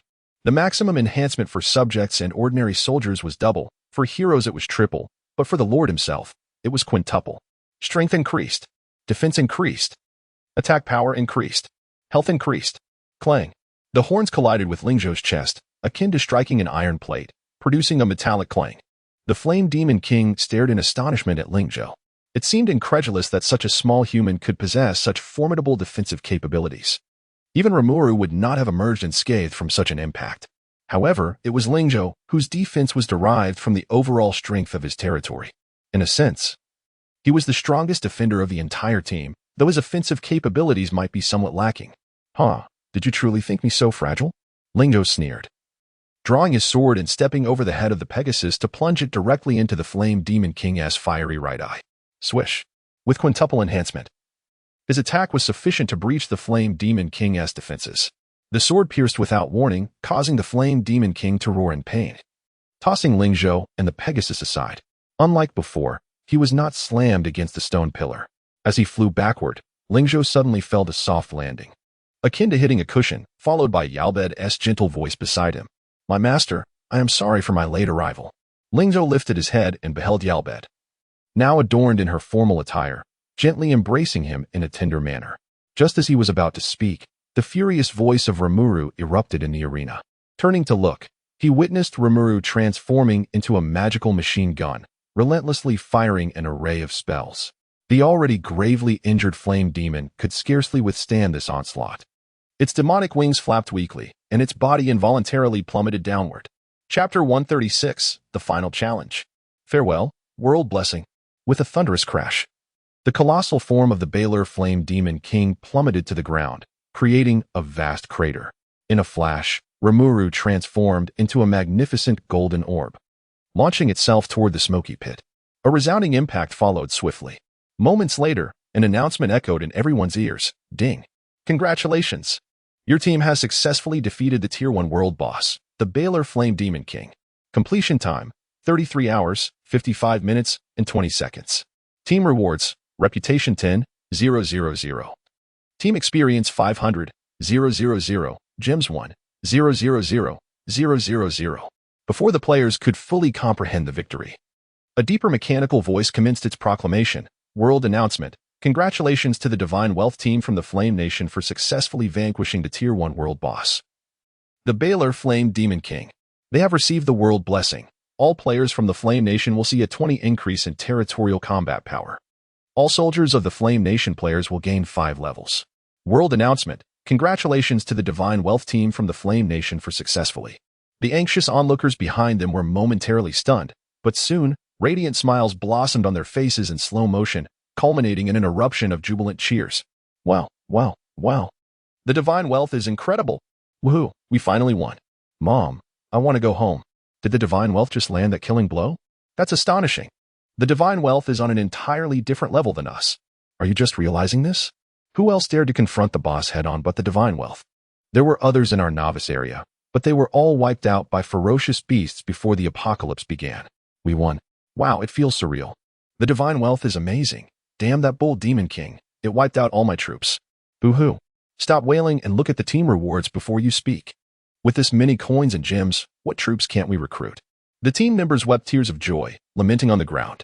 After battling underground for over 30 hours, their mental states were somewhat frayed. Thankfully, everything had come to an end, and the system had now transitioned to the rewards calculation interface. Upon the defeat of the world boss, in addition to the standard team rewards, individual rewards would be allocated based on each member's contribution. To everyone's astonishment, Ling Zhou alone accounted for a staggering 80 of the contribution.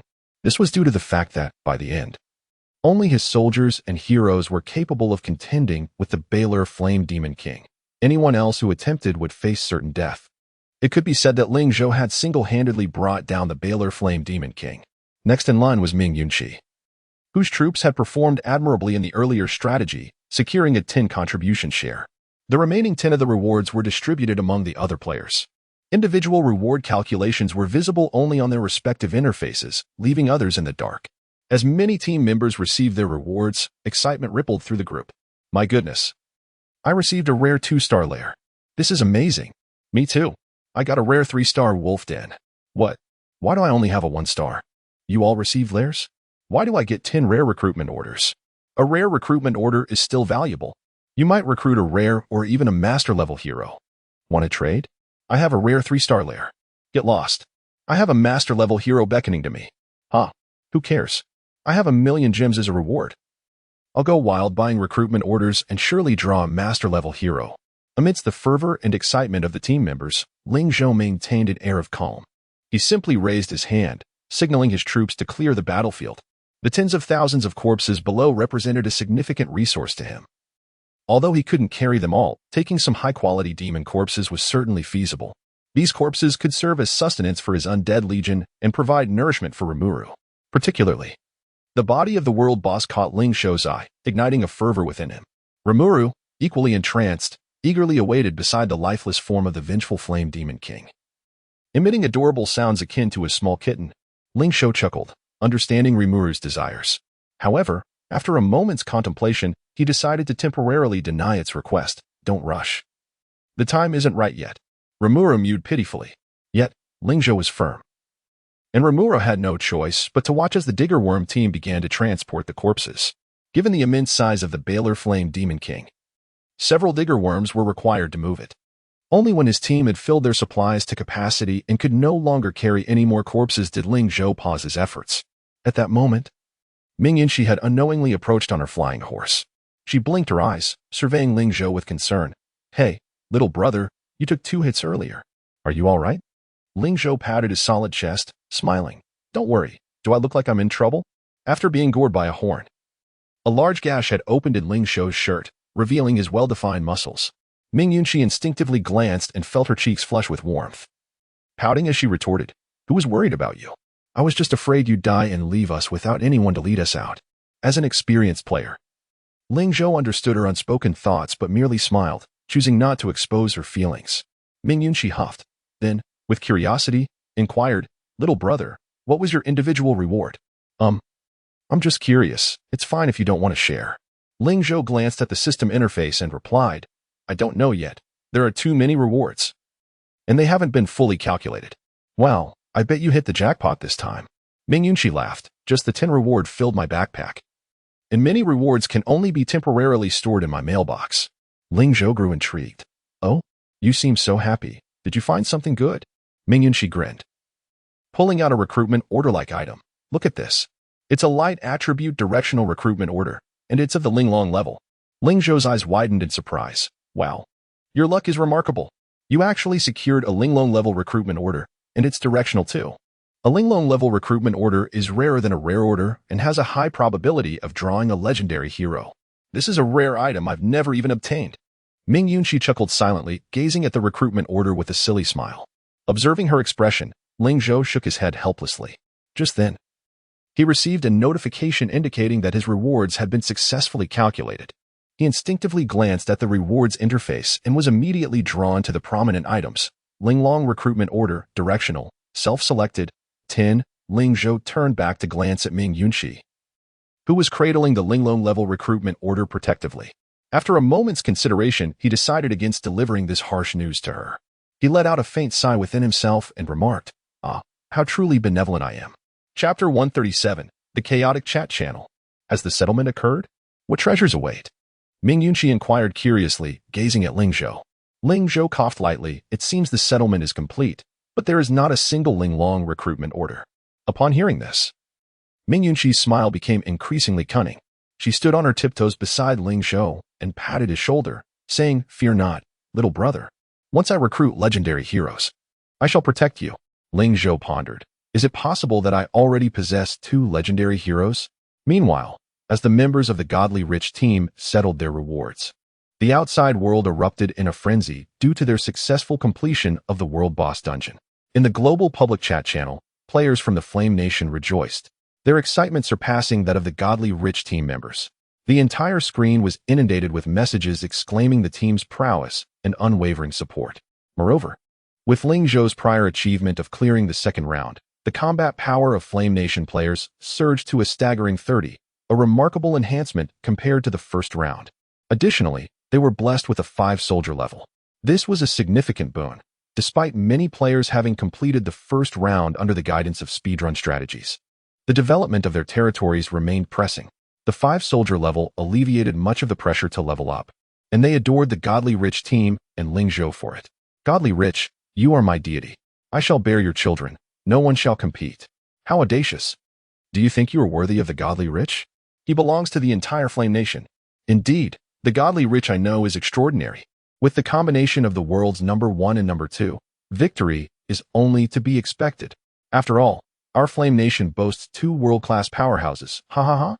In stark contrast to the jubilant Flame Nation players, those from other battle zones wore expressions of discontent.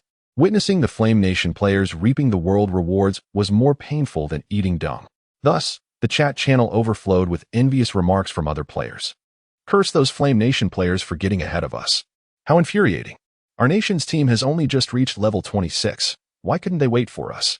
Flame Nation is so selfish. The world boss rewards should be shared globally. We strongly condemn the Flame Nation players for their greed and demand that the world blessings be shared with everyone. Why do they get to enjoy it alone? It's utterly unfair.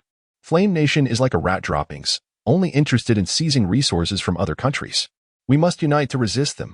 In response to such vitriol from other battle zones, the Flame Nation players were unyielding. Who is so sour? So many lemon enthusiasts here. Why should we share with you? Do you even deserve it? If it weren't for the godly rich, the world boss might have been a failure. Haha, indeed. You so-called big shots from other zones can't even conquer level 25, yet you wish to compete for the boss? How ridiculous. Feeling sour because you can't reach the grapes. Huh. Do you think you are worthy of the key? How many do you think you deserve?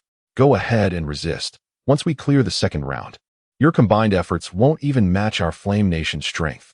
A fierce exchange erupted in the public chat channel between the Flame Nation players and those from other zones. However, some astute players refrained from joining the fray and instead defended the Flame Nation players. Indeed, the Flame Nation is formidable. We shouldn't target them so harshly. Exactly. The people of the world are one. Blue Star should unite and embrace each other. I propose that after the establishment of the United Zone, Blue Star must form a United Nations. I nominate the Flame Nation as a permanent member. We must unite and refrain from infighting. I suggest we add each other as friends to share news in the future. In no time, the public chat channel became a cacophony of opinions, with some hurling insults, others attempting to forge alliances, and some with ulterior motives. Regardless of the discussions taking place, Ling Zhou and his team, still immersed in the dungeon, had no time to pay them any heed. With a wave of his hand, Ling Zhou summoned all team members back together. The players still bore traces of excitement. Godly Rich is amazing. At that moment, someone exclaimed loudly. Ling Zhou smiled and gestured for silence, pointing to the numerous demon corpses scattered around. See those? We should be able to sell them for a decent sum. If anyone is interested, feel free to help yourselves. If you possess undead units at home, these corpses could serve as sustenance. Generally, the higher the level of the monster, the better the recovery effect for those who can consume flesh. Even without undead units, the demon-type monsters can be sold to the Doomsday shop for resources. Of course, the most valuable are not the demon-type monsters but the ferocious beast type. If their pelts are intact, they can be used for forging equipment or sold to the Doomsday shop for a handsome price. Upon hearing Ling Zhou's words, the team members waved their hands dismissively. Their bags were already full, and they didn't see the value in selling corpses for a few coins. However, a few members spoke up. Godly Rich, does your undead legion require these corpses? I have some soldiers available to assist with transport. I could send them to you after returning. Yes, I also have some space in my bag. I can help. Me too. The team members chimed in. It was evident that Ling Zhou held a high position in their hearts, with some even willing to discard rewards just to assist him in transporting corpses. Ling Zhou waved his hand, saying, My undead legion currently has no pressing need for these corpses. I have enough for a while. Besides, transporting them back and then sending them would incur costs exceeding their value. It's simply not worth it. These demon-type monsters are hardly rare. If we could transport hundreds of thousands of corpses back, we might fetch a fair price. However, realistically, moving such a vast number of corpses is not feasible. Even with my supreme user bonus and the maximum load capacity of our team, we could only manage to transport just over 2,000. Even if all team members assisted, we would barely exceed 10,000. Seeing that Ling Zhou was indeed not interested, the team members relinquished their intentions. Ling Zhou chuckled and continued. If you truly wish to assist me, there will be plenty of opportunities in the future. Some players detected a hint of implication in Ling Zhou's words and curiously asked, Godly Rich, if you have something to say, please do. If we can help, we won't decline. Yes, Godly Rich, just let us know. We share a bond of life and death. Faced with the team's inquiries, Ling Zhou smiled mysteriously and simply said, Once you return, do not squander this reward. Ensure you develop well and keep pace. Only then shall we have the chance to team up again. Chapter 138, The Master Level Nest, Fire Demon. Upon hearing such delightful news, the members of the Godly Squad assured each other that they would diligently develop their skills upon their return, determined not to disappoint Ling Zhou's expectations. Their gains from this venture encompassed more than mere rewards. Any astute individual could discern this. The most significant acquisition was not the world rewards or the troop nests, but rather their integration into the circle centered around Ling Zhou. If one were to inquire what following Ling Zhou had yielded, the rewards would pale in comparison to the invaluable lessons imparted by him. Many had begun to sense the stark difference between their current capabilities and those at the onset of the World Boss Dungeon. In just over a day, their rate of progress could only be described as meteoric, although some still exhibited a degree of immaturity in their command. Mastering Ling Zhou's teachings and practicing diligently would certainly allow them to advance more swiftly than other players. Ling Zhou's first requirement was for the team to clear the second round. Fortunately for these players, the difficulty of the second round was not insurmountable. Thus, Ling Zhou decided to raise the stakes, assigning them a minor homework task. They must complete the round within 24 hours, with all rankings within the world's top 1,000. Upon hearing this, the players gasped in astonishment. Despite being the cream of the crop selected by Ling Zhou, the reference was to the world rankings, not merely those of the Flame Nation. Although many formidable players from foreign battle zones had perished during this world boss expedition, some members had previously ranked far beyond the tens of thousands, making the leap to the top 1,000 quite daunting. Surprisingly, none of the players attempted to negotiate or even utter a complaint. All accepted Ling Zhou's assignment with utmost seriousness. After adding each other as friends, Ling Zhou disbanded the team. As Ming Yunqi prepared to leave, her expression displayed a hint of reluctance, yet she feigned nonchalance, saying, "Little brother, give it your all. I'll help you soar in the future." Ling Zhou merely smiled and inquired about her age, prompting Ming Yunqi to hurriedly exit the dungeon. Just as Ling Zhou was about to click the exit button after watching his teammates leave one by one, a sudden and violent tremor jolted him, nearly causing him to topple from his mount. Steadying himself by grasping the mane, he noticed the distant stone pillar vibrating vigorously. Countless fragments cascaded from its surface. What could this be? Ling Zhou gazed at the pillar in astonishment as magma-like patterns began to surface. Through the vision granted by the eyed demon, he discerned a pulsating red stone hidden within the pillar, resembling a hard and constant motion. "Rimuru!" Ling Zhou exclaimed. The latter immediately understood and dashed forth. With a series of explosive sounds, Rimuru forcefully breached the pillar's surface, successfully retrieving the heart. Upon closer inspection, Ling Zhou realized it resembled a nest rune core. The types of rune cores varied according to the nests, and their forms were diverse, some resembling totems, others stones, and some akin to the unique items from the Pegasus nest. Ling Zhou opened the information on the nest core, revealing a simple line of text. "Fire Demon Nest, Master Level 5 stars. What on earth?" Ling Zhou exclaimed, his eyes widening in disbelief. A Master Level 5 stars. He had never encountered such a high-quality nest. Even the secret goblin he had acquired previously in the Hidden Vault was merely Master Level 3 stars. Moreover, the secret goblin was not a conventional frontline unit. However, the fire demon was different. In fact, the battlefield had featured the fire demon. Yet, compared to the Balrog Fire Demon King, the lower-tier fire demons seemed entirely distinct, with the latter only possessing an elite 2 stars quality. Clearly, the Master Level 5 stars Fire Demon Nest was an entirely different entity. Suddenly, Ling Zhou had a realization. Indeed, the Balrog Fire Demon King was both a world boss and a lord of kingly status. Logically, his subjects should all be fire demons. Ling Zhou comprehended that fire demons, akin to human civilization, constituted a race with varying qualities. In a certain sense, the world boss Balrog Fire Demon King was akin to a powerful alien leader on the battlefield of myriad worlds. However, they were not truly alien lords. Or rather, in the system's judgment, the underground realm of the Balrog Fire Demons was not recognized as a genuine civilization. Even though the victorious Balrog dungeon was far more robust than the Blue Star battle zone, it would now be relegated to a mere large-scale dungeon in Blue Star. Despite stating this, Ling Zhou displayed no trace of regret upon his face. The victors and the vanquished, this was one of the most common occurrences in the endless river of history. The Balrog dungeon was the first empire he had personally obliterated. But it would certainly not be the last. At this moment, the Balrog dungeon had become a mid-tier large-scale dungeon. In the future, any player advancing to a mid-tier lord could continue to conquer it. Currently, Ling Zhou and his team had merely engaged with the lower levels. Progressing further would lead them to encounter higher-tier monsters. Simultaneously, the fully formed Balrog Fire Demon King resided at the dungeon's deepest level, becoming a true dungeon boss. Just wait.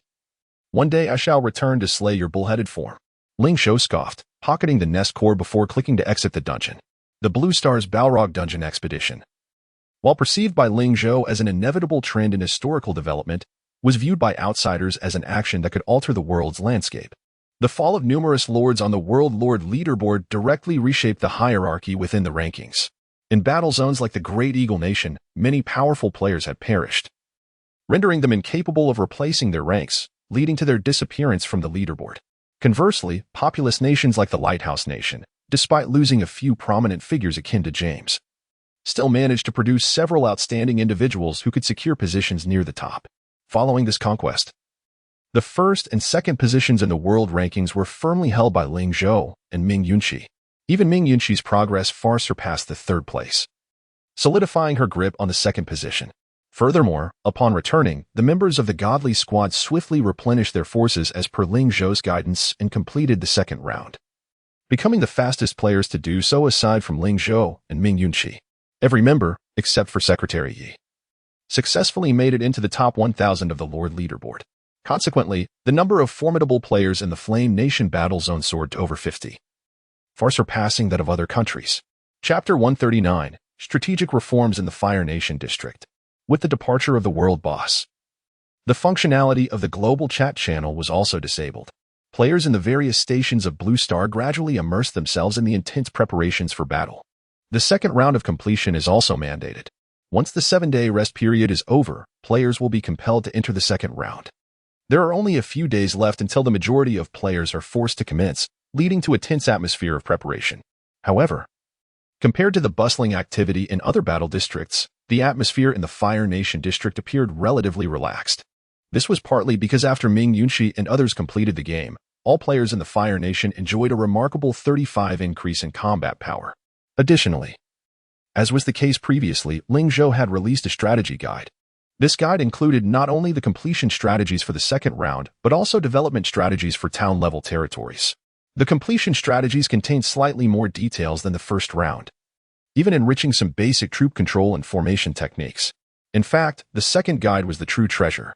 Many players, despite having completed the first round, were utterly bewildered about their subsequent development. After upgrading to a town-level territory, the area was at least the size of a small town, and the management tasks suddenly multiplied. Faced with the unexpectedly expanded territory, many players were unsure of how to proceed. Fortunately, Ling Zhou's guide meticulously introduced at least a dozen development directions. Among these were several methods for players to address post-upgrade issues, such as how to manage their territories efficiently and how to continue rapid development after upgrading. The development guide also contained numerous connections to the Blood Moon Frenzy, if players adhered strictly to the developmental pace outlined in Ling Zhou's guide. Completing the first 3 rounds of the Blood Moon Challenge would pose little difficulty. Of course, Ling Zhou did not include this in the guide to prevent other players from taking advantage of it. Moreover, the guide documented several gameplay styles for becoming lifestyle players. Indeed, lifestyle players. However, the concept of lifestyle players in Ling Zhou's guide differed from that of casual players prior to the apocalypse. Ling Zhou proposed the lifestyle player concept due to the limited resources within the same novice area, necessitating players to compete for scarce resource points. Consequently, some players would inevitably fall behind due to resource shortages, and in the Blood Moon mode, lagging behind meant certain death. To mitigate the conflict among players, Ling Zhou introduced the lifestyle faction. According to the novice area classification, this faction would select players who were either not skilled in combat or unwilling to engage in battles, allowing these players territories to focus entirely on development, agriculture, animal husbandry, gathering, forging, and other supportive activities. Subsequently, lifestyle players could form strategic partnerships with combat players, where the former would provide resources for troop development and the latter would offer protection. This protection included, but was not limited to, assisting each other through the Blood Moon Frenzy and ensuring territorial safety. This approach would significantly alleviate resource-related internal strife and would be highly beneficial for the future development of the Fire Nation district. After all, this strategy would take several years before being proposed as a major development strategy by the Blue Star United Battle District Alliance. At that time, the territories in Blue Star would be severely depleted, and even if someone wished to transition to the lifestyle faction, it would be a drop in the bucket for the entire Blue Star.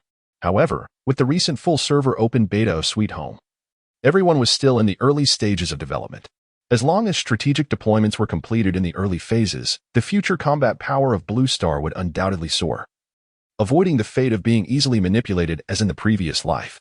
Although the average players did not share Ling Zhou's long-term vision, the release of this guide had players in the Fire Nation cheering with enthusiasm. Not all players were inclined to develop territories and engage in battles every month. Among the players in Blue Star, aside from children who could not qualify for the game and were still under their parents' care, a significant portion of adults included the elderly and individuals who fainted at the sight of blood. Most elderly players, even if their bodies were strengthened, found their thoughts and reactions lagging behind the youth and lacked the desire for competition. The emergence of this development guide was met with widespread approval from the majority of players in the Fire Nation. In a battle district, most players were locals, and there were even familiar groups among them.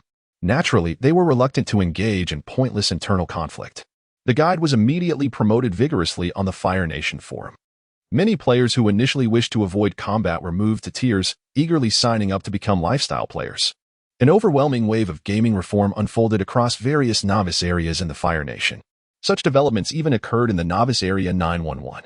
Once the guide was released, the chat channel in the Novice Area buzzed with intense discussions. Does this mean we in the Novice Area should reform as well? We should. After all, resources are limited. And the wealthy player cannot always lead us to seize supplies like last time. I only have 1 gold mine. It's simply insufficient. In truth, I don't really want to be a lifestyle player. Fighting feels quite exhilarating, especially when we recently beat those small monsters. You may not want to, but I do.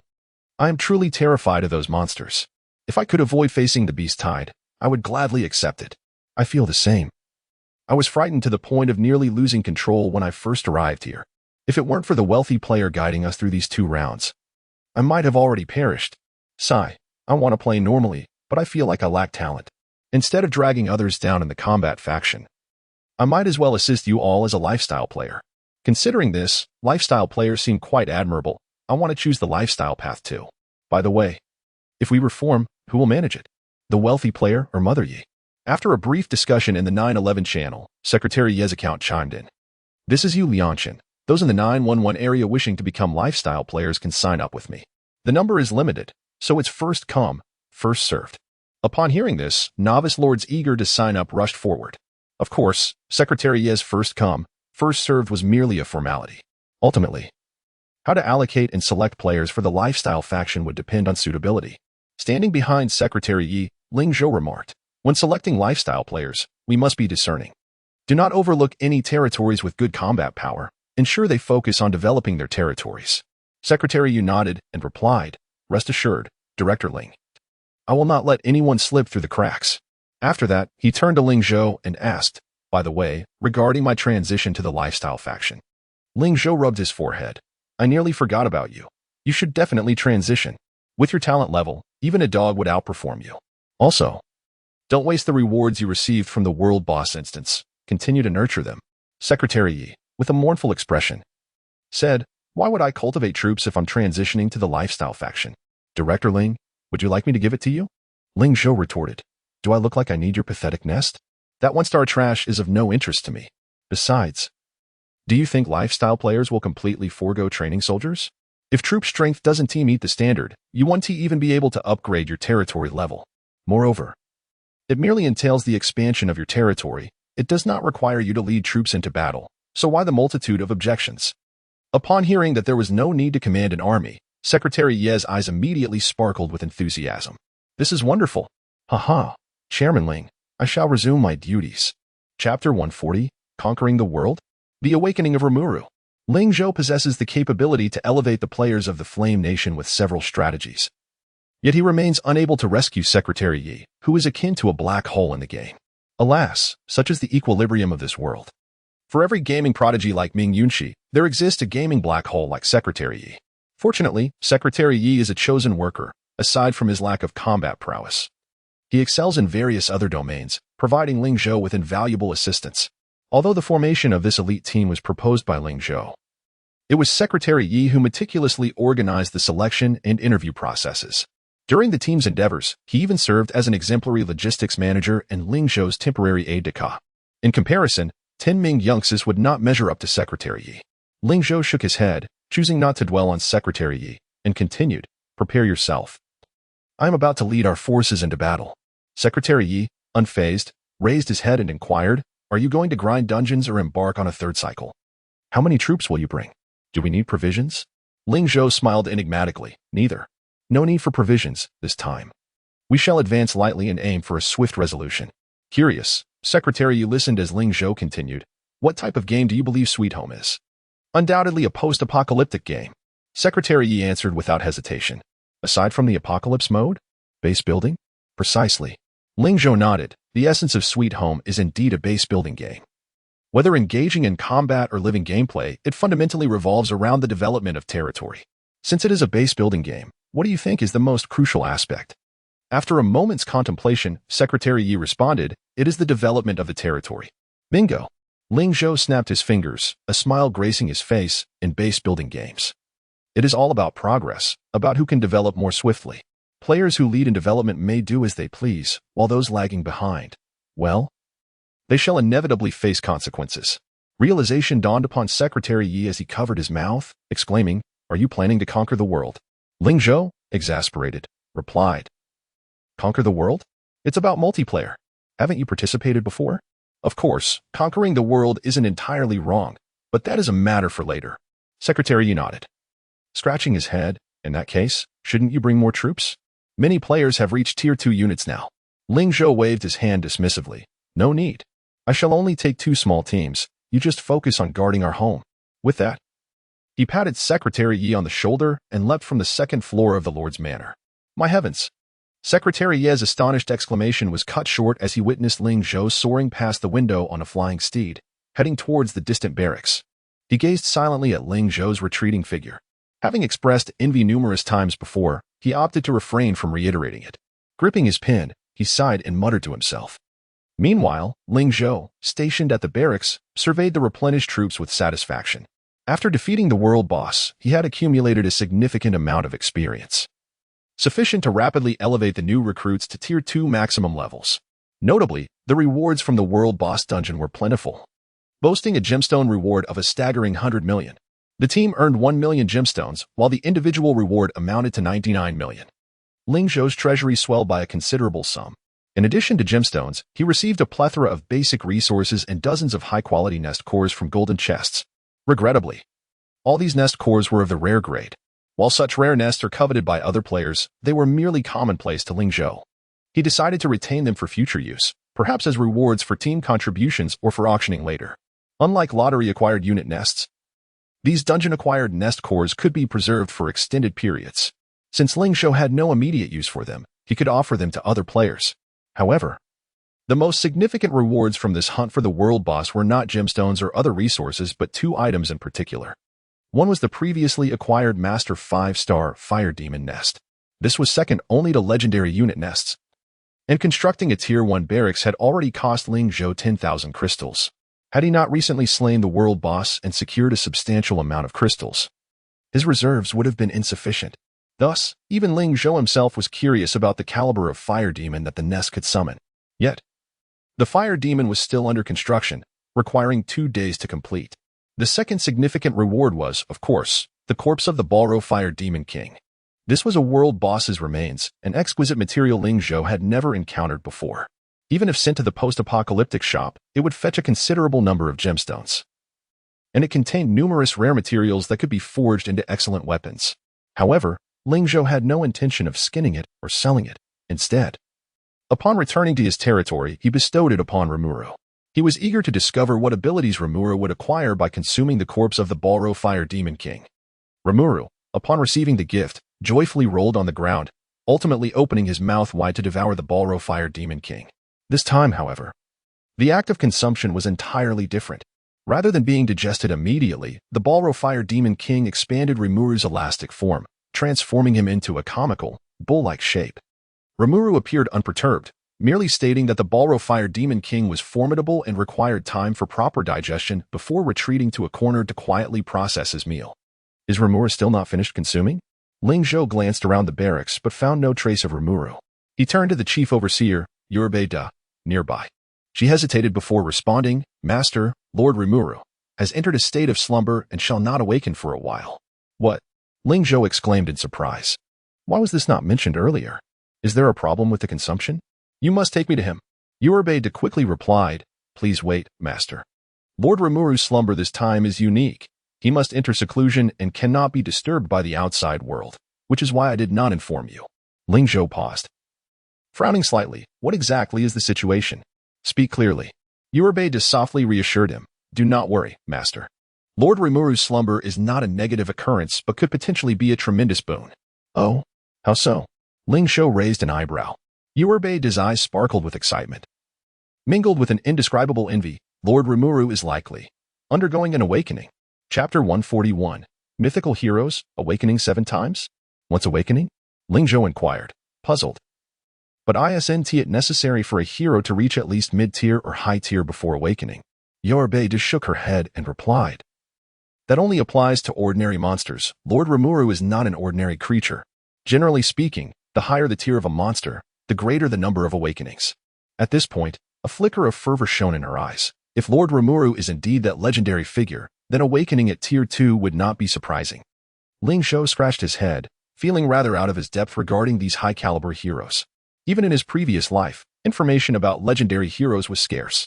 While there might have been alien lords possessing legendary heroes in the later stages of the Myriad Realms battlefield, he had been merely a small fry on the battlefield, far removed from such formidable foes. As a legendary hero herself, Yorubeda naturally had more insight than him. She continued, "My lord, you may not be aware, but a legendary 5-star rating is merely a threshold." Is that so? Ling Zhou raised an eyebrow.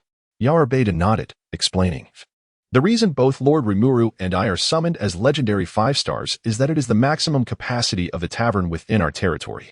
Upon hearing this, Ling Zhou understood instantly. It was akin to a certain MOBA game on Blue Star, where ranks are reset at the start of a new season.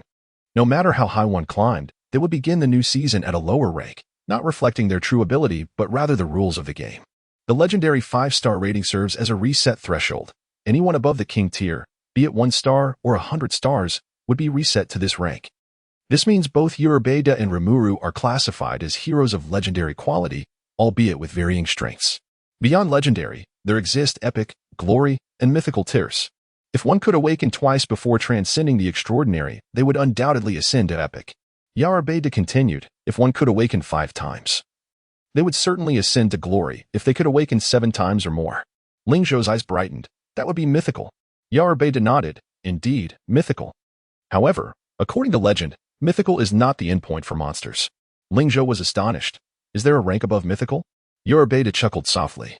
I have only heard tales. It is said that the ancient demon lords, who once reigned supreme, waged war to vie for that exalted position. The Saint Demon King I mentioned earlier is one of those great demon lords. However, the outcome of that legendary battle, which was said to be apocalyptic, remains unknown. After that cataclysmic clash, the ancient demon lords, who were at their peak, vanished, and their era faded away. After listening to Yorubeda recount this history, Ling Zhou, despite her brief words, could still sense the bloodshed and turmoil concealed within the tale. If Rimuru were indeed an ancient demon lord, then awakening to the mythical tier would be a reasonable expectation. Ling Zhou felt a thrill of astonishment. The notion of a mythical tier hero was something he had never dared to dream of, even in his past life. Of course, all of this was merely Yorubeda's conjecture.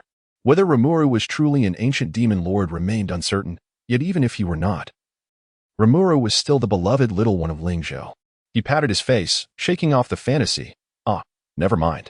If my little one truly possesses the potential to reach the level of an ancient demon lord, then I shall procure more treasures for him to consume. He mused, recalling that there were still 6 world bosses like the Balroth Flame Demon King before the Myriad Realms battlefield opened. If devouring just one could yield an awakening, the world bosses would be ample for Rimuru's ascension. Ling Zhou suddenly remembered, by the way, it seems Rimuru awakens by consuming high-quality corpses. What about you? Do you require any special materials or items? If possible, I can procure them for you. Yorubeda beamed and replied, I thank you in advance, my lord. My original race is that of a little demon, and to awaken, I need to consume a substantial amount of black crystals. Dark energy artifacts would suffice as well, naturally. The higher the quality, the better. As Ling Zhou observed the beautiful woman casually mentioning such precious materials, he felt a pang of headache. Black crystals were indeed a variant of magical crystals, yet these were tainted by dark elements. Typically, black crystals not only held far greater value than ordinary holy magical crystals, but were also exceedingly difficult to obtain. Moreover, the dark energy sources Yorubeda mentioned were even rarer. In his previous life, he had only encountered them in auction houses. He shook his head. Have you had your eye on the black crystals I obtained earlier? Indeed, among the rewards from defeating the world boss were several black crystals, though not many. Ling Zhou had intended to reserve them for later use in nurturing demon-type troops. However, it seemed that plan would have to be abandoned. Yorubeda mischievously stuck out her pink tongue at him. Well, never mind. You can have them. With a resigned sigh, Ling Zhou retrieved a few black crystals from his backpack and tossed them to her. After examining the crystals, her eyes sparkled. I was not mistaken that day. Although they are only tier 1, they are indeed superior quality black crystals. Ling Zhou retorted with a hint of exasperation. How poor can the crystals from a world boss be? Beta chuckled. True enough. With that, she carefully tucked all the black crystals into her pocket. Ling Zhou felt no real reluctance. After all, he had originally intended to use the black crystals to enhance the attack and defense of the flame demon. Given that Beta, a legendary 5-star hero, deserved precedence over a master 5-star flame demon, it only made sense. Furthermore, the local blacksmith shop was currently too low in tier, and he had yet to recruit any suitable high-quality blacksmiths at the Lord's mansion. The blacksmith in the town could only forge simple farming tools for the villagers. Expecting him to craft weapons would be a sheer waste of materials. At present, the black crystals would only sit idle in his bag, gathering dust, rather than let that happen. It was better to give them to Beta to bolster her strength. Ling Zhou sighed. How much longer will Rimuru remain asleep? Beta shook her head. I'm not certain. Perhaps another day or two. A day or two. That is acceptable.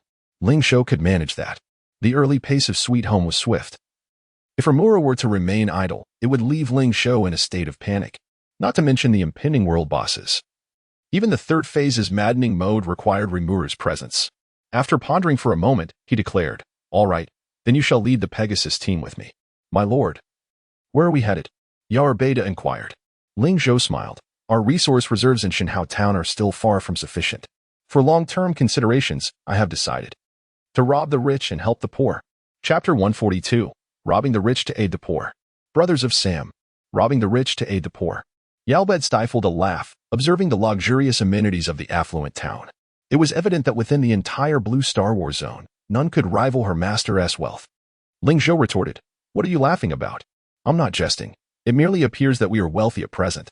Consider this. Should we form a team and establish a tribe, the expenses will surely escalate, and my assets would barely suffice. Furthermore, the strategy of amassing grain and delaying ascension is a mark of foresight. Do you understand? Yalbed suppressed her mirth and replied softly, all right, I shall heed your command. My lord, I am always prepared to lead the charge. Well, that's more like it, Ling Zhou huffed, then waved his hand to begin counting the members of their team. In addition to Yalbed and the Pegasus squad, he had also brought along a small unit, the Covert Goblin Squad, born of avarice. This goblin squad had not performed admirably in previous battles, for they were not suited for direct confrontation. However, at this moment, they were finally poised to be of use. Ling Zhou activated the online search interface. Ding. Would you like to initiate a solo online search? Ding. Confirming search, please wait. Ding. You have successfully located a novice player in Lighthouse Nation, Zone 532, Novice 56. Would you like to launch an immediate attack? Countdown, 30 seconds. 30, 29, 28. Without hesitation, Ling Zhou clicked to confirm the attack. With a flash of legendary light, he and his troops vanished from their location, only to reappear in foreign territory.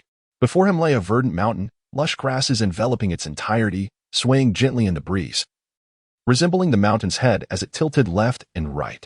Stripped of the towering edifices of Lighthouse Nation, this land had reverted to its pristine state.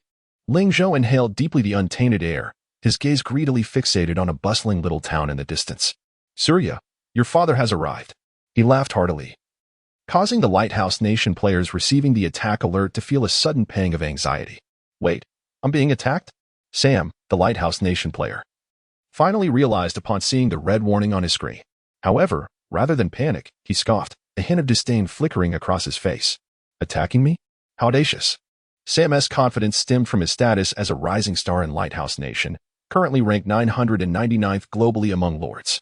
Following James's lead in the World Boss Dungeon, Sam had smoothly ascended to become one of the new leaders of Lighthouse Nation. Presently, he had garnered a considerable following in the entire war zone. In the novice area 532, he was essentially the central figure. Whenever he raised his arm in rallying call, countless eager followers would flock to him. With a sneer, Sam declared, "Let us see which fool dares to invade my territory." His words were abruptly cut off as he spotted a name all too familiar on the invasion interface. Warning. The affluent town is invading your territory. Players are advised to prepare defenses promptly. Sam rubbed his eyes vigorously, confirming he had not misread. The affluent town? Could it possibly be that affluent town? His lips twitched as his finger trembled to open the invader's information interface. Upon seeing the title World S1 Lord, his jaw nearly dropped. The Inferno Nation. World S1, accompanied by the iconic golden emblem of Supreme VIP 888. Was there anyone other than Ling Zhou? Sam immediately deduced the identity of his adversary. Oh my god, Oh my god, the affluent one. Damn, what is he doing here? Is the Inferno Nation planning an assault on Lighthouse Nation? FK, why pick on me? I'm not even a purebred Lighthouse Nation citizen. I hail from Africa. Sam could not suppress his expletives, his mind racing. I must gather support quickly. With trembling hands, he reached out in the Novice Zone S-Chat channel. Brothers, we're in big trouble. I'm being invaded. True to his reputation as the leader in Novice Area 532, the moment he sent the message, responses flooded in. Motherf they're attacking Brother Sam? That's tantamount to seeking death. Hold on, Brother Sam. I'm counting my troops and will be there shortly. We must assist. Sam is our guiding leader in Novice Area 532. We cannot falter. Observing his comrades' excited chatter, Sam felt a surge of warmth. No matter how powerful the affluent one was, he was but a single individual. If his brothers and sisters could come to his aid, he might not need to fear the affluent one. After all, he was ranked 999th in the world. Moreover, they were all of similar status, novice lords. There should be no insurmountable disparity, right? Suddenly, a thought struck him. What if he could defeat or even slay the affluent one here? Wouldn't he that catapult me to global fame? Sam clamped his mouth shut, nearly letting out a yelp. Goodness, I would undoubtedly become the most celebrated lord in Lighthouse Nations. Perhaps they might even propose me for the next presidency. Though it seemed far-fetched, Sam believed there was merit to the idea. If he triumphed over Ling Zhou, he would, in essence, become the world's number one, a hero of Lighthouse Nation. The more he contemplated, the more fervently he believed it was possible, his heart igniting with ambition. Just as Sam reveled in his excitement, an alarm jolted him back to reality. Ling Zhou, mounted on his Pegasus, hovered above his territory. With a calm demeanor, Ling Zhou declared, "Surrender or perish. Quickly present all the resources from your storehouse, delay for even a minute, and I shall raise my banner." Sam swallowed hard, gazing up at the awe-inspiring figure of Ling Zhou, his legs trembling. Yet, thinking of the reinforcements en route, he straightened his back. Sam spat the saliva he was about to swallow onto the ground and pointed at Ling Zhou, shouting, "Motherf Affluent one, do not be too arrogant. Beware of missteps. Our brothers from the Novice Zone are already on their way. If you do not leave now, prepare to face annihilation." Ling Zhou frowned slightly, muttering, "The foreigner certainly knows a fair number of idioms from the Inferno Nation." Seeing Ling Zhou refrain from further taunts, Sam mistakenly believed the opponent was intimidated, and his confidence surged. Just as he was about to deliver more threats, he noticed someone mentioning him in the public chat channel. Thinking it was his comrades rallying to his side, he eagerly clicked to check the messages. "Sam the Great, old chap, which fool dares to invade your territory?" Sam scratched his head, pondering for a moment before deciding to respond honestly. "Sam the Great. It's the affluent one." This revelation instantly ignited a storm of reactions in the chat channel. The affluent one? Is that the world's number one wealthy individual? Sam, indeed, my brothers. The time has come for us to make a name for ourselves. If we join forces to take him down, our Novice Zone will become the premier Novice Zone in the world, and global dominance will be within our grasp. Sam chuckled triumphantly, but soon realized something was amiss. After he sent his final message, the chat channel of Novice Zone 532 froze as if it had crashed, and no one else uttered a word. Sam. Above, Ling Zhou grew somewhat impatient. "Hey, the one below. When will your comrades arrive? How much longer must I wait?" Sam below could only chuckle awkwardly, his tone diminishing significantly as he respectfully replied, "Hee, esteemed wealthy lord, could we perhaps settle for half the surrender?" Chapter 143. The online mode has been activated. A transformation in the new world. "Ah, so you were merely boasting earlier?" Ling Zhou scoffed coldly, his impatience palpable. The single-player online search could only target one individual. If other players from this Novice Zone rallied to assist Sam, the system's assessment would involve a dynamic of offense and defense. Consequently, Ling Zhou could seize their territory as well. Sam's current declaration rendered his earlier wait utterly futile. "Humph." Ling Zhou snorted disdainfully, causing Sam below to tremble in fear. With a sweeping gesture, he commanded, "Goblin Squad, raise the flag." No sooner had he spoken than a system notification echoed in Sam's ears. "Ding. Your lord's flag has been removed by the enemy forces. Please reclaim the flag within 5 minutes, or you will permanently lose your player status." Hearing this, Sam felt as if struck by lightning, his mind momentarily blank. Wait, he hadn't even made a move yet. How could his home be gone? He was momentarily paralyzed until he caught sight of a flash of green stealthily slipping out of his territory S-gate. Soon, more green figures emerged, burdened with various stolen goods. What on earth was that? Sam's eyes widened in horror as he beheld the multitude of goblins. Goblins? Those are my resources. He gasped, recognizing the Jordan Alliance sneakers being carried off in a goblin's oversized backpack, one of his most cherished possessions, which had been safely stored in his warehouse. In addition, goblins were laden with gold coins, iron, ore, and timber, and some even had the audacity to steal his undergarments. Leading the pack, a goblin brandished none other than his lord's flag. "Quick, reclaim it," Sam bellowed, commanding his troops to charge. A mocking laugh reverberated from above. Sam froze, witnessing Ling Zhou and his mounted companions surveying the scene with predatory gazes. Just one glance rendered him immobile. The 5 minutes allotted for retaliation slipped away second by second, leaving Sam paralyzed with fear and unable to order an attack. As the time for counteroffensive expired, Ling Zhou sneered a few times and leisurely returned through the distorted wormhole with his team, while Sam collapsed onto the ground, drenched in sweat, gasping for breath. Staring at the vanishing wormhole in the distance, dread consumed him. He had a chilling premonition that should he dare to mobilize his forces, truly horrific events would ensue. At that moment, he realized he could lose far more than just his territory and player status. His very life could be at stake. With a deep sigh, he was soon engulfed by a tide of unending fury, yet it was not directed at Ling Zhou. Instead, it was aimed at the treacherous players from Novice Zone 532. How despicable. The moment they heard of a wealthy player, they all vanished, did they? Cursing, he attempted to vent his frustrations in the chat channel. But in the next instant, he discovered that the system panel before him had utterly vanished. Not only was the chat channel gone, but even his personal panel had disappeared. Moreover, the villagers within his territory no longer recognized him, busily hauling away his belongings. Tools, fishing rods, construction materials, everything, including the newly built wall bricks, was being taken without a second thought. "No, you can't do this. Those are my possessions. You thieves, put them down," he shouted. Yet his cries fell on deaf ears. Having lost his player status, Sam relinquished all claims to his territory. He had transformed from a noble lord into an ordinary villager. Though the land remained, his bright future, along with the lord's flag, was irrevocably lost. "It's over, utterly over." Sam sat on the ground, tears unshed, filled with despair for the future. If only he had known better. He struck himself across the face in frustration.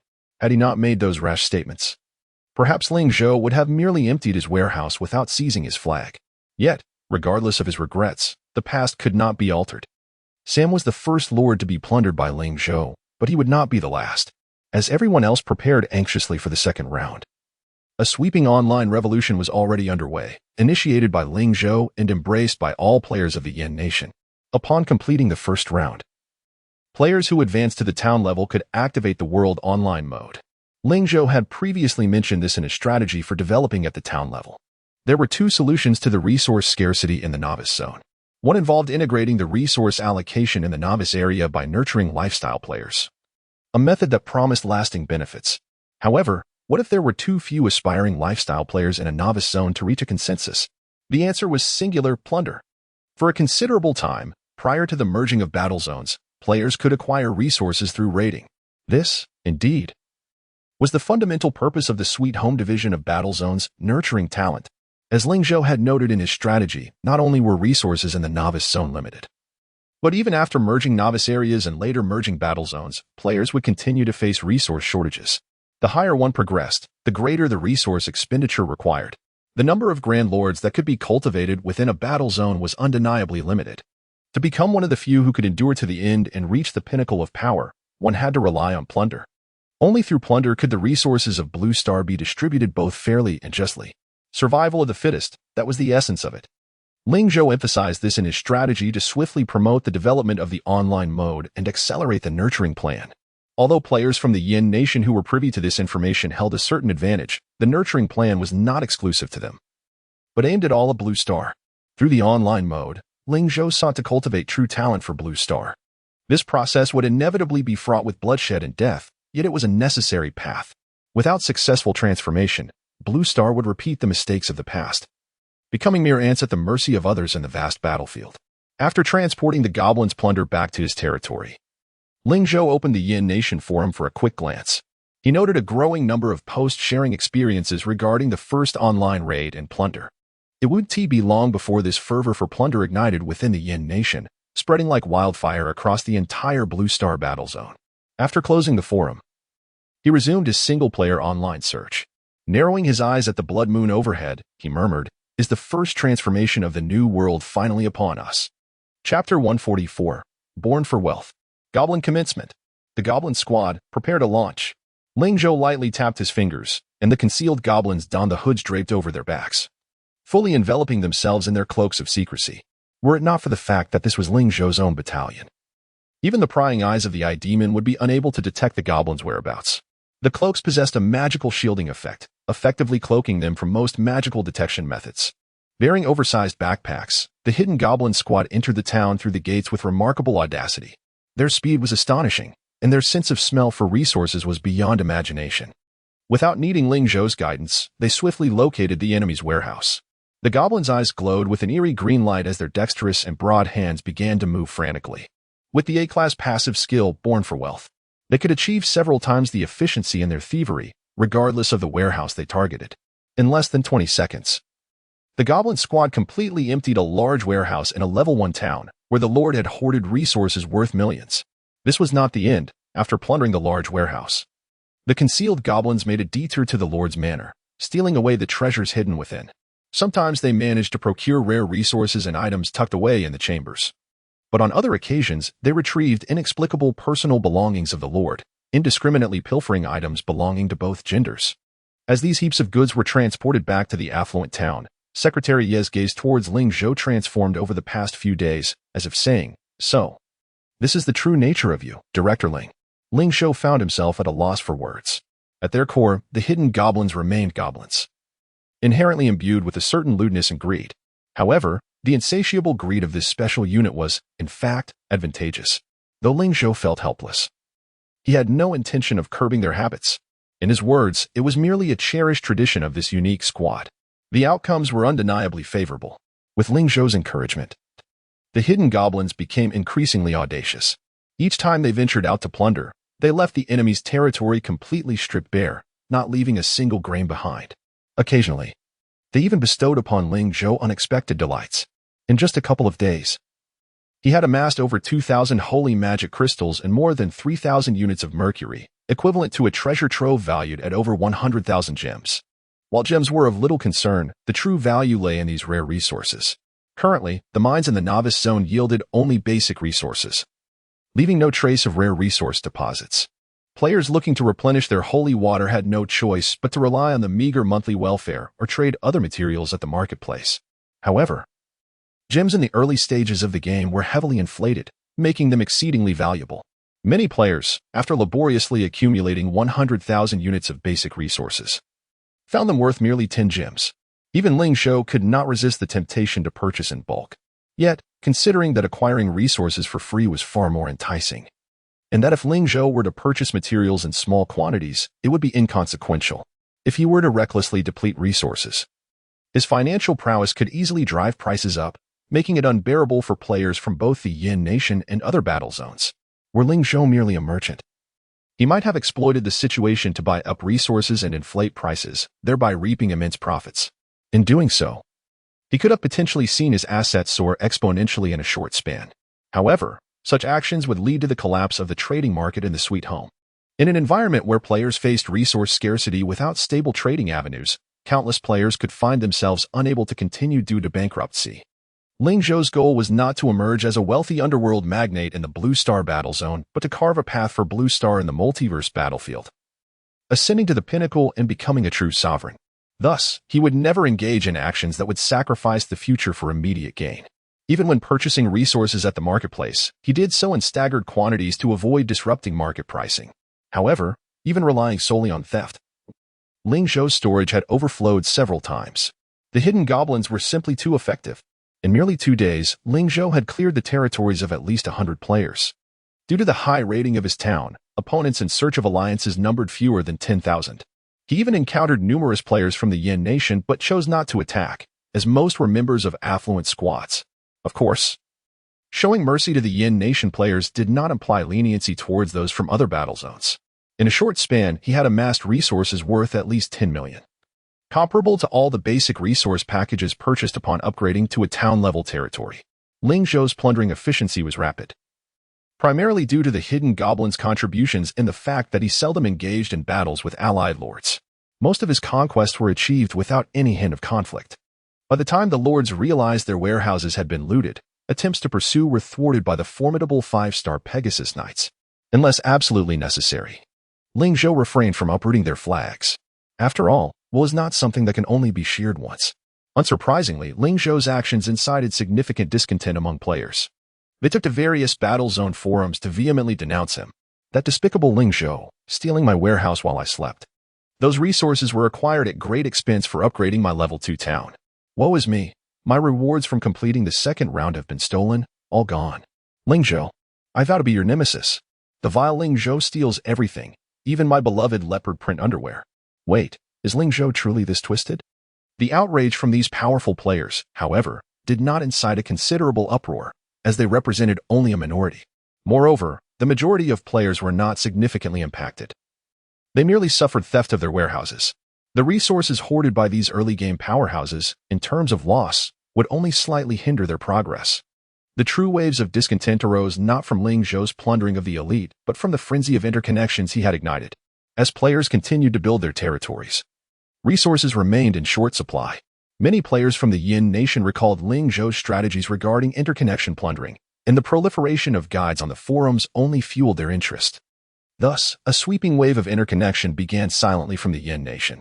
Players across various zones gradually sensed something amiss. Chapter 145, The Six-Winged Angel, Angelica. What a surprise. Why are there so many players from the Flame Nation online recently? I've been attacked 8 times in just 3 days. My troops and resources have been completely depleted. Forums across various stations are abuzz with discussions about the recent fervent actions of players from the Flame Nation. 8 times? Isn't there a 24-hour invincibility shield after each attack? How could you possibly get attacked 8 times? I suppose after losing resources. I was looking to raid others to replenish my losses, right? Well, that is what you get. Taking the initiative to attack reduces your shield time. If you don't raid others, you could comfortably develop for an entire day. Damn it. Can you really blame me? It's those guys from the Flame Nation who were too overpowered, even stealing the eggs from my henhouse. If I don't intervene, the villagers in my territory, including myself, will end up starving. You're in quite a predicament, aren't you? Fortunately, I've only been raided twice, and my resources haven't diminished too much, allowing me to continue developing. Haha, you all are too inexperienced. I've successfully raided several players from the Flame Nation today, completely filling my warehouse to the brim. It's exhilarating. Oh, how I envy the big shots who can launch joint attacks. I don't even dare to seek revenge, fearing I'll lose too many troops before the second round arrives. I feel the same. I'm currently too afraid to engage with players from the Flame Nation. What if I lose troops and can't recover in time for the second round? I have no spare resources or time to train soldiers. The players from the Flame Nation are strategically seizing nodes right before the second round. Some players, wishing to conserve their forces, are unwilling to confront the armies of the Flame Nation head-on, helplessly watching as they invade territories, pillaging resources before retreating. Of course, while this approach yields substantial benefits, it also carries significant risks. After all, those facing players in the second round are not just enemies but themselves as well. Should they encounter formidable resistance and suffer heavy losses, it is they who will struggle to endure through the second round. In summary, such joint tactics are fraught with both risk and reward. Ling Zhou has emphasized this point in his strategy guide. Yet it appears that many are willing to take risks for the sake of profit in this world. The wave of joint operations instigated by the Flame Nation has, as predicted by Ling Zhou, swept across the globe in a remarkably short time. Players with greater strength have even become enamored with the thrill of plundering. Why toil away mining and gathering resources when one can effortlessly amass vast quantities? Consequently, the development of territories has accelerated, with no sign of bottlenecking. How delightful! Who knew this game could be played this way? These players have begun to extol the virtues of joint operations on forums, with many rallying to the cause. The prolonged war of nurturing has gradually unfolded as Ling Zhou anticipated. Secretary Yi adjusted his glasses, withdrawing his gaze from the Flame Nation forum, and turned to ask, Mr. Ling, is this the situation you wish to see? Ling Zhou smiled slightly. As expected of you, you've quickly discerned my intentions. Secretary Yi shook his head gently. I merely have a superficial understanding. My awareness stems from spending time with you. However, even now, I cannot fathom your ultimate aim. Secretary Yi's expression was complex. In times of peace, Ling Zhou's actions would undoubtedly be deemed heinous, bordering on demonic. With a single hand, he had ignited a world war. This conflict is rapidly engulfing players from every blue star battle zone at a visible pace. It is almost inevitable that in the future, No one will escape this brutal and bloody joint battle. Ling Zhou seemed to detect Secretary Ye's concerns and smiled as he said, "Rest assured. While this joint battle will lead many players to lose their territories and qualifications, it may not necessarily result in significant casualties. Although players in the Blue Star battle zone can compete for resources, that is where the limits lie." Secretary Yi furrowed his brows, understanding Ling Zhou's implication. In joint mode, one can plunder but cannot upgrade by eliminating enemy troops. As long as they do not encounter particularly deranged individuals, most players, even when clashing, will not resort to outright slaughter. Of course, the death of soldiers and villagers is unavoidable. Moreover, while it may appear that battles are occurring between different zones, this dynamic will soon shift, Ling Zhou remarked. Secretary Ye's pupils widened. Are you implying that we will turn against our own? Ling Zhou shrugged. Such is human nature. It is an inevitable trend. In the future, joint operations will become a stable channel for resource acquisition, regardless of battle zones.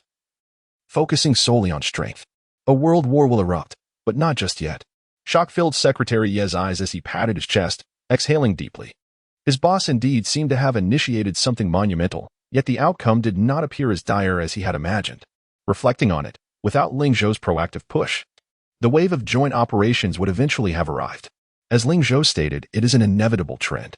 Just as Secretary Yi was about to say something, Ling Zhou's voice chat suddenly vibrated. He glanced at the caller ID and chose to answer. As soon as he connected, Ming Yunqi's exuberant voice filled the air.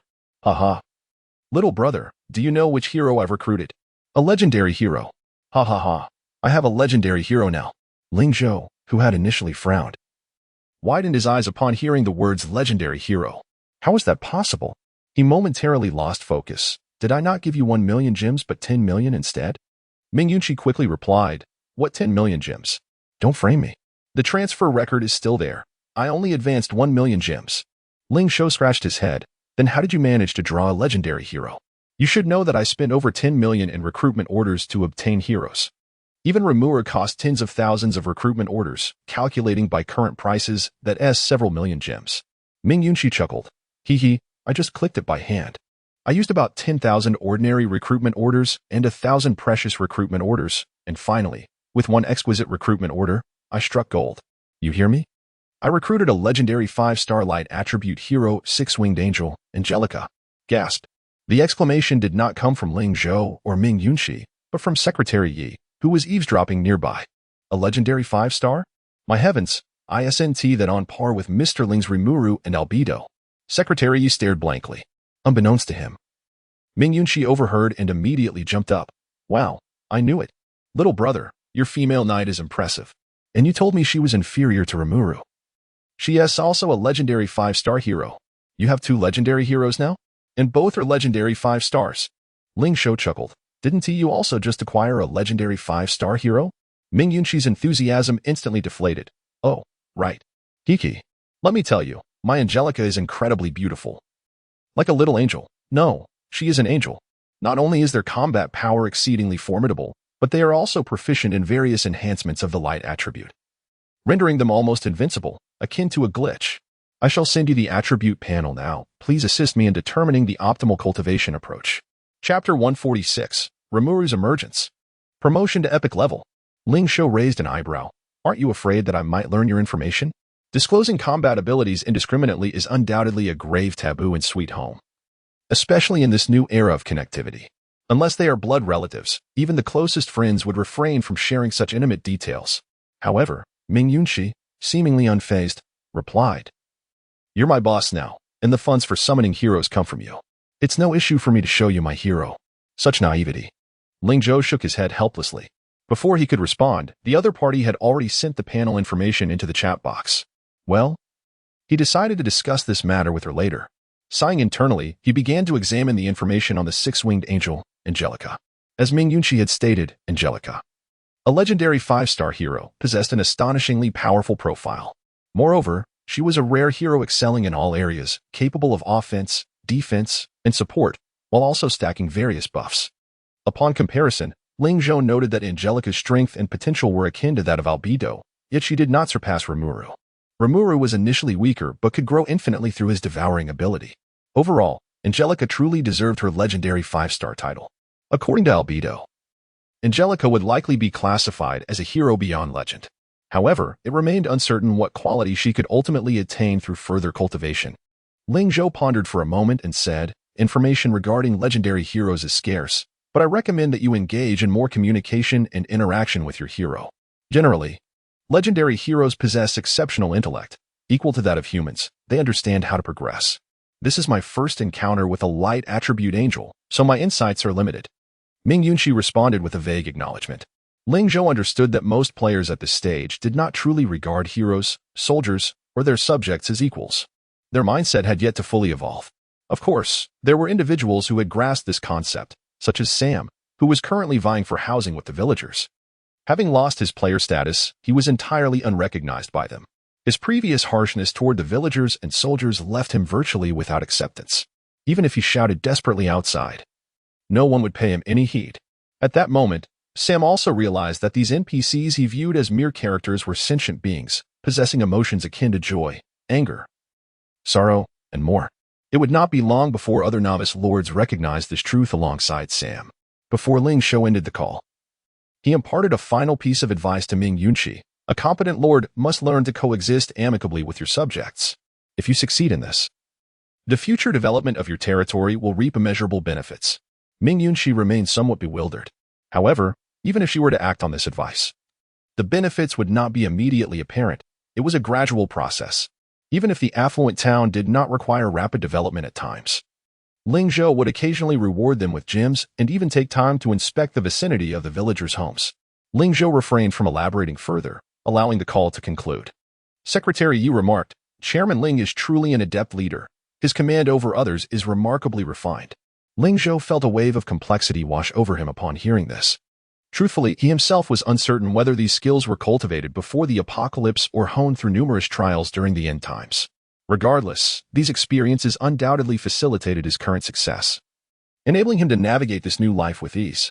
Otherwise, even with his substantial investment, he would still be at a loss regarding how to utilize the funds and enhance his strength.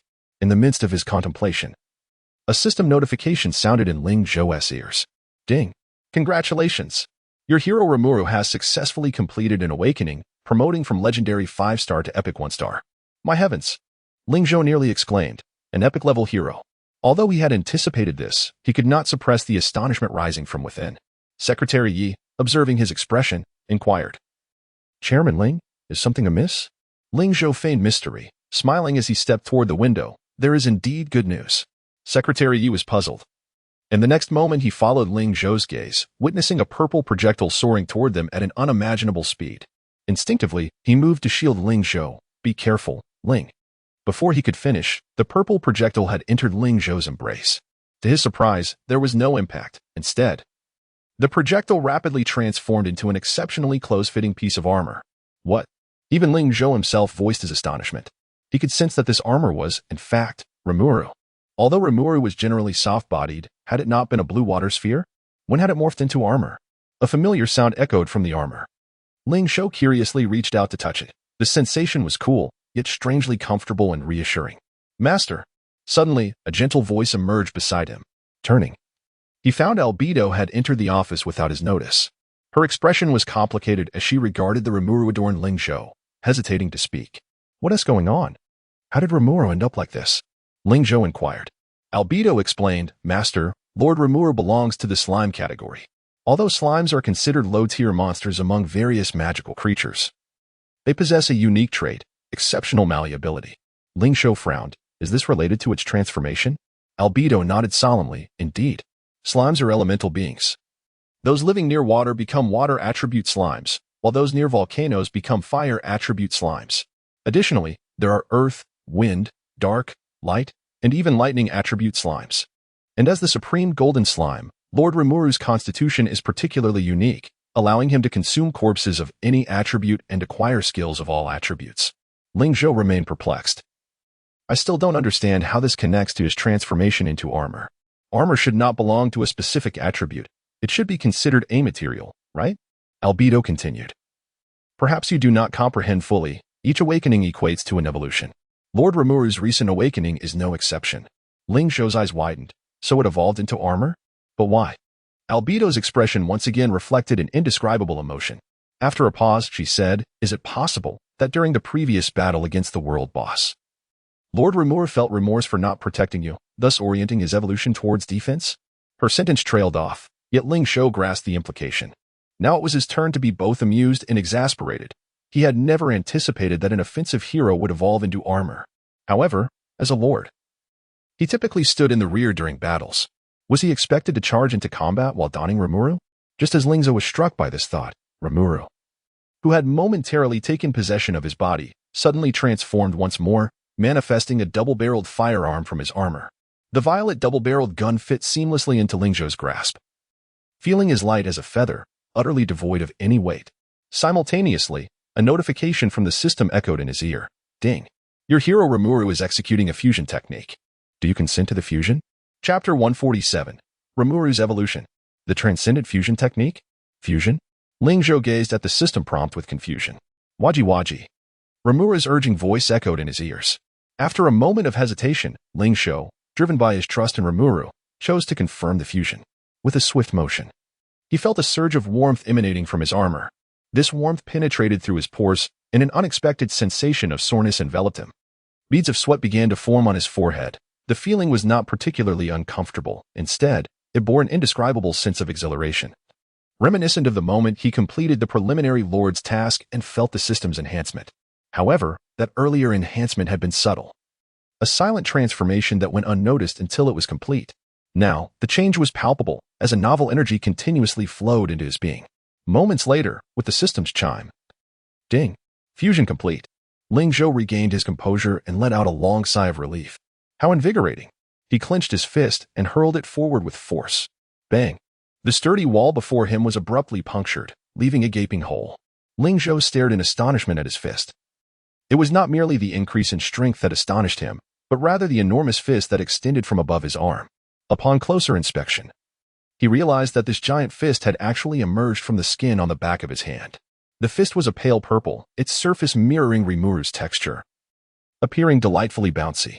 Yet, its power was terrifying. It was worth noting that the Lord's mansion had been constructed with the finest materials, continuously upgraded in line with the town's level, boasting a defense far superior to that of ordinary city walls. And yet, it had been effortlessly breached by this colossal fist. He felt as if he had exerted little effort at all. After delivering the punch, the giant fist seemed to sense Ling Zhou's intention to cease attacking and swiftly retracted, akin to a piece of rubber quickly shrinking back. What was this? Rimuru? Ling Zhou gazed at his arm in wonder. Regrettably, there was no response from Rimuru. Instead, Yabert exclaimed in astonishment, "Master, your body is now infused with abundant magical energy." Magical energy? Ling Zhou turned to Yabert, who continued, "Master, I have detected that neither you nor your kin can naturally store magical energy, despite being able to enhance your physical form through certain means. This implies that humans from Blue Star are inherently incapable of wielding magical power. Yet, it appears that Rimuru's fusion has enabled me to sense a rich magical energy within you, as if Rimuru resides within you." Ling Zhou instinctively touched his abdomen. "It has entered my body? How can that be? I haven't been possessed." Yabert chuckled awkwardly. "Perhaps, maybe, it is not as you think. Lord Rimuru's fusion technique is highly advanced. It seems to have completely transformed into your power. You might want to check your attribute panel for any significant changes." Prompted by her words, Ling Zhou quickly opened the panel to inspect. Name, Ling Zhou. Fusion status, race, human, level, junior lord, attributes, attack, 1100 to 1200 defense, 1000 to 1100 health, 18000, 18000 magic, 6000 strategic level treasure, Lane's bloodsucking ring excellent, lord skill, money makes the world go round, quality. Fusion skills, 1. Absorption, S-level devour magical creatures with a probability of acquiring part of their abilities or attributes. 2. Self-regeneration, S-level the ability to regenerate severed limbs. 3. Dissolution, S-level possesses extraordinary digestive capabilities. 4. Transmutation, S-level possesses the ability for super deformation, capable of merging with the contractor. 5. Death Strike, S-level focus energy to deliver a devastating blow, causing 2000 damage. 6.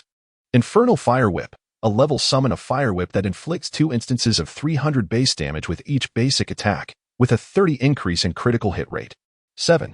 Infernal Bull Form, a level abandon other attack modes, increasing power, physique, and charge damage by 500. 8. Berserk Aura, D-level release of Berserk skill. Enhancing allies' base damage by 180 within a 5-space radius, and increasing movement speed by 10. 9.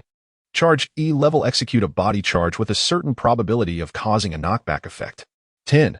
Landmine deployment E-level set landmines that automatically explode when enemy units approach, inflicting damage on units and structures within range. Landmine quantity 0, 11. Spear throw F-level throw a spear to attack, causing 80 base damage. Spear quantity 5, 12. Bombardier F-level toss explosives, causing 150 base damage, with a 30 speed reduction when throwing bombs. 13. Strengthening F-level increase strength by 10. Comprehensive combat power evaluation 2000. After perusing the extensive 3-page panel introduction, Ling Zhou remained dazed. Was this not Rimuru's panel? How had it come to be associated with him? He scratched his head, glancing at himself. So, I have become Rimuru? Yabbered, witnessing Ling Zhou's bewilderment, chuckled, Master, perhaps Lord Rimuru wished for such close protection, which led to the evolution of this special ability. Ling Zhou fell silent for a moment before stating, let us proceed to the training grounds and test it out. No sooner had he spoken than he intended to descend the stairs, but upon noticing the nearby first floor, a different thought crossed his mind. Ling Zhou leapt powerfully, crashing through the dilapidated window of the second floor, landing heavily on the ground and creating a sizable crater. Wow, that force is impressive, Ling Zhou exclaimed in surprise, then turned his gaze toward the distant barracks. Let us see how fast I can go. He took a step forward, and in the next instant, his body shot forward like an arrow released from a bow. By the time he regained his senses, he had already reached the barracks. Yabbered, who followed behind, was equally astonished by Ling Zhou's speed, faster than my full-speed flight. Indeed, he is worthy of being Lord Rimuru, she mused with a smile, then took to the skies with her wings to keep pace. Meanwhile, Secretary Yi, left on the second floor of the Lord's mansion, called out urgently, Hey, Director Ling. Chief Yabbered, could someone take me along? I want to see too. Unfortunately, there was no response. Chapter 148, Supreme Skills. The Extraordinary Rimuru. Ling Zhou commenced experiments with various skills in the expansive training grounds. As magical energy surged forth from his being, constructing intricate arrays for unleashing spells, he experienced the sheer joy of casting magic for the first time. How fascinating it was to wield magic in such a manner.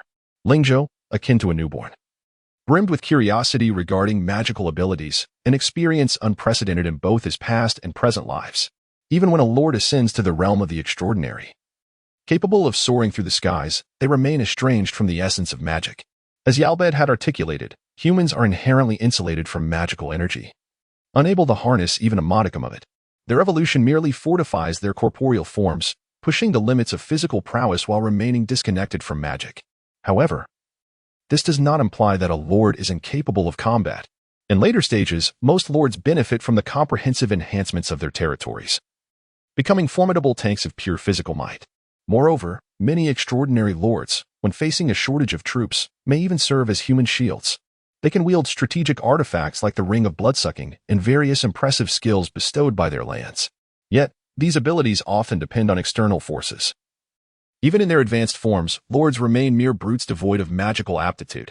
It was an extraordinary sensation, Ling Zhou mused after a long day of experimentation. Despite a hint of fatigue, his enthusiasm remained undeterred. Rimuru, having evolved to an epic level 1 star, acquired 2 S-tier abilities. Rimuru not only absorbed the powers of the Baylor Flame Demon, but also manifested an S-tier ability known as Super Transformation. This ability would be the key to merging Ling Zhou and Rimuru. Furthermore, Super Transformation enabled Rimuru to undergo numerous other transformations.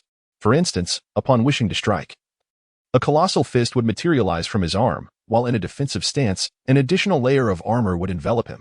Should he desire to unleash a skill, he need only focus his thoughts, and another pair of hands would emerge to execute the attack, whether it be hurling spears, tossing bombs, or conjuring magical arrays.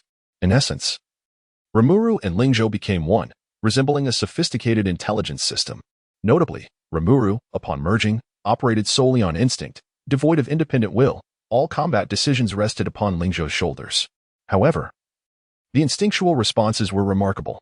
Ling Zhou had previously experimented with having Yalbed and the soldiers attack him while he remained entirely defenseless. To his astonishment, the armor, akin to liquid, instinctively engaged in defense, absorbing all incoming assaults. This armor could morph at will, shrinking to fit inside Ling Zhou or expanding to envelop him completely. Capable of transforming into various shapes such as fists or shields. Its automatic defensive capabilities were nothing short of exceptional, with Yalbed charging on her flying steed. Wielding an axe spear to deliver strikes, Rimuru astonishingly absorbed all of her attacks until her mounted charge ultimately breached his defenses. Super transformation was undeniably a premier skill. Its sole drawback seemed to be that Ling Zhou's physical constitution paled in comparison to the evolved Rimuru, limiting the duration he could maintain this state. After approximately 5 to 6 hours, he began to feel the strain of overexertion. Fusion technique. Release. With a mere thought, his body released magical energy as if a dam had burst, flooding outward through his pores. He felt an overwhelming sensation of being drained, causing him to stumble forward. Thud. His handsome visage collided with 2 soft mounds. Ugh. Ling Zhou instinctively attempted to rise but was gently restrained by a pair of tender hands. Yalbed's soothing voice reached his ears. Master, you have worked hard. Before he could respond, a familiar voice chimed nearby. Wah wah. The liberated Rimuru expressed its discontent, nudging Ling Zhou's pant leg with its small head. Ling Zhou extricated himself from the embrace of comfort, reaching down to ruffle Rimuru's diminutive head. The coloration of Rimuru's body had evolved from its initial golden form to a blue hue, and now it had transformed into a light purple. Having merged with Rimuru conferred upon Ling Zhou a deeper understanding of its nature. He recognized that Rimuru's transformations were manifestations of its evolution. The golden form merely represented the initial stage of the golden slime, which subsequently morphed into a fluid blue form as Rimuru absorbed more skills. Now, having devoured the remains of the Baylor Flame Demon, it had taken on a purple form imbued with formidable offensive capabilities. In its full defensive posture, the manifested armor would take on a blue hue, while in an aggressive stance, it would shift into a violent purple state. Currently, it could only alternate between these 2 colors, yet Ling Zhou was certain that Rimuru would evolve further, unveiling even more forms and possibilities. From Rimuru's current performance, it was evident that it surpassed both the legendary 5-star Yalbed and the 6-winged angel Angelica. Remarkable. Ling Zhou affectionately patted it. Wah wah. Rimuru nuzzled against his leg, reminiscent of an adorable, soft kitten. A whimsical thought crossed Ling Zhou's mind. Could this little bundle of joy truly become a kitten someday? After a brief respite, he chuckled. Very well. Let us truly experiment with our new abilities. Yalbed, prepare for battle. We are set to embark on an expedition. Yalbed responded affirmatively. Yes, master. The last time he undertook a solo expedition was before the apocalypse. At that time, Ling Zhou had discreetly unearthed ancient gold coins in a hidden vault, discovering a clandestine goblin lair. His territory was still undergoing upgrades, and the onset of the Blood Moon Frenzy's 3rd cycle had shifted slightly. It would no longer commence automatically, but instead would require players to reach a level 5 town. Ling Zhou's development was swift. His level 2 town was nearing the completion of upgrade requirements, poised to ascend further. Yet, reaching a level 5 town would necessitate additional time. During this interval, he had ample opportunity to engage in other pursuits, including progressing through the solo mode. Half an hour later, all troops were fully equipped and prepared for action. Ling Zhou downed a stamina potion, squinting as he mused. What surprises will the solo mode unveil this time? Ding. Your troop strength has exceeded 1,000 points. Do you wish to commence the 2nd stage of the solo adventure? Confirming entry, teleporting. Please wait. Chapter 149, The Black Castle. Solo Adventure Level 2. The Black Castle marks the 2nd level of Ling Zhou's solo mode, distinct from the introductory nature of the 1st level. This 2nd stage plunges into a realm of profound adventure. Ling Zhou reminisced about the Black Castle, recalling its challenges. Although the difficulty remains within the 1st tier, this level presents a greater challenge than the Goblin Grasslands. The castle, resembling a medieval European fortress, is surrounded by towering walls, enveloped in sinister black vines that evoke the eerie atmosphere of a horror film. Yarbed, mounted on her winged steed, approached with a measured gait and inquired, My lord, shall I lead a forceful assault? We could expedite the process within 10 minutes. Ling Zhou glanced at the 2 corpulent pig-headed guards at the entrance, and a sudden idea sparked in his mind. Lowering his gaze to the small creature nestled in his arms, he proposed, How about we tackle this together, little one? Limu responded with enthusiastic chirps, approving the suggestion. Splendid. Yarbed, your task is to guard the entrance. I shall return shortly, Ling Zhou declared. As his words lingered in the air, Limu transformed into a puddle, seeping into Ling Zhou's body, infusing him with a surge of magical power. In an instant, an unprecedented strength coursed through him, eliciting an exhilarating sensation. With a clenched fist, he struck the air twice, his purple aura materializing into formidable fists that sliced through the atmosphere with sharp gusts. A flicker of concern flashed across Yarb's expression, but upon reflecting on Ling Zhou's prowess post-infusion, she swallowed her words of caution. "My lord, please exercise caution," Yarb advised. Ling Zhou waved her off dismissively. "Worry not. Is there anyone steadier than I?" Recognizing his composed nature, Yarb offered her well wishes for a successful return. With a hearty laugh, Ling Zhou's form erupted into motion, propelling him forward. His last words echoed, "You should wish me victory." Upon encountering the two pig-headed guards, Ling Zhou eschewed elaborate skills, instantly appearing before them and unleashing a devastating punch. The sound of cracking skulls filled the air as the pig-headed creatures had no time to react before their heads exploded like ripe melons, fresh brains and blood splattering the ground. As the crimson spray approached, Ling Zhou's purple fist transformed into a protective shield, deflecting the blood. With a swift flick, he cast off the remnants, leaving his surface spotless. What an intriguing capability, he mused, raising his fist once more to strike the castle's iron gate. With a resounding impact, the gate caved insignificantly. Quite resilient, indeed. Ling Zhou scoffed, unleashing a flurry of punches that rained down upon the once sturdy door. In mere moments, the gate succumbed to his onslaught, collapsing with a thunderous crash. The slumbering pig-headed guards within were abruptly roused, scrambling to their feet with iron pitchforks, their eyes glinting with hunger as they approached Ling Zhou, drooling in anticipation of fresh meat. "Perfect, time to test my iron fists," he chuckled, stepping forward to deliver another punch. With a resounding crack, yet another pig-headed foe met a similar fate, his bloodless shield once again absorbing the vile spatter. Ling Zhou reveled in the exhilarating chaos, recalling the countless slaughters witnessed in his past life, yet few matched the visceral thrill of engaging in battle himself. Fueled by Limu's fusion, he charged fearlessly into the fray, dispatching the swine-like adversaries with precision. Each blow was executed with impeccable speed and accuracy, leaving behind a trail of defeated foes in less than 2 minutes. How exhilarating! Ling Zhou exhaled, relishing the familiar rush of combat. Before the apocalypse, he had merely been a competent chairman, but now he embraced the chance to unleash his inner warrior. The apocalypse had demanded his survival, pushing him to the limits of strategy and control, but now, with Limu's extraordinary abilities, a new path unfolded before him. Perhaps I could indeed become the mightiest lord in the multiverse, he mused, a smile creeping across his face, unaware that his jest would one day manifest into a reality beyond his wildest dreams. Why ponder so deeply? Little one, let us charge forth. With renewed enthusiasm, he proclaimed, "Charge." A surge of magic enveloped him as he barreled through the castle's grand entrance. The wooden doors shattered like fragile paper, splintering into countless fragments that rained down around him. His audacious entrance captured the attention of the monsters within, unleashing a cacophony of terrifying roars from the pitch-black depths of the castle.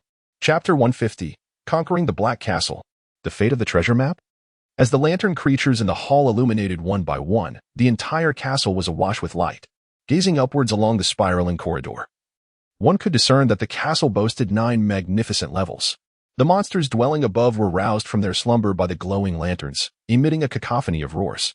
The Black Castle served as a haven for low-tier magical beasts, pig-headed creatures, dog-headed beasts, ice-sword warriors, and lantern monsters, all of them mere first-tier entities, albeit with varying combat prowess. Overall, it was a tad more challenging than the Goblin Prairie.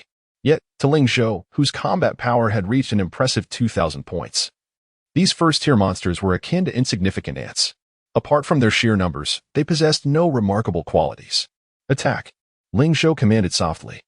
These first-tier monsters were perfect for honing his skills. With a thunderous roar, Ling Zhou unleashed his fist like a dragon, his violet fists coalescing instantaneously, striking the monsters before him with pinpoint accuracy. Each creature struck resembled a deflated balloon, propelled backward to crash against the ornate decor, producing a resounding echo. Critical hits. Instant kills. The screen was flooded with crimson kill notifications, yet Ling Zhou paid them no heed. His violet fist moved in perfect harmony with his will, the muscle memory cultivated over years of training gradually resurfacing. As the number of slain monsters increased, his punches and movements became ever more precise. During his earlier trials in the barracks, Ling Zhou had struggled to adapt swiftly to the formidable attributes bestowed by Rimuru. However, in the heat of battle, he began to unleash a fraction of Rimuru's might. His progress was swift, and before long, he had vanquished all the monsters on the first level. As he ascended to the second level, the monsters came pouring down the staircase, eager to engage him in combat. Ling Zhou, naturally, welcomed the challenge. engaging in close-quarters combat while effortlessly channeling magical skills with the slightest thought. Alone, he might have found it impossible to simultaneously engage in melee and conjure magical arrays. But with Remua residing within him, he wielded the capacity for dual focus. Only through first-hand experience of the extraordinary enhancements brought by Remua did Ling Zhou fully grasp the terrifying potential of this little companion. The Black Castle, with its 9 levels, harbored at least hundreds of monsters on each floor, culminating in a total exceeding 1,000. Remarkably, Ling Zhou cleared these monsters in under 10 minutes, for he dispatched them with ease upon encounter. Initially, he approached the onslaught with caution, gradually acclimating to his newfound power. Yet as he gained momentum, he transitioned into a relentless killing spree. In the final 2 minutes, any monster daring to peek over the railing was met with unerring magical strikes, resulting in instant demise. Upon shooting down the last lantern monster clinging to the wall, the light gradually dimmed, and the Black Castle returned to its original gloom and silence. The air, once filled with the stench of pig-headed creatures, was now thick with the metallic scent of blood. Ling Zhou remained on the first floor, standing atop a mound of corpses. Ding! Congratulations! You have successfully led your team to conquer the Black Castle. Time taken, 9 minutes 48 seconds. Overall rating, S-Class, perfect. Completion rewards, Team Experience points 120. 000, Lord Reputation points 100, Gold Coins 100, 000, Wood 100, 000, Iron Ore 100, 000. Ding! Congratulations on ranking 10th in the Flame Kingdom for completing the second level of the solo adventure. Additional rewards, Lord Reputation points 100, Bronze Treasure Chests 10, Crystals 200. Mercury 180. Oh, second place? Ling Zhou mused, intrigued by the system notification. This marked the first time since his rebirth that he found himself outpaced. He scrutinized the leaderboard for the dungeon and chuckled. Ah, it's one of my own. The top rank for the second level was none other than Ming Yunqi, while the 3rd to 9th ranks were occupied by familiar names from the previous wealthy team, Chen Chang, Yu Yang, Diao Jiao Jiao. Ling Zhou suddenly recalled mentioning the solo adventure mode in the strategy compilation he had posted on the forum. If anyone had thoroughly studied his strategies, it would undoubtedly be the members of the wealthy team. They frequently engaged him in conversation, with casual chats he often ignored. But when it came to inquiries about strategies and techniques, he was always forthcoming. This was both to cultivate future pillars of their tribe and to disseminate his strategies among these players. It must be acknowledged that no matter how formidable Ling Zhou became, he could not possibly develop every playstyle or document every strategy. If he were to attempt such an endeavor, he would find himself with little else to do for years but write strategies in solitude. The propagation of knowledge and the development of innovative tactics were essential. Only through continuous exchange and practice could the Flame Kingdom and the entire Blue Star region thrive. Returning to the matter at hand, Ling Zhou was not surprised to see these players ahead of him. Those who had the time to engage in the solo adventure mode were undoubtedly progressing rapidly. Otherwise, they wouldn't have the leisure to partake in such activities. The development of their territories alone was enough to keep them occupied. After a moment of contemplation, Ling Zhou decided to message Ming Yunqi. I am the great wealthy one. You're progressing swiftly. You've completed the second level of the solo adventure in no time. Ming Yunqi responded promptly. Light of Civilization. Of course. You merely got lucky in the first level. I am already on the 4th. Several team members share the same progress. If you wish to catch up, you must put in more effort. Light of Civilization. Several team members share the same progress. If you wish to catch up, you must put in more effort. My dear captain. After typing the affectionate title, Ming Yunqi felt her cheeks flush. No, wait. Why did I call him dear? But upon reflection, the term captain followed, so it seemed acceptable. Meanwhile, Ling Zhou remained oblivious to Ming Yunqi's inner turmoil and continued to type, inquiring. Yunqi, did you acquire any peculiar treasure maps or items upon conquering the second level? Light of Civilization? A treasure map? None here. Aside from some rare resources, the only valuable items were the bronze treasure chests and reputation points, nothing peculiar. Ling Zhou pondered. Could it be that only those who conquer the first level receive the treasure map? Chapter 151. Swift Passage. The source of black crystal mines. The emergence of the treasure map leading to the hidden vault is indeed peculiar. There are numerous treasure maps, yet in his previous life, Ling Zhou had never heard of any treasure map for a hidden vault, nor of a unit such as the Secret Goblin. Even in the later stages of the Myriad Worlds battlefield, master-level units were exceedingly rare. When they did appear, it was typically under the command of significant lords. However, none of them included a Secret Goblin. Could it be that achieving an S-rank evaluation is necessary in addition to clearing the level? Ling Zhou pondered quietly. Although attaining a perfect score seemed as effortless to him as drinking water, this was largely due to Rimuru's overwhelming strength. Despite ranking 10th in the order of completion, Ling Zhou still held the title for the fastest clearance. The second-place contestant, Ming Yunxi, was also impressively quick, finishing in 11 minutes and 20 seconds. Yet her ranking remained at A level. If this young lady could hasten her pace just a bit more, she would surely break into the top 10. Indeed, her progress was remarkable. Ling Zhou couldn't help but express his admiration. With the six-winged angel Angelica by her side, Ming Yunxi's potential rating had risen once more. Under his guidance, this incarnation of Ming Yunxi would undoubtedly surpass the former Empress of Light in strength. Furthermore, even the members of his lavish team were experiencing a significant surge in their potential ratings. Following Ling Zhou's counsel, they invested the 1 million gems acquired from the World Boss rewards entirely into the initial heroes and unit nests. Essentially, each member of the lavish team now possessed 2 rare-level nests, and more than half had attained master-level heroes. It is worth noting that, in his past life, this would have represented the highest quality of heroes in Blue Star. This time, they had gained dozens more. Despite this, Ling Zhou still maintained his position as the unrivaled leader. As of now, he was the only one in the Blue Star War Zone capable of achieving an S-level perfect evaluation. Ming Yunxi might have the potential to do so in the future, but that would depend on the growth of her six-winged angel. After all, she had yet to fully grasp Angelica's true combat strength, and her coordination during battles remained somewhat clumsy, requiring further time for adjustment and refinement. It seemed he would need to secure more perfect evaluations. Ling Zhou mused. While secret goblins were not frontline combat units, they remained an exceedingly rare and master-level nest, only 1 tier below the newly acquired Inferno Demon Nest. Speaking of the Inferno Demon Nest, it is worth mentioning that although the nest had been constructed, Ling Zhou was unable to recruit any units. Each Inferno Demon required 1 million gold coins and 100 black crystals. Indeed, those black crystals were dropped by the Barrow Inferno Demon King. However, the recruitment requirements for the nest were not particularly high. Ordinary quality black crystals sufficed. Unfortunately, black crystals were already a rare commodity, particularly scarce in the early stages of the game.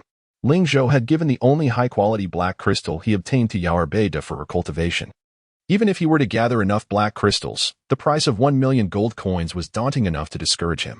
Secret goblins were indeed expensive, costing merely 100,000 gold coins each, while the Inferno Demons demanded a staggering 1 million. A first-tier Inferno Demon nest could recruit 20 Inferno Demons, necessitating 2 million gold coins. Even if Ling Zhou could manage that, it would severely hinder his territory's development for quite some time. Ling Zhou felt quite helpless and had no choice but to abandon his plans to recruit Inferno Demons. As for the gold coins, with diligent effort and some cooperative gameplay, he could accumulate enough. However, he felt utterly bewildered about the black crystals, which were rare resources only accessible in the newly opened maps of true city-level territories. Even though he currently held the title of the world's best player, without a channel to acquire black crystals, he felt powerless. Never mind, let's continue with the grand adventure. Perhaps I shall stumble upon another treasure map, Ling Zhou muttered to himself. The Digger Worm squad had skillfully burrowed into the castle, commencing their preparations for battle. Yaorbeda gazed at the hall filled with corpses, astonished. Master, your current combat prowess has surpassed mine. Even I could not resolve this in under 10 minutes. Ling Zhou smiled. Your strengths lie in large-scale battles. Such a confined environment does not allow you to showcase your full potential. Yaorbeda smiled in return, not disputing his words. Yet, the amazement within her heart remained undiminished, despite having witnessed Ling Zhou merge with Rimuru in the training grounds before. The sight of so many corpses left her utterly astonished. From Ling Zhou, she perceived the shadow of Rimuru, yet the former exhibited a distinct style that set him apart. Ling Zhou's combat method appeared more ferocious than Rimuru's. Nevertheless, both styles were vastly adaptable, rooted in Rimuru's characteristics, and their combat capabilities were nothing short of extraordinary. In the ensuing solo mode challenges, Ling Zhou continued to take an active role in combat. Rimuru had always been the sharpest sword in the lavish team, and their fusion amplified their effectiveness. Ling Zhou not only inherited Rimuru's power, but also stood as an exceptionally competent lord. What could be more formidable on the battlefield than a commander who could both engage in battle and lead? Ling Zhou's personal involvement elevated the morale of the troops significantly. Furthermore, with enhanced attributes, his clarity of mind allowed him to command his forces with unparalleled ease. He even found himself capable of engaging in joint operations with the larger army. The pace of their advance quickened, and Ling Zhou adapted swiftly to Rimur's various abilities. With his combat prowess soaring, by the time Ling Zhou paused his campaign, he had inadvertently completed the first 19 levels of the solo grand adventure, reaching the final stage of the second-tier solo dungeon. Breathing heavily, excitement gleamed in his eyes. What a thrill! I never anticipated that engaging in battle firsthand would be so exhilarating. Beta, however, expressed concern. Master, shall we call it a day and rest for the night? We can resume the battle tomorrow. Ling Zhou had already consumed 5 or 6 stamina potions. While these restored physical fatigue, they did not alleviate mental exhaustion. Given that his physical constitution was far from Rimur's, the use of the super transformation skill placed a tremendous burden on him. Each bout of exertion drew him closer to exhaustion, and the accumulated fatigue was beyond what an ordinary person could imagine. As Ling Zhou's attentive steward, Beta was understandably worried about his well-being. If something were to happen on the battlefield, she would be deemed a historical sinner in the territory. Not only she, but the entire lavish team cherished their generous and wise lord. Ling Zhou waved his hand, saying, "This is just the beginning. Compared to me. Let us press on. The second-tier solo dungeon only has 1 level left. Let us push through and return home for a good night's sleep." Every step of Ling Zhou's plan was nearly flawless. The emphasis on completing the second-tier solo dungeon was due to the fact that upon its completion, a large regional dungeon would be unlocked. At that point, they could expand the novice zone's territory and venture into the boundless expanse of the otherworld. Perhaps the black crystal mines he sought could also be found in that other realm. Chapter 152, The Legend of the Spousal Stone at Yagdalin Fishing Port. Solo Adventure Level 20, Medium Dungeon, Yagdalin Fishing Port. Unlike the minor dungeon of the Black Castle, this is not a battleground that can be resolved within 10 minutes. However, this map is not as expansive as the Goblin Prairie, where simply locating the second-tier merman's lair would lead to an easy victory. Upon entering the dungeon, the affluent troop found themselves amidst the dark jungles of Yagdalin, where the dim light and dense foliage rendered the direction indistinguishable. Occasionally, eerie cries echoed from afar, sending chills down the spine. Any novice player encountering this scene would undoubtedly be filled with terror. Yet, for Ling Zhou, a seasoned lord accustomed to the battlefield, the deliberately crafted atmosphere of horror was merely superfluous. Having just endured countless skirmishes, he entered the dungeon radiating an aura of intimidation that dispelled much of the surrounding chill.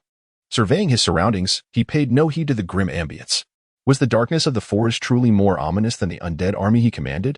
Observing the grotesque ghouls, the clicking burrowing worms, and the howling mummies behind him, it was evident that when they first emerged, some members of the affluent team were nearly reduced to tears from fright. In comparison, the dark forest before him seemed trivial. Ling Zhou was indeed the master of this woodland realm. Eagle Eye. Ling Zhou activated the Demon's reconnaissance ability without delay. In the jungle shrouded in miasma, the assistance of the Demon would greatly facilitate progress. Many players struggle to clear certain solo levels not due to a lack of strength, but rather because their assembled teams lack suitable reconnaissance capabilities. In contrast, Ling Zhou's army was well-rounded, encompassing various troop types. He understood that upon reaching the intermediate lord level, the troop count in his territory would experience exponential growth. At that point, commanding thousands, even tens of thousands, would be the norm, rather than leading mere hundreds. If the variety of troop types were too limited, progress would be impeded. Hence, Ling Zhou had begun planning and deploying strategies since the first time he drew from the lair blind box.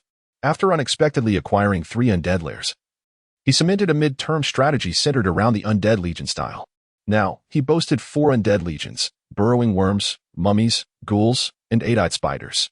If these 4 forces were to unite on the same battlefield, they would enjoy a 150 damage bonus and a 100 health boost. The latter 3 could unleash the full potential of a rare legion, with the burrowing worm nearing mastery-level capabilities. Regrettably, the rare lairs acquired from the world boss rewards did not include any undead types, which were indeed scarce in the early game. Ling Zhou glanced at his troops and mused, "If time permits, I must procure more formidable undead lairs. Achieving a legion level would amplify our combat prowess exponentially." Presently, although he referred to his forces as a legion, they fell far short of the true legion standard. A legitimate legion must encompass at least 2 army-level units, with a soldier count of no less than 40,000 to 50,000. By comparison, Ling Zhou's few hundred troops were inconsequential. Advance! With a sweeping gesture, Ling Zhou directed his forces to gradually move toward the vicinity of the fishing port. With the Demon's reconnaissance vision and his own familiarity from previous visits to Yagdalin Fishing Port, determining direction proved relatively straightforward. By feeling the trees in the dark forest, he could ascertain the port's location from the moisture levels of the trunks. The closer they drew to the port, the damper the trunks became, and the darker the leaves appeared. Simultaneously, the howls within the forest grew more mournful and dense. The Yagdalin fishing port dungeon was distinct from others. In a previous life, players had uncovered a unique side quest within this dungeon, learning of the land's origins. According to legend, the jungle, filled with towering black trees, was once home to an isolated fishing village. However, one fateful day, a foreigner rescued by fishermen from the port brought calamity to the land. Initially, the foreigner and the simple, kind-hearted fishermen coexisted harmoniously. The fishermen, intrigued by the visitor they had never seen in a century, listened eagerly to his tales of the wondrous outside world. Gradually, the foreigner was accepted by the fishermen and even found love, intending to settle in the fishing port permanently. Yet, shortly after his arrival, bizarre occurrences plagued the village. The fishermen soon noticed that their fishing expeditions were met with attacks from sea beasts, disrupting their once reliable food source and inflicting significant losses. Naturally, they attributed these misfortunes to the foreigner. They vehemently demanded he leave the village, and reluctantly, the foreigner acquiesced to the villagers' wishes, even as his beloved wished to accompany him. However, such a union was forbidden by the village. In a bid to prevent her from leaving, they locked her away. Ultimately, the foreigner rescued her, but was discovered by the fishermen. The tragic conclusion saw the foreigner bound and cast into the sea as a sacrifice to the sea god. Devastated by the loss of her beloved, the woman wept by the port, transforming into the stone of the spousal stone. Yet, the fisherman's plight did not improve after the foreigner's sacrifice. The sea beast assaults intensified. It was not until an unprecedented tsunami submerged the entire fishing village that the legend took shape. It is said that this dark jungle grew from the flesh and blood of the fishermen, with the wailing spirits within being the souls of the fishermen who perished. As for the marauding mermen near the port, they were the malevolent beasts summoned by the woman's dying curse, intent on exterminating all humanity from the land. At that time, a player had only explored half of the side quest, ultimately abandoning it due to insufficient troop strength, thus missing the truth behind this tale. Subsequently, newcomers attempting to pursue this storyline could not trigger it either. Clearly, this was a one-time side quest. If interrupted, the opportunity to complete it would vanish entirely. This time, the only player to reach the solo adventure's 20th level in advance was Ling Zhou. Meanwhile, Ming Yunxi, who had previously boasted against him, had only just reached the 10th level, far behind. I wonder if I can trigger this storyline. Ling Zhou pondered while riding on his flying mount. Hidden storylines typically lead to substantial rewards, as evidenced by the last secret treasure map. Chapter 153, The Passage. The secret undead treasure map. The dark jungle was shrouded in an eerie ambience, with the miasma and the wails of tormented souls enough to instill fear in anyone. However, in comparison, the squad of affluent individuals appeared even more unsettling. Crack, crack. The front line of burrowing worms maneuvered through the forest, their pincers swaying in the air like two agile tentacles, producing a cacophony of sharp, rapid sounds. Their purpose was to eliminate any obstacles in the path of the advancing army. Countless towering black trees were severed and flattened by the formidable limbs of the burrowing worms, rendering the once treacherous miasmic forest a mere stroll for the vast troop, offering no hindrance whatsoever. In less than 10 minutes, the forces had pushed near the fishing port. Yet, Ling Zhou had yet to trigger any side quest narrative. Was there something still amiss? Or perhaps destroying the monster's lair was a prerequisite for its emergence? He pondered. Now that they had reached the fishing port, the task of locating the fishman lair became significantly simpler. From a distance, the dilapidated fishing port barely retained any semblance of human architecture. Aside from glimpses of decaying wooden planks beneath the damp sand, it resembled an untouched beach. Yet, despite arriving at the port, the miasma remained unrelieved. A vast, endless sea was enveloped in a thick white fog, even more intense than that within the dark jungle. From this vantage point, the miasma appeared to drift in from the ocean, enveloping the entire world. The boundless ocean, even with the aid of the Eye of Insight, remained inscrutable. The surface was devoid of any vessels, and the fog-laden waters deterred even seabirds from lingering as they hastily flew overhead. Master, shall I take the flying steeds to scout and search for nearby lairs? Yabald inquired loudly.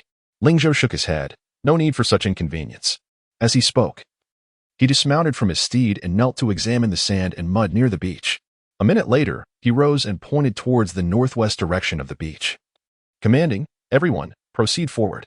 In contrast to the method for identifying the direction of the fishing port, the soil where fishmen had resided possessed a distinct sticky texture. The stickier the mud, The closer one was to a fishman lair. This principle not only applied to locating fishman lairs but also to many amphibious creatures, making it a vital skill for any lord. Yebold had no reason to doubt him, for Ling Zhou's judgments had seldom been erroneous. Swoosh. The flying steeds charged into the miasma-laden sea under Yebold's guidance, and soon after, information returned. 5,000 meters to the northwest, a fishman lair stood prominently on an island adorned with colossal black trees. Ling Zhou raised his hand nonchalantly and declared, "Attack." Receiving the command, Yebold led the squad of flying steeds in a charge towards the fishman lair. Ling Zhou did not participate in the assault. Instead, he perched quietly in the sky on his steed, observing the battle below.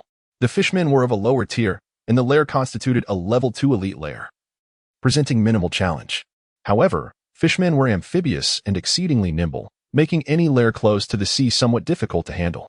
Of course, this level of difficulty was relative to other troops of the same tier. For the 5-star master-level flying steed squad, it posed no particular threat. Charge! Yebold's battle cry resonated through the miasma, followed closely by the whinnies of the steeds. The diminutive fishmen below had no time to react before the iron hooves of the steeds shattered the lair's entrance.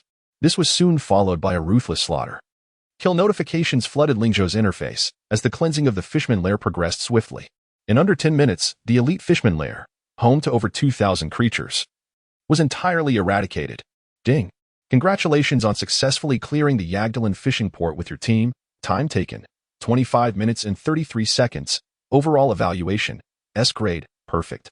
Clearing rewards, team experience 250,000, Lord reputation 500, gold 300,000, wood 200,000, iron or 200. Ding! Congratulations on becoming the first player in the Yin Kingdom region to clear the Yagdalin fishing port, receiving additional rewards. Lord reputation 1,000, secret undead treasure map. Silver treasure chest 100, crystal 500, mercury 500. Ling Zhou's gaze was fixated on the words, secret undead treasure map, oblivious to everything else. Finally, it had arrived. A spark of fervor ignited within his eyes. The previous treasure map had been the secret goblin treasure map, and now it was the secret undead treasure map. Could this indicate the presence of an undead troop's lair? Unlike the last time, he regarded the tattered treasure map in his hand as a precious artifact. Yebold, swiftly tidy the battlefield and prepare to depart, Ling Zhou commanded. Yes. Yebold began hastily organizing the battlefield. The burrowing worms could not traverse the sea, leaving the task of transporting bodies solely to the flying steeds. However, the flying steeds were inherently capable of carrying weight, making the transport of corpses remarkably efficient. Minutes later, Yebold returned to the shore with the flying steeds, accompanied by a pitch-black statue. How did you bring back the husband stone? Ling Zhou scratched his head, somewhat exasperated. Indeed, this statue was the husband stone.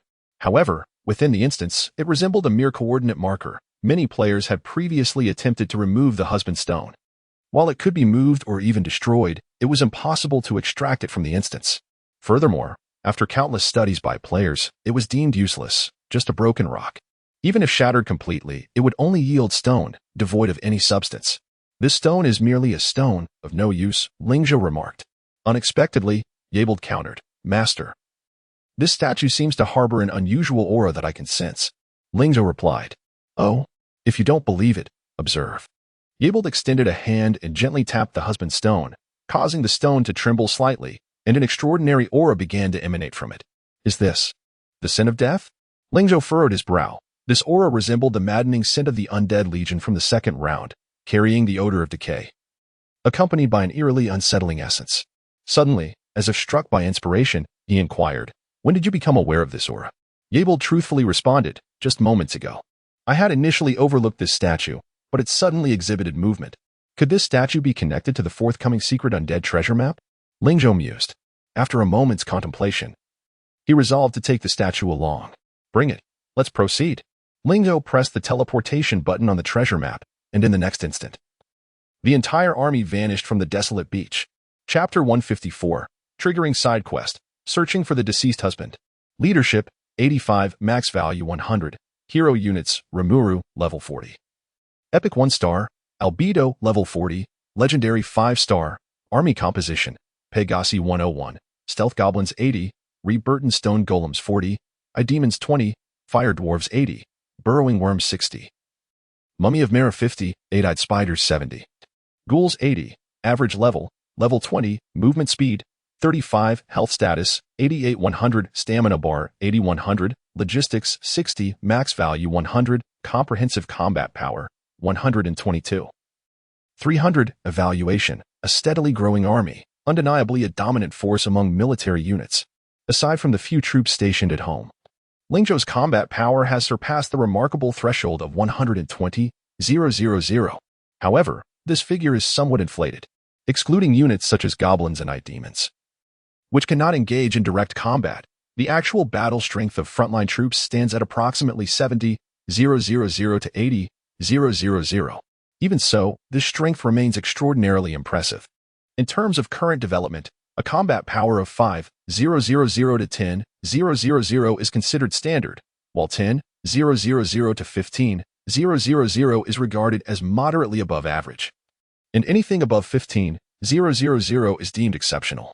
Achieving a combat power exceeding 30,000 is exceedingly rare, placing one among the elite, within the top 1,000 of the World Lord rankings. Only those in the top 10 of the World Lord rankings can boast a power above 50,000. Moreover, Ling Zhou's strength lies not solely in its troops but also in its two legendary heroes. Both Albedo and Remura can elevate the army's strength by several tiers, a feat unattainable by other lords. A chuckle escaped Ling Zhou's lips as he surveyed the multitude of graves before him. The hills were densely packed with tombs, the atmosphere thick with the presence of the deceased, far more potent than that found in the dark forest moments ago. Upon entry, many small teams experienced a noticeable decline in combat power. Even the Pegasi were slightly affected. However, there were exceptions. For instance, the 4 squads of undead units experienced a significant boost in strength while traversing the corrupted soil. Consequently, the overall combat power of the army saw an increase. Which direction should I take? Ling Zhou pondered, stroking his chin.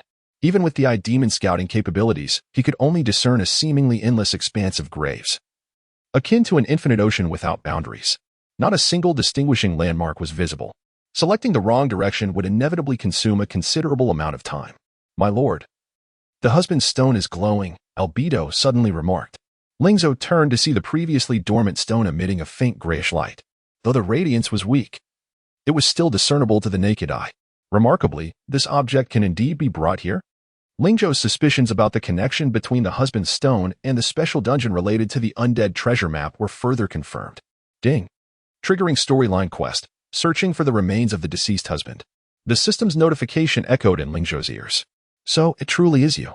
So your beloved is here. He mused with a light chuckle, gazing at the glowing stone. Albedo had brought the stone earlier, and he had already harbored suspicions, which turned out to be correct. Perhaps a player from a previous life who triggered this side quest had also utilized special means to perceive the stone's significance. However, that player failed to achieve an S-grade evaluation, preventing entry into the treasure map dungeon, and consequently could only watch as the quest ended in failure. Interestingly, Ling Zhou had not directly triggered the side quest. Instead, obtaining the undead treasure map inadvertently activated the quest. It seems this task can only be completed by me, he said with a confident shrug. Currently, he was the only one capable of attaining an S-grade evaluation, thus unlocking the treasure map. At that moment, Albedo continued, My lord, the faint glow of the husband's stone seems to indicate a guiding path, appearing brighter as we head northwest. Ling Zhou nodded, then let us proceed northwest. With a grand gesture, he prepared to lead the majority of the troops in that direction when a series of unsettling sounds of cracking bones reached his ears. Crack, crack. It resembled the sound made by the burrowing worms, yet it was far more jarring. Suddenly, a skeletal hand erupted from the ground, forcefully pushing itself upward. Soon after, a skeleton creature emerged from the grave. The crackling noises intensified as more and more skeletons clawed their way up from the depths. The sound of bones grinding together was increasingly chilling. While the skeletons could not roar or scream, the eerie sound of their joints scraping was even more spine-chilling. Yet, these skeletons exhibited vastly different appearances. Some resembled humans, while others were monstrous, wielding an assortment of weapons, daggers, guns, axes, swords, and more. Skeletons were among the most common undead creatures in the Sweet Home realm, exhibiting varying levels of strength. The skeletons that appeared before the godly squad were evidently of the lowest tier, possessing feeble magical power and lacking any distinctive traits. I can still sense magical power? Ling Zhou finally realized. It wasn't that he was slow to react. Rather, after merging with Rimuru, He had been preoccupied with adapting to his new body and had not paid much attention to lower-tier monsters. Moreover, this newfound sensitivity to magical power was likely an instinctual ability of Rimuru, not explicitly categorized within his skill set, manifesting subtly and quietly. Now, with a calm mind, Ling Zhou acknowledged this development. As a lord, he typically relied on experience to assess the strength of monsters. If he encountered an unfamiliar type, he needed to conduct meticulous observations and numerous tests to ascertain the enemy's capabilities. Just as with the previous encounter with the Balrog, he did not launch an all-out attack immediately. Instead, he probed cautiously to confirm and devise a battle plan. Although the process involved many variables, the outcome remained unsurprising, with not a single member of the godly squad falling in battle. However, the situation had changed. After merging with Rimuru, Ling Zhou not only experienced an increase in attributes but also heightened sensitivity to danger. His ability to perceive magical power was now exceptionally acute. Previously, he might have relied on Rimuru and Albedo to gauge the strength of magical creatures, which was not without merit. However, the assessments provided by the two often differed. For instance, Rimuru's interpretation of weak might only pertain to its relative strength, not the overall strength of the entire army. Now, Ling Zhou could perceive the threat posed by his adversaries with greater accuracy. Squad 1, Burrowing Worms. Squad 3, Ghouls, provide mutual support and aim for a swift resolution. Ling Zhou issued precise commands for the battlefield. Roar. Crack. Hundreds of soldiers swiftly responded to the orders, mobilizing with urgency. Chapter 155, The Terrifying Undead Army. Ling Zhou's Dilemma. The skeletons on the corrupted ground possess a significant advantage, as do the burrowing worms and ghouls. The latter not only surpass the former in quality, but also benefit from the support of 4 consecutive troop types. Their damage output is exceedingly high. A mere touch from the skeletons results in instant annihilation. The burrowing worms, employing their forelimbs and pincers in unison, can shatter multiple skeletons with each swing.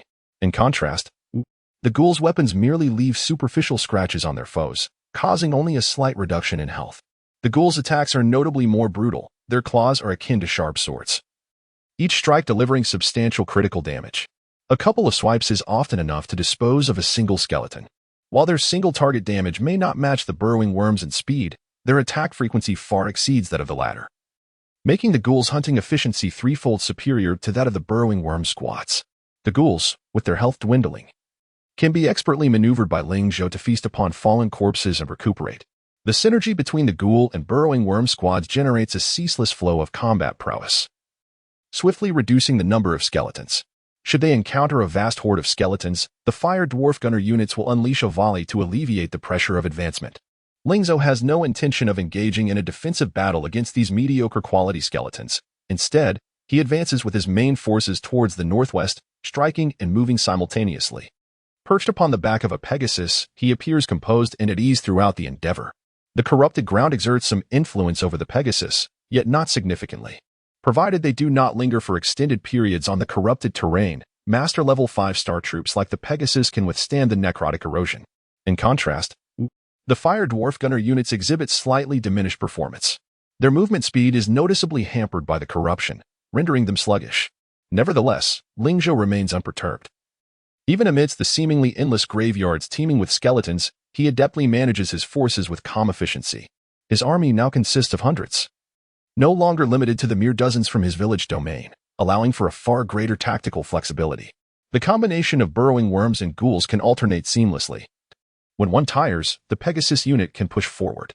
When the Pegasus unit's stamina wanes, the mummies and 8-eyed spiders can take the lead. This cyclical strategy enables Ling Zhou's forces to operate continuously in the corrupted land for several days as long as their supplies are sufficient. The main army maintains its efficiency akin to that of completing the earlier solo dungeon levels. As the pace of their advancement quickens, the luminosity of the husband stone intensifies. A gray light gradually emanates, resembling the miasma prevalent in Lin Yu Port, albeit devoid of the chronic toxins found within. How intriguing. Could the miasma be a product of the husband stone? Ling Zhou ponders, realizing that if this were the case, the husband stone is far from a mere rock. However, the answers to these mysteries lie with the sculpted husband. After approximately half an hour, the brilliance of the husband stone reaches its zenith, casting a gray glow that envelopes a radius of several hundred meters. The stone itself trembles within the light. It appears their destination is drawing near. With a grand gesture, Ling Zhou instructs his squads to explore independently. Indeed, mere minutes later, a Pegasus returns with a lead. He quickly calls back his forces, hurrying towards the discovery. Before they arrive, the demon's vision reveals an extraordinary sight. On a distant hillside stands a solitary structure, curiously devoid of any tombs in its vicinity. Given the density of graves in this land, which swarm like flies around a summer trash can, the stark absence of graves around this building appears exceedingly anomalous.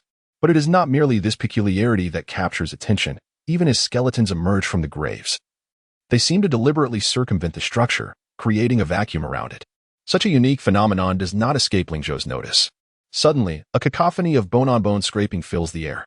Ling Zhou frowns slightly, and at his side, Eurbiide remarks, "Master, the skeletons have intensified their assault. It seems there are high-level skeletons among the enemy ranks, all converging towards us." Without her prompting, Ling Zhou senses it too. Among the distant undead army, a few exceptionally large skeletons emerge, towering at approximately 3 meters. They bear bull skulls and wield massive axes, causing the ground to tremble with their movements. Skeleton minotaurs? They appear to be of high rank.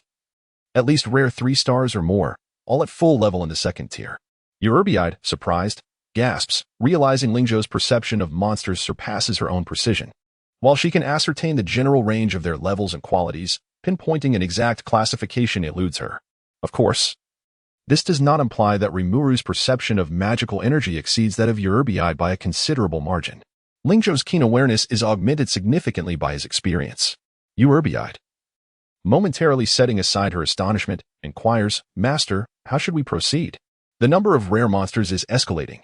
Besides the minotaurs, there seem to be skeletal rams and skeletal warhorses. Their presence not lacking compared to the minotaurs. Previously, the skeletons they encountered were pitifully weak, with even Tier 2 skeletons being a rarity, primarily composed of ordinary quality types. Yet, for reasons unknown, upon reaching this area, the quantity of skeletons surged dramatically, revealing a plethora of rare-tier skeletons. If it were merely a few dozen or hundreds, the God-savvy squad would harbor no fears. However, the rare-tier skeletons number in the thousands, and according to Eurbiide's perceptions, even more skeletons are converging towards their location. Prolonging the encounter would undoubtedly be detrimental to the God-savvy squad. Just as Ling Zhou is about to respond, Eurbiide's golden pupils constrict with alarm. Before she can articulate her thoughts, a rustling noise reaches their ears. Peering into the distance, she observes humanoid creatures, their bodies festooned with straw, charging towards them at high speed. Their faces, crafted from tattered cloth, sport eyes of a vivid crimson, and the sides protruding from their sides glint ominously in the dim light. Another rare type, and of yet another variety. Before Eurbiide can fully process her astonishment, more creatures flood from the distant hills. Winged gargoyles soar through the air, and wailing banshees twist their bodies as they drift closer. Additionally, familiar ghouls and burrowing worms emerge in abundance. The sight of even more monstrous types causes Eurbiide to gasp in shock. Behold, abominations. Behind the throngs of undead, massive heaps of flesh lumber forward, dragging lengthy iron chains and spiked flails towards them. These are elite master-level monsters, rivaling the prowess of the Pegasus.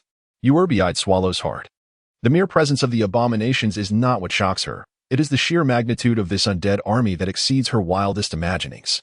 Upon closer inspection, it became evident that the number of the undead army exceeded a staggering 100,000, with at least 30% being of rare grade or higher. This count continued to swell alarmingly, with several thousand more monstrosities appearing in the blink of an eye. Eurbiide furrowed her brow and turned to her master, urgently inquiring, "What shall we do?" Yet, Ling Zhou displayed no hint of panic. Pointing towards the advancing horde, he resolutely declared, "Charge forth." Chapter 156. Advance. Luring with oneself. The army of the undead surged forth with great momentum, appearing suddenly and unexpectedly. The once tranquil cemetery district was abruptly invaded by formidable legions of the undead. Among these armies, ranging from ordinary skeletons to master-level abominations, the variety of undead creatures exceeded 10 types, with their numbers seemingly infinite. With the few hundred troops led by Ling Zhou, being completely surrounded by such an army would be tantamount to delivering oneself to death. Even with Rimuru and Albedo present, the situation could be dire. The advancing undead horde was headed directly toward a certain structure, which was also the direction Ling Zhou chose to charge. He boldly charged into the vast sea of undead.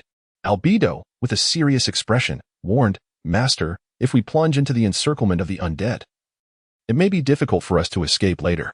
If we retreat now, with the mobility of the godly hero squad, we can certainly evade capture. However, charging into the encirclement is akin to courting death. Ling Zhou calmly pointed toward the building, which stood isolated from the chaos, and replied, "We shall charge in." Seeing Ling Zhou's resolve, Albedo ceased her attempts to dissuade him. "Albedo, lead the Pegasus squad to clear out the gargoyle troops. Team 1, the burrowers, shall stealthily provide support. Teams 5 and 6, advance and push through. Teams 2, 3, and 4, maintain formation. Should the front lines falter, reinforce them and carve a path through the undead. Team 7, eyes on reconnaissance. Team 8, the stealthy goblins, infiltrate the buildings." As the commands were issued, the godly hero squad sprang into action. Among the soldiers were several veterans recruited by Ling Zhou in the early days of the game. The remaining new recruits had become familiar with the battlefield through days of training. The troops of Godly Hero Town had developed their own training systems, and the veterans effectively guided the newcomers without Ling Zhou's oversight.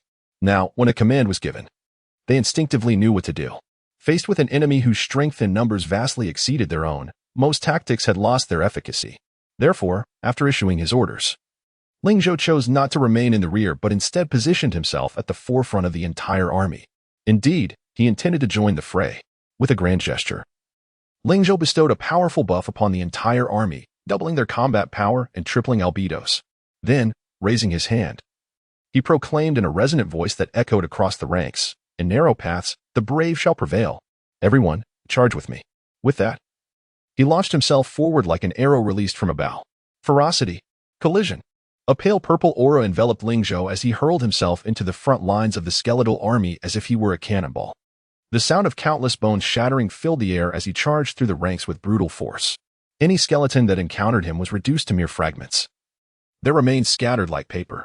Ling Zhou continued his onslaught, and it was not until he had surged over 200 meters into the throng of skeletons that he finally halted, leaving a pathway of destruction in his wake. More importantly, he had drawn the attention of the undead army.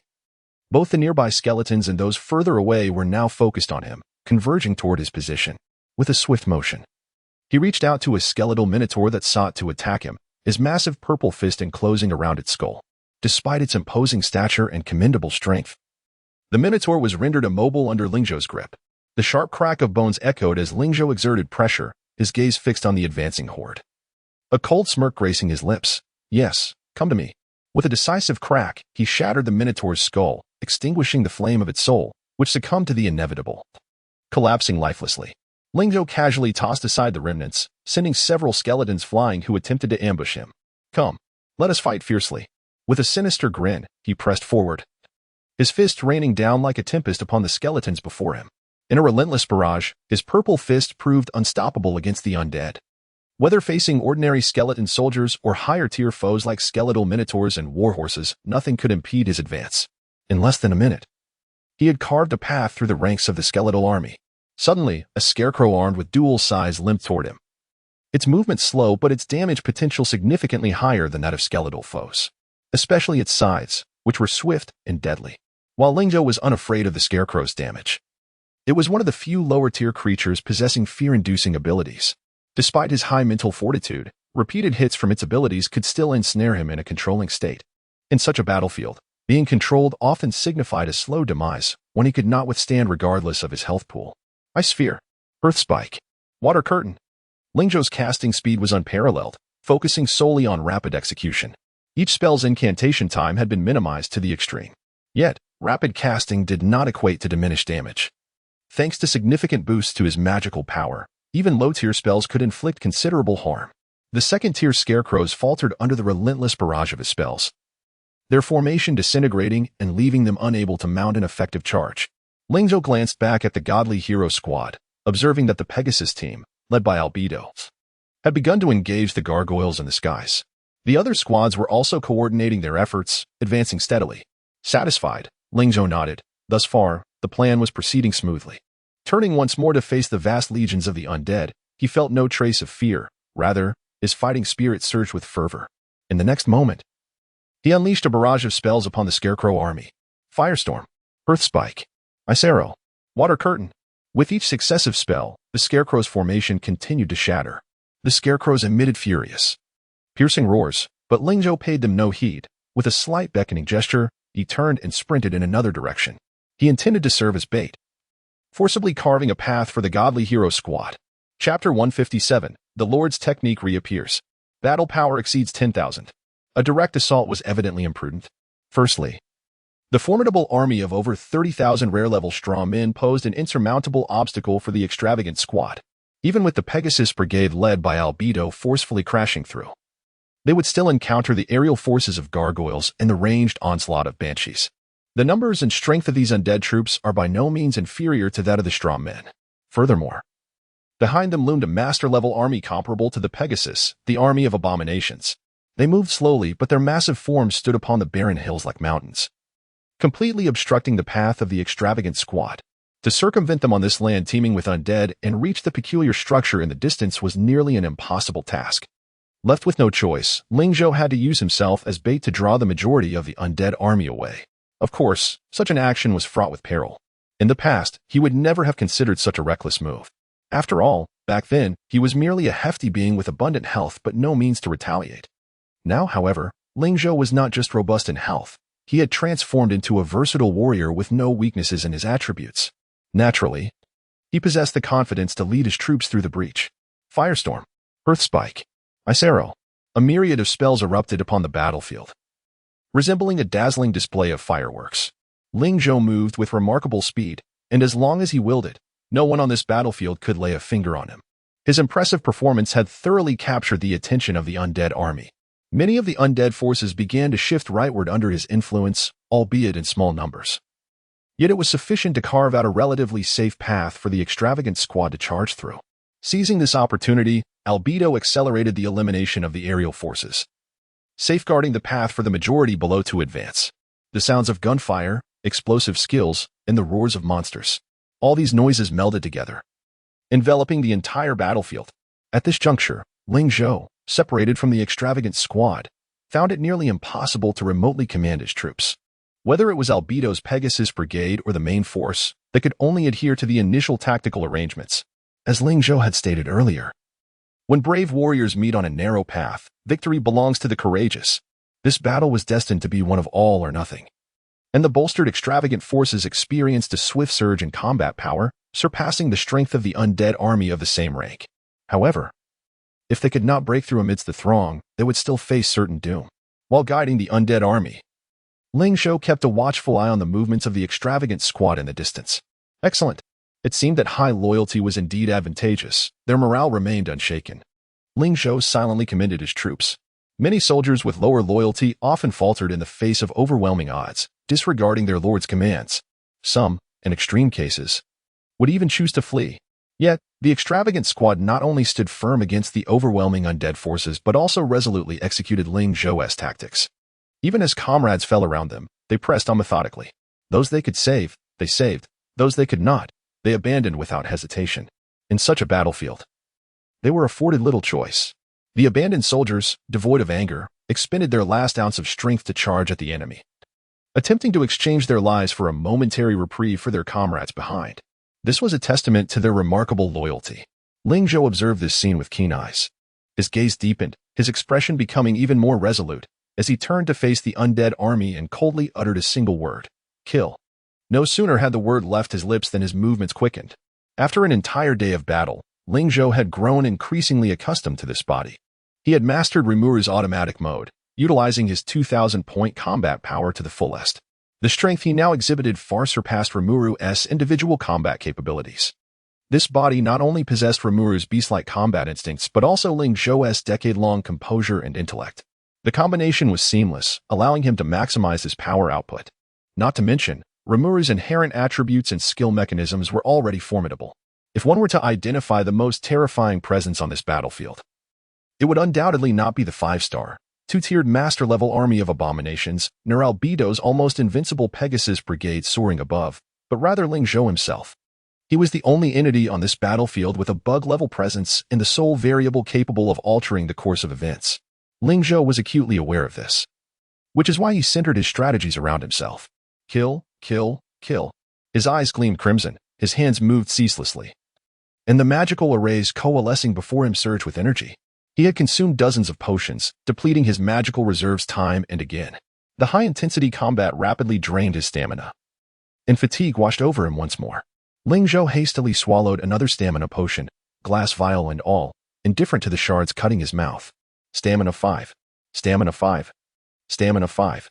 His stamina gradually replenished, yet the lower-tier potions struggled to keep pace with his rapidly depleting energy. Moreover, as the number of undead drawn to him increased, so did their strength, aside from the health restored by the Loon's blood-sucking ring.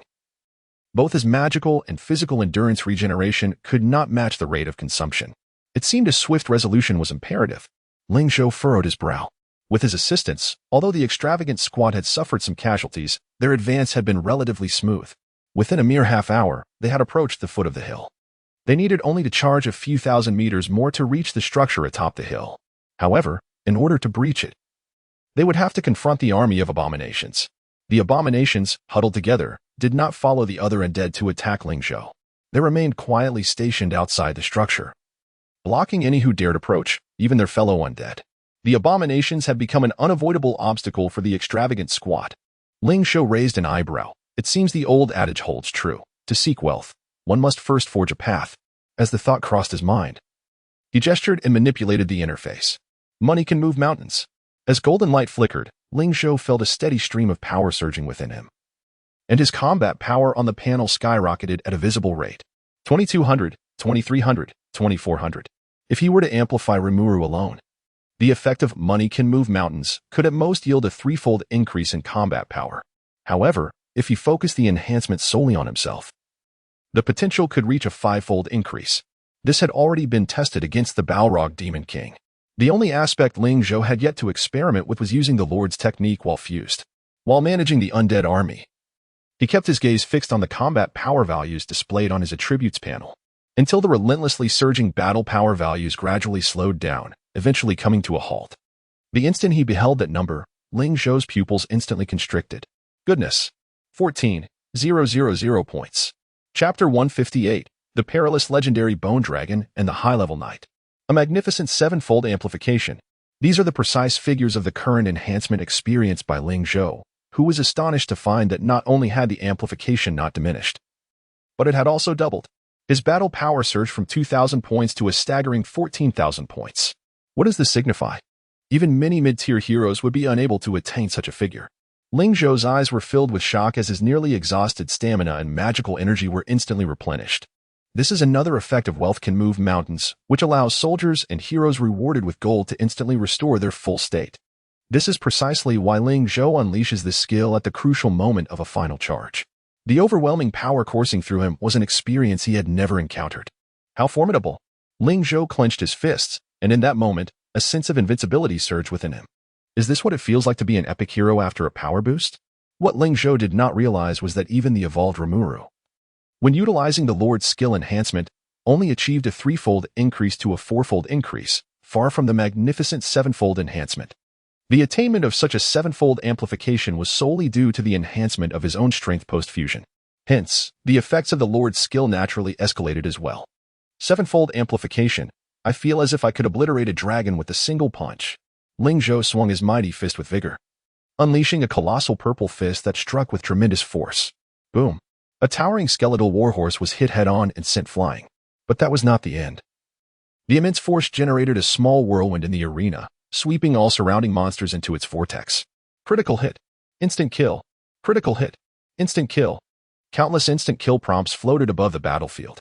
With a mere punch, Ling Zhou had annihilated over 100 undead monsters. Yalbed, who had been engaged in battle above, was drawn to the commotion, and upon realizing the orchestrator was Ling Zhou, her pupils constricted in disbelief. My heavens, did the master do this? Yalbed gasped. As the second-in-command under Ling Zhou, she was acutely aware of Rimuru's capabilities. Although Rimuru was slightly stronger than her prior to his awakening, his overall strength was limited. Even after evolving to an epic level 1 star, Rimuru's might did not exhibit significant improvement. After all, Rimuru's path of evolution did not focus on augmenting his own power, but rather on enhancing Ling Zhou's potential. To be frank, this did not strike her as a wise evolutionary direction. It was not that she disapproved of protecting Ling Zhou, rather. A combat-oriented hero should undoubtedly focus on continuously bolstering their battle prowess to maximize the benefits for their lord. Moreover, having awakened at the second tier, Rimuru's potential was indisputable. Even if Rimuru were not a Saint Demon King, awakening so early still carried the probability of evolving into a mythical hero, a realm that Yalbed could not touch. However, seeing Rimuru squander his talent in such a manner pained her somewhat. Yet, Some things were difficult to articulate directly, though she had hinted at them several times. Ling Zhou seemed indifferent, perhaps believing it was not a negative situation. At that time, she thought maybe Ling Zhou did not comprehend the profound significance of a legendary hero's awakening. Now, it appeared that the one lacking understanding was not Ling Zhou, but rather herself. This battle power must have surpassed 10,000 points, right? The fusion of the Master and Lord Remur could unleash such terrifying effects. Yalbed was filled with astonishment, her crimson lips trembling slightly. On this battlefield, it seems there is nothing that could impede these two, as Yalbed had surmised. The fully restored Ling Zhou rampaged through the ranks of the undead army, leaving devastation in his wake. Vacuum zones, hundreds of meters wide, emerged on the battlefield. Remnants of Ling Zhou's charge. The pressure on the godly squad's advance diminished significantly, as the number of undead dwindled to a critical point in a short span. They did not squander the battle opportunity Ling Zhou had created, seizing the moment to break through towards the mountaintop. Charge forth! Charge forth! The soldiers of the godly squad were nearing their limits, perhaps able to endure another 10 or 20 minutes before their stamina was entirely depleted. At that juncture, they would become mere prey on the butcher's block of the undead army. However, the soldiers bore no despair, even with hundreds of towering abominations lurking on their path. They remained steadfast in their belief that Ling Zhou would lead them to safety. Kill! Kill! Kill! The soldiers surged forward with fervor, rushing towards the abominable army atop the hill. From a distance, they appeared as a swarm of minuscule ants, while their adversaries loomed like giants. Kill! The advance of the godly squad accelerated rather than diminished. The opposing abominations also took notice of this diminutive force, rising from the ground and brandishing their lengthy iron chains, swinging their meteor hammers with ferocity. Whoosh! Whoosh! Whoosh! Each swing resonated with a fierce gust. Even from afar, one could ascertain the terrifying lethality of these weapons. Just as the godly squad was about to engage the abominations in close combat, suddenly, a figure plummeted from the sky, crashing heavily into the midst of the abominable ranks. Bang! The deafening sound reached everyone's ears, and the ground trembled violently. Several abominations that had just risen were unable to control their bodies and toppled backward. Simultaneously, a colossal purple fist appeared, striking towards one of the abominations with devastating force. Die!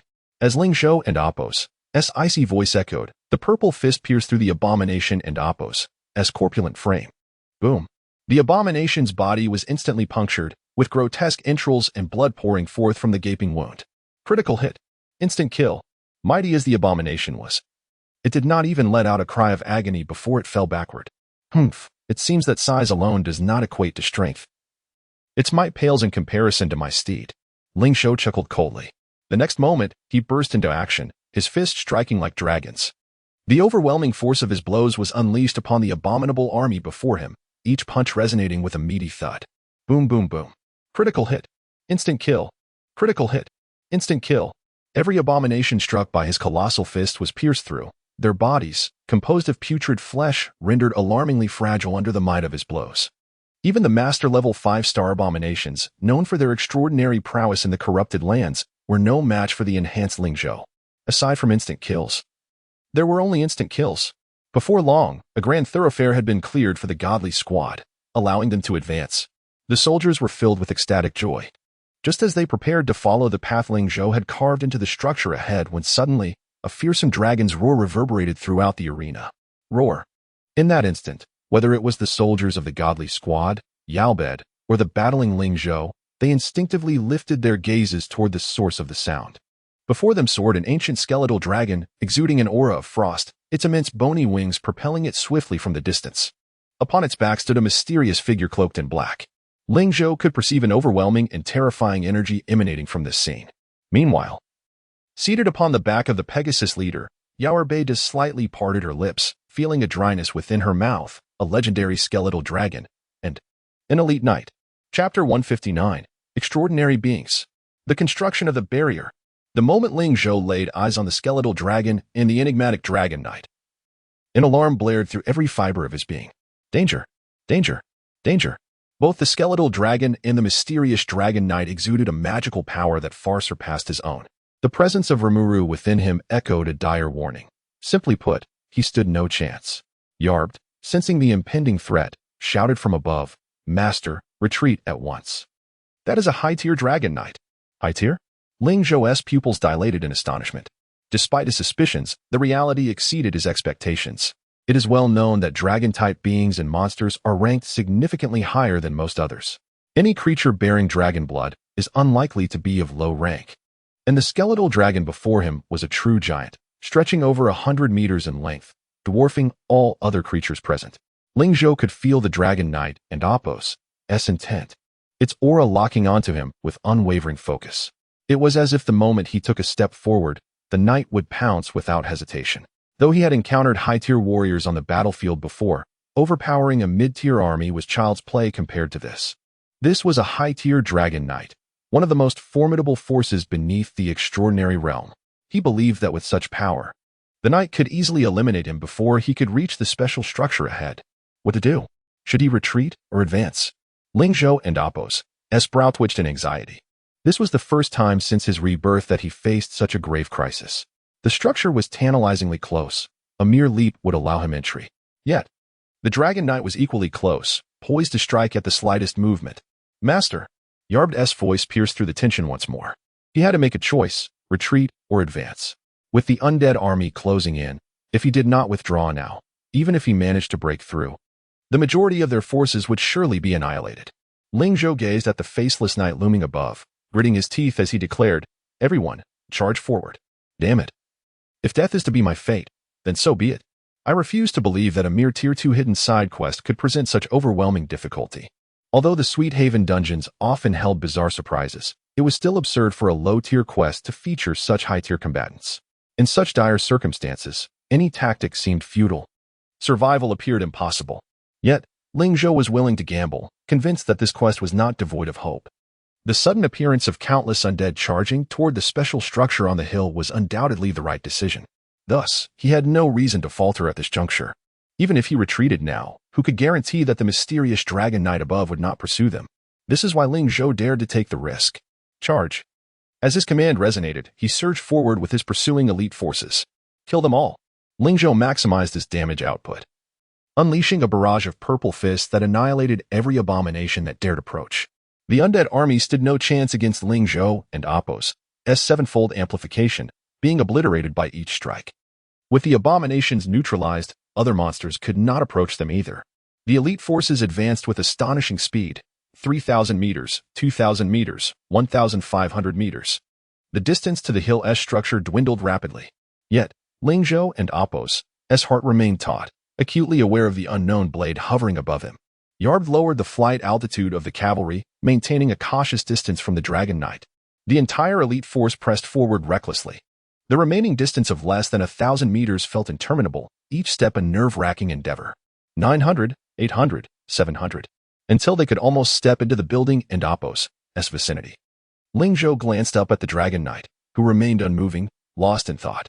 He smirked, then resolutely led his forces into the barrier surrounding the structure. As he had anticipated, upon entering the barrier, the oppressive pressure vanished, along with the suffocating aura of death. The undead outside roared and howled, seemingly desperate to breach the barrier, yet they were completely repelled, unable to cross its threshold. Ling Zhou paid them no heed, instead focusing on the Dragon Knight above. Despite the knight and Apos' obscured features, even with the eye of the demon, Ling Zhou could not discern its expression. However, the Dragon Knight showed no intention of ordering the skeletal dragon to assault the barrier, remaining still in the air. Phew. It seems this gamble paid off. Ling Zhou released a sigh of relief, only then realizing he was drenched in sweat. Beside him, Yarb was no better off. Her black armor glistening as she gasped for breath, the peaks of her form rising and falling rhythmically. Her voice trembled slightly as she remarked, "Master, you are truly audacious." That Dragon Knight and Apos' power in life was undoubtedly beyond the extraordinary. Ling Zhou and Apos' eyes widened. "Did you not say it was a high-tier Dragon Knight?" Yarb shook her head. Still panting, "I sense it is likely that his power has been suppressed by some form of restriction. While his magical aura may not be overwhelming, his presence is unmistakable. The aura he emanates is more formidable than that of most extraordinary beings I recall."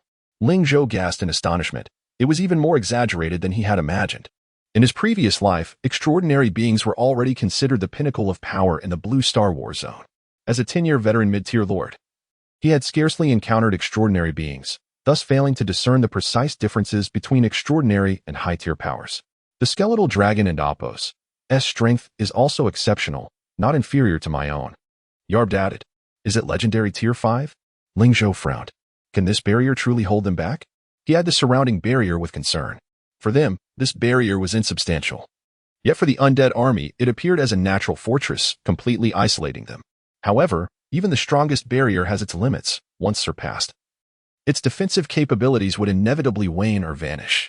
Yarb could not provide an answer regarding the barrier and Oppo's strength, as it exceeded her perception. She remained uncertain whether the Dragon Knight could breach it, but for now, he seemed disinterested in doing so. Ling Zhou, however, remained optimistic, chuckling lightly. As long as he remains indifferent, let us hasten to complete our task. Chapter 160, Side Quest completed. Acquire the sacrificial stone. Let me see how this task was accomplished. Ling Zhou wiped the beads of sweat from his brow and scrutinized his surroundings. The somber stone pillars stood resolutely around the structure, forming a natural barrier. The central complex was constructed from numerous stone walls, yet it was drafty on all sides, allowing a clear view to the depths beyond.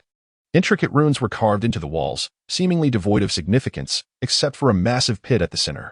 Gazing down from a distance, even with the eye of the demon, the bottom remained obscured. A spiral staircase was built along the corridor wall, endlessly winding downward, its destination unknown. It was evident that the clues lay below. Ling Zhou glanced at his troops, noting a 30% decline in their numbers compared to before the charge. The most severely affected were the burrowing worms and the stone golem units, both of which had dwindled to a mere fraction. This was an inevitable outcome, as the casualty rate in the front lines was always higher than in other units. Ling Zhou let out a slight sigh, distributing the remaining potions among his forces. The ghoul and burrowing worm units could regain health by consuming carrion, so they were not a major concern. However, the other units relied solely on potions or their natural resilience to recover gradually. Once the rearguard had consumed their potions and their health began to restore, Ling Zhou gestured. Let us move. Stay close. He and Yabel took the lead once more. Ling Zhou remained in a state of sevenfold enhancement, rendering him an undeniable powerhouse even among lower-tier entities. Yabel curiously observed him and inquired, Master, is your body experiencing any anomalies? Do you need to? Ling Zhou shook his head. Now is not the time. Who knows if another formidable entity, akin to a Dragon Knight, might appear. If he were to, the enhancement would naturally dissipate. Losing Ling Zhou and Oppo's extraordinary combat prowess would certainly jeopardize the survival of the Divine Wealth troops in a perilous dungeon. A hint of disappointment flickered across Yabel and Oppo's face as she murmured, Master, it is my inadequacy that prevents me from ensuring your safety. Now I truly understand Lord Rimuru and Oppo's good intentions. Ling Zhou waved his hand. A lack of strength calls for diligent improvement. Do not burden yourself with futile emotions. His principles were straightforward. He allocated resources based on strength and utility. He would unconditionally invest in the strong within his ranks and the valuable talents in his territory. Whether it was the corpses Rimuru desired, the high-quality black crystals Yabel sought, or the array of gems rewarded daily, he would strive to fulfill those needs. However, reciprocal value was essential. Once that value dissipated, so too would Ling Zhou's support. In response to Ling Zhou and Oppo's candid remarks, Yabel exhibited no resistance. The world of monsters was far more unforgiving than the realm of divine wealth. It was a place where the strong claimed everything. Thus, Yabel harbored no disdain for Ling Zhou and Oppo's response, nodding solemnly as she vowed, Master. I will strive to catch up with you and Lord Rimuru. Ling Zhou smiled but remained silent. Truth be told, Yabel and Oppo's demonstrated strength was already commendable. Yet, when compared to the now epic Rimuru, a noticeable gap persisted. Recently, Yabel and Oppo's demeanor had indeed become somewhat lackadaisical. Had it not been for that, he would not have felt the need to subtly admonish her. Fortunately, she was not lacking in intellect and quickly grasped the underlying message of Ling Zhou and Oppo's words. Whether she could act upon his advice remained to be seen. This was his method of leadership, ruthless and rational, unyielding to her allure or figure. Should Yabel wish to be merely ornamental, Ling Zhou would not mind sustaining her within the territory, but future resources would naturally not be directed her way. An incapable individual would find it impossible to survive in his domain.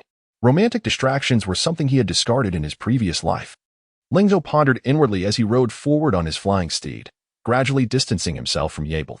Unbeknownst to him, Yabel and Oppo's gaze burned with intensity as she admired his tall silhouette, a fervent emotion igniting within her. How handsome, how charming. Lord, you are so captivating. I wish to leap into your arms. Oh no, oh no. I might lose control. As they ventured further from the staircase, the surrounding light dimmed considerably. With a flick, Torches were ignited. Although the eye of the demon allowed the main force to perceive their environment in the darkness, certain magical objects or barriers could not be discerned through the eye of the demon and required the most primitive means of sight to observe. To avoid missing any detail, a source of light was essential. The gray stone walls were adorned with intricate runes, resembling a magical array. However, neither Ling Zhou nor Yabel could decipher them. As they descended, the entire structure grew increasingly silent. Apart from the crackling of flames, only the sound of the divine wealth troops and Appo's footsteps echoed. The flames still flickered, and the light remained undiminished, indicating that there was indeed space below. Ling Zhou mused quietly, uncertain of the dangers lurking beneath. He refrained from having his steed descend directly and opted for the most basic approach of walking down. This way, should danger arise, he could retreat promptly. After all, extraordinary dragon knights had already appeared. It was not inconceivable for other threats to emerge in this dungeon. Fortunately, it seemed Ling Zhou and Appo's worries were unfounded. As the troops continued their descent, the immense pit remained eerily quiet, showing no signs of anomaly. 5,000 meters, 6,000 meters, 7,000 meters. The pace of their descent quickened. It was only when they approached the subterranean depth of 10,000 meters that, aided by the eye of the demon, they finally glimpsed the bottom of the pit. In the center of the spiraling staircase stood a black stone statue. The moment they spotted the statue, the stone known as the husband stone, carried by the burrowing worms, suddenly radiated a brilliant light. Ling Zhou and Yabel both jumped in surprise. He sensed a connection between the husband stone and the statue below. Upon reaching the bottom, he discovered that this subterranean chamber contained nothing else apart from the statue. Could this be the foreigner once sacrificed by fishermen? Ling Zhou mused as he regarded the statue. It appeared to depict a man, half kneeling with both hands raised, palms facing upward, as if receiving some form of instruction or awaiting something. Ling Zhou gestured for the husband stone to be brought closer. As soon as the stone was moved in front of the sculpture, the entire underground chamber began to tremble violently. Before Ling Zhou could express his astonishment, the system prompt sounded, "Ding. Congratulations on completing the side quest. Find the lost husband. You have received the task reward, sacrificial stone." No sooner had the words left the system than the husband's stone abruptly shattered, breaking into fragments that scattered across the ground, revealing a radiant gray stone rolling forth from within. Chapter 161, The Madness of the Stone. The Threat of the Death Knight. Ling Zhou, astonished, bent down to pick up the stone known as the Stone of Sacrifice. Glancing around, he noticed that apart from the name, the information panel revealed nothing. He scratched his head in confusion. What purpose does this object serve? After pondering, he turned to observe the statue still kneeling on the ground, cautiously placing the stone into its raised hands. Initially, the statue exhibited no peculiar reaction, just as Ling Zhou considered that perhaps the placement was incorrect. The entire statue began to tremble violently. Blood tears streamed from the eyes of the kneeling figure. In the next moment, a thunderous roar reverberated from above, followed by a terrifying surge of deathly energy pouring down upon them. Ling Zhou and Yalbert exchanged alarmed glances. The barrier has been breached. Yalbert immediately panicked. "Master, what should we do? Should we flee?" Ling Zhou furrowed his brow, pressing his palm downward to signal for calm. Before he could speak further, he noticed countless undead surging from the pit above. "Prepare for battle," he commanded loudly. The soldiers sprang into action, adopting defensive stances. However, they soon realized something was amiss. The undead bodies were grotesquely distorted, plummeting straight down from the central passage of the pit rather than descending the stairs slowly. Ling Zhou and Appo's pupils dilated as he shouted, "Scatter." As soon as he spoke, the soldiers dispersed from around the statue. Ling Zhou attempted to reclaim the stone of sacrifice from the statue and Appo's grasp, but the stone radiated a terrifying energy field, making it impossible for him to retrieve it in the short term. With no other option, he could only withdraw. The plummeting undead did not perish from the fall. Rather, they were forcibly drawn into the stone by a peculiar suction emanating from it. What is happening? Ling Zhou's mind was filled with questions. Yalbert expressed her confusion as well. These undead creatures do not seem to be attacking us. It appears they are being drawn into the stone against their will. No, it seems more like they are willingly and Appo's, leaping and Appo's, into the stone and Appo's embrace.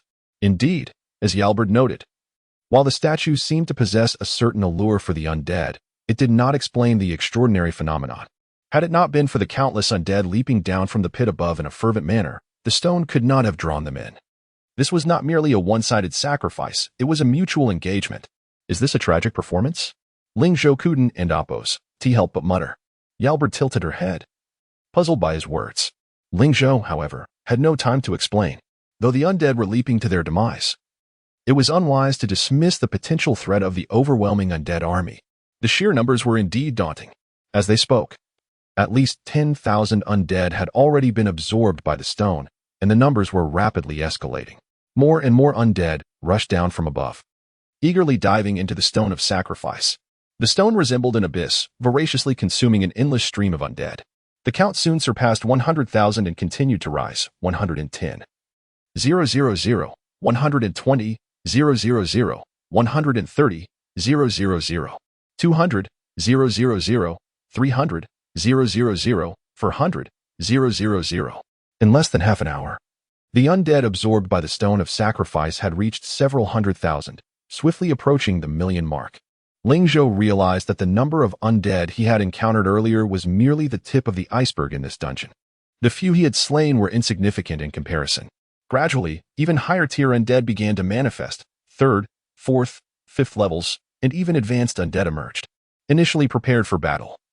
Ling Zhou now found himself inexplicably relaxed. What was the point of resistance in such a scenario? Ling Zhou reclined against the stone, calmly observing the spectacle of the stone of sacrifice. Given the circumstances, any effort on his part would be futile. If the stone could no longer function, they would have no chance against even the mid-tier undead, let alone the high-tier ones, and would simply await their demise. Yalbert felt anxious, but seeing Ling Zhou and Appos as calm demeanor, she forced herself to remain composed. Indeed, facing such a vast undead army, neither Ling Zhou, despite his sevenfold power enhancement, nor she leading the Pegasus squad had any opportunity for resistance. While Ling Zhou and Appos' approach resembled a passive acceptance of fate, it was the only option available. All they could do was hope that the stone of sacrifice would continue to perform admirably, ideally absorbing all the undead. Fortunately, Yalbert and Appos' fears did not materialize. As the number of undead absorbed by the stone of sacrifice approached 1 million, there were no unforeseen complications. Many high-tier undead, although intimidating, seemed utterly uninterested in Ling Zhou and his companions, frantically burrowing into the stone. Once the count surpassed 1 million, the influx began to slow. The palpable death energy emanating from above diminished, while the stone of sacrifice exuded a dense miasma of death. Observing the dwindling numbers of undead, Ling Zhou gradually exhaled in relief, but the next moment, a familiar presence emerged above. He abruptly lifted his head. The skeletal knight riding a bone dragon, previously encountered, materialized above. Even from a distance of several thousand meters, Ling Zhou felt an involuntary pull of his gaze, locking eyes with the figure. A menacing skeletal visage loomed before him. Within the hollow sockets burned 2 azure flames, as if seeking to consume all existence. Ling Zhou and Appos' hair stood on end, a chilling aura creeping over him. After a prolonged silence, the skeletal face spoke.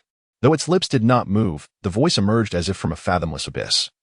Raspy and terrifying, "I am unwilling." A simple 3-word statement left Ling Zhou bewildered, prompting him to shrug. And the figure fell silent for a moment before the voice resonated again. "You shall be my master, or else death." The message was succinct, the intent clear. Faced with this ultimatum, Ling Zhou instinctively inclined to refuse. However, upon perceiving the skeletal face and Appos' earnest plea, he reconsidered and replied without hesitation, "Very well." To delay even a second would be a disservice to life itself. As soon as he spoke, the system prompt chimed. Ding. Do you wish to designate the Death Knight Ulysses as your third hero? Chapter 162, The Successful Contract. An exaggerated panel. Ding. Death Knight Ulysses has been incorporated as a rank 3 hero. Ding. Due to system limitations, Death Knight Ulysses is beginning to reset, rank and tier decreasing. Ding. Death Knight Ulysses has completed the reset. Please check the system interface for specific information. As the system notifications echoed, the palpable aura of menace emanating from the Death Knight dissipated abruptly. However, he showed no intention of descending, instead urging the skeletal dragon beneath him to soar away from the pit's opening. Upon establishing a connection, Ling Zhou sensed an overwhelming aversion and disdain emanating from the knight towards the sacrificial stone. He wiped the sweat from his brow. The oppressive aura from this being was staggering. Moments ago, not a single member of the extravagant team could move under the Death Knight's imposing presence, not even Yalbert. The disparity in power was insurmountable. Ling Zhou exhaled deeply, seizing the opportunity while the sacrificial stone continued to absorb the undead, and accessed Ulysses' attribute panel. Hero name, Ulysses, undead, tier, Epic level 5 stars. Sealed status. Level 40. Sealed status. Class. Knight. Loyalty. 30-30. Affinity. 30-30. Attributes. Attack. 1500 to 1800 defense. 1500 to 1700 health. 25,000 mana. 8,000 unique abilities. 1. Death's Hand. S rank slay any undead unit to replenish one's own state with soul energy. 2. Evil Aura. S rank increases the movement speed of nearby allied undead units by 100 and their health recovery speed by 100. 3. Undying Will. S rank revives fallen units nearby, and the revived undead cannot be dispelled. Currently controllable quantity, 30. 4. Anti-Magic Aura. S rank reduces spell damage received by nearby allies by 30. 5. Dark Absorption. S rank continuously absorbs soul energy to form a dark shield, with shield effectiveness varying according to the soul energy. Contracted Battle Pet. Legendary level 5 star Frost Dragon, fully leveled at tier 2. Please check the relevant interface for specific information. Battle Pet Skills. 1. Frost Breath. S rank inflicts freezing effects on enemies within a designated area or structures. 2. Death Charge. S rank sacrifices 90 of its own health to initiate a charge, with damage scaling with remaining health. Combat Power Evaluation. 3800. 5 S rank skills, plus 2 Battle Pet skills, totaling 7 S rank skills. Ling Zhou swallowed hard, his eyes wide with astonishment. He had initially believed Ulysses' strength to be on par with Yalberd and Rimuru, assuming they were all starting at the legendary 5-star quality. Yet, to his surprise, Ulysses began at epic 5-star, accompanied by a legendary 5-star battle pet. He had never encountered such a lavish skills panel. Were it not for the ongoing absorption of the undead by the sacrificial stone, Ling Zhou might have wished to study it further. However, with the crisis still at hand, he could only suppress his impulses. Ling Zhou patiently awaited the operation of the sacrificial stone. As the displayed count exceeded 1 million, the number of undead began to dwindle. After a brief span of time, once the last high-tier undead plummeted from above and was absorbed by the sacrificial stone, the anomaly ceased, and the gray luminescence emanating from the stone gradually dimmed, restoring tranquility.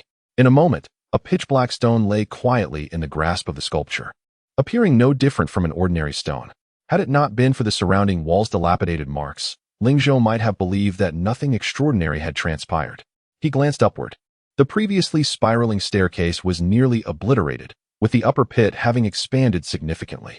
The sacrificial stone had absorbed many high-tier abominations exceeding 10 meters in size, which had all tumbled down in a chaotic manner. Had it not been for the stone's compressing function during the absorption, the extravagant team below would have faced utter annihilation. Even without direct attacks from the undead, a mere brush would spell doom for the entire team. At this moment, Ling Zhou himself was covered in dust, looking as though he had just emerged from the earth. He was unconcerned about his appearance and approached the sculpture to retrieve the stone from its grasp. The next moment, a raspy voice echoed in his ear. "I advise against taking it." Ling Zhou instinctively turned around, only to find Death Knight Ulysses had mysteriously appeared behind him. His face remained shrouded beneath a black hood, but he no longer bore the immense skeletal dragon, standing quietly while exuding a faint aura of pressure. Yalberd narrowed her eyes, drawing her enormous axe spear from behind and pointing it at him, coldly stating, "As a hero, you must show respect to your master. Especially as a knight. Where has your sense of hierarchy gone?" Yalberd could sense that Ulysses had already forged a contract with Ling Zhou. The pressure radiating from Ulysses felt like a challenge to Ling Zhou's standing. Given Yalberd's loyal nature, she could not condone such disrespect from one knight to another. Ulysses tilted his head slightly, his voice remaining calm and hoarse. "It seems you were fortunate to have a rather commendable little demon." Yalberd clenched her teeth, her axe spear poised to strike, seemingly ready to eliminate the intruder at a mere command from Ling Zhou. Ling Zhou raised a hand, halting her attack. "Hold on, let him continue." He was primarily concerned that Yalberd might be swatted away by Ulysses. The disparity in attributes was vast. In a direct confrontation, Yalberd would likely require the entire Pegasus squad to stand a chance, and that was without Ulysses mounting his skeletal dragon. At present, the only force capable of suppressing Ulysses was the fusion of Ling Zhou and Rimuru under a 7-fold augmentation state. Ulysses squinted, scrutinizing the power within Ling Zhou, remarking, "Half of your strength is borrowed, the other half catalyzed by some means. In reality, you should possess little combat prowess." He then glanced at the other soldiers behind Ling Zhou, coldly stating, "Only the Pegasus is worthy of note. The rest are mere trash." Yalbert could no longer contain herself, thrusting her axe spear forward. Impudent. Ulysses merely cast a disinterested glance at her, raising a hand to catch the spear's attack barehanded, continuing. The sacrificial stone is quite ordinary. If you wish to claim this stone, you must bear all its consequences. Are you certain? You are prepared? This statement was, of course, directed at Ling Zhou. Chapter 163, The Passage. The causality of the sacrificial stone. Causality? Ling Zhou furrowed his brow. This term was not unfamiliar to him. It was said that many high-level quests also involved this concept. If one failed to complete the corresponding tasks, they would suffer the repercussions. Judging by the earlier display, the sacrificial stone, which absorbed 1 million souls, was certainly not a benign entity. It had devoured hundreds of thousands of high-level undead, possessing a hunger greater than that of even Belimru. After a moment of contemplation, Ling Zhou sneered. Heh, it would be foolish not to seize such a valuable item. With that, he raised his hand and retrieved the sacrificial stone. As soon as the stone was freed from the sculpture's grasp, the entire statue crumbled like a cascade of fallen dominoes. Before he could react, the entire structure began to tremble violently, and enormous cracks appeared in the walls. Ulysses cast a deep glance at Ling Zhou and said, "The sacrificial grounds are about to collapse. We should leave promptly." With that, he gestured upwards. A low, resonant roar echoed from above, and soon a miniature skeletal dragon hurtled down towards them. At that moment, Ling Zhou had no time to check the quest completion interface and hastily clicked the button to exit the instance. With a flash of teleportation light, the entire team was transported away just before the pit could collapse. Upon reopening his eyes, Ling Zhou found himself back in the training grounds of the godly town. The imminent danger had dissipated, but many soldiers were already exhausted, collapsing heavily to the ground. Even Ling Zhou trembled slightly, struggling against the fatigue as he dispelled the fusion technique. With a squelching sound, purple liquid seeped from his pores, and a complete Belimru reassembled before him. After expending countless amounts of magical energy and consuming numerous potions, even Belimru's physical constitution was beginning to falter. It slumped against Ling Zhou's feet, transforming into a puddle of indeterminate liquid. Ling Zhou gritted his teeth to barely remain standing. He had managed to recover somewhat due to a 7-fold amplification, but now, with the technique dispelled, the accumulated fatigue surged to the forefront of his consciousness. Were it not for the myriad of tasks awaiting him, he might have simply succumbed to sleep for 3 days and nights. Curse it, I've run out of potions? Ling Zhou glanced at his empty backpack, suddenly recalling that all supplies had been exhausted earlier. Before he could gather his thoughts, he saw Secretary Yi and Candace hastening towards him from a distance, accompanied by a small squad of villagers designated for combat support. These villagers had been trained as a support team, responsible for aiding the combat troops, including medical support, material provisions, and upkeep. Upon arriving, Secretary Yi was taken aback by the dire state of the godly team. In his recollection, it was the first time he had seen the team in such disarray. The originally sizable force had been reduced by more than half, with the remaining soldiers either gravely injured and on the brink of death or utterly exhausted and unconscious. The only ones still standing, aside from Ling Zhou and Yalbert, were the recently subdued Ulysses. My lord, potions. Candace, an adept steward, proved her mettle in crisis management, even surpassing Secretary Yi in this regard. She promptly produced a pre-packaged medical kit containing 2 stamina potions and 4 minor recovery potions for Ling Zhou, who had dispelled the fusion technique. The contents of the medical kit were just sufficient to restore him to full strength. Candace attentively fed him several potions, and as his bodily functions began to recover, he felt slightly better. However, the mental fatigue persisted, only alleviating his physical state somewhat. Enduring the soreness in his muscles, he rose to his feet, suffering the after-effects of overextending the fusion technique. With the assistance of the hospital support team, the soldiers gradually began to regain their strength. Ling Zhou instinctively glanced towards Ulysses, who stood at a distance with the skeletal dragon, showing no inclination to approach. He waved a hand, signaling for Ulysses to come over. To his surprise, Ulysses not only ignored him, but also turned away to survey the surroundings. This fellow has quite the temper. Ling Zhou then noticed that Ulysses' loyalty rating was surprisingly low. The initial loyalty was a mere 30 points. It was known that any contracted soldier, hero, or villager would typically start with at least 60 points.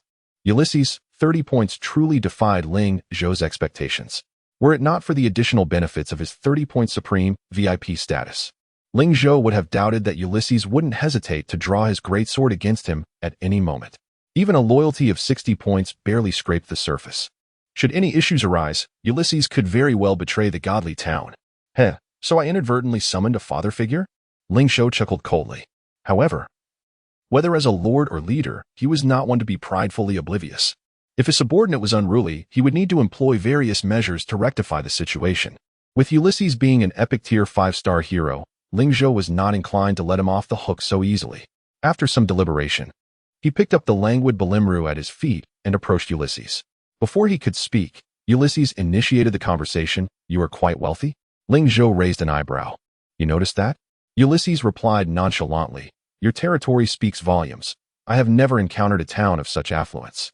Ling Zhou's eyes sparkled. So you have seen other players' territories? Ulysses turned his head. The flames beneath his had fixated on Ling Zhou. You need not attempt to extract information from me. While I have lived for a considerable time and know more than your sealed memory demon knight, certain information is presently restricted by the world's rules. However, I will not conceal what I can share. Quite forthright. Ling Zhou mused inwardly. Through their brief exchange, he discerned that Ulysses did not seem as hostile as initially perceived.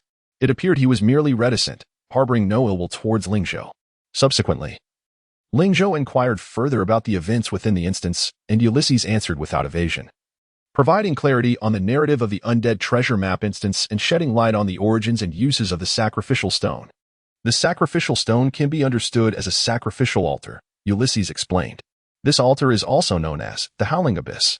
Chapter 164, The Function of the Sacrificial Stone. Ulysses candidly stated, Are you suggesting that this stone originally hails from the abyss? Ling Zhou shook his head in response. No one truly knows the origins of the sacrificial stone. It is merely what the undead call it. Its purpose is rather straightforward.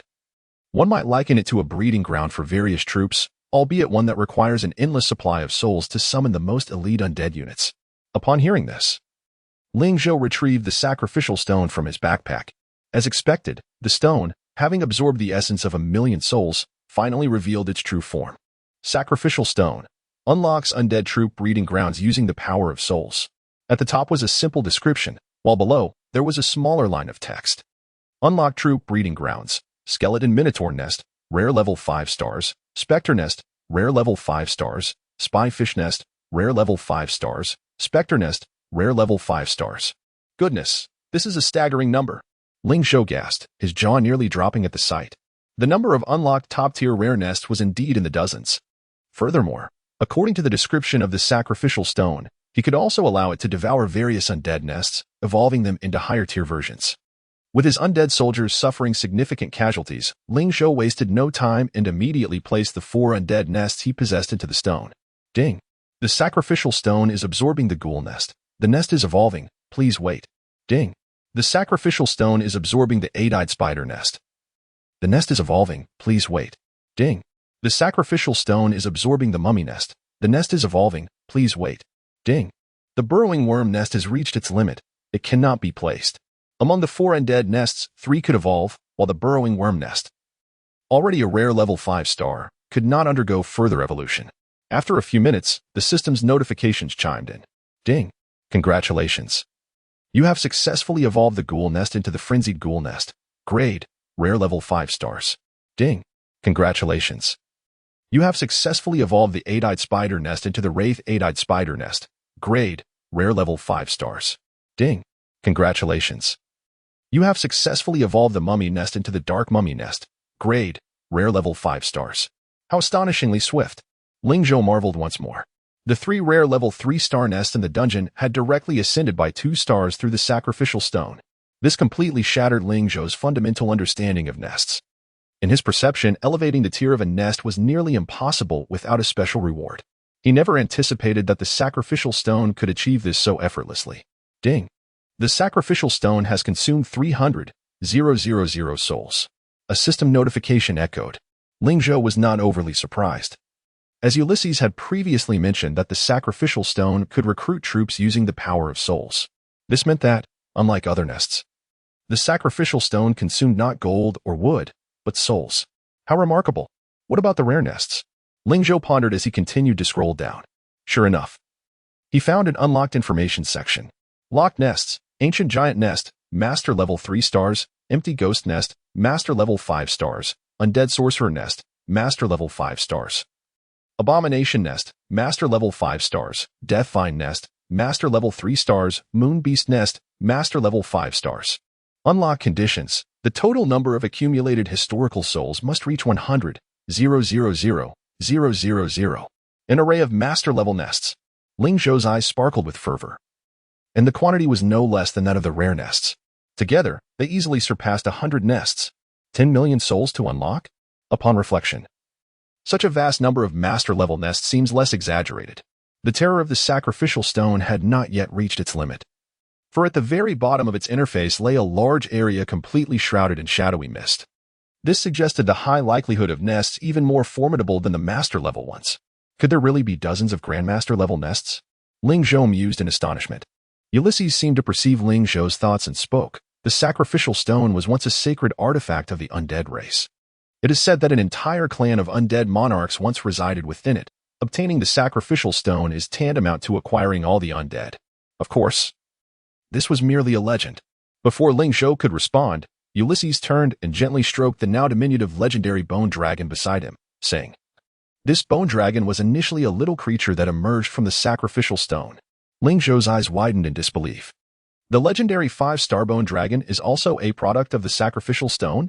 Ulysses replied nonchalantly, "Indeed, the bone dragon is as if it were born from the sacrificial stone. A high-tier dragon species.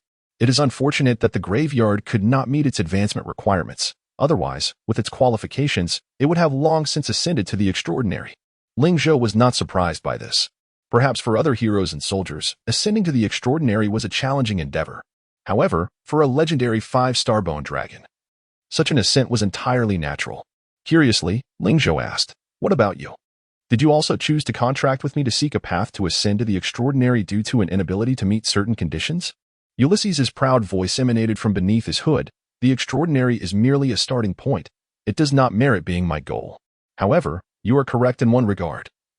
I indeed became inadvertently trapped in the land of sacrifice due to certain events. Had I not relied on your strength just now, I might have been consumed by the sacrificial stone in a few years' time." Ling Zhou was taken aback. "Are you suggesting that if you hadn't contracted with me, I would have to remain in this dungeon for several years?" Ulysses did not answer, yet the implication was abundantly clear. No matter how Ling Zhou contemplated the situation, he could not have foreseen it to be so. He paused, suddenly struck by a chilling realization. Ulysses's existence seemed akin to a glitch within the dungeon of the undead treasure map. He could, at any moment, eliminate Ling Zhou and his companions within the dungeon.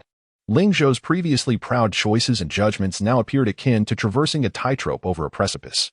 Perhaps Ulysses was never factored into the calculations of the dungeon and its system. Ulysses, unfazed by Ling Zhou's thoughts, stated coolly, "The reason I allied with you is that I sought to leverage your strength to escape the land of sacrifice. However, now that I have contracted with you, I will undoubtedly exert my utmost effort to assist you in ascending the path of the Lord. Yet, should there come a day when you fail to meet my expectations, I will not hesitate to withdraw." Chapter 165. Verbal Agreement. The third cycle begins. Upon hearing Ulysses's candid words, Ling Zhou smiled. "You are indeed a straightforward person. Very well. As you stated, should I fail to meet your requirements when the time comes, you are free to depart from the town of millionaires. However," Ling Zhou's tone shifted, revealing a sharper edge. "A contract is inherently reciprocal. If you wish to remain in the town of millionaires, you must also demonstrate corresponding value. Those devoid of worth shall be discarded without hesitation." Upon hearing this, Ulysses did not respond with anger but rather with a chuckle. "Ha! I expected you to be a good-hearted lord. This is excellent. Kindness without boundaries or strength will inevitably lead to calamity." His tone was profound. Yet he quickly reined in his emotions and addressed Ling Zhou.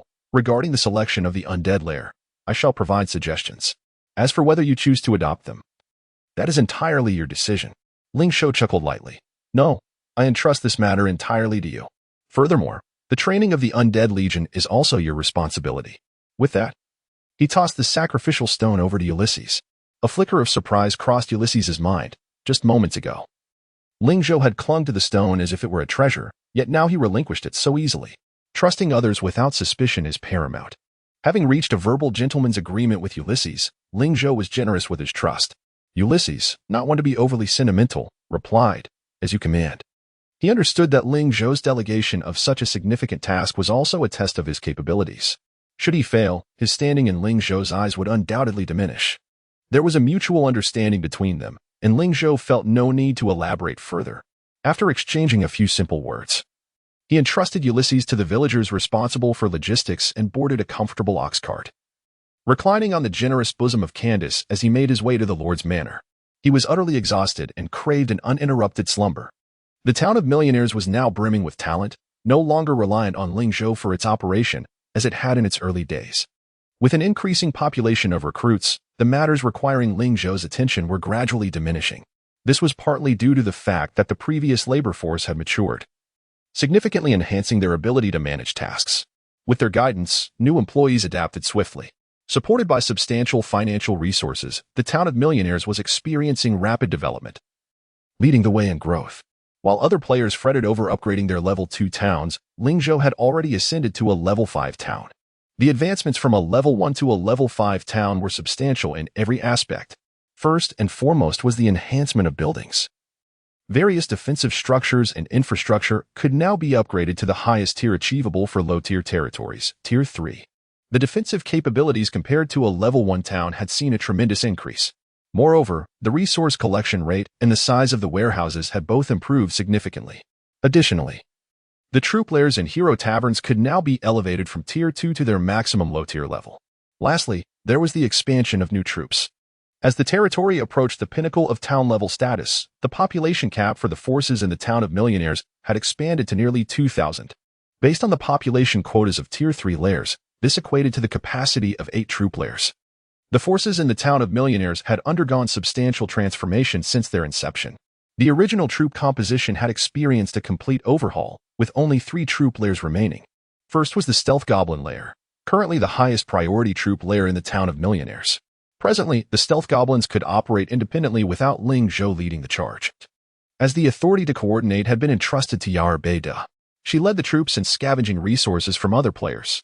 Now, the stealth goblins raided resource caches of multiplayer players daily, yielding resource quantities that had officially surpassed the manual output from the major resource points of the town of millionaires, making it an indispensable source of resources. The second troop was the master-level 5-star Pegasus lair. This unit had become Yorubei's exclusive squad, known for its agility among the forces of the town of millionaires. Whether on routine patrols or in battle, they exhibited remarkable performance. The third troop consisted of the Leberton Stone Golem lair, which could unleash 200 of its potential in positional warfare. Furthermore, the stone golems could merge with the city walls, significantly enhancing the defensive capabilities of the territory's fortifications. The fourth troop was the Eye-Demon lair, renowned for its reconnaissance capabilities.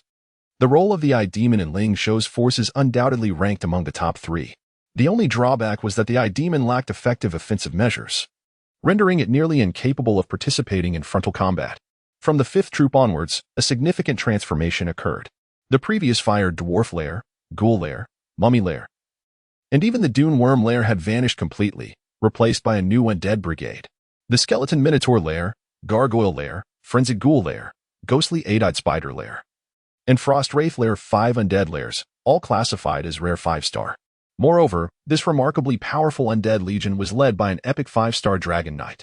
Currently, the forces in the town of millionaires, commanded by the Death Knight Ulysses, had thoroughly surpassed those led by Yorubei's Pegasus squad. The combat capabilities of the town of millionaires had once again ascended to a higher echelon. Ling Zhou presided over the Lord's manor, observing Ulysses training troops in the training grounds through the reconnaissance vision of the eye demons. One could not help but admire the prowess of a hero unburdened by memory loss. Ulysses' command over the undead was nothing short of exquisite, surpassing even Ling Zhou's own ability to manage troops.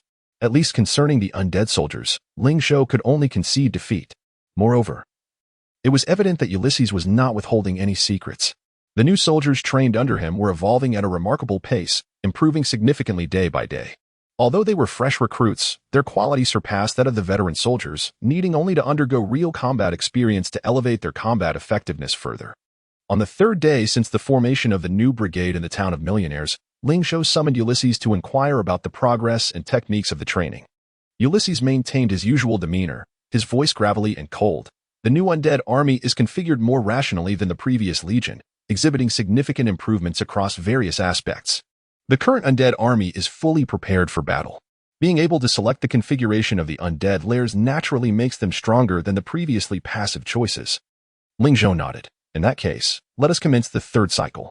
However, this time, neither Rimuru nor I will participate.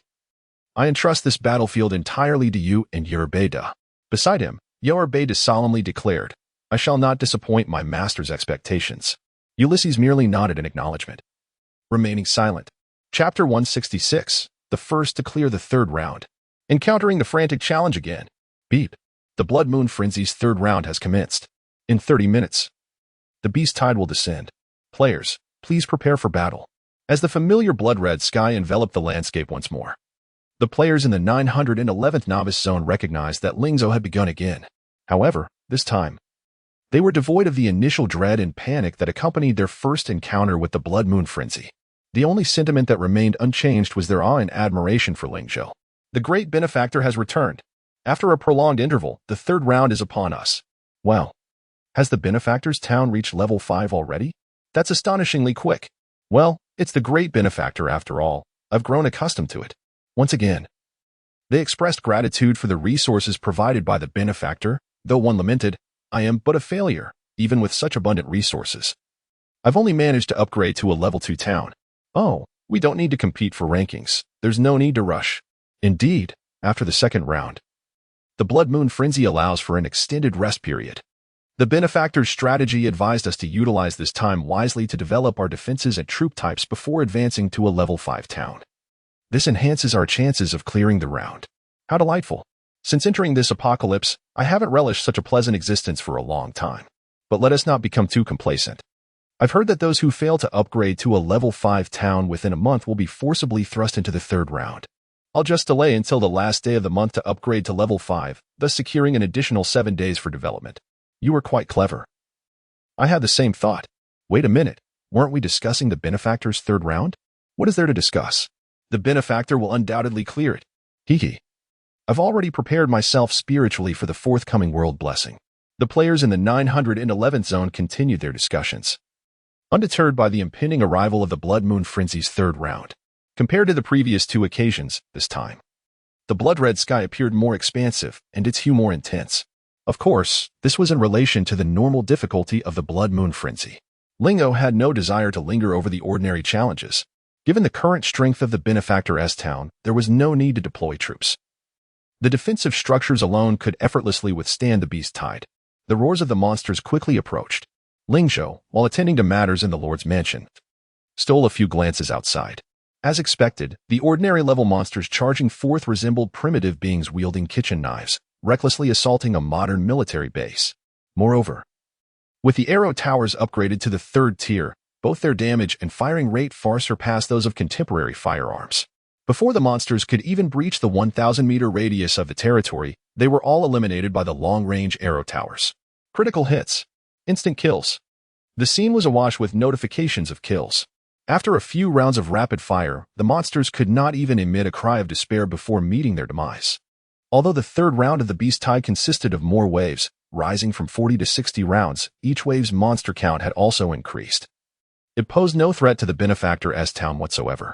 Throughout the entire encounter, only the sound of arrow rain could be heard, with no other noise to break the silence. Even the frenzied monsters, faced with such a formidable territory, could not help but feel despair.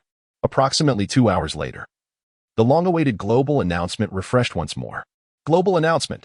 Congratulations to the player from the Flame Nation. I am the great benefactor. For being the first to clear the Blood Moon Frenzy's third round, with a time of 2 hours, 12 minutes, and 11 seconds, currently ranking first in the world. Beep. Congratulations on being the first to clear the Blood Moon Frenzy's third round. Clearing evaluation. S grade. Perfect. Rewards. Reputation points 5,000. Team experience points 3,000,000. Despite the third round having 20 more waves than the second, Ling Zhou's total time only increased by 1 minute. This outcome not only failed to surprise Ling Zhou, but it also elicited little astonishment from players across various global battle zones. Most players reacted with a casual, "Oh, it's the benefactor again. Nothing to worry about."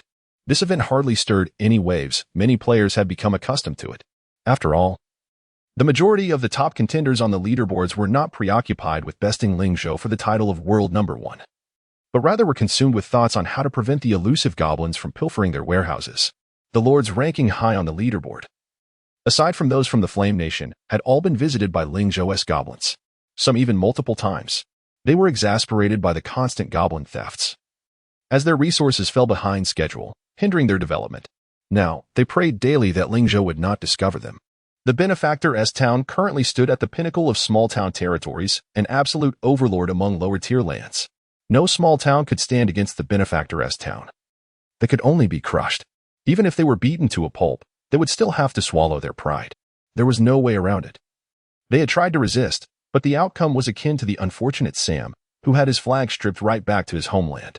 Thus, facing the third round, the Benefactor's town could easily push through without difficulty.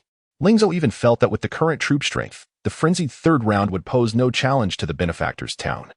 Without hesitation, he clicked the button to initiate the Blood Moon Frenzy's third round. Frantic difficulty mode. Boom, boom, boom. The thunder sounded thrice, and the color of the blood-red sky deepened further. Roar. The familiar roars of ferocious beasts began to echo around the territory, a terrifying aura spreading outward from the sky. Players not far from the Benefactor's town suddenly felt their hearts race and instinctively glanced towards its direction. It seemed like it had begun again. I sensed that the Benefactor's third round might be a bit different from ours. Hiki, otherwise. How could he be the world number one? One by one, distorted wormholes slowly emerged in the distance. Ling Zhou raised an eyebrow. Could it be yet another undead nest? Contrary to Ling Zhou's expectations, the first wave of monsters in the frantic third round was not from an undead nest, nor from a single species. Trolls, hulking beasts, web spinners. This time, there is quite a variety of monsters. His brow lifted. The first wave alone featured over a dozen different species. A colorful assortment with no discernible connection or synergy among them. Their only commonality was their sheer numbers, and that they all surpassed the elite level in quality. This level of beast tide would not pose a threat to the Benefactor's defensive structures in the early waves. Thus, Ling Zhou remained unconcerned. Soon, the defensive structures of the Benefactor's town began operating normally once again, with the sounds of countless arrows firing and explosions ringing out. The clearing speed of the Benefactor's town exceeded Ling Zhou's expectations. Chapter 167, Breath of Frost. The Might of the Undead Legion. Swish, swish, swish. Boom, boom, boom. Rat-a-tat-tat. The damage inflicted by the Tier 3 defensive structures had nearly reached the limits of low-tier capabilities, especially as the defensive buildings within the territory had long been replaced. Now, the Godly Wealth Town boasted over 100 defensive structures, all of exquisite quality, with not a single ordinary one among them. Such an extravagant array of fortifications could, without a doubt, withstand not only elite-level beast tides but also pose a challenge to rare-level onslaughts, thanks to the formidable defensive architecture. The Godly Wealth troops had yet to make their move even by the 20th round, having obliterated all monsters with the aid of the defensive structures and traps. Secretary Yi stood behind Ling Zhou, observing the unfolding spectacle through the I-Demon's reconnaissance vision. After a moment, his face flushed with excitement as he raised his arm in triumph. Now, this is what I call tower defense. To be honest, despite having transitioned into a lifestyle player due to his gaming prowess, he could not help but admire and yearn for the combat gameplay. After all, he had a world-class boss. Even if he couldn't actively participate, he could certainly appreciate the thrilling battles in Godly Wealth Town. Watching these battles ignited a passion within him, surpassing even the exhilaration of the World Cup, especially since he occupied a front-row seat. The clarity of the I-Demon's reconnaissance vision was astounding, clearer than 4K resolution, devoid of any pixelation. The splattering blood and dismembered limbs appeared as though they were within arm's reach, far more thrilling than any Hollywood blockbuster. Magnificent. In contrast to his exuberance, Ling Zhou's demeanor remained composed. The damage from the defensive structures was as he had anticipated. What he truly wished to observe was the combat prowess of the newly established Undead Legion. This revelation would only come after the undead troops fully emerged, which would occur after the 50th round. At present, the battlefield teemed with a plethora of monsters and beasts, cave crawlers, albino spiders, vile demons, bone collectors, armored scorpions. These creatures had merely escalated in tier, progressing from Elite Level 1 and 2 stars to Elite Level 5 stars, with a 120 power amplification from the Blood Moon Frenzy. They reached the combat capabilities of low-tier rare quality. Furthermore, their numbers swelled from 1 or 2,000 to waves of 10 to 20,000. Unlike the previous 2 rounds, the third iteration introduced a timed constraint for each round. Should the beast tide not be cleared within the designated time, the subsequent wave would arrive without any respite. If the clearing speed faltered, they would soon face 2 or even 3 waves of beasts simultaneously. It was crucial to understand that each wave contained a staggering number of monsters, and accumulating waves could lead to an unmanageable onslaught. To avert the accumulation of monsters, Godly Wealth Town had to maintain a steady pace in eliminating threats. If Ling Zhou were in command, everything would be meticulously arranged to avoid mishaps. However, this time, the defense was led by Yalbed and Ulysses. The former was responsible for the main defensive operations, while the latter commanded the undead troops. As the 51st round commenced, Yalbed began to feel the weight of increasing pressure. Relying solely on her forces and the town's defenses was insufficient to withstand this wave of beasts. Reluctantly, she watched as Ulysses mounted his bone dragon, leading his formidable army out of the town. Humph, she scoffed, yet her command remained unwavering. Although she held reservations about Ulysses, all sentiments must be set aside for the sake of Godly Wealth Town and the Lord. Upon witnessing Ulysses's deployment, Ling Zhou finally paused his tasks, focusing intently on the high-definition livestream. Roar. The monstrous roars reverberated across several kilometers, their crimson eyes glaring as they charged toward the town. Evil aura. Ulysses raised his hand, releasing a wave of dark orange ripples that expanded outward until they enveloped all undead creatures. The undead legion's speed surged by 180. Their life regeneration rate soared by 200. But that was not all. Raising his hand once more, he unleashed another dark aura. Anti-magic aura. Activated. All troops received a 30 reduction in magical damage. With Ulysses, a Tier 3 maxed-out commander, the effects of his S-tier skills surged to new heights. These 2 skills were undoubtedly game-changers on the battlefield. Unlike Yalbed, who led from the front, Ulysses commanded his forces from above, perched atop his bone dragon. He stroked the dragon's spine, prompting it to unleash a thunderous roar before exhaling a chilling breath. S-tier, frost breath. The frigid gale seemed poised to freeze everything in its path, sweeping toward the beast tide. The foremost beasts and monsters had no chance to react, instantly encased in peculiar ice sculptures. Yet, this was merely the prelude to the frost breath. The icy blast continued to flow with the wind, extending further afield. Although the rear monsters were not directly frozen, they were nonetheless affected by the frost. They suffered continuous damage from the cold, and their movement speed significantly decreased. The once ferocious beast tide, now burdened by the freezing buff, slowed to a crawl, resembling sluggish elders compared to their earlier ferocity. Ulysses did not wait for the beast tide to descend upon them. Instead, he gestured for the undead legion to engage proactively. The skeletal minotaurs, wielding massive axes, charged forward with a roar, cleaving the frozen sculptures into shards of ice. Blood flowed across the transparent ice fragments. However, this was merely the beginning. More undead troops, under Ulysses's command, surged toward the opposing beast tide. The impaired monsters were no match for the undead legion. Hidden beneath his hood, Ulysses displayed no visible emotion. Yet Ling Zhou felt compelled to give him a thumbs up. Perfect judgment. The timing of the attack was impeccable, Ling Zhou thought to himself. The combat prowess of the newly established undead army exceeded his expectations. Firstly, the replacement of the Minotaur Den with the Burrowing Worm Den did not present significant differences in their 4-dimensional attributes. However, in terms of skill mechanics, the former was far more suited for teamwork. While the previous Burrowing Worm Den excelled in solo combat, it struggled to coordinate effectively with larger units. Despite its balanced attributes, capable of both defense and offense, it remained relegated to a supportive role. The skeletal minotaurs, however, were different, towering at over 2.5 meters. They stood as a reliable front line, wielding their massive axes to lead infantry charges. Compared to the burrowing worms, their presence in the army allowed for a broader array of tactical options. Chapter 168, Characteristics of the Undead Army. Next is the Harpy Nest, which compensates for the undead army's lack of aerial forces. Naturally, the rare 5-star Harpy Nest cannot compare to the Pegasus Legion. However, the Harpy unit possesses its own merits, primarily as a ranged attack force. Furthermore, they can utilize petrification to restore health.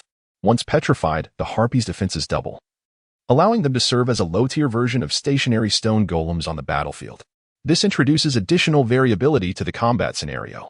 Then there are the rampaging ghouls, serving as the vanguards of the army. The evolved ghouls come with a berserk effect, turning them into ferocious beasts on the battlefield once they latch onto their targets. Even the undead suffer significant damage. Lastly, we have the spectral 8-eyed spider and the frost wraith, both of which are ground-based ranged units. The evolved 8-eyed spider boasts the highest output among the entire undead army. Its attack range far exceeds that of its predecessors and even possesses aerial targeting capabilities.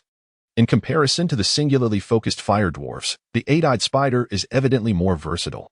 The frost wraith, while only of moderate damage among the rare 5-star units, pales in comparison to the fire dwarfs and the spectral eight-eyed spider.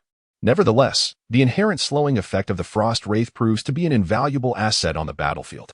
Once deployed, this unit significantly enhances the potential of the undead army. From the battles, it is evident that Ulysses has strategically leveraged the characteristics of the undead units when selecting nests. Indeed, among various races, the undead units may not match the firepower of the gun-wielding dwarfs, the resilience of the robust orcs, or the savage ferocity of the trolls.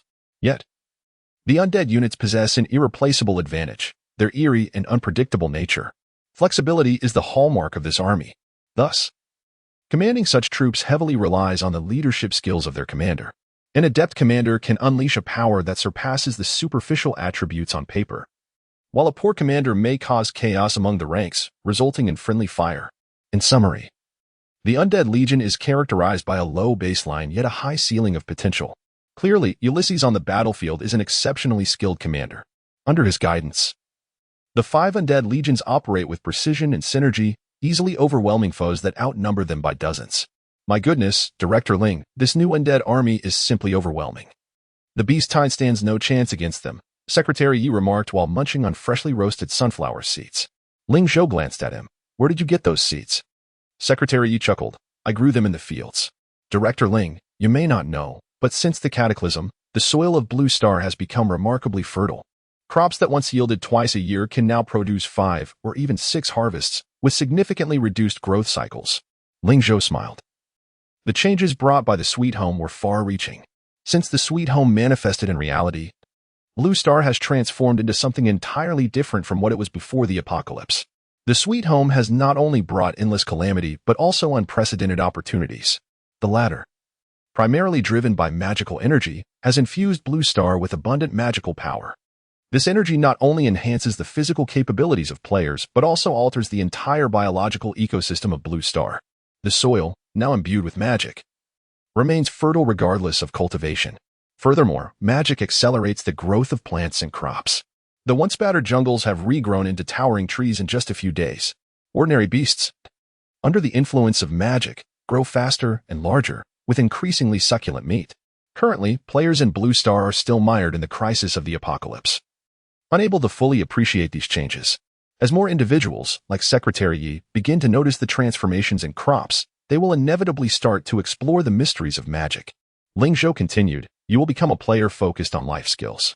If you wish to delve deeper, I suggest consulting with the villagers responsible for farming and livestock in our territory. Compared to Blue Star players, these recruited villagers have a better understanding of magic.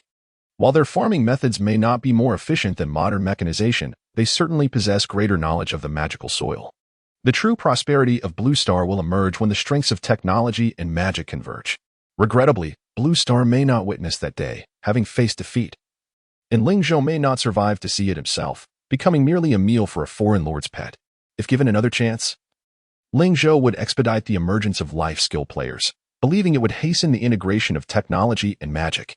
This progress cannot rely on the advancement of a single individual but requires the collective efforts of all players in Blue Star.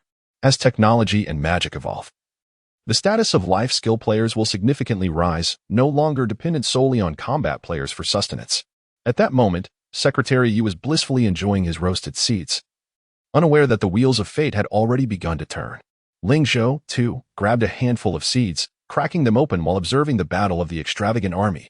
By this stage, there was little left to discuss.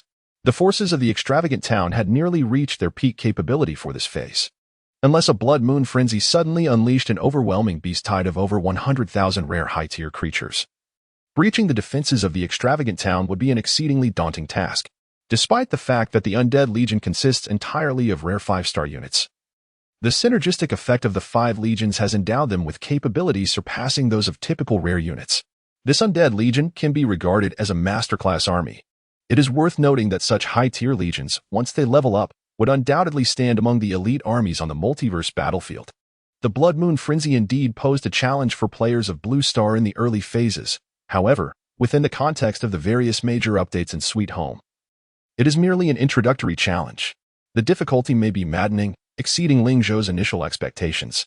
Nevertheless, as time progresses, the considerable investments made by Ling Zhou in the early stages have begun to reveal their substantial advantages.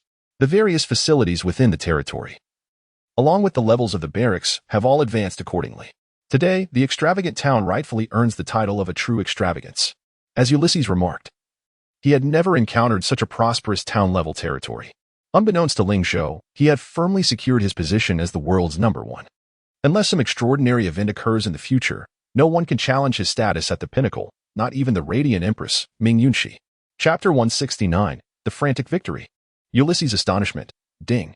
Congratulations on successfully completing the Blood Moon Frenzy at the 3rd level of frantic difficulty. Completion rating. S. Perfect. Rewards. Reputation points 3000. Team experience points 800000. Mysterious reward X1.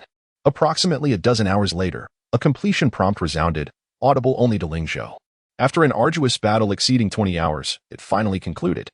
This was a monumental victory, and the reason was simple.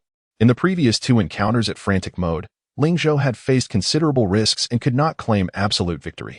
However, this time, the battle was won in a crushing manner, even without the presence of Ling Zhou and Rimuru. The casualties of the troops did not exceed 10, and only the outer walls of the territory sustained damage. Although Ling Zhou did not personally lead the warriors into battle, he was obliged to appear to greet their victorious return. He stood atop the city walls on his flying steed, watching the soldiers return triumphantly. Ulysses, mounted on a bone dragon, swooped down gracefully to the ground below. Ling Zhou cast a brief glance at him, feeling a peculiar sentiment arise within. It must be said that Ulysses was an exceptionally competent subordinate. Despite being a major contributor to this great battle, he still chose to descend from the sky and display a respectful demeanor upon Ling Zhou's welcoming. Naturally, such individuals are also the most challenging to subdue. Though he put on a facade of loyalty, a glance at his loyalty points revealed a mere 30-30, showing no change whatsoever, regardless of his internal musings. Ling Zhou maintained a cheerful smile, raising his hand to signal the soldiers to forego formalities. Moreover, he generously distributed a bounty of precious gems, rewarding all participating soldiers and villagers for their contributions. Wow! Roar! The soldiers erupted into thunderous cheers, celebrating jubilantly. Ulysses, experiencing the skill of wealth can move mountains for the first time, appeared somewhat astonished. What is this? He exclaimed. It was the first time Ling Zhou had witnessed him lose his composure. Typically, he maintained a cold demeanor. Yarb snorted dismissively, stating, "This is the Lord's domain skill. Our master is a rare genius, possessing such a skill even at the novice Lord tier." Ulysses shook his head. "No, this is beyond what a Lord's skill can achieve." Ling Zhou, who had just descended from the walls, overheard Ulysses' words. Curiously, he regarded the high-level undead knight, who had lived for an indeterminate span of years, and inquired, "What is amiss with the Lord's skill?" Ulysses raised his gaze, the flames in his eyes flickering, revealing emotions far from the calm he projected. After a moment, his hoarse voice emerged. "This Lord's skill seems imbued with divine power." Ling Zhou raised an eyebrow. "Divine power? Are you referring to mythic heroes?" It was understandable for Ling Zhou to be perplexed. Even in the later stages of the multiverse battlefield, he had never encountered any divine beings. However, tales of mythic heroes were abundant, though they often existed solely in legend, and he had never witnessed them firsthand. Ulysses shook his head. Mythic heroes merely refer to those with the potential for divinity, but they cannot be compared to true gods. True deities are the masters of various world rules, far surpassing all earthly beings. The extraordinary understanding of rule power is merely a fundamental aspect of such authority. The essential difference lies in one being the creator and the other the user. With this clarification, Ling Zhou grasped the distinction. One was a creator, while the other was a player, analogous to a game designer versus a player, with no basis for comparison. Ling Zhou inquired, "How did you sense the divine aura?" Ulysses replied, "I cannot be certain. It merely resembles a miracle I witnessed from a merchant long ago. He was a wealthy merchant, practically a nation unto himself, who worshipped the god of gold, Pluto. He once sought a miracle using all his wealth." Ling Zhou questioned, "A miracle? Something akin to the world's blessings?" Ulysses responded, "Somewhat similar, yet not entirely the same. The world's blessings resemble the results of the supreme rule's unconscious operation, while miracles are blessings actively bestowed by the deities." Understanding dawned on Ling Zhou. One was akin to artificial intelligence, while the other was hand-controlled. He nodded in comprehension. Ulysses, unfamiliar with Ling Zhou's mention of intelligence, continued, "I sense the aura of that miracle in your recent Lord's skill. Perhaps Your lord's skill is connected to the god of gold. Unbeknownst to him, the you in Ulysses' speech subtly transformed into you, indicating a shift in perception. Ling Zhou keenly noticed this slight change. Perhaps Ulysses had not regarded him as a true master before, but at this moment, his perspective began to shift, even if just a fraction. Ding. Your hero. The Death Knight's loyalty 10. Ding. Your hero, the Death Knight's favorability 20. The subsequent system prompts caused Ling Zhou's lips to twitch involuntarily. Truly. The reality of it all. Ling Zhou pressed for further details, but Ulysses, in truth, had limited knowledge. Nonetheless, he could assure that his feelings were likely accurate. This implied that Ling Zhou's lord's skill might indeed have a connection to the god of gold. The god of gold. How intriguing. As a merchant, Ling Zhou naturally held a fondness for anything associated with wealth. If that were the case, perhaps your ascension to the extraordinary would be more achievable than anticipated. Ulysses continued. After all, this lord's skill is likely a superior existence compared to ordinary extraordinary lord skills.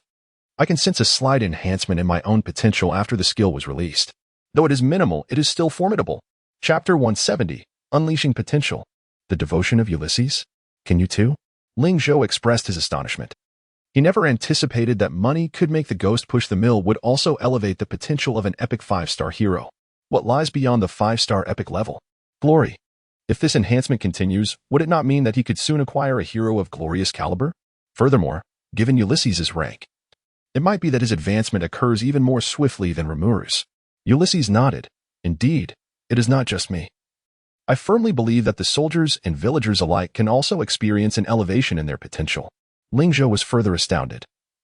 Pointing to the villagers and soldiers in the distance who were tending to the battlefield, they too, even Yerbed, standing nearby, looked at him with curiosity, awaiting an explanation.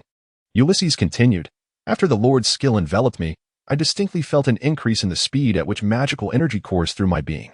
You must understand that even the most rudimentary villagers possess some magical energy. However, like most villagers and lords, they lack a magical conduit. Thus can only enhance their physicality through magic, unable to utilize it at more advanced levels to unleash skills. Ling Zhou pondered for a moment. I understand this. But what about those humans who can wield skills? For instance, my master-level butler, Candace, she is undoubtedly human. Ulysses shook his head. Humans are not entirely incapable of wielding magical energy, just as you, my lord, can utilize it through special means. As for Candace, I suspect her ancestry includes a blend of humans and other species, endowing her with innate talents from other races. Ling Zhou turned his gaze to Yerbed, who tilted her head in confusion. The general consensus is that humans lack the innate talent for magic, yet a small fraction can indeed wield magical skills. However, few know the origins of their talents. Ulysses provided a perfect explanation. Ling Zhou was somewhat surprised by the depth of his knowledge. A testament to the wisdom accrued over a long existence as an undead. An intelligent undead is truly formidable. Their wealth of knowledge can easily overshadow others. Fortunately, this individual remains Ling Zhou's subordinate for now. Unaware of Ling Zhou's thoughts, Ulysses continued. Therefore, a person's magical talent and the upper limit of their magical capacity are almost predetermined and immutable. Even with later training, one can only aspire to reach their ideal upper limit. Ling Zhou nodded, finding this quite comprehensible. Just as a hero of rare 5 stars, even if they were to advance to extraordinary status, their magical capacity would still fall short of that of a master-level hero. The disparity exists from the outset, not arising later on. Then, Ulysses' previously hoarse voice began to tremble. However, just now, the Lord's skill directly enhanced the speed of my magical conduit. Do you realize what this signifies? This skill elevated my potential without any awakening process. Such feats are achievable only by deities. Ling Zhou scratched his head, not grasping why this was so remarkable. There are many means to enhance potential. For instance, Rimuru devours corpses, Yerbed requires black crystals. And you could also undergo multiple awakenings to elevate your potential. Ulysses' tone became somewhat agitated. No, this is different. No matter how many awakenings one undergoes, it merely taps into the latent potential already present within us. Yet, a person's potential is inherently limited. For example, a rare 1-star hero, even if their potential is fully developed, can never ascend to master level. A lake filled to the brim cannot become an ocean. This was the first time Ling Zhou had heard such a theory. According to Ulysses, cultivating a hero is merely about unlocking their maximum potential. In truth, potential is predestined. Yerbed nodded in agreement. My lord, I can attest to this. It is indeed as he states. Our demon race is similarly bound by innate potential. No sooner had she spoken than Ulysses's gaze swept towards her. Among the lesser demons, this particular one is exceptional. It is not impossible for her to ascend to glorious level in the future. Yerbed scoffed. Why do you say that? Indeed, can Yerbed also ascend to glorious level? Ling Zhou mused internally. Ulysses, however, paid her no mind and turned his attention to Rimuru, who was nuzzling against Ling Zhou's leg, revealing a hint of surprise in his eyes. This slime eludes my comprehension, yet the golden slime is the king of slimes. Its potential is at least equal to mine, if not greater. Ling Zhou, curious, inquired, what was your potential before? Ulysses did not conceal this, stating plainly, just a thread away from mythical level. Gasped. Ling Zhou inhaled sharply. If Ulysses was merely a thread away from mythical level, then does that not imply that Rimuru surpasses him, firmly placing him at mythical potential? Of course, as Ulysses mentioned, whether it be glorious or mythical, it ultimately remains the upper limit of potential. If not nurtured properly in the early stages, one might end up as a mere flash in the pan later on. Yet, Ulysses's next words nearly caused Ling Zhou to exclaim in astonishment. However, with your lordship's skill, perhaps I may surpass my peak. When Ulysses spoke, the two flames of soul within his eyes blazed fiercely, his emotional turmoil evident. It was clear that while Ulysses showed little interest in other matters, he harbored an extraordinary obsession with power. Before Ling Zhou could respond, he heard Ulysses continue, if you could bestow your lordship's skill upon me once a month, I would swear fealty to you for 100 years. Should I violate this promise, I would be condemned to eternal oblivion, never to be reborn. If you agree, we can sign a blood contract immediately. Ling Zhou's pupils contracted. He was well aware of what a blood contract entails.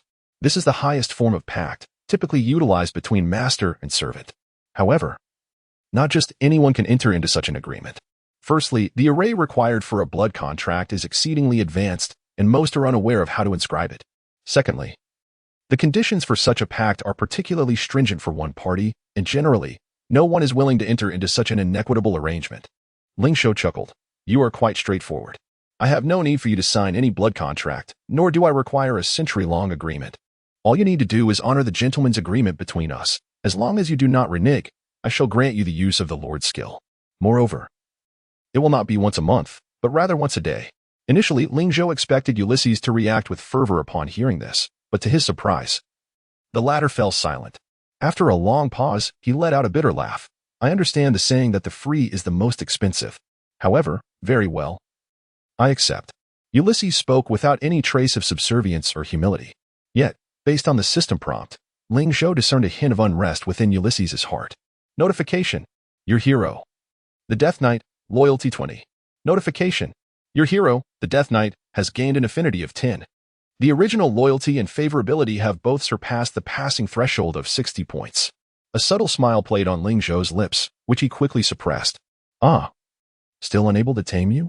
Chapter 171. The Rebellious Wild Dog Brigade Number 348.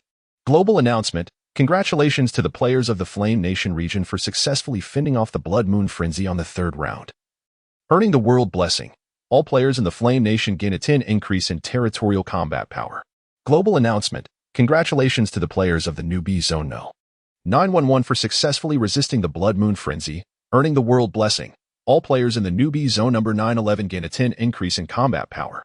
As the World Blessing resonated, the entire world became aware that Ling Zhou had once again cleared the third round. Darn it. The wealthy player is leading the world once more.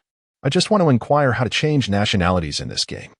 Our country's inept players have reached the third round without any increase in combat power. This game should not be called Sweet Home. It should be titled Wealthy Player's Paradise. Alas, as the ancient saying of the Flame Nation goes, I am but fish and meat under the knife of the wealthy. Cursed wealthy player. My warehouse has been raided by him 10 times. Does anyone have his friend ID? Please inform him to stop targeting me. Haha, I've been robbed 20 times. You scoundrel. You took my resources. Quickly return them to me. We are in the same battle zone. How could you stoop so low? Indeed. Hurry and return what you took. It's laughable. The wealthy player robbed me, and I can't even take some resources from others to recover? Let me tell you, those weaker than me better watch out. I will not show mercy when I see a chance to rob. I don't see anything wrong with this. Isn't this game all about survival of the fittest? If you're lagging behind, you deserve to be beaten. The discussions in various national forums veered off topic again. After this period of development, the trend of online play has swept across the globe. Not only are players attacking outside their zones, But many battle zones are launching attacks even against players from their own regions. The strong continue to devour the weak, and this cycle plays out incessantly worldwide. A new round of reshuffling in Sweet Home will also be completed during this period. As long as they navigate through this chaotic time, Blue Star will have laid a solid foundation. The strong will occupy their rightful positions, while the weak will remain in theirs. In this manner, Ling Zhou's nurturing plan for the Wild Dog Brigade is already halfway successful. Ling Zhou observed the Flame Nation forum, where players were eagerly discussing their achievements. So far, players from the Flame Nation have not encountered too many setbacks in Sweet Home. All along, Ling Zhou has been there to safeguard them, resulting in minimal losses compared to other zones. Secretary Yi chuckled and said, "Director Ling, aren't you due for a promotion to mid-level lord soon?" Ling Zhou smiled wryly. "Once I achieve the rank of mid-level lord, your days will not be so easy anymore." Secretary Yi scratched his head. "Why? Is there going to be a new task?" "Something like that." Ling Zhou shrugged and swayed his hips. "Secretary Yi, isn't your town nearing level 5? When do you plan to complete the 3rd round?" At this moment, Secretary Yi had transitioned into a lifestyle player. However, according to the game's rules, even lifestyle players must progress step by step according to the promotion criteria and then complete the 3rd round. Secretary Yi's territory had been overtaken by the wealthy player's town, so it relied heavily on the latter's development. With ample resources at hand, Secretary Yi's territory progressed at a pace that was hardly slower than that of the world's top players, and it might even be faster. This was inevitable, as Ling Zhou had seized countless rounds of supplies from the world powers. These resources not only replenished Ling Zhou's territory, but also provided a portion to support Secretary Yi's territory and assist the servants of Zone Number 348. It is worth mentioning that during the initial period after Zone Number 348 was reclaimed by Ling Zhou, the players there felt as though they were living through endless days. They believed their lives were thoroughly ruined under the tyranny of Ling Zhou. Even on the Sakura Nation forum, many compatriots from the same battle zone expressed particular disdain for them, branding them as traitors to the Little Dane Nation and collectively ostracizing them. Initially, the players from Zone Number 348 had to keep their grievances to themselves. However, as the players from Little Dane Nation became increasingly outrageous, even openly opposing their existence and claiming they were not true citizens of Sakura Nation, the players of Zone No. 348 could no longer endure such humiliation and began to fight back. Yet, no matter how hard they retaliated, they were overwhelmed by a torrent of negative commentary. Gradually, equipped with Ling Zhou's strategies and resources, they managed to clear the 1st and 2nd rounds, advancing from the novice village to a level 1 town, and from a level 1 town to a higher level territory. They slowly discovered that the development pace of Zone Number 348 was, surprisingly, among the best globally. Meanwhile, the Sakura Nation, having lost its leading figures, faced consecutive defeats in subsequent online battles, and has now become a target for ridicule across various battle zones. The development of many Sakura Nation players has been severely hampered, leading to slow territorial growth. In contrast, Zone Number 348, under Ling Zhou's protection, found itself in a position where attacking them would equate to attacking Ling Zhou, resulting in virtually no one daring to search for them online. This allowed them to freely engage with others without fear of retaliation. As long as they did not search players from the Flame Nation, they could attack players from other zones at will, looting resources without restraint. Gradually, they began to savor the sweetness of their newfound power. They started to raid resources under Ling Zhou's name, and their development speed became astonishingly swift. Some players' territories have already advanced to level 3 or 4 towns in record time. Eventually, the players from Zone Number 348 became the elite among the citizens of Sakura Nation. When they engaged in online battles, they showed no mercy, even against their fellow countrymen, forming a united front to strike down their own kind. Over time, Zone Number 348 began to gain notoriety within the nation, being referred to as the Evil Gang Number 348 by players from Sakura Nation. The Wild Dog Brigade ruled supreme within Sakura Nation, even issuing bold proclamations in regional forums. They were the most loyal pack of wild dogs under Ling Zhou. To offend them was to offend Ling Zhou himself. For Ling Zhou, they aspired to dominate the entire Sakura Nation region. This statement naturally drew vehement denunciations and insults from many players of Little Dane Nation. However, a small fraction envied them, willing to follow them unconditionally. As the number of followers increased, the Wild Dog Brigade's fame and influence within Sakura Nation grew tremendously. Ling Zhou, as the master of Zone Number 348, was well aware of these developments. Even he was somewhat astonished that a group of newly acquired servants could stir such a storm in the Little Day battle zone, shaking the confidence of the citizens. Ling Zhou was more than pleased with such occurrences. Upon learning of the situation, he even increased the resource investment in the Wild Dog Brigade and subtly encouraged them to continue their disruptive activities. This move sent the players from Little Day Nation within the Wild Dog Brigade into a frenzy of excitement. With Ling Zhou as support, dominating the entire Sakura Nation was no longer a distant dream. Chapter 172. The stirring of various forces. How audacious. How many times have these wretched Wild Dog factions plundered me? Alas, even in our novice zone, there are sycophants of the Wild Dog faction. I have been extorted thrice for protection fees. If I refuse to pay, will they unleash the Wild Dog faction upon me? These accursed Wild Dog factions should be expelled. In my view, they are not true citizens of the Great Sun Empire and deserve nothing less than to take their own lives. You all speak ill of the Wild Dog faction. I shall remember your names, and use them as a testament for entry into the Wild Dog faction. Woe is me. There are nefarious individuals among the masses. The Wild Dog faction wreaks havoc in Sakura country, leaving the players of Little Sun lamenting their plight. Yet, this is not an isolated incident. After enduring the initial tensions of the early stages, Blue Star has now entered a relatively peaceful developmental phase. The issues that had been suppressed by prior crises have now erupted. The apocalypse has descended, and chaos reigns. A new order is challenging the old, especially as players remain segregated in novice zones. The discourse on the forums has grown increasingly brazen, whether driven by ulterior motives or open intentions. Emerging factions are gradually altering the existing world order. These transformations are not limited to other battle zones, they are equally evident in the Flame Nation. As Ling Zhou recuperated while preparing for the upcoming Intermediate Lord quest, numerous ambitious individuals sought him out through various channels. Slap. Secretary Yi abruptly ended a voice call, his expression tinged with irritation. Ling Zhou chuckled. How many is this today? Secretary Yi sighed. This is the 30th. He continued, somewhat exasperated. Chairman Ling. What are these people thinking? Why follow those troublemakers? You have already established the development strategy for the Flame Nation. We need only to proceed methodically. Yet, Ling Zhou shook his head. This world has never lacked for ambitious individuals, but ambition does not grant one the license to act recklessly. Secretary Yi grew agitated. So we allow them to wreak havoc? The morale of the Flame Nation has only just stabilized. It could easily be undermined by these individuals. Ling Zhou placed a reassuring hand on his shoulder, signaling him to calm down. He then rose slowly and walked to the window, gazing at the blood moon overhead. His tone cooling slightly, it may not be entirely detrimental. Rather than let these rats continue to skulk in the shadows, biding their time to bite us, it is better to force them all into the open at once, allowing us to capture them in one fell swoop. This would be a more permanent solution. Upon realizing Ling Zhou had already devised a plan, Secretary Yi felt somewhat reassured. A disruption within the Flame Nation is something no normal player would wish to witness. Ling Zhou narrowed his eyes, stating, players of the Flame Nation may perish, but they must not die in vain.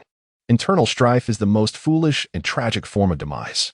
Ling Zhou's initiation of a global online war was to implement the nurturing of Gu plan. However, the rise of this war would not solely yield positive outcomes. Some with ulterior motives would seize the opportunity to cause turmoil. In the previous cycle, certain organizations had emerged during this tumultuous time. These organizations had not offered assistance during the Flame Nation's decline, yet they capitalized on the resources during its resurgence.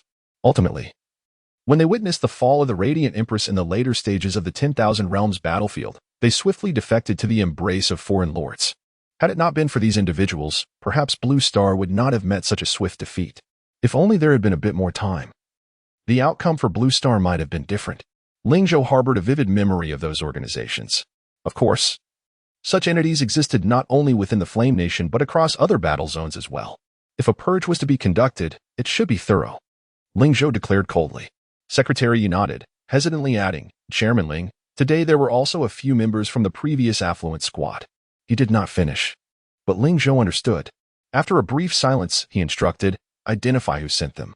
If they are not among those I have listed, ignore them. They can simply go their own way. If they belong to the organizations I mentioned, document them accordingly. Secretary Yi gritted his teeth and ultimately nodded. He understood that recording them was tantamount to preparing for future reckoning. After all, these were once comrades in arms, and Secretary Yi felt a twinge of conflict. Yet, regardless of circumstances, those speaking up at this moment undoubtedly had ulterior motives. In truth, even if they were not on Ling Zhou's list of organizations, these individuals were somewhat ungrateful.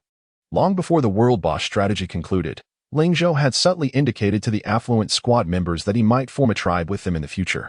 Most members of the affluent squad, including Ming Yunxi, had been striving tirelessly to enhance their abilities in anticipation of that day. The affluent squad would reunite once more. At that time, they would undoubtedly become the most influential tribe in Blue Star. However, the members who approached today were not inquiring about when the tribe would be established. Rather, they sought to invite Ling Zhou on behalf of certain obscure organizations. They even presented several enticing offers, proposing that Ling Zhou take the lead and guide their organization. Such behavior, regardless of whether it involved ulterior motives, was something Secretary Yu could not condone. It must be noted that the affluent squad was solely established by Ling Zhou, with members personally chosen by him. They not only enjoyed the bountiful rewards from the world boss but also benefited from Ling Zhou's various private strategies shared within the squad. Furthermore, he had diligently addressed the myriad issues they faced in developing their territory. Secretary Yi had observed all of this, leading him to view them as ungrateful. Yet he also understood that regardless of who they were, anyone extending an invitation would inevitably be cast aside by Ling Zhou. What a pity. They truly did not know how to cherish their opportunities. Secretary Yi grimaced, his initial regret quickly morphing into displeasure. Ling Zhou smiled, intending to offer some comforting words. When suddenly the conversation window lit up. To his surprise, it was Ming Yunxi. Could it be? Had she also been swayed? Ling Zhou furrowed his brow. Upon seeing the caller ID, Secretary Ye's eyes widened in disbelief, wearing an expression of incredulity. However, he quickly shook his head. No way. The goddess Yunxi would never do such a thing. Under his watchful gaze, Ling Zhou chose to answer the call. As the call connected, Ming Yunxi's cheerful voice rang out. Hello, little brother. I heard many people are forming factions lately. When will your affluent tribe be established? I am eagerly waiting to be the vice president. Upon hearing this, Secretary Yi let out a sigh of relief, while Ling Zhou's expression softened slightly. Indeed, the Radiant Empress remained unchanged, no matter how many times they might start anew. Chapter 173. The Organization Against Ling Zhou. After a brief and somewhat perfunctory conversation, Ling Zhou hung up the phone. He understood that Ming Yunxi was not genuinely urging him to establish a tribe but was merely concerned for his well-being, thus making the call to offer him some reassurance. This young lady, despite her seemingly naive appearance, displayed a surprising depth. Just as Ling Zhou's thoughts began to take shape, he found them somewhat amusing. After all, she was the Radiant Empress. Even if her experience was limited, she was certainly not foolish. One could liken the current Ming Yunxi to a fledgling university student, her eyes reflecting an innocent yet naive brilliance. It would take time and experience for her potential to truly unfold. Secretary Yi observed him ending the call and, with a sigh of relief, exclaimed, "You scared me. I thought even the goddess Yunxi." He then anxiously inquired, "Ling Dong, when will the reckoning commence? If this continues, my heart may not withstand it." Ling Zhou chuckled softly. "Even so, let me stoke the flames of this farce." With a grand gesture, he addressed the ever-respectful Yerbade. "Prepare yourself. We are about to enter the instance." Yerbade bowed respectfully and replied, "I shall obey your command." In the novice zone of Yin country. Number 996. "Father, how's the progress?" A young man in a shirt abruptly stood up, shaking off the hands of two women beside him. If Ling Zhou were present, he would instantly recognize this man as Chang Yu, who had challenged him before the apocalypse. Standing opposite him was none other than Chang Jianyun. Chang Jianyun surveyed the disarray of the room, frowning as he remarked, I instructed you to practice leading troops, and you choose to practice in bed? At this rate, not only will you fail to exact revenge on Ling Zhou, but you won't even match an ordinary player." At the mere mention of Ling Zhou, an expression of boundless hatred flickered in Chang Yu's eyes. "If it weren't for Ling Zhou, I wouldn't be in this predicament. I could at least claim the title of second in the world." He gritted through clenched teeth. Chang Jianyun snorted disdainfully. "You recognize Ling Zhou as your foe. Yet your current adversaries are unprecedentedly formidable. Look at yourself. Consumed by indulgence, you lack even the basic attributes of a player. One day, you'll find yourself undone by your own vices." In response to his father's rebuke, Chang Yu retorted impatiently, "What can I do? I've lost my player qualifications." "Haven't I?" Chang Jianyun continued, "Is losing your player qualifications an excuse for your continued decline? When I started from nothing, I had not even 10 coins to my name, yet I built my own commercial empire. Moreover, lacking player status does not equate to a total absence of potential. If you assist me diligently, we can rise together and dominate Yin country." At this juncture, he cast a glance at Chang Yu's depleted physique, adding, "Your physical condition is not insurmountable either. I've heard even the most ordinary villagers can enhance their bodies with magic. I can gather rare resources to improve your constitution. You might not be any worse off than those with player qualifications." A glimmer of hope appeared on Changyu's face. Is that possible? That would be splendid. Father, please gather me some fine resources. Ideally, I could take on 10 opponents in one night. Chang Jianyun replied coldly, pathetic. Is this truly the extent of your aspirations? If you do not train properly, how do you expect to defeat Ling Zhou? Changyu sighed. Father, do you think I do not yearn for revenge? It's not as simple as wanting to retaliate. Ling Zhou is the world's #1. Even with your amassed influence, compared to him, you are but a minor player. Chang Jianyun scoffed. Of course, my strength is insufficient. However, those who are enlightened draw support from many. If one cannot triumph alone, it does not mean that a collective cannot prevail. 3 cobblers may outwit Zhuge Liang. Are you aware that last time Ling Zhou recruited teammates from the forum to tackle the world boss? Changyu nodded. I know, that is common knowledge. In the end, Ling Zhou successfully seized the world boss, solidifying his position at the top. As he spoke, a shadow of despair crossed Changyu's face. How could he possibly exact revenge on the world's #1 when he himself was a mere waste? If not for Chang Jianyun's continued support, he wouldn't even know where to turn. What relevance did this have to defeating Ling Zhou? Chang Jianyun chuckled. You are still too young. Seeing only the surface while overlooking the multitude of enemies Ling Zhou has made. Enemies? Who? Changyu asked, intrigued. Chang Jianyun elaborated. Naturally, those Yin country players who were not selected for his team. Changyu scratched his head. But surely, those individuals wouldn't go so far as to retaliate against Ling Zhou? That seems unreasonable. Chang Jianyun shook his head. You are mistaken. Had Ling Zhou selected players based on rankings or chosen the majority from the top tiers, these individuals would likely harbor no resentment. However, he erred in his arrogance, whimsically selecting only 50 individuals, disregarding the rest. To compound matters, this select group succeeded in defeating the world boss, reaping immense rewards. Consequently, those originally ranked high found themselves displaced, their standings plummeting. Too youthful and overconfident. Changyu finally grasped the situation. Father, have you united these individuals? Do they all agree to overthrow Ling Zhou's rule? Changyu asked with excitement. Chang Jianyun shot him a glance. It's not that simple. However, gathering 1,000 or so disgruntled players is not out of reach. Changyu's face lit up with elation. 1,000 players? And they are all former strong contenders? This would undoubtedly be Yin country's strongest force. In that case, no matter how powerful Ling Zhou is, he cannot withstand this. Chang Jianyun smiled but said nothing. In truth, he had preferred to keep these plans close to his chest until success was assured. After all, maneuvering amidst thousands of powerful individuals was no simple task. These players came for various reasons. Some sought revenge against Ling Zhou, while others coveted his vast wealth, hoping to partake in his spoils. United by differing motives, they aimed to challenge Ling Zhou's authority. Once he was dethroned, they would seize his assets and rise to prominence. For who does not dream of becoming #1 in the world? Chang Jianyun glanced at his son, who was grinning like a fool, and sighed inwardly. How could such a remarkable legacy be inherited by such a lackluster son?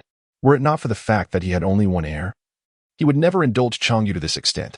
His gaze drifted past Changyu to the 2 stunning maids behind him, their physiques rivaling that of top celebrities. And a glimmer of intrigue sparkled in his eyes. After receiving the attribute enhancements from the Junior Lord, his physique has long since reverted to a youthful state. Perhaps he could even regenerate another? Chapter 174. The Lunatic Forest. The World of Trolls. The Lunatic Forest is one of the intermediate Lord maps. Damn it. Why have I drawn yet another high-difficulty dungeon? Ling Zhou couldn't help but curse. The Lunatic Forest is renowned for its challenging nature, surpassing even the Oasis map in difficulty. The monsters here belong to the troll race, a resilient and durable species known for their high health and defensive capabilities. Generally, trolls exhibit high defense but low attack power. However, do not be deceived into thinking they are merely lumbering brutes waiting to be struck. Many troll units are highly mobile, serving as agile tanks, showcasing a unique form of combat prowess. On the battlefield, they are remarkably nimble.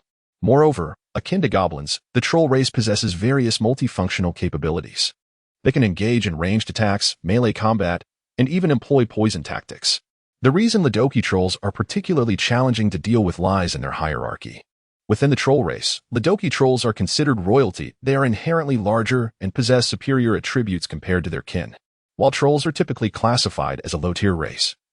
Ranging from common to rare, Lunatic trolls rank as elite to master level. Indeed, an intermediate lord map features master tier units. Unlike the Oasis map, where the only master tier unit, the Pegasus, is elusive and seldom encountered by players, the trolls of Lunatic Forest are omnipresent, with rare and even master-level nests lurking throughout the woods.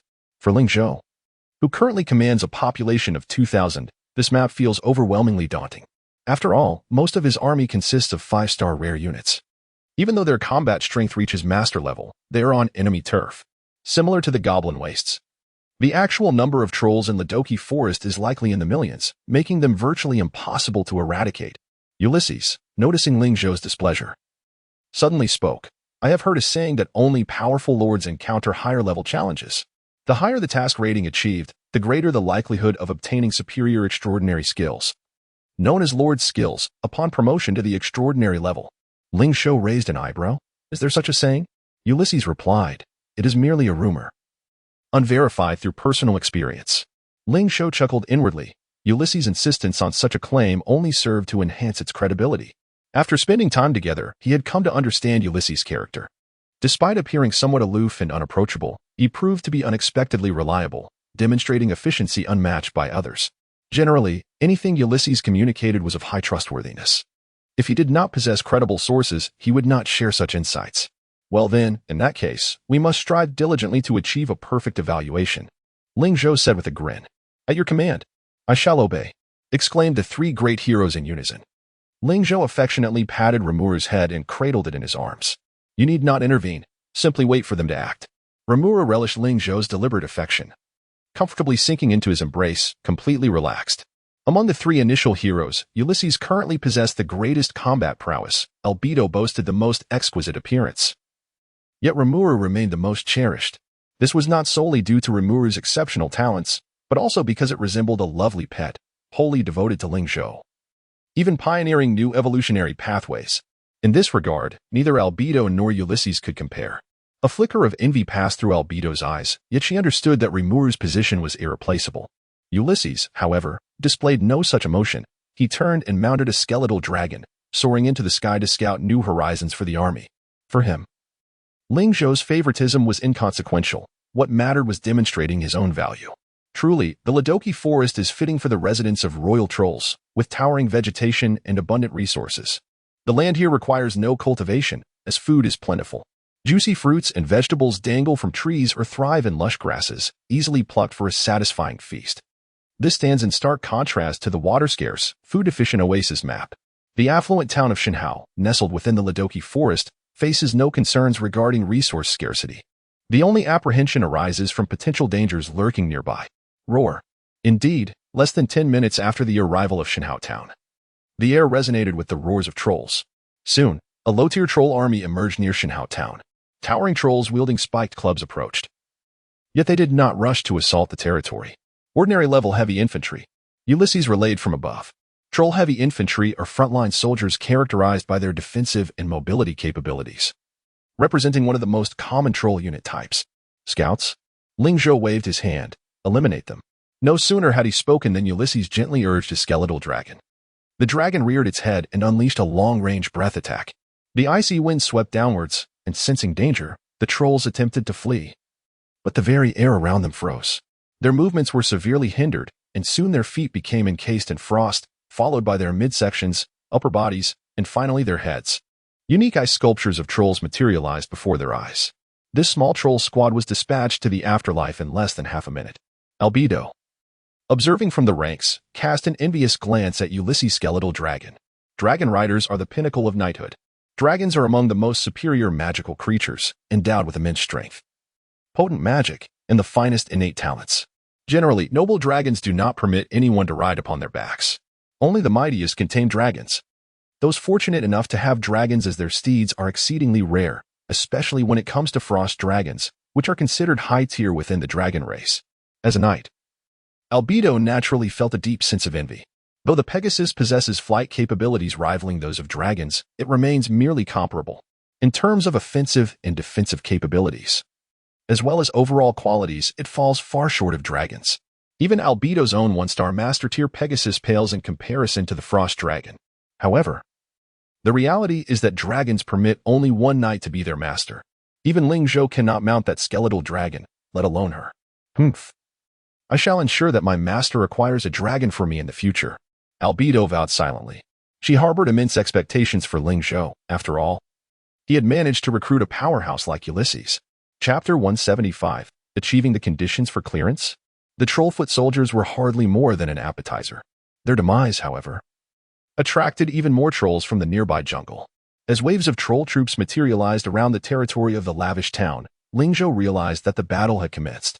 An elite squad, accompanied by approximately 800 ordinary ones, stood before him.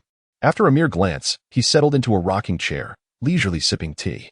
The enemy need not engage their forces. The defensive structures alone suffice to handle the onslaught.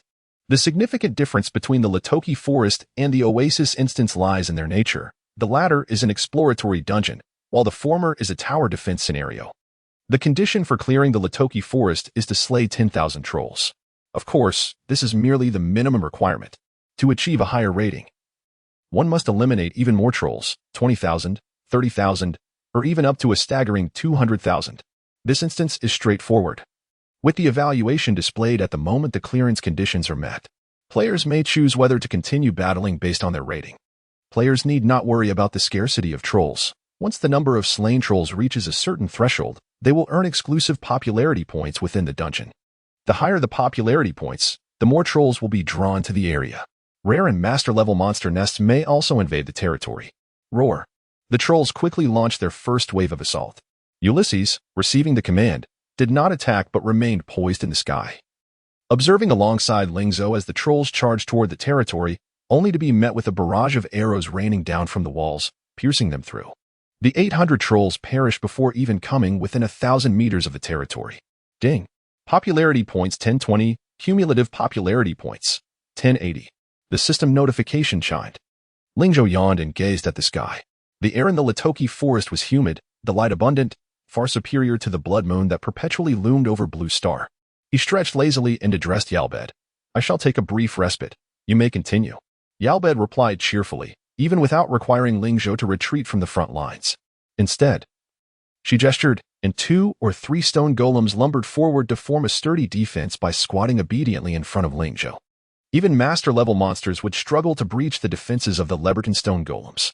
Of course, even if they did manage to break through, Ling Zhou had the soft and pliable Remura by his side, providing him with the greatest assurance on the battlefield. The defense of the lavish town was only just beginning, far from its conclusion. 10 minutes later, the second wave of trolls appeared. Again, they were troll-foot soldiers, lingering around the ordinary tier, with levels slightly elevated, reaching the 3rd tier threshold. However, these trolls posed no real threat to the lavish town, which reigned supreme in the low-tier territory. Akin to the normal difficulty of the Blood Moon Frenzy mode, the 2 station generals, Ulysses and Yalbed, did not even lift their eyelids. The entire army remained steadfast. Just as before. Swish. Swish. The arrow towers continuously unleashed a torrent of arrows, raining down from the walls, piercing through the bodies of the trolls. Critical hits. Health minus 400, critical hit. Health minus 500. Death. Death. Death. Countless kill notifications floated up. Gradually, the once dense and tranquil jungle transformed into a bloody battlefield. The green blood of the trolls spurted forth, while their corpses were swiftly transported back by ghouls after each skirmish. Notably, the sacrificial stones had accumulated a significant number of souls. As a superior alternative to undead nests, the sacrificial stones could also generate blight like other nests, but at a more agile and rapid pace. Simply placing the sacrificial stones on oneself could enable the instantaneous laying of blight. Ulysses, riding a skeletal dragon, circled around the vicinity of the lavish town, watching as the surrounding lush trees began to wither. In less than a minute, leaves transformed from green to yellow, then to black. The once half-human high shrub shrank back, and as the skeletal dragon exhaled frost, the withered vegetation was blown away, revealing the now dark purple-dyed earth beneath. In the original Novice Area 911, Ulysses could not carelessly lay blight for the sake of the overall development of the lavish town. Once blight formed, it would disrupt the soil's fertility for an extended period and continuously emit a deathly aura. While this aura significantly enhanced the strength of undead troops, it adversely affected ordinary villagers. The Lunatic forest, however, was different. Ulysses could freely lay blight as he desired, commanding the undead army without restraint. He was not merely content with the vicinity of the lavish town, he extended the blight even further. Were it not for the consumption of souls required for laying blight, he would have laid even more, leading the undead legion to proactively eliminate the nearby low-tier monster nests. Blight was not without its advantages. The wider the blight spread, the broader the field of vision became. The once obscured view, shrouded by dense trees, became clear after the leaves and shrubs fell away. Even with the naked eye, it was easy to observe territories 1 or 2 kilometers away. The I-Demon's 1,000-mile sight could extend even further in the absence of obstructions. Now capable of perceiving 10,000 meters away, any trolls ambushing from any direction could be easily detected by the I-Demon, allowing for timely preparations. As waves of trolls continued to assault, their variety began to enrich. Troll foot soldiers and troll hunters were the most common types. Beyond them were the rarer troll wizards and larger trolls, as well as elite to rare types like troll cavalry. Naturally, the ordinary and elite troll forces were merely offering themselves to the lavish town, posing no real threat beyond providing experience points. After approximately 2 hours, a system notification reached Ling Zhou's ears, rousing him from his brief slumber. Ding!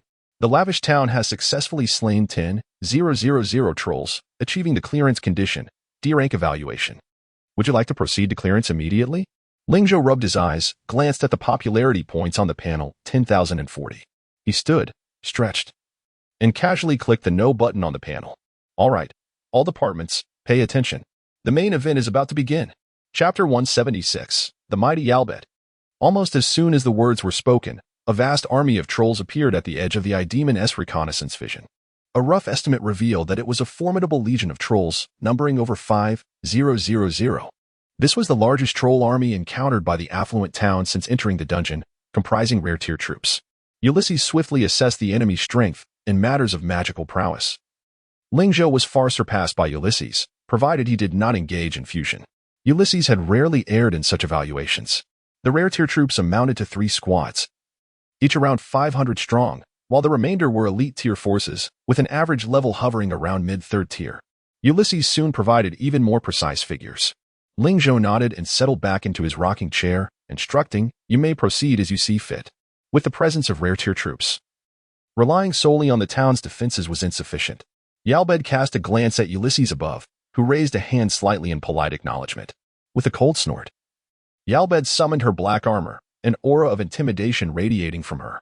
Ling Zhou, with a hint of a smile, observed the subtle rivalry between Yalbed and Ulysses, finding such healthy competition rather appealing. "Pegasi, deploy," she commanded, leading her entire squad of Pegasi into the sky.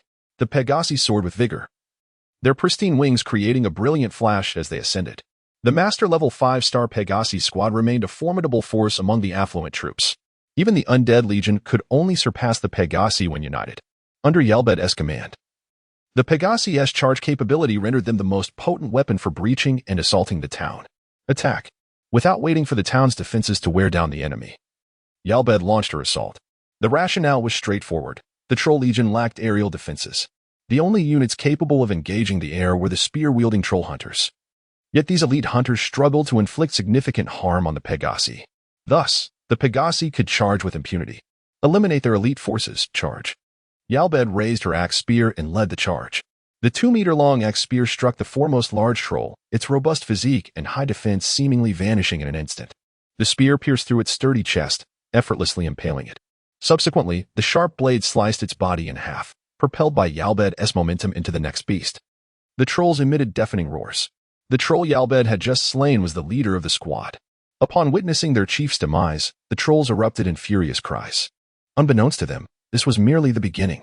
As the Pegasi descended, they unleashed a barrage of iron hooves upon the trolls before them, with a 20-fold charge damage bonus. Their hooves struck like a speeding locomotive, sending any troll hit soaring over 100 meters, regardless of their defenses. The sounds of continuous impact echoed. In the blink of an eye, more than half of the once menacing rare-tier troll squads lay defeated. Numerous trolls had their upper bodies crushed, their insides reduced to a mangled mess, utterly lifeless. A fraction of the rare-tier trolls had also lost their fighting spirit, lying on the ground, gasping for breath. Yalbed effortlessly deflected 2 incoming spears with her axe spear and soared back into the air with her Pegasi. Those feeble spears posed no threat to the Pegasi. Following just one charge, the legion of over 5,000 trolls had lost more than half of their elite forces, resulting in a significant decline in their overall combat effectiveness. After a brief respite, Yalbed swiftly led her troops into another charge, with the sound of whinnying echoing. The second wave of assault rendered the Troll Legion's elite forces utterly impotent. Over 500 rare-tier trolls were annihilated within 2 charges. Even with a few surviving rare-tier trolls, they posed no threat to the affluent town. Retreat. Yalbed surveyed her accomplishments with a detached gaze, tightened the reins, and turned the Pegasi back toward the affluent town. Applause erupted as Ling Zhou clapped his hands together, offering his praise, a magnificent charge. Yalbed bowed slightly, replying, "I did not disgrace my mission." With that, she cast a provocative glance at Ulysses in the distance. He nodded subtly, betraying no further emotion. Yalbed's prowess was undeniably impressive. Her decisive charges had long made her the most reliable force within the affluent troops. Ulysses could not match her in this regard. Even if he led the Pegasi, he would fall short in the art of the charge. This was the inherent nature of the undead troops. Despite their eerie, enigmatic, and agile characteristics, they lacked the fervor associated with the living. Ulysses' battle style reflected this. He could be ruthless, ferocious, and unpredictable. Yet he could never embody the passionate spirit of a charge. After all, how could beings without blood exhibit such fervor? Without the passionate spirit, how could the undead soldiers achieve the fervent charges exhibited by the Pegasi and Yalbed? Ulysses appeared indifferent to Yalbed's fierce competitive nature. Observing the proceedings with a cold demeanor, Yalbed, with a snort, proudly took her place behind Ling Zhou with the Pegasi. With their mission accomplished, the subsequent battles could rely on the town's defensive structures to conclude. Devoid of elite forces, the Troll Legion was incapable of breaching the town's gates. Their ranged attacks merely pounded against the sturdy walls, failing to inflict any meaningful damage. Regardless of their efforts, their soldiers would be easily shredded by arrow towers and blasted apart by cannons. In less than 10 minutes, the Troll Legion was successfully decimated. Ding. Popularity 12,000. Total popularity 22,040. Ding. Congratulations on successfully hunting the Troll Legion. Bonus reward 10,000 popularity points. Total popularity 32,040 in the span of a single battle. Popularity surged to 30,000 points, and Ling Zhou's completion rating ascended from a mere D to an impressive B grade. Chapter 177. The Advancing Army of Trolls. Not enough. Continue. Ling Zhou commanded. Understood. Both Ulysses and Yalbed replied in unison. With a grand gesture, Ulysses waved his hand, and the sacrificial stone began to absorb the souls beneath them. Ethereal figures, barely discernible, detached from the corpses and floated toward the sacrificial stone. It resembled a black hole, voraciously consuming countless souls. Wow, wow, Rimuru exclaimed enviously. Ling Zhou glanced down to see a pool of drool-like substance pooling beneath Rimuru. Heh, are you craving it? He chuckled. Wow, wow, Rimuru called out twice. Ling Zhou waved his hand, and soon, ghouls returned with the collected corpses.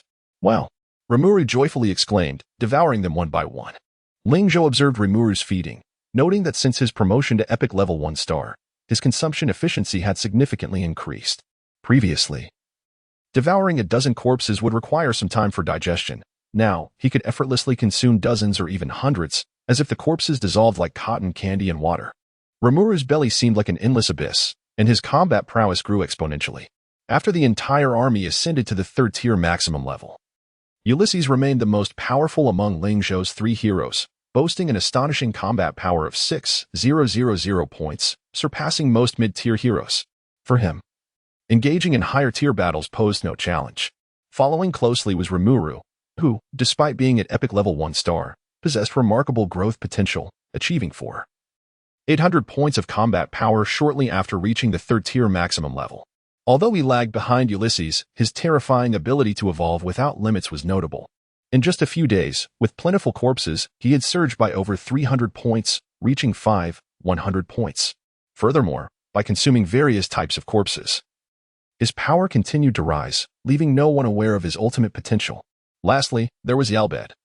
Previously the strongest in the army, but now the weakest among Ling Zhou's heroes, with a combat power of 4,000 points.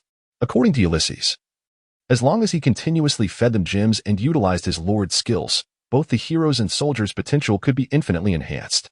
At Ulysses' suggestion, Ling Zhou only cultivated the Pegasus and Stealth Goblin units, as the former indicated that only units with high initial potential were worth nurturing. Low initial potential rendered further training futile, merely wasting resources. Thus, it was advised not to cultivate units below master level with lord skills, as higher quality units would be introduced later. With the sacrificial stone, Ling Zhou would not lack high-quality lairs in the future. Moreover, there was an unhatched master-level Inferno demon lair within the territory. Not to mention, the sacrificial stone concealed legendary units akin to frost dragons, with continuous nurturing. One day, he could summon undead units comparable to frost dragons. As the number of souls within the sacrificial stone approached 2 million, Ling Zhou felt a wave of comfort. In this sweet haven, monsters, corpses, and souls were abundant. As long as he kept hunting, the sacrificial stone would eventually be satiated. With the emergence of the first troll army, how far could the second be? 10 minutes later, the second and third troll armies appeared in succession. Each comprised over 5,000 troops featuring rare elite units. Together, the two troll armies exceeded 10,000 in number. However, the defensive forces exhibited no signs of panic. In comparison, the third wave was far more overwhelming, with a significantly greater number of beasts. Yalbed requested to engage in battle. Yalbed sought permission to fight again. Ling Zhou did not refuse. With this number of troll armies, employing the previous tactics posed little issue. After all, the combined forces of the two troll armies amounted to only a few thousand elite units. The Pegasus cavalry could easily handle them. The remaining forces could be dealt with by continuously pouring holy water into the defensive structures. Charge. Yalbed raised her axe spear and led the Pegasus cavalry through the elite troll ranks. Critical hit. 1 strike. 1 kill. Critical hit. 1 strike. 1 kill. The proud elite units of the troll army were crushed beneath the iron hooves of the Pegasus cavalry like mere ants, swiftly reduced to a pulp. In mere minutes, over 1,000 rare elite troll squads were annihilated. As for the remaining 10,000 ordinary to elite trolls, they fell victim to the barrage of the numerous superior defensive structures, turning the battlefield into a hive of death. As the number of slain trolls increased, notifications of accumulated popularity echoed in Ling Zhou's ears. Ding.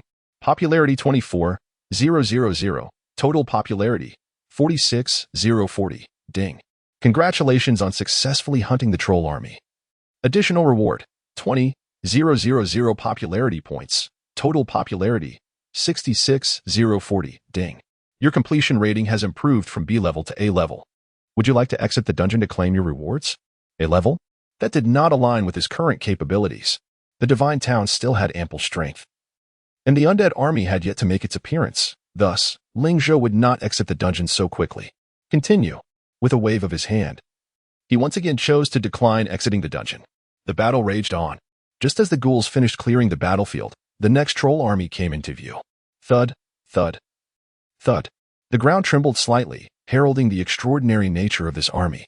At the forefront were robust troll foot soldiers, followed closely by troll hunters, troll shamans, and troll priests. A glance revealed that most troll units were of ordinary and elite tiers. However, a closer inspection revealed a hidden elite squad behind these ordinary soldiers. Rare 3-star, Berserker Troll Unit. Rare 2-star, Troll Trapper Unit. Rare 5-star, High Priest Troll Unit. And at the rear, the Master Level 2-star, Troll Commander Squad. Roar. The trolls' roars echoed from afar. A long horn sounded throughout the battlefield, and without hesitation, the frontline troll foot soldiers launched their assault. Ling Zhou narrowed his eyes, stroking Remuru's round head as he remarked, after waiting so long, the master-level troll lair has finally emerged. Chapter 178, The Royal Troll, The Masterful Troll Legion. Is it the royalty of Ladoki? Ling Zhou squinted his eyes, attempting to discern the troll leader at the rear. Regrettably, the magical barrier surrounding their carriage obstructed the eye magic's reconnaissance abilities.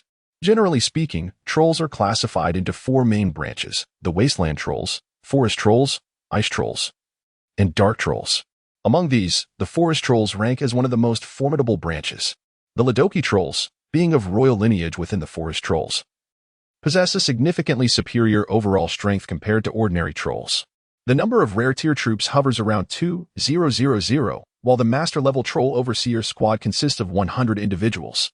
As for the troll leader at the rear, its exact level remains uncertain. However, initial assessments place it within the master tier, without ruling out the possibility of it being a grandmaster-level leader. Ulysses promptly provided his evaluation, and Yalbed's analysis was similarly aligned.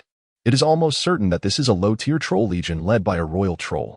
The legion's total numbers exceed 20,000, with the rare tier troops exceeding an astonishing 2,000. It is essential to note that this takes place within the Ladoki troll forest, where trolls also benefit from racial bonuses in their interactions. In other words, this troll legion's apparent strength has surpassed that of Ling Zhou's affluent army. Even his undead legion would struggle against the troll army, were it not for the presence of 3 great heroes under Ling Zhou's command. He might have opted to withdraw from the dungeon at this very moment. How intriguing. Rising from his seat, Ling Zhou stretched his shoulders and remarked, finally, "A worthy adversary has arrived." Yalbed, with a radiant smile, declared, "Master, I request to engage in battle." Ulysses beside her echoed, "The undead legion is ready for battle." The enthusiastic Limura chimed in with a spirited call. Roar. Concurrently, the soldiers under their command erupted into a cacophony of diverse roars. They, too, were eager for battle. Faced with the formidable troll legion, the affluent army exhibited no signs of fear. Instead, an insatiable spirit for combat surged forth. The affluent town was not merely a product of Ling Zhou's resources, it had earned its status as a dominant force in the low-tier realm through relentless warfare. Even in the face of the most challenging dungeon encounters, Ling Zhou remained undaunted. The Lord's bravery undoubtedly resonated with his commanders and soldiers alike. Kill, kill, kill. The soldiers surged with fervor. Witnessing the atmosphere escalate, Ling Zhou generously waved his hand, showering countless gems across the battlefield, enveloping his commanders and soldiers. Money can indeed make the world go round. The effects of the skills activated, doubling their combat prowess. Instantly, whether it was Yalbed's Pegasus squad or Ulysses' undead legion, their morale and fighting spirit soared once more. Advance! Ling Zhou commanded with a sweeping gesture, and Ulysses and Yalbed promptly took their orders. Kill! Charge!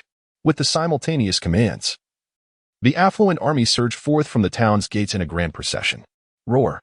A resounding dragon's roar echoed as Ulysses mounted his frost dragon and ascended into the sky once more. Frost breath! A torrent of chilling magic swept down from above.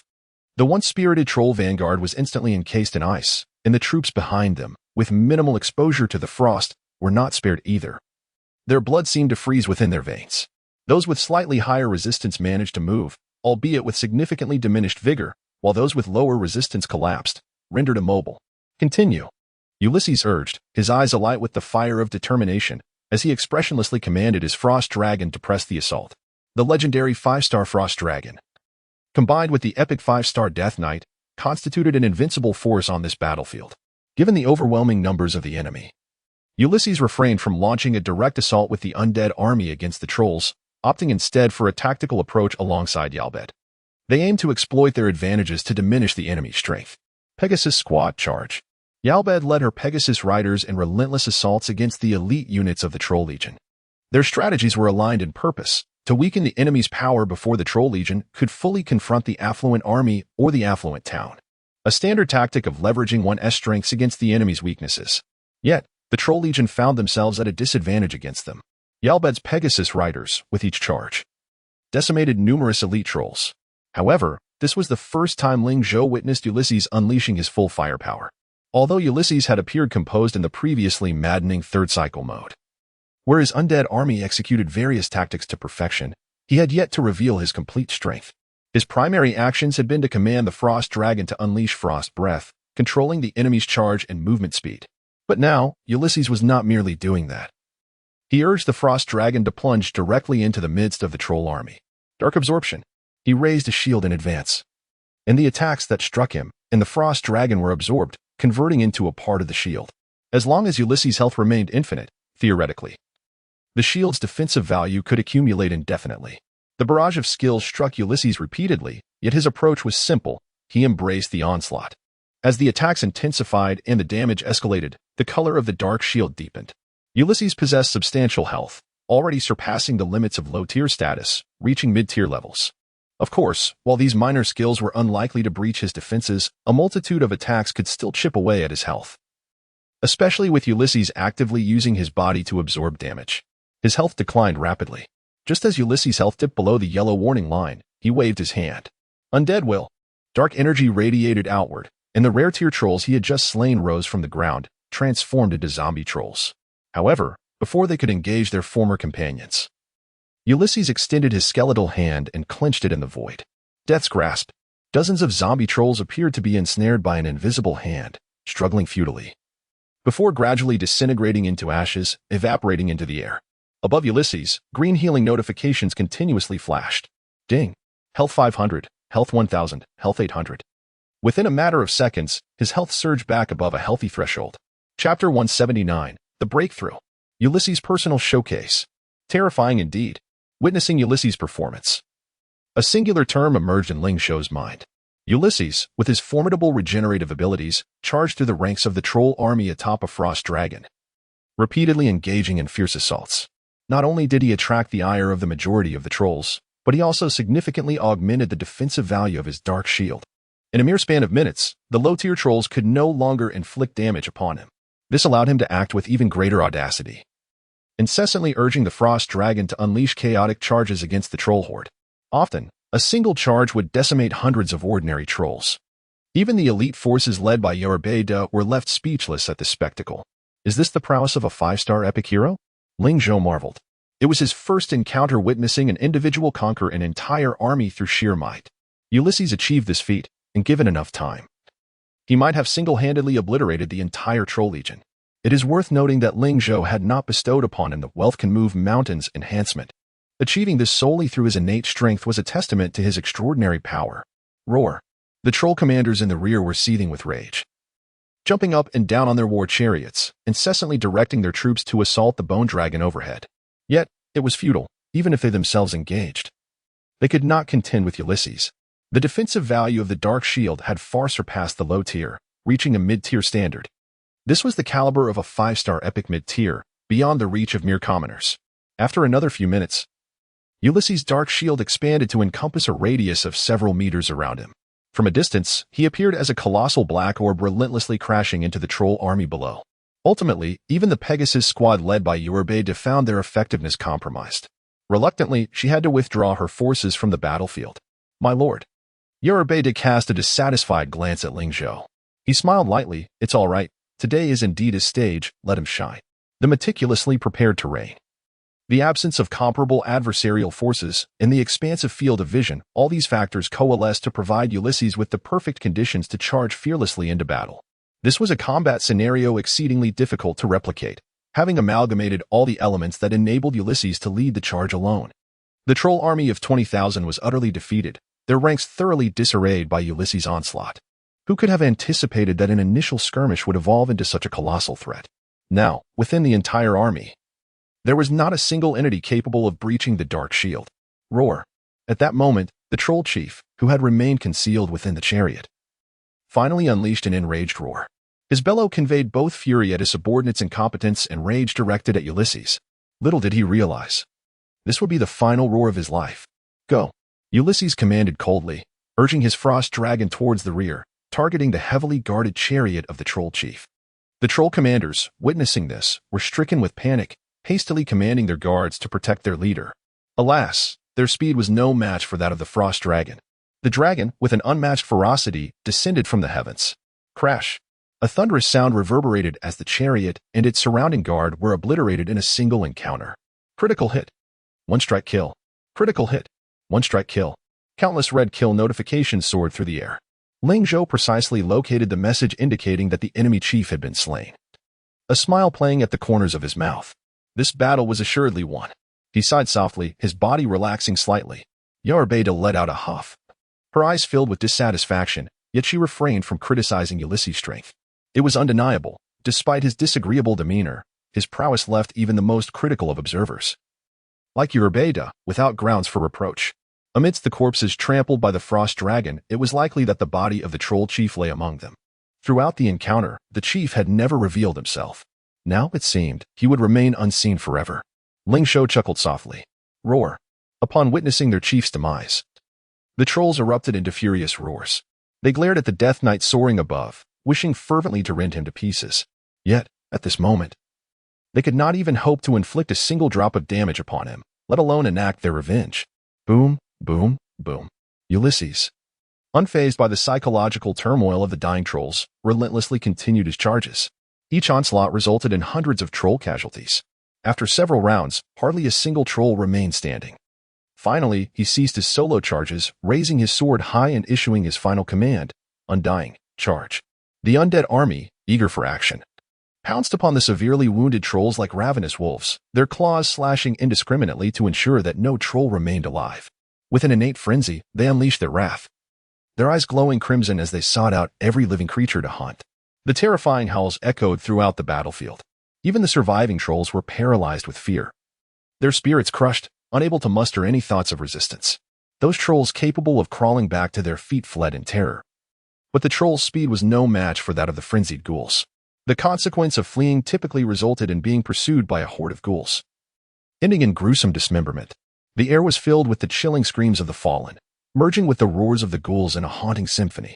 Before long, the cries of anguish and the howls began to dwindle until they faded into silence. As the last troll fell, the system notifications chimed. Ding. Popularity 50,000, cumulative popularity 96. 040. Ding. Congratulations on successfully hunting the troll army. Additional reward, 50,000 points of popularity, cumulative popularity 146. 040. Ding. Your clearance evaluation has risen from an A-grade excellent rating to an S-grade perfect rating. Do you wish to exit the instance and claim your rewards? Friendly reminder, the evaluation has reached the pinnacle and cannot be further improved. Chapter 180, the title of Intermediate Lord. Confirm reward collection. Ling Zhou clicked the confirmation button, and a chime sounded as the system notification followed. Congratulations. You have received the following rewards. Reputation 5,000, Intermediate Lord Title 1. Intermediate Town Upgrade Order 1, Gold. A plethora of rewards left Ling Zhou in a daze. He waved his hand to close the notification and instead selected the Intermediate Lord title. The initial task of becoming a Junior Lord also granted a basic title, albeit that title merely provided a modest boost to fundamental attributes. For an ordinary Lord, such enhancements were certainly beneficial, yet for Ling Zhou at that time, they were merely a delightful addition. However, the Intermediate Lord title was a different matter altogether. The transition from Junior to Intermediate represented a significant threshold. Crossing into the realm of Intermediate Lords would unlock many privileges previously restricted in the Junior phase. For instance, the Novice area would unveil an open world, allowing players to expand their territories. Moreover, the Blood Moon Frenzy, which was previously bound by time and level restrictions, would no longer impose such limitations. The subsequent 4 cycles of the Blood Moon Frenzy primarily consisted of intermediate beast tides. Provided a player possessed strength, they could potentially conquer all cycles within a single day. Furthermore, once a certain number of intermediate lords emerged across various battle zones, the national war mode could be activated, not a mere cooperative skirmish, but a genuine contest for dominance over the Blue Star. If the junior territory period felt like a game of make-believe, then the intermediate territory truly opened the gates to a sweet homecoming. This transition was akin to crossing a threshold. Ling Zhou squinted, pondering.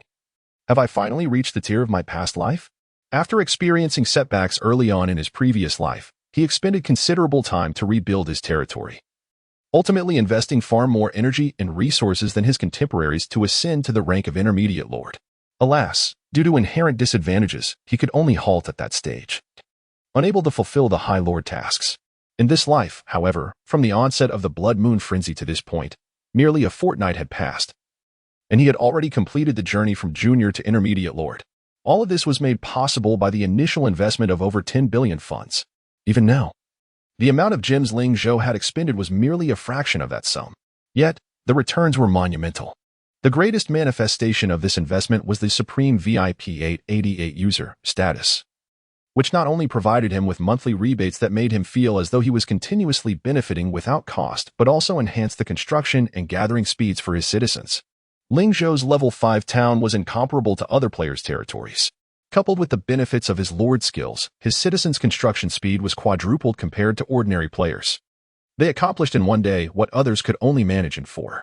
Naturally, the domain of the affluent town was twice that of ordinary players, resulting in more extensive and demanding construction projects.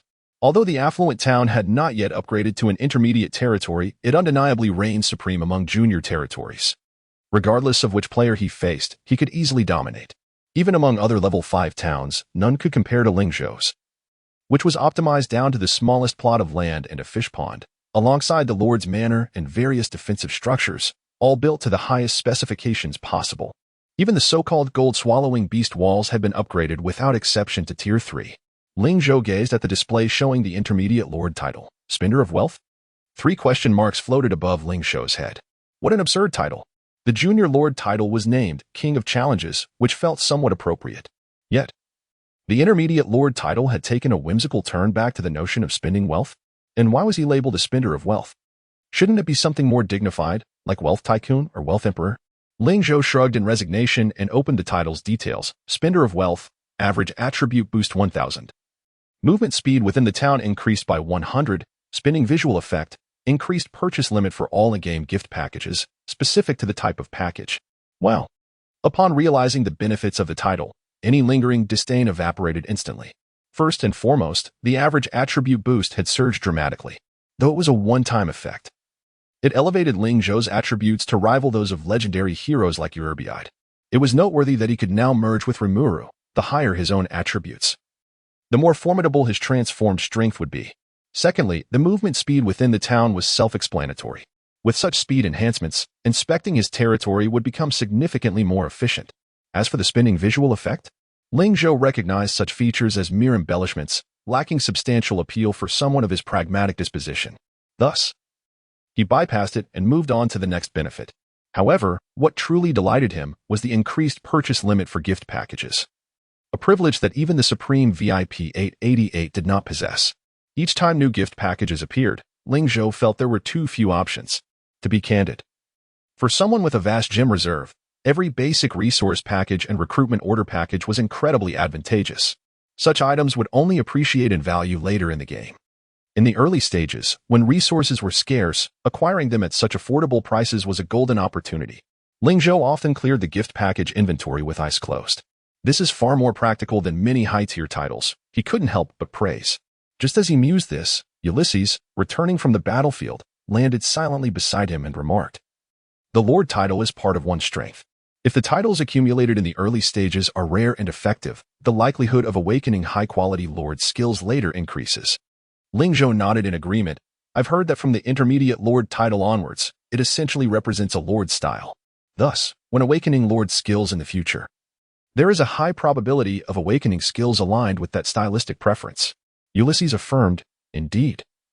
The Lord skills you possess may also be one of the possibilities for future awakenings." Ling Zhou pondered thoughtfully, then snapped back to attention, complimenting Ulysses, who had now sheathed his murderous aura. "You've worked hard. You are the one who deserves the most credit for this war." Ulysses replied nonchalantly, "It was merely good fortune."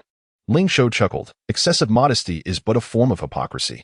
Although Ulysses had the advantage of terrain and support, luck alone cannot account for it. Without absolute strength, how could one single-handedly, with a dragon, suppress an army of 20,000 ogres, forcing them to flee in panic? Even the fusion of myself and Rimuru could not achieve that. Chapter 181. The Upgraded Lord Skill. After their transformation, Ling Zhou and Rimuru exhibited impeccable individual combat capabilities. However, Rimuru's limited area of effect skills rendered him incomparable to the Dragon Knight Ulysses. Nevertheless, Ling Zhou believed that in a one-on-one confrontation, he would not fall significantly short of Ulysses. He anticipated that as Rimuru continued to devour and awaken, a day would inevitably arrive when they would surpass their rival. "Ah, well done, everyone," Ling Zhou exclaimed. Waving his hand to bestow the day's rewards of wealth can move mountains upon Ulysses and Albedo, not forgetting the little one, Rimuru. Suddenly, a brilliant array of colors emanated from his hand as he input the gemstones. "Wow, is this the effect of spending money?"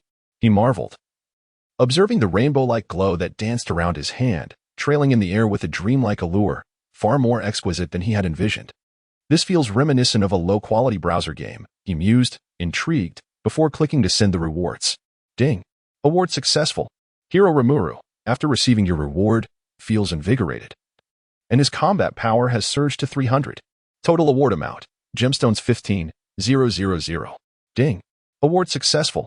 Hero Albedo, after receiving your reward, feels invigorated, and her combat power has surged to 300. Total award amount, gemstones 15,000. Ding. Award successful.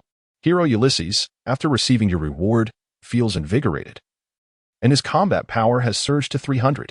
Total award amount, gemstones 15,000. Friendly reminder, the reward cap for Lord skills has been increased. Please check your panel carefully. Before Ling Zhou could fully react, the final notification popped up. Has the Lord skill also upgraded? Was his immediate thought, prompting him to open the description of wealth can move mountains. Lord skill, wealth can move mountains quality? Usage condition, must possess over 3,000,000 gemstones. Description, the essence remains unchanged. Money can alter fate. Spending is not merely a means but the ultimate pursuit of life. Anything solvable by money is trivial in this world. Aside from increasing the gemstone requirement from 1 billion to 3 billion, raising the threshold for skill usage.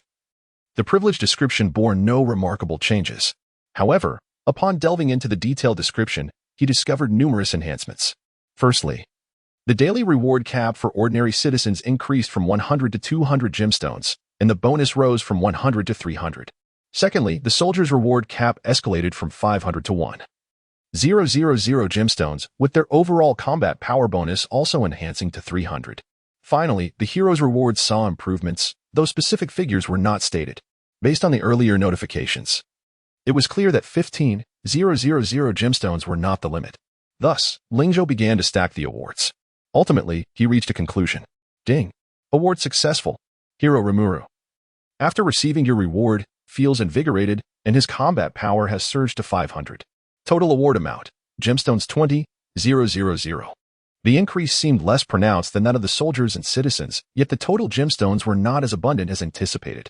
Ling Zhou pondered, with 5,000 gemstones yielding a twofold increase in combat power, the rewards still offer remarkable value. Ulysses and Albedo, feeling a surge of power within, were taken aback. Has the Lord's skill truly improved? Albedo mused, covering her lips in surprise. Such a dramatic boost in strength, albeit temporary, was universally appealing, devoid of any side effects. Yea! Rimuru exclaimed, bouncing with joy. Ulysses, in contrast, maintained a composed demeanor, remarking, not only is the power increase substantial, but it also appears to be more enduring. Ling Zhou inquired. By your estimation, how much longer does this enhancement last? Naturally, the most accurate insights would come from those with higher magical prowess. After a moment of contemplation, Ulysses replied, at least double the previous duration, possibly more, and the soldiers experience a similar increase. Ling Zhou gasped in astonishment. Previously, the soldiers could sustain their enhanced combat power for 4 hours. With this doubling, it could stretch beyond 8 hours. The heroes, who previously enjoyed a 2-hour enhancement, might extend their duration to over 4 hours. Such substantial increases in duration elevated the capabilities of the godly town to a new echelon. Ling Zhou was confident that even if a legion of trolls were to assault them now, the godly army stood a chance of emerging victorious, as their enhanced strength rivaled that of mid-tier forces.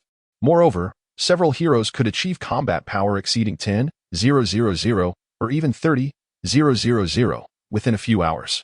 Ling Zhou could scarcely fathom the might of Ulysses, whose power had surged to 30,000.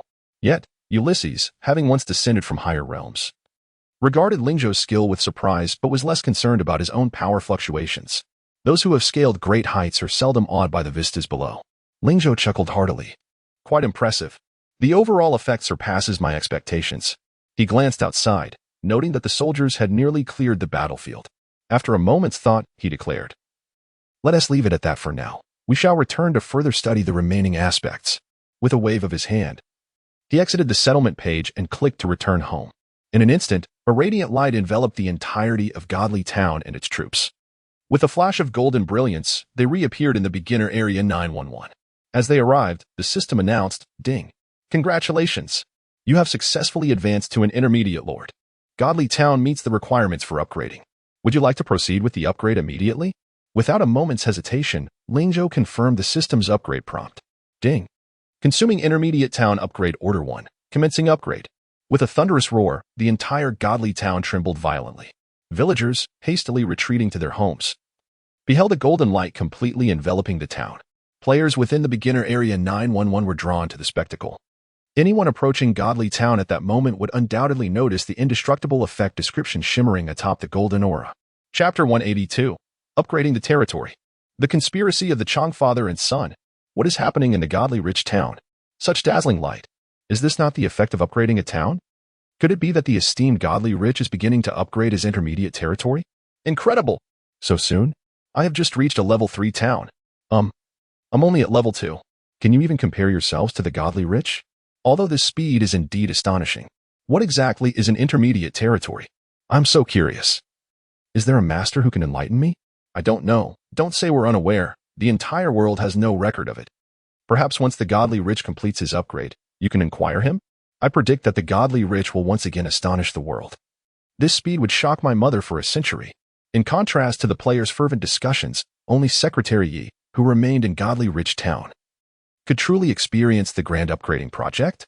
Previously, when he was teleported into the instance, he was confined within the Lord S manor, unable to glimpse the outside world.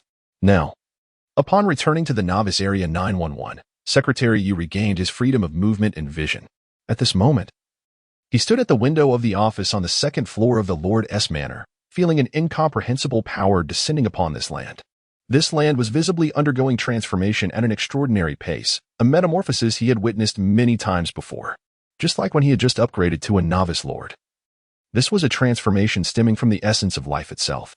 But can land possess life? Secretary Yi swallowed hard, observing the undulating earth below, reminiscent of a dragon stirring. However, the buildings above remained as steadfast as a mountain, unaffected in the slightest. What Secretary Yi did not realize was that although the land itself lacked life, it could nurture countless beings. The upgrading of the territory signified that the magical essence of the soil in this area would evolve to a new level. Furthermore, the foundational territorial magic formations would also ascend in rank. Of course, the evolution of the territory cannot be summed up simply. It encompasses numerous other aspects of advancement and upgrading. Secretary Yi could only superficially perceive that a magnificent city was rising from the ground, destined to profoundly shock the Yin Kingdom and even the entire Blue Star in the near future. During the upgrading process, all structures within the territory had to cease operations. This time, Ling Zhou did not forcibly drag the trembling villagers from their homes but allowed them to remain inside and rest. After all, he was not a heartless master. Having toiled for over half a month, it would not hinder progress too much to let them take a moment to recuperate. Ling Zhou did not linger in godly rich town. Instead, he took his energetic troops to commence a search for connections. There was no choice. Although the novice area 911 contained some small novice instances, Ling Zhou had no interest in them due to their meager rewards, leaving them for other novice players. You're being too harsh on them. If the opponent does not attack, try not to engage. Let the goblins steal what they can. After granting connection permissions to Yarbed and Ulysses, he specifically cautioned them, fearful that these two might annihilate all players they encountered without restraint.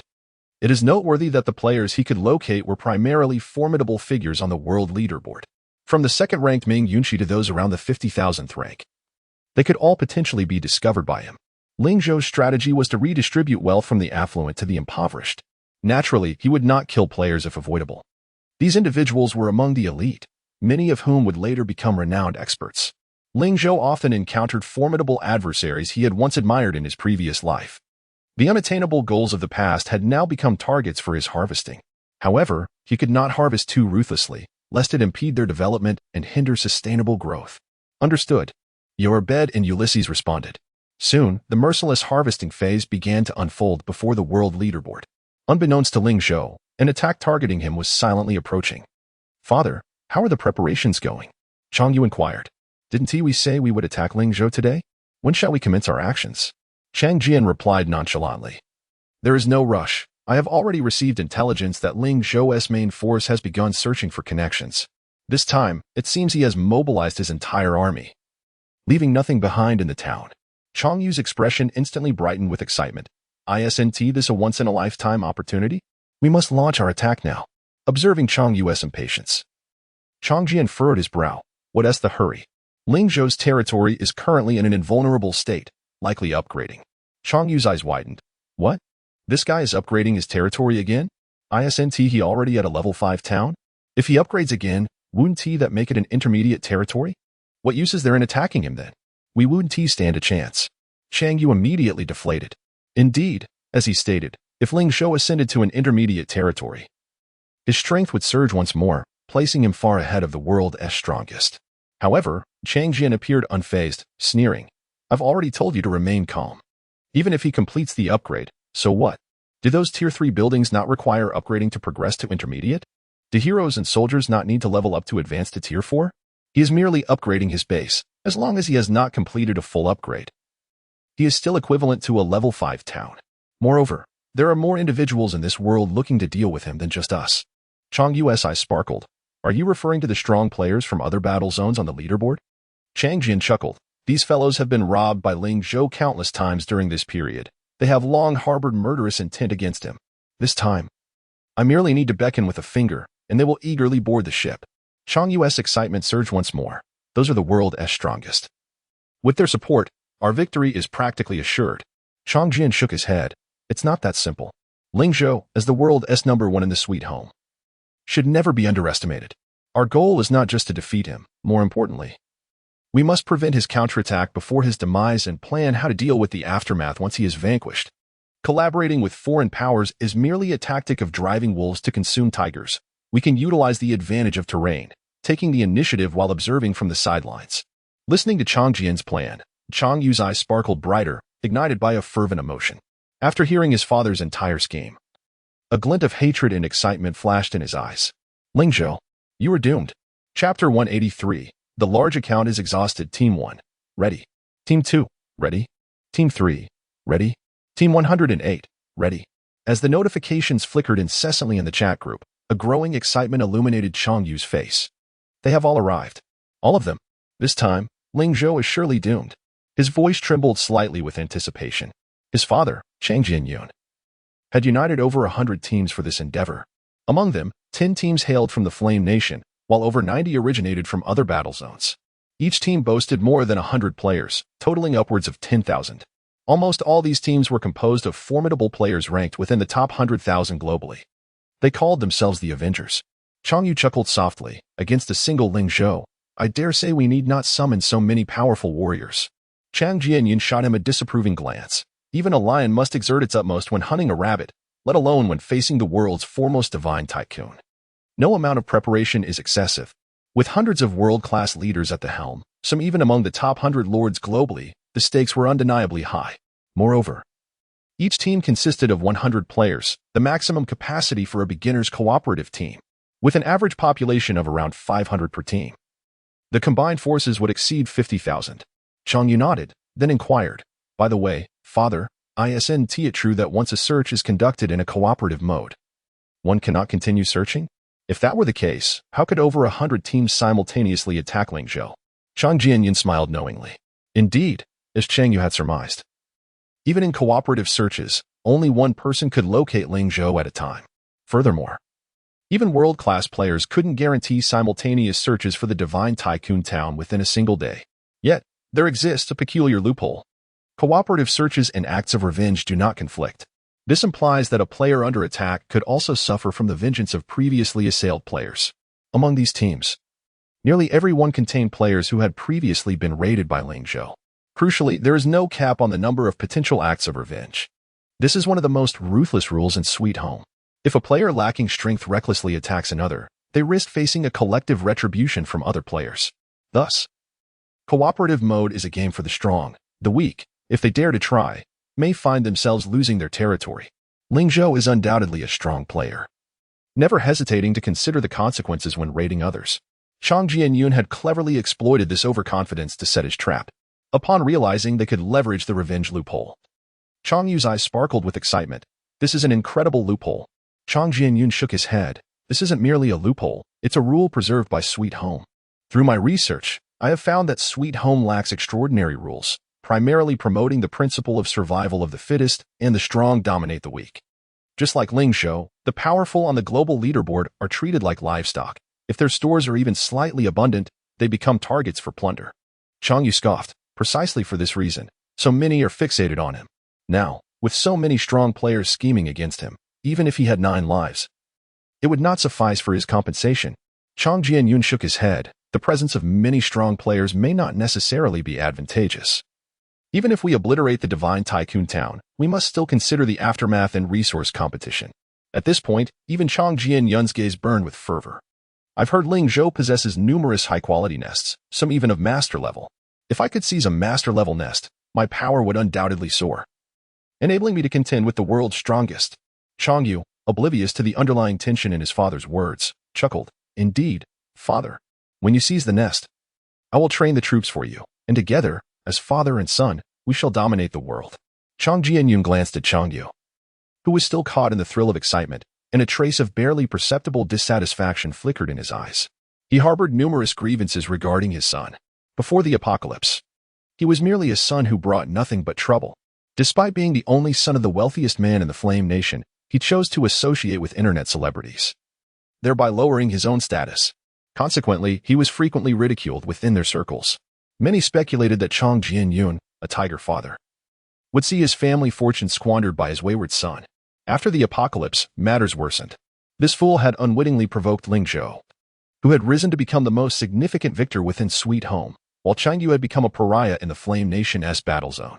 Even now, some who had once followed Chang Yu in deleting their accounts were still hunting for his head online. The once revered Chang family now bore a stench of infamy throughout the Flame Nation.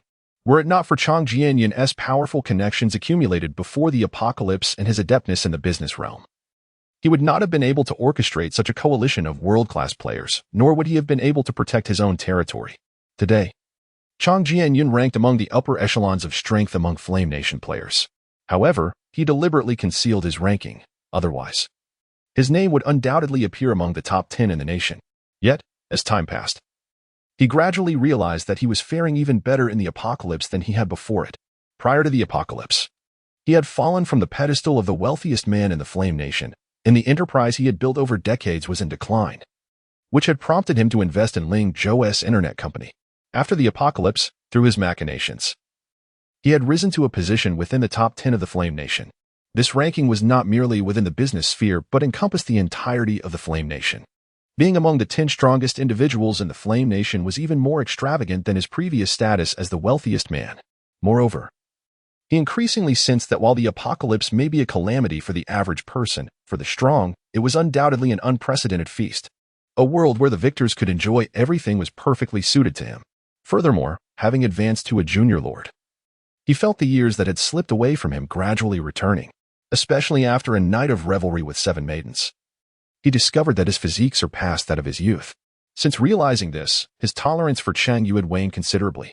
Previously, he had resigned himself to the consequences of having a wayward only son. Now, however, he could indulge freely without consequence, even fathering several more children if he so desired. Of course, a tiger does not eat its cubs.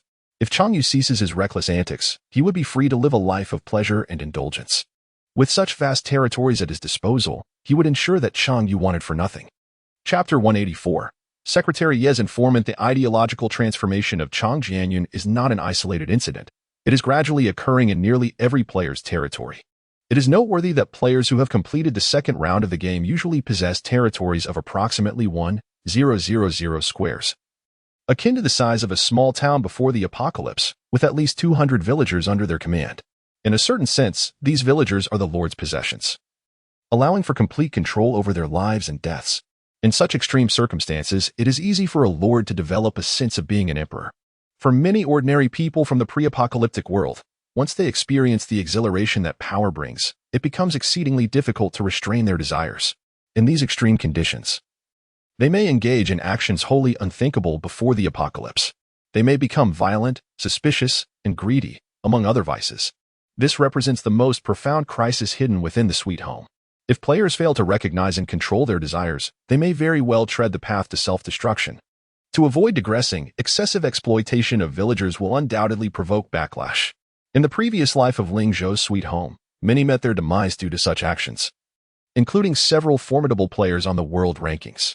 Their deaths were each marked by tragedy. Some were stabbed in their beds by maidservants, others assassinated by villagers, and some even beaten to death by angry mobs. Do not assume that those heroes and soldiers who have sworn loyalty will always protect you. If a lord is excessively tyrannical and causes his subjects to turn against him, even soldiers and heroes may draw their blades against him. Some players have met gruesome ends at the hands of their own soldiers and heroes. However, this is still the early stage of the game. Players are preoccupied with the crises brought about by the Blood Moon Frenzy and have little time for indulgence. Even powerful figures like Chang Jianyun must manage a multitude of affairs daily, unable to frolic as freely as Chang Yu does. After all, not everyone possesses exceptional aides like Secretary Yi and Candace, as Ling Zhou does. Clean yourself up. Don't confine yourself here every day. If Ling Zhou survives, you might just perish from overindulgence, Chang Jianyun remarked disdainfully. Chang Yu chuckled. What is wrong with perishing from overindulgence? Weren't you enjoying yourself quite a bit last night, father? Chang Jianyun snorted, but Chang Yu continued. But rest assured, father, even if I were to die, I must witness Ling Zhou's demise before my end. At this, he clenched his fists, his eyes gleaming with unrestrained bitterness. That wretch who ruined my future must perish. Chang Jianyun observed his son's demeanor and secretly nodded in approval. This was a promising shift. It seemed the previous setback had indeed impacted his wayward son significantly. If this young man could seize the opportunity for redemption, perhaps there was still potential for future cultivation. Do not worry. This time, Ling Zhou will surely die. Neither we nor the other battle zones will permit the existence of this bug in Sweet Home, Chang Jianyun stated calmly. Ling Zhou's extraordinary capabilities are indeed beyond the norm. As long as he remains, the Flame Nation may benefit from the dividends he provides. However, players from other regions suffer greatly. Not only losing resources but also facing daily humiliations at the hands of the increasingly powerful Flame Nation players. This is something other regions cannot tolerate. Thus, Ling Zhou must perish. While it may appear that this operation against the Lord was initiated by him, it is, in fact, a result of circumstances aligning. If the other battle zones did not share this sentiment, then his strength alone could hardly pose a significant threat to Ling Zhou. Ling Zhou, Ling Zhou. Though I admire your youthful prowess, if you fail to grasp the simple truth that a large tree attracts the wind, then you have only yourself to blame, Chang Jianyun mused. Standing by the window with a glimmer of murderous intent in his gaze. Director Ling, how much longer until the territory upgrade is successful? Secretary Yi inquired from the side. Due to the ongoing construction in the territory, he could not return home and was forcibly confined within the Lord S mansion. Fortunately, Ling Zhou had not forgotten him, as provisions were sent daily, making his situation bearable. However, upon reaching level 5 for the town, he would face the predicament of being compelled into the third round. If he could not be released in time, the forced commencement of the third round would be catastrophic. Ling Zhou chuckled. What is the matter? Are you concerned about your territory? Secretary Yu scratched his head. Not exactly, but if I am not there, how will my subjects withstand the third round? Ling Zhou shrugged. With your skills, you'd be better off letting the soldiers and heroes act freely. Besides, your territory has long been taken over by my men.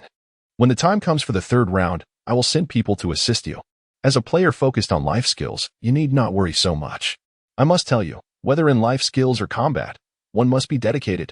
Since you are a player of life skills, you should delve into how to improve gathering efficiency, yield per acre, and the skill levels of blacksmiths and tailors.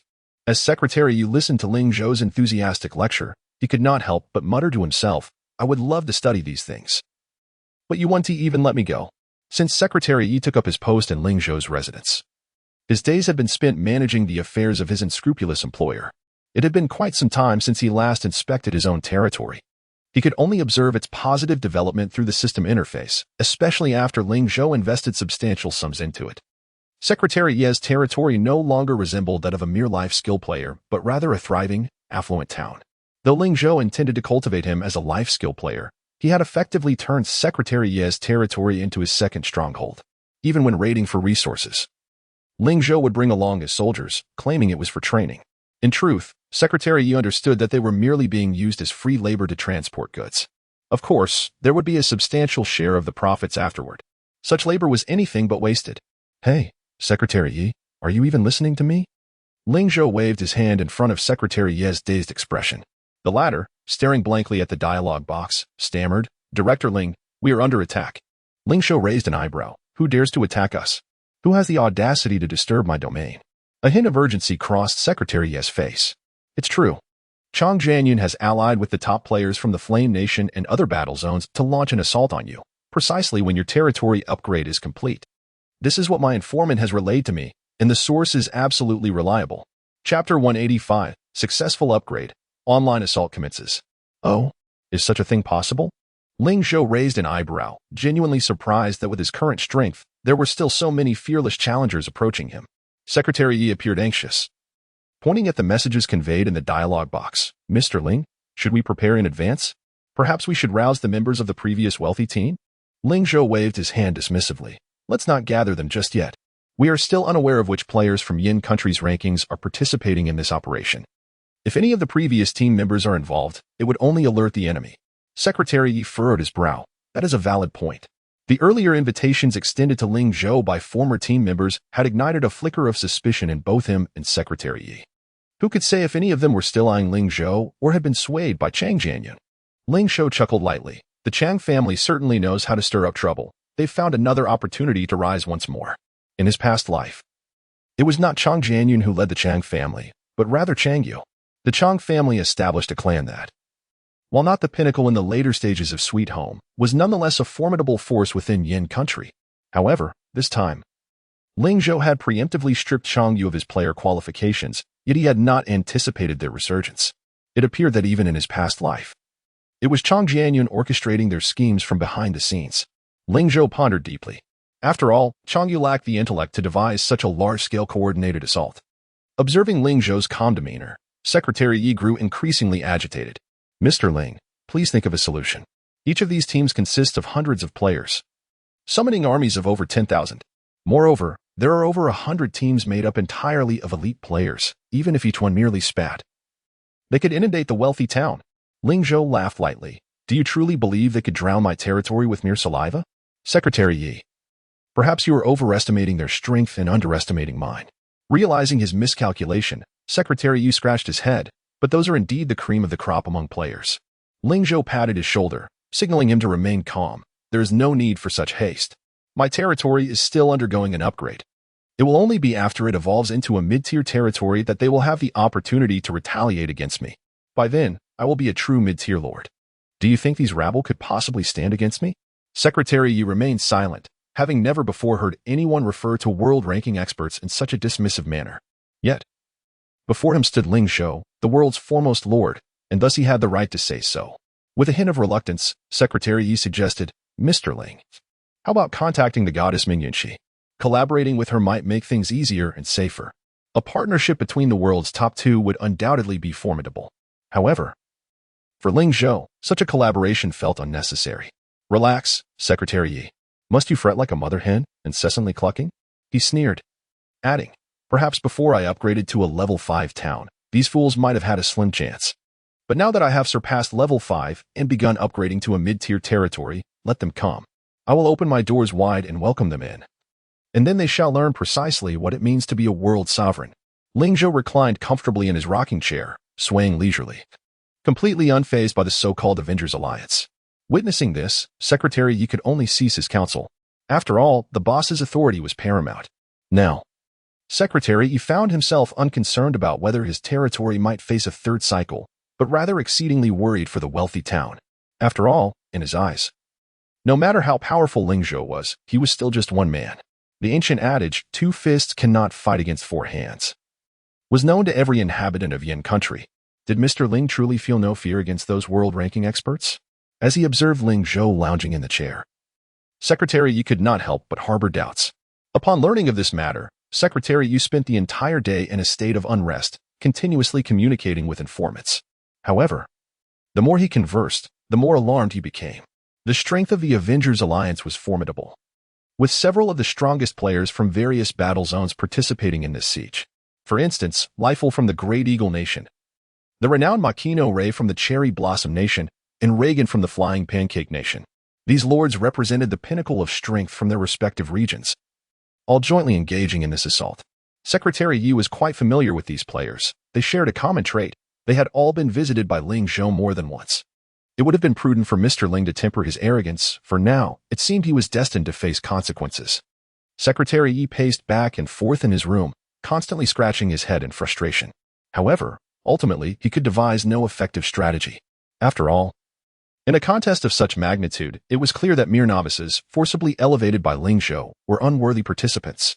Secretary Yu even contemplated discreetly contacting Mingyunxi, but ultimately dismissed the idea.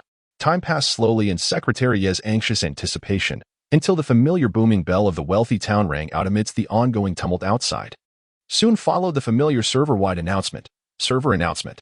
Server announcement. Congratulations to Yin Country's wealthy town for being the first to upgrade to a mid-tier city-level territory, temporarily ranking first on the World Lord leaderboard. With the repeated system notifications echoing, players worldwide became aware of Ling Zhou's successful territory upgrade. Secretary Yi sighed in resignation. I knew it would be this way. Every time Ling Zhou made a move, the world took notice. After all, what could one do when their boss was the world's strongest? Even attempts at subtlety fell by the wayside.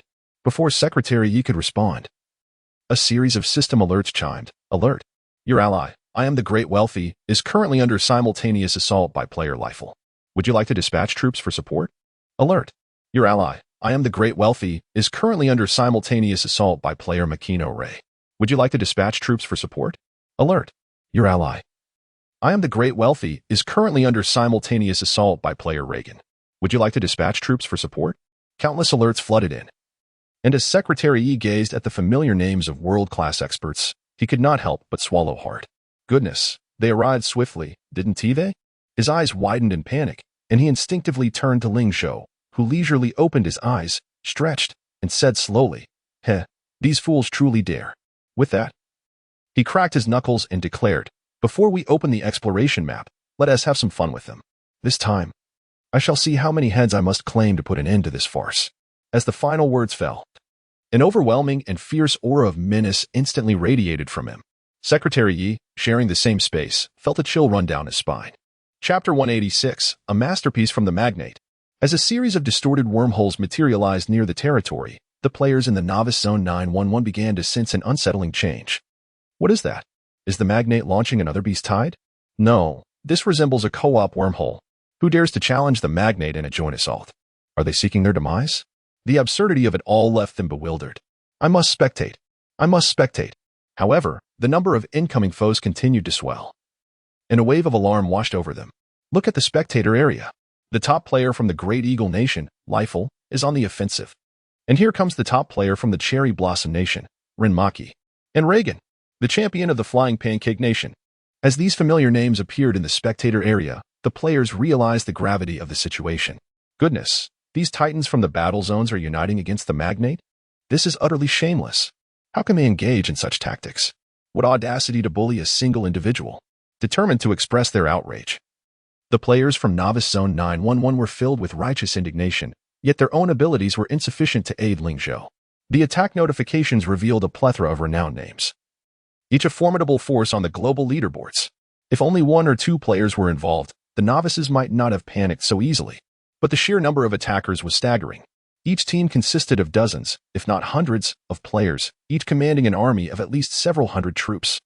They waited for what felt like an eternity as the invading teams emerged from the wormholes. At least 10 minutes passed before the forces completely surrounded Ling Zhou's expanded territory.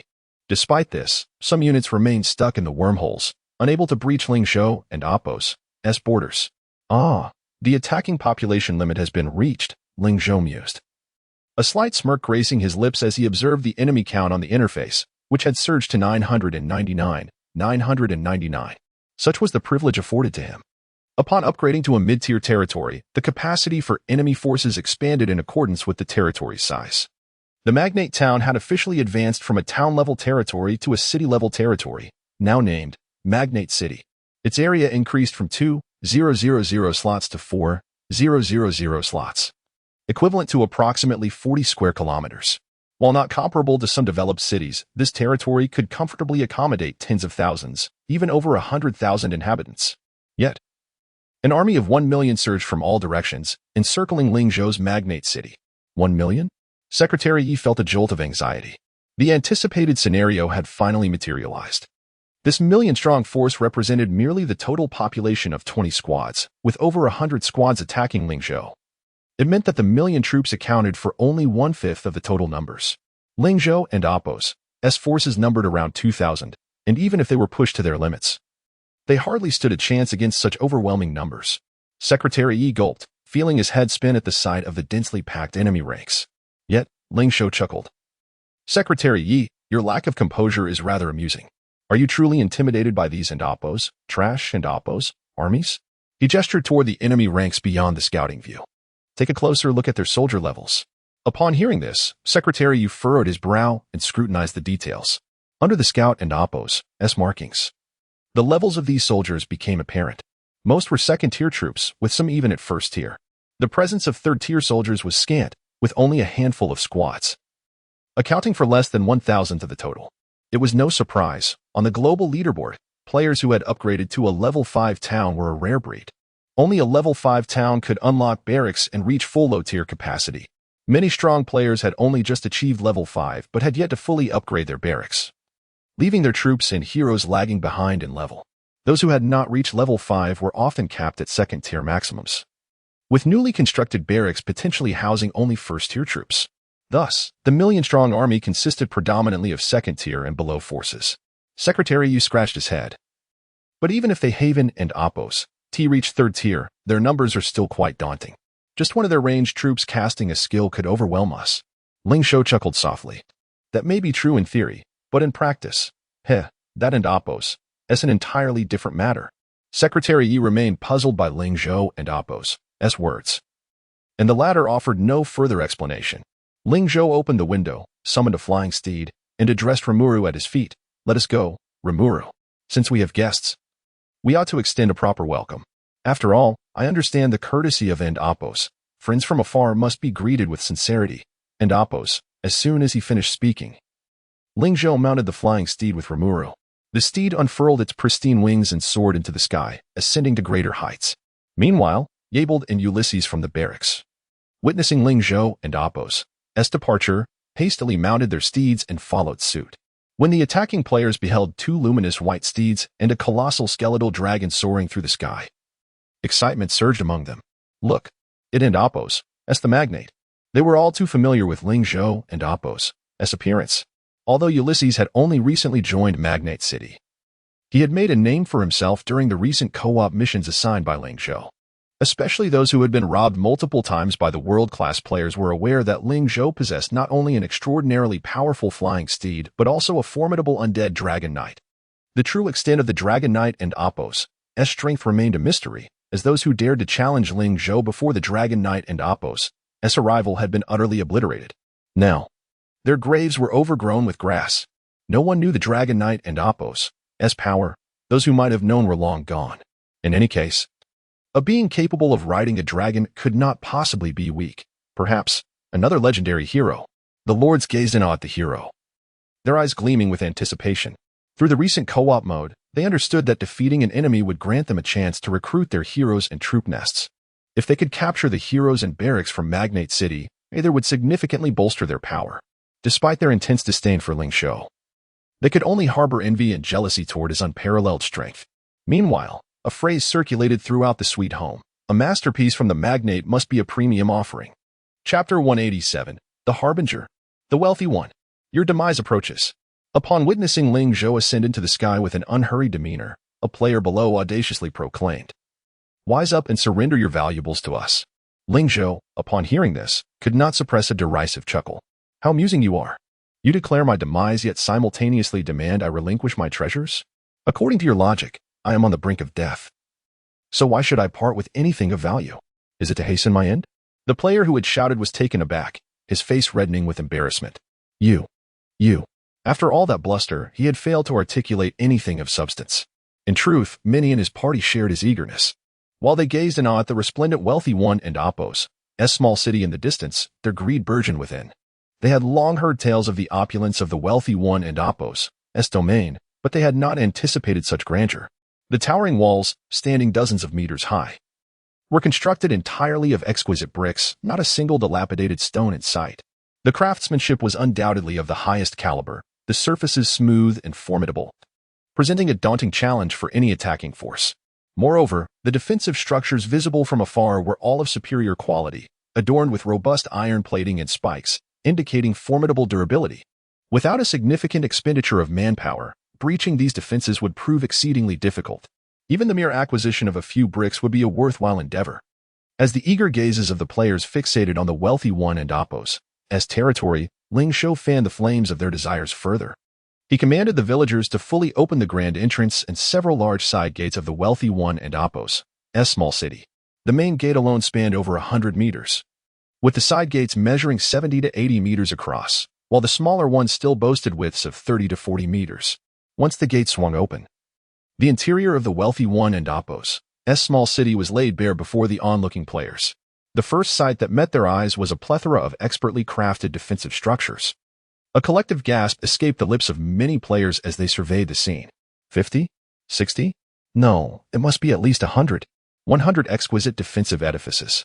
Was this even humanly possible? What now? I find myself regretting this. What are we afraid of? There are so many of us. Indeed, this is too enticing. I desperately want to claim one of those structures for myself. So do I. I and Apos, itching to go. Who will take the first step? As they beheld the impressive defenses, the players and Apos' expression shifted from sheer greed to a tinge of trepidation. Over 100 identical, Tier 3 exquisite defensive structures. Who could withstand such a sight without trembling? No wonder none dared to retaliate against the Wealthy One and Apos' city. Those who attempted such folly would surely meet their doom. In that moment, many players recalled the formidable figures from the game and Apos' early days, two from the land of cherry blossoms and one from the land of flying cakes. Had they survived, they would likely still rank among the top 10 players. After all, those who had ascended during the early days had invested considerable sums, amassing great wealth. Yet, after Ling Zhou returned to the novice zone 911, all had perished within mere half an hour and Oppo's time. Now, confronted with the exaggerated defensive structures, they felt the demise of those earlier players was not unwarranted. At this instant, none wished to be the first to fall, each pushing the others forward to take the lead. The leaders of various teams exchanged glances, their expressions darkening. This was precisely the scenario they feared. Although their combined forces could undoubtedly raise the wealthy one and Oppo's city, no one was eager to take the lead. After all, the power of the wealthy one was undisputedly supreme. The first attacker would almost certainly be doomed. Just then, Ling Zhou and Oppo's voice echoed from above. What is this? Did you not all wish to plunder my territory? The gates are wide open. Why do you hesitate? A hint of mockery graced his features. If you are afraid, then retreat to where you came from. Do not claim I did not offer you a chance. Leave now, and I shall not pursue you. But should you fall in battle later, do not blame me. A palpable aura of menace radiated from him, causing the bodies of the thousands of players below to tremble, a chill creeping down their spines. Why does it feel like the wealthy one grows stronger by the moment? His presence is even more formidable than before. I feel as though I might wet myself. What is happening? Me too. If this continues, we should retreat. Although Ling Zhou appeared less imposing than the nearby Ulysses riding a skeletal dragon, the killing intent emanating from him was overwhelming, instilling a sense of dread. He stood there, a fearsome figure reminiscent of a primordial beast, poised to descend and consume them whole. As they beheld Ling Zhou and Oppo's formidable presence, many players began to reconsider their initial bravado. The leaders of several teams exchanged knowing glances, silently communicating. After a moment, the strongest lord of the Eagle Nation, Raffle, raised his sword high and declared, "All listen. Whoever dares to lead the charge will earn the privilege of choosing spoils after the battle. The first to breach the wealthy one and Oppo's gates or slay the first soldier will have first dibs on the rewards. I, Raffle, assure you this." As soon as his words echoed, the players and Oppo's eyes ignited with fervor once more. Compared to the ambiguous distribution of spoils before, this new arrangement excited them further. The promise of priority rewards for attacking the wealthy one and Oppo's small city was irresistible. Players swallowed hard, eager to act, seeing their enthusiasm. The team leaders seized the moment to stoke the flames further. I can assure you, this agreement is binding. I, Reagan, the mightiest of the land of flying cakes, guarantee it. I, Makoto Ray, the strongest of the land of cherry blossoms, stand by this promise. With various leaders making their pledges, the excitement among the players reached a fever pitch. They had only glimpsed the treasures within the wealthy one and Oppo's small city. Yet they knew that this newly upgraded territory was worth a fortune. Not to mention, the wealthy one himself possessed billions in gems. Any portion they could seize would afford them a lavish lifestyle for ages. In that moment, they no longer lamented being among the first to assault Ling Zhou. Instead, they felt an overwhelming sense of fortune. Since no one wishes to take the lead, I shall not refuse the opportunity. You dare to rush ahead? Brothers, follow closely. Do not let him get ahead. I and Oppo's am coming. I and Oppo's am coming. Everyone, charge. Waste no time attacking. Just run into the gates with all your might. Wow, you sly one. Chapter 188. Beneath the weight of gold, brave souls emerge. Indeed, beneath the weight of gold, brave souls emerge. While there remain a few players in the ranks who maintain their composure and observe from the sidelines, a more impulsive faction has begun to surface. Their intentions are simple. They do not require the actual capability to defeat Ling Zhou or to capture the banner of the Divine Wealth territory. Their sole aim is to be the first to launch an attack, to scale the city walls, to breach the city gates, and to slay an enemy combatant. By achieving these feats, they can partake in the substantial spoils of the Divine Wealth territory. Even a meager share would suffice to satiate their hunger. Of course, many true titans of the leaderboard disdain such trifles. They bide their time, waiting for the cannon fodder to breach the gates, for that will signal their opportunity to invade the city in a frenzy of plunder and destruction. Charge forth. The more, the better. This time, I shall seize the banner of the Divine Wealth territory and claim the title of the true world champion, sneered Raffle of the Great Eagle Kingdom, his thoughts echoing in his mind. In his eyes, these players were merely pawns in his game. If he could be the one to capture the banner, the distribution of spoils would be firmly within his grasp. The largest share would undoubtedly be his. Yet, he understood that his true rivals were not these ordinary players. but rather the formidable titans of the world rankings. Notably, there were Reagan from the Flying Cake Nation and Rin Makino from the Cherry Blossom Nation. These two individuals represented the pinnacle of strength in the battlefield, their territories upgraded to level 5 towns.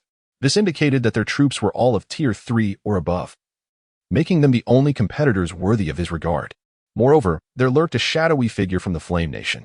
This individual had concealed their strength and identity thus far. Yet orchestrating such a grand offensive indicated they were no ordinary player. Despite their current camaraderie, once victory appeared within reach, these so-called allies would swiftly turn their blades against one another, transforming from comrades to adversaries. They all understood that the ultimate beneficiary of this conflict could potentially replace Ling Zhou as the foremost figure in the sweet home world. Kill, kill, kill. Just as Raffle was lost in contemplation, those he deemed as fodder had already commenced their offensive. However, these players were not foolish. They wisely refrained from placing themselves in the front lines, instead directing their forces from a safe distance as they surged toward the Divine Wealth Town. Ling Zhou, who had been wearing a cheerful expression, suddenly darkened, his voice icy. This world certainly lacks no fools. No sooner had he spoken than countless arrows were loosed from the city walls. Whoosh, whoosh, whoosh. Waves of arrows cascaded like torrential rain from the walls, soaring high into the sky before plummeting down upon the advancing enemy ranks. The cries of the wounded erupted instantaneously.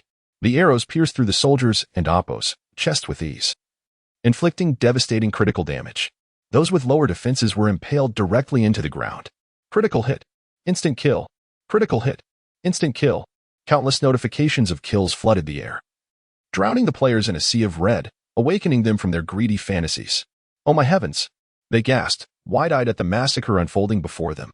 The forces they had summoned were being decimated under the defenses of the Divine Wealth Town, akin to swarms of ants easily dismantled, suffering critical hits or being outright annihilated.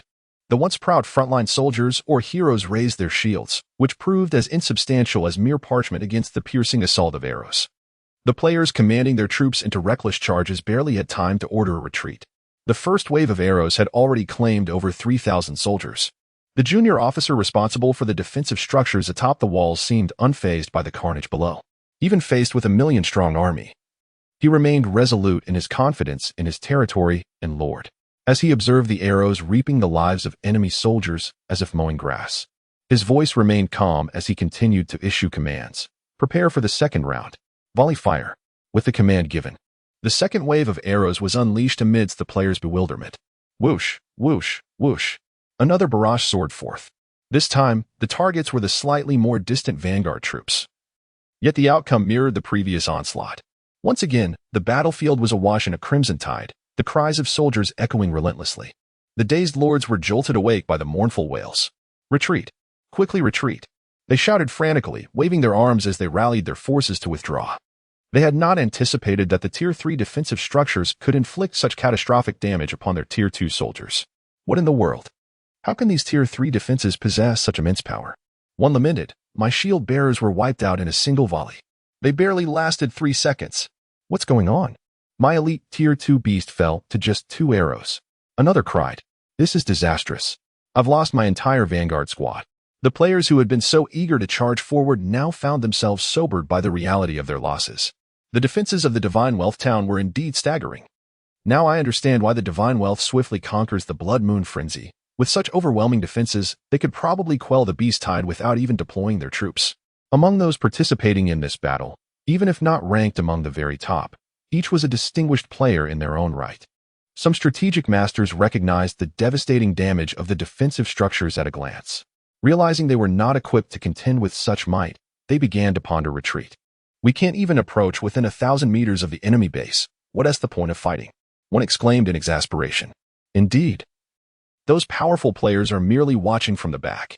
It seems they have long been aware of the terrifying nature of the Divine Wealth Territory's defenses, another grumbled. Yet, there remained a faction of players, eyes glinting with unquenched greed, still longing for the spoils of the Divine Wealth Town. Raffle narrowed his eyes, watching the relentless rain of arrows. As expected of the world's foremost territory, if it were just me, I would likely be forced to retreat. But he glanced at the 1,000 players behind him and called out with renewed vigor, everyone, listen up. Arrange all ranged troops with a range exceeding 500 meters in formation. I shall lead you into firing range. Chapter 189, 1,000,000-strong army. Attack! Lithiel turned to the formidable captains and said, "Gentlemen, I implore you to lend me your strength." The captains leading the charge were all players ranked within the top 1,000 globally. Their prowess was undeniable, and their troops boasted many rare units. However, they still fell short of achieving the third tier of strength. This firepower is overwhelming. Even if we combine our forces, we may not withstand it, one captain remarked. With a slight smirk, Lithiel lowered his voice. Let us not forget that the godly rich has elevated his domain to a mid-tier territory. We are all prominent figures on the leaderboard. If we fail to take him down this time, the consequences will be dire. He left his thought unfinished. But the faces of the players around him turned pale instantly. When Ling Zhou was merely a town-level territory, his might had already instilled fear in them. Now, having ascended to a mid-tier domain, he had become a true city lord. Should the godly rich's small town successfully advance, his territory would swell once more. At that point, even if they banded together, they would not stand a chance. The true strength of a city-level domain was unknown, and none dared to wager their fate on it. Since we are already on this path, we shall see it through to the end. I trust you do not intend to retreat? Lithiel scoffed. The leaders of the various battle zones exchanged glances, and after a moment of contemplation, they gritted their teeth and replied, "Very well. We shall advance." It was clear that their second-tier troops would struggle against the third-tier defensive structures of the godly rich's town, a prediction that each captain had made prior to the conflict. Yet, despite the daunting challenge, they remained relatively composed. Their greatest asset was their sheer numbers. Indeed, their numerical superiority was their most significant advantage. The defensive structures of the godly rich's domain could eliminate thousands of soldiers in one volley. But could they withstand tens of thousands? What about 100,000, 200,000, 300,000, or even 1,000,000? They had united over 10,000 players, with an initial vanguard of 1,000,000 troops and millions more waiting in the wings. They could not believe that the godly rich's territory could be so formidable as to fend off over 5,000,000 players single-handedly. It was simply inconceivable. If not for the limitation of how many troops could enter at once, Lithiel would have commanded everyone to charge straight into the town. With so many forces, even if each soldier contributed a single step, they could trample the godly rich's small town flat. Once we breach those defenses, how could Ling Zhou, with just 2,000 inhabitants, possibly withstand our onslaught? Lithiel asserted. The captains nodded in agreement, recognizing the validity of his claim.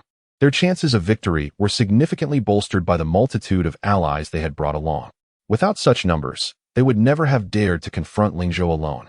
Then let us advance together, the captains affirmed. Brothers, charge with me. Forward, sisters. We shall be the first to scale the walls of the godly rich. Capture the banner. Onward. As the leaders of the various battle zones issued their commands, the previously hesitant players sprang into action. With their leaders rallying, they felt compelled to follow suit. Their fear of offending Ling Zhou, far removed in the Yin country zone, paled in comparison to their apprehension of the formidable players within their own battle zone. The leaders of the battle zones represented the strongest forces and factions in their regions. While they could afford to disregard Lithiel's words, they could not ignore the commands of their own leaders, regardless of whether they would become mere fodder in this conflict. The players pressed forward, bracing themselves for the challenge ahead. Meanwhile, Secretary Yi was increasingly alarmed, wishing to shout to Ling Zhou to close the city gates. For he was still inside. Please, do not let these invaders breach our defenses. If they do, I'm finished. Yi fervently prayed within the Lord's mansion. Beside him, his colleague, Candace, took a sip of coffee, her demeanor poised and unflustered. My lord, there is no need for excessive worry. Our master will handle all hostile forces. Yi glanced at her incredulously, feeling somewhat helpless. I am well aware of Mr. Ling's strength, but do you comprehend how many enemies are approaching? 1,000,000. And that is merely the vanguard. Millions more are yet to come. His voice was tinged with urgency, but Candace remained unfazed, her tone steady as she responded, My lord. As the master's aide, you ought not to be so distraught. If you have chosen to work in internal affairs, you must focus on your responsibilities rather than indulging in despair while the master confronts the enemy. Yi was momentarily taken aback, not expecting to be reprimanded by an NPC. Yet, through their interactions, he had come to realize that even the most ordinary villagers possessed their own storylines. These human NPCs seemed almost indistinguishable from real individuals. Unlike the incomprehensible monster soldiers, Candace was even more exceptional. Her capabilities would have been remarkable in the pre-apocalyptic workplace. She seemed like a multi-core processor, effortlessly managing multiple tasks simultaneously. After completing her 10-hour workday, she would still attend to Ling Zhou's needs at night, resembling an indefatigable automaton. He considered himself quite capable. Yet compared to her, he felt woefully inadequate. Had he not possessed his own areas of expertise and the advanced management knowledge gained from modern society, he might truly have been at risk of being replaced by this relentless worker. Just as he prepared to counter her remarks, he realized she had a point. He was, after all, working for Ling Zhou, having completely shifted from a combat player to a life-oriented player. While Ling Zhou fought outside, he had to fulfill his role as a capable assistant, rather than fostering unwarranted anxiety. With this realization, he calmed himself. You are right. He took a sip of tea, forcing himself to regain composure as he diligently returned to his tasks. Candace observed his willingness to heed her advice with a hint of surprise. This was one of Yi's strengths, his rapid adaptability. Even when the sweet home emerged, he had transitioned quickly from initial shock to acceptance. Though his gaming aptitude had limited his growth, he was fortunate to have someone as formidable as Ling Zhou by his side.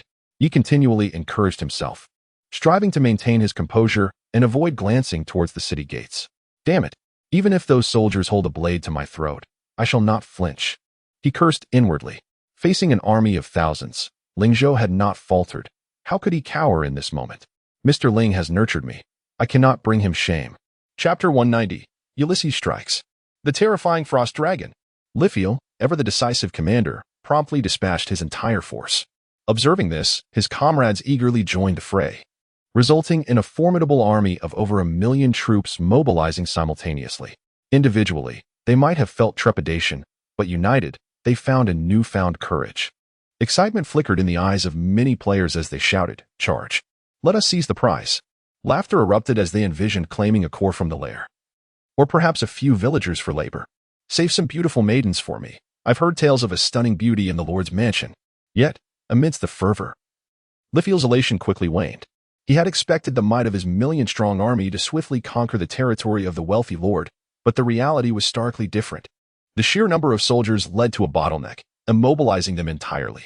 The vast expanse of the newbie Zone 911 was limited, and the designated attack area was too confined for such a massive force. What should have been a seamless advance turned into chaos, with soldiers colliding and obstructing one another. Frustration erupted among the players commanding the troops. Who is blocking the path? Don't you know to move forward? What is this pushing from behind? Are you in a hurry to meet your maker? Stop touching our archers, or we'll have a whole new problem. In the midst of this turmoil, Lithiel was taken aback as the scene unfolded far from his expectations. The once mighty army had transformed into an obstacle to their own advance, and what he had thought was an advantage had become a liability. High above, Ling Zhou laughed heartily. This is utterly hilarious. I knew this would happen. The open mockery sent Lithiel's face into a deep flush of embarrassment. Ling Zhou had anticipated this very moment. Despite the expansion of the wealthy lord's territory, the exploration of dungeons had not commenced, and the surrounding area was limited. The inexperienced enemy had crowded their forces in such numbers that not only was an attack impossible, but even basic movement was a challenge. As Lithiel observed the escalating discord among his troops, anxiety creased his brow. Time was of the essence. If they exceeded the allotted window for their assault, their efforts would end in failure. Should Ling Zhou be given the opportunity to grow stronger, who could stand against him? Lithiel's gaze shifted to the mocking face of Ling Zhou high above, and he felt a surge of urgency and anger, mixed with a hint of dread. The so-called world's best appeared far more astute than they had imagined, merely leveraging resources amassed before the cataclysm. This is just the beginning. Do not celebrate prematurely. Lithiel muttered through clenched teeth. Surveying the chaos, he realized that urging the captains to rally their subordinates was futile. It would take them a considerable amount of time to reorganize, and any progress made would be minimal. Shall we dismiss a portion of the troops? One captain suggested. Excellent idea. We have plenty of reinforcements yet to arrive. Let us clear the field. The captains rallied behind this notion. Lithiel nodded, to be fair. Each team will reduce their numbers by 30%. We must act swiftly. There is no need for precise divisions at this moment. Although some captains still harbored reservations, they acquiesced to the majority's decision. Once a consensus was reached, the captains began to mobilize their forces. Ling Zhou, observing their movements, smirked, his expression turning icy. Do you think my territory is a place you can come and go as you please? Now, you wish to retreat? It is too late. He then turned to Yalbert and Ulysses beside him, calmly commanding, ensure they do not escape. not a single troop must be allowed to flee. In unison, Yalbert and Ulysses replied, "At your command." Yalbert raised his axe spear, and in an instant, his angelic white gown transformed into dark armor. The steeds of the wealthy lord responded to their master's call, galloping forth with powerful cries, their pristine wings unfurling as they soared into the skies behind Yalbert. Ready to charge. Pegasus Brigade. Attack. With Yalbert's fierce command, the entire Pegasus Brigade surged towards the distant million-strong army. Ulysses's approach was notably simpler. He merely pointed with a skeletal finger towards the distant troops. The frost dragons under his command let out a fearsome roar and dove downwards. The chilling blue frost power brewed within the belly of the bone dragon, culminating in a long, resonant roar as icy breath erupted forth. The winds of frost swept down from above, freezing the advancing troops into immovable statues of ice. Yet, the assault did not relent. The icy breath continued to spread with the gusts, striking the majority of the rear forces as well. Beep. Your troops have been attacked by icy breath. Movement speed decreased by 50. Beep. Your troops have been attacked by icy breath. Movement speed decreased by 30. Beep. Detection ongoing. Countless notifications filled the air as players paused their quarrels, gazing in awe at the colossal bone dragon that loomed like a boss above them. As they regained their senses, they realized their forces had already entered combat mode, unable to disengage. Unbeknownst to them, this signified a dire predicament. While Ling Zhou above continued to smirk. You've come this far. I must ensure you receive a proper welcome. To withdraw from the team or this coordinated assault, you must remain out of combat for 10 minutes, and I will not grant you that opportunity. Chapter 191. The Hatred of Makino Ray. The Tengu Brigade. Ulysses. You may commence the slaughter. Ling Zhou commanded with an expressionless demeanor. Upon receiving the order, Ulysses deployed his dark absorption shield. As the black energy began to coalesce around him, Ling Zhou understood that a brutal massacre was about to unfold. Not long ago, Ulysses had single-handedly annihilated an army of over 20,000 third-tier trolls during a mid-level lord mission. It remained to be seen what surprises he would bring to Ling Zhou this time. The forces below, when compared to the previous third-tier troll army, naturally lacked the same average strength. After all, the Troll Legion had comprised monsters ranging from elite to master level, all of which were third-tier trolls. In contrast, the players in front of him were a mixed bag. A few capable captains commanded some elite rare-tier troops, while the strongest among them had one or two low-star initial heroes of master rank. However, there were also many weaker players, mostly elite or even ordinary troops, with an overall low average level. Most were second-tier, but there were quite a few first-tier as well. It is worth noting that even rare second-tier soldiers would not exceed a combat power of 250 points. The combat power of elite and ordinary second-tier troops was even lower, with some as low as 50 points and the higher end not surpassing 150 points. Such power, when faced with Ulysses, whose individual combat power exceeded 6,000 points, was akin to that of ants. Roar. Any unit caught directly in the path of the frost breath, be they soldiers or heroes, was instantly frozen into massive ice sculptures. Even a mere graze from the breath would drastically reduce their health and severely hinder their movement, exacerbating the already congested ranks. Unlike the previous assault on the troll army, this time, Ulysses appeared unhurried to attack. Instead, he circled above the million-strong army on his skeletal dragon, employing frost breath to control the movement speed of the forces below. A remarkably astute strategy. Ling Zhou's lips curled upwards, his regard for Ulysses rising even higher. The strength of a hero is not solely reflected in their numerical prowess. It also encompasses various intangible abilities that do not manifest on the attribute panel. For instance, Ulysses's exceptional military acumen was evident in his choice to exploit the enemy's predictable movements for a strategically planned assault. In truth, relying solely on Ulysses's combat prowess would not suffice to completely consume a million-strong army. The moment Ling Zhou issued the command to attack, he understood that his task was not the absurd notion of single-handedly annihilating such a vast force. Instead, it was to first gain control over the opposing troops. By managing the number of enemy units, they could fully rely on the defensive structures of the affluent small town to hold the line. Those second-tier soldiers stood little chance of breaching the territory's gates. Yarb's task was straightforward, to provide support wherever the pressure on the territory was greatest, leading her Pegasus to assist as needed.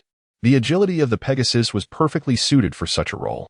As for Ling Zhou himself, he remained unmoved from his original position, surveying the panicked army below from his lofty perch atop his Pegasus. Stand down, let me go back. I refuse to fight anymore. Me too, my troops have been frozen solid.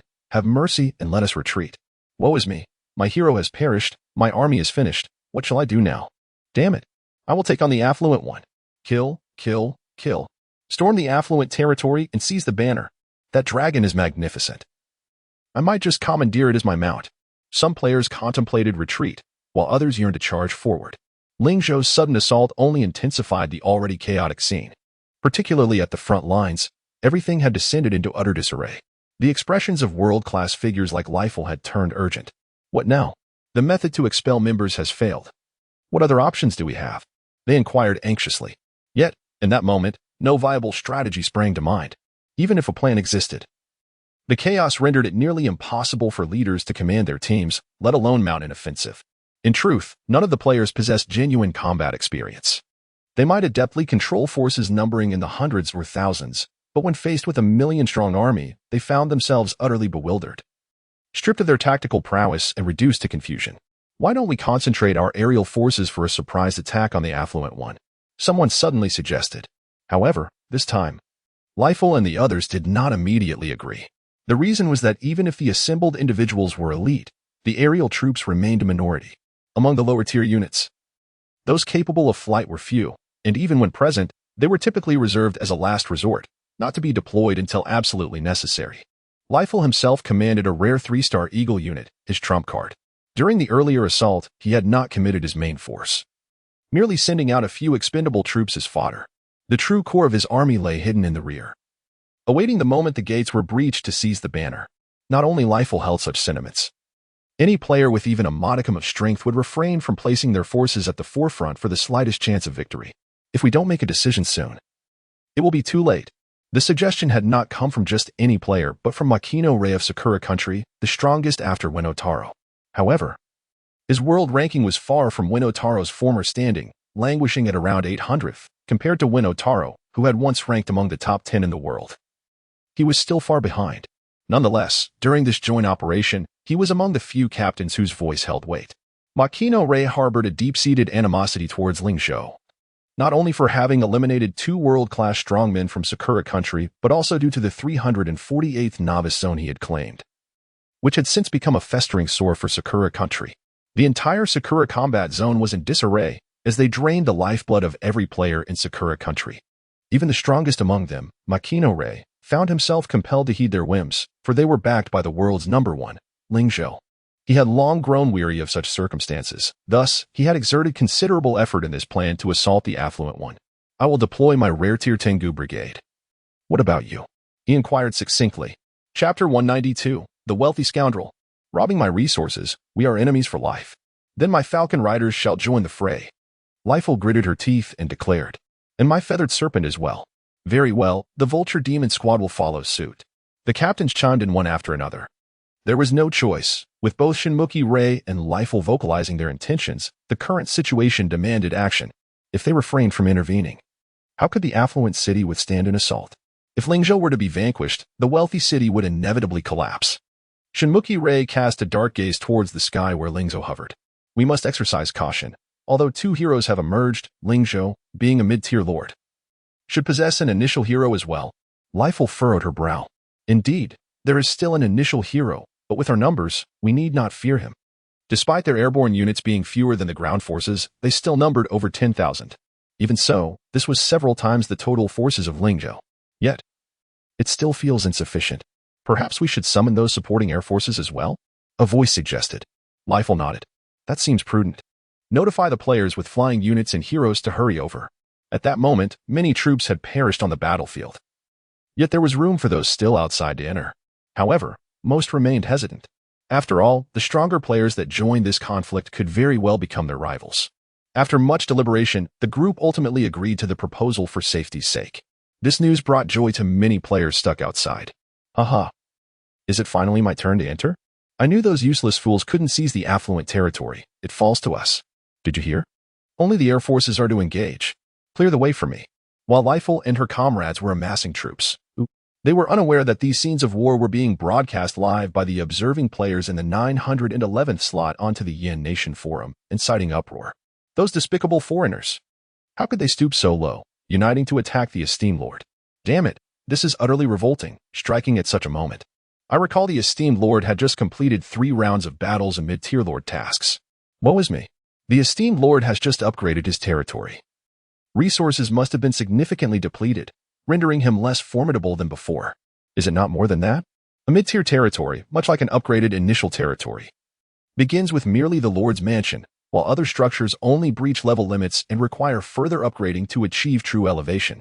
By this logic, the esteemed lord is indeed in peril. No, I must send troops to support the esteemed lord. Who among you has the esteemed lord's friend ID? I wish to add him. Count me in. I want to aid the esteemed lord. Me too, me too. All right, everyone calm down. The esteemed lord's situation is not as dire as you imagine. Moreover, many attacks are being conducted via revenge mode. We need his friend ID to provide support. I possess the esteemed lord's ID, but when I clicked to support, he rejected me. Does this mean the esteemed lord believes he can defend his position? Look at that dragon. It appears so fearsome. Is that the esteemed lord's hero? My heavens, not just the dragon. There seems to be a shadow behind it. Is that the legendary Dragon Knight? What an impressive Dragon Knight. I was just watching him charge through the enemy lines multiple times, and so many foes were unable to contend with him. Am I the only one concerned about the enemy's numbers? Just looking at them gives me a sense of claustrophobia. The enemy's forces are staggering, nearly 1 million. You can check the observation details page to see that the enemy's count exceeds 1 million. Moreover, there are millions more yet to arrive. This is disastrous. With so many foes, even the esteemed lord cannot withstand such an assault. Quickly, support the esteemed lord. Those vile foreigners lack honor. The citizens of Yin Nation were filled with righteous indignation. Since the apocalypse began, Ling Zhou had become a treasure to countless players. A mere comparison of casualty rates between Yin Nation and other battle zones sufficed to reveal the truth. The zones that had benefited from Ling Zhou's strategies showed far lower casualty rates than those that had not. To the people of Yin Nation, Ling Zhou had ascended to the pinnacle of their sweet homeland, a figure leading them toward becoming the strongest battle zone. Many even regarded him as a hero of Yin Nation. Witnessing Ling Zhou besieged by powerful foes from other zones, they could not remain idle. Yet, they were aware that the apocalypse had dismantled the order of the former human society, rendering any form of condemnation a mere jest in the current state of affairs. Their only recourse was to retaliate with fervor. Indeed, the time had come to initiate a coordinated offensive. In this moment of fury, the players of Yin Nation transformed their rage into a relentless desire to attack. They began to fervently search for the list of players involved in the joint assault, though those players could not launch an offensive at that moment. Players from the same battle zone were still fair game. You dare to strike at our esteemed lord? We will retaliate against your lesser brethren. The players shouted in anger. Especially among this generation of Yin citizens, they were not lacking in zeal and vigor, embodying the spirit of vengeance. To dare bully our esteemed lord, I shall ensure your demise. With grim faces, the players of Yin Nation commenced one coordinated operation after another. One must acknowledge that after nearly a month of development, the players of Yin Nation, irrespective of the quality of their top-tier players, were significantly superior in overall quality compared to other battle zones. Particularly in terms of their core strength, Yin players exceeded others in both numbers and average combat power. Thus, once they rallied their forces, they formed an unparalleled and formidable force. The battle zones participating in the assault on the affluent territory would face unprecedented retribution. The foreign players involved would soon find themselves vilified by their own people, labeled as national traitors. Only then would they realize they had provoked the most formidable adversary they could have ever encountered. Of course, no matter how indignant the players of Yin Nation felt, those unable to join the battlefield could only watch helplessly as Ling Zhou's territory came under siege. At this juncture, Raffle and her associates had nearly assembled their flying forces. With a total population exceeding 5 million, they ultimately gathered over 100,000 airborne units. Though most of these flying forces were Tier 2 units, a small fraction were Tier 3. Yet, the quality of the flying troops did not fall below elite status, with many being of rare caliber. With over 50,000 rare units amassed, I now wonder how Ling Zhou shall respond. Excitement danced in Shinmuki Rei's eyes. It was not just him. The other players were equally exhilarated. Such formidable power, entirely composed of aerial forces, can undoubtedly be regarded as the most powerful large legion among the current players of Sweet Home. What is a wealthy player count for? With our multitude of air forces, a mere charge could obliterate him. Indeed, we might as well eliminate that colossal dragon first. A glimmer of greed flashed in the eyes of some players. It is only players possessing air forces who can truly comprehend their might, provided ground troops lack anti-air capabilities. An exceptional air force can easily dominate low-tier ground units that possess a quality exceeding their own by 2 or 3 stars. Given sufficient time and a secure position for the Lord, They could even engage in battles beyond their level. The two troops dispatched by Ling Zhou consisted of the Pegasus team led by Yalbeide and Ulysses riding a bone dragon. Both were air forces that left them salivating. Acquiring either of these units would instantly elevate an ordinary lord to the ranks of elite players in Sweet Home. Should they manage to seize these two heroes, whose quality was evidently extraordinary, they could very well become the next wealthy player. Even renowned warriors like Lithiel and Shinmaki Rei, celebrated on the global leaderboard, could not conceal their avarice. Lithiel, suppressing his impulse, shook his head and stated, "Let us attack Ling Zhou. After all, eliminating the Lord should be our top priority. Who knows what hidden trump cards Ling Zhou might still possess?" Shinmaki Rei concurred, "Indeed, I also advocate for prioritizing the elimination of Ling Zhou." Reagan from the Flying Crepe Nation scoffed, "Let us first eliminate Ling Zhou. Once he is gone, the spoils from the wealthy player's territory will be up for grabs." This sentiment was echoed by the majority of players. His strongest forces are already engaged on the battlefield. This is undoubtedly the moment of his greatest vulnerability. It is his own folly for stepping forward alone. Someone sneered. Lithiel narrowed his eyes at Ling Zhou in the sky and suddenly spoke, this time. "I hope we can collaborate sincerely, avoiding internal strife and disputes, and proceed with the attack in the order we previously agreed upon, unlike the chaotic ground troop assaults before." Lithiel reiterated his instructions. In truth, even without his reminders, the players present, including some who had arrived later, felt overwhelmed upon learning of the prior events. They had not anticipated that the numbers they once took pride in would become their greatest hindrance on the battlefield. However, this was perhaps advantageous, as fewer competitors would enhance their chances of defeating the wealthy player. The players possessing air forces silently mused. Regardless, the allocation of spoils would be a matter for after the wealthy player was vanquished. If they failed to defeat him, all their prior efforts would be in vain. Shinmaki Rei added. Compared to other players, he was the one most fervently wishing for Ling Zhou's demise. After all, the Sakura nation was still plagued by Ling Zhou's lackeys. If they were allowed to continue unchecked, one day the Sakura nation would fall under the control of the 348th Novice Zone commanded by Ling Zhou. The thought of Sakura nation falling into the hands of the Flame nation filled him with unbridled rage. "Kill Ling Zhou. Eliminate him," Shinmaki Rei declared. "Kill that scoundrel wealthy player. He has taken my resources. We shall not coexist. Kill. Destroy that scoundrel wealthy player." At this moment, both the captain and the team members raised their arms in fervent unison. The 100,000 air forces finally assembled through their collective efforts. As the lords shouted, the air forces took off one after another. The sight of 100,000 aerial units soaring into the sky was nothing short of magnificent. Even the crimson glow of the blood moon was obscured, leaving many observing players from the Flame Nation feeling as though the light before them had abruptly dimmed. As they looked up, they stood frozen in astonishment. What is happening? Goodness, so many air forces. What on earth are they planning? The ground forces had already been restrained by the wealthy player, and now they had brought in air forces. How vile these foreign players are. The players from the Flame Nation erupted in outrage. At that moment, regardless of their individual strengths, any player with a semblance of sense understood the terrifying nature of this 100,000 air force, especially in the early stages of the game. When many territories lacked effective anti-air measures, the danger posed by 100,000 aerial units could far surpass that of millions of ground troops. Goodness. These fellows are going to directly assault the wealthy player in the sky.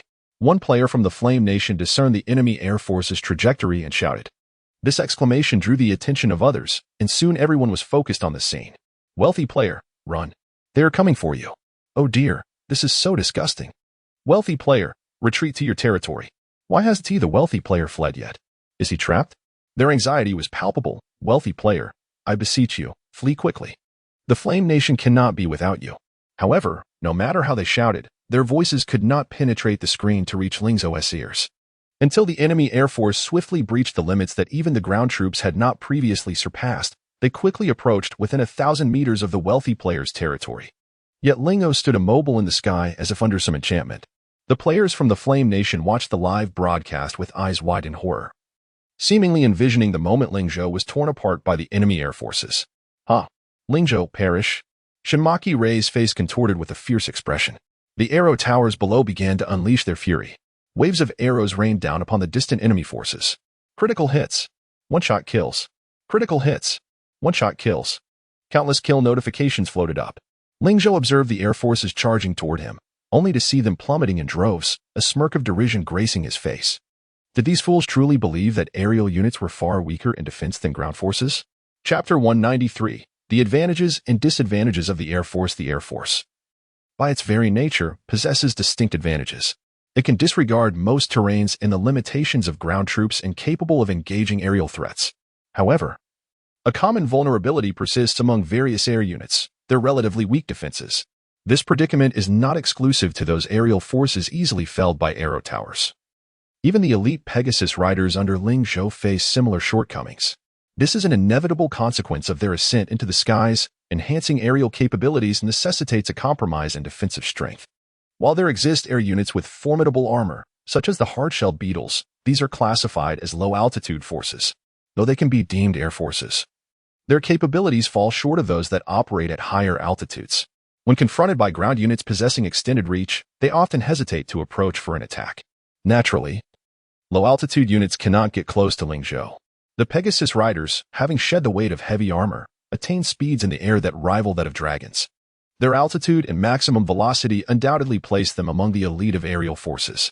Regrettably, the Pegasus lacks long-range capabilities. Nonetheless, they reign supreme in the skies. Yarbed, charge. Ling Zhou commanded with a slight gesture, issuing a straightforward offensive order. The defensive structures below had to contend with the enemy's ground forces, limiting the intensity of their attacks. 100,000 air troops may seem formidable, yet they are no match for the charge of the Pegasus riders. Pegasus riders, follow my lead. With Yarb's rallying cry, the previously supportive Pegasus squadron surged towards the enemy air forces above.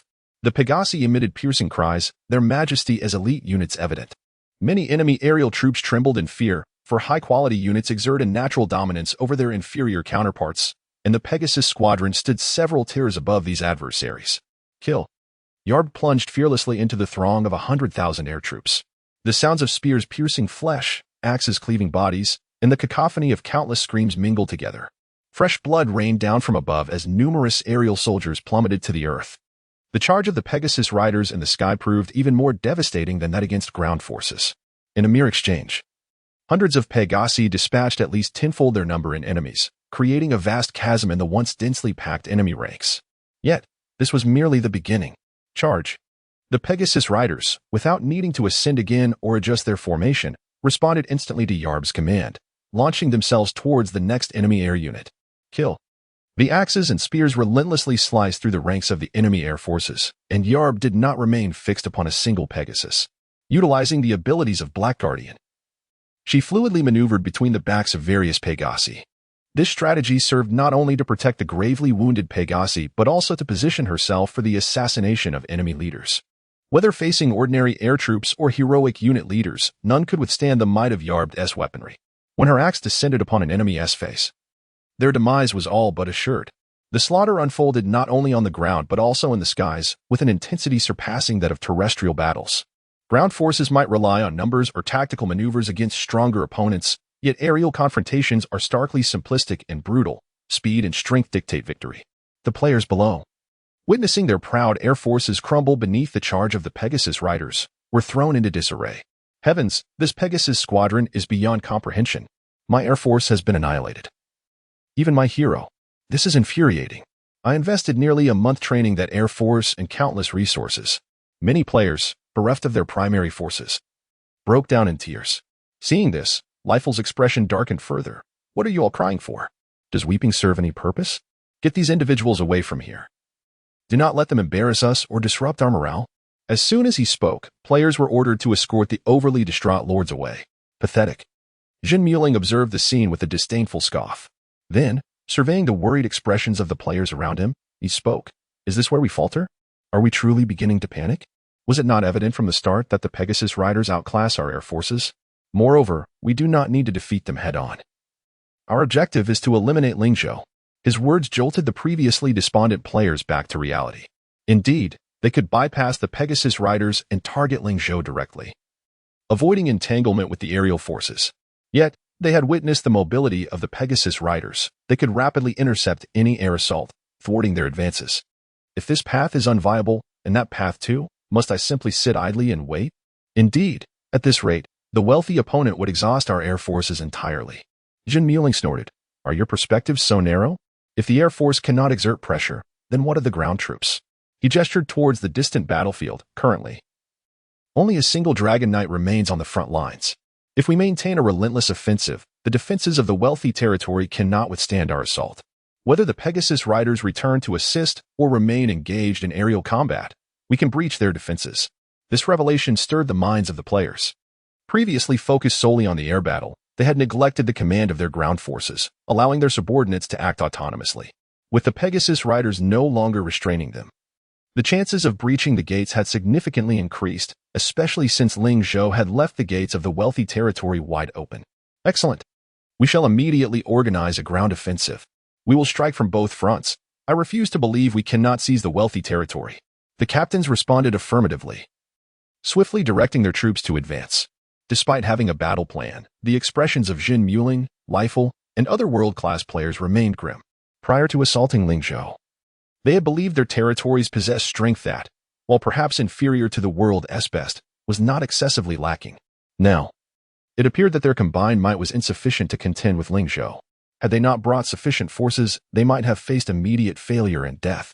Jin Muling clenched his fists, determination flickering in his eyes as he gritted his teeth. This time, we must eliminate Ling Zhou. Otherwise, we shall be the ones to perish.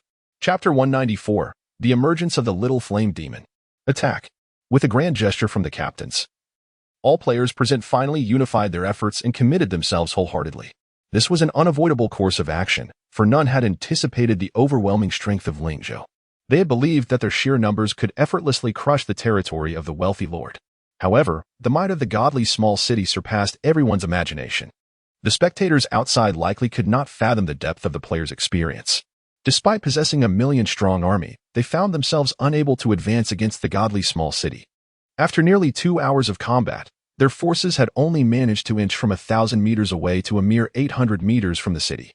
Within this insignificant stretch of 200 meters, they had already lost over 100,000 troops. Moreover, this was under the condition that the godly small city was primarily on the defensive. It is noteworthy that, until now, the majority of the wealthy lord's troops had not yet engaged. In fact, less than 1/5 of his forces had been deployed. After engaging in aerial combat, Ulysses shifted from an offensive strategy to a defensive one, coordinating with the base. The Pegasus team, led by Yalbed, was the most formidable unit within the wealthy lord's territory during assaults and charges. Yet, in terms of overall capability, they still fell short compared to the Dragon Knight Ulysses. Ulysses was the hero every lord dreamed of, able to single-handedly command an army, excelling in both offense and defense, while also serving as a capable general directing troops with precision. Since Ulysses had joined, Ling Zhou had grown somewhat complacent. This was the consequence of having subordinates who were overly competent. Many strategies did not even require Ling Zhou's explicit commands. Ulysses could intuit his intentions and execute them flawlessly, often yielding results beyond his expectations. Just as now, after Ling Zhou had reassigned the Pegasus team, Ulysses swiftly transitioned from an offensive to a defensive posture.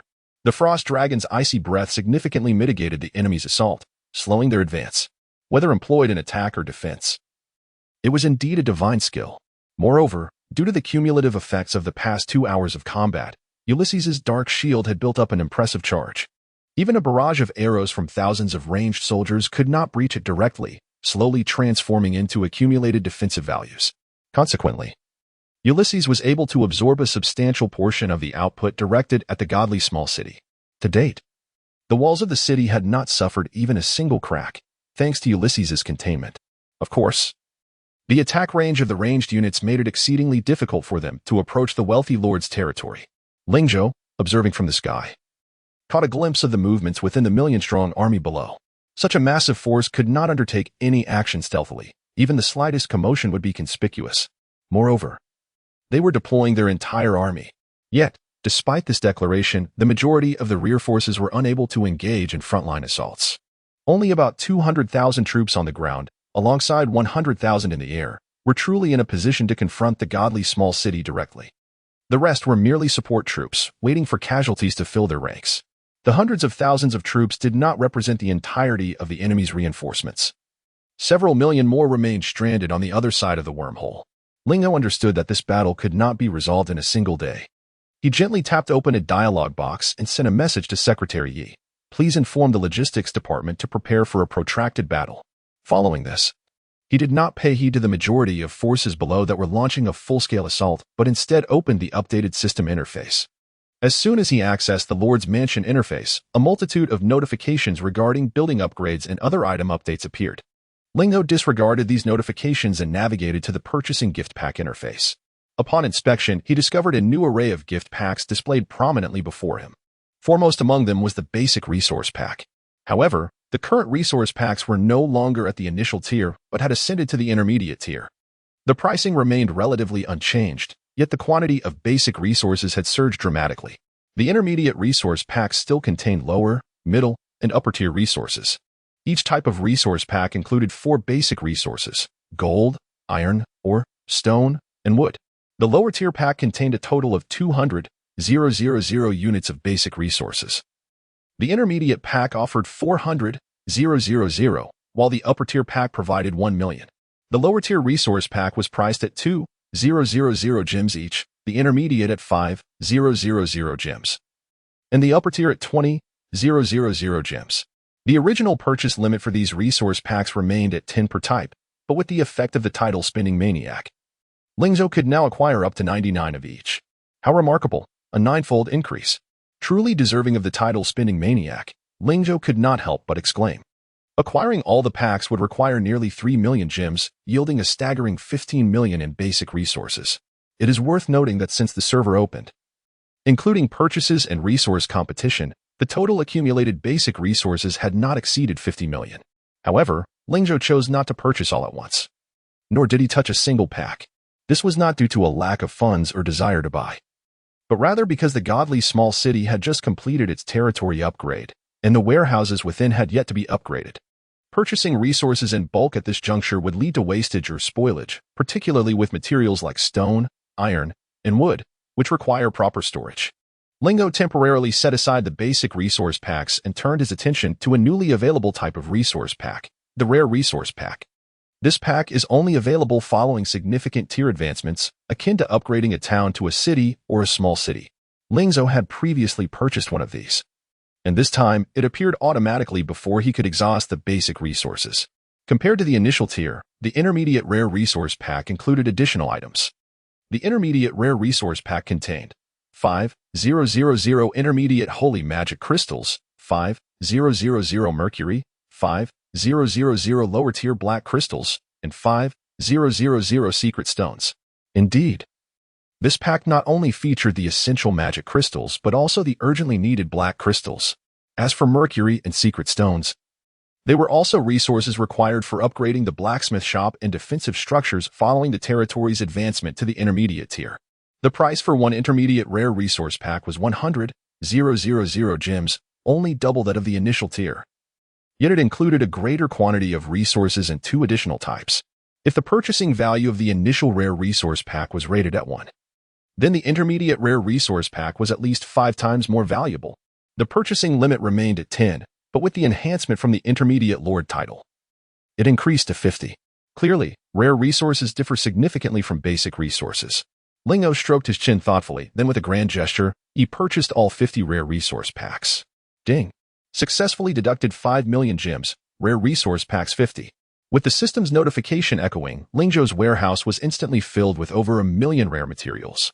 Although the total quantity of rare resources is hundreds of times less than that of basic resources, their price exceeds the combined value of basic resource packages by a significant margin. Indeed, the rare resource packages are truly worth every penny. Setting aside other matters, the Master Level 5-star Flame Demon Nest, and Ling Zhou can finally recruit soldiers. Recruitment begins. Of course, the Flame Demon Nest remains a Tier 3 nest and has not been upgraded like other nests. Yet, even Tier 3 Master Level troops are formidable. Just look at the unparalleled Pegasus on the battlefield. They are merely Master Level 5-star units.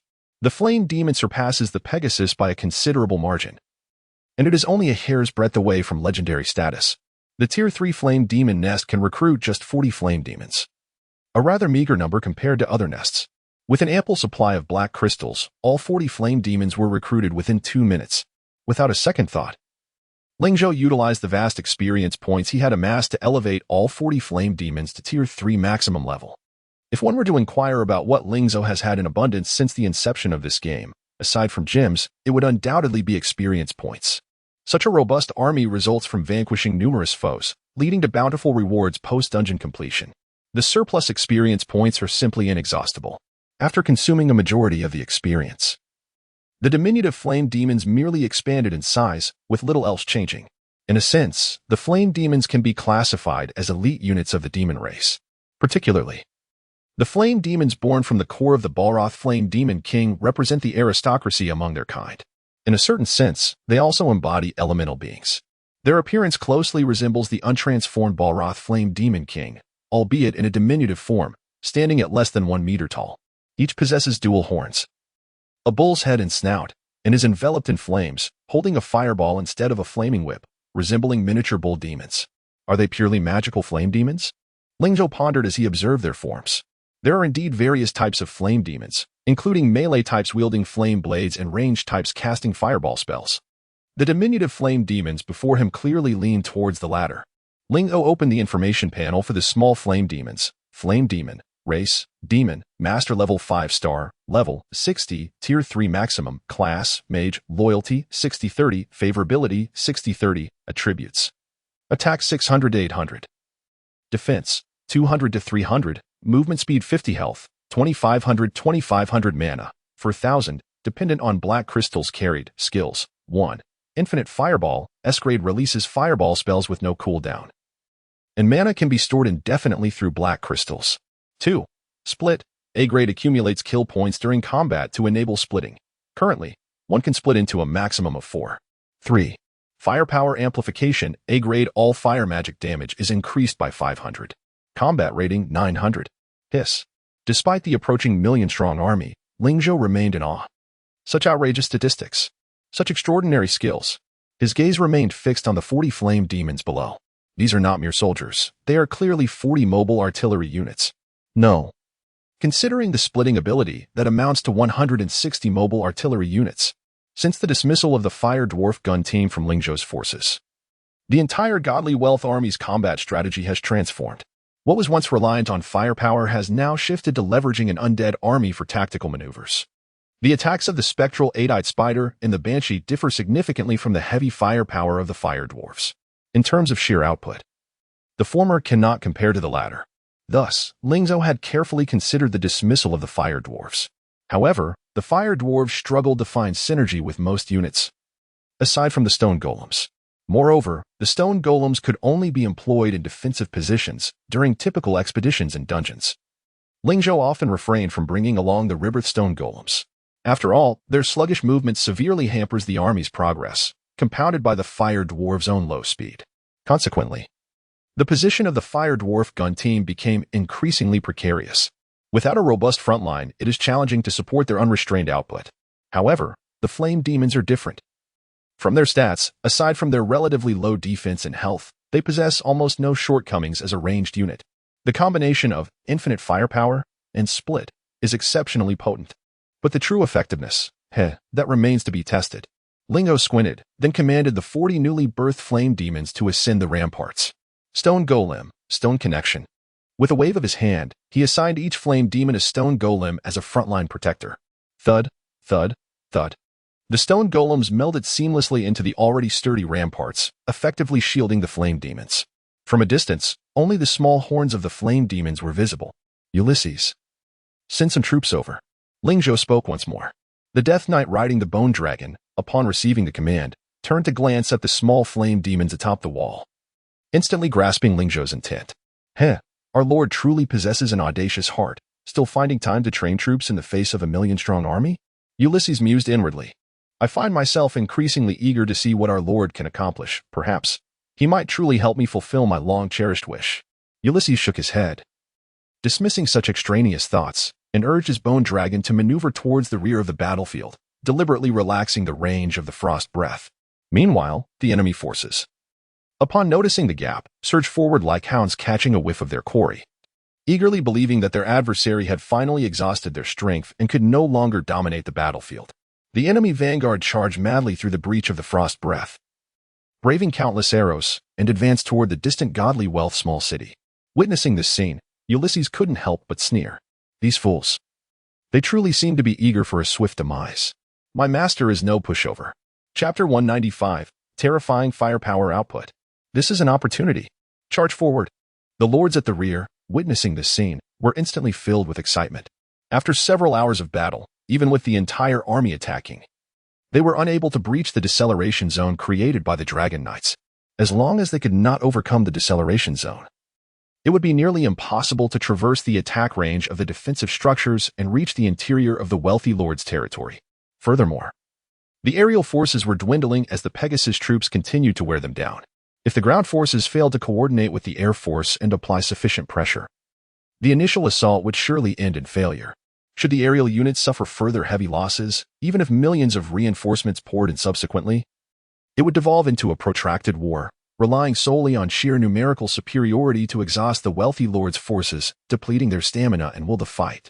However, if it came to that, the outcome of the war would be painfully evident. If, by some misfortune, Ling Zhou were allowed to drag the conflict to its conclusion, it would be a grave miscalculation. Charge, break through the city walls and destroy the defensive structures. At this moment, even the world-class powerhouses in the rear disregarded their dignity and stature, frantically directing their subordinates. Having learned from previous defeats, the players of the Avengers Alliance knew that personal gains and losses were no longer of concern. If they could not topple Ling Zhou and remove the flag of the wealthy lord's territory, they would soon face Ling Zhou's wrath. Do you wish to taste the fury of the world's number one? Even those like Li Fei were likely apprehensive about that moment's arrival. Charge. If you can breach the wealthy lord's territory, I will bear all losses. Jingmu Ling grit her teeth and shouted in the group. Upon hearing this, the Avengers Alliance's members felt even more motivated. Kill, kill, kill. The team members, at any cost, urged the soldiers to surge through the gap left by the Death Knights. On the battlefield, countless Vanguard soldiers rushed into the 800 meters surrounding the wealthy lord's territory. The number of troops needing to deal with the defensive structures swelled from tens of thousands to over 100,000, and with other enemy forces needing attention. The defensive structures could barely cover the entire area once the breach was made. The previously well-maintained front line was disrupted at this moment. Over 100 defensive structures, even if they were smoking, could not halt the relentless advance of these Vanguard troops. The latter advanced from a kilometer away to within 800 meters, and then from 800 meters to 600 meters. Then it was 590 meters, 580 meters, 570 meters. As the enemy drew ever closer, Ling Zhou, who had maintained an impassive demeanor throughout, slightly raised a finger as the Vanguard troops entered the 500 meters range of the city walls. It's time, let us begin, he commanded softly. The third-tier fire elementals, which had been standing quietly atop the wall, immediately unleashed the fireballs they had prepared. A simple fireball, due to the small size of the fire elementals, appeared as bright red apples. 40 apple-sized fireballs were hurled at an enemy force numbering at least 20 to 30,000. Compared to the overwhelming barrage of black arrows, this flicker of flame was negligible. From a distance, the lords in the rear, lacking reconnaissance units like the eyed demons, could hardly perceive the dozens of fireballs descending from the towering walls. However, both Yalbed, still engaged in battle above, and Ulysses sensed a powerful surge of magical energy. This, Yalbed, who had just completed a charge, furrowed her brow. Before she could react, she witnessed dozens of fireballs landing among the Vanguard troops, followed by an earth-shattering series of explosions. Boom, boom, boom, boom, boom. The flames erupted at the moment of explosion, engulfing all nearby enemy troops within a radius of several dozen meters. Ling Zhou squinted, observing the astonishing commotion below. This commotion is hardly less than that of a frost dragoness charge, is it? The 40 fireballs, under the amplification of the fire elementals, firepower enhancement, reached maximum damage. Due to the engulfing explosion, the kill notifications floating in the air were rendered invisible. Yet this was reality, not an animated fantasy. There was no concept of smoke without injury. As the system interface refreshed, Ling Zhou knew that the Vanguard troops below had been largely annihilated. Yet this was merely the beginning. The fire elementals were not swayed by their initial success, swiftly conjuring another fireball. Thanks to the infinite fireball ability, there was virtually no delay between their attacks. In fact, after launching the first fireball, the second had already been prepared, merely awaiting Ling Zhou's command from above. Upon witnessing the fire elemental's destructive capabilities, Ling Zhou felt utterly reassured. Unleash your attacks, just be mindful of the intervals, Ling Zhou instructed. Having just acquired a substantial amount of black crystals, the fire elementals were not lacking in magical energy. He was eager to discover the extent of their capabilities. He waved his hand once more, signaling Ulysses to allow more enemy troops to enter. Without hesitation, Ulysses further reduced the Frost Dragon's breath range. The fire elementals did not rush their attacks, as the previous wave of vanguard troops had already been significantly diminished. The remaining foes had been entirely dealt with by the defensive structures. As a 5-star master-level unit, the fire elementals' qualities surpassed those of lower-tier troops in every regard, including intelligence. Just as the Pegasi were proud due to their human-like intelligence, detesting the weak riding them, the fire elementals, being demonic creatures, possessed a comparable level of intellect. They would never recklessly unleash dozens of fireballs upon a single ordinary soldier. Without needing Ling Zhou's prompting, they instinctively knew how to maximize their output. As the enemy numbers swelled, from thousands to 10,000, from 10,000 to 20,000, and then to 50,000. Once over 100,000 troops had amassed within range, the fire elementals finally released their second fireball. They followed this by launching a third fireball from their left hand, and then another from their right. With unyielding precision, they rained fireballs like bullets upon their foes. Boom, boom, boom. Countless flames erupted into the sky. And in an instant, the enemy troops were akin to stepping on countless landmines, each soldier being blasted skyward. Meanwhile, the Avengers, who had begun to feel exhilarated, suddenly wore expressions of utter dismay, as if they had swallowed something vile. Chapter 196. The entire army awaits orders. Accelerate the pace. Critical strike. One-hit kill. Critical strike. One-hit kill. Countless kill notifications flashed across the screen. Goodness gracious. The firepower of the great god of wealth is simply terrifying. What kind of defensive structure is this? It does not seem like a novice level at all. Wait a moment. The great god of wealth has just upgraded to a mid-tier territory. Logically, you should not have had the time to upgrade yet. Are novice defensive structures really this formidable? Could it be a perfect grade building? It's a possibility. Otherwise, it must be an army hidden by the great god of wealth. Oh, how I envy him. Look at these charging troops. They are utterly foolish. How many must have perished charging in like that? Heh, what else can they do aside from charging? 1,000,000 troops may seem like a lot, but in reality, only a small fraction can engage in direct combat. Indeed, these fellows are merely ensnaring themselves. They initially intended to bring the great god of wealth down with their numerical advantage, but now they are being exploited by his bloated army instead, suffering relentless strikes. Yet, even so, there are too many attacking troops. What if the great god of wealth's forces are depleted, or if their stamina and ammunition run out? It is hard to say. The quality of the great god of wealth's defensive structures, as well as his soldiers and heroes, far surpasses that of other powerful players on the world leaderboard, but even the strongest can be overwhelmed. Those despicable foreign players, their actions are truly contemptible. The discussion is not limited to the forum of the Flame Nation. At this moment, the viewership in the live stream has surged to over 2 billion.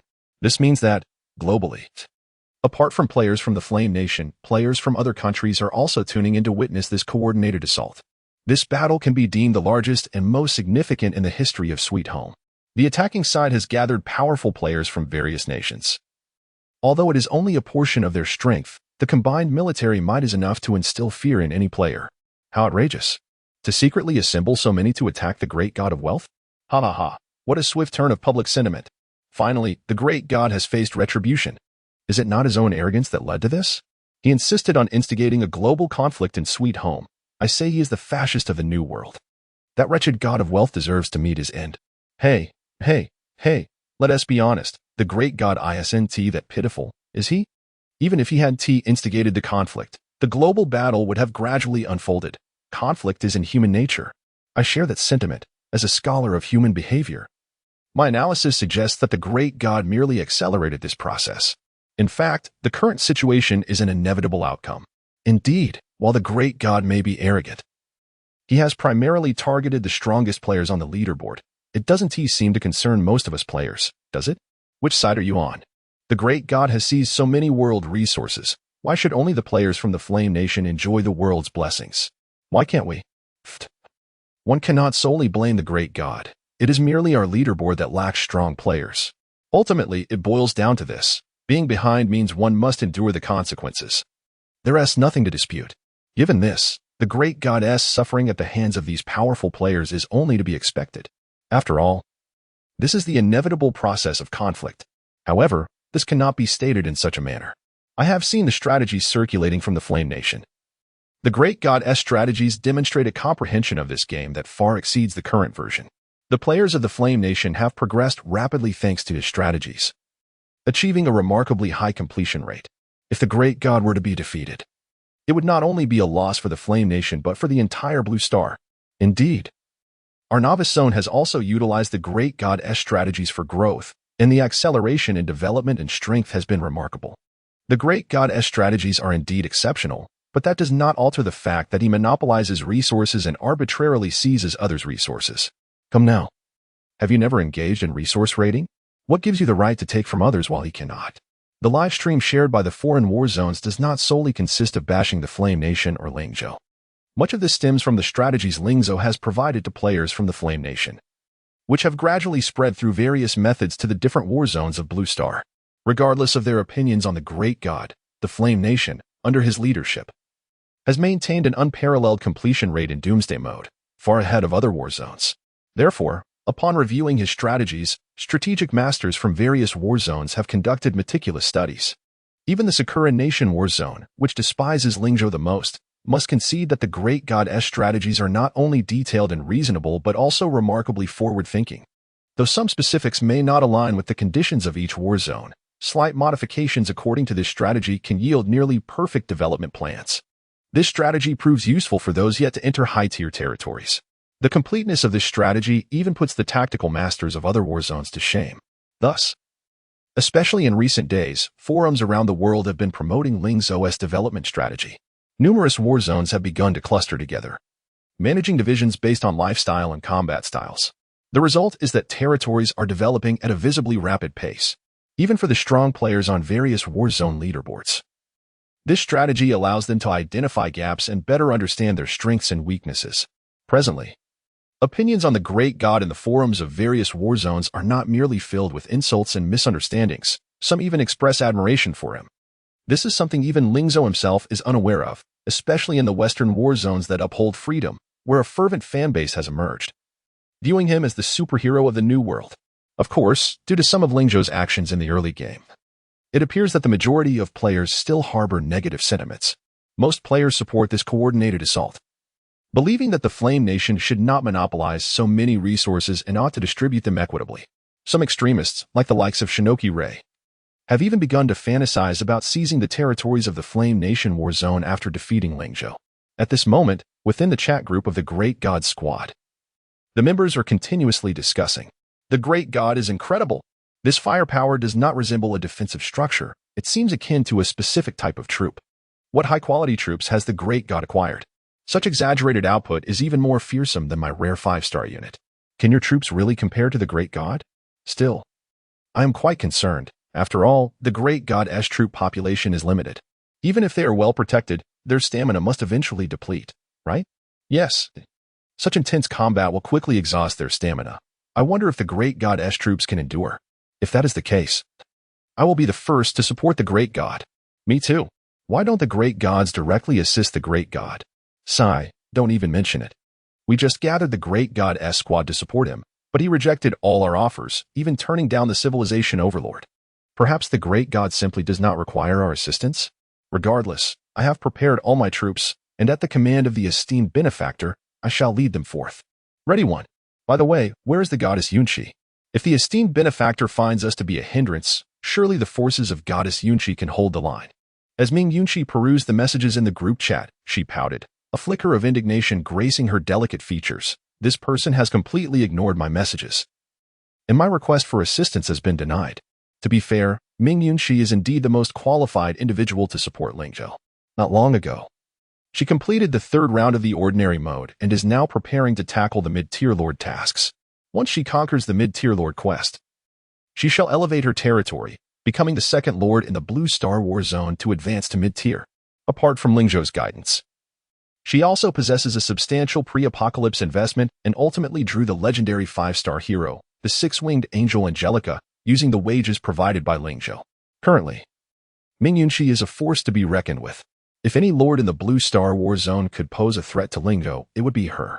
Alas, Ming Yunqi serves as the vice-captain of the benefactor's team and has even signed a labor contract with Ling Zhou, destined to become his invaluable assistant. Thus, in a sense, Ling Zhou has already established his supremacy in the Blue Star War Zone. The members of the group felt somewhat awkward upon seeing Ming Yunqi's message. This is a clash of titans. How could they, mere players, dare to respond to the captain and vice-captain? Perhaps the Great One has other considerations? Goddess Yunqi. Do not worry too much. Given the Great One's character, he would not deny us entry merely for the sake of pride. Indeed, he is the tactical genius of Yin Nation and the entire Blue Star. Possessing the most rational mind, how could he possibly engage in such arrogant antics? So far, the benefactor's responses have been exemplary. He has adeptly managed every action of the enemy's coordinated assault. The primary factor lies in the overwhelming comprehensive strength of the benefactor's territory. Whether it be the defensive structures, the potency of his troops, or the quality of the villagers providing support, all are exceedingly formidable. It is difficult to fathom how the benefactor cultivated such a powerful army in such a short time.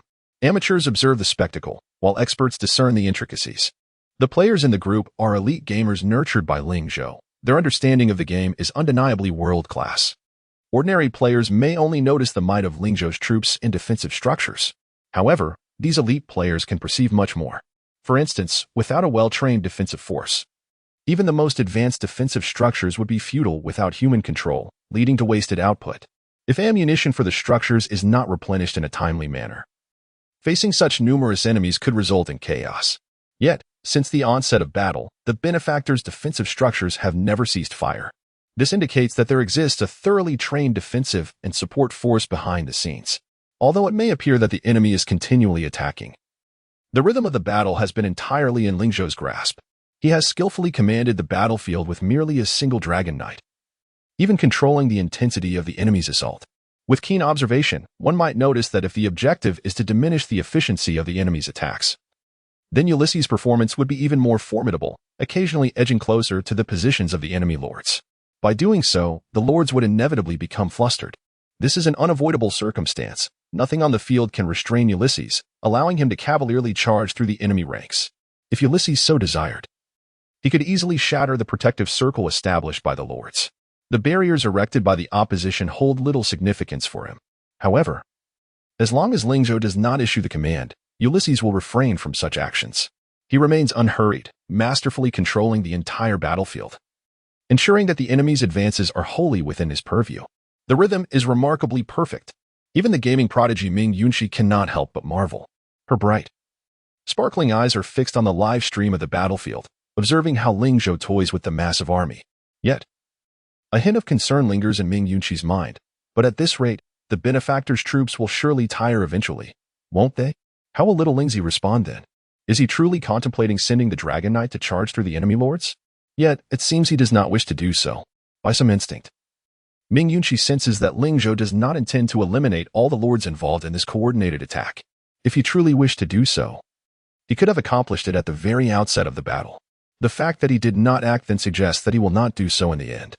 After all, while he may occasionally possess a mischievous streak, his character is not one that enjoys meandering. He is decisive in his actions, never dilly-dallying. What exactly does little Ling Zhou intend to accomplish? Is he genuinely aiming to annihilate the entire million-strong army? As Ming Yunqi contemplates this possibility, her originally supple lips feel somewhat parched. That would be excessively grandiose. There are still millions of enemies remaining, unbeknownst to her. This rather outrageous speculation aligns perfectly with Ling Zhou's own thoughts. He gazes coldly upon the battlefield below, a mocking smile gracing his lips. If we do not inflict pain upon these sycophants, how will they learn their lesson? Simply eliminating these lords would render this victory somewhat hollow. Perhaps next time, Ling Zhou would face an enemy even better prepared for a coordinated assault. Though Ling Zhou harbors no fear, he finds it bothersome. If he does not decisively teach these players a lesson, ensuring they understand true power, he shall never find peace in the future. After all, it is impossible for him to continue slaying until no players remain in other war zones. Such actions would not bode well for his continued cultivation of talent for Blue Star. Let these individuals grasp what true strength entails. Having spoken, he raises his hand once more. All forces, heed my command. Accelerate the pace and amplify the output. Chapter 197, Strategy. With a commanding order from Ling Zhou, the rhythm of battle escalated once more. The lords, led by Lithier, suddenly realized that the rate of their soldiers' fatalities had surged alarmingly, the casualties rapidly climbing into the hundreds of thousands. What previously took several hours to deplete, their adversary now accomplished in just 1 or 2. The delay in sending their backup troops, trapped in the wormhole, only exacerbated their plight. Yet, upon witnessing the continuous influx of enemy reinforcements, Ling Zhou remained unfazed, even sneering. These fools never learn. They know too many troops on the battlefield serve no purpose and merely obstruct their own forces. Nevertheless, Ling Zhou understood that even with the awareness of potential congestion, these lords continued to send in reinforcements, driven by a profound sense of dread. Indeed, it was fear. Ulysses occasionally circled above on his colossal dragon, rendering them frantic as they struggled to manage their units. Nothing mattered more than their own survival. At this moment, the majority of the lords were in a state of panic, unable to make sound decisions. They believed that as long as they filled the front lines, Ulysses would be too preoccupied to attack them at the rear. Of course, retreat was not an option, unless their entire army was obliterated. No one could find the time to disengage from this battlefield. It was important to note that the little fire demons on the city walls had already completed their first division, multiplying from 40 to 80, with their energy levels rising dramatically. Soon, they would achieve their final division, yielding a staggering total of 160 little fire demons. The output capability of a single fire demon far surpassed that of even the finest defensive structures. Even a perfectly upgraded third-tier defensive crossbow could not match its comprehensive offensive potential. The latter's area of effect damage was overwhelmingly superior, and with the replenishing energy of the black crystal, the fire demon's durability was even more astounding than that of defensive edifices. The sustained combat capability of a master-level 5-star unit was no trivial matter. Furthermore, after recently refreshing the territory's gift package, Ling Zhou procured a substantial stock of elixirs. If utilized fully, his formidable army could persist in battle for over 10 days. In just half a day's time, the number of enemy forces annihilated by the godly rich territory exceeded 600,000. Should the conflict persist for 10 days and nights? Even if the enemy's total numbers doubled or tripled, it would hardly suffice. The one thing I fear not is a war of attrition. I shall see whose endurance prevails, the fledgling lords or I, a mid-tier lord, Ling Zhou chuckled coldly. In warfare, the contest was not solely between soldiers but also between the stamina and vigor of the lords themselves. As a mid-tier lord, Ling Zhou, fortified by the might of the godly rich territory, boasted attributes far surpassing those of the fledgling lords. Should he merge with Rimuru's transmutation skill, he could even plunge into the enemy ranks and reap the heads of their lords amidst the chaos. Let me entertain you properly, he squinted, uttering these words. The Pegasus cavalry led by Yurube had decimated the enemy's aerial forces after merely a dozen hours of combat. This left Lifier and his companions ashen-faced, their spirits plummeting to unfathomable depths. This aerial brigade, numbering over 100,000, had been their trump card, the very key to their victory. Now, effortlessly dismantled by Yurube's tactical prowess, they felt an unprecedented sense of defeat and an overwhelming helplessness. Could it be that the godly rich was truly this formidable, this invincible? What a disaster! It's all over. My troops and heroes have been utterly annihilated. What are we to do now? One lamented. What more do you have to complain about? If they are gone, we can withdraw. Yet we are now trapped in a situation where we must helplessly watch our forces vanish one by one. We should disengage sooner rather than later. Should that dragon come and unleash its breath, not only will our troops be lost, but we will perish alongside them. Curse it! Who proposed this joint operation? Let him step forward. This is not merely a matter of proposal. The power of the godly rich has eclipsed our imagination. I have a foreboding that we are destined for a grim fate. I don't want to die. I have elders to care for and children to raise. Quickly, disengage, until we meet again. As players, their forces depleted, withdrew from the coalition assault, the remaining players displayed no semblance of rage or resentment. Instead, envy flickered in their eyes. Those trapped in the wormhole were unable to retreat, forced to engage in attack mode before they could extract themselves. Most of those emerging could not disengage, as the Dragon Knight's frost breath had nearly enveloped the entire battlefield. Although the effects of frost slowed and diminished over time, its pervasive presence rendered disengagement impossible. Only a few players could disengage, and only after their units had been entirely eradicated, all while sheltered within a protective barrier, could they successfully extract themselves. This is dire. If this continues, even those of us with depleted forces may find it impossible to disengage, a player despaired. The protective barrier was crafted from a magical artifact, yet under the relentless onslaught of frost, its defenses waned. Their various energy-replenishing items were dwindling rapidly, and it would not be long before they were entirely depleted. Meanwhile, the firepower from the godly rich territory continued to rain down relentlessly, instilling despair in their hearts. Do not lose hope. We still have many troops left. If we hold our ground, victory will surely swing in our favor, Lifia urged. Yet, someone retorted, stop dreaming. Look at the battle. Has the firepower of the godly rich diminished at all? It has only intensified severalfold. If we continue like this, by the time the godly rich's resources are exhausted, our forces will be completely annihilated. Do not forget, even when we pool our financial contributions, they pale in comparison to the resources the godly rich amassed before the cataclysm. The player's words rang true, and even Lifio could not counter them. They remained oblivious to the sheer abundance of resources within Ling Zhou's territory. Perhaps, it was a figure beyond their wildest imagination. Even so, what shall we do now? Lifio gritted his teeth, his tone tinged with resignation. Suddenly, a voice broke through the despondence. Do not fret, I have a strategy that may counter Ling Zhou. The crowd turned to see a suave middle-aged man emerging from the rear wormhole, his appearance marking him as a fellow citizen of the Flame Nation. Chapter 198. The Appearance of Chang Jianyun. Who are you? I am Chang Jianyun.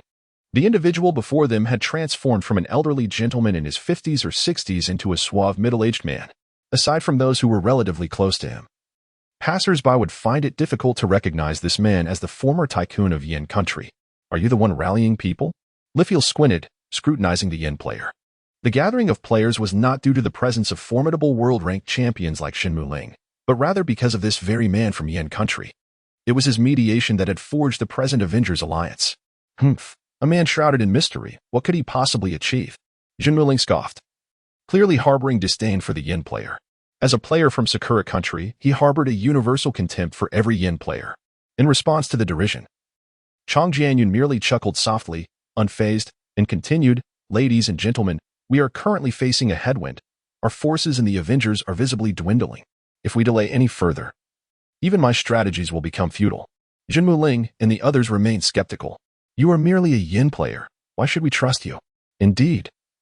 I even suspect that you orchestrated this trap, deliberately luring us here so that the divine rich could ensnare us all. What a farce. Why should we trust a man from Yin? The defeat in battle had rendered the players within the Avengers Alliance exceedingly sensitive. They even began to question whether Chang Jianyun's intentions in forming the Avengers Alliance were dubious. Truly a bunch of fools.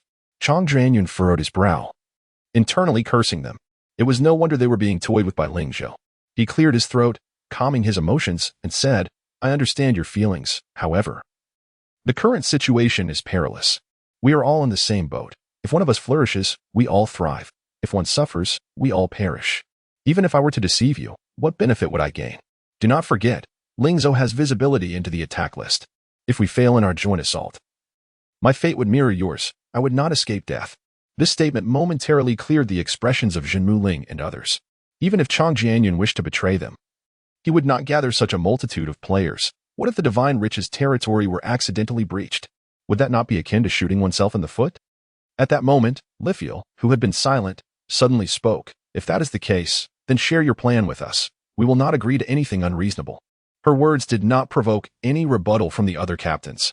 Chang Jianyun nodded, continuing, in truth, the plan is quite simple. It involves an assassination operation.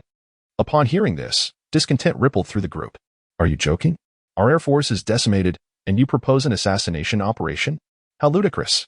Indeed. Who can bring down Ling Zhou from the skies? He should just leave. How could a Yin person assist us in battling Yin's hero? Chang Jianyun shook his head, stating, forgive my bluntness, but your so-called assassination operation is far too crude. In a sense, it is a direct confrontation with Ling Zhou. Understand that as the world's top player, Ling Zhou is least afraid of such tactics. While 100,000 air forces may seem ample, they are still outmatched in quality, and failure was to be expected. It struck Chang Jianyun as somewhat laughable. He had thought that these foreign lords could assemble a large aerial army capable of overwhelming Ling Zhou directly. In such a scenario, he could remain in the shadows, allowing these individuals to vanquish Ling Zhou, and even if he did not gain a share of the spoils, it would not matter. Once Yin country lost Ling Zhou, he would have the means to take his place. Naturally, if he could see some resources from the divine rich's territory, that would be the ideal situation. What he did not anticipate was that despite possessing 100,000 air soldiers under the command of these foreign lords, they operated as if entangled in chaos. Not only was there a lack of coordinated strategy, but during the fray, some advanced while others retreated, leading to significant friendly fire incidents. In contrast, Ling Zhou's cavalry unit exhibited military discipline that dwarfed theirs by several magnitudes. The latter could utterly decimate a force vastly superior in numbers, relying not solely on brute strength but also on exceptional combat proficiency. Amidst all this turmoil, the Air Force was effortlessly defeated. Hours prior, Chang Jianyun had perceived the inevitable downfall of this Air Force. As he had foreseen, the cavalry unit suffered minimal losses, less than 30 steeds, while Ling Zhou swiftly replenished his ranks with new cavalry, elevating them to full third-tier levels. It is worth noting that Ling Zhou had just completed his third cycle, resulting in all barracks recruitment cooldowns being reset. This meant that even if his initial force were entirely obliterated, he could quickly recruit a second wave of soldiers. Moreover, bolstered by experience gained from prior battles, they would immediately reach full third-tier levels. Currently, the Avengers Alliance had already lost nearly 1 million troops, while Ling Zhou's initial soldiers had suffered merely a handful of losses, with over 1,000 still unengaged. The players were acutely aware of this disparity, which only heightened their anxiety. A bunch of rabble. Chang Jianyun scoffed inwardly, maintaining a facade of amiable composure. Do not rush, everyone. Even in this predicament, we still possess a chance for a turnaround. Lifia remained silent for a moment before stating, be direct, reveal your plan. Chang Jianyun surveyed the assembled lords and slowly spoke, ladies and gentlemen, I, too, possess legendary tier heroes. As soon as he uttered these words, a wave of disbelief washed over the crowd. Impossible, one exclaimed immediately. Others echoed similar sentiments, their faces painted with skepticism. After all, it was common knowledge that only Ling Zhou possessed a legendary tier hero within the entirety of Blue Star. It was precisely this uniqueness that solidified Ling Zhou's status as the undisputed world number 1, unassailable in his position. Consider that among the top 10 world powers, the strongest heroes wielded only master tier abilities, not even reaching the grandmaster level. If Chang Jianyun truly possessed a legendary tier hero, how could he remain obscure on the world rankings? You, a mere nameless entity on the list, dare claim to have a legendary hero? Someone derisively remarked. Chang Jianyun countered. Are you not aware that one can conceal their achievements and rankings? This caused the doubting player to hesitate. Indeed, it was possible to hide one's accomplishments and standings. Yet most individuals refrained from doing so. Especially among the world's elite, anyone with a ranking on the world list would be eager to display it prominently. This behavior was not merely for show. In the aftermath of the apocalypse, all prior wealth and societal status had vanished. Thus, within the human realm, there arose a pressing need for a means to showcase these attributes. The various rankings in Sweet Home became a way for players to assert their identity and status. Among these, the Lord ranking held the highest prestige, further divided into battle zones and overall standings. The credibility of the global rankings is undoubtedly unparalleled. The captains who occupy the foremost positions are all lords within the top 1,000 of the world list. However, even among these lords, none possess legendary heroes, at most. They have heroes of master level, 1 or 2 stars. Whether they are other regional powerhouses, they are eager to display their rankings, wearing them like badges of honor. No one intentionally conceals their standings or achievements. It is essential to remember that even within the great battle zones, there are divisions into novice areas, and players with rankings can monopolize more resources. Thus, there is no incentive to hide one's ranking, as doing so brings no benefit whatsoever. In the face of their skepticism, Chang Jianyun could only manage a wry smile and shake his head, saying, You may not understand, but no. My family's wayward son once had a conflict with Ling Zhou before the apocalypse. They schemed to eliminate our Chang family, hence concealing our ranking and achievements was a necessity. Upon hearing this, someone seemed to recall something. I think I've heard of such a person who once engaged in a spinning war with a wealthy individual online. I was following the discussions on the forums back then. Could you be the father of that individual? Chang Jianyun nodded helplessly. Indeed, it was my son, Chang Yu, who stirred up the spinning war with Ling Zhou, and I am his father, Chang Jianyun. Li Fei's eyes lit up. You are the wealthiest individual of Yin country? I know of you, an entrepreneur of Yin country, renowned alongside that fellow surname Ma, having been a wealthy second-generation individual before the apocalypse. Li Fei's family business had dealings in Yin country, making him familiar with its prominent tycoons. Wow, this person is the richest in Yin country? If he is indeed the wealthiest, then possessing legendary heroes would not be surprising. I heard that Ling Zhou's wealth in Yin country did not even rank on Forbes. He merely had the fortune to liquidate all his assets before the apocalypse, which gave him a head start. Ling Zhou is nothing. Before the apocalypse, he was merely average among his wealthy second-generation folks. Alas, he had the foresight. The captains present were renowned powerhouses from various battle zones, each having invested significantly in the game prior to the apocalypse. However, like the casual players of that time, they regarded it merely as a visually appealing casual mobile game and, given its recent launch, did not pour substantial funds into it. When it comes to personal wealth, many players here, like Chang Yu, hailed from affluent backgrounds, with some even possessing more wealth than Chang Jianyun. Unfortunately, regardless of their wealth before the apocalypse, all that money has become worthless paper in the aftermath. This was one of Chang Jianyun's greatest regrets. Contrary to what these players speculated, he hadn't invested heavily before the apocalypse. Rather, he was a novice who hadn't even created an account. The reason he could recruit legendary heroes was not solely due to a stroke of luck, but also his remarkable ability to attract investments, amassing a considerable amount of gems. In simpler terms, it resembled a form of crowdfunding or pyramid scheme before the apocalypse. He deceived thousands of players into willingly sending him the gems they earned from weekly basic tasks. Although each gem was a mere trickle, just a few or a dozen, when accumulated, they amounted to a significant sum. The methods he employed were straightforward, primarily involving posting fundraising threads on forums. There were always some older individuals, unfamiliar with internet scams, who would fall for it. As a self-made tycoon who rose to become the richest man in Yin country, such rudimentary scams were child's play for him. Within less than half a month, he had established a large-scale online scam syndicate and rapidly developed using the proceeds from these scams. It can be said that Ling Zhou has now become the ostensible #1 in the world, while he is the underground king of Yin country. Chang Jianyun even calculated that his progress was slightly faster than Ming Yunqi, the second on the world lord rankings. Of course, he was acutely aware of his own limitations. His innate deficiencies meant he could not rival Ling Zhou. Yet, should he unseat him, he could not only ascend to the pinnacle of Yin country, but perhaps even become the new world champion. With a chuckle, Chang Jianyun remarked, "If you do not believe me, just take a look at it." As soon as he spoke, a skeletal knight, shrouded in deathly energy, appeared before the crowd. The aura emanating from it was incredibly oppressive. The players who had been scoffing just moments ago fell silent, as they sensed an immensely powerful presence emanating from the skeletal knight, far surpassing their own heroes. "How can you prove it is a legendary level?" someone asked, swallowing hard. In response to such inquiries, Chang Jianyun said little but raised his hand again, revealing the hidden quality. The brilliance of the legendary level illuminated the knight's name. Undead Knight, Alvin, legendary 3-star hero. Indeed, it was a legendary hero. The crowd gasped in astonishment. They had not anticipated that Yin country harbored such a concealed master. Li Feier, suppressing his shock, then inquired, "Even so, how can you guarantee that you will defeat Ling Zhou? He has 3 legendary heroes by his side, while you have only 1. The Yui referred to had clearly shifted to a term of respect, as strong individuals naturally commanded reverence. The attitudes of the other players also transformed rapidly, their gazes toward Chang Jianyun now imbued with awe, setting aside everything else. With this legendary hero, Chang Jianyun could effortlessly dominate all present. After all, based on the earlier display of Ling Zhou's 2 legendary heroes, they had come to fully grasp the formidable nature of legendary heroes. Chang Jianyun chuckled lightly, stating, "Alvin's core ability allows him to resurrect the fallen." Chapter 199, Legendary Heroes and Master-Level Champions. Upon hearing these words, astonishment spread across the faces of the crowd. Reviving the deceased, observing their expressions, Chang Jianyun couldn't help but feel a sense of pride. This was one of the core abilities of the Death Knight, particularly formidable on a grand battlefield. Truly a weapon of mass destruction.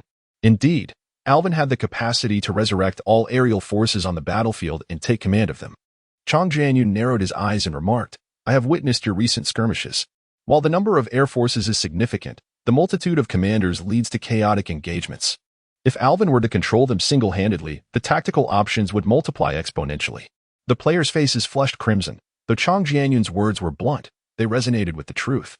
Was it truly feasible for the Pegasus Legion to overpower 100,000 air forces? That was undoubtedly impossible. Nevertheless, even a few hundred Pegasus warriors could maneuver effortlessly within a sea of aerial combatants, yet they could not simultaneously repel every attack. Any gap exposed by the Pegasus Legion could lead to a direct charge towards Ling Zhou, who stood alone in the skies, vulnerable except for a few defensive structures below. The rest of his forces could only watch helplessly. Wait a moment, even if you can revive some aerial forces, the numbers wouldn't be substantial, would they? One player pondered aloud. Chang Jianyun nodded. Indeed, I can resurrect fewer than 300 undead, but let us not forget, I can also revive the fallen Pegasi. With that, Chang Jianyun dropped another bombshell. The crowd was stunned, realizing that some of the wealthy players' Pegasi had perished on the battlefield. and he could bring them back to life. The players were astounded. If you can resurrect the Pegasi, we could certainly decapitate Ling Zhou. Joyful expressions illuminated the players' faces. Chang Jianyun chuckled, humbly cautioning, we must not underestimate Ling Zhou. He is, after all, the world's foremost powerhouse. We need to proceed with caution. With that, he waved his hand. And from a distant wormhole emerged a dark sorcerer wielding a staff that shimmered with a dark purple hue, appearing eerily even in broad daylight. This is my second ace. The Shadow Mage. Although only at the master level, its abilities can cloak troops and heroes in invisibility, as long as they do not engage in offense. Their presence remains concealed. Upon hearing this, the crowd collectively gasped. It can turn invisible. This hero is born for assassination. One could not help but admire the formidable synergy presented by Chang Jianyun as two heroes.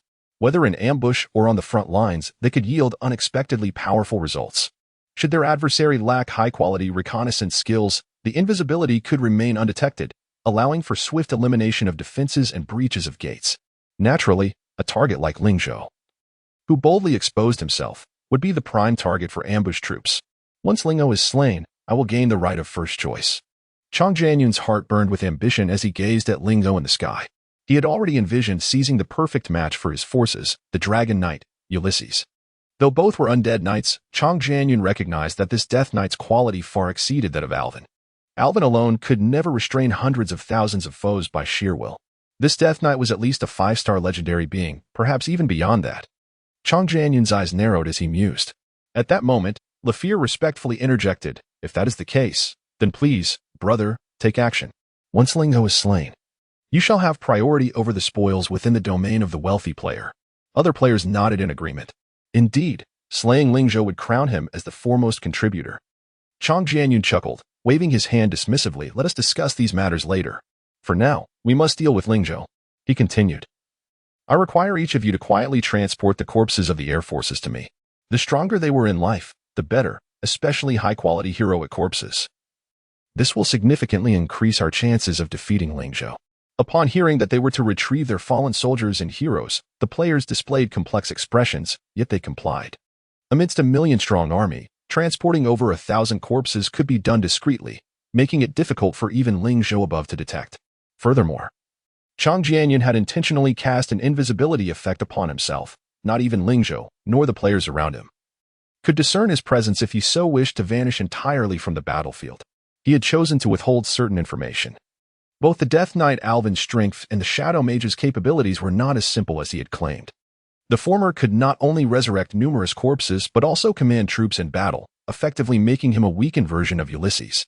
The latter, though a master-level hero, possessed formidable abilities beyond mere invisibility, including speed buffs and powerful magical attacks.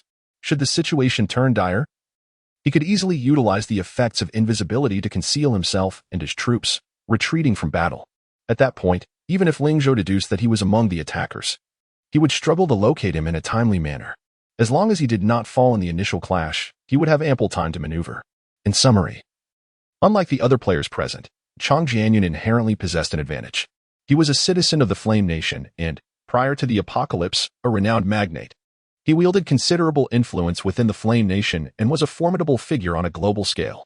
Should he seize a top position in the world rankings, he could leverage public opinion to secure his own survival. However, these were matters for another day. Should he succeed in slaying Ling Zhou here, he would supplant Ling Zhou and become the true sovereign of this new world. Ling Zhou, you are far too naive. If I were in your position, I would have long since organized a faction using my status as the world's #1. Chang Jianyun scoffed inwardly, it's your own fault for being isolated and defenseless. Chang Jianyun firmly believed that Ling Zhou was overly naive, fully aware of the attention he drew yet failing to capitalize on his advantages to establish a network. Had Ling Zhou prepared in advance, even a coordinated assault would pose little challenge against his formidable forces. Yet, unbeknownst to Chang Jianyun, Ling Zhou's ability to call for reinforcements stemmed from his refusal to accept any assistance requests. With a mere command, legions of support would arrive at his side. Suspended in the air, Ling Zhou suddenly received a message from Ulysses. Master, I sense the presence of kin on the battlefield. Currently, I cannot ascertain their movements, but their strength should not be underestimated. They are at least legendary in caliber. Chapter 200, A Sudden Assault. Leap down directly. A legendary hero? Ling Zhou narrowed his eyes as he surveyed the scene below. However, he could discern no unusual activity on the battlefield. Invisibility? Or perhaps a barrier spell? He raised an eyebrow, surprised to find that these players possess such high-quality heroes. In his past life, the pinnacle of hero cultivation in Blue Star was merely master level. This time, under his influence, not only had the number of players with master-level heroes increased, but there were also extraordinary individuals like Ming Yunxi who wielded legendary-level heroes. This significantly elevated the potential of Blue Star players. Of course, these transformations were within the realm of Ling Zhou's knowledge. The unexpected developments did not escape his understanding. After all, since his rebirth, he had altered numerous circumstances. Many players from the Flame Kingdom, who should have perished early in the game, had survived in this life. Among them, it was possible that a fallen genius had emerged. Most likely, his rebirth had instigated a butterfly effect in the Blue Star War zone, granting some individuals extraordinary luck that led them to summon legendary heroes. Given the large population of the Flame Kingdom, it was not impossible for a sufficient number of players to endure. Who could it be that possessed a legendary hero? Ling Zhou remained unperturbed, beginning to eliminate possibilities in his mind. Cradled in his arms was Rimuru, and not far away was Yalbed, who could summon the Black Guards at any moment. A mere legendary hero, even if they could evade the eye of the screen's detection skills, would not incite panic in him. Even the formidable world boss, Balroth the Flame Demon, had failed to ambush him. The Undying Legion was prepared for battle. He calmly issued commands. The troops stationed within the city swiftly completed their defensive arrangements, including the support forces formed by the villagers. Notably, upon advancing to a mid-tier territory, new recruitment options became available on the Lord's recruitment interface. In addition to skilled archers and farmers, a city defense team could now be recruited directly from the Lord's manor. This meant ordinary militia could be summoned without counting towards the military strength of the wealthy territory. Ling Zhou casually expanded the city defense team to 1,000 strong and immediately elevated their rank from level 1 to full level 4. Indeed, it was level 4 full rank. Currently, the only successful upgrade within the city was the main base's Lord's Manor, allowing the militia's rank cap to reach mid-tier standards. Although this city defense team was composed of militia, their combat power was undeniably at level 4. Furthermore, Ling Zhou had specifically chosen high-quality militia during recruitment. The leader of the city defense team was a rare 1-star centurion, accompanied by 10 elite 5-star captains and 100 elite 10 captains. The remaining soldiers were mostly elite level, with only a few temporarily replaced by ordinary militia due to refresh limitations.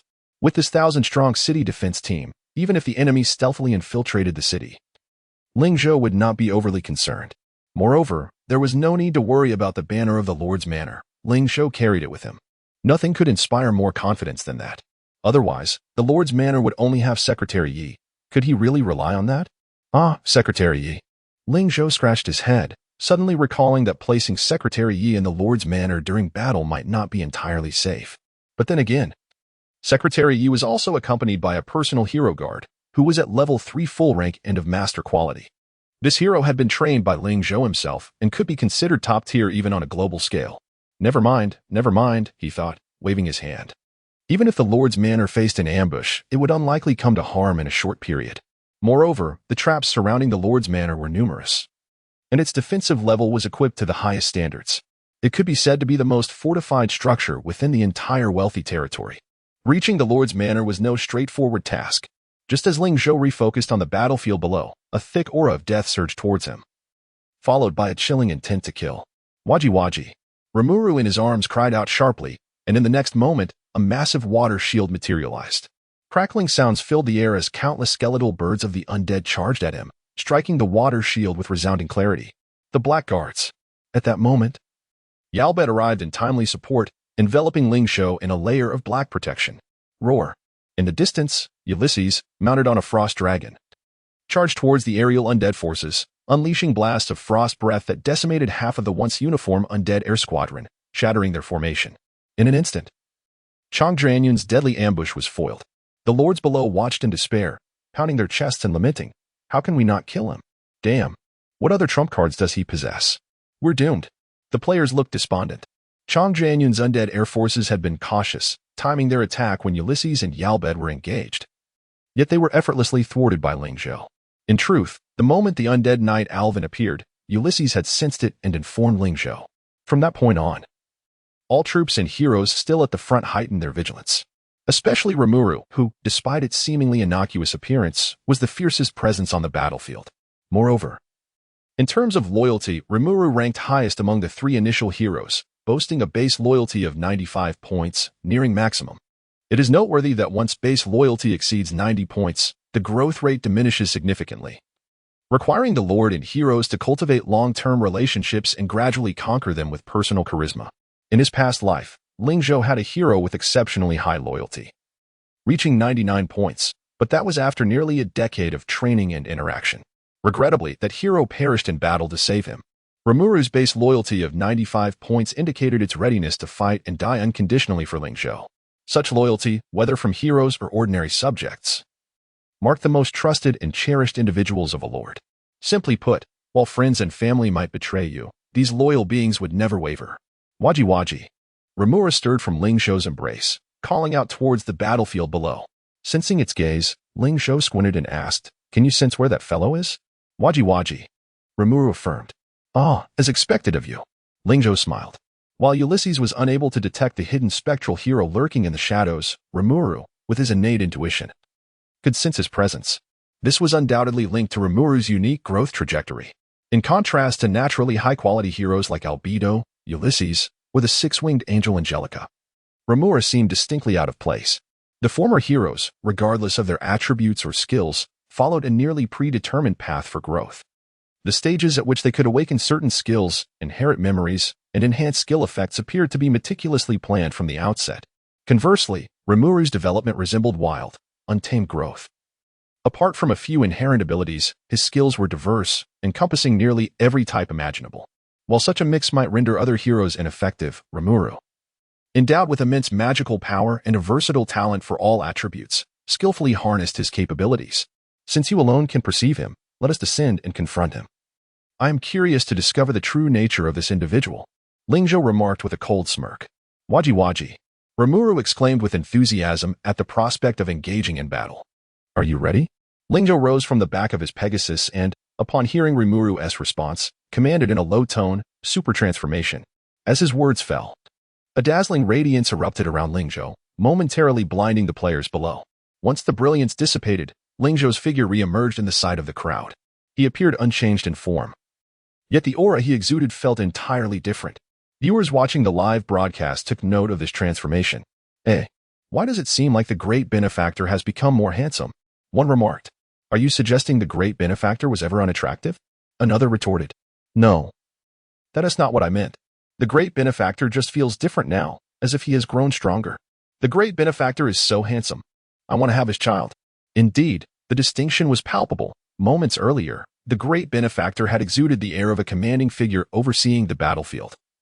But now he resembled a formidable general, brimming with lethal intent. Have you ever noticed? That description is quite fitting. What happened to the great benefactor? In addition to the spectators, the lords coordinating the assault below also sensed the shift. What is the great benefactor up to now? Why is he standing? They were becoming increasingly anxious from Ling Zhou's string of unexpected maneuvers. Observing Ling Zhou rise from the Pegasus, their nerves tightened. However, the one most on edge was Chang Jianyun himself. He was no longer composed. Sweat poured down his face, soaking him through. It dawned on him that his once proud trump card was utterly ineffective against Ling Zhou. The heroes and elite troops he had painstakingly transported back now served no purpose upon revival. To slay Ling Zhou? That was a mere fantasy. An entire aerial force of 1,000 could barely graze him. And upon resurrecting those Pegasi, he realized their rank. Master level 5 stars. That was nearly on par with the Grandmaster class unit. Despite having recruited legendary and Grandmaster level heroes, he was still lacking. No matter how much gold he possessed, he could only acquire the rare level barracks from blind box gifts. Attaining higher quality barracks required more than mere wealth. Each barrack exceeding rare quality was not merely obtainable through blind purchases. In a sense, these barracks were even more elusive than high-quality heroes.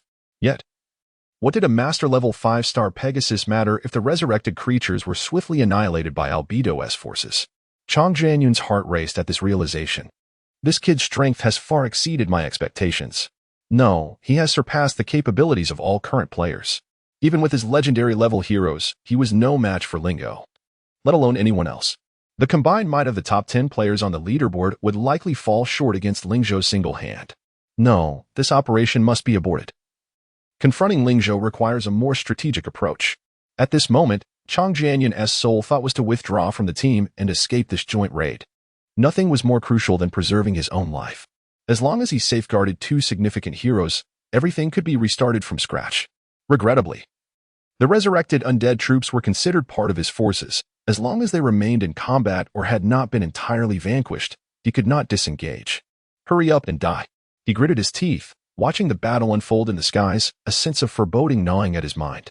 Each minute spent in this battlefield increased the peril he faced. The entire domain of the great benefactor loomed over him like a terrifying and enigmatic ancient beast, leaving him in the dark about the extent of its hidden strengths and capabilities. The more Chang Jianyun pondered, the greater his panic grew. The disparity between him and Ling Zhou was not merely one of heroes, it spanned many other facets. Initially, he had believed that bringing more allies would enable him to dethrone Ling Zhou from his pedestal as the world's number one, a notion that now seemed utterly ludicrous. At least for the foreseeable future, Ling Zhou's position was undeniably unassailable. Damn it, why are these undead still not finished off? Chang Jianyun's face darkened further. What on earth does the great benefactor intend to do? Suddenly, a gasp reached his ears. Following the sound, Chang Jianyun looked up to see Ling Zhou in the sky. Arms outstretched, poised as if to leap. Could it be that he intended to jump down directly? Some players speculated. How is that even possible? He's at a considerable height. Someone countered. Perhaps he is merely stretching his legs. Came another rebuttal.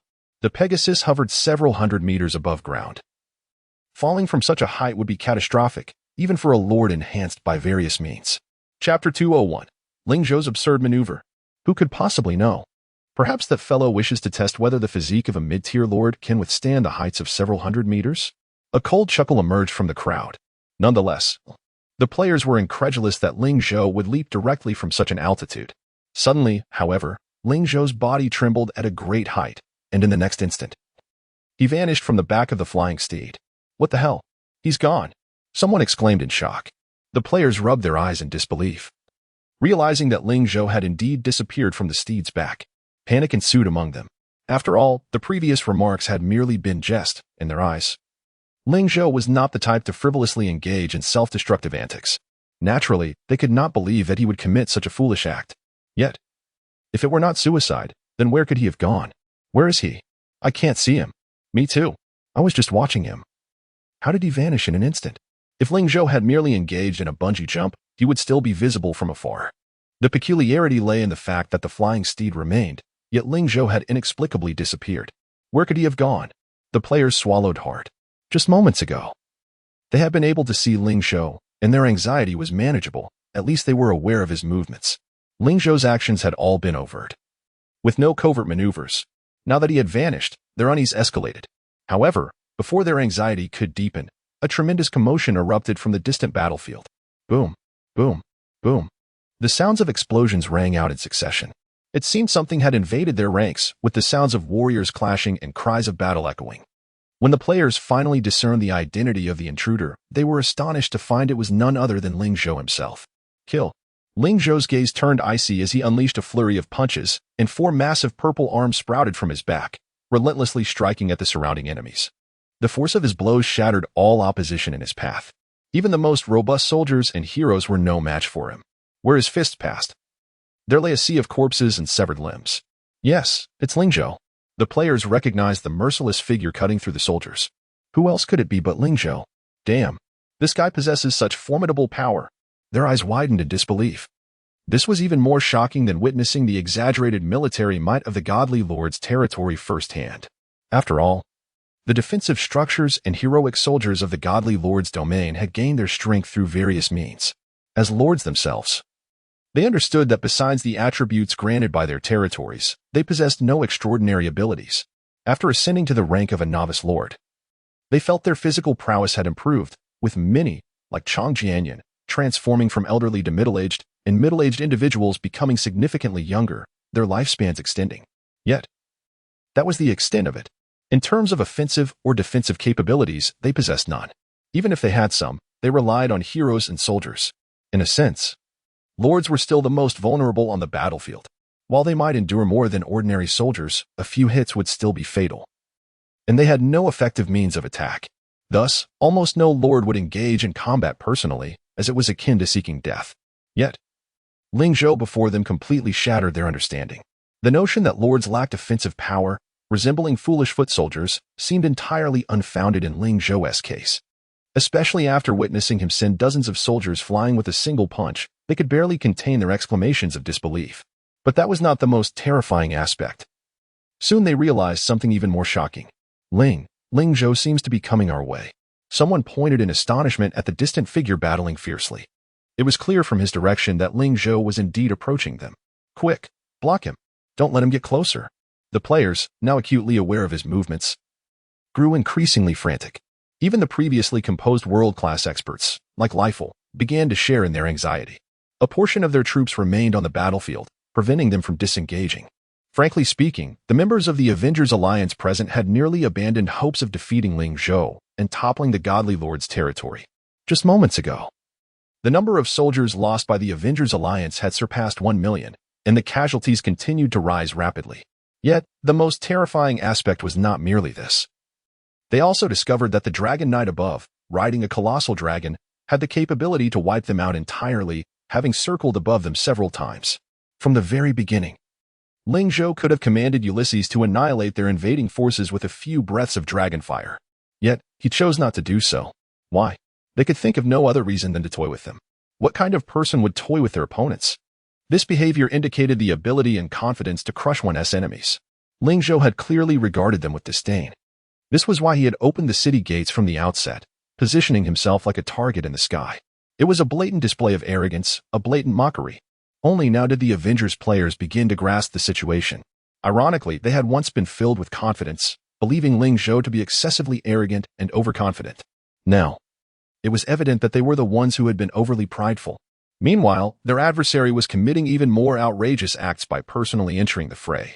Even more absurdly, they discovered that no matter how many elite troops they dispatched, they could not halt Ling Zhou's advance. They could not even slow him down. What the hell? Why? They lamented. How can he possess such immense power? This is hardly inferior to those legendary heroes.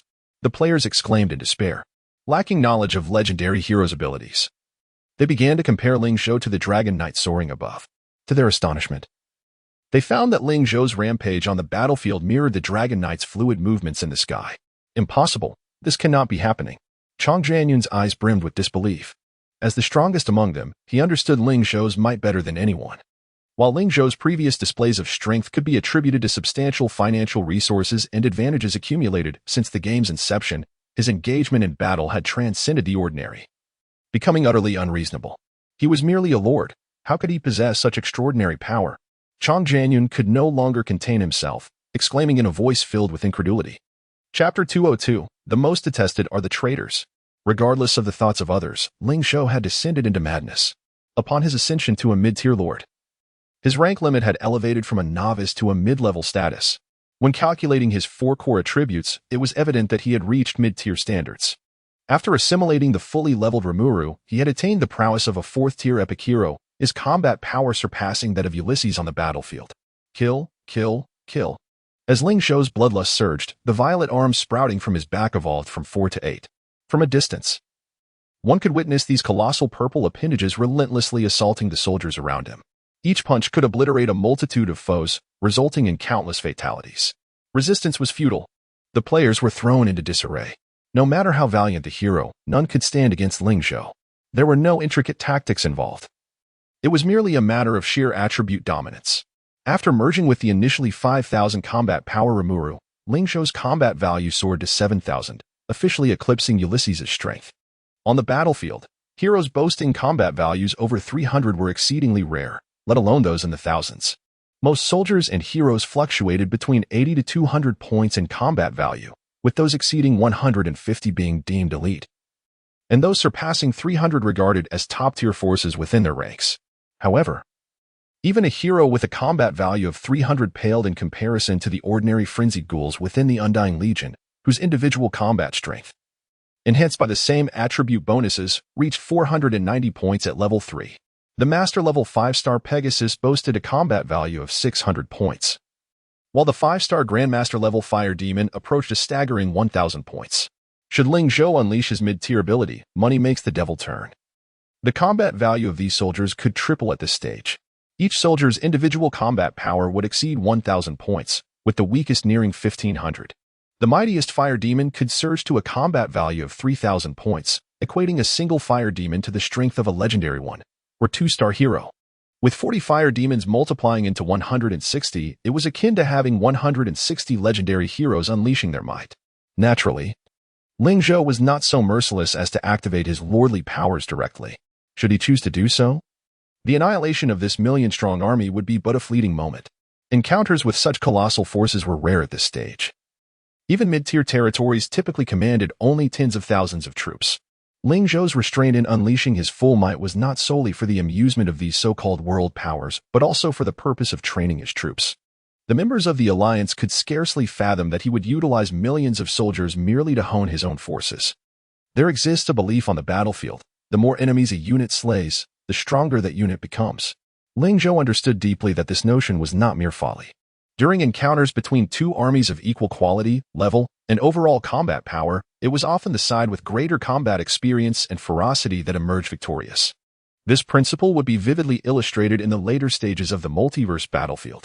Mid-tier territories would not resemble the early game, upon upgrading to mid-tier barracks. A transformative update awaited.